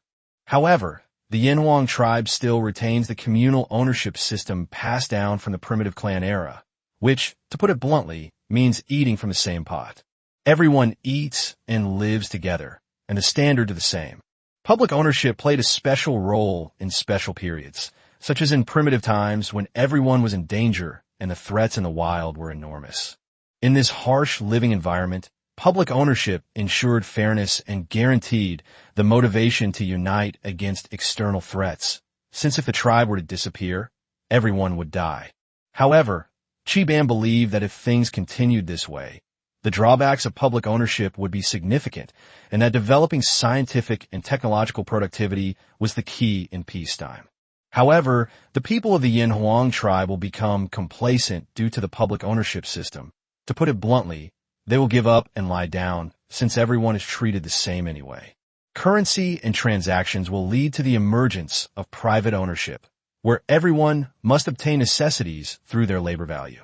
This will make everyone more motivated to live, but it may also lead to wealth disparity. Lu Ziye naturally agreed to Ban's request and put him in charge of the minting of coins. With the leader's order, the artisans department made good use of the numerous smelting furnaces in the underground ruins of the Dwarf Kingdom to begin minting the first batch of currency belonging to the Yinhuang tribe. Currency needs to reflect value and needs an anchor to be linked to it. Before Lu Ziye traveled through time, currency could be linked to oil or gold to reflect its value. However, at this stage, without gold mining technology, gold has not demonstrated its value, and oil is even more scarce, as extraction technology for that has only become available in modern times. Therefore, Ban linked the bronze coins of the Yinhuang tribe to grain, which was indeed a good method, as grain was a hard currency in this era. But how much grain is one bronze coin worth? You should know that the Yinhuang tribe did not have a system of weights and measures at the time, so Ban made a series of corresponding containers in the Yinhuang tribe. They are spoon, husk, and sheng. According to the rules of the class, 10 spoons make 1 he, and 10 he make 1 sheng. Lu Ziye examined the 3 containers and found that they differed from modern units of measurement.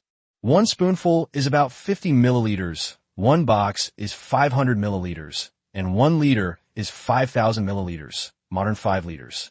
It's understandable that a leader in ancient times was different from a leader in modern times.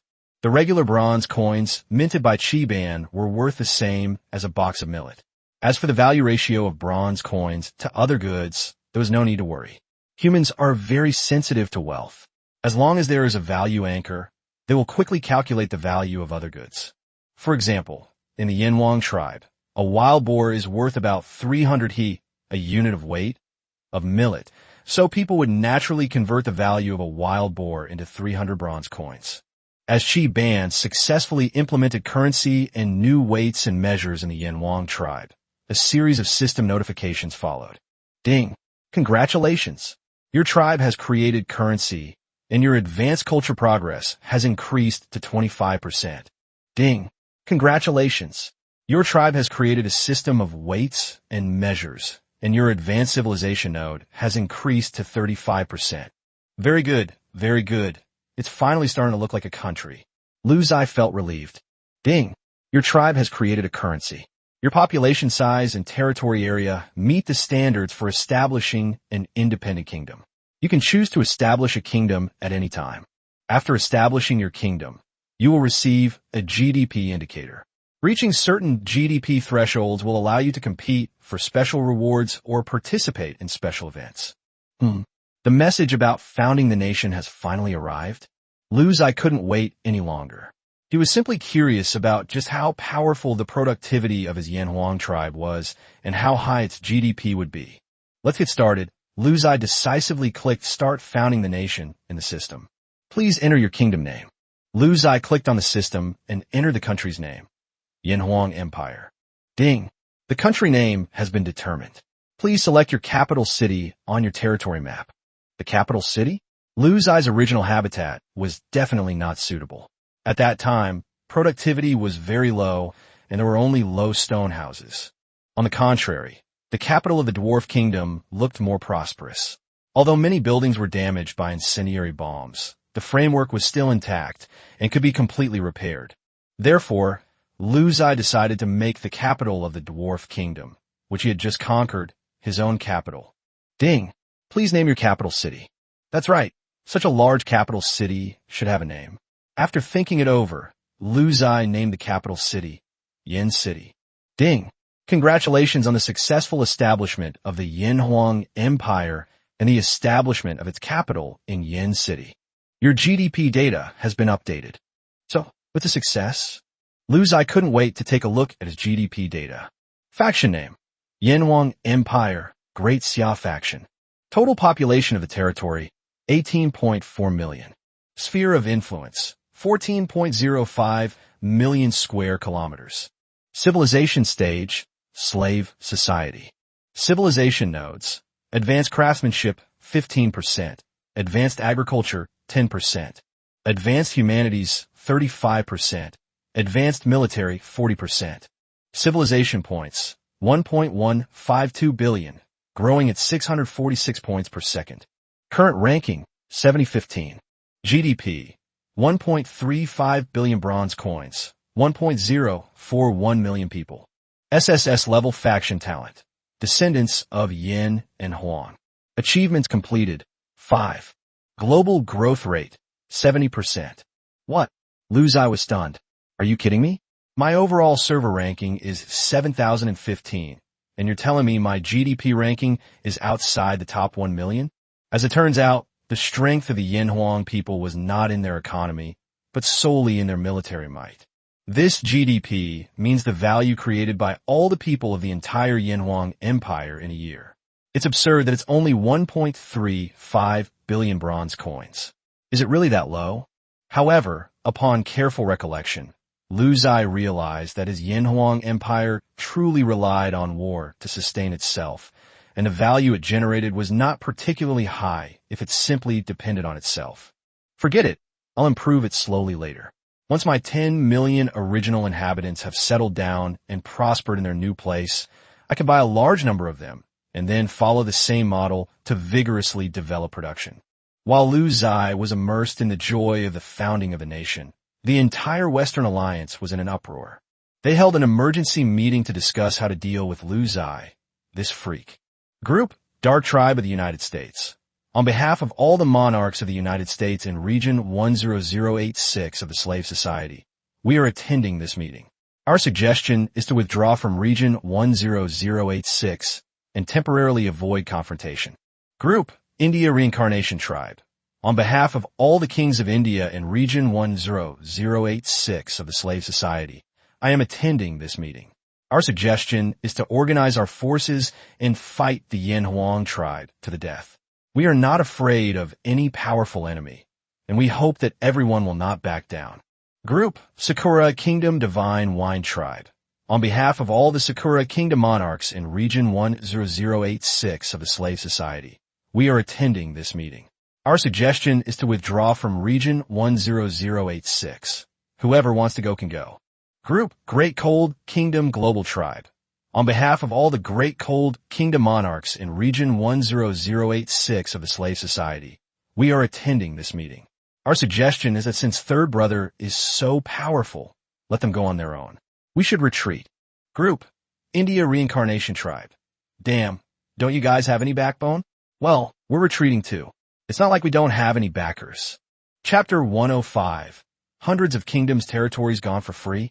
The entire Western Alliance spent 2 hours gathering everyone for a meeting and then reached a consensus in just 2 minutes to flee the 10,086 region.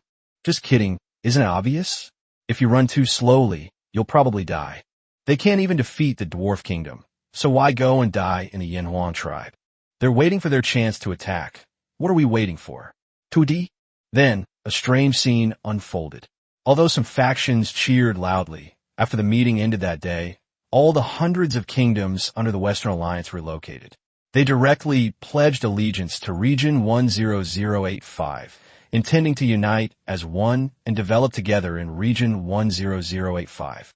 Meanwhile, the rulers of the Great Xia faction in Region 10086 woke up to find that the world had changed. The border, which was previously heavily guarded, is now deserted of enemy patrols.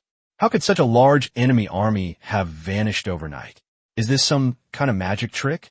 The chat channels of the entire Great Xia faction exploded. Faction, Great Xia Kingdom of Reverse Wind. What's going on?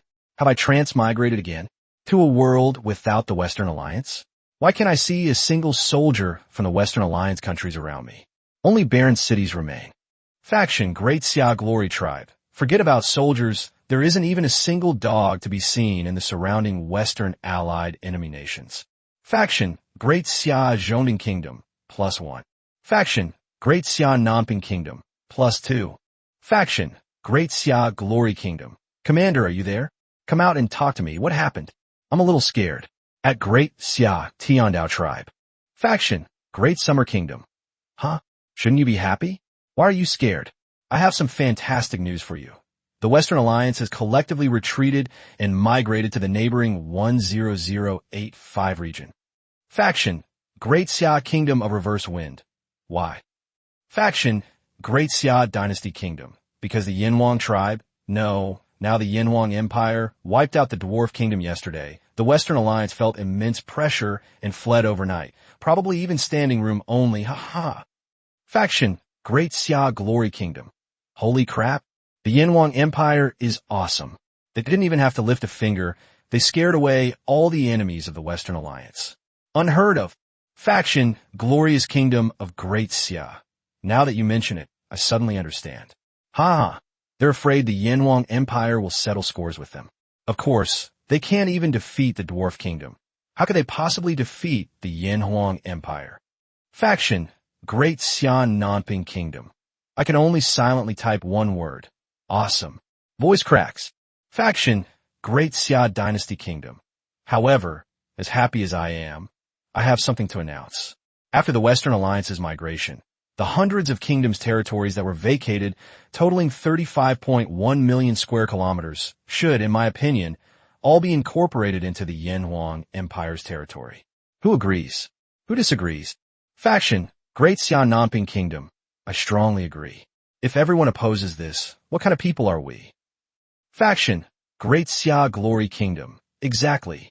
Without the Yin Huang Empire, would everyone have run away? Besides, the Yin Huang Empire just helped us resolve the crisis of the Dwarf Kingdom. They should rightfully take this land. Faction, glorious kingdom of Great Ziye.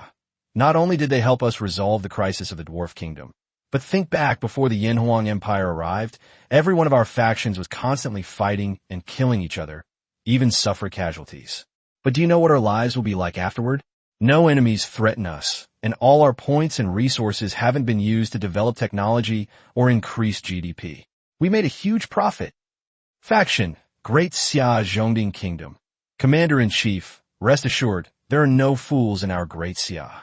This territory rightfully belongs to the Yanhuang Empire, and it should belong to the Lu family. Lu Ziye was always bored and liked to browse chat channels when he had nothing to do, but he rarely spoke and just silently watched these people show off. To be fair, Lu Ziye also felt that these territories should have been his because the people of the Western Alliance had indeed been scared away by him. However, he was still very happy to see so many reasonable people praising the Yanhuang Empire. Lu Ziye felt that he should at least be polite. It's only fair to reciprocate. Faction, Great Ziye Yanhuang Empire. Thank you all for your support. Please visit the Yanhuang Empire often in the future. Lu Ziye's speech once again stirred up a lively atmosphere in the channel. However, Wang Tiandao's words immediately caught Lu Ziye's attention. Faction, Great Ziye Zhongding Kingdom. Wow, the Yanhuang Empire has extended an invitation. I can't even imagine how lively their capital will be with such a powerful empire. Faction, Great Heavenly Kingdom. Of course, the capital of the Yanhuang Empire is estimated to be no less prosperous than the 10 great capitals. But don't worry, sooner or later one of the 10 great capitals will belong to our Yanhuang Empire. Faction, Great Ziye Glory Kingdom. That's for sure. With the Yanhuang Empire's strength, taking down a giant wouldn't be a problem. Lu Ziye was a little confused for a moment. What are you talking about? What 10 great cities? What city? However, Lu Ziye was too embarrassed to ask in the faction channel, as that would make him seem silly. So he privately messaged Wang Tiandao. Private chat, Great Ziye Yanhuang Empire. Commander-in-Chief, what are the 10 great capitals? Private chat, Great Summer Dao Kingdom. Huh? It's one of the 10 largest neutral cities in the entire server. Every year, a battle is held to capture it. These cities have magnificent facilities and come with their own research institutions. They cover an area of about 1 million square kilometers and have 10 million residents. Whoever occupies it can occupy it for 1 year, gaining access to its technology, city defenses, and the 10 million residents who will generate a year's worth of GDP for you. Huh, something this awesome? Why didn't I know about this? Lu Ziye was very surprised, but Wang Tiandao's next words immediately made him understand the reason. Private chat, Great Summer Dao Kingdom. The requirements for participating in the competition for the 10 great cities are very low. Anyone with a GDP ranking in the top 1 million across the entire server is eligible. But who dares to go? All the strong players on the entire server are vying for these 10 great cities. Basically, only those ranked in the top 100 overall dare to even dream of it. Damn it. So my GDP was too bad and I didn't receive the notification? But my military strength is strong, so I have to give this a try. Chapter 106, an interesting competition for the top 10 metropolises. Wang Tiandao was a little shocked. In his eyes, the Yanhuang Empire was an extremely powerful entity, with a GDP at least several times that of his own. It's absurd that you're telling me the Yanhuang Empire wasn't even qualified to receive a notification for the competition to determine the 10 great capitals. For a moment, Wang Tiandao didn't know how to continue the conversation with Lu Ziye. After all, who would have thought that the Yanhuang Empire was so economically weak, yet you dared not laugh at them? Private chat, Great Summer Dao Kingdom. Little Lu, actually GDP increases quite quickly. As long as you have enough points, getting into the top 1 million is easy. Private chat, Great Ziye Yanhuang Empire. Oh? What do you mean? Lu Ziye didn't care about saving face anymore. He just wanted to figure out how to boost GDP first. Private chat, Great Summer Dao Kingdom. It's simple. GDP is just a way the system calculates your tribe's current productivity. As long as you expand your population territory, these people will naturally produce a certain amount of output, and the system will calculate your GDP in real time, so your ranking will naturally go up. Huh, it's that simple. Private chat, Great Xia Yinhuang Empire. If it's that simple, why don't other kingdoms go on a buying spree to boost their GDP? Private chat. Great Summer Dao Kingdom. There's a cost-effectiveness and output ratio factor involved here. While population growth will increase GDP to some extent, points are precious for every kingdom. If the output ratio is too low, the GDP increase will be too small, and an excessive population can even become a burden. Private chat. Great Xia Yinhuang Empire. How could that be? Didn't the GDP clearly increase? Private chat. Great Summer Dao Kingdom. Let me give you an example. A kingdom with 10 million people and 5 billion bronze coins in GDP has an average GDP of about 500 bronze coins per person. Supporting each person costs about 100 bronze coins, meaning the remaining output can be used to improve national strength. However, rashly adding 40 million people doesn't mean your GDP will quadruple. A kingdom's territory and resources are limited. The GDP increase from 40 million people might not even be enough to support them all, which would be a huge failure. Another reason is that buying people requires a large number of points, and not every kingdom is that wealthy. Finally, even if you enter the top 1 million in GDP, it's not very useful for ordinary kingdoms. The competition for the top 10 capitals is destined to be a battle between geniuses, irrelevant to mortals. Ziye understood. Just like before he transmigrated, some small countries had high GDP per capita due to their resources or geographical location. Increasing the population would only be a burden and would not increase the GDP much, because the country was only so big and the resources were only so much. However, the Yinhuang Empire was different. Its population was only over 10 million, while many kingdoms with territories more than 10 times smaller than its own had larger populations. The Yinhuang Empire has always been a nation founded on military strength, so it has paid relatively little attention to developing production. Each time it develops agriculture and animal husbandry, it is only to meet the needs of civilization nodes. Its own territory, including the area recently incorporated into its domain by the Western Alliance, has reached 24.55 million square kilometers, making it the largest country in the world in its previous life. Such a large area has less than 20 million people. What a waste of land and resources. Others may have various concerns about buying people, but I don't. Ziye glanced at his points and saw that he still had over 1.1 billion left. Come on, let's try buying 10 million people first. Ding! Your population has increased by 10 million, and you have consumed 1 billion points. Current total population, 28.4 million. Ding! As your population increases, they are engaged in extensive production activities within the Yinhuang Empire. Based on the current productivity assessment, the Yinhuang Empire's GDP is 2.2 billion bronze coins. Holy crap! It went from 1.15 billion to 2.2 billion. It seems the Yinhuang Empire has enough resources. As long as the population increases, the GDP will increase. But Ziye isn't interested. What's more profitable than fighting a war to increase GDP? This GDP increase is merely to meet the system's requirements and qualify for the competition to become one of the top 10 capital cities. Ziye glanced at the GDP ranking, 713432. Great!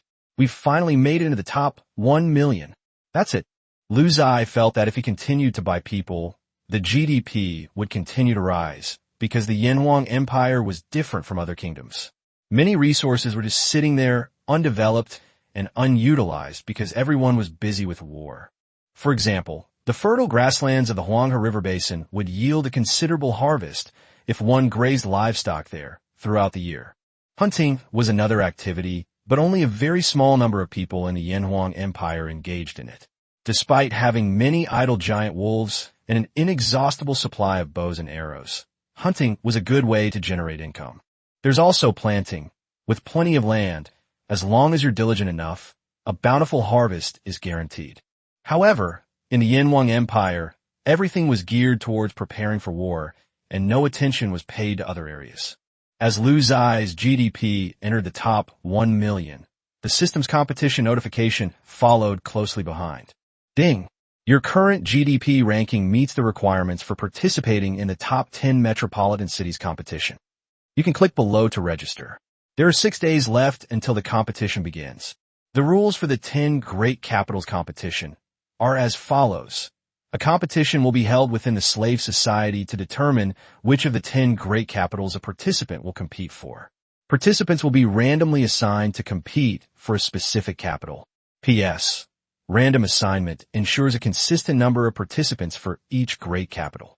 The 10 megacities enjoy extremely convenient land and water transportation, making them core cities controlling vast and crucial regions in the future. Occupying a megacity grants access to its fortifications and technology, making them an extremely formidable force in future regional warfare. Lu Ziye quickly clicked to register, afraid that he would miss out. Ding! Registration successful. The competition will begin in 5 days and 21 hours. You will be notified 3 hours in advance. Lu Ziye read through the competition instructions and learned a lot of important information. For example, in the future, more events and competitions will break out in the areas surrounding the 10 megacapitals, and having a megacapital as one's base will give one a tremendous advantage over other transmigrators. A lead at one step leads to a lead at every step. Lu Ziye noticed a rather outrageous rule in the competition instructions. If you successfully capture a megacity in the competition for the 10 great capitals, you'll gain the right to use that megacity for 1 year. If you capture 2 megacities in the competition, you will directly acquire one of the megacities, including its technology, population, and research institutions. Holy crap, there's even a version. Lu Ziye looked up the information about the competition for the top 10 capitals. Historically, no one had ever been able to conquer 2 of the top 10 capitals, and the reason was quite simple. Those who dare to compete for these 10 megacities across the entire server are all formidable figures. Taking one city requires perfect timing, location, and connections. How could anyone be so monstrous as to take 2, and even directly own one of them? Dream on. But Lu Ziye wanted to give it a try. I didn't mean anything by it. I just want to challenge my own weaknesses. Lu Ziye smiled slightly, showing great interest in the competition for the top 10 megacities. Chapter 107 The Birth of Gunpowder. Chi Ban is awesome. With just over 5 days left, Lu Ziye needed to make proper preparations. On one hand, Lu Ziye obtained relevant competition data from the system for previous capital city competitions. Once the competition begins, all participants will be 100 kilometers away from Judu. Participants will try their best to rush into Judu as soon as possible, occupy advantageous terrain, and begin resisting other competitors. Therefore, once the competition begins, various chaotic battles will break out, and armies from multiple kingdoms will clash on the way to the capital.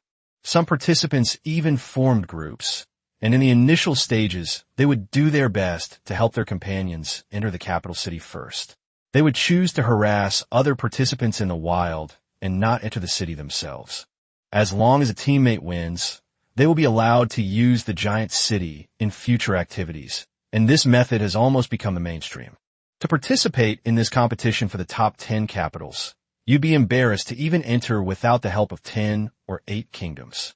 The capital city was extremely vast, resulting in 100 giant city gates in each of the 4 cardinal directions, east, west, south, and north, leading into the city, for a total of 400 giant city gates, each of which was extremely expansive. Lu Ziye couldn't even imagine how large a metropolis would need to accommodate so many people competing together. In addition to understanding the competition process, Lu Ziye also instructed Wudo to increase its training intensity and improve the food quality for the pterosaurs and red earth dragons, so that they could conserve their energy and prepare for a decisive battle. At the same time, Wang Tiandao also brought Lu Ziye some good news. With the intervention of the high-ranking officials in the feudal era, an order was issued to the great Xia monarchs who were participating in the 10 Great Capitals competition.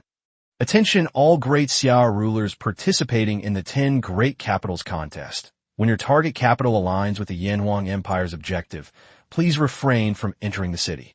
Instead, within your capabilities, harass your rivals in the wilderness to help the Yanhuang Empire capture the capital.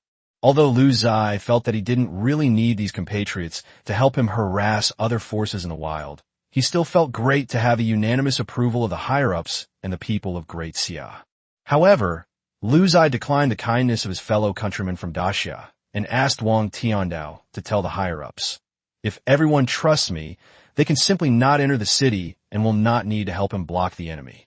On one hand, Lu Ziye wanted to kill more people to earn more points.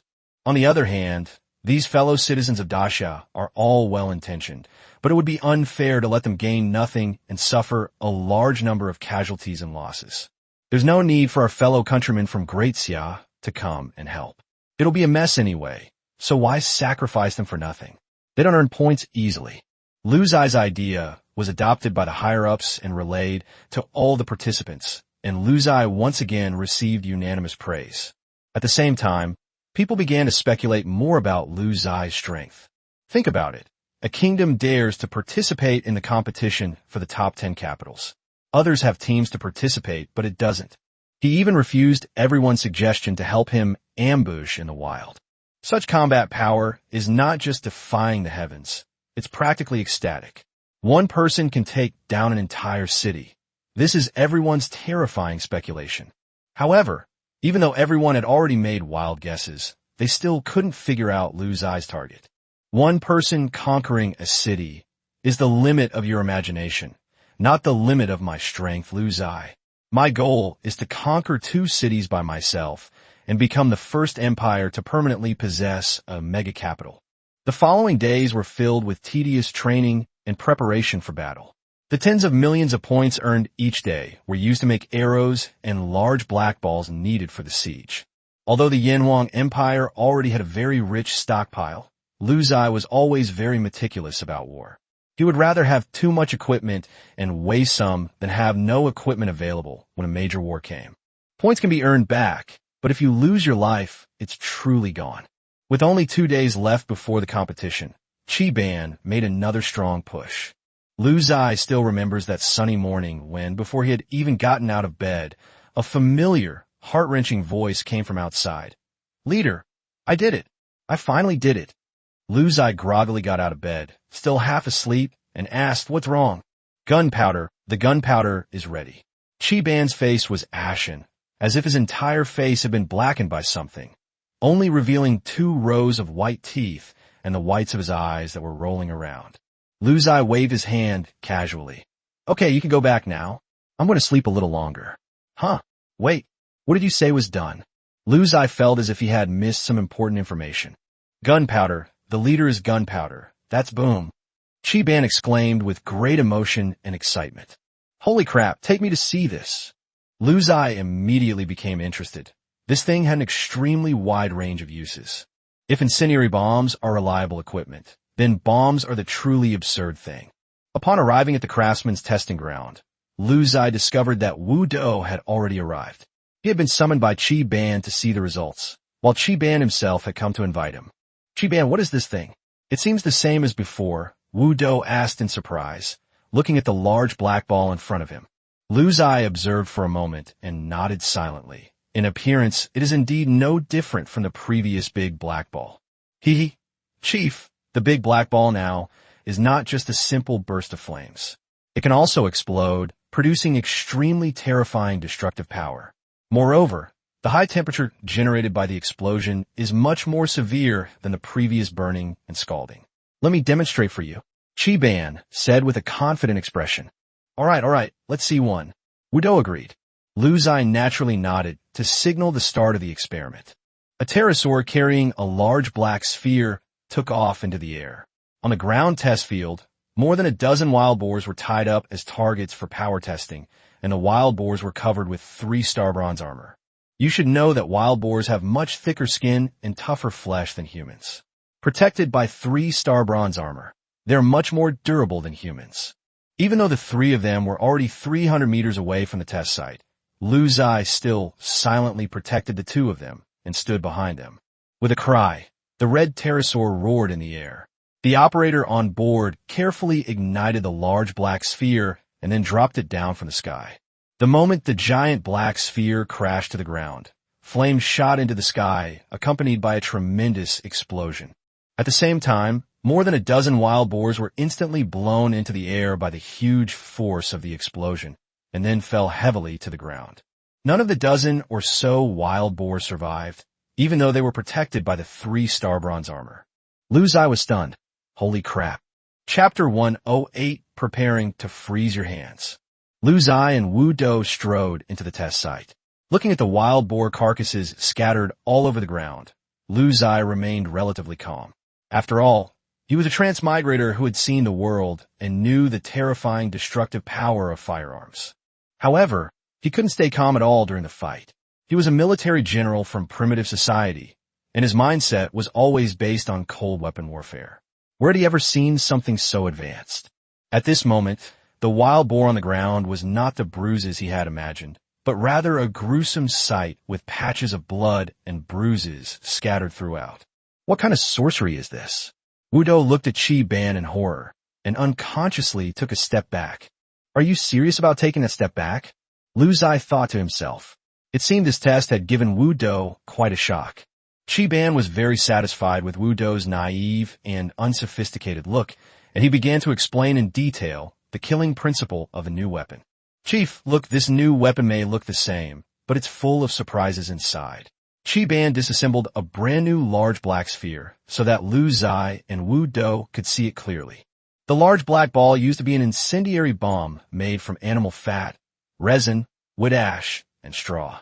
The modern-day big black ball is made by using a large earthenware jar as a container, filled with a lot of gunpowder, and wrapped with a thick layer of bronze fragments by straw, which are tightly attached to the outside of the jar. The mouth of the earthenware jar was sealed with mud, and a fuse made of some unknown plant fiber was left behind, which was used to ignite the gunpowder inside the jar. When gunpowder is ignited in the confined space inside the pottery, it releases a large amount of heat instantly, causing an explosion. The bronze fragments that the artisans usually don't use become terrifying fragmentation weapons. It must be said that Qi Ban had a lot of ideas and strong execution ability. This idea is very good. Qi Ban, why is this jar so powerful? Wu Do was still puzzled and impressed. Well, it's hard to explain to you. Just know how powerful it is. Qi Ban pondered for a while, but decided not to explain, which Wu Do found rather presumptuous, yet he couldn't do anything about it. Chief, the thickness and sturdiness of this pottery jar are key. If it's too thin, the big black ball won't be able to exert its full power. If it's too thick, the explosion will consume too much of its power in the process of breaking the pottery jar. This is the best solution we have obtained after repeated experiments. Of course, if the quality of gunpowder improves in the future, we will need to make new adjustments. At present, this solution is mature, and our artisan department has also mastered the production techniques, so we can carry out mass production. Qi Ban said a lot in one breath, but it can be summarized in one sentence. It can be put into practice. Wu Do was beaming with excitement. Qi Ban bullies honest people and doesn't explain the principles to me, but this thing lets me get involved in combat.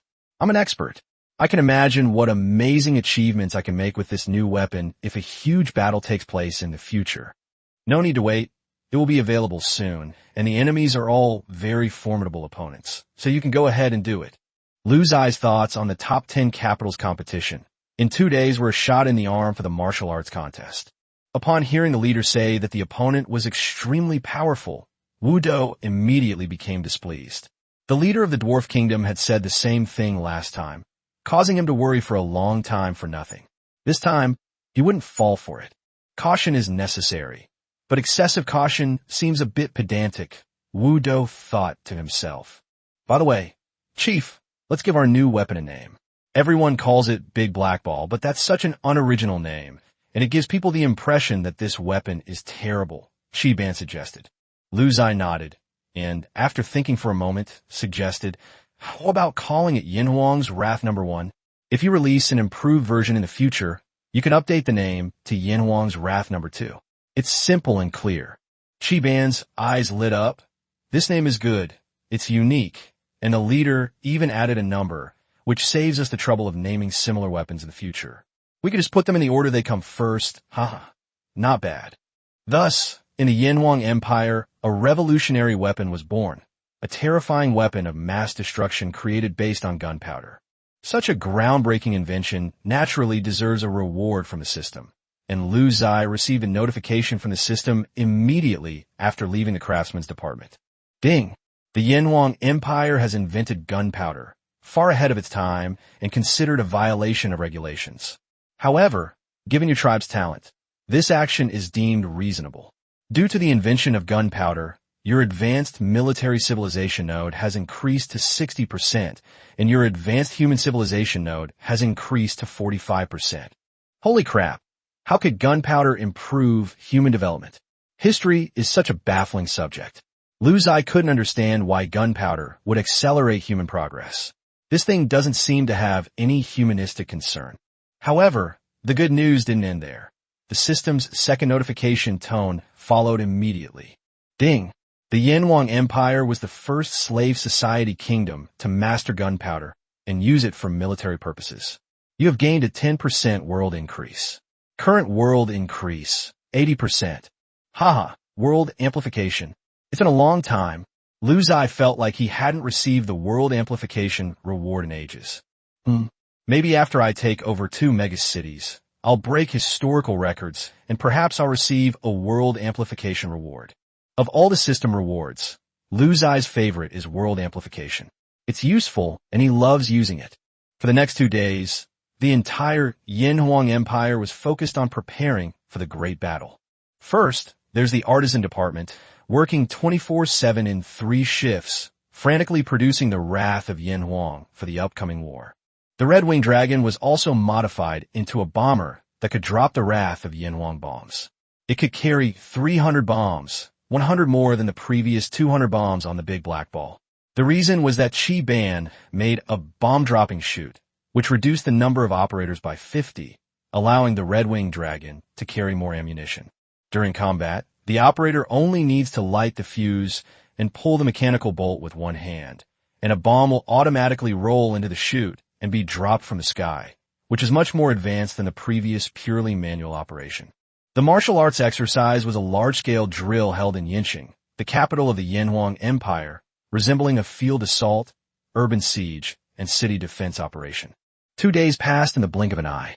The system sent Ziye a notification to join the battle 3 hours in advance. Ding! The top 10 capital conquest competition you have registered for will begin in 3 hours. Please draw your preparation area. All preparation areas are 100 kilometers away from the target capital, ensuring fairness. After drawing your preparation area, you can send troops and supplies to that area in advance. It's starting? Get ready to freeze your hands. Get ready to freeze your hands. Ziye rubbed his hands together in surprise. Chapter 109 What? Simultaneously vying for control of 2 megacities? Ziye's plan was to first capture 1 city, and then sign up to compete for another city. The interesting thing about this competition is that you can register for multiple megacities repeatedly, as long as you have the ability. However, the system can only give you 1 megacity at most, so Ziye didn't register for too many, only registering for the competition in 2 places. However, although the rules allow it, in reality, no one has ever done it. The reason is simple.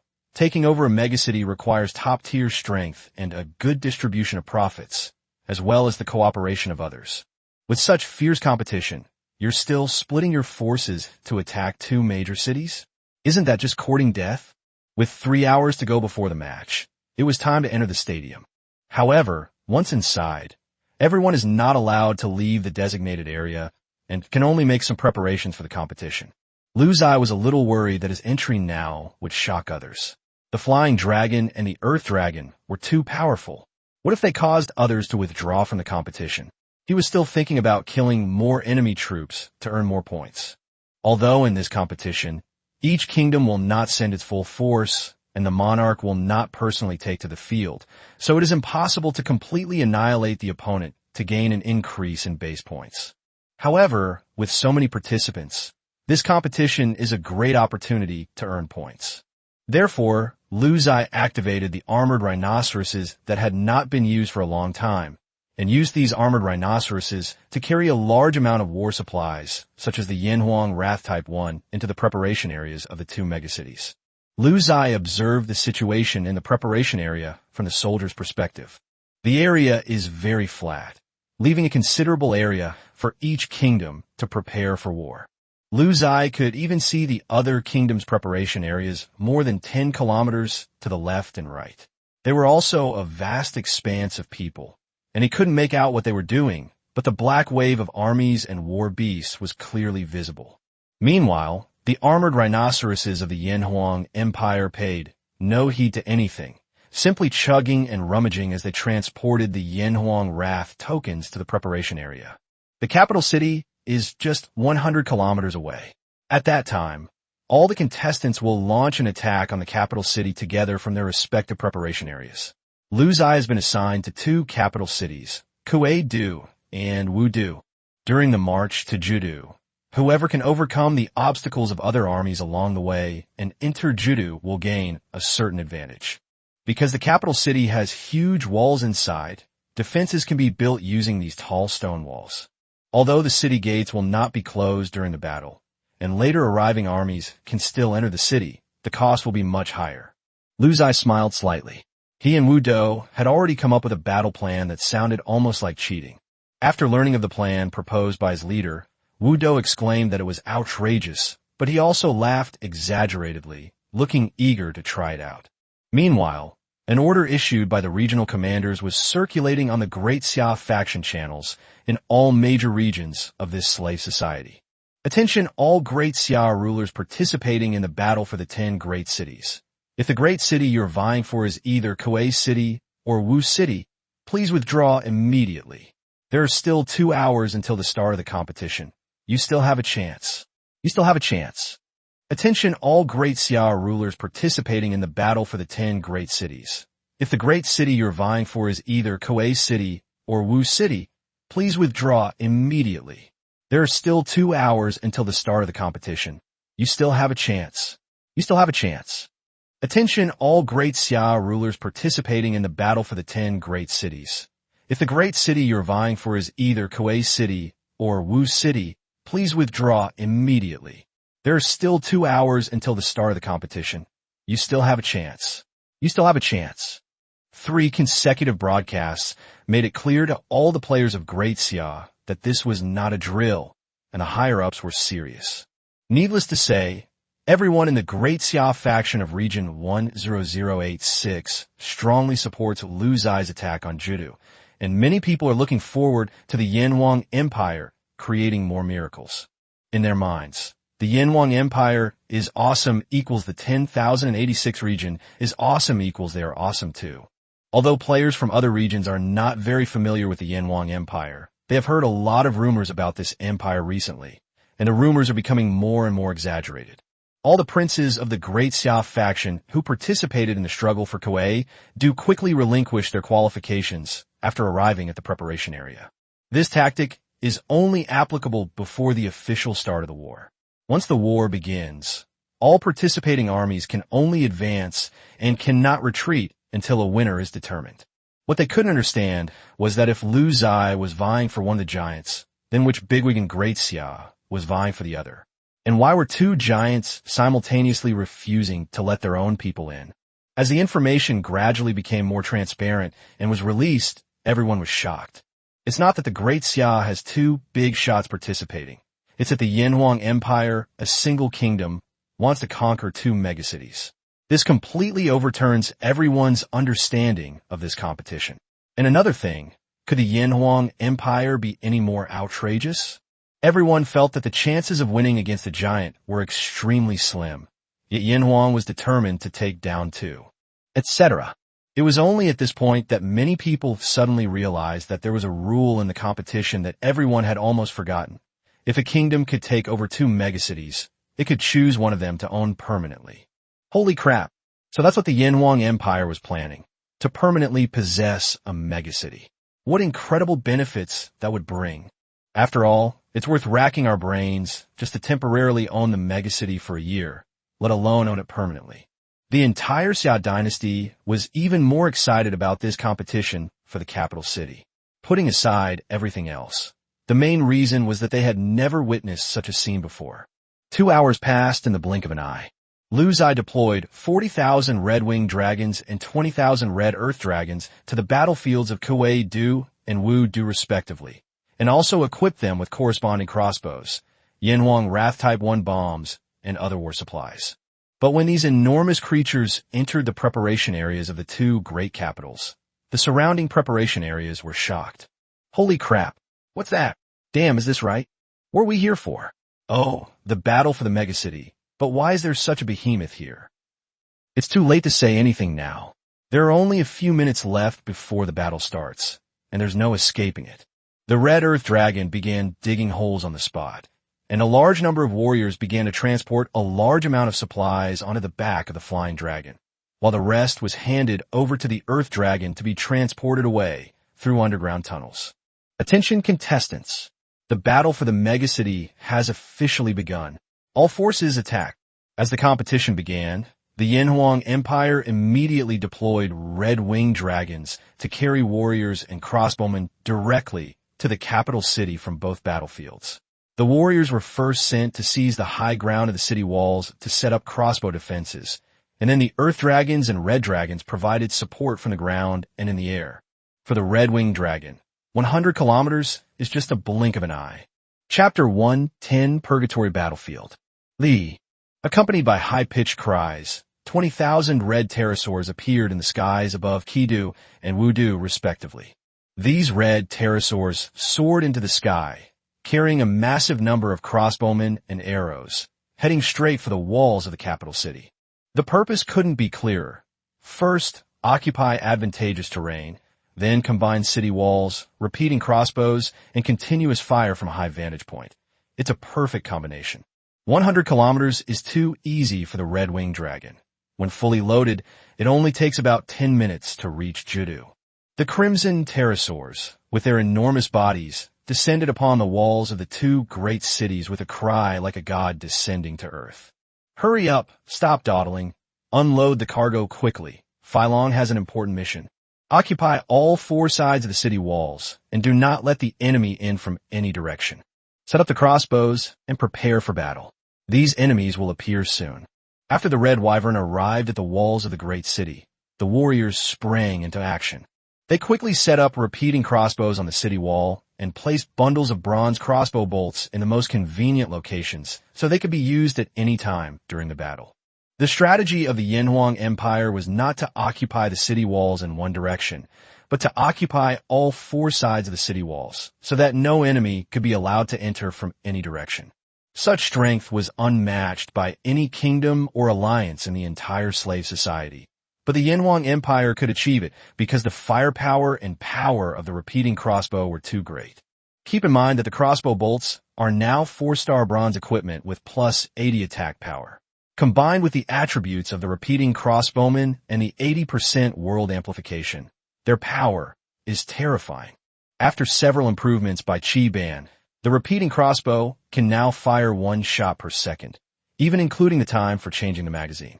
Besides its powerful firepower, the Yanhuang Empire also possesses a terrifying advantage. If other kingdoms dared to occupy the four walls, they would have no way to defend them, because the numerous giant gates on the four walls were open. How could you possibly block all the gates and prevent the enemy from coming in? Keep in mind that the enemy's numbers far exceed yours. But the Yanhuang Empire could because it had Earth Dragons. If the Earth Dragon blocks the city gate, who in this era could possibly break in? Yanhuang Empire. Want to enter the city? Talk to my Earth Dragon. The city walls are riddled with crossbows with devastating firepower. Pterosaurs are bombarding the city from the sky, and the city gates are welded shut. How can we possibly win? That's how shameless it is. That's how unsolvable it is, and you still don't have a single solution. After unloading the cargo and the warriors, the pterosaurs flew back to the battle zone without stopping because battle had already broken out there. The kingdoms that dared to participate in this competition were no pushovers. They felt threatened the moment they saw the pterosaurs and Earth Dragons of the Yanhuang Empire. Since the war has already begun and there is no way to withdraw, the enormous threat posed by the Yanhuang Empire must be faced. Therefore, many participating kingdoms around the Yanhuang Empire's preparation area have set their sights on Ziye. After Phylong and his soldiers left, they launched a frenzied attack on the Yanhuang Empire's preparation area. This situation was already part of Ziye's plan. When the Red Wyvern left the preparation area, the Earth Dragon had already started digging a burrow, taking a portion of the Yanhuang's Wrath type one into the burrow. The preparation area only contained armored rhinoceroses and a small number of earth dragons left behind. These earth dragons first completely sealed off the earth dragon passage leading out to prevent anyone from entering and causing damage. At the same time, these earth dragons firmly guarded several directions of the preparation area. Although their numbers were not large, their momentum was strong and their defense was very high. Countless bronze arrows and even stones from catapults rained down on the red earth dragon. Clang, clang, clang. Normally, the invincible bronze arrows were completely ineffective against the earth dragon. The bronze arrows seemed to slip, their arrowheads crisscrossing on the earth dragon's scales without leaving any marks. Even the armored rhinoceros could withstand this damage. Although its defenses were breached, the damage wasn't high. What? A 3-star bronze weapon can't even break through its defenses? How is that possible? An enemy on the battlefield exclaimed in surprise. I've seen earth dragons before, but I've never seen one this outrageous. It's insane. This earth dragon is completely unreasonable. Even my catapults can't break through its defenses. The stones launched by the catapult struck the earth dragon and were shattered into dust by its giant tail. The earth dragon kept waving its powerful tail, causing dust to rise all over the preparation area, making it look like a fog-blowing campaign. With a cry, the red pterosaur in the sky returned to the preparation area. The number of enemies besieging the Yanhuang Empire's war preparation area was at least in the tens of millions. They were swept away by the earth dragons on the outer perimeter, and a vast majority of them were unable to break into the war preparation area. Even if some escaped, there were armored rhinoceroses within the organization responsible for eliminating them. These enemies did not aim to occupy any war preparation area, as occupying such an area would be meaningless. Their true intention was to take advantage of the dragon's departure to reduce the number of earth dragons in the Yanhuang Empire, and ideally, destroy some of their resources. To everyone's surprise, a small group of earth dragons completely blocked them from entering, successfully covering the majority of the earth dragons as they transported the supplies away through the underground passage. When the flying dragon descended upon this area again, these people realized a problem. It would probably be difficult to take down the Yanhuang Empire in the short term. That's right, these people are still completely unaware that they are about to run into big trouble. The battle with the Earth Dragon gave them a misconception. Although these Earth Dragons have strong defenses, they are not very destructive. They can only swat their tails and kill some fighting beasts. In a large battlefield, such killing efficiency is not high. But the next moment, the Red Wyvern burst into the battle preparation area, and the soldiers present began to carry the Yanhuang Wrath Type 1 onto the back of the Wyvern. Fly up and let them see the fury of the Yanhuang. The soldiers cheered from the dragon's back. The pterosaurs took to the air and circled back and forth over the enemy forces. The warriors seized the opportunity and began to hurl the wrath of Yanhuang downwards. Whoosh, whoosh, whoosh, whoosh. The sound of bombs cutting through the air rang out one after another like a death knell. Boom, boom, boom, boom. On the ground, sparks flew everywhere, and bronze fragments from the explosion of Yanhuang's wrath flew all over the place. Around the Yanhuang Empire's war preparation zone, millions of targets fell almost instantly. Blood and flesh flew everywhere. Severed limbs littered the ground, and the entire battlefield resembled a hellish inferno. Everyone who besieged the Yanhuang Empire's war preparation area was dumbfounded. This is a bomb? You used bombs in a slave society? Is the system crazy? Or am I the one who's gone crazy? Isn't this cheating?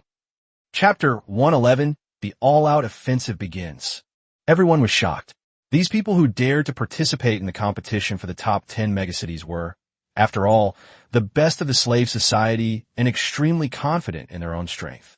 Judging from the results of previous competitions, the winners have always relied on political maneuvering and the distribution of benefits to win over more allies. But this time, everyone was dumbfounded. All the talk of cooperation and outstanding individuals was a joke in the face of absolute strength. This Yanhuang Empire has no allies whatsoever. Even in Kuei-Du and Wu-Du, there isn't a single great Xia kingdom helping them. But they're incredibly powerful. They can fly in the sky and burrow underground. It's completely incomprehensible. That's a really wild approach they're taking. They're planning to take over 2 megacities all by themselves. In the Yanhuang Empire's war preparation areas in Kuei-du and Wu-du, those kingdoms that wanted to get rid of Lu Zai as soon as possible were also suffering greatly. The wrath of Yanhuang was ruthless, and it bombed anyone it encountered. Its immense power far exceeds the limits that this era can withstand. Bronze armor and fighting beasts were all useless against such a massive explosion, falling in droves. If one bombing doesn't bring it down, then 2 will do. Anyway, the flying dragons in the sky drop bombs as if they're free. In the bombing zone of the Yanhuang Empire, bombs fell every second, leaving no escape. But this world will never lack people who think they're so clever. While many kingdoms discovered the extraordinary strength of the Yanhuang Empire and wanted to nip it in the bud, another group of participants had a completely different idea. Their idea was that these contestants would greatly limit the firepower of the Yanhuang Empire in the preparation area, leaving the Yanhuang Empire's soldiers deployed in the capital city by the pterosaurs isolated and helpless. To put it bluntly, in the end, to win this competition for the top 10 megacities, you have to occupy one of the megacities. They began to mock the contestants who started competing in the preparation area, feeling that these people were putting the cart before the horse, and that even if they succeeded, they would only be doing the work for others. A wise person would not abandon all distractions and rush to the capital to quickly wipe out the Yanhuang Empire's military forces within the capital, so that the capital's defenses could be evaluated and ultimately victorious. Therefore, while a small number of participants were fighting the Yanhuang Empire in the preparation area, the vast majority of participants chose to march at full speed into the capital, devoting all their strength to the siege and capturing the city walls. However, no matter how fast these contestants were, they were not as fast as the red-winged dragon of the Yanhuang Empire. With an 80% increase in global speed, these red pterosaurs are already approaching the speed of sound. Lu Zai can't even imagine how shocking it would be when the red-winged dragon breaks the sound barrier and creates a sonic boom after his world's amplification reaches an even higher level. Carbon-based life breaking the sound barrier? This is something that has never happened in history. An hour after Lu Zai's repeating crossbow army entered Kuei-du and Wu-du, other contestants' armies began to appear outside the walls of Ju-du. These teams initially maintained a safe distance and did not attack. They weren't stupid. They knew that attacking the Yanhuang Empire with their own strength would be suicide. Therefore, they wanted to wait for a larger contingent of participants to arrive outside the city walls before launching a group charge. Damn it! The Yanhuang Empire is going too far. They've completely occupied all 4 city walls. They're leaving no way for anyone to survive. Yes, if he had left a few city gates for us to enter, we wouldn't have targeted the Yanhuang Empire. To put it bluntly, the Yanhuang Empire has become too arrogant. It wants to take over a kingdom and all the participants in our region. That's unrealistic. You're wrong. We just received a message from our faction channel. The Yanhuang Empire is ambitious beyond measure. They not only want to take over Kuei-du, where we are, but they also want to take over Wu-du. Holy crap! They split into 2 groups and captured all the city walls. Who gave them the courage? Your information is incomplete. Haven't you noticed? In Kuei-du and Wu-du, apart from the Yanhuang Empire, no other great Xia Empire is participating in the war. They are not planning to seek allies. They intend to use one kingdom to control the 2 competition zones and permanently possess a mega capital. I admit he is strong, but he is too arrogant. The Yanhuang Empire overlooked one point. When they cut off everyone's hope, they will become the target of everyone's anger, and they cannot withstand so much wrath. Yes, everyone's participating. Who would go home empty-handed? Even if we lose some of our troops, we won't let them off easy. Outside the 4 walls of the 2 great capitals, more and more contestants began to gather, their eyes filled with resentment as they looked at the warriors of the Yanhuang Empire on the walls.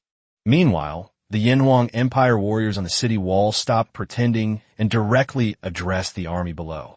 Gentlemen, we dared to occupy all the city walls because we never thought anyone could enter this metropolis. Don't wait any longer. If you have the guts, come on. We'll kill one by one. It's useless. All your schemes are just a joke to us. The warriors of the Yanhuang Empire on the city wall rose up and laughed. gesturing to the enemy below. Come here.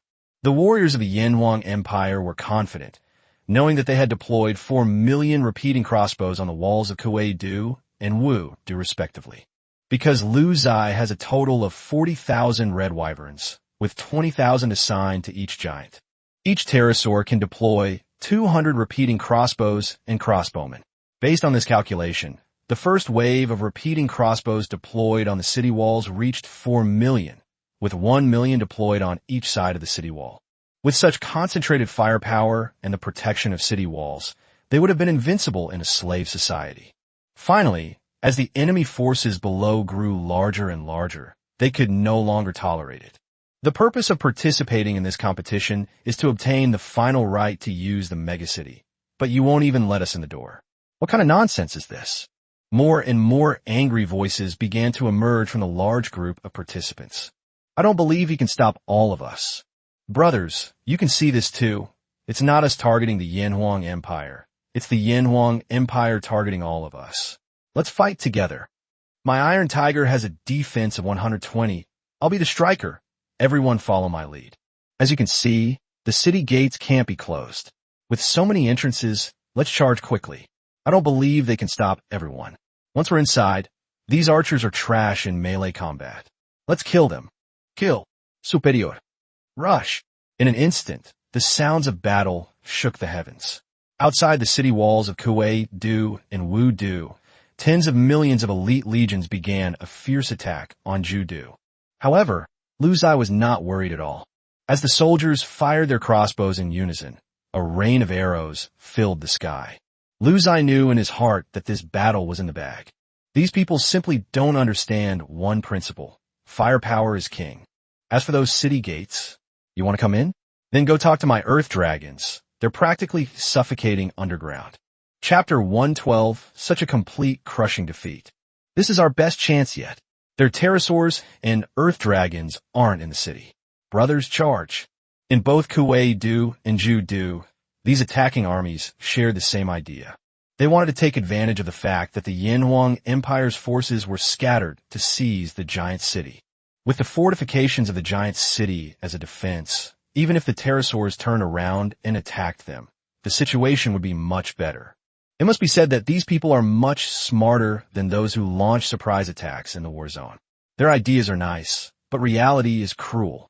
Since the Yanhuang Empire was proceeding according to plan, it considered all sorts of possibilities. A tidal wave of war beasts and bronze warriors charged in. Lu Ziye glanced at his repeating crossbowmen. Equipped with 4-star bronze gear, their attributes were completely different now. Repeater. Health points, 300. Increased from 540. Health level, 100%. Attack, 16 plus 90, 191 already increased.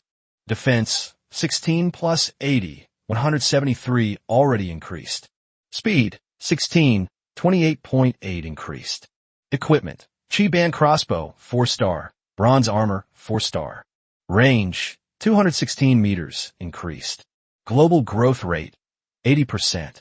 The crossbow's current horizontal firing range has reached 216 meters, and that's still horizontal firing.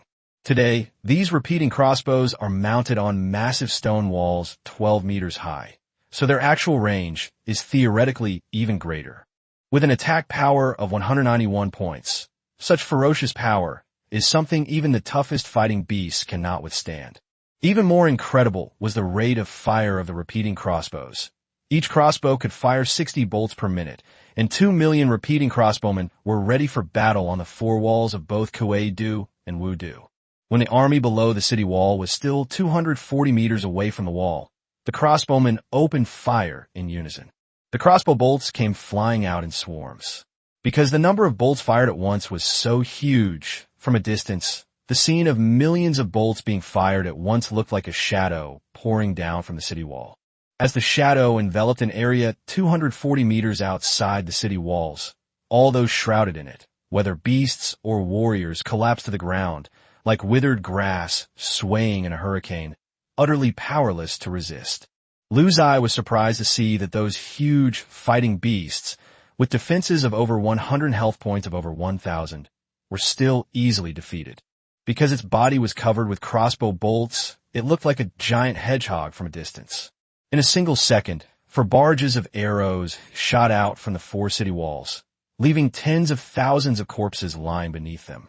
And such a terrifying barrage of arrows will be replicated every second.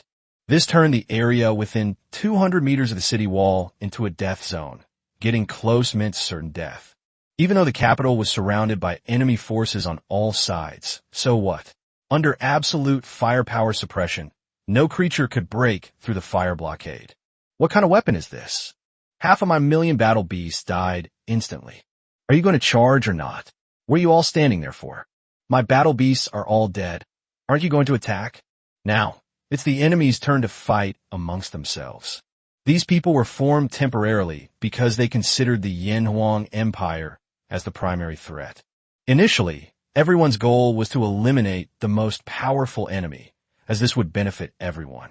However, when everyone discovered that this most powerful enemy was far too powerful, with no flaws or hope of victory in sight, the temporary alliance crumbled instantly. I think we should just call it off this year. I'm planning to withdraw to the preparation area. Once the competition is over, I can bring some soldiers back with me to minimize losses. That makes sense. Then I'll retreat too. We can't break through. You think you're right now? We've finished attacking, and now you're suddenly in the right? Why didn't you say so sooner? If I had known you were like this, I would have considered it a loss if I hadn't sent even one soldier. Internal conflicts intensified, with some participants withdrawing directly, while others were caught in a dilemma. Only the millions of corpses on the ground remained undisturbed and peaceful. In fact, they didn't realize that the moment they chose to treat the Yanhuang Empire as their enemy, they had no way out. Whether they choose to retreat or attack, the outcome will be the same: death. Boom, boom, boom, boom. The familiar ground tremors reappeared. On the way back, earth dragons burst out of the ground, their terrifying size blocking the retreat route. Holy crap, we're cornered. These earth dragons dug their way in from the preparation area so quickly. Damn it, weren't those people fighting fiercely with them in the preparation area? How come these earth dragons got here so easily? Ha run. Weren't you trying to retreat to recoup your losses? Now it's our turn to laugh. That's right. How can we let you scoundrels succeed? We'll all die together. On the battlefield today, people's thoughts have undergone a subtle change. Initially, everyone came with the intention of seizing the capital, but after discovering that the Yanhuang Empire was too powerful, everyone's mindset changed for the first time, and their idea became to deal with the Yanhuang Empire first. However, with the failed battles in the prepared areas and the failed attack under the city walls, everyone's mentality changed to, it seems that we can't take the capital, so let's preserve some strength and retreat. Now, there's no way to retreat, and people inside have started to hate each other, causing everyone's mentality to change once again. People are not worried about scarcity, but about inequality. Now everyone's thinking is, I can suffer a loss, but you can never gain. As for the Yanhuang Empire acquiring Judu, that's no longer within everyone's consideration, because it's already a fact that no one can change. With the pterosaurs and earth dragons joining the battle, the subsequent fighting went more and more smoothly. These people would die if they got close to the city wall, and they couldn't outrun the pterosaurs if they tried to escape, nor could they defeat the earth dragons on the ground. They could only walk step by step toward their deaths. Ziye was completely numb because the system's back end was flooded with points income information. With wave after wave of attacks, the system's back end was receiving tens of millions of dollars at a time. The battles in Kuei-do and Wu-do were exactly the same, with no difference whatsoever. As the system transmitted information, the battle for the capital city finally came to an end. Ding! Congratulations on winning the top 10 capitals competition. You have successfully captured Kuei capital and Wu capital. According to the competition rules, you can choose one megacity to own permanently and another megacity for a 1-year usage right. Ziye rubbed his hands together, somewhat excited, and then chose to permanently own Kidu and use Wudu for 1 year. The reason for choosing to own Kidu permanently was simple. The name was cool. Ziye glanced at the points again and was completely stunned. Holy crap, 6.1 billion?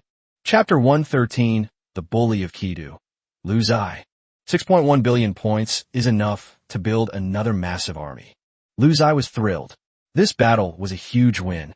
Not only did he take down two giants, but he also gained a lot of points. Just as Lu Zai was pondering what functions this megacity had, a series of system notification sounds came one after another. Ding! Now that you possess two megacities, both of which control key water and land transportation routes, your Yanhuang Empire has activated its tax collection function. Ding! Due to the introduction of the tax function, you will lose the system's trading function. You will no longer be able to trade with other people in the system. Future trades between kingdoms will be conducted in the real world. Lu Zai. My huge trading function is gone? Lu Zai quickly checked the system. Fortunately, he could only stop trading with other people. The in-game store was still open, and he could still buy earth dragons and pterosaurs. He would also be able to buy more powerful items in the future. That's fine then. I don't trade much anyway. Keep playing the music. Keep playing. Taxation function? A sentence suddenly popped into Lu Zai's mind. This mountain is mine. This tree is mine. If you want to pass, leave your toll. In civilized times, taxation was relatively civilized. But this is another world, a bloody world of slaughter. What's the difference between taxation and robbery? Through the reading system, Lu Zai learned that taxes are divided into two parts: domestic taxes and foreign customs duties. With the emergence of private ownership within the Yanhuang Empire, everyone now possesses personal property. Lu Zai's next step is simply to issue land policies to privatize these lands, allowing the Yanhuang Empire to collect taxes internally. Of course, Lu Zai didn't plan to make a lot of money internally. His main goal was externally. Externally, Lu Zai can set up checkpoints to collect taxes from neutral forces and transmigrators that pass through. Trade had actually developed in slave societies, but the Yanhuang Empire was too warlike and never made efforts in this direction, so it lagged far behind and relied entirely on force to make its fortune. But next, Lu Zai also plans to increase tax revenue, since it's a stable source of income, and who the hell would complain about having too much? The reason why the competition for the two mega-capital cities, Kuei-du and Wudu, is so fierce is that they are both located on the main water and land transportation routes, making their positions extremely important. Take Kuei-du, for example. Several routes from different directions on the surrounding landmass all pass through here, and even some locations where civilization events are triggered must pass through here. The so-called civilization events are, during the slave society stage, a series of civilization tasks that the system will randomly refresh based on the development of your kingdom. These civilization tasks usually refresh near the nearest metropolis. This is truly a stroke of luck. Ha ha ha. At the same time, there's a large river around Kidu, where three major rivers converge and some boats come and go. For example, some empires had advanced fishing industries and would fish in these rivers. Did they not have to pay taxes when passing through them? Were the fish just free catches for them? What's even more exciting is that salt-making technology existed during the slave society period, which was a valuable form of currency. Kingdoms that could produce salt were few in number, and their products needed to be transported by land and water to be exchanged for goods. But guess what happened after the kingdom gained the tax system? System transactions disappeared. Ha ha ha. If I can't trade in the system, then it's my time to get rich. In slave society, the common currency was bronze coins, which were equivalent to points. Points could be exchanged for bronze coins in the mall. 1 bronze coin equals 1 point. Fair and honest. What? You're saying that minting your own bronze coins is the same as racking up points? You don't even consider the manpower and resources required to mint bronze coins in that era, or the difficulty of smelting bronze, or...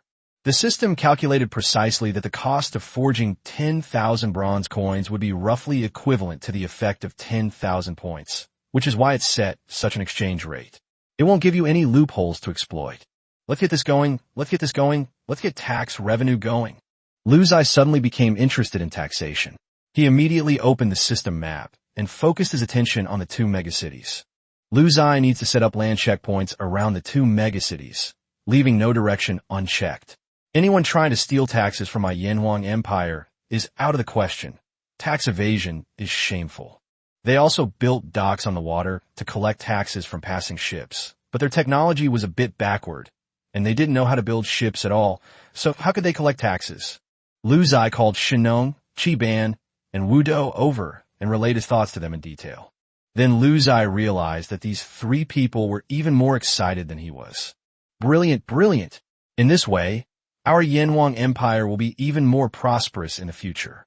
These checkpoints must be built, and the more the better, Qiban said. Leave the tax collection to me. Anyone who dares to evade taxes, I'll tear them apart. Wudo exclaimed excitedly. My lord is wise, Shinong murmured, only concerned with flattery. But what about those on the water? We don't have boats. Even if we build a dock on the shore, we can't expect people to come and pay taxes voluntarily, can we? I don't believe they can be that civilized. Lu Ziye didn't believe in other people's manners because he himself wasn't very civilized. The three remained silent for a while, and then Shinong, who was usually quite reserved and taciturn, spoke first. I do have a solution, but I don't know if it's appropriate. You, a farmer, can have such strategies? Wudo was surprised. The group was used to joking around. Wudo's nickname was the beat-up guy, Qiban's nickname was the furnace maker, and Shinong's nickname was the farmer. Shinong smiled and said softly, We'll write down the tax amount and collection method at the dock first, and then not give any warnings. I believe these people will definitely evade taxes. At this time, let the pterosaurs take the wrath of Yanhuang to patrol the river and sink 100 or 200 tax-evading ships. Let's see who dares to evade taxes then. Wudo stared blankly. Damn, why didn't I think of that? Qiban gasped in shock. This man's strategy is no less than mine. Lu Ziye sighed inwardly. You seem so honest and unassuming, but I never expected you to be such a ruthless devil. From now on, will I, Lu Ziye, be called the tyrant of Kidu around the capital? He, but it doesn't matter as long as I can make money. Making money is nothing to be ashamed of. Thus, the tax plan was decided. Lu Ziye immediately purchased hundreds of thousands of people to specialize in building surrounding checkpoints and docks, and also mobilized 10,000 earth dragons to level the ground and dig foundations, with astonishing efficiency. Lu Ziye issued a conscription order throughout the kingdom. He needed a minister of the interior, as such a troublesome matter as taxation should naturally be handled by his subordinates. Chapter 114, What's the difference between this and bandits? The Yanhuang Empire has always been very powerful in its actions. After Lu Ziye finalized his strategy, the entire empire sprang into action. First, a man named Qian Feng stood out and became the tax official in charge of the Yanhuang Empire. This person was already famous in the empire. After the emergence of private ownership in the Yanhuang Empire, he quickly rose to prominence and became a well-known merchant thanks to his intelligence and talent. However, Qian Feng was accumulating personal wealth at this stage, while now he is enriching the national treasury of the Yanhuang Empire, which is a completely different concept. He himself was very willing to accept this task and continue to contribute to the empire. Construction of checkpoints on land took a long time, but wars on rivers were much simpler. In this era, wars were basically just a matter of finding a place to dock and setting up a few toll booths. Lu Ziye exclaimed that this wasn't robbery, but rather a highly profitable business involving customs duties. Lu Ziye set the tariff at 10% for daxia merchant ships and 30% for other countries, with the percentage calculated based on the value of your goods. If your cargo is worth 1,000 bronze coins, then I'll charge you 300 bronze coins. This raises a problem. What if the great Xia merchant ships smuggle goods for others and profit from the price difference? Lu Ziye's detailed rules also state that he has already given you preferential treatment, but you still don't respect me and are doing treacherous things. Then let's talk about the wrath of Yanhuang and sink them all. You do the first day of the month, I'll do the 15th. Neither of us should blame the other. True skill will be revealed in the fists. Lu Ziye built 6 rudimentary docks on the 6 rivers that passed through his 2 capitals. Each dock was staffed with about 200 people to count the value of the cargo of passing ships and calculate the passage fees. There were no soldiers at all. The reason is simple. No one dares to cause trouble on their own territory. Such behavior is like going to the outhouse with a lantern, looking for trouble. Since entering the slave society, with the emergence of private ownership, the various technologies of the Yanhuang Empire have also been advancing steadily. During this period, the Yanhuang Empire achieved the following accomplishments. Due to the emergence of private ownership, communication between people in your empire has become increasingly frequent. Writing, as a recording tool, has become more and more important. Your empire has given birth to writing, and your civilization node's advanced social science level has increased to 55%. Due to frequent exchanges among the people in your empire, previously vague mathematical concepts began to be summarized and generalized, forming the most primitive form of arithmetic. Arithmetic was born in your empire, and your civilization's advanced social science level has increased to 65%. Due to frequent exchanges among the common people in your empire, the vague concept of time began to be summarized and generalized by capable individuals. They gleaned certain patterns from observing the stars at night, and based on these patterns, they developed an effective ancient calendar. Your empire has created a calendar, and your civilization's advanced social science level has increased to 75%. Due to your large-scale construction projects, although there were many war beasts used for transportation, Chi Ban and his artisan department still managed to develop wooden carts and water wheels, which became widely popular among the people. Your empire has produced wooden carts, and your civilization node's advanced crafting has been upgraded to 25%. Your empire has created a water wheel, and your civilization node's advanced agriculture has increased to 25%. Due to the maturity of bronze smelting technology and the widespread discovery of bronze, or in the Great Yin Empire, agricultural tools used by the common people began to be improved, with some tools being made of bronze. This innovation in agricultural tools has increased your civilization node's advanced agriculture level to 40%. Lu Ziye glanced at his system panel. The changes were truly significant. Faction name: Yanhuang Empire, Great Xia Faction. Total population of the territory: 29 million. Sphere of influence: 26.15 million square kilometers. Civilization stage: Slave Society. Civilization nodes: Advanced Craftsmanship, 25%, Advanced Agriculture, 40%, Advanced Social Sciences, 75%, Advanced Military Sciences, 60%. Civilization points: 6.352 billion, growing at 646 points per second. Current ranking: 715. GDP: 1.75 billion bronze coins, 841,000 people. SSS level faction talent: Descendants of Yin and Huang. Achievements completed: 5. Global growth rate: 80%. The ranking has improved a lot, but the only thing that bothers me is that my GDP is still very low. It's alright. Once we have tax revenue and start implementing land policies within our own territory, I believe this number will skyrocket. With the dock about to open, Lu Ziye glanced at his 6.3 billion points and decided to expand his army. The pterosaur army expanded from 40,000 to 60,000, and 4 million soldiers were assigned to the newly added 20,000 pterosaurs. A huge amount of points were also invested in the manufacturing of related equipment. Lu Ziye purchased another 20 million people to begin land reclamation and lay the population foundation for implementing land policies. There's no need to add more Earth Dragons right now. We feel we have enough. Lu Ziye spent 5 billion yuan on just these two projects. Lu Ziye plans to use the remaining 1 billion points to build up the Yanhuang Empire, without expanding the army for the time being. Finally, the port opened before the land checkpoints. Lu Ziye also personally went to his dock to check on the situation. He noticed that there were too many boats coming and going on the river, and the boats from Daxia were very conscientious, proactively declaring the value of their cargo. The customs officials of the Yanhuang Empire did a quick check, calculated the clearance fee, and then released the passengers after payment. Business is really good, Qian Feng. You've done a great job. The entire dock is well managed. Lu Ziye was secretly delighted. This was pure cash. Qian Feng, standing beside him, said somewhat awkwardly, "My lord, 80% of the passing ships didn't even dock at the pier, and we didn't have any ships to maintain order and collect fees. This makes me feel very guilty, having gone to so much trouble." Wu Dou, standing to the side, chuckled and said, "Hee, don't worry. Every tax-evading ship has been marked by the pterosaurs in the sky.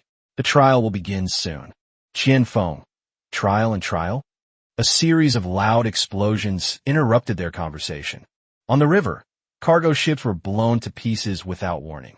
The bombing started immediately, and any ship that passed by the dock without stopping was bombed. On the river, cargo ships sank one after another, terrifying the ship owners behind them. As a result, business at the dock improved, and more cargo ships lined up, forming long queues. Martial arts. Look, aren't boat owners much more civilized these days? Qianfeng was shocked. You can collect taxes like this? It's practically robbery. Chapter 115, the entire server is shocked. Are they trying to kill us? Qianfeng was surprised. He felt that this was too simplistic and crude. Shouldn't trade be based on human relationships and social etiquette? Why is it that all we see in the king's world is accidents? There's no humanity at all, just bombs whizzing down from the sky. However, seeing that the ships that had previously planned to evade taxes were now lining up to voluntarily report the value of their cargo and obediently pay their customs duties, Qianfeng felt that this was quite effective.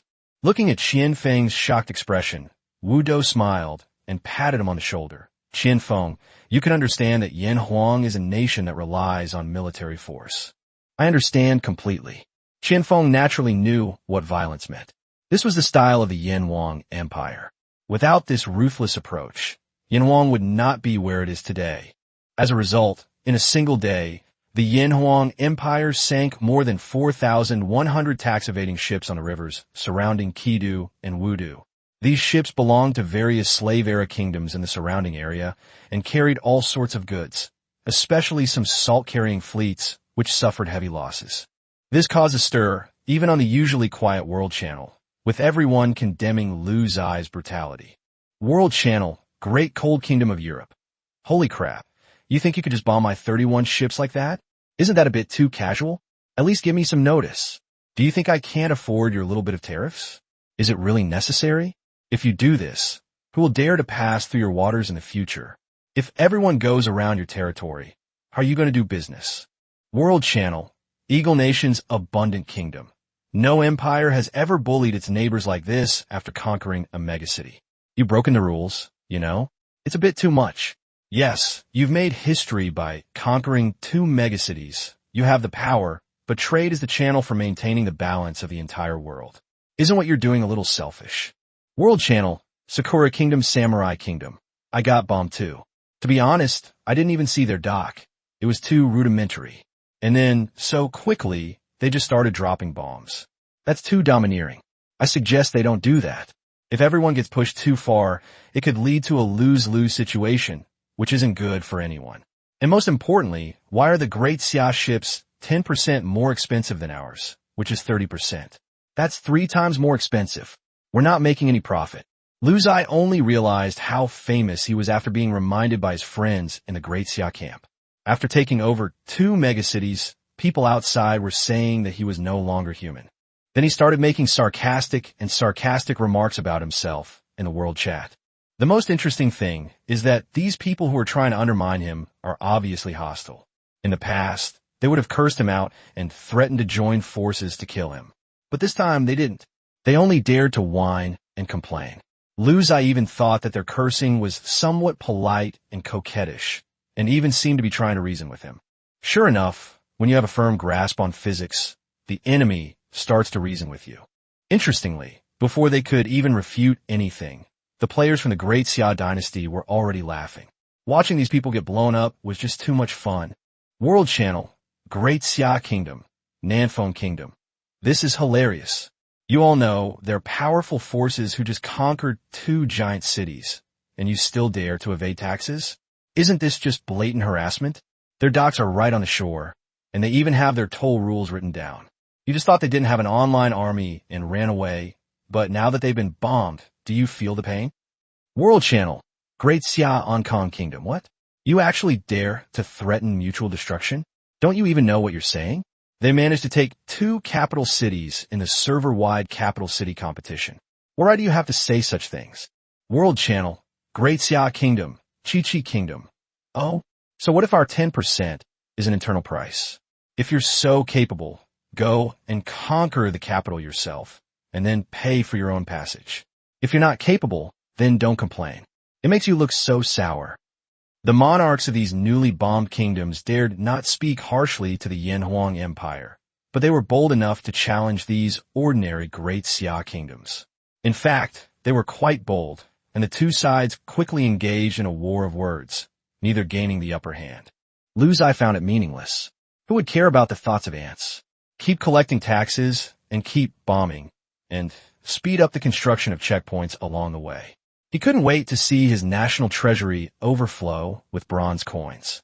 Because right now, the two megacities have only been open for half a day, and excluding those that were bombed for tax evasion, the passing ships that are paying taxes normally have paid a total of 41 million bronze coins to Lu Ziye.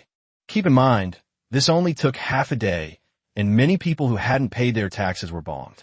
Under normal circumstances, wouldn't that bring in over 100 million in revenue per day? Once the land-based checkpoints are up and running, the daily revenue will increase by several hundred million. Who wouldn't be happy? No wonder some rogue countries were so keen on provoking tariff disputes before I time traveled. It seems this stuff is really profitable. So Lu Ziye went to the craftsman's department to explain the pros and cons to Qi Ban and urged him to speed up the construction. Upon hearing that this project was so promising, Qi Ban was full of enthusiasm and mobilized more large combat beasts to speed up the construction process. At that moment, Lu Ziye saw a very interesting message on the World Channel, which immediately aroused his murderous intent. World Channel, Kingdom of Hausen, United States. Ahem, everyone, let's not argue. As fellow owners of megacities, I can understand the great Xia Yanwang Empire situation. You know, taking over a megacity costs a lot, so collecting taxes is normal. If you think it's too expensive, then don't go. Just take the detour through my territory. It's an extra 300 kilometers, and you're not happy about that, are you? World Channel, the prosperous kingdom of the eagle. 300 kilometers, it takes a little more time, but I get 20% less tax and don't have to put up with any trouble. I really want to go. I'll go for my next shipment. World Channel, Kingdom of Hausen, the United States. I was just saying, don't come over. It makes it seem like I'm stealing their business, and I'm not that kind of person. World Channel, Sakura Kingdom, Samurai Kingdom. Damn it. I'll take a detour next time, too. I can't afford to offend them, so I'll just take a detour. Okay. Lu Ziye couldn't help but laugh. This so-called king of the Kingdom of Hausen was really interesting. He came out at this critical moment to say a few words, and pretended to be innocent, saying that he understood me and wasn't trying to steal my business. Lu Ziye hates these hypocritical bastards the most. You have a megacity 300 kilometers away from me, right? Fine, I want to see how many divisions are in your megacity to defend against my pterosaur army. You like stealing business, huh? I'll uproot you completely. Why isn't Chapter 116 saying anything? Is he introverted? He opened the system map and looked upstream, but since the areas outside his territory were not lit up, he could not see the location of the capital city on the map. Fight! Lu Ziye shouted. Your Majesty, I am here. Wudo sensed that Lu Ziye seemed a little angry, and his face also became serious. Send out a large army of pterosaur scouts. There should be a megacity 300 kilometers upstream from my dock. All right, I'll go investigate right away. Your Majesty, what should we do if we find it? It's very simple, bomb it. Bomb all the ships that pass through that megacity. Make sure all ships in the surrounding area can only take our route. Even if they have to go 500 kilometers around, they can only come here. Qian Feng, standing to the side, was terrified. Good heavens, people were going to detours just to pay taxes. Could money really be made this way? He never thought making money was so easy. The most amazing thing is that if anyone dares to interfere with the business of the Yanwang Empire, they'll be blown up. Is it even possible? Physically eliminate your business rivals, and then your own business will boom? Qian Feng was a smart man, but he never imagined that doing business could be so simple and brutal. Your Majesty, I love doing this kind of thing. Wudo chuckled and went off to prepare for the reconnaissance. Although the exact location of the other party was unknown, flying 300 kilometers up the main channels of several rivers was not a difficult task for the pterosaur. Meanwhile, the scheming prince of the Kingdom of Hausen in the United States, who still considered himself clever, was defending his actions in the group chat. He was surprised to find that Lu Ziye did not refute him in the group chat, which made him complacent. He felt that he had succeeded and could steal someone else's business without offending anyone. What a wonderful thing. As for the other princes of the great Xia kingdom who were speaking out for Lu Ziye in the group, he didn't care. He just needed to deny it and pretend to be wronged. At this time, he couldn't be stubborn and cause public outrage. Otherwise, it would be bad if the Yanhuang Empire came out. World Channel, Great Xia Kingdom, Sanshui Kingdom. Huh? Do you want to hear what nonsense you're spouting? You're practically forcing these bombed people to use your waterways, and you're saying it was unintentional? You're saying you understand the Yanhuang Empire? Understand my ass. You just want to steal their business. World Channel, Kingdom of Hausen, United States of America. Oh dear, I'm innocent. I had no such intention. I'm also the owner of a megacity myself. You don't understand, but I can understand the Yanhuang Empire. Everyone is concerned about tariffs, and this kind of tax evasion is indeed infuriating. I just hope everyone can live in peace and not cause such a rift. Look at us now. Some are being bombed, and some are evading taxes. How disharmonious. World Channel, Heavenly Tao Kingdom of Great Xia. Why don't you just die? At this moment, even the Great Xia Commander-in-Chief of Region 10086 couldn't stand it anymore and directly retorted, which made the Great Xia King very happy. Meanwhile, the man from the Kingdom of Hausen was still explaining, and his purpose was very simple. I want to seize the business, but I don't want to offend the Yanhuang Empire. After all, a kingdom that can take over 2 megacapitals can't be a pushover. That's what wisdom is. Most people can't understand it. Hausen, really don't believe that Yanhuang would underestimate me just because of a few words, and that I would be taken seriously online and offline. I'm also the owner of a great metropolis. Doesn't the Yanhuang Empire think twice before taking action? At that very moment, a system invasion warning appeared within the territory of the Hausen Empire. What's going on? Someone dares to mess with Hausen near my capital? Do they have a death wish? Hausen immediately checked his warning message. System, warning, warning, an intrusion has occurred 17 kilometers northwest of your capital, Landu. System, warning, warning, an intrusion has occurred 14 kilometers northwest of your capital, Landu. Holy crap! You've covered 3 kilometers so quickly? Did you fly here? Hausen sensed something was wrong. System, warning, warning, an intrusion has occurred 11 kilometers northwest of your capital, Landu. The invading army was approaching the system at an extremely fast speed, covering more than 10 kilometers in no time. This made Hausen very vigilant, and he had a feeling that he was being targeted. Based on the system information, the enemy has a small but fast force, likely a reconnaissance flying unit, such as a giant eagle. Who dares to be so bold? Hausen pondered for a moment, going through all his enemies. He thought to himself that he had now captured the capital and his military power was at its peak. Who would be so foolish as to provoke him? At this thought, Hausen's heart suddenly froze. A terrifying thought crossed his mind. Could it be? Could it be? Could it really be that he came to my door just because I only said a few words? Just then, his own soldiers rushed over to report the news. Your Majesty, something terrible has happened. Red pterosaurs have suddenly appeared in the sky above our city of Landu. They circled for a while and then left. The soldier gasped for breath, his eyes filled with terror. He would never forget the terrifying pressure emanating from those enormous pterosaurs, especially the astonishing number of repeating crossbows on their backs and the menacing soldiers.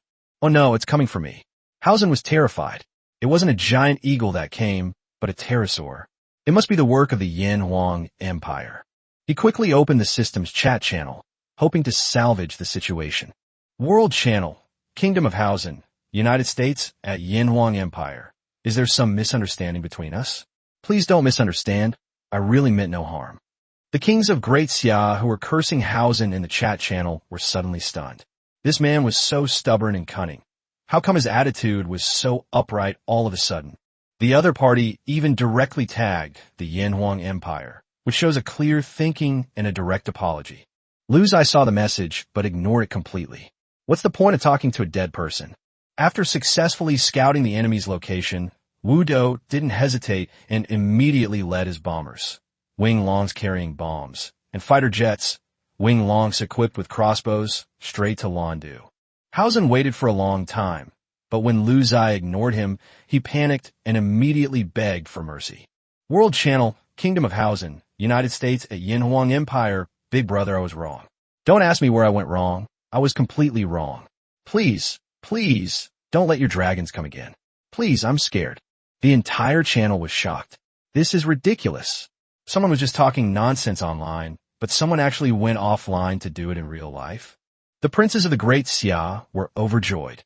It had to be the Yanhuang Empire. They were ruthless and didn't talk much. They just let their fists do the talking. Chapter 117, The Fall of Landu. Lu Ziye's actions delighted the kings of the Great Ziye dynasty. As a result, a barrage of sarcastic remarks followed on the World Channel. World Channel, Great Ziye Kingdom, Sangshui Kingdom. Why isn't Hausen saying anything? Why has he suddenly become so withdrawn? World Channel, Heavenly Tao Kingdom of Great Ziye. Speak up. Don't you like talking? Weren't you quite the chatterbox just now? World Channel, Great Ziye Kingdom, Hong Kong Kingdom. This is hilarious. He thought he was so clever, trying to lure customers here, and he was even being sarcastic, thinking the Yanhuang Empire wouldn't bother with him. Turns out, they won't let him suffer any loss. No matter how much he talks nonsense, they'll come knocking on his door to confront him directly. This isn't just kicking a brick wall, it's kicking titanium alloy. Ha ha! The culprit, Hausen, was no longer in a mood to pay attention to the mocking comments on the World Channel, because the pterosaurs in the sky had returned, and their numbers were astonishing, numbering in the tens of thousands. All the archers and crossbowmen of Landu came out and fired their arrows into the sky in unison. But how could a pterosaur possibly fly at an altitude that such a cold weapon could reach? The entire army of Landu was mobilized, but they were completely helpless against these pterosaurs. These creatures were super powerful in slave society. But Hausen was desperate to survive. If he wanted to evacuate Landu, he needed someone to buy him time and create an opportunity. He even deployed all the giant eagles he usually used for reconnaissance into the air for combat, sparing no expense. But as a mobile reconnaissance unit, how can the giant eagle compare to the frenzy wyvern? Even though most of these pterosaurs carried the wrath of Yanhuang and were bombers, dealing with these giant eagles was a matter of just a few swipes. The corpses of giant eagles continued to fall from the sky, crashing into the city of Landu, further horrifying the already fearful city guards. Their hearts, which had been hanging in suspense, finally died. But what was bound to happen finally happened, and the main event began. The pterosaur swooped down rapidly, lowering its altitude, while simultaneously unleashing a barrage of Yanhuang's Wrath Type 1 bombs. Flames erupted instantly both inside and outside the city of Landu. Bronze shards flew everywhere, and people fell in droves, their flesh and blood mangled. These people included soldiers, civilians, and merchants passing through on business, but it didn't matter. For Lu Ziye, the purpose of this battle was to terrify everyone who dared to trade through Landu. You want to steal my business? Then I'll make sure you can't do business. These people have to detour through my Wudu or Kidu, or I'll blow them all up. The caravans from various countries that were conducting trade at the land checkpoints and water terminals in Landu were all stunned. They couldn't believe that someone was so reckless, completely disregarding how many countries they might offend, and actually launch such a large-scale, indiscriminate bombing campaign. The key question is, in a slave society, where did you get the capital to bomb? That's too bizarre. On land, caravans pulled by various war beasts were thrown into chaos, with people and horses falling over. On the water, various ships sank one after another amidst the smoke and fire. The entire city of Landu was like hell, with tens of thousands of bombs falling with each round of bombing. This left many kings who were watching their caravans from a distance dumbfounded. Even modern warfare didn't have such a terrifying amount of bombs dropped. Meanwhile, the Great Ziye faction channel was filled with laughter and cheers. Everyone was full of praise for Lu Ziye's move. Anyway, they usually didn't pass through the ports of the United States because of the high tax rate, so they preferred to detour through the ports of their compatriots. So when all the mountains were blown up, they were the happiest. However, someone in the group immediately asked a question. Faction channel, Great Ziye Hong Kong Kingdom. By the way, does everyone know that if Landu is conquered by the Yanhuang Empire, who will govern Landu afterward?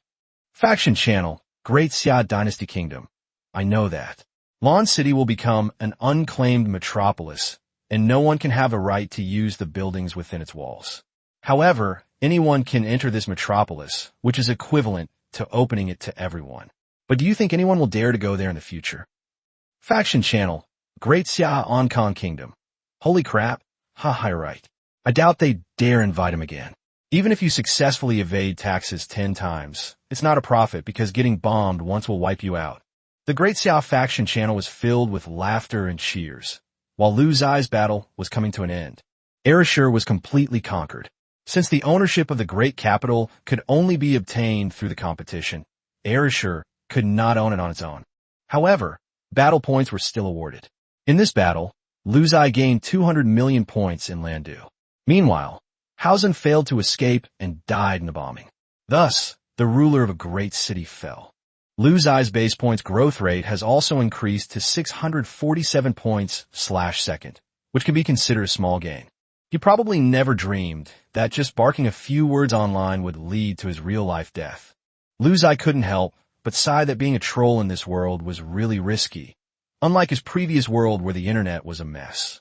What's even funnier is that after the battle in Landu, a whole bunch of strange comments immediately appeared on the World Channel, which made Lu Ziye laugh.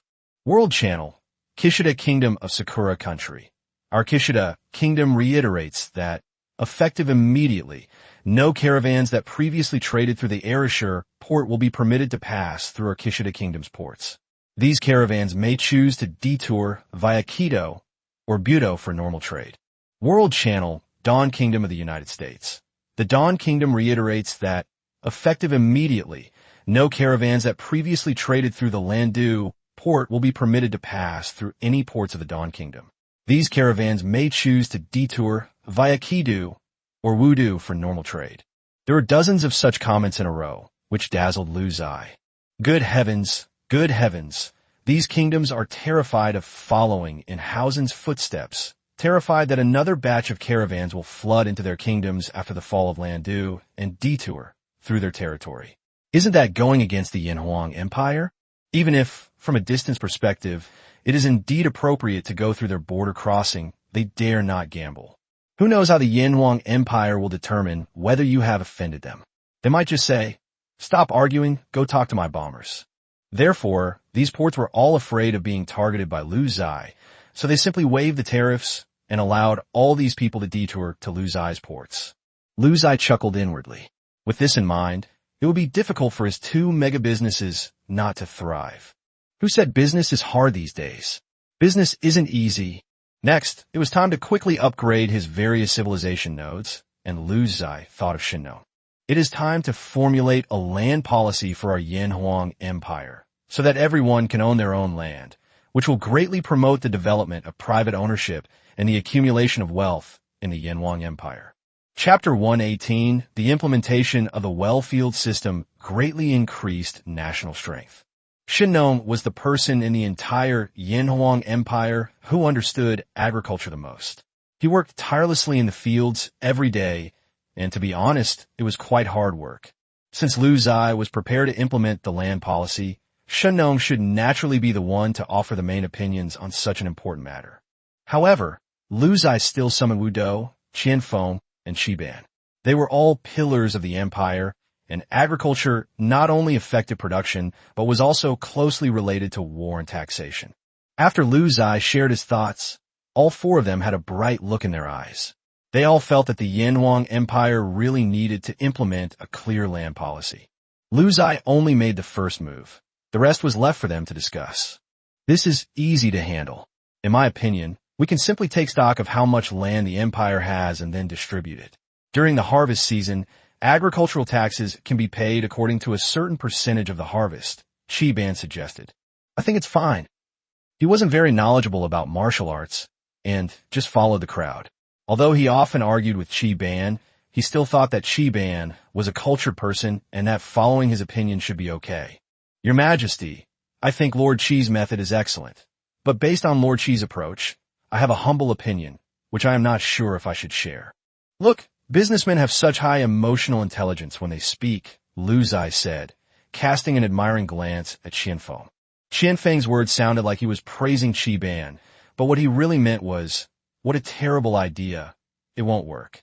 It's just that Shiban is a veteran of the craftsman department, so I have to give you a way out. Speak freely. Lu Ziye gestured for Qianfeng to continue. Yes. Qian Feng cupped his hands and continued. Lord Qi Ban is usually busy with the craftsman's department and is physically and mentally exhausted. Naturally, he cannot attend to every detail of land taxation. The Qi Ban family suggests that the land be divided equally and that agricultural tax be levied according to a fixed percentage of the harvest. However, this is not ideal. It would result in the diligent not having enough land and the lazy having their land abandoned. Moreover, the land varies in quality and the growers have different specialties, so the harvest will naturally be different. If agricultural tax is levied according to the actual income, there will be difficulties in statistics and even cases of underreporting income. The four people in the room nodded repeatedly. Qian Feng didn't understand agriculture, but he was very knowledgeable about people's hearts and taxation. The question he raised from the perspective of taxation was indeed thorny. Everyone is allocated the same amount of land, but the harvest will definitely be different depending on how hard people work, how professional they are at farming, and how fertile the land is. Therefore, the harvest from each piece of land was different. This was a slave society. How could you collect data on such a large scale? Furthermore, with the emergence of private ownership, everyone had a decent income, which brought many more problems. That makes sense. It seems that everyone has their own area of expertise. After listening to Qian Feng's analysis, even Qi Ban himself had to admit that it made a lot of sense. Then how do we distribute the land? How do we levy taxes? Wu Dou shrugged, indicating that he had no idea what to do. I do have a way, Shen Nong, who is usually taciturn, said at this moment. Go ahead, Lu Ziye gestured. I have worked in the field for many years and know how much land a single laborer can take care of. My Yanhuang Empire is vast and rich in resources, so we can distribute land to everyone according to the highest standards. We will divide these lands into 9 equal plots in a well shape. The central plot will be the common land, which belongs to my Yanhuang Empire. The other 8 plots will belong to each individual. However, each person who receives land must cultivate all 9 plots. The harvest from the common land will belong to the Yanhuang Empire, while the harvest from the other 8 plots will belong to them. After Shen Nong explained his method, the group was stunned for a moment. Then Qian Feng's eyes lit up, and he slapped his thigh, exclaiming, Brilliant! Brilliant! Qian Feng continued excitedly. Shen Nong's method is not only highly efficient, eliminating the need for Yanhuang to send people to tally the harvest, but it is also very simple for farmers.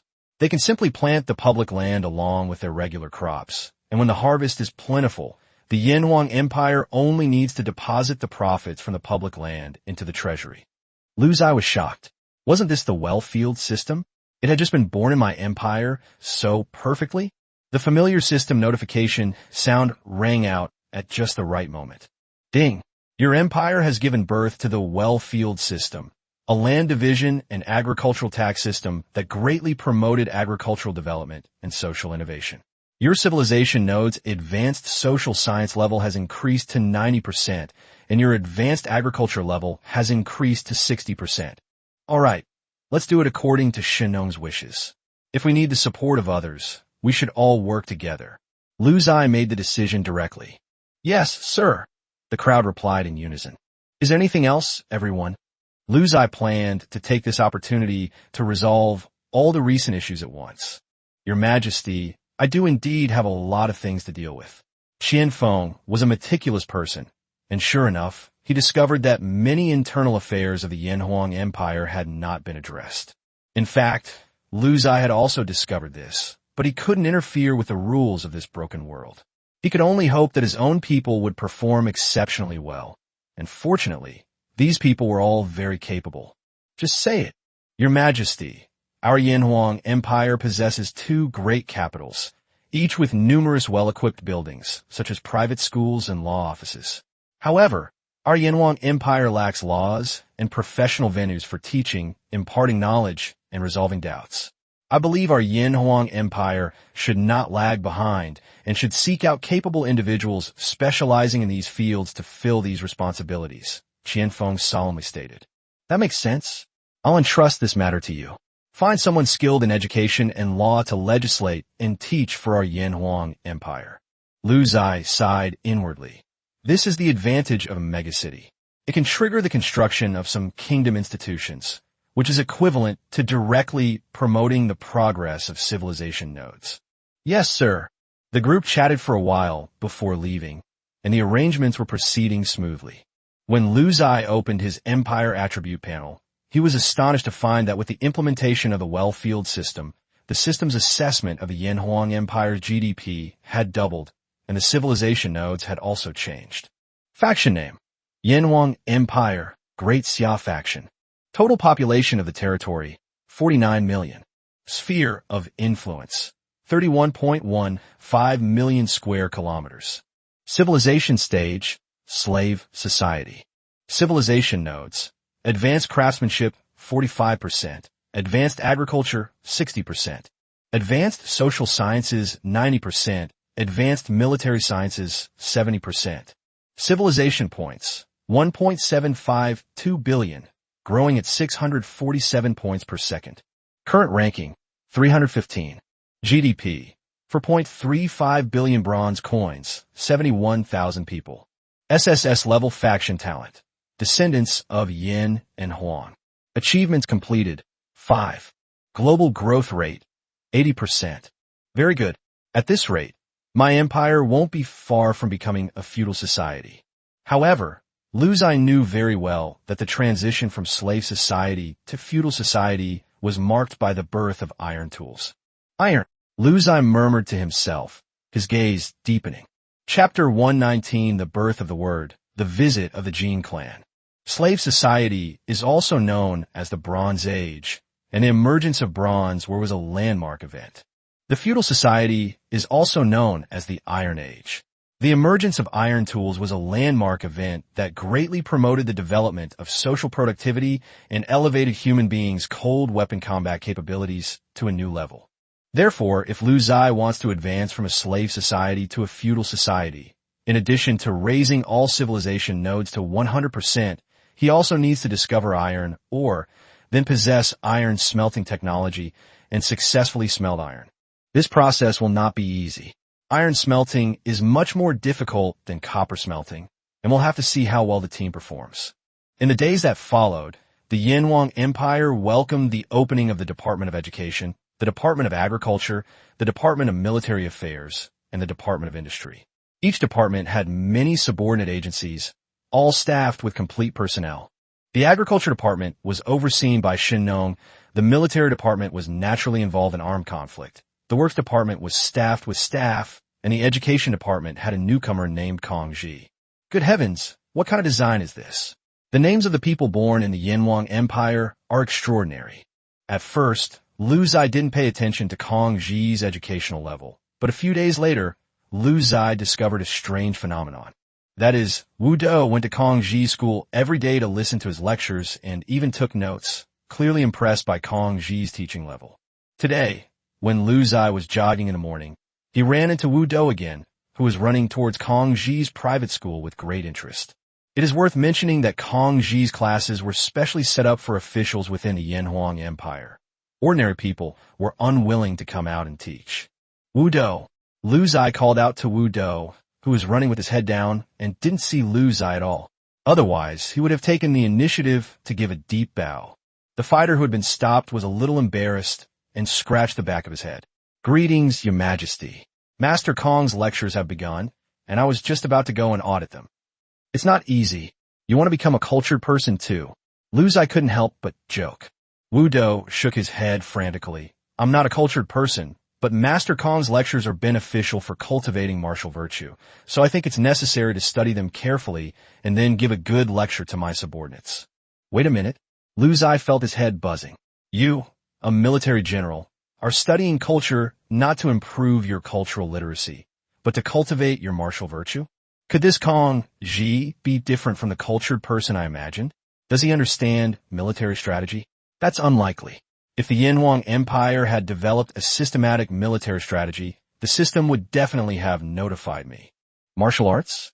What did he teach you?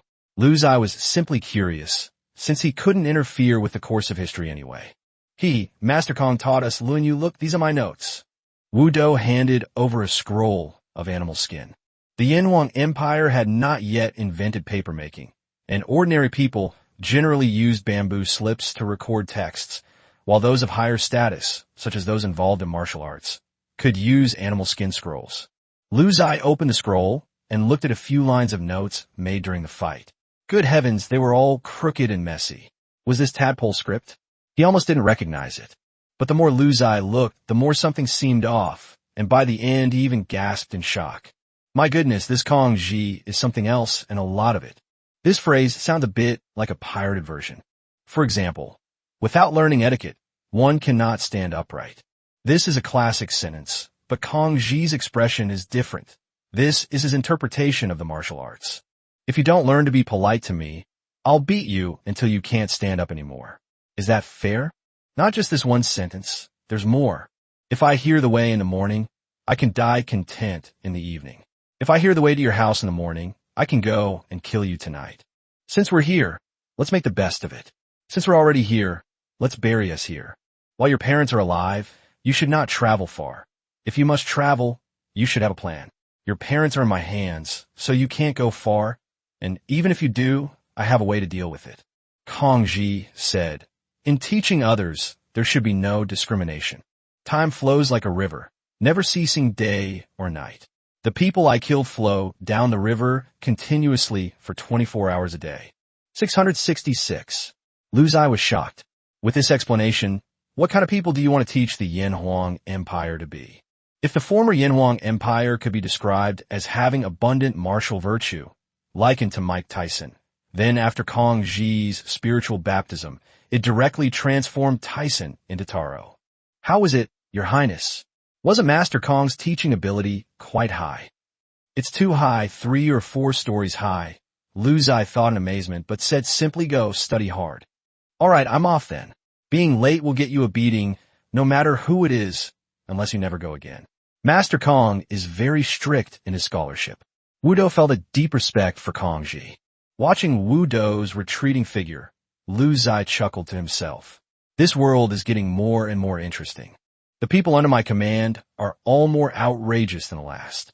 I really don't know what the Yin Huang Empire will become if it continues to develop at this rate. As night fell, Lu Ziye received a strange system notification. Ding!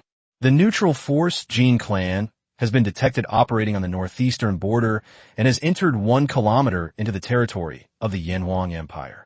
The Jin clan? What's their background? Lu Ziye had never met any Jin clan, and all the neutral forces he knew had been defeated by him. While he was still considering whether to call on an armed group to teach them a lesson, Lu Ziye noticed a strange phenomenon. The other side simply stayed 1 kilometer from the border and then stopped moving. Soon the pterosaur team that was on routine patrol of the border returned to report to Wu Do, who then hurriedly went to find Lu Ziye. Your Highness, the Jin clan has sent an envoy who wants to see you, Wu Do said, panting. Is it just the delegation? How many people are there? Lu Ziye asked cautiously.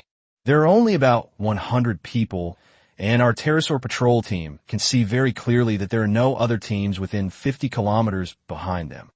Wu Do, as a military commander, is usually carefree, but he becomes extremely cautious when it comes to war. Send them to Quebec to see me. Yes. While waiting for the Jin clan envoy in the inner city of Kuei-du, Lu Ziye inquired about the Jin clan from Wang Tiandao. Private chat, Great Xia Yin Huang Empire, Commander-in-Chief. What is the background of the Jin clan? Private chat, Great Summer Dao Kingdom. Why are you suddenly asking this? Did they contact you? Private message, Great Xia Yin Huang Empire. They've sent an envoy. Private chat, Great Summer Dao Kingdom. Huh? That's strange.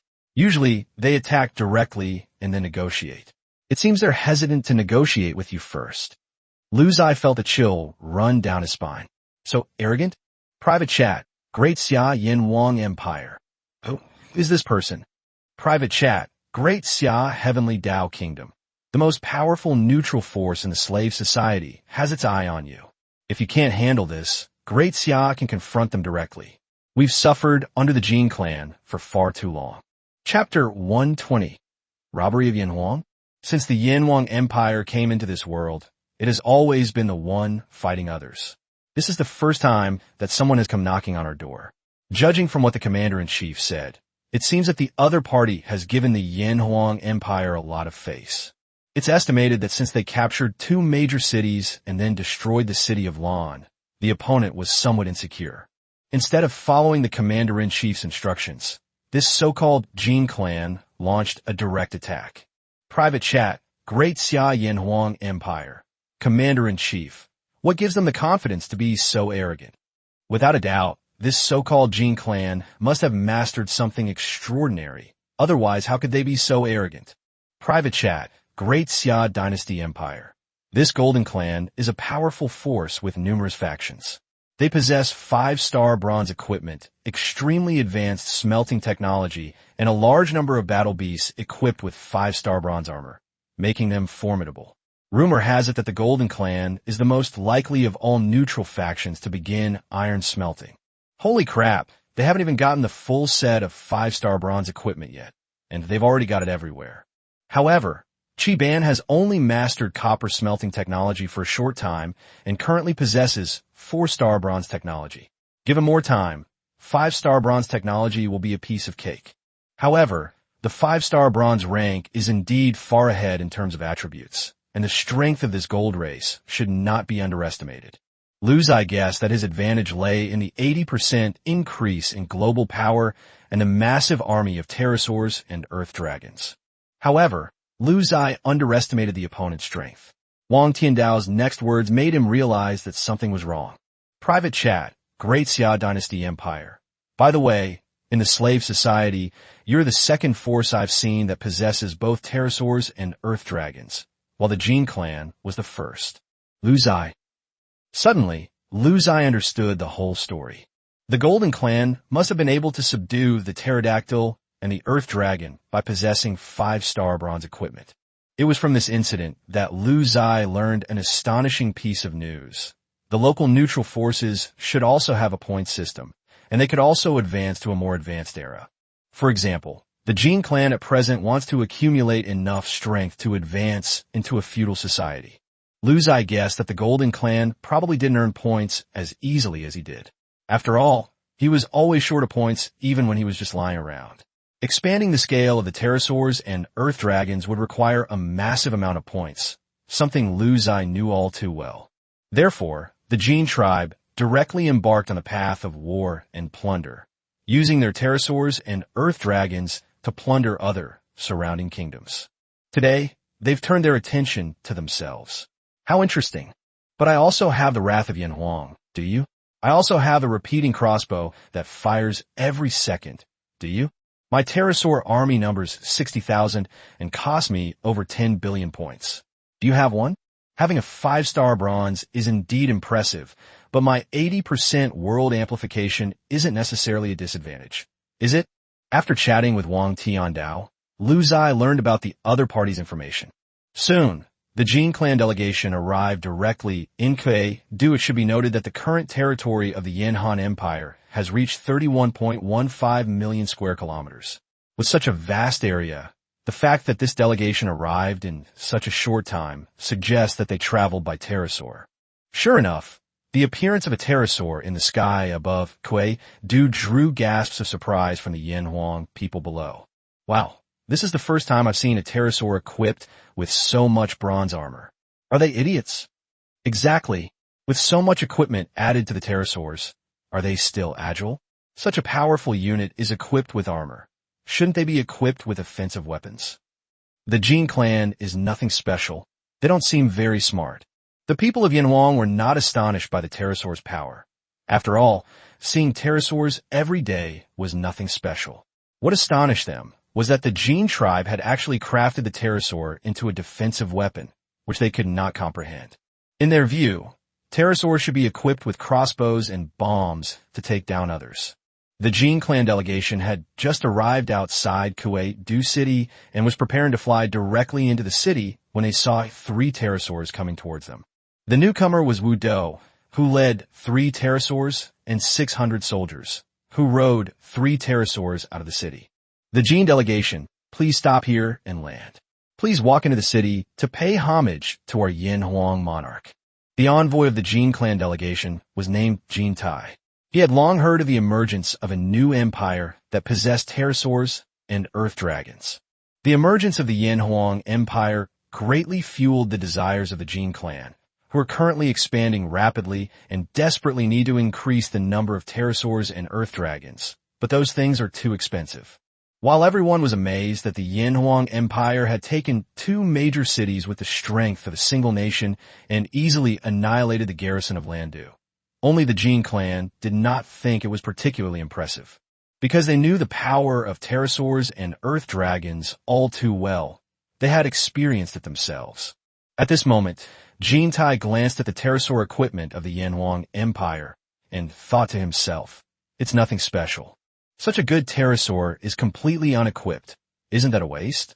He had no idea that about 40,000 of the Yanhuang Empire's pterosaur army were always on standby for war.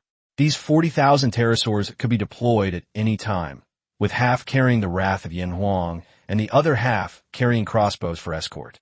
Another 20,000 pterosaurs were lightly equipped and used for emergency transport, patrolling the Empire's borders and communication. After all, the Yanhuang Empire is now very large, and the demand in this area is enormous. Jin Tai nodded silently and smiled. Okay, let's walk. He had a different thought in mind.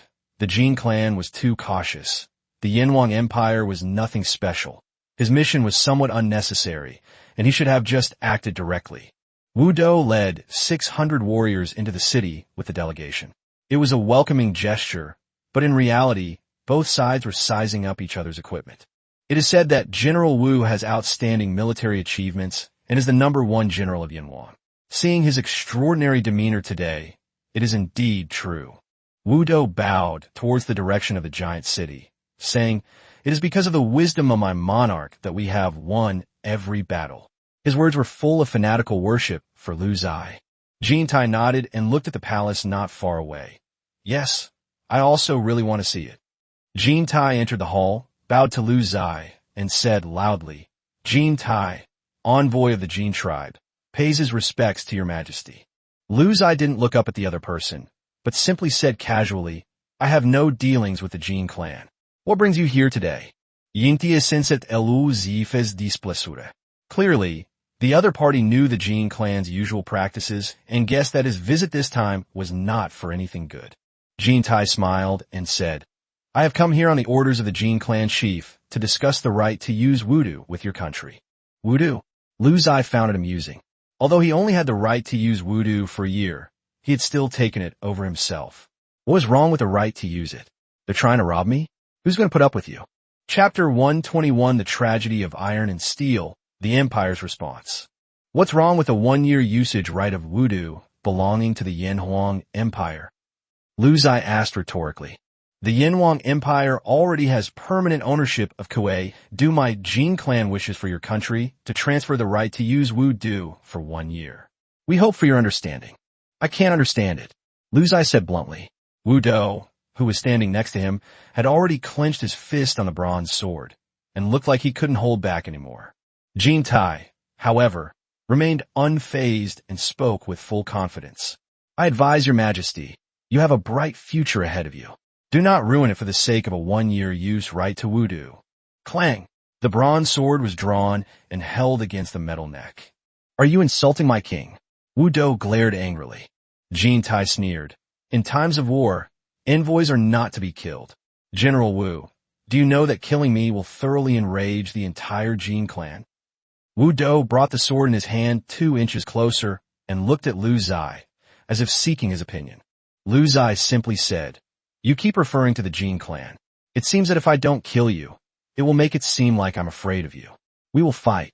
The Jin clan delegation has insulted the Yanhuang Empire. They must be killed without mercy." Jin Tai, you dare? I might. Before he could finish speaking, the sharp sword of the martial arts contest silenced him completely, and his head fell to the ground. The 100-member delegation outside was also annihilated by the guards in an instant. My lord, let me go and meet with the Jin clan. Rather than letting them attack us, we should go directly to their doorstep, Wu Do suggested. Granted, I have only one request. In this battle, not a single chicken or dog should be spared within the Jin territory. Lu Ziye nodded in agreement. The heads of the 101 members of the Jin clan delegation were packed into wooden crates by Wu Dou's men and airdropped directly into the core area of the Jin clan royal court by a red-winged dragon. The wooden crate crashed to the ground and shattered. From the head that rolled out, Jin Tai's shocked and furious face was fixed on the direction of the Jin clan's royal palace. The entire Jin clan royal court erupted in an uproar, followed by a deathly silence. Then, a surge of rage and bloodthirsty killing intent filled the air. For so many years, no one has ever dared to humiliate the powerful Jin clan like this. Jin Wu, the chieftain of the Jin tribe, a burly, rugged-looking middle-aged man, stared at his son Jin Tai's severed head, his eyes instantly turning bloodshot. He let out a beast-like roar that shook the royal court. Yanhuang Empire, Lu Ziye, I, Jin Wu, hereby swear that I will slaughter every last one of your Yanhuang people, leaving not a single chicken or dog alive. Fight! Fight! Fight! All the Jin clan generals inside the hall roared in unison, their voices almost lifting the roof off.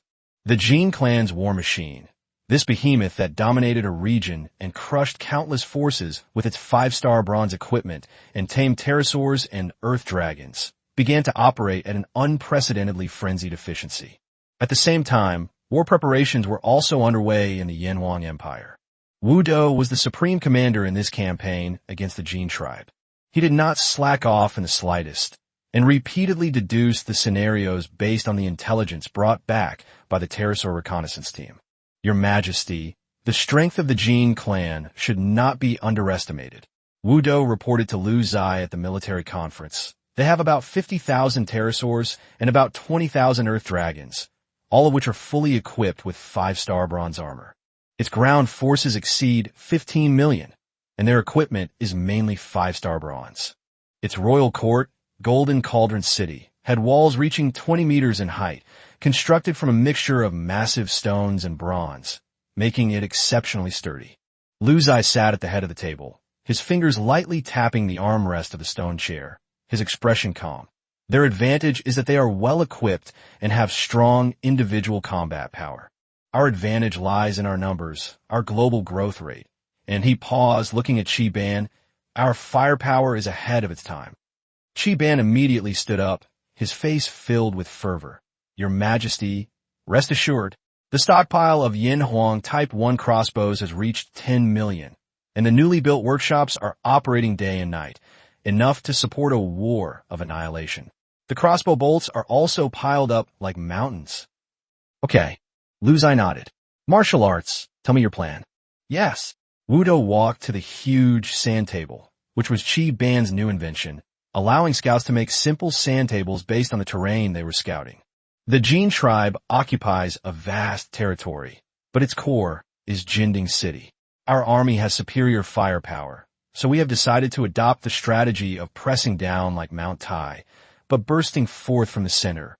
The first step is aerial strangulation. Deploy 40,000 pterosaurs, divided into 4 10,000-strong squadrons, to indiscriminately bombard the entire territory of the Jin clan from the 4 directions of east, west, south, and north. The primary objective is to destroy their military camps, artisan workshops, and war beast lairs, paralyzing their war potential and crushing their morale. The second step is a ground advance. 10,000 earth dragons will lead the way, opening up underground tunnels and reaching the foot of Golden Cauldron City. At the same time, 20,000 pterosaurs carrying 2 million crossbowmen will follow closely behind, clearing the battlefield, occupying key locations, and completely isolating Golden Cauldron City. The third step, the final assault. Once the earth dragons have destroyed the foundation of the city walls, the winged dragon bomber squadron will launch a saturation bombing of Golden Cauldron City. Then, the earth dragons and air forces will cooperate to enter the city and wipe out the remaining enemy. After listening, Lu Ziye pondered for a moment and added, Our goal is not only victory, but annihilation. Take no prisoners, crush all resistance.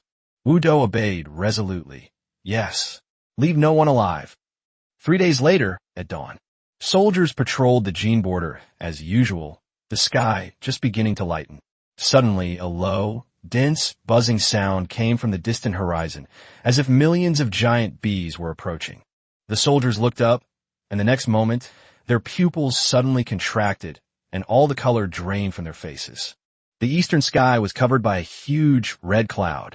It was a massive fleet of tens of thousands of red pterosaurs. They blotted out the sun, and their enormous bodies reflected a cold, shimmering light in the rising sun, like a mythical dragon legion that would destroy the world. Enemy attack. The Yanwang Empire. It's the Yanwang Empire's pterosaurs. A shrill alarm sounded across the border. However, it was too late. The red-winged dragon swarm completely ignored the scattered soldiers on the ground. Maintaining their disciplined formation, they surged towards the heart of the Golden Clan at near-sonic speeds. Their mission was to destroy any targets of value. Soon, above the first large military camp of the Golden Clan, the leading pterosaur commander waved his command flag. Bomb! Whoosh, whoosh, whoosh. In an instant, countless black dots poured down from the backs of the pterosaurs, accompanied by deathly shrieks, crashing down on the military camps, workshops, and animal pens like a torrential rain. Boom! Boom! Boom! Boom! Boom! The explosions were deafening, one after another. Flames shot into the sky, instantly engulfing the exquisite bronze building. The 5-star bronze armor might have been able to withstand the piercing of crossbow bolts, but it proved so fragile in the face of the terrifying shockwave and intense flames of the wrath of Yanwang. Bronze fragments scattered in the firelight, like the scythe of death, reaping lives. Soldiers screamed and fled amidst the inferno, only to be torn to pieces by subsequent bombs. Giant rhinoceroses, war elephants, and other war beasts clad in 5-star bronze armor fell in droves during the explosion, their thick bronze armor torn apart, leaving them mangled and bloody. Help! What kind of weapon is this? Divine punishment. This is divine punishment. Chapter 122: The Demise of the Jin Clan. Desperate cries and screams seemed insignificant amidst the sea of fire. The entire barracks was reduced to a burning ruin within minutes, billowing with thick smoke. The same scene was playing out simultaneously in dozens of important strongholds throughout the Jin clan's territory. 40,000 pterosaurs, like 4 combs of death, combed through the Golden Clan from 4 directions. Wherever they went, only scorched earth and ruins remained. The Jin clan's proud 5-star bronze defense system became a pale joke in the face of gunpowder weapons that were ahead of their time.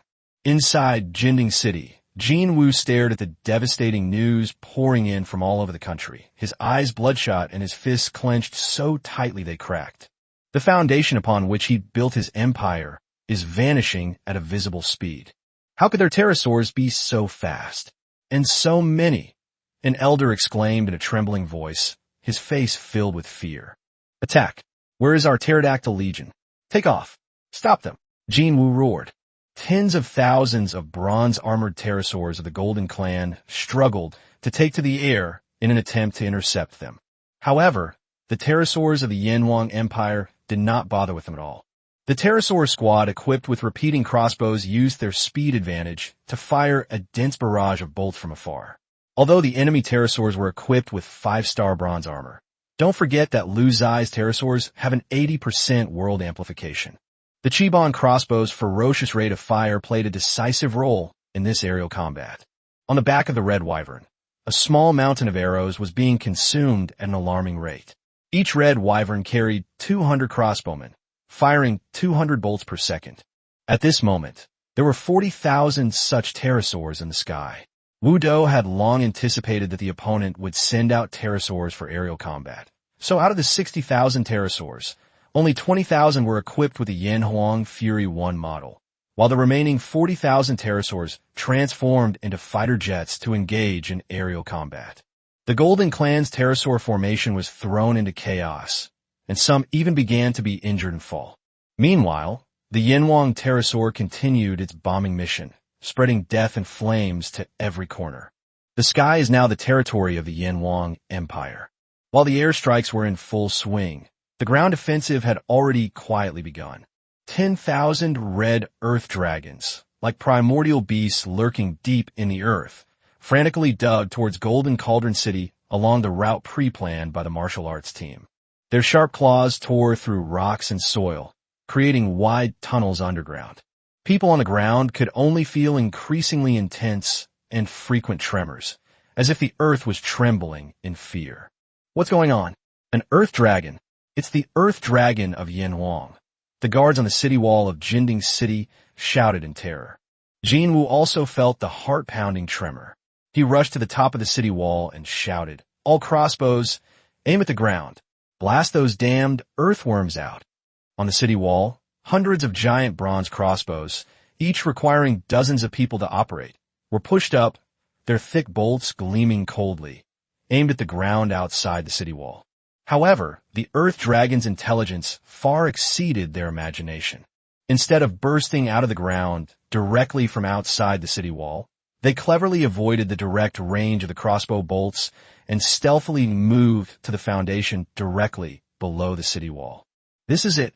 Turn it upside down." The commander of the Earth Dragon Legion issued the order for the general attack through a special knocking signal.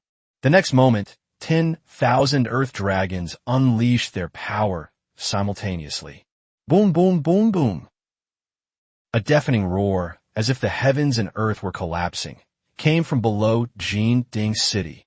The sturdy city wall, stretching for tens of kilometers, seemed to be violently lifted and torn upward from the ground by an invisible giant hand. The walls emitted a tooth-grinding groan as massive cracks spread and widened at a visible speed. Sections of the city wall began to tilt and collapse, with rubble mixed with bronze components falling like raindrops, smashing the defenders and buildings below into a bloody pulp. "The city wall has collapsed. Run!" The morale of the defenders collapsed completely at this moment. The solid barrier they relied on for survival was as vulnerable as a child's building blocks in the face of the power of the Yanhuang Earth Dragon. Amidst the billowing smoke and dust, a massive, irreparable breach was torn in Jinding City's defense system. Just as the Earth Dragon overturned the city walls, plunging Jinding City into chaos, Lu Ziye, far away in the Kuei Du Royal Palace, was leisurely watching the numbers on his system panel jump wildly. Points plus 31,000. Points plus 35,000. Points plus 20,000. Points plus 10,000. Points plus 55,000. The information was being refreshed so fast it was almost impossible to see, and the total points were skyrocketing at an unprecedented rate. This is the benefit of the War of Annihilation. Every death of a Jin soldier, every fall of a war beast, and every destruction of a building contributes to the Yanhuang Empire's points pool. As Lu Ziye watched the string of numbers rapidly climb from over 1 billion to 2 billion, 3 billion, and 5 billion, a satisfied smile curved his lips.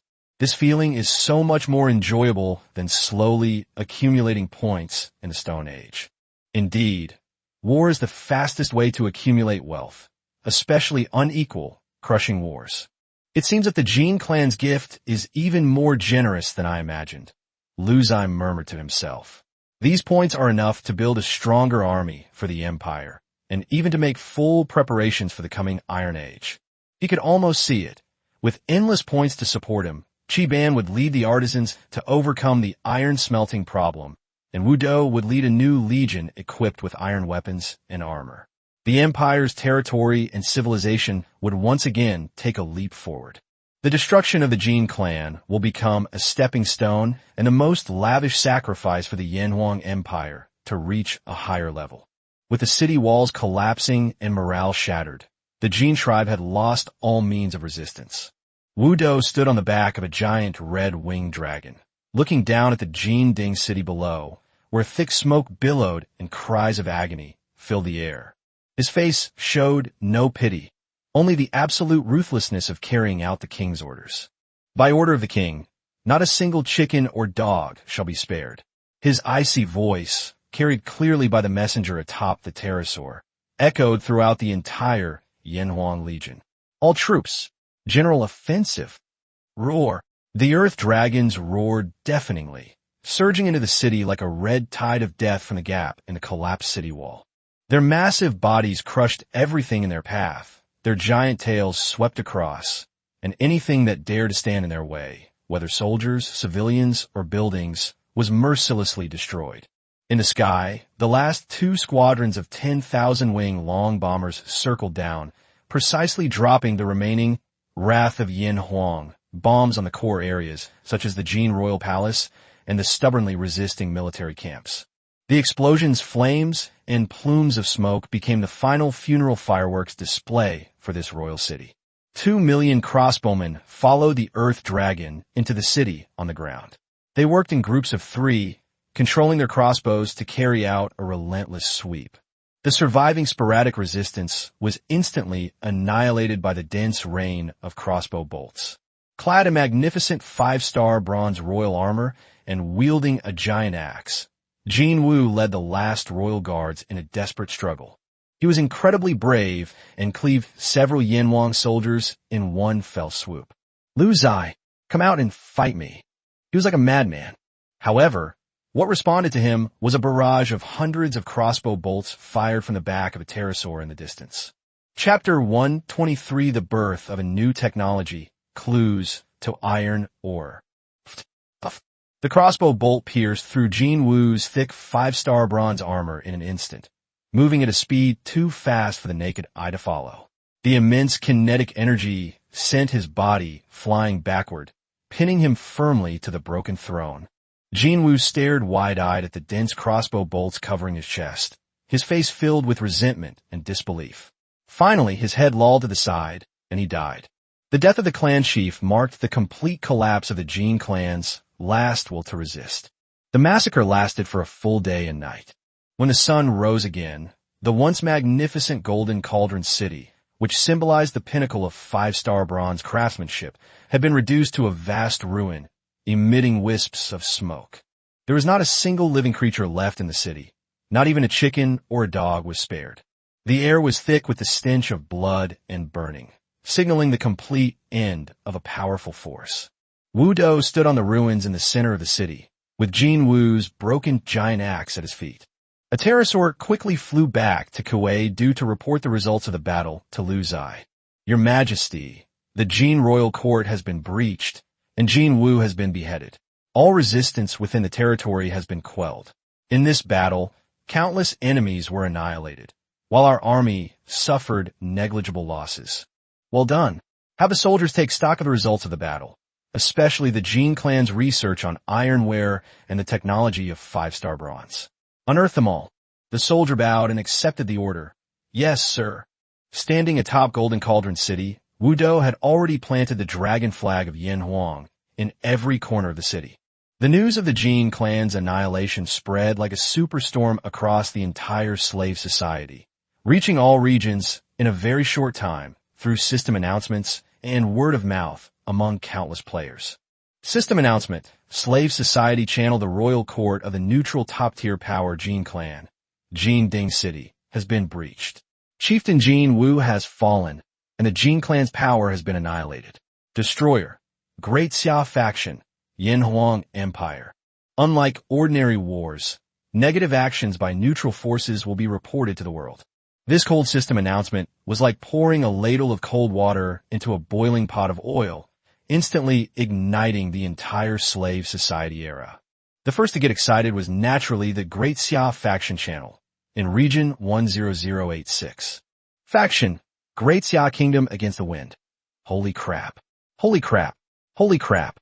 What did I just see? The Jin clan is gone. They were wiped out by the Yin Huang Empire. Faction: Great Xia Glory Kingdom. My God. Only a few days? From the execution of the delegation to the destruction of the Jin dynasty, has it really been 3 days? Boss Liu, when he strikes, he destroys the world.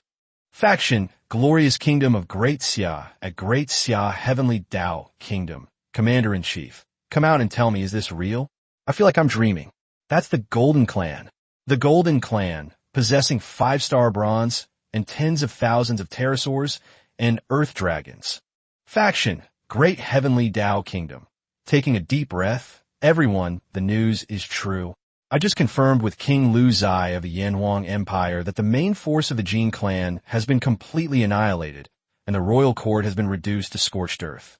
In this battle, the Yin Huang Empire deployed 60,000 winged dragons and 10,000 earth dragons, overwhelming our forces with absolute firepower, and our losses were negligible.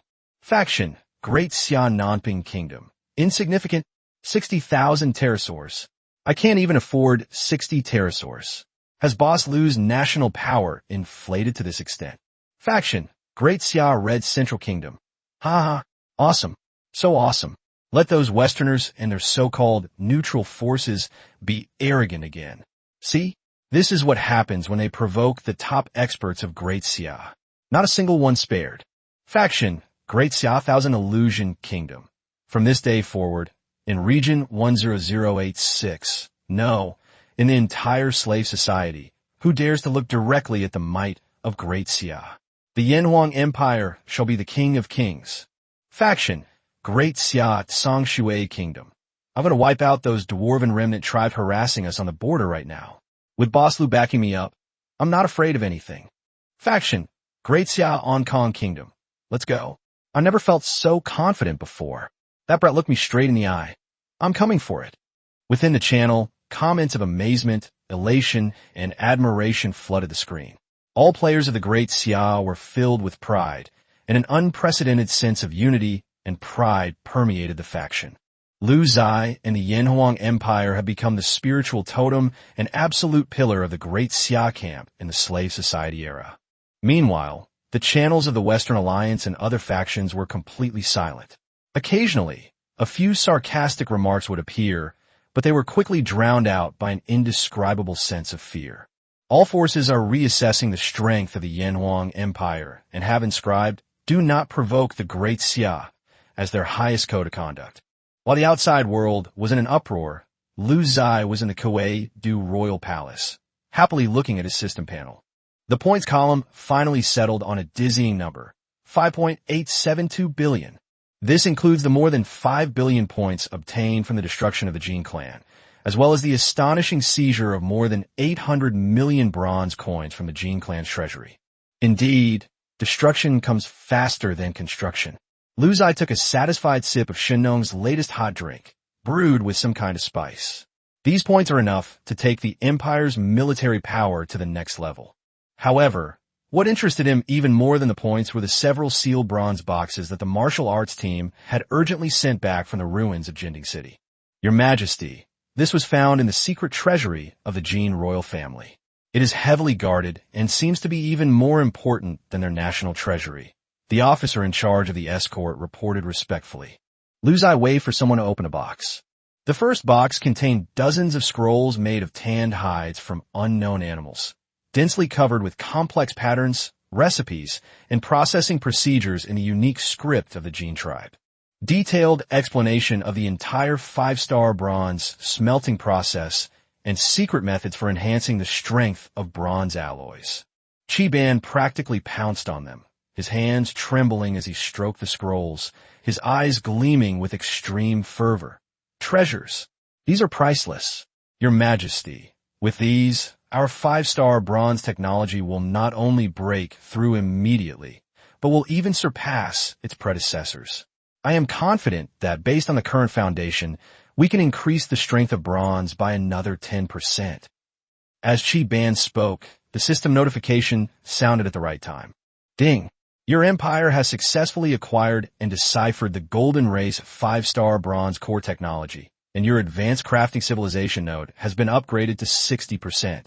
The contents of the second box were even more peculiar. Some pebbles shimmering with a dark metallic luster, and several stone slabs with crudely drawn maps. This is, Lu Ziye picked up a dark stone, which felt cold and heavy to the touch, completely different from the feel of bronze. Chi Ban leaned closer, examined it carefully, and then tapped it with his small hammer. Hearing the dull sound, his breathing suddenly quickened. Your Majesty, this seems to be a mineral I've never seen before. Chapter 124, Soaring National Strength.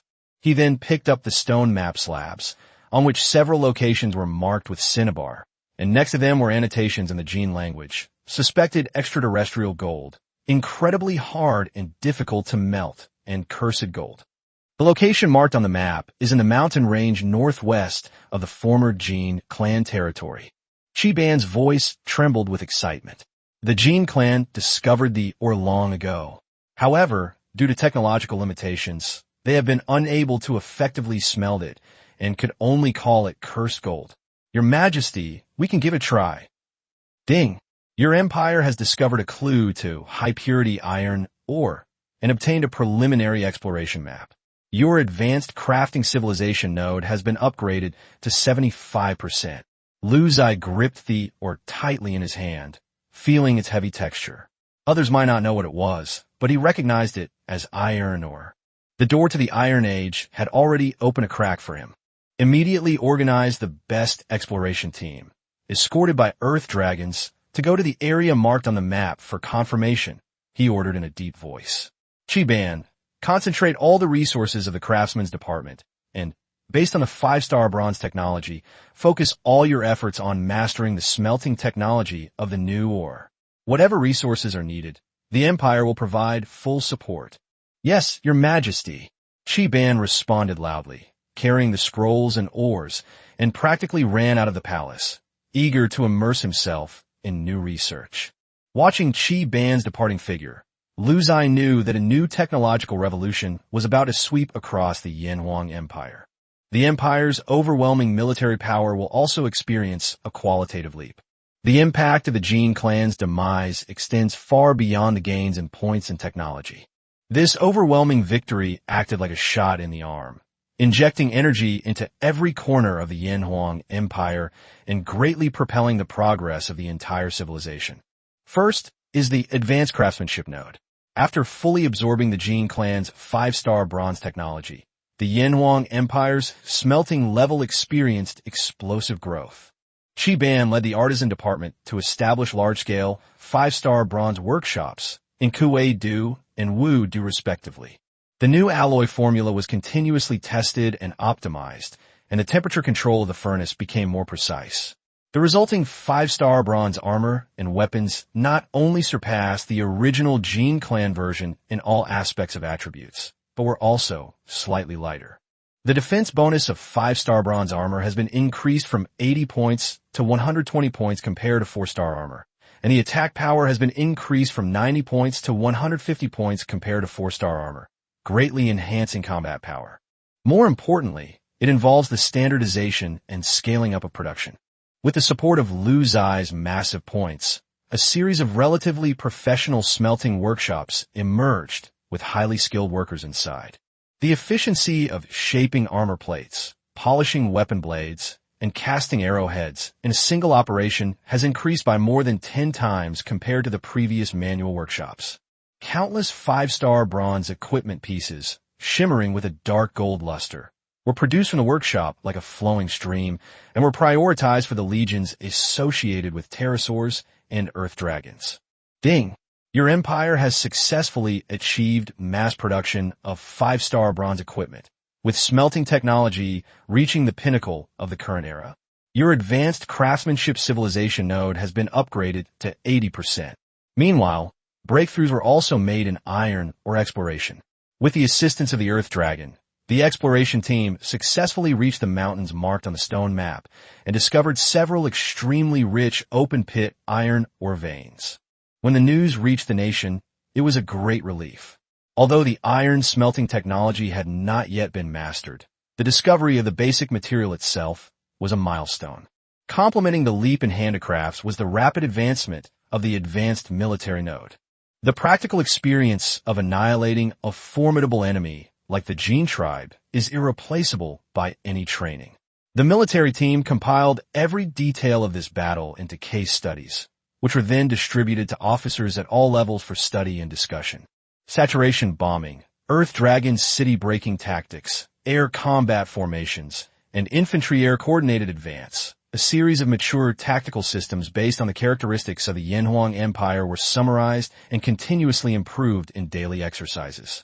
The organization of the army has also been optimized.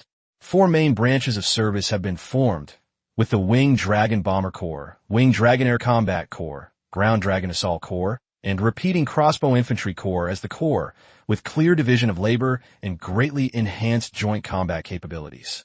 The soldiers were in high spirits because of the glorious victory, and their sense of belonging to the Empire reached its peak. That invincible and unstoppable belief coalesced into a unique military spirit, enabling the Yanhuang Empire's army to overwhelm the vast majority of its enemies in terms of sheer force. Looking at the military reform plan and training reports submitted by Wu Do, Lu Ziye once again made a grand gesture, allocating billions of yuan for the expansion and re-equipment of the military. The addition of 20,000 red pterosaurs brings the total number of pterosaurs to 80,000. 10,000 new red earthworms have been added, bringing the total number of earthworms to 20,000. At the same time, all frontline combat troops will be equipped with the latest standard 5-star bronze equipment. This terrifying legion, tempered by war and fully upgraded, has seen a qualitative leap in strength compared to when it annihilated the Gold Clan. Ding! Your Imperial Army has undergone extensive combat testing, tactical system innovation, and comprehensive equipment upgrades, reaching new heights in military concepts and strength.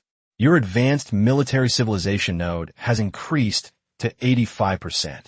As he watched the civilization node in the system leap forward once again, Lu Ziye stood on the highest terrace of the palace, overlooking the increasingly prosperous and bustling capital city below. The city is expanding, and new residences, markets, and workshops are springing up like mushrooms after rain. On the streets, merchants and travelers dressed in various costumes came and went in an endless stream. Among them were many foreigners from other regions. They were all attracted by the prosperity and security of the two great capitals of the Yanhuang Empire, and were definitely not forced to come. The empire's tax revenue is setting new records every day. A strong nation, a mighty military, and soaring science and technology. A feeling of being in control of everything welled up in Lu Ziye's heart. But he knew very well that this was far from the end. The dawn of the Iron Age had appeared, and a wider world and more powerful enemies might be just around the corner. Qi Ban knew, or how much longer? Lu Ziye, having nothing else to do, came to the craftsman's department to inquire about the progress. Qi Ban looked exhausted, but even more excited and determined. Your Majesty, we have made a preliminary understanding of the melting point characteristics of a new ore and are testing various blower equipment.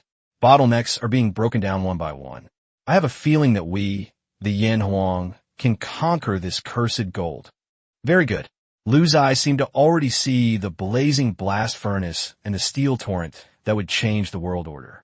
Chapter 125, The Iron Revolution and the Emergence of Agriculture. Kidu, the experimental zone of the craftsman's department.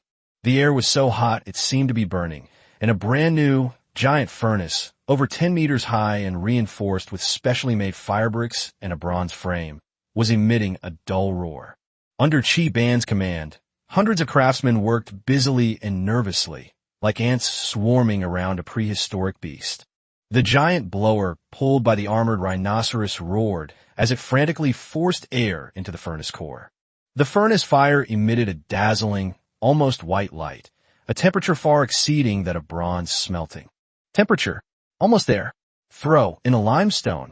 Qi Ban roared hoarsely, his eyes bloodshot and his face covered in soot, but he stared intently at the churning, gleaming molten liquid inside the observation hole. Limestone is their recent discovery, and its use as a smelting catalyst has proven highly effective. This was the umpteenth attempt. Ever since bringing back samples of the ore known as Curse Gold, and records of failures from the Gold Clan's secret vault, Qi Ban and the artisan department he led had fallen into a state of madness. The Jin clan's notes record countless attempts, yet they were never able to transform this hard or into usable metal, ultimately attributing it to a curse.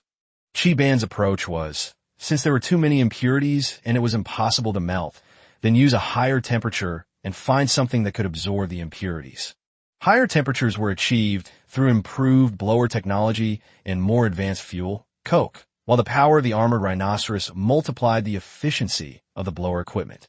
The power of these behemoths was comparable to that of engines in later generations. After countless trials, a common white stone, limestone, showed a remarkable effect in absorbing impurities. As the carefully proportioned limestone was added to the furnace, the boiling inside became even more intense, and streams of dark scum were separated and floated on the surface of the molten metal. Exit the iron well. Get ready. Qi Ban's voice trembled slightly. The heavy mechanism was pulled open, and an indescribable, hot, viscous, dark red torrent surged out along the ceramic grooves and poured into the sand mold that had been prepared below. The liquid was darker and heavier than bronze, and as it flowed, it carried a unique sense of weight and awe. An unprecedented, metallic smell, tinged with a fishy odor, filled the air. Everyone held their breath, their eyes following the dark red light until it slowly solidified in the mold, forming a rough, honeycomb-like cast iron block that shimmered with a dark metallic luster. The scene fell silent for a moment. Chi-Ban stepped forward step by step and carefully picked up the still hot, but already shaped, metal block with specially made long pliers. It was rough, full of impurities, and far from perfect. But everyone knows this is not bronze. It's a completely new and more powerful metal. We succeeded. We've made it. A young craftsman broke the silence first, his voice trembling with tears. The next moment, deafening cheers almost lifted the roof off the experimental area.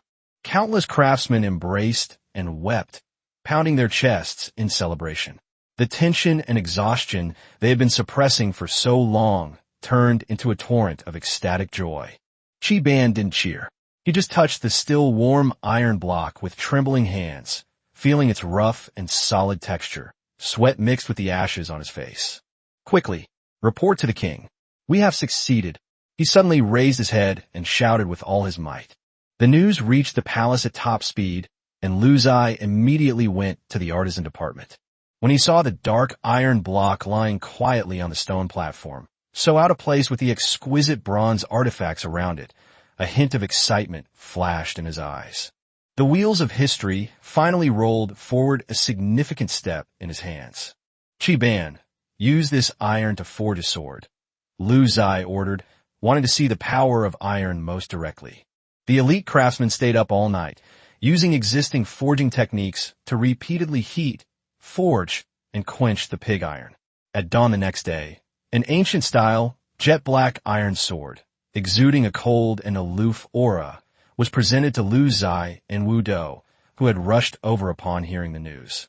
On the training ground, Wu Do wielded the Empire's most elite 5-star bronze sword, while an elite soldier held a newly forged iron sword. Cut each other down in the standard bronze armor. Wu Do commanded, his eyes burning with anticipation. Clang!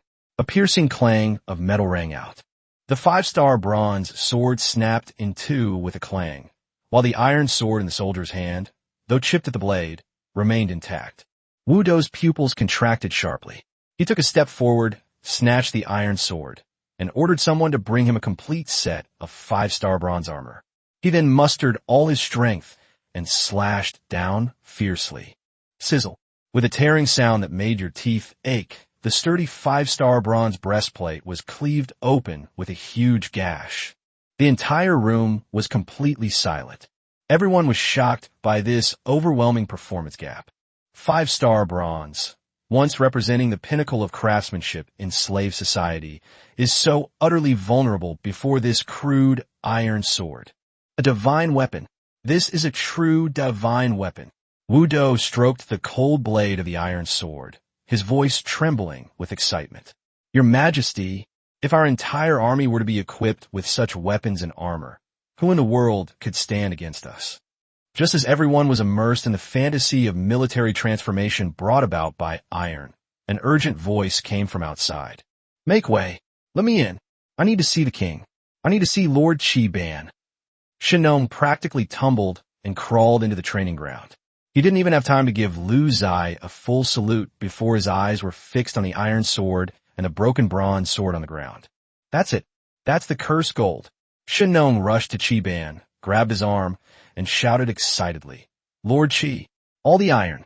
The first batch of all the iron. Please give it to the Ministry of Agriculture first. Chi-Ban was taken aback, then immediately puzzled. Lord Shinnong, this is a powerful weapon for the military and the nation. Naturally, it should be prioritized for equipping the army. How can you? What do you know? Shinnong interrupted Chi-Ban in a rare display of anger. No matter how powerful the army is, can it keep millions of people from going hungry? Can it cultivate more fertile fields? Your Majesty. He turned to Ziye and knelt down. Your Majesty, I beg you to consider this. I have observed that this iron is incredibly hard. If it can be forged into a plowshare, it will easily break through the hard soil for deep cultivation. Food is the foundation of a nation, and the people depend on it for survival. As long as food production increases, the empire can feed a larger population, recruit more soldiers, and its foundation will be secure forever. Even if Lord Qi's sword is sharp, can it kill all the enemies in the world? But if my Ministry of Agriculture can increase grain production, it can educate countless people and nourish the entire empire. Which is more important, Your Majesty? Qi Ban was so angry that he puffed out his beard and glared. Absurd! Without a strong army, no matter how much land you have, it will belong to someone else when the enemy attacks. Without enough food, how can an army fight on an empty stomach? The two men actually started arguing in front of Lu Ziye, one wanting military strength and the other wanting people's livelihood. Chapter 126 Qi Ban's Great Conjecture. Lu Ziye watched this scene without getting angry. Instead, he showed a thoughtful expression. A truly powerful empire must have both military strength and domestic prosperity. All right, he spoke softly, his voice not loud, but it immediately silenced the two of them. What you both say makes sense, but how could mere ironware possibly stump my Yanhuang empire? Let the earth dragons go out and increase the exploration and mining efforts. Qi Ban, you should also expand the scale of smelting. As long as there is enough ironware, you could do whatever you want. Let's give the first batch of ironware to Shinnong. Lu Ziye's idea was simple. Because agriculture was the slowest to progress, he wanted to improve it so as not to affect his pace of advancing into feudal society. The king is wise. Shinnong was overjoyed. Although Qi Ban was somewhat disappointed, the king had already made his decision, so he could only bow and accept the order. Yes, Your Majesty. Ding! Your empire has successfully smelted and applied ironware, raising the advanced craftsmanship civilization node to 100%. With the system notification sound, an agricultural revolution sparked by iron tools quietly began in the Yanhuang Empire. The sturdy iron plowshares were distributed to various places. When the heavy iron plows, pulled by armored rhinoceroses, easily broke through the hardened soil that stone and bronze plows could not reach before, and deeply turned up the dark and fertile soil, all the farmers were stunned. Deep cultivation means better moisture retention, more complete nutrient release, and a reduction in weeds and pests. Shinnong personally traveled to various agricultural reclamation areas to guide new farming techniques. He stroked the heavy iron plow, tears streaming down his face, as if he could already see the golden harvest covering the mountains and fields in autumn. Ding! Iron farm tools have brought about an agricultural revolution, with land utilization and grain production expected to increase significantly, raising the advanced agricultural civilization level to 100%. The foundation of the empire is taking root deeper and more firmly in this vast land. Indoctrination and concerns about military industry.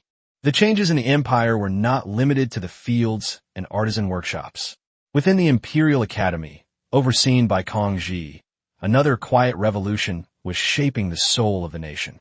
Accompanied by Qian Feng, Lu Ziye strolled on the school's training ground. A clear, resonant voice reading aloud drifted over, but it was not the usual classical Chinese. Hundreds of students of varying ages, shirtless and displaying their well-defined muscles, practiced bayonet fighting while simultaneously chanting in unison, their breath concentrated in their dantian. Among three people walking together, there must be one who can teach me. This proverb means that if three people fight together, and even just one of them is like me, their fighting power is equivalent to that of a division. Since we're here, let's make the best of it. If I hear the way in the morning, I can die content in the evening. This proverb means that if someone finds out the way to your house in the morning, they will die that night.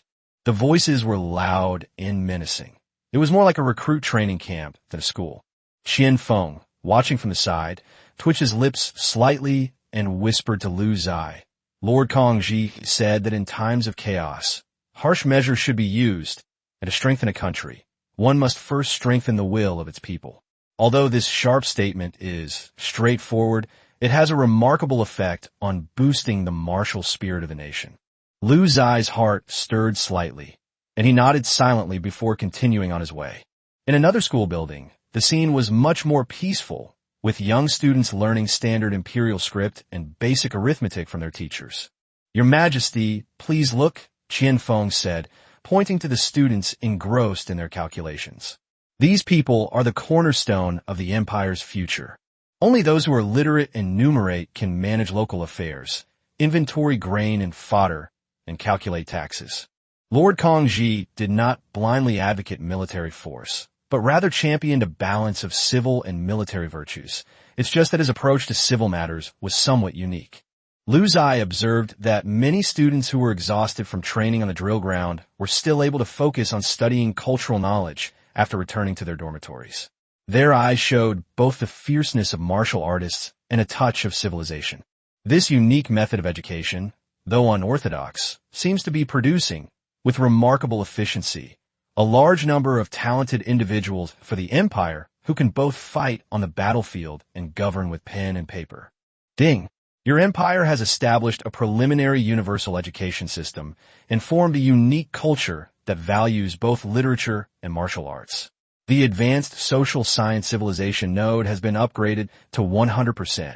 After inspecting the official school, Lu Ziye returned to the royal study, where Qi Ban was already waiting, his face showing a mixture of excitement and confusion. "Your Majesty, there's been a new discovery in the research of gunpowder," Qi Ban reported. "Oh, has the power of Wrath of Yanhuang increased again?" Lu Ziye guessed. "That's not the case." Qi Ban shook his head. "It's about a new use of gunpowder. A few days ago at the Lantern Festival in Kuei-du, some folk craftsmen filled bamboo tubes with gunpowder, stuffed the ends with soil, lit the fuse, and the tubes shot into the sky with a thunderous sound.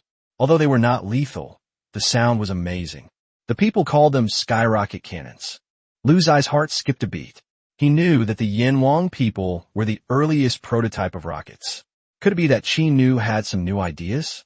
His heart burned with desire, but Lu Ziye remained calm and composed. "What are your plans?"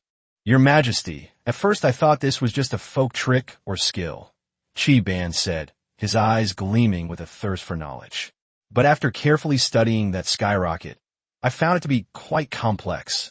The principle is that the gunpowder burns rapidly inside the sealed bamboo tube, producing a huge amount of smoke that sprays downwards, which in turn pushes the bamboo tube upwards. I'm thinking, what if we fix this bamboo tube, for example, by replacing it with a sturdy metal tube and control the combustion of the gunpowder, so that instead of propelling the bamboo tube into the air, we can propel the contents of the tube, such as an iron ball, outwards? What would that be like?" Lu Ziye was thrilled. Good, that's how you play it. Please keep it up." As he spoke, he gestured with his hands. "This is far beyond what bows and arrows can do. Its speed will be like lightning, and its power will be able to pierce heavy armor. Perhaps it can become a completely new long-range weapon that far surpasses crossbows." Lu Ziye looked at Qi Ban, his heart filled with turmoil. The inevitability of history was revealed at this moment, and the concept of firearms was finally ignited in this world. "Your idea is very bold," Lu Ziye said thoughtfully, his tone approving. "But the technology involved must be extremely difficult. Qi Ban, I order you to assemble a team to specifically research this. I will secretly allocate the necessary resources." Qi Ban's spirits lifted. He sensed that the king's emphasis on this matter far exceeded his expectations. "Your subject obeys. I will certainly not fail your Majesty's trust." Watching Qi Ban's spirited departure, Lu Ziye knew that he had planted a seed for the empire that could change the future form of warfare. The transition between cold and hot weapons may be happening in this world ahead of schedule. Chapter 127, Feudal Society arrives. Just then, the long-awaited system notification sounded in his mind. Ding! It has been detected that all nodes of your empire's civilization have reached or exceeded 100%, advanced craftsmanship 100%, advanced agriculture 110%, advanced military 100%, advanced social science 100%, and you have successfully mastered iron smelting technology. Your empire has met all the requirements for advancement to feudal society. Please choose an opportune time to proceed with the advancement. The threshold of this era is already upon us. The system notification that the advancement requirements have been met is like the bugle call for the final sprint. The massive war and construction machine of the Yanhuang Empire began its final preparations before advancing to the next level. After prioritizing the initial needs of agriculture, the empire's military-industrial complex began operating at full capacity. Newly built steel workshops are constantly churning out or producing molten iron and forging weapons and armor plates. The re-equipment process will begin with the core legions. Wu Do stood on the training ground, watching his elite warriors take off the 5-star bronze armor that had accompanied them in battle for many years and put on dark, heavy iron armor that exuded a cold and murderous aura. The crossbow bolts in his hands were all replaced with iron arrowheads that were denser, heavier, and harder, improving both range and stability. The system determined that this ironware was a 1-star ironware, with an attack power of plus 200 and a defense of plus 200, which was a terrifying boost. When the sunlight shone on this legion equipped with iron weapons, it no longer reflected the brilliant gold of bronze, but rather a dark, ominous luster, like a storm cloud, and an aura of grim determination rose to the sky. "How do you feel?" Wu Do walked up to a centurion and tapped the iron armor on his chest, producing a dull thump-thump sound. The centurion straightened his chest excitedly. "Sir, it's heavy, very heavy, but it feels safer than ever before. And this arrow," he brandished the iron arrow in his hand, "feels like it can easily pierce armor that used to require a lot of effort to break through." Wu Do nodded in satisfaction. He could clearly sense that the army's combat effectiveness had undergone a qualitative leap due to the widespread use of iron tools, and a grander vision began to emerge in his mind. He immediately requested an audience with Lu Ziye. "Your Majesty, our army's combat strength has soared since we were equipped with iron weapons. I humbly request your Majesty's approval to form a brand new Imperial Guard." Wu Do knelt on one knee, his voice booming. "This army should be composed of the best, with all members equipped with the finest iron armor, and their mounts also covered in iron armor. Whether they are earth dragons or pterosaurs, they must be truly impervious to blades and spears, becoming the Empire's sharpest spear and strongest shield. They will surely be invincible." He depicted a near-perfect, heavily armored legion in the era of cold weapons. However, after listening, Lu Ziye slowly shook his head. "Violence, your idea is good," Lu Ziye said calmly, "but it's unnecessary." Wu Do was taken aback. "Your Majesty, why is this? Although our army is strong, we have an absolutely elite force." "Because our army is now invincible." Lu Ziye interrupted him, walked to the huge map of the territory, and traced his finger across the vast map that was now entirely covered with the Yanhuang dragon flag. "In a slave society, who could stop my ironclad torrent? Since we are already invincible, what practical significance would it have to spend huge sums of money to build a royal guard with redundant functions, except to show off our vanity?" In truth, Lu Ziye's real thought was, if the Qi band is going to get muskets, what do they need bicycles for? He looked at Wu Do, his gaze profound. Resources should be used in more crucial areas. For example, the new project that Qi band is currently researching. That's what can truly determine the direction of the next era. Although Wu Do was somewhat unwilling, he blindly trusted Lu Ziye's judgment. He recalled Qi band's recent mysterious behavior and seemed to understand something. He solemnly said, "It was my short-sightedness. Let's get ready." Lu Ziye stood with his hands behind his back, gazing into the distance. It's time to go and see a wider world.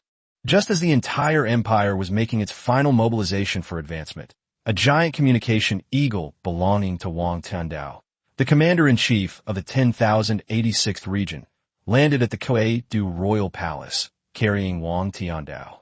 Wang Tiandao came in person just to say goodbye. He carried a complex mix of emotions, including congratulations and deep solemnity. During a recent chat with Wang Tiandao, Lu Ziye didn't hide the fact that he was about to advance in the next level. After all, he was about to leave this era, and some farewells were necessary. "Brother Lu, congratulations. I never expected you to get to this point so quickly," Wang Tiandao exclaimed. "But as a friend and ally, I must remind you that feudal society and slave society are two completely different worlds." "Please speak," Lu Ziye said, his expression turning serious. The powers there, after a long period of development, have formed a stable dynastic system.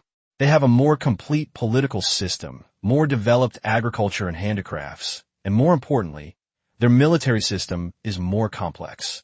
Wang Tiandao said in a heavy tone, they have well-organized and well-trained cavalry, complex and powerful siege weapons, and some top dynasties have even begun to explore the use of powerful gunpowder weapons. By that time, even the Earth Dragon will be wary of their firearms. Your Yanhuang Empire's intrusion is like a prehistoric behemoth charging into a well-ordered hunting ground. You are too strong and too fast, disrupting the original balance. According to the vague information passed down from our Great Xia feudal era, the forces there are even more complex. You must be careful. Instead of showing fear, Lu Ziye revealed a hint of interest on his face. That sounds interesting. Wang Tiandao seemed taken aback by his reaction and said with a wry smile, I knew you would react like this. In any case, be very careful. The waters of the feudal era run very deep. Thank you for letting me know, Lu Ziye said sincerely. Wang Tiandao exchanged pleasantries for a while, and they had lunch together before returning home. Lu Ziye walked alone to the highest terrace of the palace. Beneath my feet lies the increasingly prosperous capital, its lights just beginning to twinkle, bustling with traffic and vibrant with life. In the distance, the vast imperial territory stretches to the horizon in the twilight. This is the kingdom he created single-handedly, from a tiny tribe in the Stone Age to the ultimate slave society empire that now reigns supreme. He used absolute power to sweep away all obstacles. And now, he is about to open a new door. Behind the door, there may be more powerful enemies, more complex games, and more severe challenges. But his heart was filled only with anticipation. His gaze seemed to pierce through the barriers of space, landing on the strictly guarded secret area of the craftsman's department in the distance. There, Qi Ban and his group were conducting a series of dangerous, yet hopeful experiments with some metal tubes and crushed gunpowder. If Qi Ban makes a breakthrough, I can advance. The era of cold weapons should come to an end. A calm and confident smile curved his lips, as if he could already see the future forged by steel and fire.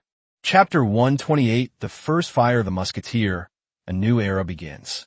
Kuwait-Du, the Military Research Institute of the Yanhuang Empire, was under the jurisdiction of Qi Ban's Ministry of Works. The area is heavily guarded, with armored guards and sharp-eyed soldiers on the outer perimeter, earth dragons lurking underground, and pterosaurs carrying the most powerful crossbowmen patrolling the skies. Deep within the Research Institute, Qi Ban was making final adjustments to an iron pipe about 1.2 meters long, gleaming with a cold metallic luster. His eyes were sunken and his hair was a mess, but the flames burning in those eyes were more intense than those in a furnace. The rear end of the iron pipe was cleverly combined with a sturdy wooden support, which was equipped with a simple firing mechanism and a small groove called a potion pull. On the table next to it were several rows of rationed gunpowder packets wrapped in oiled paper and a small pile of perfectly round iron pellets. Lord Qi, all examinations are complete. The structure is intact, and the airtightness is currently at its best, a young assistant reported, his voice trembling with a mixture of excitement and fear. In the past few months, they have witnessed too many iron pipes exploding in a roar, paying a bloody price.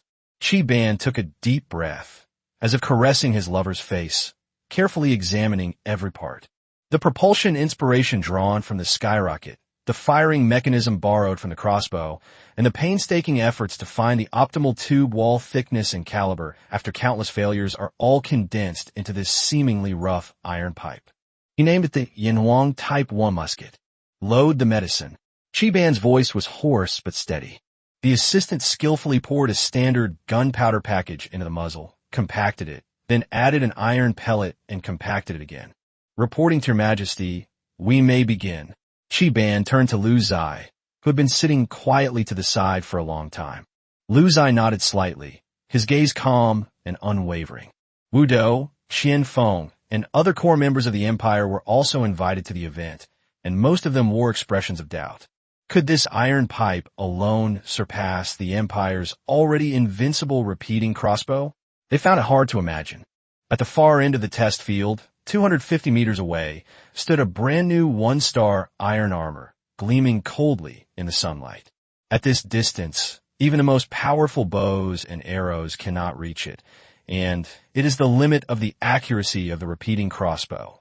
Chi-Ban personally stepped forward and braced the wooden stock of the musket against his shoulder, a shooting posture that had been improved after countless failures. He held his breath, poured a little of the guiding medicine into the medicine pool, and then pulled the rudimentary trigger. The hammer struck, sending sparks flying. Boom! A deafening roar, unlike any other explosion of Yin Huang's wrath, rang out in the arena. The gun muzzle spewed out a nearly meter-long burst of intense flame and thick white smoke, and the enormous recoil slammed into Chi-Ban's shoulder, causing him to stagger back half a step. Everyone's heart skipped a beat at the loud noise. His gaze instantly focused on the armored figure 100 paces away. A fist-sized hole had appeared in the chest of that sturdy iron armor. The edges were twisted and grotesque. Silence. Deathly silence.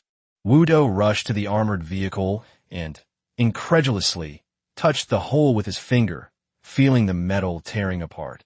He turned around abruptly and looked at the iron pipe still smoking in Chi-Ban's hand. All doubts in his eyes disappeared, replaced by unparalleled shock and fervor. Piercing through armor at 100 paces. How could it be done so easily? His voice trembled with excitement. This means that in the future, the Imperial Army will be able to deliver a devastating blow to the enemy from beyond the range of their bows and arrows, or even their crossbows. Qinfeng was also dumbfounded. He immediately thought of the revolutionary impact this weapon would have on city defense and the mode of warfare. Only Lu Ziye slowly stood up, a faint smile of "I knew it" appearing on his face. He walked over to Chi-Ban and patted the Empire's chief craftsman, who was so excited he was almost fainting, on the shoulder. "You've worked hard, Chi-Ban." His voice was calm, yet carried the power to establish order. "You have ushered in a new era for the Empire." He turned to the crowd, still reeling from the shock, his gaze sweeping over the still warm muskets, and declared loudly, "Pass on my order. The development of muskets is now the Empire's top priority. Chi-Ban will oversee the establishment of the Divine Machine Workshop, concentrating all resources to optimize mass production. We will obey your command." Everyone, including Wu Do, bowed and accepted the order with heartfelt gratitude. They understood that the king's vision had once again surpassed everyone else's, seeing into a much more distant future. The era of cold weapons ended from this moment on. Back at the palace, Lu Ziye had no more hesitation. System advanced to feudal society. The familiar dizziness and sense of time distortion returned. The territory of the Yanhuang Empire was uprooted by the system's great power and integrated into a broader and more complex world order. The progress bar for advancement was longer than ever before, as if it were reweaving the warp and weft of a continent. Once everything stabilized, Lu Ziye immediately sensed the difference. The air seemed heavier, carrying a faint scent of gunpowder and rust.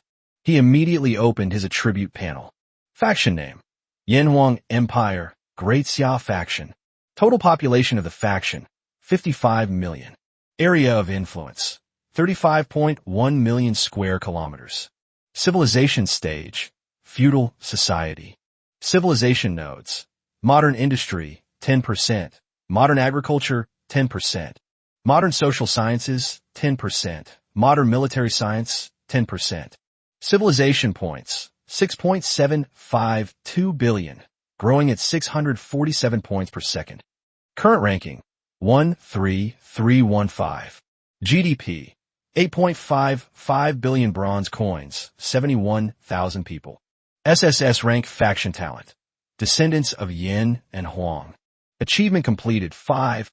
Global growth: 80%. The civilization node indeed underwent a dramatic change, transforming from advanced to modern, with all progress reset to 0, retaining only 10% of the foundation. The Empire's overall ranking in the feudal world plummeted to over 13,000. The competition is indeed more intense now. Lu Ziye was not discouraged at all. Instead, his eyes blazed with fighting spirit. He knew that his backwardness wasn't limited to military matters. He could quickly close the gap in other areas. He quickly connected to the feudal era's Great Xia faction channel. Upon entering, instead of greetings, one is met with a deluge of pleas for help and battle reports that are almost overwhelming. Faction, Great Xia Dynasty. Hold on. Damn it, hold on. Sunset's artillery is too fierce. Western Front Fortress number 3 requests reinforcements. Repeat, requesting reinforcements. Faction, Great Xia Flying Feather Kingdom. SOS. SOS. The Northern Valley has fallen. Our cavalry has been completely wiped out. They possess a type of firearm capable of continuous fire. Faction, Great Xia Jinyuan Duchy. Resources. We need iron and gunpowder. Who could provide support? Price is negotiable. The Sunset Empire's airships have already crossed the mountains. Faction, Great Xia Dynasty. Commander-in-Chief, all Great Xia units. Consolidate your defenses. Hold fast in your cities. Avoid open field battles. Repeat, avoid open field battles. Await a turning point. Chapter 129 Battle. The horns of war sounded the moment the Empire stepped into the New World. For the Yanhuang Empire's Air Force, which possesses 80,000 wing longs and has achieved near-sonic maneuverability with an 80% increase in global speed, a distance of 300 li is merely the time it takes to flap its wings a few times. The massive aerial formation cast rapidly moving shadows on the ground, like a cloak of death spreading out, blotting out the sky, sweeping across the unfamiliar mountains and rivers below, carrying a suffocating pressure as it hurtled toward its target. Wu Do stood firmly atop the most magnificent dragon head, the oncoming gale whipping his black cloak behind him into a fluttering sound, like a battle flag. His gaze was sharp and calm, like that of a hawk, as he looked down at the increasingly clear and ravaged battlefield below. Behind the armed conflict lies the Empire's most core military strength. 10 million of the most elite soldiers have all been refitted with heavy, dark iron armor. They no longer use repeating crossbows, but instead carry brand new Yanhuang Type 1 muskets on their backs, riding pterodactyls, forming a neat and awe-inspiring aerial formation. The cold iron armor and gun barrels reflected a large area of eerie, dark light under the dim sunlight. This Air Force, fully armed with firearms, was a declaration of the Yanhuang Empire's entry into a new era. Further away, a muffled rumble came from beneath the earth. 20,000 red earth dragons surged and lurked underground like an undercurrent. They were death gods from the depths of the earth, the key to deciding the outcome of the battle on the surface. The entire battlefield was finally revealed to them in its entirety and brutally. The Yinfan royal city, built against the mountain, has now been completely turned into a hell. The towering black plume of smoke writhed like a desperate python, and the once sturdy city walls collapsed in many places. Broken bricks and char beams were mixed with charred corpses and scattered everywhere. On the city walls, the remaining Great Xia defenders, ragged and covered in blood and dust, were engaged in a desperate and brutal battle with the Sunset Empire soldiers, who surged forward like a tide and wore uniform dark red armor, using broken spears and dulled swords. Every roar, every clash of weapons, signifies the passing of life. What truly demonstrated the military might of the Sunset Empire and exerted sustained pressure on the defending forces was the well-organized siege army of about 5,000 men outside the city. Their formation was tight, exuding a well-trained and ruthless aura. Approximately 2,000 soldiers were armed with long-barreled muskets, about 1.5 meters long, with clearly visible, gleaming bayonets at the front. The barrels still reflected a cold, hard luster amidst the billowing smoke. This was the musket mentioned in the intelligence report. But even more threatening were the hundreds of oddly shaped machines in the center of the formation, pulled by robust fighting beasts. They had thick, short metal pipes covered with honeycomb-shaped heat dissipation holes, with complex and sturdy metal supports and water-cooled sleeves covering the gun barrels below. Behind them were huge wooden water tanks and winding leather water pipes, with gleaming metal ammunition belts piled up next to the crank handles. Water-cooled machine guns. These weapons, which should not have appeared on the stage of this era so early, are now exuding a chilling aura of death. Their continuous short bursts of fire, like the tongue of a venomous snake, are licking at the crumbling city walls, suppressing the defenders to the point that they can hardly raise their heads. Chi-Ban's eyes suddenly flashed with an astonishing light, and his breathing became extremely rapid. Brilliant! Absolutely brilliant! They even thought of using water to carry away the terrifying heat generated by continuous firing. This structure and this idea of combat. If I could capture one, even just a part of the wreckage, I would definitely be able to reverse engineer it and give my Yin Huang firearms a leap in firing rate and sustained fire.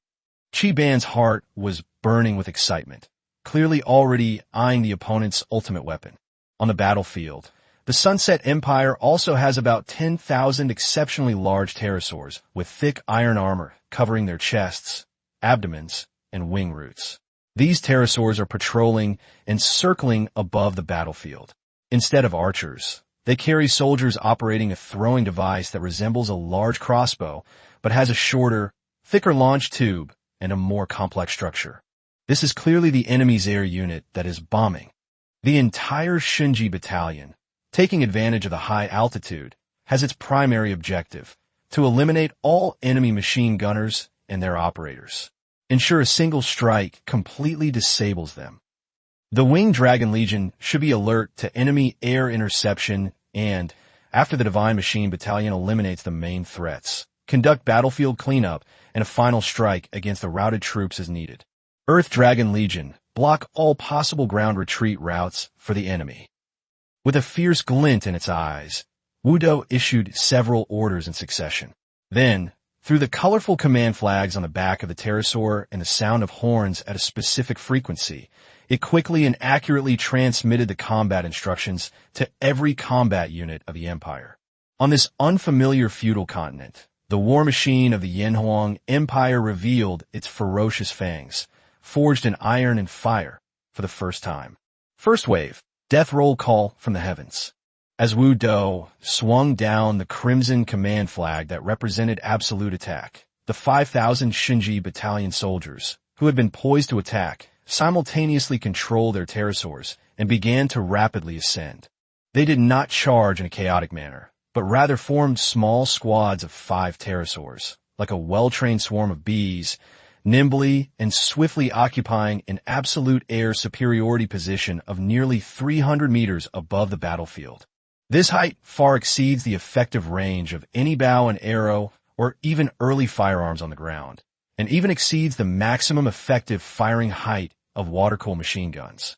To the Sunset Empire's army below, these circling black dots seemed like insignificant vultures. 300 meters altitude, each squadron searched for targets freely and prioritized destroying enemy machine guns. The Shinji battalion commander's voice, transmitted clearly through a specially made megaphone, reached every gunner's ears amidst the howling wind. The next moment, a scene that silenced the entire battlefield and even the entire feudal era unfolded. There were no earth-shattering shouts of battle, no dense rain of arrows, only a muffled and violent thunderclap suddenly erupting from the sky. Bang! Bang! Bang! Bang! Bang! The Yinhuang Type 1 musket spewed out deadly tongues of fire in a very short time. White smoke billowed high in the sky, like clouds suddenly appearing. Scorching iron pellets, whistling and breaking the sound barrier, rained down from an almost vertical angle on the unsuspecting machine gun positions of the Sunset Empire below, like the precise scythe of death. At the same time, countless wraths of the Yin and Huang emperors poured down. Crack! Boom, boom, boom. The machine gunners in the ranks below, focused on unleashing a barrage of fire on the city walls, had no time to react. Their heavy helmets and breastplates were as fragile as paper before the massive iron balls falling from the sky. What's more, there were also those raging wraths of the Yin and Huang erupting around them. Blood gushed out instantly from the burst crack in the armor. The soldier operating the crank fell silently beside the water tank. Just as the assistant gunner was about to take the crank, another iron ball blew his skull off. In just one round, which wasn't exactly a full salvo, but was extremely efficient. The free hunt instantly silenced over 80% of the Sunset Empire's water-cooled machine gun positions. Those deadly weapons that represented their technological advantage were now either surrounded by corpses, or their crucial cooling water pipes were broken and water was gushing out, or their bolts were jammed, or their sights were destroyed by precisely fired iron balls. From the sky. The attack is coming from the sky. The composure and ruthlessness on the face of the Sunset Empire general, who was wearing a scarlet cloak, vanished instantly, replaced by boundless horror and bewilderment.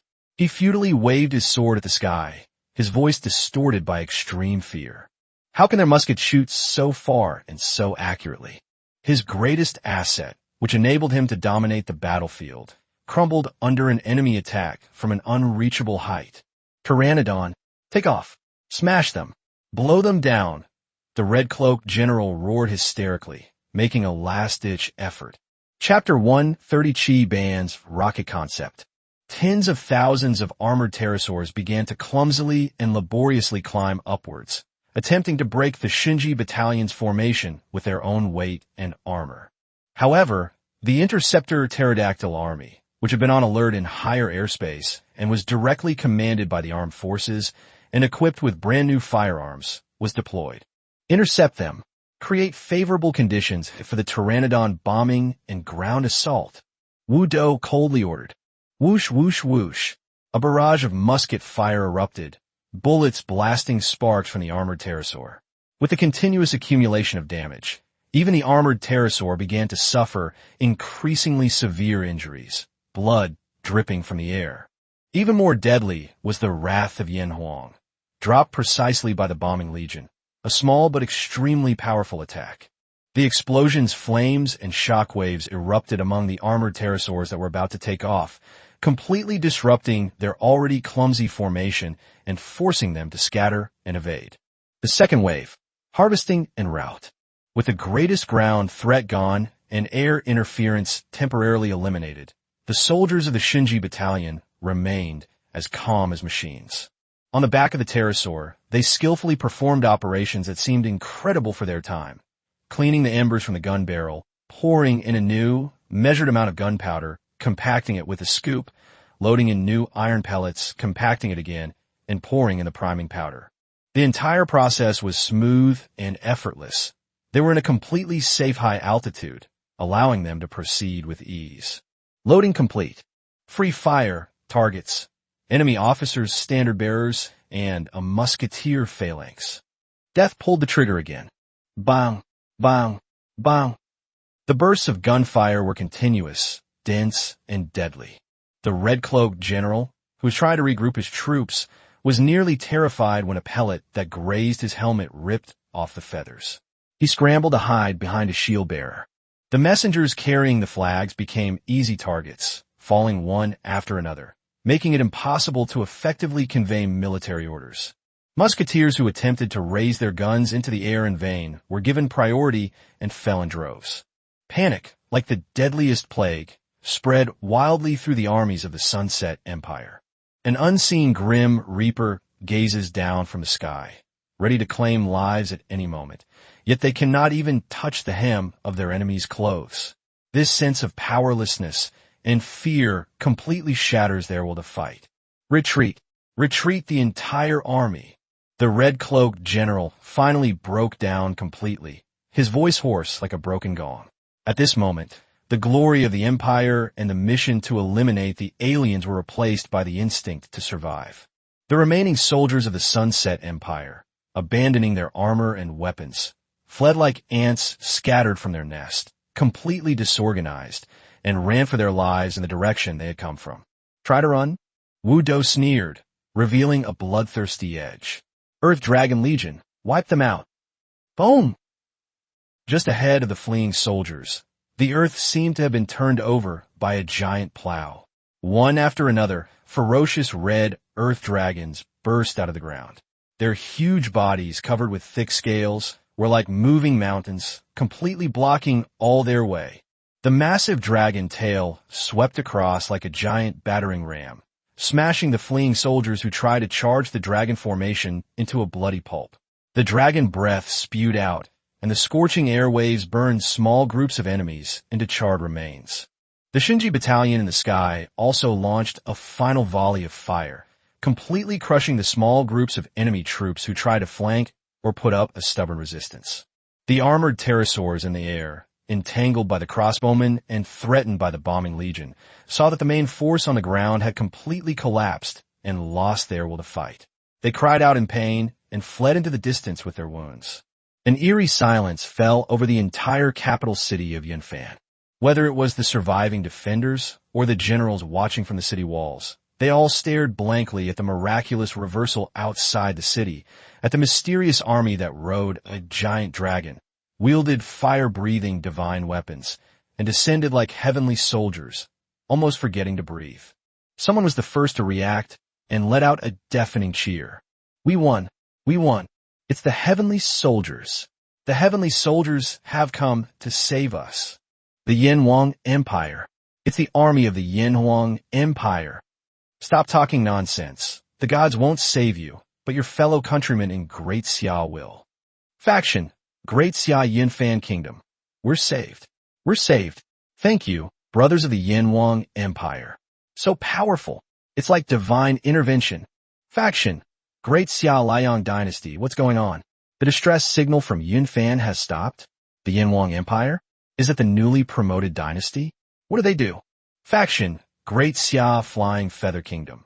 I just received a vague message from Yunfan saying that the Yinhuang Empire's army can accurately kill sunset machine gunners from extremely long distance using a type of firearm never seen before, while mounted on the back of a flying dragon. How is that possible? Faction, Great Xia Tian Su Dynasty, Commander-in-Chief at Great Xia Yinhuang Empire, Brother Liu. Is that you? Have you arrived? Could you provide a detailed account of the battle just now? How did you break through the sunset machine gun formation? Looking at the messages flooding the faction channel with shock and disbelief, Lu Ziye smiled faintly and calmly replied. Faction, Great Xia Yinhuang Empire. Newcomer, just testing the waters, pure luck. In truth, Lu Ziye knew that the bombing effect of the pterosaur was simply too outstanding. A seemingly casual remark, yet it was like pouring a ladle of ice water into a boiling oil pan, instantly shaking the entire feudal Xia regime. The name of the Yinhuang Empire and its mysterious aerial musket tactics left an indelible and powerful mark on this war-torn feudal continent for the first time. Wu Dou landed beside Lu Ziye on his pterosaur, his face beaming with exhilaration. Your Majesty, the enemy has been completely routed. Our army is currently mopping up the remaining enemy forces and seizing the spoils of war. Lu Ziye nodded, his gaze falling on Qi Ban, who was directing his soldiers to carefully collect the machine guns and armored pterosaur remains above the battlefield below. A smile played on his lips. Tell Qi Ban that his new weapon is performing well. Next, it's time for his divine machine workshop to get busy. Wu Dou nodded repeatedly. With the spoils of war, I believe he will soon be able to develop new weapons for the Great Xia based on them, which may be more powerful and have a longer range. However, Lu Ziye had no idea that Qi Ban was at the Research Institute's testing grounds, instructing the craftsmen to increase the size of the rocket. He had an idea, since this little toy could rush into the distance and explode. If I magnify it 100 times or 1,000 times, can I launch it from the ground to a greater distance, and then use it to carry the wrath of Yinhuang to achieve a ground-to-ground attack effect? This thing should have a new name. Exploding like fire, fast as an arrow. How about calling a rocket? Chapter 131, Aftermath and Foresight. The news that the Yinhuang Empire had crushed a vanguard legion of the Sunset Empire in its first battle on the border with lightning speed and rescued the Yunfan Kingdom was like a boulder thrown into the dull and oppressive feudal era, creating ripples far beyond the battle itself. The Xia Faction Channel. After a brief silence, information burst forth like a flood. Faction, Great Xia Yunfan Kingdom. We once again express our gratitude to the Yinhuang Empire for their assistance. If it weren't for King Lu's divine intervention, our entire Yunfan Kingdom would be reduced to ashes by now. Yunfan will never forget this kindness. The Yunfan King's speech was filled with the excitement and sincerity of surviving a catastrophe. Faction, Great Xia Liang Dynasty at Great Xia Yinhuang Empire. Brother Liu, This battle was brilliantly fought. Clean and efficient. Your muskets, which can be used on the backs of pterosaurs, are truly revolutionary weapons. They were able to so effectively wipe out Sunset's machine gun positions. The monarch of the Liang dynasty spoke with a tone filled with amazement and a hint of barely perceptible envy. Faction, Great Xia Flying Feather Kingdom. More than just machine guns. According to the battlefield footage shared by Brother Yunfan, system-recorded replay, Yanhuang's pterodactyl troops completely suppressed the enemy's armored pterodactyls. Their firepower coverage, precise sniping, and battlefield concealment tactics were executed flawlessly. This is no small feat, Brother Liu. Your military development has surpassed all of ours. The Flying Feather Kingdom is known for its air force, and his analysis was more professional and incisive, pointing out the organizational advantage of the Yanhuang Empire's air power. Faction, Great Xia Jinyuan Duchy, great. This Eastern War Zone can finally breathe a sigh of relief. The vanguard of the Sunset Empire was like a leech, constantly eroding our outer strongholds and shrinking our living space. This battle between the Yanhuang brothers was like smashing one corner of their pincer attack, buying us valuable strategic buffer time. The statement from the Principality of Jinyuan represented the common sentiment of most of the surrounding kingdoms, and their words were filled with relief. However, the brief moment of optimism was quickly replaced by a deeper sense of worry. Faction, Great Xiatian Su Dynasty, Commander-in-Chief, and all members, gentlemen, hold your cheers. Brother Liu's victory in this battle is of great significance. It has indeed driven a solid wedge into the eastern theater of our Great Xia, blunted the enemy's momentum, and enhanced our prestige. However, we must be soberly aware of the terrifying opponent we are facing. The commander's voice, conveyed through specially marked text, carried a heavy weight, instantly silencing the channel. According to intelligence gathered at great cost by our Tianzi dynasty, and vague warnings from a higher era, the Sunset Empire is a behemoth simultaneously at war with over 3,000 transmigrator kingdoms and neutral forces. Their territory spans multiple continental plates, and their war potential is unfathomable. We are currently only engaging the vanguard forces on the periphery of their massive war machine, responsible for area clearing. Vanguard forces of this size are commonplace in the Sunset Empire's order of battle. Their main legions are equipped with far superior, longer-range firearms, possess massive numbers of heavily armored ground dragons, and aerial fortresses with true strategic bombing capabilities. Those forces are currently being held back by powerful kingdoms and alliances in other war zones.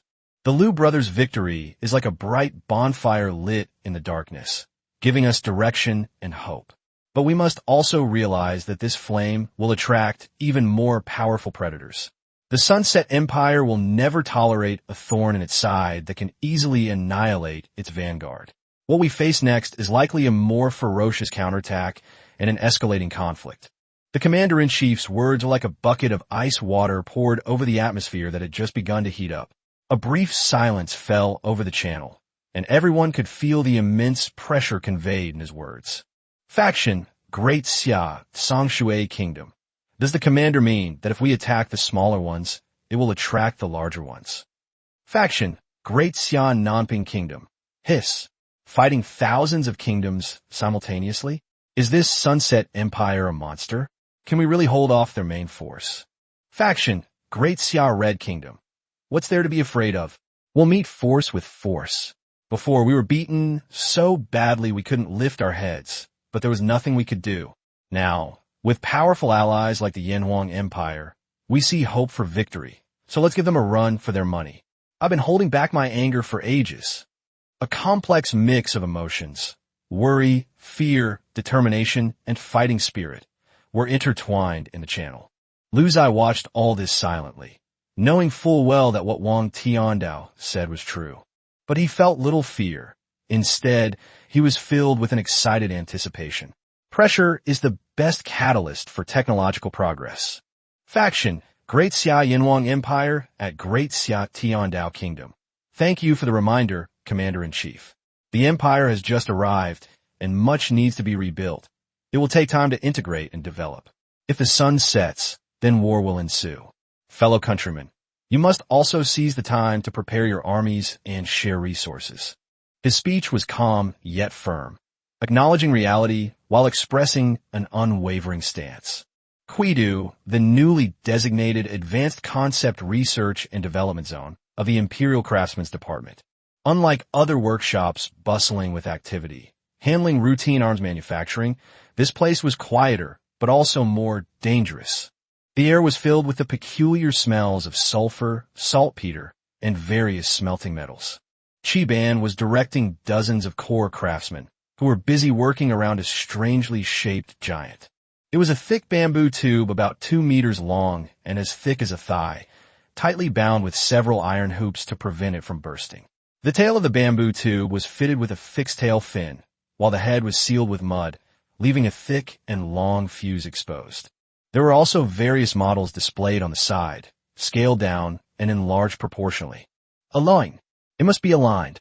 The center of gravity must be on the axis, otherwise it will spin when it flies. Chiban's voice was hoarse, but full of passion. At that moment, Wu Do strode in. He had just finished counting the spoils of war and redeploying the troops. Looking at the huge skyrocket in the center of the field, his rugged face was full of confusion. Old Chi, what are you doing fiddling with this giant firecracker? Wu Do walked around the prototype rocket and patted the sturdy bamboo tube. With this effort, wouldn't it be better to build more winged dragons? Produce more Wrath of Yanhuang bombers and muskets? Our winged dragon bombers are pinpoint targets, high altitude, safe, and ruthless. Your thing, you just set fire to the ground. Whether it hits the target or not depends entirely on luck, and I doubt its range exceeds 500 meters. What's the use? The cost-effectiveness is too low. This is a very practical question. From a military perspective, the existing air bombing system is already near perfect, and investing a lot of resources in developing such an unreliable rocket would be a complete waste. Chiban stopped what he was doing, wiped the sweat from his forehead with his hands covered in charcoal, and a gleam of research, which was hard to understand in martial arts, appeared on his face. Your idea of armed conflict is correct in the short term, Chiban explained patiently. But we can't just look at the immediate situation. Chapter 132, Scientific Spirit. He pointed to the huge bamboo tube. Yes, its range is probably only a few hundred meters right now, and its accuracy is even worse, far inferior to the precision of a pterosaur's throwing. But we must build this thing first. Why? Wu Do frowned. Because we have to take it one step at a time. Chiban's tone became excited. Do you remember our first stone axe? Do you remember the first time we forged bronze? Do you remember the first time we let pterosaurs carry the Wrath of Yanhuang? Which technology didn't start from something rudimentary and improved step by step to reach where it is today. He walked to the rocket, his eyes burning with fervor. This rocket is the same. Right now, it can only reach ground, and it's incredibly cumbersome. But as long as we grasp the basic principles and keep experimenting, what about the future? We can make it smaller and lighter, so that the Pteranodon can carry it and launch it from the air, turning it into an air-to-ground rocket, or even an air-to-air rocket, to attack enemy flying units at a distance far exceeding the range of a musket.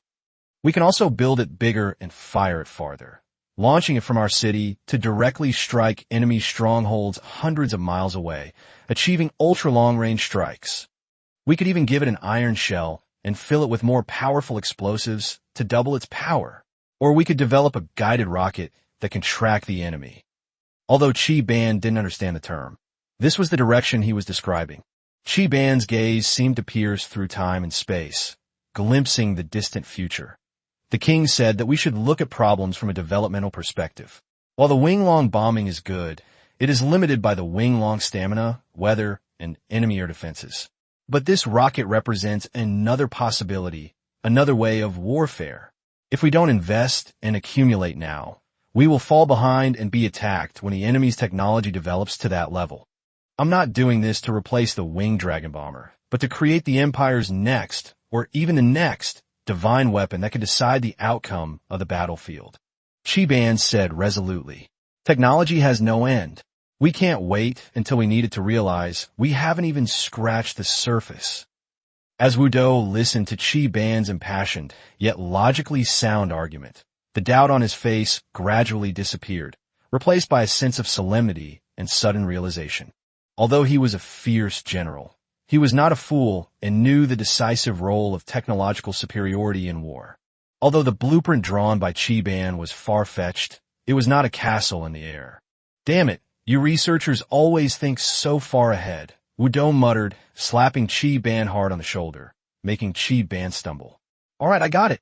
Whatever materials or manpower you need, just tell the logistics department. I want to see how big a firework you can set off in the future.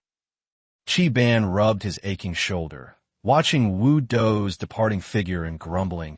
Couldn't you have been a little gentler? He turned to the busy craftsman, his voice once again filled with power. Keep going. Record all the data from each test launch. The propellant charge, angle, tail fin shape, flight trajectory. Every detail is crucial.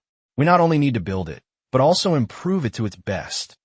Deep within the craftsman's department, amidst skepticism and support, the exploration of the future took its first firm step. The Empire's technology tree is quietly branching out and growing in deeper and farther directions. Just as Chi-Ban was working hard in the craft department to develop the epic-making rocket blueprint, Lu Ziye heard a private chat notification from the highest command level of the feudal era in his mind. Private chat, Great Heavenly Strategy Kingdom. Brother Lu Ziye, are you there? I need to discuss important matters concerning the strategic layout of the Eastern Theater Command with you. The information comes from Zhu Tianzi, the monarch of the Tianzi dynasty and the commander-in-chief of the Great Xia camp in the feudal era.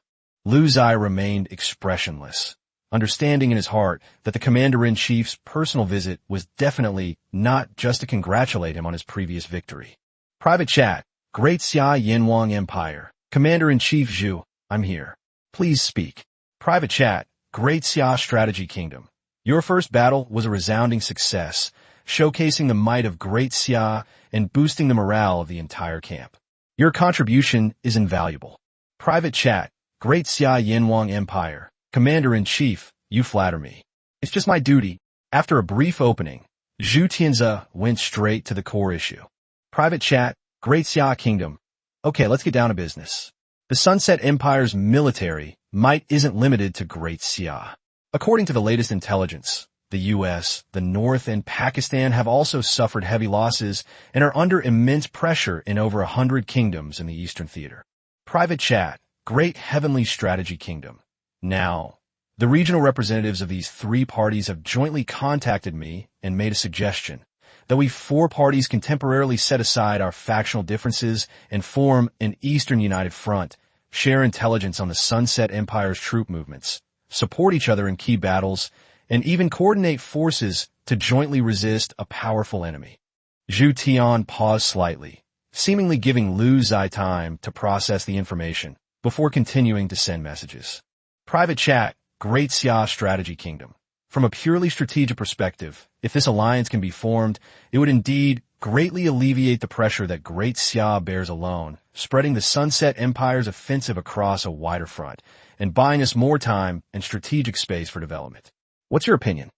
Lu Ziye looked at the message sent by Zhu Tianzi, but a smile that only he himself could understand appeared on his lips. En alliance? To fight a common enemy? It sounds appealing, but in essence, isn't it just about using the power of the Great Xia to share the firepower of those factions that stabbed them in the back? In Lu Ziye's view, this is tantamount to inviting wolves into the house and handing over readily available points to others. His mind flashed back to the slave society, to the overt and covert targeting and exclusion by these factions. Now that we've entered a feudal society and are being driven to the brink of defeat by the declining empire, they suddenly think of unity. You want to use the might of my Great Xia army as a shield? No way. Those kingdoms attacked by the Sunset Empire are all mobile points pools. Let them wear down the Sunset Empire and then seize the right opportunity to strike. This will weaken the enemy and gain massive points, which is the best option for the Yanwang Empire. However, these words could not be said directly to Zhu Tianzi. Private chat, Great Xia Yanwang Empire. Commander-in-Chief, I think this is completely unnecessary. Lu Ziye's reply was simple and direct, carrying an unquestionable resolve. Private chat, Great Heavenly Strategy Kingdom. Oh, what do you mean? Brother Lu, I know you are powerful, but the Sunset Empire is too strong. It's always better to have one more friend than one more enemy. Zhu Qian's tone was guiding and admonishing. In his view, it was not impossible to make a temporary compromise. Chapter 133, Qi Ban's New Trick. Private Chat. Great Xia Yin Huang Empire. Since the Commander-in-Chief has asked for my opinion, I'll be frank. My Great Xia has never needed to be subservient to others, much less form alliances with fickle and unreliable individuals. The Commander-in-Chief surely hasn't forgotten the underhanded tactics they employed behind the scenes. Trying to negotiate with the tiger will only result in being hurt. Private Chat. Great Xia Yinhuang Empire. Now that my Yinhuang Empire has established itself here, it is only natural that we should shoulder the heavy responsibility of confronting the enemy head-on. If the Sunset Empire comes, I will face it alone. Why should we rely on the strength of others? Lu Ziye perfectly concealed his selfish desires under the banner of Great Xia spirit. Zhu Tianzi remained silent for a long time on the other end. He could sense the determination in Lu Ziye's words, and he also recalled the higher-ups' evaluation of Lu Ziye. His actions are unpredictable. He often does surprising things, but the results are often excellent. Private Chat. Great Xia Kingdom. I understand. Since you've made up your mind, I respect your choice. I will represent Great Xia in rejecting their alliance proposal. The Eastern Theater's frontal defenses are now in Brother Lu's hands. Private Chat. Great Xia Yinhuang Empire, my duty. Shortly after ending his private chat with Zhu Tianzi, a temporary communication group for the four factions was established, and Lu Ziye, as the representative of the Great Xia faction, was invited by Zhu Tianzi to join. Four-party, temporary, communication group. Eagle Freedom Flag Kingdom at Great Heavenly Strategy Kingdom. Commander-in-Chief Zhu, what is your consideration regarding the proposal for a joint resistance against the Sunset Empire? The Sunset Empire's offensive is becoming increasingly fierce. We must reach a consensus as soon as possible. Northern Bear, Steel Torrent Principality. That's right, time waits for no one. The three of us have reached a preliminary agreement and are now awaiting Great Xia's response. Only through unity can we have any hope of survival. Baden New Moon Guardian Alliance. For our shared survival, we hope Great Xia can set aside its prejudices. Zhu Tianzi did not reply directly, but instead tagged Lu Ziye. Great Xia Tian Su Kingdom at Great Xia Yinhuang Empire. King Lu represents Great Xia in all military and diplomatic affairs in the Eastern Theater. His decisions are the decisions of Great Xia. All eyes immediately focused on Lu Ziye. Lu Ziye looked at the three impatient IDs in the group and replied with a simple sentence. Great Xia Yinhuang Empire. The matter of an alliance is unnecessary to discuss further. Our Great Xia has no intention of uniting with you. The moment this message was posted, the group chat exploded. Eagle, Kingdom of Freedom, what? At Great Xia Yinhuang Empire. Do you know what you're saying? Refusing to unite? Does your Great Xia want to face the Sunset Empire's military might alone? This is suicide. It's also dragging down our entire Eastern Theater command. Northern Bear, Steel Torrent Duchy. Foolish. Short-sighted. You're playing with everyone's survival. Without our restraint, the Sunset Empire can concentrate all its forces to wipe out your Great Xia first. Baden New Moon Guardian Alliance at Great Xia Yinhuang Empire. King Lu, please reconsider. This is a matter of survival. Personal grudges should be put aside. We need unity. Faced with a torrent of questions, anger, and even accusations from the three parties, Lu Ziye's response remained a cold, dismissive statement, brimming with arrogance and resolute determination. The Great Xia Yinhuang Empire. Why should the Great Xia explain its actions to you? Your inability to defend your position is your own fault. As for the Sunset Empire, he paused deliberately, as if appreciating the other person's anxiety before sending the last message. Great Xia Yinhuang Empire. I'd love for them to deploy all their main forces, saving me the trouble of searching for them one by one. Points, of course, the more the better.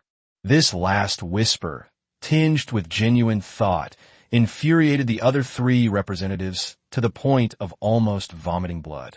The United States, the Kingdom of Freedom, F***K. Unbelievable. You'll regret this. Northern Bear, Steel Torrent Principality. Madmen. The Great Ziye is full of madmen. Batten New Moon Guardian Alliance. In that case, I hope you can truly withstand the pressure. Farewell. The impromptu group chat ended on bad terms. Lu Ziye left the group chat, his face expressionless.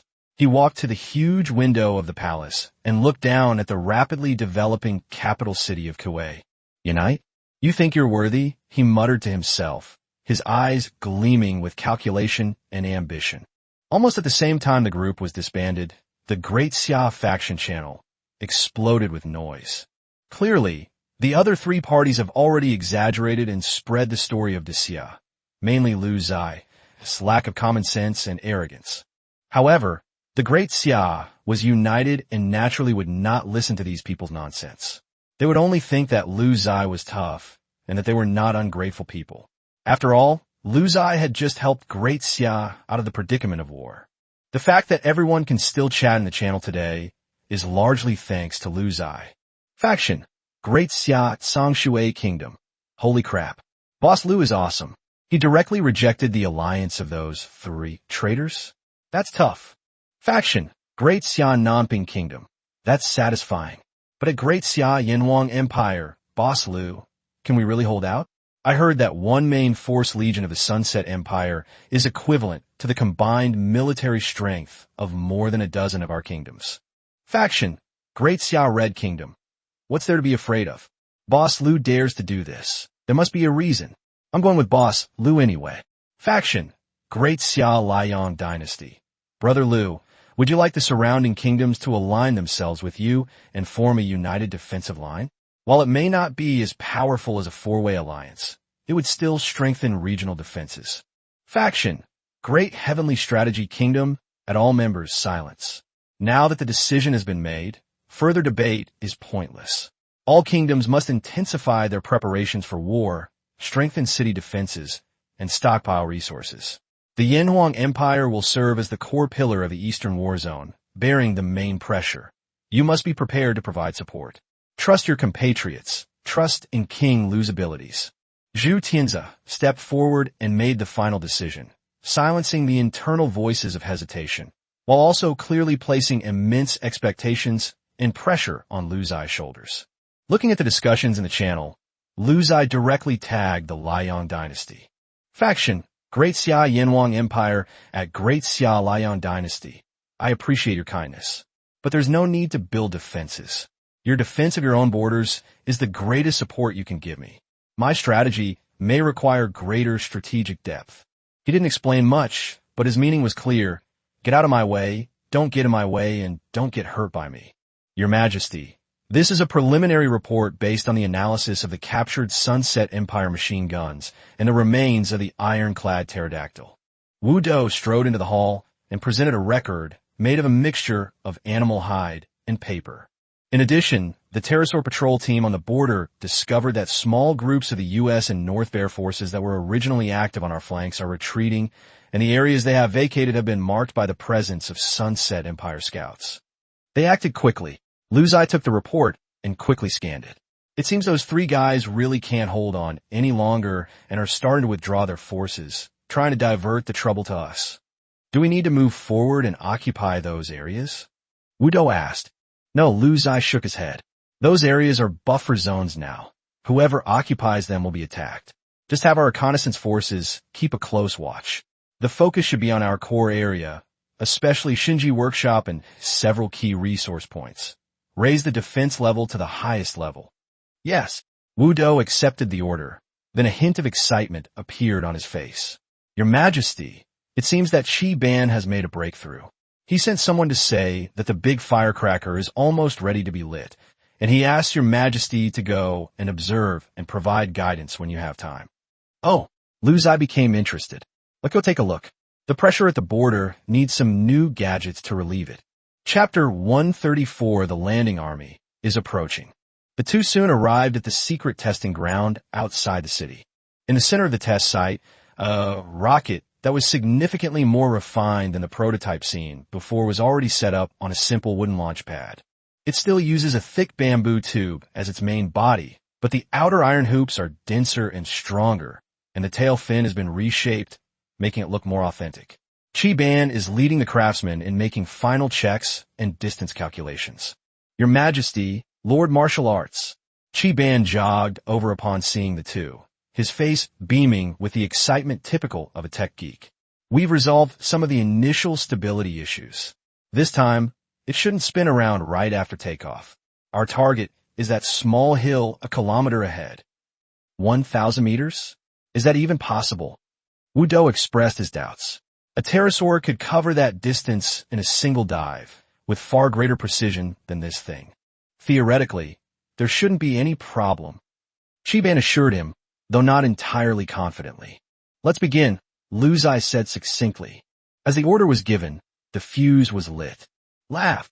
The fuse sparked and quickly burned into the tail of the rocket. Boom! With a muffled bang, the rocket's tail spewed out a large amount of flames and thick smoke. The powerful thrust propelled it violently off the launch pad, flying erratically but at an extremely high speed toward the target. All eyes followed the plume of smoke. The rocket traced a somewhat irregular arc in the air.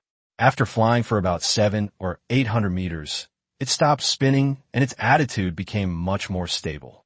However, due to an unknown deviation, it crashed into an open area 200 or 300 meters away from the target hill. Boom! The rocket exploded violently upon landing, sending flames soaring into the sky in a truly terrifying display. The range is insufficient, and the accuracy deviation is relatively large, Chi Ban reported somewhat awkwardly. Wudo curled his lip. I knew it, this thing. Not bad. Lu Ziye interrupted him, a satisfied look on his face. Being able to fly this far stably and explode is the first step to success. Remember this data and find out the reasons for the insufficient range and deviation. Next time, I want to see it fly even farther and more accurately. He walked over and patted the somewhat dejected Chi Ban on the shoulder. Old Chi, think long term.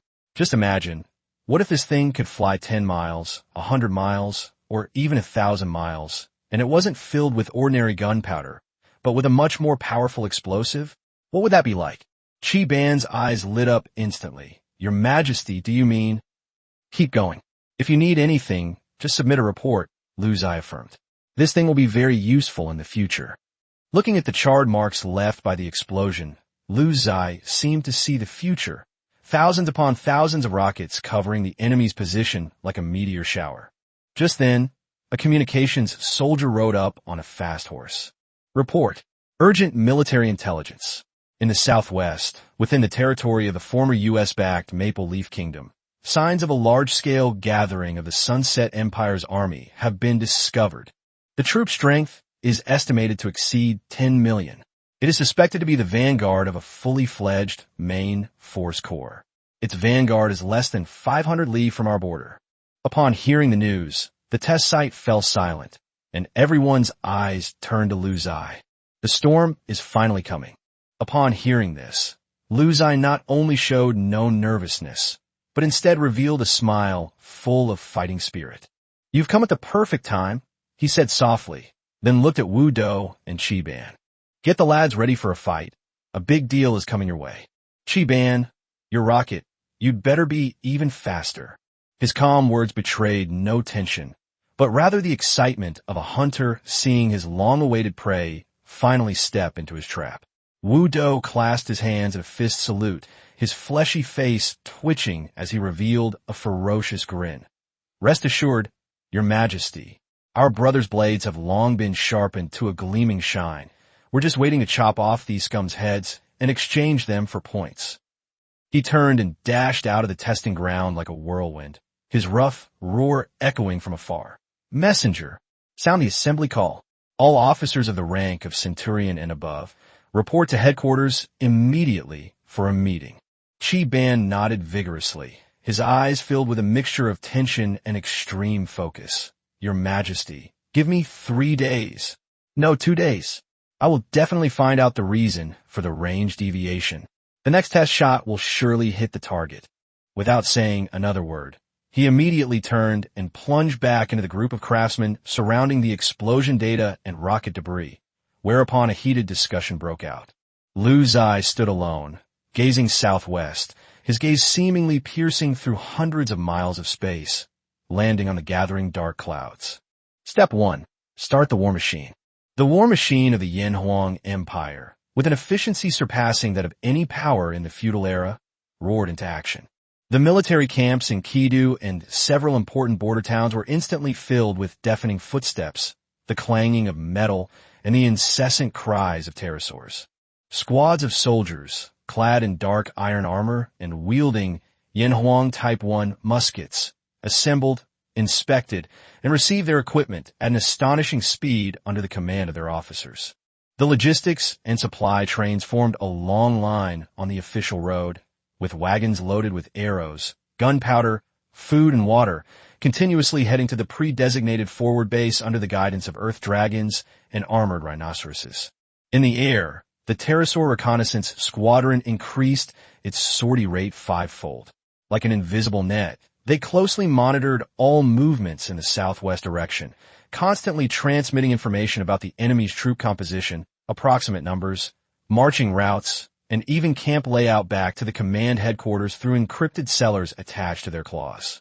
Inside the command center for the armed conflict, the massive sand table has been updated, clearly marking the possible attack routes of the enemy's millions of troops, the defensive nodes of our side, ambush areas, and the deployment positions of reserve forces. Generals at all levels gathered around the sand table, debating, supplementing, and refining the battle plan, the air thick with the smell of tobacco and a chilling atmosphere. Their main force consists of heavily armored ground dragons and those damned things that can fire in rapid succession, water-cooled machine guns. They don't have many cavalry, but they have a huge number of musketeers. A general who had just returned from the reconnaissance front reported, pointing to the sand table.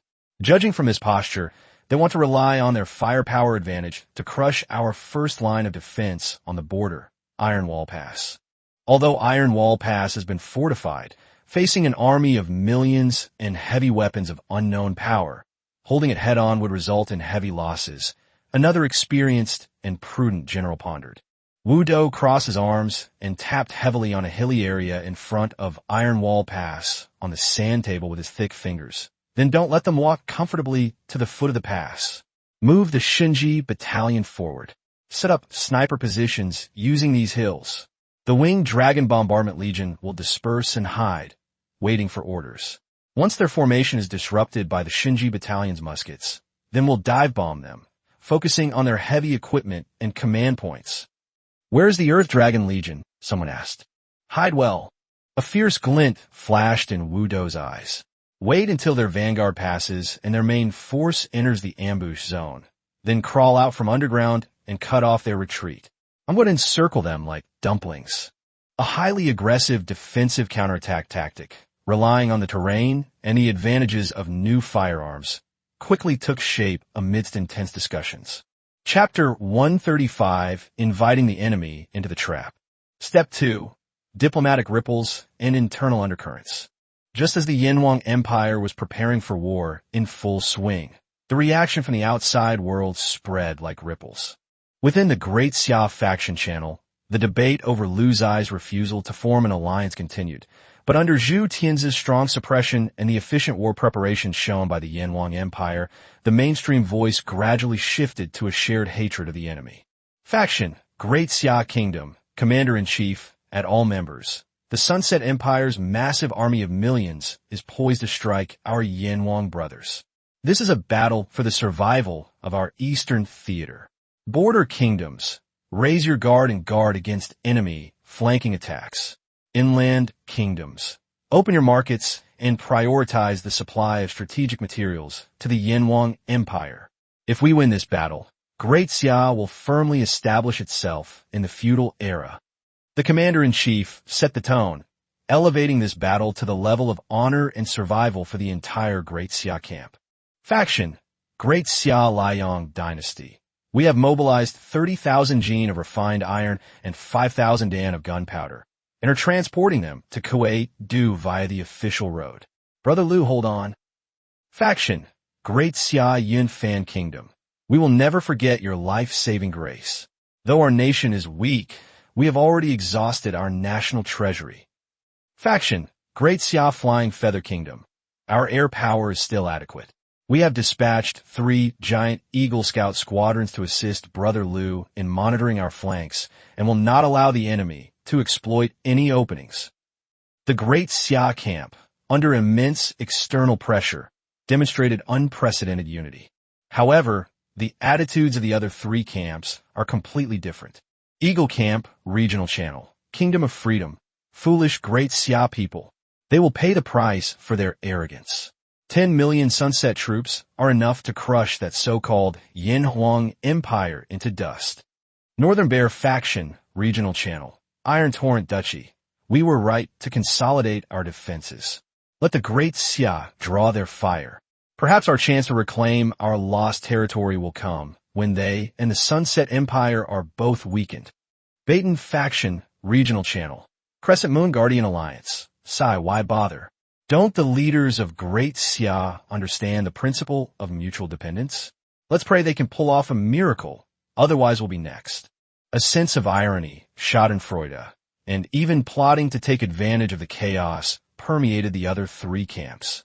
They tacitly accelerated the pace of their troop withdrawal, practically handing over the gateway to the Yin Huang Empire, hoping to lure the Sunset Empire, this fierce tiger, entirely towards Liu Ziye, this arrogant lone wolf. Step 3. Technological breakthroughs and the king's vision. 2 days flew by in an extremely tense atmosphere. Quidu, the observation deck on the top floor of the royal palace. Liu Ziye was having his final strategic conversation with Zhu Tianze, the commander-in-chief who had rushed over. This wasn't through the system channel. Zhu Tianze had arrived in person. Lord Liu, the situation is clear, Zhu Tianze's envoy said gravely. Those 3 parties are not only standing by and watching, but are even deliberately directing the Sunset Army's advance towards you. Their massive army of millions is merely the vanguard. Once you show signs of defeat here, the subsequent pressure will be like a landslide and a tsunami. If you change your mind now, I can still find a way to maneuver, at least allowing some of the Baton camp's forces to launch a flanking attack and contain you. No need, Liu Ziye interrupted him, his gaze still fixed on the southwest direction. I appreciate Commander Zhu's kindness, but there's no turning back now. I've got this army of millions. I'm going to take them down. Looking at Liu Ziye's calm, yet resolute profile, the envoy sighed inwardly, knowing he couldn't change his mind. He could only say, in that case, I will do my utmost to coordinate resources and stabilize the rear for you. I wish you a resounding victory. After seeing the envoy off, Liu Ziye was preparing to head to the command headquarters when a craftsman from the Divine Machine Workshop rode up on a fast horse, almost tumbling off the saddle, and rushed to the observation platform, excitedly shouting, Your Majesty. Lord Shi. Success. The rocket hit the target. It hit the target. Liu Ziye's eyes lit up, and in a flash he appeared downstairs, grabbing the craftsman. Lead the way. Test site outside the city. Everyone gathered at the launch site. Chi-Ban's face was covered in oil, but he smiled like a child. He pointed to the iconic little hill in the distance and said, Your Majesty, look. At the top of the small hill, a fresh, charred mark was clearly visible, with wisps of smoke still faintly rising from it. The propellant charge has been adjusted by 1/3. The tail fin angle has been slightly adjusted by 5 degrees, and the launch elevation angle has been increased by 2 degrees. Chi-Ban reported rapidly. This flight was stable, and the impact point was precise. The effective range remained stable at 1,200 meters. The explosive power has been tested and is sufficient to destroy light fortifications and dense formations. Although it still lags behind the pterosaur in throwing accuracy and agility, this means that a brand new weapon that can be mass-produced does not rely on the pterosaur's stamina and weather, and can launch beyond visual range strikes from concealed positions has officially entered the historical stage. Very good. Liu Ziye patted Chi-Ban heavily on the shoulder. Immediately get to work on 2 things. First, focus all efforts on producing this type of rocket and establish an independent rocket battalion under your direct command. Second, we began researching how to miniaturize it, with the goal of making it portable and usable by a single soldier or for air launch by the wing-long. Third, while miniaturizing the rocket, we must also simultaneously increase its size and range, so that in the future we can achieve all-domain strike capability with this type of rocket. Yes, your majesty. Qi Ban trembled with excitement, as if he could already see the spectacular scene of 10,000 arrows, fire arrows, being fired simultaneously, and fire rain covering the enemy formation. Step 4. The storm arrives. The third day dawned. The deepest darkness was about to pass, and the sky was just beginning to lighten with the first hint of dawn. Woo-woo-woo dash. A deep and desolate horn sound, like the mournful cry of a dying beast, suddenly came from the direction of Iron Wall Pass and instantly spread throughout the entire border defense line of the Yanhuang Empire. Almost instinctively, every soldier gripped their muskets, their bloodshot yet sharp as eagles' eyes wide. The officers suppressed, excited growls echoed across the position. Prepare for battle. The enemy has entered the ambush zone. Standing atop the city wall of Kuei-du, Lu Ziye's extraordinary eyesight allowed him to vaguely see the boundless, dark red waves slowly surging towards the distant horizon. The chilling atmosphere was palpable even from dozens of miles away. The sounds of fighting came through the communication terrasaur, carrying both bloodthirsty excitement and absolute calm. Your Majesty, the fish have been caught in the net. The vanguard consists of 5,000 heavily armored earth dragons and about 20,000 musketeers. The center is those iron turtles, heavy machine guns, and what appear to be artillery, and even more infantry, and the flanks are guarded by a small number of cavalry. Proceed according to plan, Lu Ziye replied with only 4 words. His gaze swept past the massive army formation, as if he could see even more enemies hidden behind it, the gloating faces of the 3 factions, and a massive amount of points beckoning to him. Chapter 136. The smoke of war rises. He slowly raised his hand, and behind him, a guard respectfully presented him with a longbow, its design simple, yet crafted entirely from meteorite iron.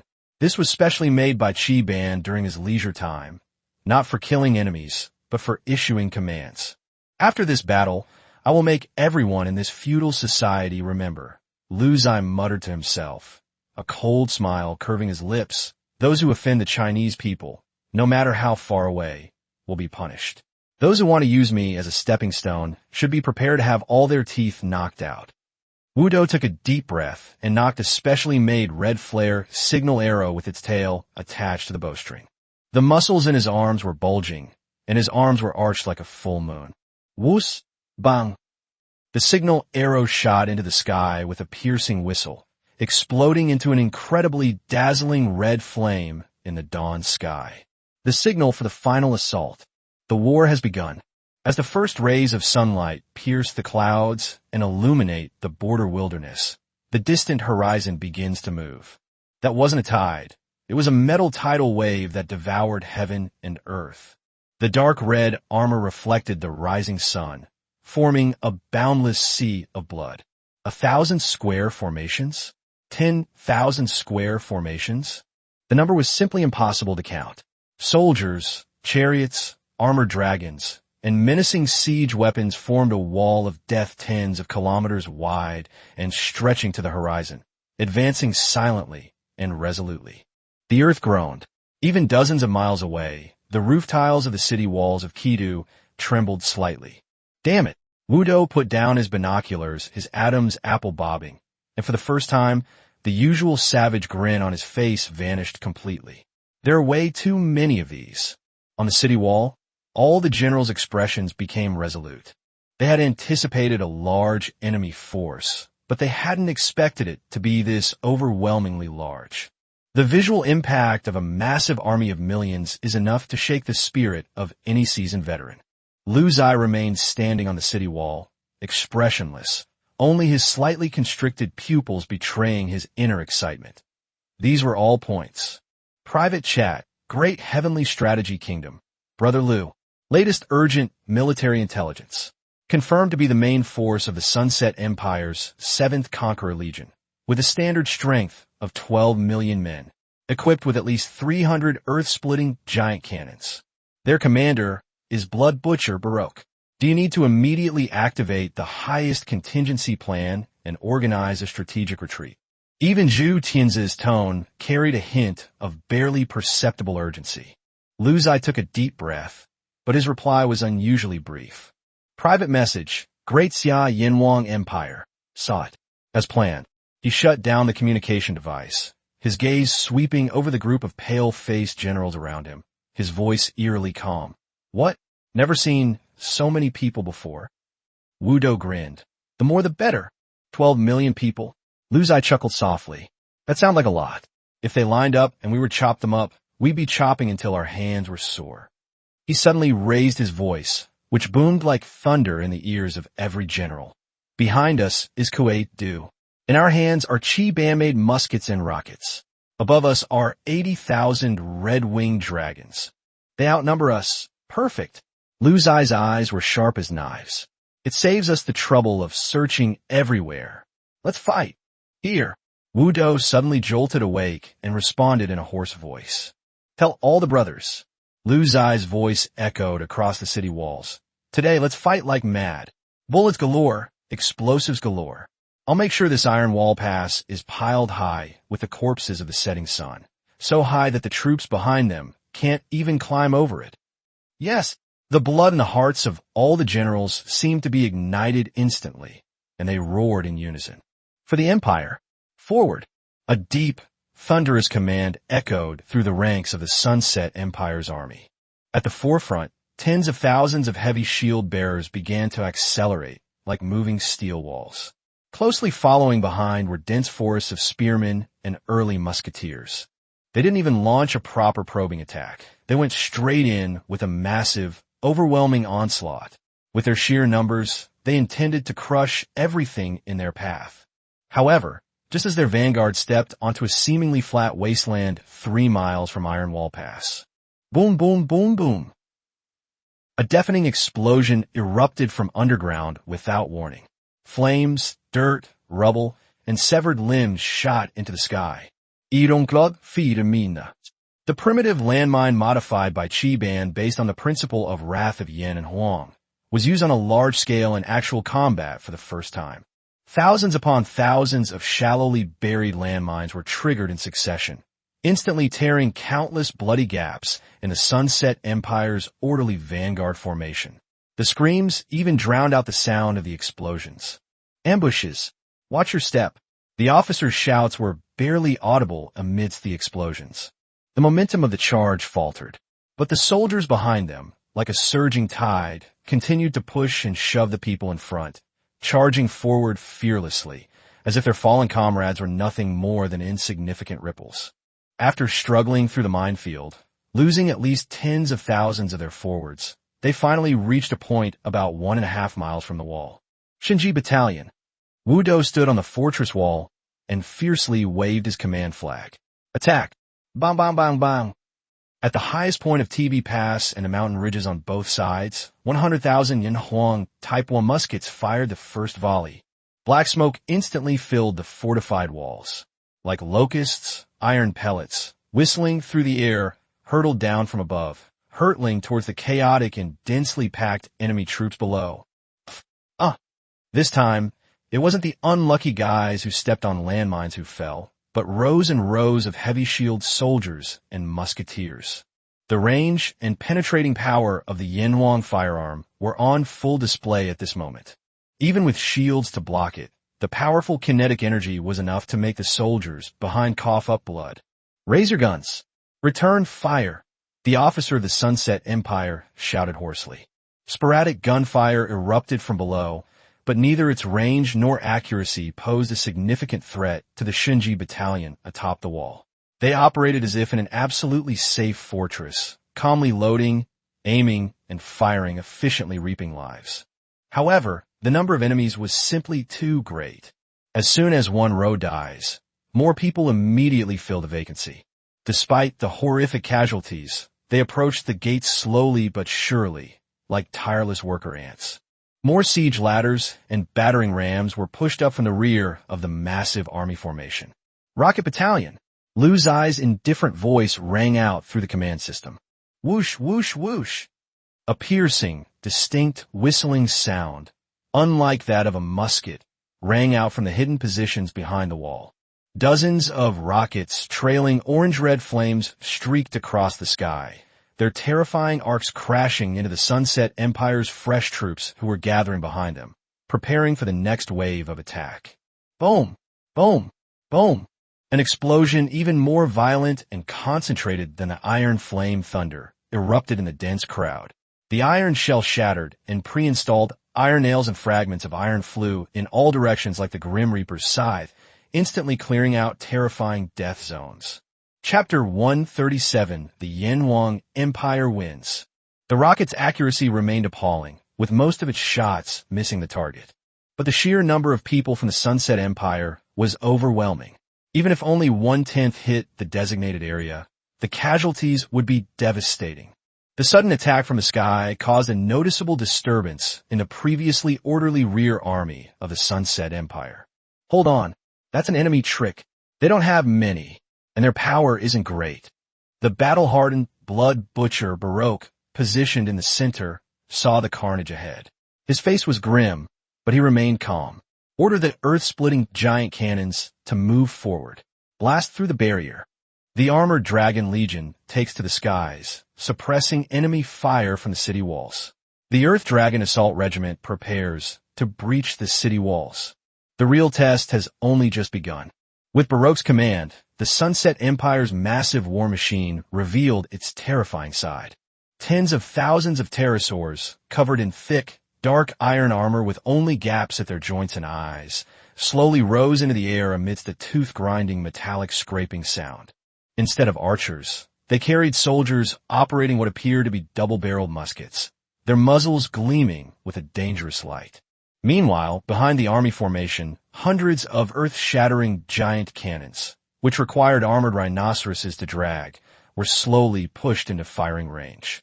The thick, dark muzzle, large enough to fit several people, began to adjust its angle, aiming at the majestic iron wall pass. Target: enemy armored dragons and heavy artillery positions. Lu Ziye's order came clearly: Winged Dragon Legion, attack. Bomber formations, prioritize destroying the heavy artillery. Air combat formations, engage the armored dragons.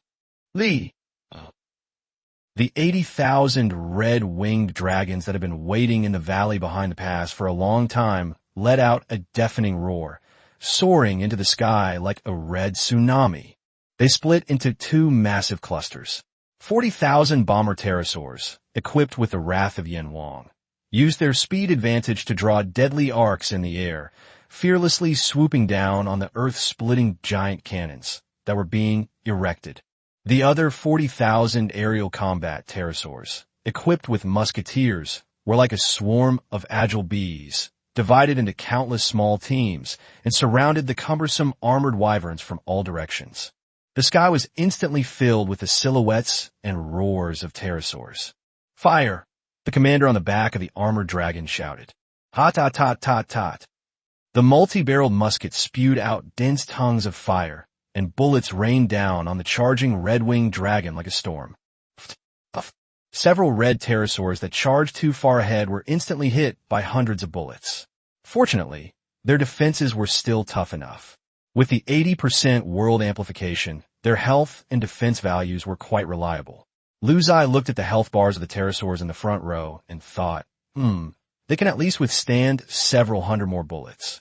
The wounded red pterosaur cried out and quickly turned to dodge, while pterosaurs behind it rushed up to share the damage.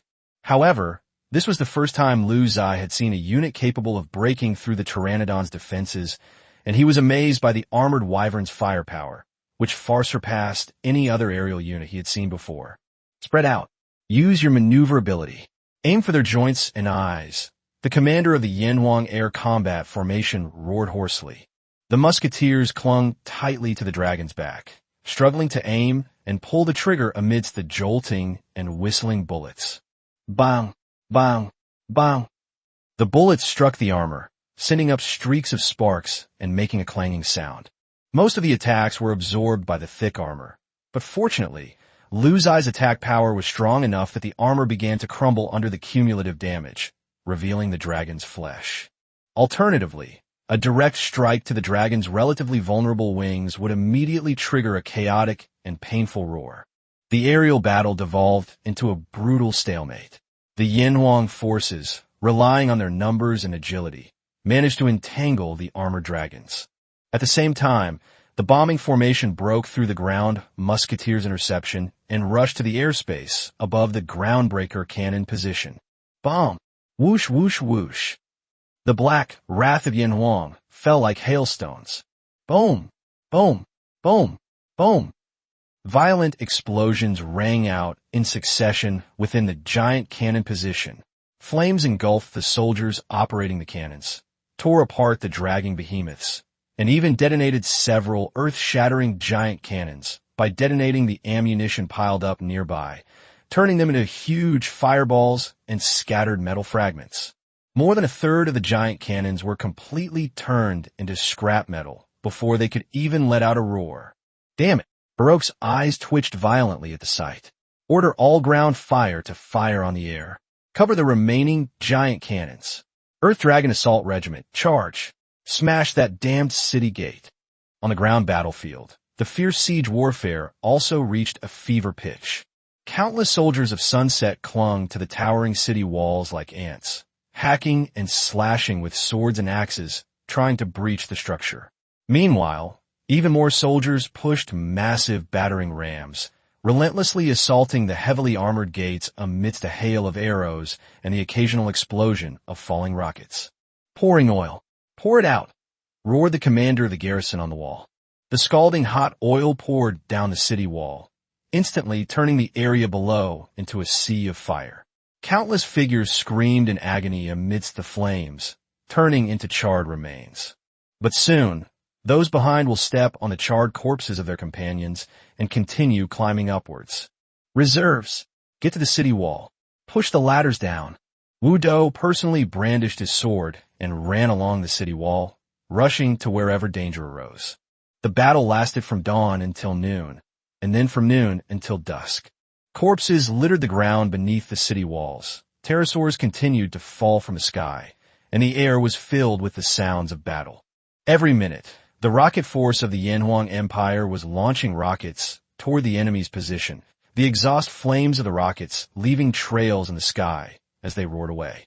In this battle, the Yanhuang Empire paid a certain price, but the initiative remained in the hands of the military, and the enemy forces were gradually showing signs of fatigue. The ground and aerial offensives gradually overwhelmed the enemy, and the Sunset Empire's lines began to crumble, prompting them to choose an orderly retreat. Seeing this, Wu Dou was overjoyed. Trying to run? Did they ask the Yanhuang warriors first? Brothers, give it your all, charge. Li. The pterosaurs roared in the sky, and the red pterosaurs merged into a fiery red mass, sweeping towards the enemy camp like a sea of fire. Countless wraths of the Yanhuang poured down upon the enemy positions, while the ironclad Dragon Legion of the Sunset Empire had suffered heavy casualties and was no longer able to stop the red-winged dragon's charge. Awu! On the enemy's position, Earth dragons suddenly burst forth from the Earth's core, rolling, biting, and sweeping across the enemy lines. On the ground, the Yanhuang soldiers, armed with muskets, fired at the enemy while coordinating with the Earth Dragon assault. Seeing this, Lu Ziye realized, the Yanhuang Empire has won. Chapter 138 Post-War Inventory and Technological Leap Forward. The smoke from a battle before the Iron Wall Pass had not completely dissipated, and the air was filled with the pungent smell of gunpowder, blood, and burnt matter. On the battlefield, the corpses of Sunset Empire soldiers and their broken equipment covered dozens of miles of wasteland, densely packed and stretching as far as the eye could see. Wu Dou stood on the gate wall, looking down at the soldiers who were clearing the battlefield, and let out a long breath. Damn, this is a huge profit. He grinned, his fat cheeks twitching. There are over 100,000 intact muskets alone that have been cleared out, and the wreckage of those armored wyverns will keep the craftsman's department busy studying them for half a year. The communications pterosaur landed beside him, and a blood-covered messenger jumped off its back. Sir, the preliminary battle results are in. The messenger's voice was hoarse but excited. We killed about 8 million enemy soldiers and captured about 500,000. Most of them were seriously wounded and unable to run. Our army suffered 12,000 dead and more than 30,000 wounded, most of which were losses during the siege of the city walls. Wu Dou nodded. This casualty ratio was nothing short of miraculous in a battle involving tens of millions of casualties, but there was little joy on his face. Wudo looked into the distance and asked, "What should we do with those prisoners?" The king said. The messenger lowered his voice. "The people of the Sunset Empire are stubborn and incorrigible. Keeping them alive is a disaster. Get rid of them all, and burn the corpses to prevent the plague." A fierce glint flashed in Wudo's eyes. "Do as the king says. By the way, what about those earth-splitting cannons?" 27 were captured intact, 54 were slightly damaged, and the rest were destroyed. Lord Chiban has already taken the craftsmen to the site and said he will dismantle and study them overnight. "That old bastard's quick on his feet." Wudo chuckled and cursed. "Go on, tell the brothers to get some rest. The kitchen has already prepared hot meals." A temporary loot research area was set up on the outskirts of Quito. Chiban was squatting next to a ground-splitting giant cannon, his eyes wide open, his hand holding a charcoal pencil, and quickly making notes on the animal hide. This cannon is entirely cast from refined iron, with a barrel nearly 4 meters long and a caliber large enough to fit an adult's head. The cannon is covered in inscriptions of the Sunset Empire, and its frame is a heavy wooden structure reinforced with iron hoops, requiring an armored rhinoceros to move it. "Wonderful, absolutely wonderful," Chiban muttered to himself. "Their cannon casting technology is far superior to ours. Look at this cannon barrel. The walls are of uniform thickness, and the inner wall is as smooth as a mirror. How do they manage that?" Several young craftsmen gathered around, and one of the bolder ones said, "Lord Chi, shouldn't we first figure out how to use this cannon, in case the Sunset Empire attacks again?" "Bullshit. Kui bongleft. Knowing what but not why is something only idiots do. What we need to understand is how they made it. The mold, the casting process, the cooling method. These are the real treasures." He stood up, dusting off his hands. "Take these 3 intact cannons back to the Divine Machine Workshop. Be careful not to damage them. Disassemble all the damaged ones.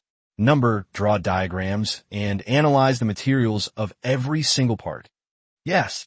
The craftsmen immediately got to work. Chiban then went to the other side, where dozens of armored wyverns were piled up. These wyverns were smaller than the red pterosaurs, but their bodies were covered in thick iron armor, with gaps only in key areas such as the joints and eyes. The armor was riddled with bullet holes and explosion marks, and much of it had been torn apart. Chiban squatted down next to a relatively intact wreckage and tapped the armor with a hammer. The crisp clang echoed. "This isn't ordinary iron," he frowned. "It's harder and tougher." He then inspected the weapon rack on the dragon's back. It was a double-barreled musket, much larger in caliber than the Yin Huang Type 1, with a shorter barrel and an estimated astonishing recoil. Next to it was a simple rotating mechanism that allowed the shooter to adjust the firing direction within a certain angle. "This design is for quick aiming during aerial combat," Chiban said thoughtfully. "Our musketeers can only fire forward from the dragon's back, which is a problem." He made another note on the animal hide. "The musket is equipped with a rotating mechanism, to be studied." "Lord Chi," a craftsman came running up, panting. "Come quick. We found this in the cockpit of an armored dragon." The craftsman held a thick book wrapped in oilcloth. Chiban took it, opened it, and his eyes widened in astonishment. The booklet was filled with complex mechanical drawings, structural diagrams of the armored dragon, transmission systems, weapon interfaces, and every page was covered with dense annotations in the language of the Sunset Empire, accompanied by simplified illustrations. This is... Chiban's hands trembled slightly. "This is the complete design blueprint for the armored flying dragon. How did it end up in the cockpit?" "It's probably a study notebook made by a driver himself," the craftsman guessed. "Judging from the wear and tear on this booklet, it must have been frequently consulted." The entire class clutched the booklet tightly, as if it were a priceless treasure. "Royal Palace, Council Hall." Ziye looked at the numbers jumping wildly on the system panel, and a smile appeared on his lips. "Points plus 12,000. Points plus 8,500. Point plus 15,000. The total points have skyrocketed from 700 million before the war to 14.2 billion, and it is still growing at a rate of nearly 1,000 points per second. That is the continuous benefit from battlefield cleanup and prisoner processing." "Your Majesty," Qianfeng stood below the throne, holding a scroll of accounts in his hands. A preliminary count shows that the total value of the seized bronze coins, gold and silver utensils, jewelry, and other valuables is approximately equivalent to 800 million bronze coins. In addition, the intact weapons, armor, provisions, and other supplies, if converted into production costs, are worth more than 2 billion. Lu Ziye nodded. Take the supplies into the warehouse, equip the second-line troops with usable weapons and armor, and rework the unusable ones. Distribute the rations to the soldiers and civilians on the border. Yes. Qianfeng paused. There is another matter. Merchants from all over the country have heard of our great victory and have flocked to K due to by the special products of the Sunset Empire that we captured. In particular, the finely crafted armor and decorations have increased in price dozens of times on the black market. Sell it, Lu Ziye said without hesitation. Except for the core technical data and complete large-scale equipment, everything else can be sold. You set the price, go for the higher end. Tell them that this is the spoils of war that the warriors of the Yanhuang Empire risked their lives for, and there's no room for negotiation. Qianfeng's eyes lit up. I understand. I'll get on it right away. After Qianfeng left, Zhu Qian's communication request came in. Brother Lu, I received the battle report. Zhu Qian's voice was weary, but even more so, gratified. You wiped out the 7th Conqueror Legion of 12 million men in one fell swoop. Do you know what that means? That means the Sunset Empire will send even more people, Lu Ziye said calmly. That's right. Zhu Qian smiled wryly. But more importantly, the pressure on the Eastern Theater Command will be temporarily relieved. The Sunset Empire has deployed 6 main legions in the surrounding area. The 7th Legion was completely annihilated, and they have to readjust their deployment. This buys us at least a month. 1 month is enough, Lu Ziye said. Chapter 139, Unifying the World. This is the end of the book. Many people use AI to automatically continue writing, but I'm too lazy to do it anymore. After finishing this chapter, I'll start working on a new book. I'm not making any money anymore. Lu Ziye walked to the window and looked at the night view of Kuwait. The city was brightly lit. The streets were crowded with people, and the cheers of victory could be faintly heard. He opened the system panel. Faction name: Yanhuang Empire, Great Xia Faction. Total population of the territory: 68 million. Sphere of influence: 45.66 million square kilometers. Civilization stage: feudal society. Civilization milestones: modern industry 40%, modern agriculture 20%, modern social sciences 20%, modern military sciences 30%. Civilization points: 14.852 billion, growing at 717 points per second. Current ranking: 5315.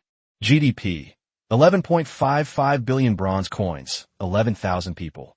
SSS level faction talent: descendants of Yin and Huang.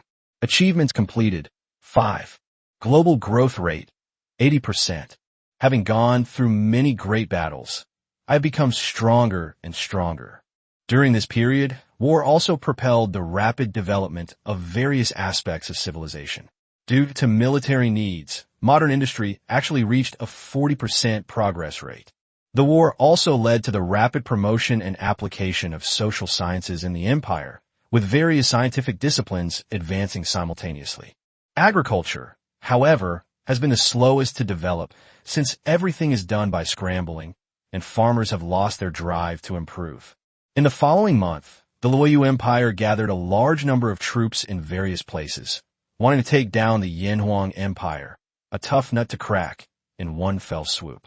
The Sunset Empire is extremely vast, with thousands of vassal states, and this is an extremely terrifying world war. Lu Ziye accumulated points like crazy within a month, while everyone in the Yanhuang Empire devoted themselves to military manufacturing. Qi Ban was busy every day between various military factories, and the Yanhuang Empire used all its resources to produce an astonishing number of weapons in a short period of time. The Wrath of Yanhuang had 30 million cannons, and 1 million more were improved after being captured from the Sunset Empire. The military personnel of the Yanhuang Empire expanded to 16 million. The number of red pterosaurs increased to 300,000, and the number of earth armor dragons to 50,000. A month later, Ziye, together with allied forces from all over the Great Xia Kingdom, launched a decisive battle called the Unification of the World. This war lasted for 3 months.